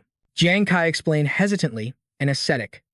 I remember the owner of the pharmacy who sold us the green water ghost formula mentioned one. The person who discovered that formula was an ascetic." Muing Zhu said with admiration, "Ascetics have to venture deep into the wastelands. They train under harsh conditions, which allows them to discover hidden realms. Their chances of triggering quests are the highest among all classes." Hu Yan chimed in, speculating, "Captain Kai, maybe this guy can provide us with a lot of dungeon intel down the line. Should we keep him?" A smirk appeared on Jiang Kai's face as he made a firm decision. "Let's meet him first, then we'll see." The scene shifts to the next day in the Crimson Moon Forest, where Shen Yi is meditating under a waterfall, the water crashing down on him. He was startled by someone calling his name, Shen Yi. The people standing before him were Jiang Kai and Hu Yan. Nuan Zhu was waving cheerfully. The roar of the waterfall was deafening. As Shen Yi stepped onto dry land, he said, "Guildmaster Jiang, you all got here faster than I expected." Jiang Kai didn't beat around the bush. "I don't like to waste time, so I'll get straight to the point. You can join the Fire God Guild, but you have to prove your sincerity and your worth. For example, by providing us with intel on a dungeon of some kind." Shen Yi listened silently as he spoke. Finally, he replied, "No problem, but I have a condition of my own. First, help me reach level 40. Hu Yan frowned in annoyance. "I've never met anyone like you. You're the one asking to join our guild, and you're making demands?" Shen Yi retorted bluntly, "This goes both ways. I'm willing to join you, but I can also choose not to, right?" If you think that's too much to ask, before he could finish, Jiang Kai cut him off. "Just level 40? Shen Yi smirked. "Big words. Reaching level 40 takes at least a year." The corner of Jiang Kai's mouth lifted into a slight smile as he replied softly, "A year? Give me 5 days. Maybe even less." The scene changes to 3 days later, still in the Crimson Moon Forest. A water buffalo let out a roar of agony from a deep wound. As it collapsed at Shen Yi's feet, a system notification popped up. "Congratulations, you have reached level 40. Unable to contain his excitement, he shouted, "Level 40. I actually made it to level 40. Jiang Kai, standing beside him, offered his congratulations. "Well done. Now you just need to find the materials for your next class advancement." Shen Yi replied excitedly, "Gods, this is incredible. I've gone up 8 levels in only 3 days. I've gained more experience in these past 3 days than I did in a whole year of grinding." Hu Yan ran up, feigning a scolding tone. "So, now you see how incredible he is, huh? I bet you won't underestimate Captain Kai again." Niu Minggu, running up as well, chimed in. "That's right. I'm not just bragging, our Captain Kai is seriously incredible. Shen Yi faced Jiang Kai and said with complete seriousness, "Guild Master, you have my absolute respect. I agree to give the guild the intelligence I have." Jiang Kai raised an eyebrow. "Oh?" Shen Yi began his story slowly. "Do you remember where you all found me? I was training in front of that waterfall. Behind it, there's actually a cave. A mysterious orb of light appears inside it every 6 days." Hearing this, Jiang Kai exclaimed, "A mysterious orb of light?" Hu Yan and Wei Gu were also gaping in astonishment. "That's right," Shen Yi continued. "But the orb is extremely fast. It only appears for about 10 seconds before disappearing. I tried to grab it before, but I was just knocked aside." Jiang Kai asked curiously, "When did the orb last appear?" Shen Yi rubbed his chin, doing the math. 5 days ago. Which means it's set to appear again tomorrow. Hu Yan turned to Jiang Kai. "Captain Kai, that doesn't sound like anything we're familiar with." Jiang Kai crossed his arms, thinking for a moment before replying, "I have a feeling this might be a clue to some kind of special encounter." Finally, Jiang Kai made a decision. "Since we've come across it, let's go check it out ourselves." The other three happily agreed. They headed to the roaring waterfall, and the four of them entered the cave. Shen Yi then explained, "I was living here before. My things are untouched, so it's likely no one else has come here." Hu Yan looked up and around. He couldn't help but exclaim in admiration, "Wow, this cave is a lot bigger than I thought. How did you even find this place to begin with?" Shen Yi rubbed his head and recounted embarrassedly, "I originally just came up here to see if this place was suitable for cultivation. But then I ran into that orb of light. It shattered and the debris nearly knocked me unconscious.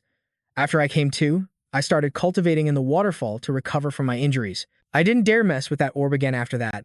Luckily, it wasn't interested in me either, so we pretty much left each other alone." While he was talking, Jiang Kai walked over to the nearby stone wall.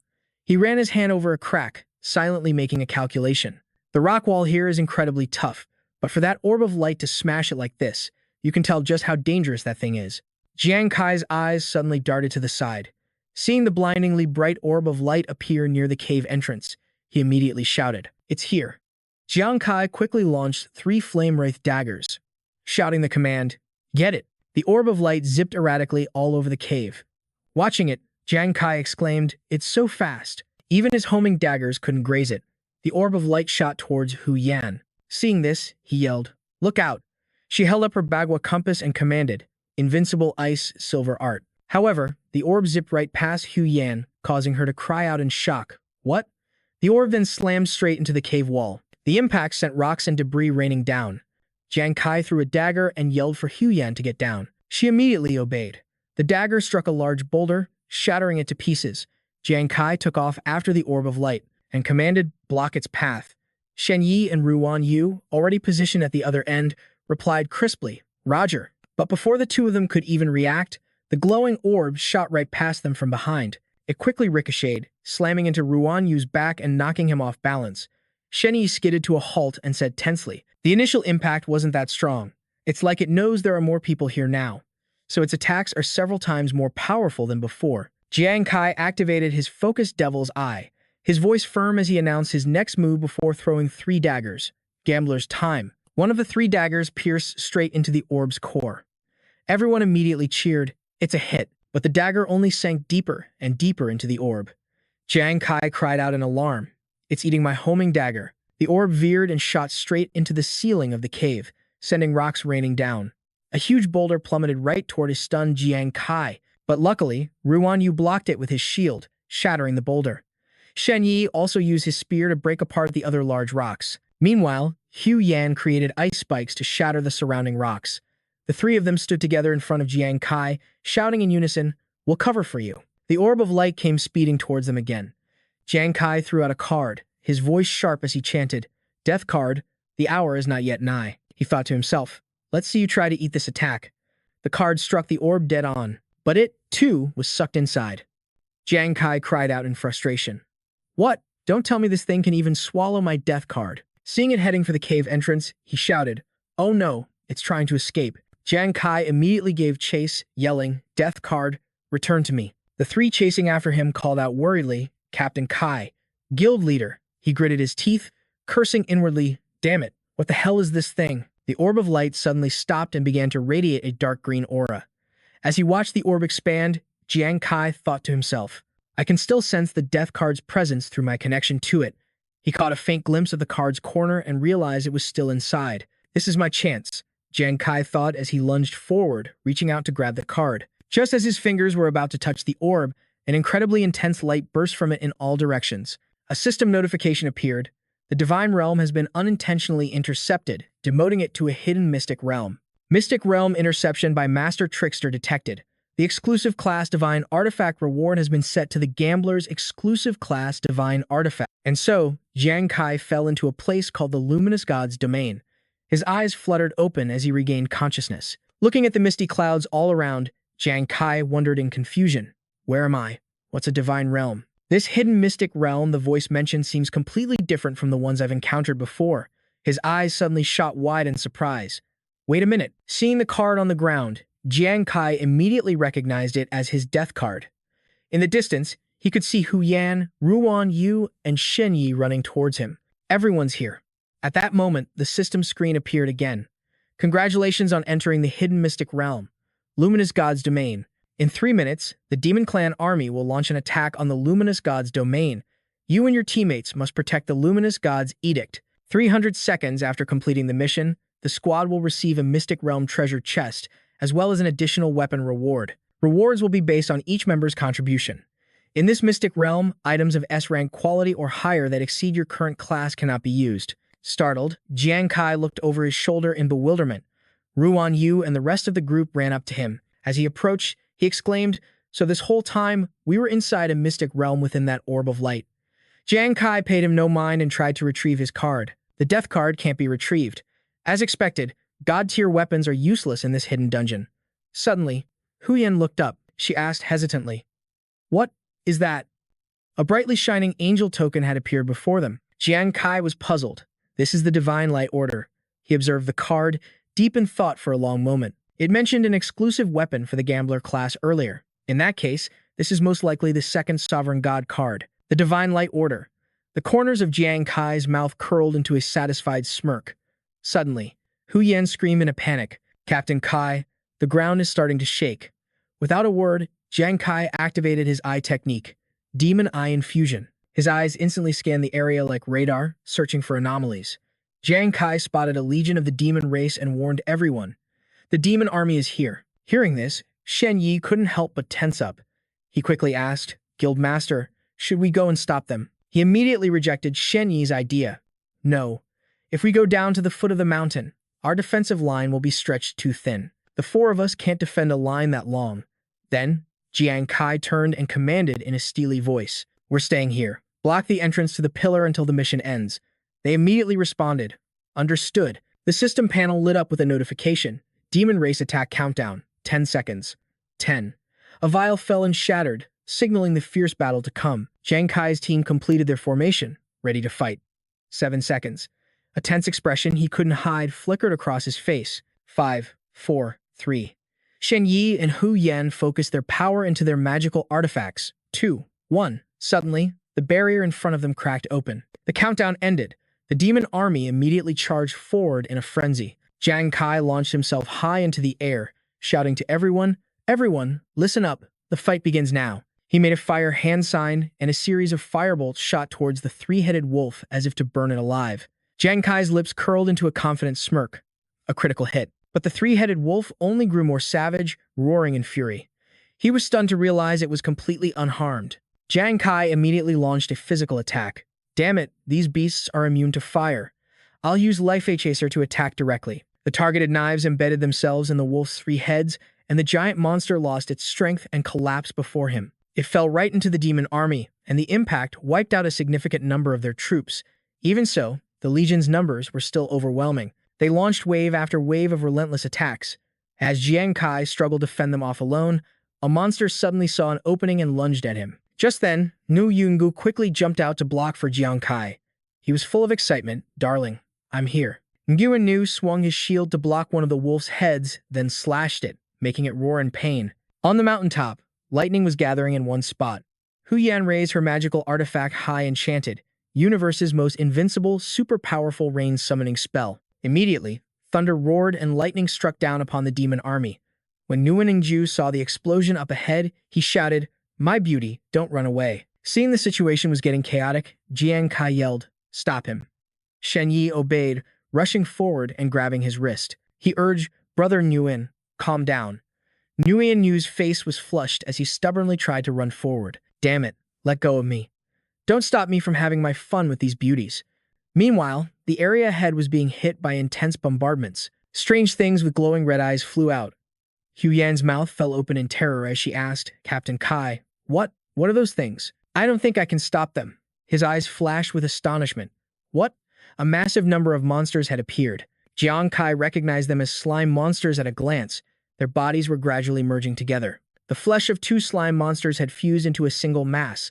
They combined to form a giant boss. The towering boss monster rose from the swamp, escorted by smaller monsters clearing the path ahead. 180 seconds left. First, we break their formation. Someone reported. No good. The reinforcements are arriving too fast. We can't keep up. Jiang Kai urgently activated Deception Doppelganger and went into stealth mode. He ordered Shen Yi to release Nguyen Yu, who immediately complied. Then, the invisible Jiang Kai sprinted forward, running straight through the horde of monsters. Nguyen Yu's singing voice rang out. Oh, my beloved lady. He sang passionately but didn't forget his mission. Let this king bestow upon you a passionate kiss. The monsters in front of Nguyen Yu had no idea what was happening. The swamp monster turned, its red eyes glaring. It sensed danger, a look of bewilderment on its face. At that exact moment, the invisible Jiang Kai struck with his sword. A brilliant, sharp slash flew towards it. The swamp monster's entire body took the full force of the blow. He shouted, Hu Yan, use this chance to break through the opening. She chanted an incantation, gathering lightning. Universe's most invincible, super powerful rain summoning spell. Tremble, you trash. A bright bolt of lightning shot towards the monsters. They scattered in a panic, but just as they were about to reach Hu Yan, waves of power shot through their bodies. Jiang Kai coldly declared, This one strike will send you all to hell. They were now trapped in the middle, surrounded by monsters in the current, their numbers overwhelmingly crushed. 2 minutes later, as the smoke gradually cleared, Jiang Kai struggled to endure the feeling of exhaustion. His strength was nearly depleted. 33 seconds remained. On Yu Mian's side, he was still full of energy, humming a song. What a bunch of hot little beauties, this king approves. Right behind him, a monster was pouncing. Suddenly, a holy aura burst forth like a sphere, enveloping the massive monster. Its entire body was sent flying backward, undergoing purification. It was Jiang Kai who had launched that attack. The monster exploded within that brilliant power. A notification appeared, 10-second countdown. 10. He waited for every second to pass. The 9th second. The 8th second of the countdown, Yuan collapsed to the ground. By the 7th second, Hu Nan had not let her guard down. At the 6th second, the horde of monsters was rushing forward. The 3 of them were right there. The countdown reached the 5th second. Jiang Kai was tense, on the verge of cursing. Damn it, just a little more. Suddenly, the situation changed, leaving him stunned in surprise. Jiang Kai gathered enough strength to lift his blade, indestructible Vajra. The magic weapon scraped with a shower of sparks, rocks, and dirt flying everywhere as the shockwave spread. Shen Yi's technique slammed down, cracking the earth into pieces. The demon army was pushed back by the pressure radiating from the center of the formation. Jiang Kai realized his intention and called out Shen Yi's name in alarm. Hun Han was horrified. She briefly recalled the information about the skill. It was a talent, the ascetic's indestructible Vajra. After activation, it can strengthen the body for defense, granting immunity to all physical and mental damage, but at the same time, the user cannot act. The immunity effect only lasts for 3 seconds. This is bad. Shen Yi couldn't hold on any longer. Shen Yi struggled to withstand the backlash from the skill. Jiang Kai understood. This was the moment. He decisively unleashed the finishing blow, Soul Pursuit, kill for me. A beam of light tore through the demon front line, sending the whole horde of monsters flying in a violent flash. At that exact moment, the countdown timer turned red and hit 0. A command tablet gradually appeared in midair, glowing so brightly it seemed to engulf the entire space. Jiang Kai's eyes immediately lit up, pure joy evident on his face. This is the Order of Divine Light. The light from it touched the mountain peak, opening up a halo that spread throughout the area. The monsters of the demon tribe vanished along with the halo. Hun Han cried out in joy.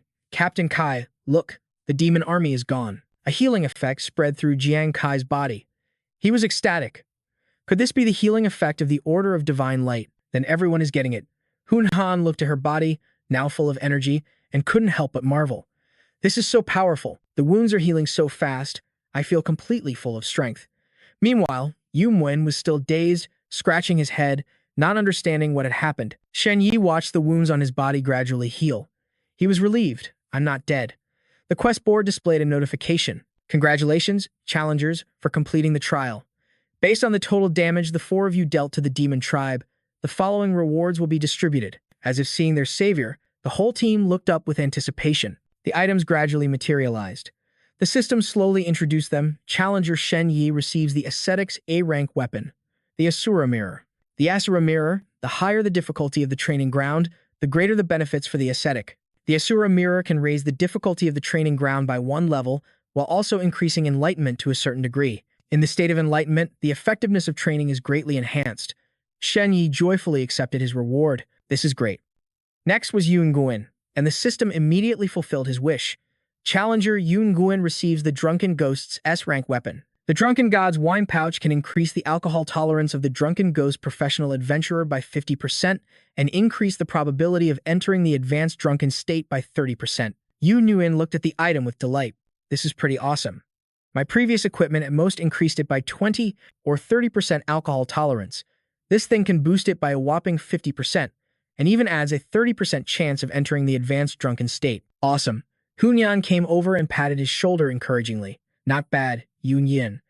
With the Drunken God's wine pouch, your chances of entering the drunken revelry state will be even higher. It was the system's turn to call Hunan's name, Challenger. Hunan receives the Diviner's unique grade weapon, the Wind and Thunder Staff. She stood frozen for a few seconds, her eyes wide with shock as she yelled, "What?" It introduced the new weapon, the Wind and Thunder Staff. Spirit power plus 72, strength plus 44, agility plus 11. Effect 1. Increases the owner's spirit power recovery by 50%. Effect 2. Summon lightning tribulation. Level 1. Use the Wind and Thunder Staff to summon a heavenly lightning bolt, dealing 1/10,000th of the heavenly lightning's attack damage to a designated target. Can store up to 9. Effect 3. Wind and Rain Charm. Level 1. Can control the power of wind. After activating this effect, maintaining it will consume spirit power. The materials needed for upgrading are lightning-struck wood and wind bird feathers. Hunan looked at the staff in her hand, her heart soaring. The Wind and Thunder Staff? Me? Hunan. I have a unique grade weapon now. Yun Guin couldn't help but exclaim, a unique grade weapon that can be upgraded. Hunan, you're going to level up like crazy now. Shen Yi also praised it. A sudden increase of over 70 points in spirit power. That's so strong, and the effect is powerful too. As expected of a unique grade weapon. Jiang Kai glanced at everyone, a warm smile touching his lips. It seems everyone's harvest was pretty good. So, will the exclusive weapon for the Gambler class be the Divine Light Order? He turned his gaze back to the glowing token. Suddenly, a brilliant light erupted, flooding the entire space. Finally, the system called his name. Challenger Jiang Kai has received the exclusive weapon of the Gambler, the Godmaster card, Divine Light Order.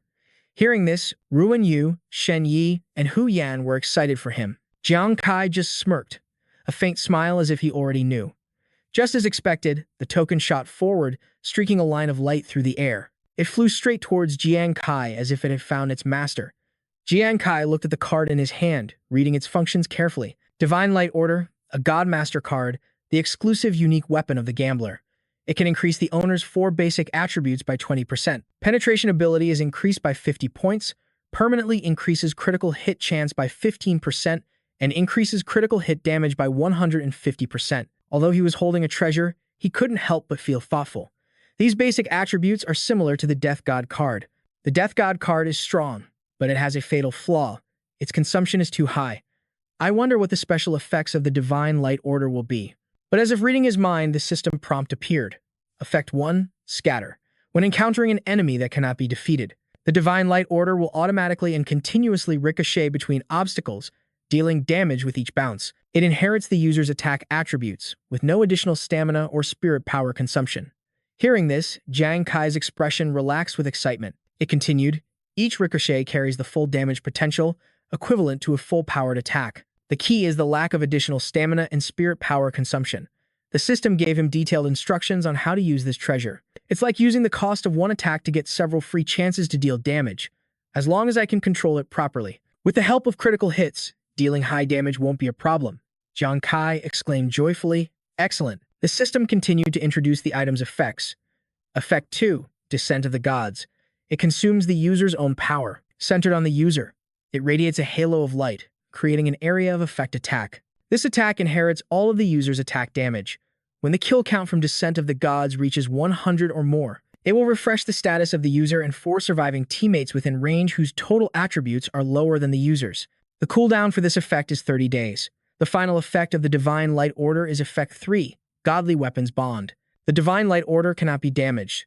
After being obtained, it can be summoned, compressed, and retracted through willpower. After hearing the 3 effects of the token, Jiang Kai became thoughtful. This effect can help 5 people on the battlefield, including myself.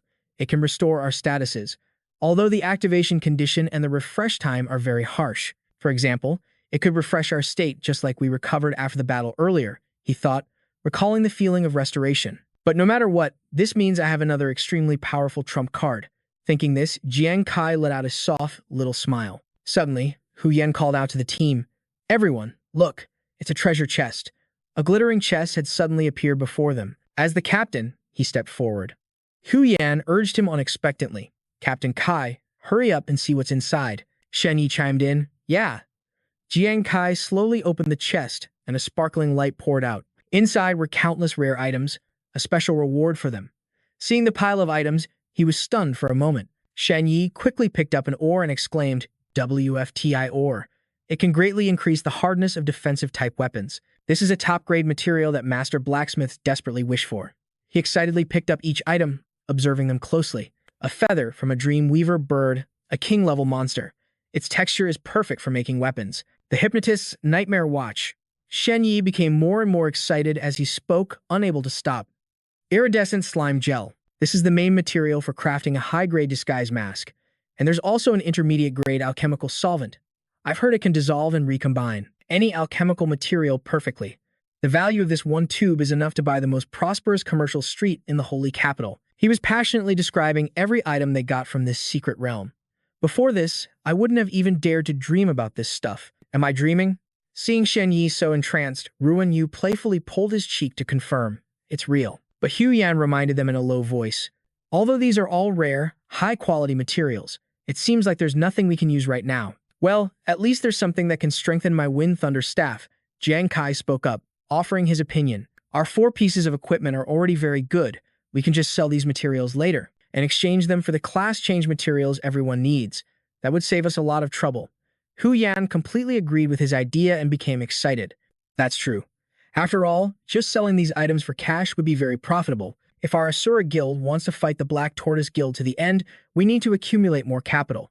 Just as the team was in high spirits, a system notification sounded. A treasure has been discovered. You have 1 minute to leave the realm of light. A spatial gate slowly opened. Jiang Kai spoke up. "Everyone, it's time to move out." The 3 of them responded with a clear, "Understood," and trailed after him.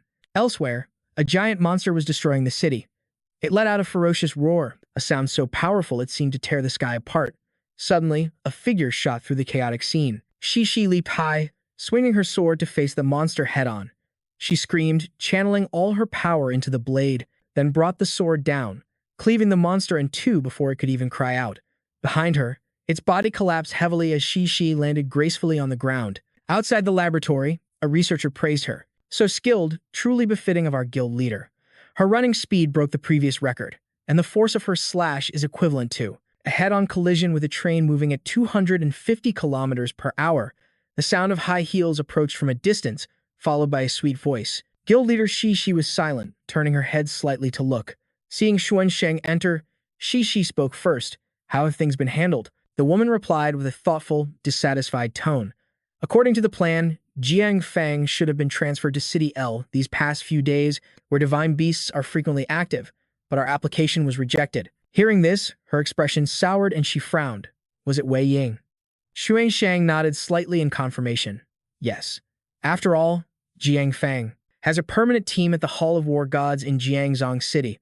With Wei Ying's disapproval, we can't touch him for now. Shi smirked, crossing her arms confidently. That's within my expectations.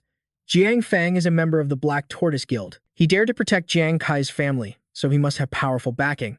The other woman asked hesitantly, filled with doubt. "Guild leader, should we proceed?" Her lilac eyes glowed mysteriously as she answered softly, "No rush. To deal with Jiang Kai, there's a better opportunity now." 2 days later, Jiang Kai's team returned to their villa after the battle. Hu Yan stretched warily and sighed. I'm exhausted from the past few days. I miss my bed so much. Ruan Yu, however, was only thinking about food. I'm so hungry right now, I could eat a whole cow. Before letting the two of them rest, Jiang Kai called them over to make an announcement. I know you two are very tired. In 2 days, we'll return to the Lost Land to search for treasure. For now, get some good rest. They cheered joyfully. Awesome. Long live Captain Kai. Suddenly, the system flashed with a notification. Hu Yan stopped, curious to see what was happening. Don't tell me someone else wants to join our guild. Captain Kai, you're a very busy man now. But it wasn't what she expected. It was an urgent notice, an emergency combat notification. A map boss battle is about to begin. Pressure on the southeastern front is rapidly increasing. Your guild, the Asura Guild, has not met the minimum combatant requirement of 100 people, and will be temporarily assigned to the Guild of Light for a cooperative defense. Within 1 hour, please confirm your acceptance of the detailed arrangements. Jiang Kai read the notice carefully, deep in thought. We're being assigned to the Guild of Light to fight. Hu Yan couldn't help but frown in confusion. But where did this Guild of Light come from? If they're not a small-scale guild, we should have heard of them before, right? Ruan Yu immediately agreed. That's right. Why don't I remember them from the guild challenge competition? Shen Yi seriously explained to his teammates. When I was researching the various guilds before, I noticed the Guild of Light. It's a new guild, established just half a month ago, and they have very strong momentum. The guild leader, named Chen Xuan Sheng, is a 2-star war god from the Hall of War Gods in Jiangzhou City. Hearing this, she couldn't hide her surprise. I heard the Hall of War Gods evaluates its members based on strength and combat achievements, ranking them from low to high as 1-star, 2-star, and 3-star war gods. I can't believe the leader of the Guild of Light is a 2-star expert from the Hall of War Gods. Ruan Yu also rested his chin in his hand, pondering. No wonder their recruitment ability is so strong that they could get over 100 people to join a new guild. He continued in a low voice, speaking about Xuan Sheng. Furthermore, Chen Xuan Sheng has another identity, the former branch leader of the Black Tortoise Guild. The three of them were stunned by the news. What? Jiang Kai fell into a thoughtful silence. Did you just say the Guild of Light was established half a month ago? This timing is very interesting. The new guild leader of the Black Tortoise Guild just took office, and right then, Chen Xuan Sheng leaves the Black Tortoise Guild to form her own Guild of Light. His eyes turned ice cold, hinting at a murderous intent. What's more coincidental is that this time, she's been assigned to command our Asura Guild. Hu Yan, still bewildered, asked again, Captain Kai, what are you implying? Jiang Kai let out a sneer, thinking to himself. People often say that the new guild leader of the Black Tortoise Guild, Wu, he is quite cunning. How could she so easily let a 2-star war god leave? It seems she's really eager to deal with me. The next second, a group of aggressive men kicked down the gate of the villa.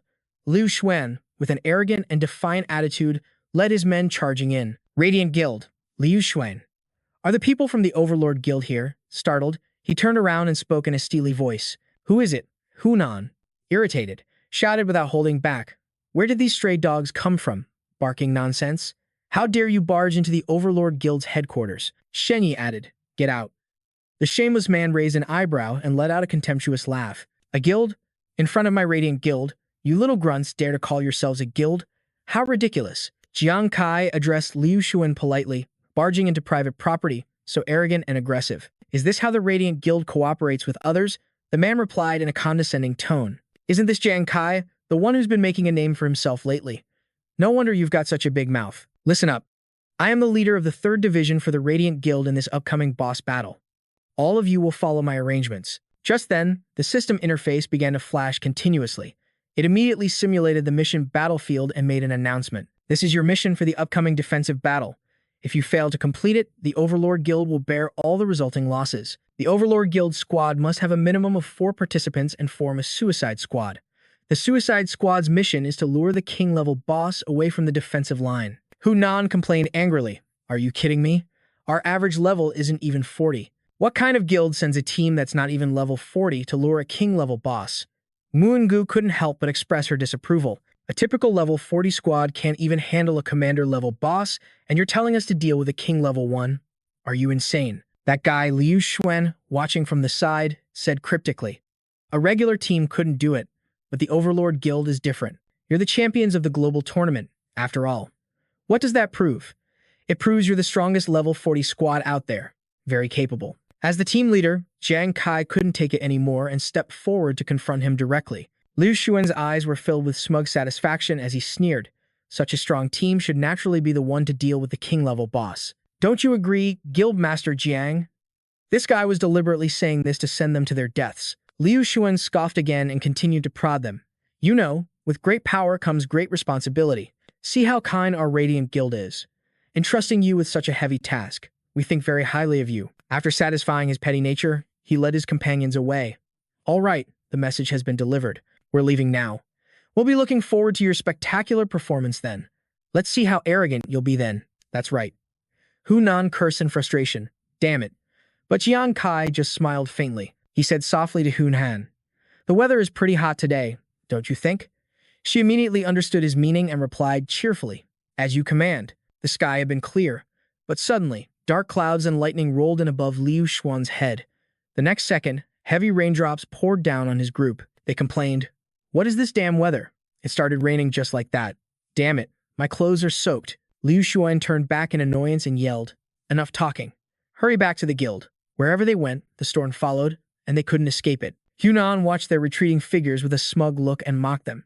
Hey, big shots from the Radiant Guild. Run slowly now. Watch out, the road is slippery. She excitedly boasted to Jiang Kai. Captain Kai, look at them running with their tails between their legs. And they tried to act like a big shot guild. Now they look like a bunch of drowned rats. Wine Mule laughed gleefully. Let's see if they dare to come here and cause trouble again. Shen Yi was still worried about the mission. He asked him, Guildmaster, when the boss battle comes, do we really have to act as bait for the king-level boss? I'm worried.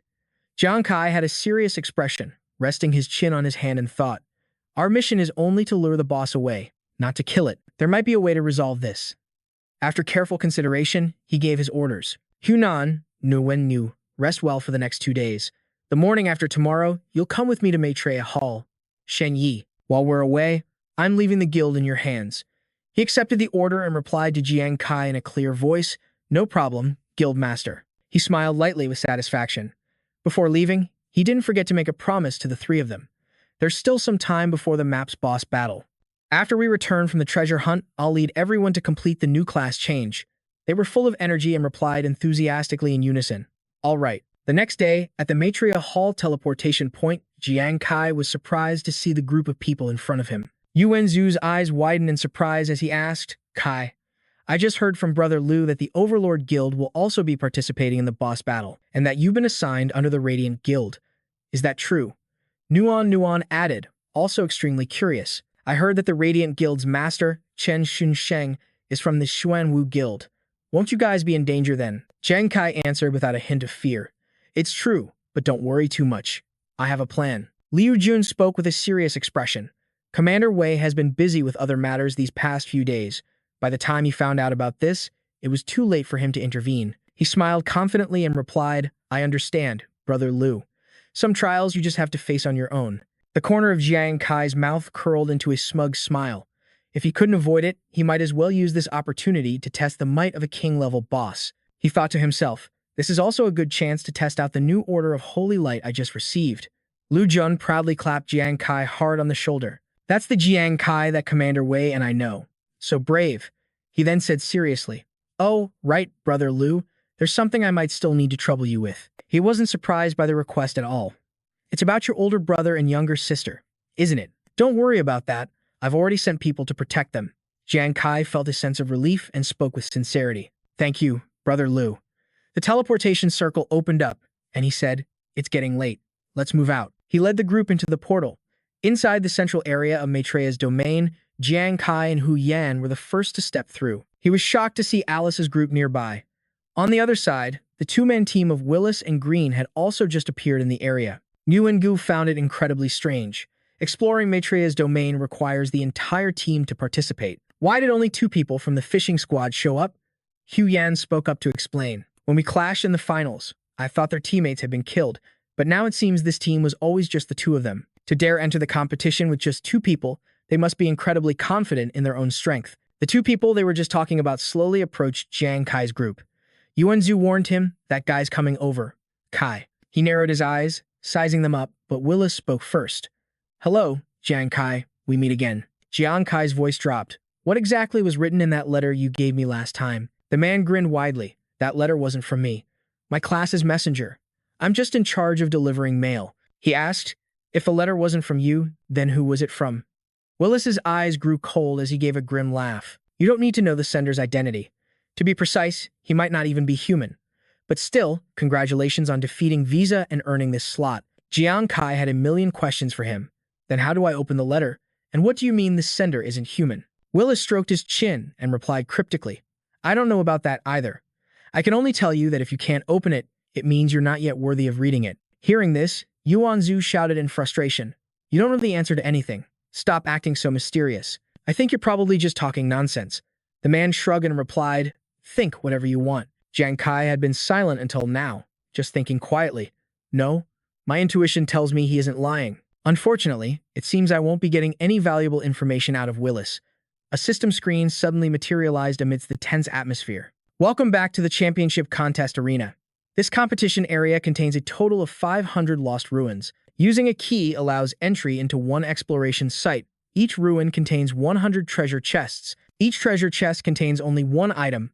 The chests are divided into 4 tiers. The treasure chest tiers, from lowest to highest, are bronze, silver, gold, and hidden. There's a low probability of a glowing treasure chest appearing. There are no monsters inhabiting the ruins, but there is a chance of lethal traps appearing. If a member dies, they will be logged out immediately. Once a ruin is opened, it will enter a sealed state until the squad completes its exploration. Each squad's exploration time is 1 hour. When the time is up, all members will be forcibly teleported back. This exploration will not be live-streamed, but the list of rewards obtained by the top 3 teams will be fully publicized. Light began to gather in the air, forming teleportation portals. Alice, holding a key, stepped into a portal, not forgetting to cast a glance back and say a few sarcastic words. Everyone only has 1 hour to explore. It seems that even though you guys won first place, this is all it amounts to. Let's go. She and her teammates vanished into the portal. Willis and Green followed suit. What kind of surprises await? It really makes one look forward to it. Well then, I wish you luck, my dearest friend. Nguyen spoke up seriously. Kai, since we won first place, we have to figure out how to maximize our gains. He agreed with her. That's right. I was thinking the same thing. Jiang Kai then laid out his plan. There are no monsters in the lost ruins, so it's relatively safe. We'll split into 3 teams and explore simultaneously. Zhu Zi, you and Nguyen will be one team. Then he handed out another key. Huyan, Muan and Zhu, you two will be a team. He cautiously reminded them, everyone, watch out for traps. Even if you get a treasure chest, don't let your guard down. She looked at her magic stone and said, Captain Kai, I did a quick divination. It looks like there might be a surprising discovery to the northeast. Jiang Kai nodded and gave the order. All right, we can't delay. Let's move out. They all responded in unison. Roger. At the lost ruins, in the forest of exile, beneath an ancient tree, a teleportation circle materialized. He stepped out, his eyes scanning his surroundings. The system announced, you have entered the forest of exile ruins. The official exploration countdown has begun. Jiang Kai scanned his surroundings, sizing things up. The forest of exile doesn't sound like a very nice place. I wonder if Hu Yan's divination was accurate. His green eyes lit up as he noticed something out of the ordinary. A lone chest was sitting at the base of an ancient tree. It was a bronze treasure chest. Jiang Kai cautiously channeled his skill and launched an attack. That easy? Could it be a trap? A massive attack exploded right where the bronze chest was. When the explosion subsided, the white smoke slowly cleared. The bronze chest burst open, and the system screen displayed the information. 15 kilograms of top-grade celestial star ore can be refined into celestial star jade and can directly upgrade the rank of A-rank equipment. He was utterly astonished and rushed over. He couldn't believe it was an enhancement material that could directly upgrade A-rank equipment. Jiang Kai smirked, thinking about how his gear would look after being refined with the celestial star ore. The reason most people's high-level equipment couldn't be upgraded was due to the lack of corresponding enhancement materials. Because of that, these materials were arguably even rarer than the equipment itself. He stored both the chest and the celestial star ore in his dimensional space. Jiang Kai looked at his inventory with delight. Even the lowest level bronze chest has top-grade celestial star ore.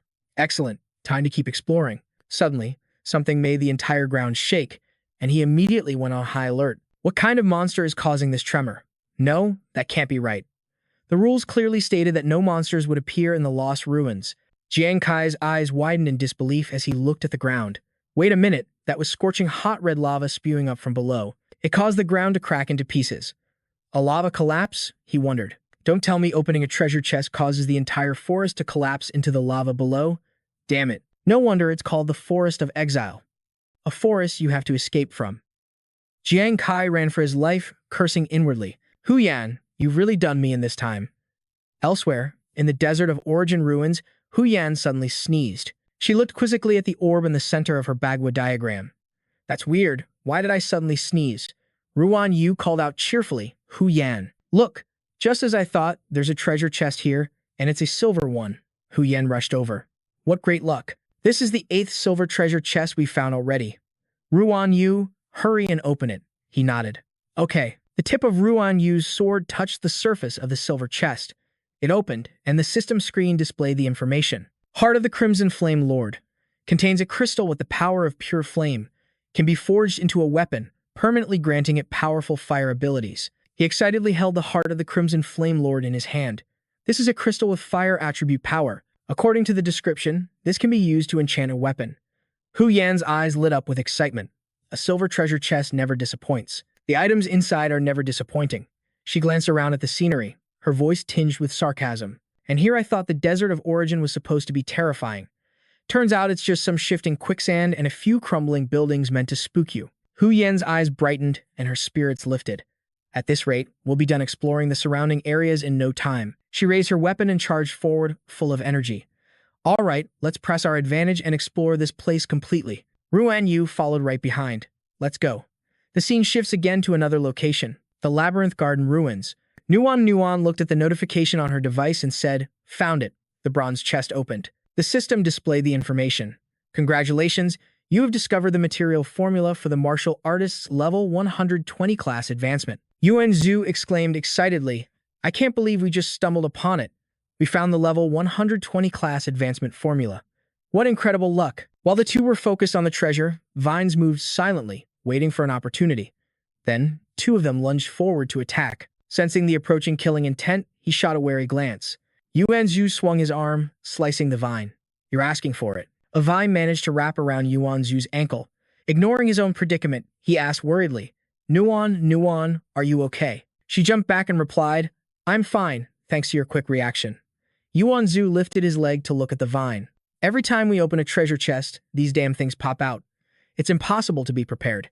Even though they aren't poisonous, getting wrapped up is both itchy and numbing. It would be great if we could just burn them all away. Nuan crouched down, stared at the vine, and replied, Maybe we don't need to set them on fire to make them disappear. A moment later, he stroked his chin thoughtfully, looking at the spray bottle in her hand. As Nuan sprayed the vine, she explained, This is a mist spray that eliminates the scent of its own species. In theory, if we spray this, the plants will mistake us for decaying members of their own kind, see us as a threat, and won't dare to approach. The vines loosened, no longer coiled around Yuan Zhu's leg. Watching the vines retreat, he cheered happily. It worked. Yuan Zhu's eyes filled with confidence as he looked at Nuan. At this rate, we'll have more than enough time to finish exploring this area before the timer runs out. She smiled in agreement. 40 minutes later, the exploration time information was displayed on the massive screen. The actual combat results of the Fire God Squad, status, exploring. Gold treasure chests, Yuan Zhu and Nuan times 5, Hu Yan and Ruan Yu times 3, for a total of 8. Silver treasure chests, Yuan Zhu and Nuan times 9, Hu Yan and Ruan Yu times. Bronze treasure chests, Jiang Kai times 2, Yuan Zhu and Nuan times 18, Hu Yan and Ruan Yu times 20, for a total of 41. Shen Feng was stunned when he saw the stats. What is Jiang Kai doing? 40 minutes have passed, and he's only opened 2 bronze treasure chests. Li Qi was just as shocked. That's right. Isn't Jiang Kai's strength supposed to be immense? Yu Sen typed on the keyboard, his voice tense as he reported. I've detected that in the acquisition lists of the fishing squad and the season squad, a purple treasure chest has appeared for each of them. Mao Fan exclaimed in surprise, a purple treasure chest. Could it contain the specialized materials for the never-before-seen level 120 professions? Li Qi shot to his feet. Level 120 professions are about to appear? Doesn't that mean Country M and Country J can use this to become the focus of the entire Blue Star? Tian Shen calmly analyzed the situation. There isn't much time left. Country M and Country J have already become the winners. There's something wrong with Jiang Kai's performance. Could he be trapped in some kind of snare? Wei Ying had the same thought. That's possible. There are many types of lost ruins. Some have very low danger levels, while others can be fatal. Back inside the battlefield, 15 minutes later, in the escaped forest, Jiang Kai was running for his life from the lava. Beads of sweat dotted his face as he thought. It was so hard just to find a chance to open a silver chest. The rate of this forest's collapse has definitely increased again. A boulder carrying an entire tree flew right in front of Jiang Kai. He leaped high into the air to evade the area of impact. Jiang Kai grew excited as he saw a ray of light emanating from that direction. A brilliant golden light shone, dazzling his eyes. Jiang Kai reached out and lunged forward. A golden treasure chest. I'll risk it. He flew forward and managed to touch the chest. Jiang Kai stored it in his inventory space. The seething lava erupted with power, causing the ground beneath to crumble. His expression turned extremely grave. This is bad. The entire area is about to collapse completely. Jiang Kai burst forward with speed, moving quickly across the places not yet submerged in lava. He scraped hard against a boulder to slow down, causing it to emit white smoke. Suddenly, lava erupted right under Jiang Kai's feet. He jerked his leg back from the heat. Behind him, the area had been almost completely swallowed by lava. Jiang Kai kept running forward, just a little more. Come on, I have to be faster. He gritted his teeth in frustration. Damn it, the rate of collapse is too fast. I can't shake it. At this rate, I'll be swallowed up sooner or later. The lava had already caught up, nipping at Jiang Kai's heels. A multicolored light illuminated the entire space. He glanced over, full of doubt. That light, could it be that a legendary glowing treasure chest has appeared amidst the rubble? The screen in the military classroom showed a countdown. Then an image of Nuan, and Yuan Zhu appeared, displaying the Fire God Squad's battle results. A purple treasure chest. Someone exclaimed, "It's a purple treasure chest." Yu Sen shouted with joy. Yuan Zhu and Su Nuan found a purple treasure chest. Shen Feng's eyes lit up. This is great. Shang Dian finally opened a purple treasure chest. A notification chimed, displaying the real-time results of each country's squad. Fire God Squad. Purple chests, 1. Gold chests, 14. Silver chests, 33. Bronze chests, 67. Fishing Squad. Purple chests, 2. Gold chests, 16. Silver chests, 30. Bronze chests, 60. Season Squad. Purple chests, 1. Gold chests, 12. Silver chests, 25. Bronze chests, 55. He kicked the table and stood up in shock. What? The fishing squad has already opened 2 purple treasure chests? Li Qi nodded, stating the situation. The true value of a purple chest is the highest. Although the Fire God Squad's total number of chests ranks first, we're still lagging behind in the number of purple chests. He looked at Jiang Kai's stats with disappointment. What a pity. I thought the Fire God Squad's captain would bring a surprise this time, but who knew his performance would be at the very bottom. He currently has 1 gold chest, 1 silver chest, and 2 bronze chests. Another person agreed. Indeed. Wei Ying frowned, his gaze complex as he stared at the screen.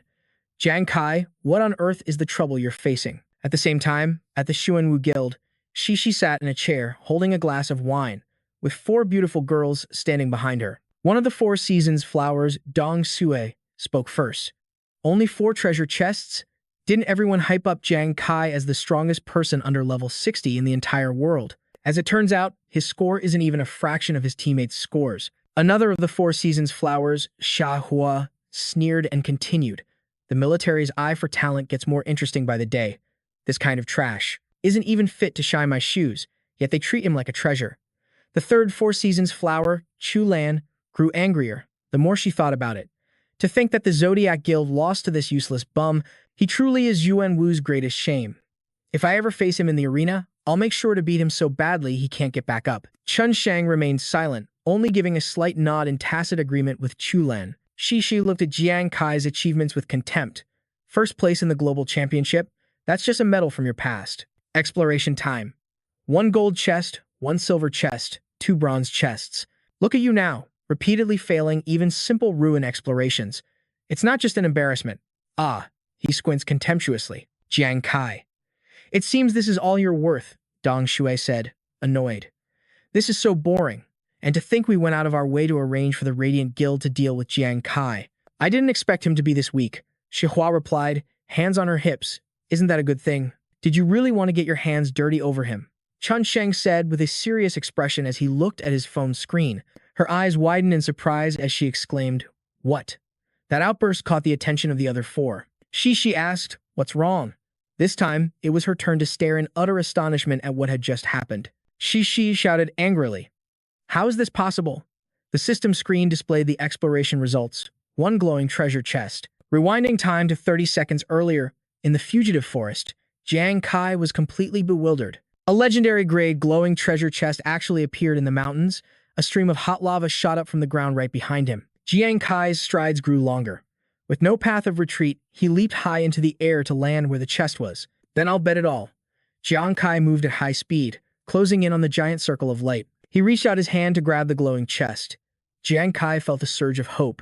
Great, now's my chance. He hugged the chest to himself and shouted with joy, I got it. Jiang Kai opened the lid, and a blinding light burst forth. He stared in shock at the crumbling ground. Jiang Kai and the glowing chest were in free fall, plummeting towards the boiling lava stream. He tried to kick off the surface of a rock to save himself. Below, the lava continued to erupt upwards. Helplessly, Jiang Kai fell, clutching the glowing chest. Damn it, this is my limit. The corner of his mouth curled up as he thought to himself, Hu Yan, so this is the great spot you chose. Just as Jiang Kai was a few meters from the lava, his body began to disappear. The system announced, exploration time has ended. Jiang Kai luckily escaped the area just before being swallowed by the lava. Afterward, the lava stream erupted once more, leaving no solid ground to stand on. Tian Shen slammed his hand on the table, shattering it. He shouted excitedly, Incredible. This kid Jiang Kai is an absolute god. He does nothing, and then when he does, it's jaw-dropping. Xianqi remarked while looking at the screen. To think he managed to open the glowing treasure chest in the final seconds. How on earth did Jiang Kai do that? Mao Fan shot up from his seat, wondering aloud. The glowing treasure chest. Doesn't that mean he'll get materials for a level 140 class? Yu Sen stated affirmatively. Even if it's not for a level 140 class, it's definitely the highest grade material available right now, Wei Ying said with a sigh of relief. We were almost fooled by Jiang Kai. His haul from the Lost Land is probably going to change Sheng Yao's standing on the international stage. Elsewhere, something fell heavily to the ground, making a loud noise. Jiang Kai winced in pain. He opened his eyes, looked up at the blue sky, and wondered if he was still alive. Hu Yan and Ruan Yu rushed over frantically. It's Captain Kai. Nuan and Yuan Zhu ran over as well. Kai, what are you doing? That was one cool entrance you made. He was surprised. Is everyone here?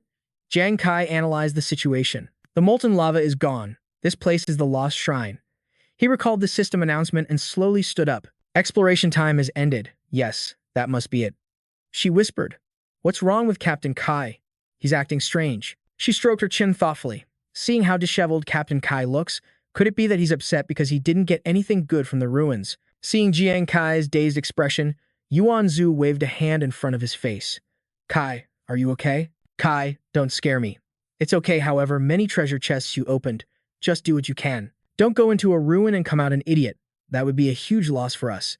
Jiang Kai held out his glowing hand and showed it off with a confident smile. The glowing chest appeared, and Hu Yan was stunned into silence. This is, she stammered. Oh my god, a treasure chest that gives off a brilliant light. Could this be the legendary one? Jiang Kai announced with great pride, the glowing treasure chest. We got it. The other four stared, jaws agape, at the glowing chest in his hands. He joyfully rushed towards Jiang Kai. You brat. You weren't just exploring, you were clearly making a miracle happen. Hu Yan and Ruan Yu also rushed to hug him. Nuan Yuan exclaimed, Kai, you're so freaking cool. A familiar voice came from behind, catching Jiang Kai's attention. Is that really a glowing treasure chest? Alice and her tattered teammates emerged from the portal. You guys managed to open the glowing treasure chest? How is that even possible? Yuan Zhu stepped forward, shielding the other four, and retorted forcefully. What's so impossible about it? Stop looking down on people. Don't forget, in the arena, you were the ones who lost to us. Hu Yan smiled mischievously, winking one eye as she continued. That's right. Now you know the difference between first and third place, even with the same hour of exploration time, don't you? Alice was furious but could do nothing. Her teeth ground together loudly as her teammates shouted in indignation. What did you just say? Alice scowled at him and snapped. Shut up. Isn't this embarrassing enough? Let's go. They supported each other and retreated. Alice gave the order to leave. Yuan Zhu laughed loudly. Kai, look at how furious they are. So satisfying. The corner of Jiang Kai's mouth lifted into a smirk. Strength is the best way to silence all doubt. Nuan nodded in agreement. The five of them walked into the forest together. Two people had been watching everything from behind a tree. Rim spoke. Aren't you going to say hello to your old friend? Willis narrowed his eyes, a cryptic smile on his face. No need. I think we'll be seeing each other again very soon. Watching you laugh and joke with your teammates, the man thought to himself, Jiang Kai, hello. I am Qin Yu, the person in charge of the military committee. 3 minutes later, your group emerged from the teleportation array. The chairman of the military committee, a man named Qin Yu, spoke up. Members of the Fire God Squad, congratulations on achieving another outstanding accomplishment in this ruin exploration. You looked at him suspiciously. And you are? Qin Yu extended his hand and introduced himself politely. Jiang Kai, hello. I am Qin Yu, head of the military committee. I wanted to meet the legendary Fire God Squad last time, but unfortunately, you had already left. This time, You replied courteously. Hello, Commander Qin. Hu Yan asked her in a low voice. Nuan, what's the committee? Does it manage affairs? She explained. You can think of it as the unified management organization for military affairs across the entire country. Even Commander Wei has to follow its orders. Jiang Kai's expression turned serious again as he said, Commander Qin, you're here about the division of the spoils, aren't you? I've already briefly discussed the distribution ratio with Mr. He shrugged, calmly replying, there's no rush for that. Based on the spoils announced in the competition area this time, we've gained the most. You've all worked hard today. How about we discuss the details of the division at the military base tomorrow? Nuan stroked her chin, saying in disbelief, I didn't expect Commander Qin to be so friendly. Jiang Kai readily agreed with Qin Yu. All right. He hurried over and called out to him, Commander Qin. Qin Yu replied, What is it? She whispered into his ear. It's about Jiang Fang's transfer to City L. You still heard every word clearly and exclaimed in shock, What? Brother Jiang is being transferred to City L? The other 4 were stunned after hearing the news. Yuan Zhu broke out in a cold sweat. Isn't City L that dangerous region where divine beasts are highly active? Qin Yu nodded in response. That's right. Why? Do you know Jiang Fang? Your face was extremely grave as you replied. Brother Jiang is my friend, Commander Qin. What is this transfer all about? He didn't hide anything and explained the situation clearly to Jiang Kai. Jiang Fang is under the management of the Xuanwu Guild, but for some reason, the Xuanwu Guild suddenly wants to transfer him away. However, he is also a member of Jiangzhong City's War God Hall, so Commander Wei refused to let him go. This has been a stalemate for a while. Hu Yan snorted angrily. It's that vile Xuanwu Guild again. They're obviously making things difficult because they saw Brother Jiang help Captain Kai before. Yuan Zhu agreed with her. That's right. This is clearly using a public position to settle a private score. Ruan Yu was also furious. This is outrageous. Nuan called out to you, Kai.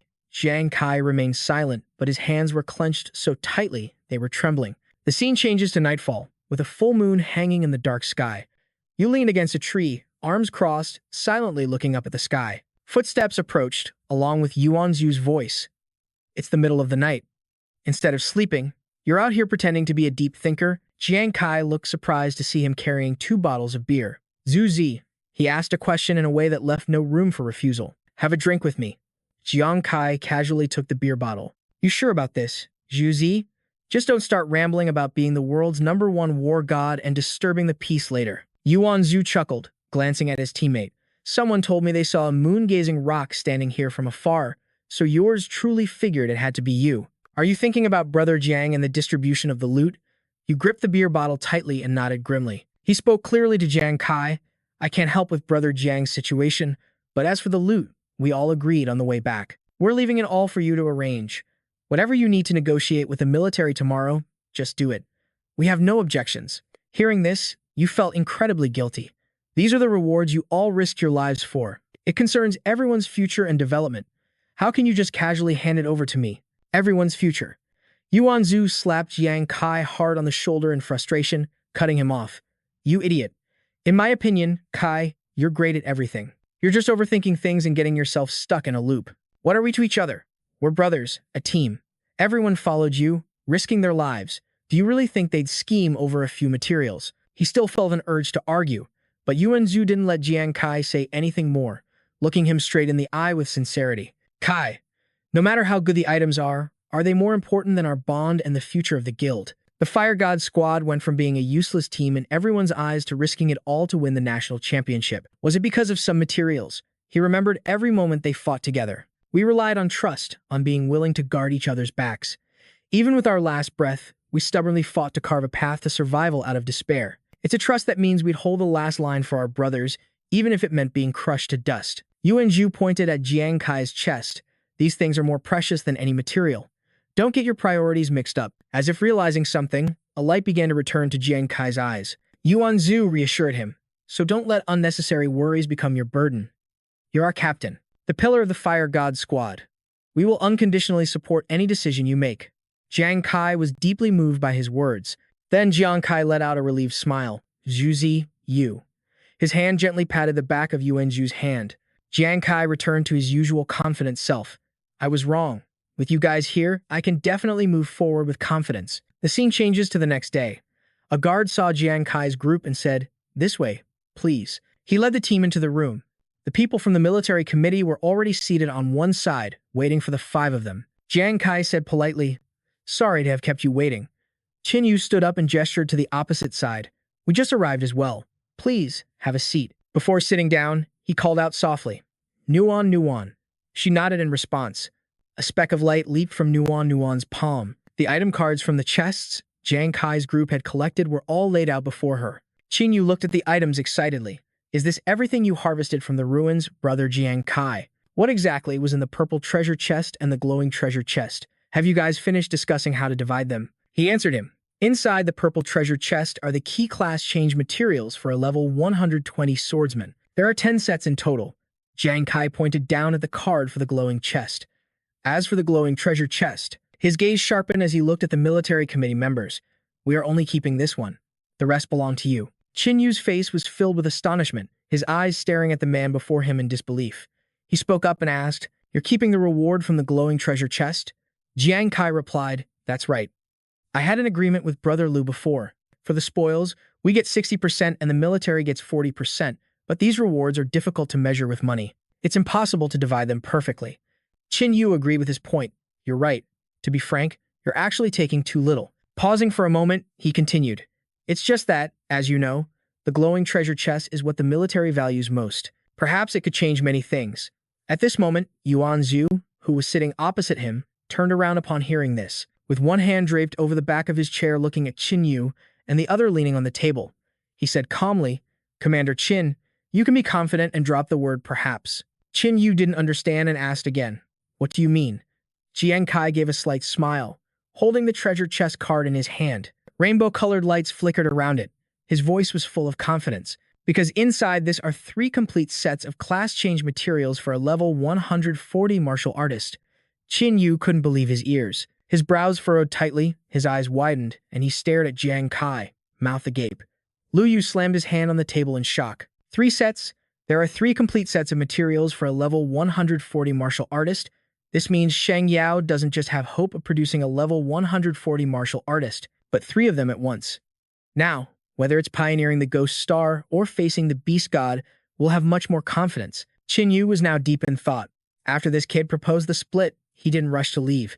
It seemed he was waiting for room to negotiate. On his side, Jiang Kai acted as if nothing was happening, raising a cup of water and closing his eyes to savor it. Qin Yu looked up at Jiang Kai and said frankly, "Brother Jiang Kai, let's just be direct. If the military wants this card, what will it cost?"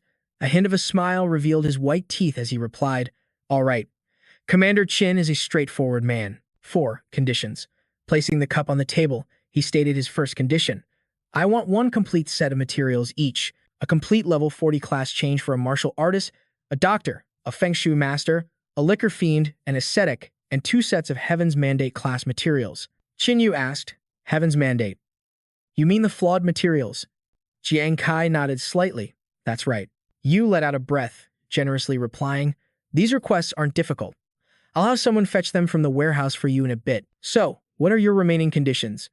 Jiang Kai asked, crossing his arms and lowering his head. "The second one. I've confirmed that Jiang Feng has wanted to leave the Xuanwu Guild for a long time, but the Xuanwu Guild used the excuse that they'd spent a fortune on his training and refused to let him go." At this, his polite demeanor vanished. His eyes grew sharp as he said seriously, "I hope the military will help him pay off his debt and recruit him." Qin Yu seemed to have expected this, saying calmly, "As expected, you two are very close. You're willing to use an ace up your sleeve just to ensure his safety. All right, I agree to this condition." Seeing Qin Yu agree, Jiang Kai stated his third condition. For the next 5 years, Commander Wei must not be transferred out of Jiangzhong City. Hearing this, Qin Yu was confused. He raised an eyebrow and asked, "Brother Jiang Kai, What's the reason for this request? Beside him, Nuan looked at Jiang Kai and thought, is Kai worried that the Xuanwu Guild will target Commander Wei again? After all, Brother Lu's group is under Commander Wei's protection, but the commander has always been fighting alone on the front lines with no one to back him up. For Commander Wei, who has always silently protected others, Kai is now repaying that protection in his own way. At that moment, Jiang Kai's eyes were cold. Without explaining, he said, Commander Qin, the reasons are complicated. You just need to consider whether or not you can meet my condition. Qin Yu thought for a moment and said, although I still don't fully understand your intentions, I agree to this condition. Then what is your final condition? The corners of Jiang Kai's lips lifted slightly as he said, I want the Xuanwu Guild to be disbanded. Qin Yu's eyes widened in shock as he asked, what? Next to Qin Yu, a man with a buzz cut stood up, slammed the table, and shouted, Jiang Kai, what kind of joke is this? The Xuanwu Guild is one of the 10 great guilds of Shengyao. They are a core force for pioneering the front lines. Without them, our pioneering speed would slow down significantly, Yu explained. Behind the Xuanwu Guild is the Xuanwu Military-Industrial Complex, which is crucial to Shengyao's overall strength, both online and in the real world. To demand the dissolution of Xuanwu, I'm afraid you're overestimating the limits of our intervention. Hearing this, Jiang Kai stood up immediately. Without dragging it out, he said, if that's the case, then just pretend I never mentioned it. I'll be taking my leave. Another person on Qin Yu's side stood up and said loudly, Jiang Kai, what good is a level 140 martial artist material to you? You're not a martial artist. In the end, you can only sell it for money. How much do you want? Name your price. We can just buy it. Jiang Kai turned around, asking with a slight glance, an item that can change the status of our entire nation. In your opinion, how much money would be appropriate? But what a pity. No matter how much you offer, I will not sell. Qin Yu stared intently at the man before him, deep in thought. It seems this kid is determined to deal with the Xuanwu Guild. He rested his chin on his hand, pondering. The Xuanwu Guild is, of course, important, but even if it's disbanded, its members and resources will just be absorbed and integrated by other guilds in Shengyao. From a national perspective, our overall combat power wouldn't decrease at all. Jiang Kai said to his group, let's go. Ruan Yu hummed softly and followed him. Just then, Qin Yu stood up and shouted, wait, you guys. Brother Jiang Kai, please wait. Jiang Kai's footsteps slowed, but he didn't turn around. Qin Yu approached the group and said, to be honest, brother, I don't know what kind of grudge you have with Xuanwu to go to such lengths, but frankly, disbanding Xuanwu is just too difficult. However, I have a counter-proposal that you might consider. Hearing this, an almost imperceptible smile formed on Jiang Kai's lips. His eyes showed that his goal had been achieved. He turned his head slightly and replied calmly, Commander Qin, please speak. At that, Qin Yu continued. Pushing to disband a large-scale branch of the Xuanwu Guild is the biggest concession we can make. Meanwhile, in a large hall, Shi was holding a phone, her face filled with horror as she listened to the voice on the other end. She asked loudly in disbelief, what? They want to disband the Xuanwu Guild's branch in S-City? How dare Jiang Kai make such a request? Hearing Shi say this, Chun Sheng and Xia Hua were stunned. On the other end of the line was Yu, who continued, Guildmaster, the committee is actually holding a meeting right now. It's only a matter of time before the official announcement is issued. Hearing this, Shi broke out in a cold sweat. She asked anxiously, what? Is the value of Xuanwu not even equal to some class change materials? We've contributed so many of the dozens of class change materials in Shengyao, and this is how we're treated in return? Yu explained, Guildmaster Shi, please calm down. The key issue is that Jiang Kai has the class change material for a martial artist. It's a level 140 material. This is something that could change Shengyao's international ranking. Unwilling to accept it, Shi said, haven't we already sent people to explore the new map? Who's to say we won't be able to gather those materials soon enough? That's not certain, a voice replied from the other end. Yu's voice continued, you know how much pressure the beast god is under right now. We don't have time to wait for your uncertainties. Besides, you all only lost one branch. Shi tried to speak again, but the voice on the other end cut her off before she could continue. No compromises, Guildmaster He. You people shouldn't have provoked Jiang Kai. Her eyes shot wide open, as if she'd received a massive shock. The phone slipped from her hand and slammed onto the table. Shi looked like she couldn't even stand. Her whole body was trembling, and her heavy breaths were caught in her chest. Just then, Chun Sheng spoke up. The only reason the Xuanwu Guild can maintain its position in the top 5 of the 10 great guilds is thanks to the contributions from our S-City branch. Xia Hua added, at least half the members of our main force were recruited from there. If we disband it, our overall combat strength will drop by at least 40%. Shi's face twisted with fury. she spat out hatefully. All this time preparing. Only for him to turn the tables on us right when everything was set? Damn it. If he hadn't gotten that glowing treasure chest, he'd be a dead man by now. How dare he walk all over me like this? Just as she finished speaking, her phone screen lit up. A voice came through. The resolution has been passed. Guildmaster He, you have until 3 p.m. tomorrow to disband the S City branch. Hearing this, she froze on the spot. Her mind was in chaos. She couldn't utter a single word. Her face went blank as she swung her arm, sending the phone flying. Standing nearby, Chun Sheng and Xia Hua called out in concern. But Guildmaster Shi had lost it. Trembling with rage, she thought to herself, Jiang Kai, I will kill you. The next day, at the Xuanwu Guild's S City branch, a scene of a modern, military-style base came into view. A notice had been posted on the gate, Area A Garrison. A crowd was already gathered, murmuring amongst themselves. What's going on? Why are we being disbanded? This has to be a mistake, right? Yeah. Xuanwu is one of the 10 great guilds of Xingdian. How can they just dissolve a branch like this? They have to give us an explanation. Someone else quickly tried to explain. Everyone, please, calm down. This was a decision from headquarters, but the crowd wasn't listening. They surged forward, demanding answers. Sam Shi, where's Shi? What gives her the right to disband our branch right after getting promoted? Yeah, tell Shi to come here and explain it to us herself. We need an explanation. Meanwhile, outside the base, Jiang Kai and his group were watching the chaotic scene unfold on a screen. Hu Yan praised them with a smug look on her face. You've got to hand it to the military. Their efficiency is impeccable. It's only been a day, and they've already taken care of what they promised us. Haha, they had it coming. Yuan Zhu laughed heartily. I just can't stop laughing when I imagine the look on Shi's twisted, angry face right now. Jiang Kai walked over from the gate and greeted them. So everyone's here? Ruan Yu said with a smile. Captain Kai is here. Yuan Zhu walked over and slung an arm around his shoulder. Kai, what took you so long? Hurry up and watch the show. You don't want to miss this. Hu Yan chimed in. Yeah, the Xuanwu branch is in total chaos right now. Jiang Kai said quietly, Brother Lu just told me. The Xuanwu branch in S City was ordered to be completely disbanded by 3 p.m. today. He looked at the others and continued his report. Also, this incident has caused a huge uproar within the Xuanwu Guild. For the upcoming map boss battle, Xuanwu has withdrawn. The Demon Slayers Guild will be taking their place to ensure our firepower for the fight isn't affected. Hearing this, Hu Yan asked, What about the Bright Light Guild? Jiang Kai explained. The Bright Light Guild was backed by Xuanwu, but it operates independently. So not only are they unaffected, but they've even started recruiting former Xuanwu members to boost their own strength. Hearing this, Hu Yan pouted, crossing her arms. So that means we still have to take orders from that detestable Liu Xuen. The image of a scumbag with a sleazy face flashed through everyone's minds. Jiang Kai replied calmly, Perfect. I'm also curious to see what kind of tricks they'll try to pull.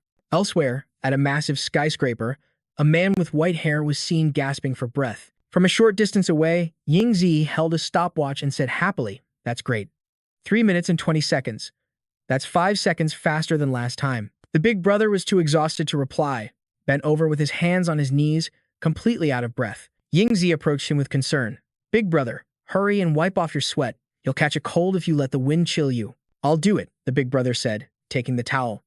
As he wiped his sweat, he added, I'm not as weak as I used to be. At this rate, I think it won't be long before I've recovered enough to help Kai out. Hearing this, Yingzi quickly advised him, You still need to be careful. Don't be like our second brother, always trying to act tough. As the two were chatting happily, they suddenly heard a sneeze. It was Jiang Kai. He was carrying 2 bags and said cheerfully, No wonder my ears have been burning. Someone must have been talking about me. Seeing him appear so suddenly, the big brother and Yingzi called out happily, Kai, second brother. Inside the room, Big Bro set a plate of fruit on the table and said, Jiang Kai, I saw your performance in the tournament. I never expected you to be so strong now. Yingzi, sitting beside him, chimed in, Yeah, second bro, you were so awesome. She chided, But second bro, seriously, you didn't even give us a heads up about something so important. I was so scared I almost fainted. Luckily, the army finally brought news that you were safe. Jiang Kai patted Yingzi's head, consoling her. It was an emergency, and I was in a rush. I'm sorry, Yingzi. I made everyone worry. She finally calmed down and gave him a warning. Humph, as long as you know. Don't you dare scare me and Big Bro like that again. He then took out 2 test tubes filled with liquid. Big Bro, Yingzi, let's put my story aside for a moment. I came today not just to tell you I'm safe in person, but also to give these 2 job change scrolls to you. Both of them gaped in astonishment at the items. Jiang Kai introduced them solemnly. These are 2 destiny scrolls. My extreme hand class came from a destiny scroll just like these. From my analysis, this special type of scroll can grant a job class that corresponds to the user's own traits. Ying Zi had to exclaim in awe. That's truly miraculous. He handed 1 vial to her, advising, Ying Zi, you're still young. I hope you finish your studies before deciding on your path. So, I'll hold on to yours for now. Jiang Kai then gave the other vial to Big Bro. You can go to Ghost Star anytime, but that path will be much more arduous than you can imagine. You have to think it through carefully. He accepted his younger brother's kindness. I've already thought it through. Big Bro was still feeling remorseful. Back when I was lying in that hospital bed, I hated that I couldn't recover faster and risk it all on Ghost Star. It's just a shame my body wouldn't cooperate. Hearing this, Yingzi grew worried. Big Bro, I understand. You wore yourself out providing for us, and now you're blaming yourself. He continued, but I've heard that most adventurers on Ghost Star have undergone long-term training. I have no experience and my physical condition is poor. I'm afraid I wouldn't even be able to pass the rookie trial. But I'll definitely train like my life depends on it. Jiang Kai patted his shoulder reassuringly. Big Bro, don't stress too much about the rookie trial. I have a way. As for the path ahead, I believe you can definitely walk it. He revealed something else. Once you reach the transcendent level, you can materialize your attributes. Then, back on Blue Star, you can be like the Dark God and other champions, slaying beast gods and avenging our loved ones. Yingzi put on an apron and told them, Big Bro has been doing all the cooking these past few days, and I'm not used to being idle. Today, you 2 just stay here and talk. I'll call you when dinner is ready. Big Bro happily agreed right away. All right. He turned back to Jiang Kai to discuss the main issue. You mentioned before that your guild will be in charge of luring the king-level boss in this map boss battle. I haven't told Ying Zi because I was afraid she'd worry. Jiang Kai, be honest with me. Are you confident you can get out in one piece? Jiang Kai assured him, don't worry, Big Bro. I'll be careful. But he still wasn't convinced. That's a king-level boss. Kai, I'm worried. Jiang Kai analyzed the situation for him. Big Bro, this map boss battle isn't just about Sheng Yao's expansion on Ghost Star. It's also about the confrontation between all of humanity on Blue Star and the Beast Gods. This is a situation that generations of people have risked their lives to create. This is incredibly important for us. Jiang Kai's tone became resolute. With the Great War approaching, no matter how dangerous the task of luring the king-level boss is, someone has to step up and do it. I can't back down. Seeing his brother's expression darken, he asked cautiously, Big Bro, are you angry? Big Bro spoke from the heart. You fool. I'm proud. Seeing you grow into a man who can stand so tall, I couldn't be happier, so how could I possibly hold you back? He didn't forget to add a warning. But you have to promise me one thing. Protect yourself. If you get tired, come home. And remember, Big Bro and Ying Zi will always have your back, supporting you unconditionally. With his brother's support, Jiang Kai felt completely at ease. Yes, Big Bro. A few days later, inside an instance dungeon, Hu Yan joyfully announced, a spirit medium. Captain Kai, I'm a spirit medium now. Her information displayed. Adventurer Hu Yan class, spirit medium, level 41. Ruan, you jumped for joy. I changed my class too. I'm a wine fiend now. Adventurer Ruan Yu, class wine fiend, level 41. Jiang Kai asked with interest, what are your talents? Hu Yan reported, my talent is Ghost Wolf's Howl. Not only can I communicate with spirits through the spirit realm, but I can also command them to attack targets. He was quite surprised. Oh, is their attack power high? She laughed sheepishly and replied, right now, not really. It's mainly for harassing the target. There's a certain chance of causing a fear effect. Jiang Kai understood immediately her damage was low for now. It's fine if it's not enough. Your crowd control is already very strong. With the Wind Thunder Staff plus this Ghost Wolf's Howl talent, you have 2 major control skills. It won't be easy for anyone. Blushing from the compliment, she said shyly, I think so too. Nguyen Ziyu excitedly reported, Captain Kai. As a death berserker, my new talent is the Song of Frenzied Indulgence. Jiang Kai compared, Song of Frenzied Indulgence sounds more powerful than your old talent, Corpse Serenade. Hunan urged, Nguyen Nu, hurry up and tell us how frenzied this Song of Frenzied Indulgence is. He revealed, this talent can further amplify my nature and physical instincts, and it also has a certain chance of activating the state of true self. This left them both in complete shock. The state of true self? Waving the sword in his hand, Nguyen Yu said, that's right. Although I don't fully understand it myself, This talent is very special. Different states of true self will unleash different effects based on the situation and my emotions at the time. Hunan agreed, saying, "That's amazing. I've just never heard of it." Jiang Kai stroked his chin thoughtfully and said, "For you to change class from a death ghoul to a death berserker is extremely rare. Coupled with personal talents, which come in all shapes and sizes, it's perfectly normal that you've never heard of it. From my perspective, the rarer it is, the more it means it has limitless potential." Ju Ningyu's face flushed with pride as he hummed in agreement, clearly happy to be acknowledged. Just then, the watch on Jiang Kai's wrists suddenly vibrated, as if he'd received a notification. A holographic screen appeared, and Jiang Kai said happily, "It's Zuzi. He says he and Nuan have also successfully changed their classes." Hunhan replied joyfully, "That's great. Now we'll be even stronger when we fight together." Jiang Kai continued, "And with Shen Yi having successfully changed her class 2 days ago, all of you have new professions now, with a 100% boost to your basic stats. I've also reached level 40. I just need to find the class change materials to advance further." Hearing this, Hunan asked, "Captain Kai, are we going to continue grinding monsters to level up today?" Jiang Kai's gaze suddenly turned serious. Glancing outside, he stood before the door frame and answered in a calm voice, "The map boss battle is the day after tomorrow. Call Shen Yi. We're heading to the quarantine zone immediately to prepare for battle." Hunan and Yuan Gu, their faces full of determination, responded in unison. The next day, at the Luling Axis, a magnificent scene unfolded. Mountain ranges like giant horns pierced the sky. Below, there was an area that looked like a military encampment, complete with tanks, tents, and observation towers. In the distance, figures could be seen moving around the area, seemingly patrolling and scouting the surroundings. A man pointed behind him and asked Jiang Kai's group, "The 4 of you understood that, right?" He pointed towards the other side of the forest and said, "The main God Guild's mission is to lure the king-level boss in that direction. Don't mess it up." Jiang Kai replied with a confident look, "Don't worry, we won't." Zhen Yi stroked his chin, a slight smirk on his face. "Just remember that. Do a good job. And try not to get yourselves killed by the boss." With that, he turned and left, not giving Jiang Kai's group a second glance. Duyan Nu said, completely annoyed, "Damn it, look at that smug look on his face. It's obvious he can't wait for us to go get ourselves killed." Hunan, who was also fuming, agreed. "Exactly." Jiang Kai, looking unconcerned, instructed, "When the time comes, follow my lead. We'll play it by ear." Jiang Kai, Shen Yi, and the others stood in the forest discussing for a long time, preparing for the upcoming battle. Elsewhere, the guild master of the Guild of Light, Chen Xunsheng, looked at the person before him and said, "When the time comes, you must ensure Jiang Kai's team obediently passes through that. Also, have the ambushers been selected?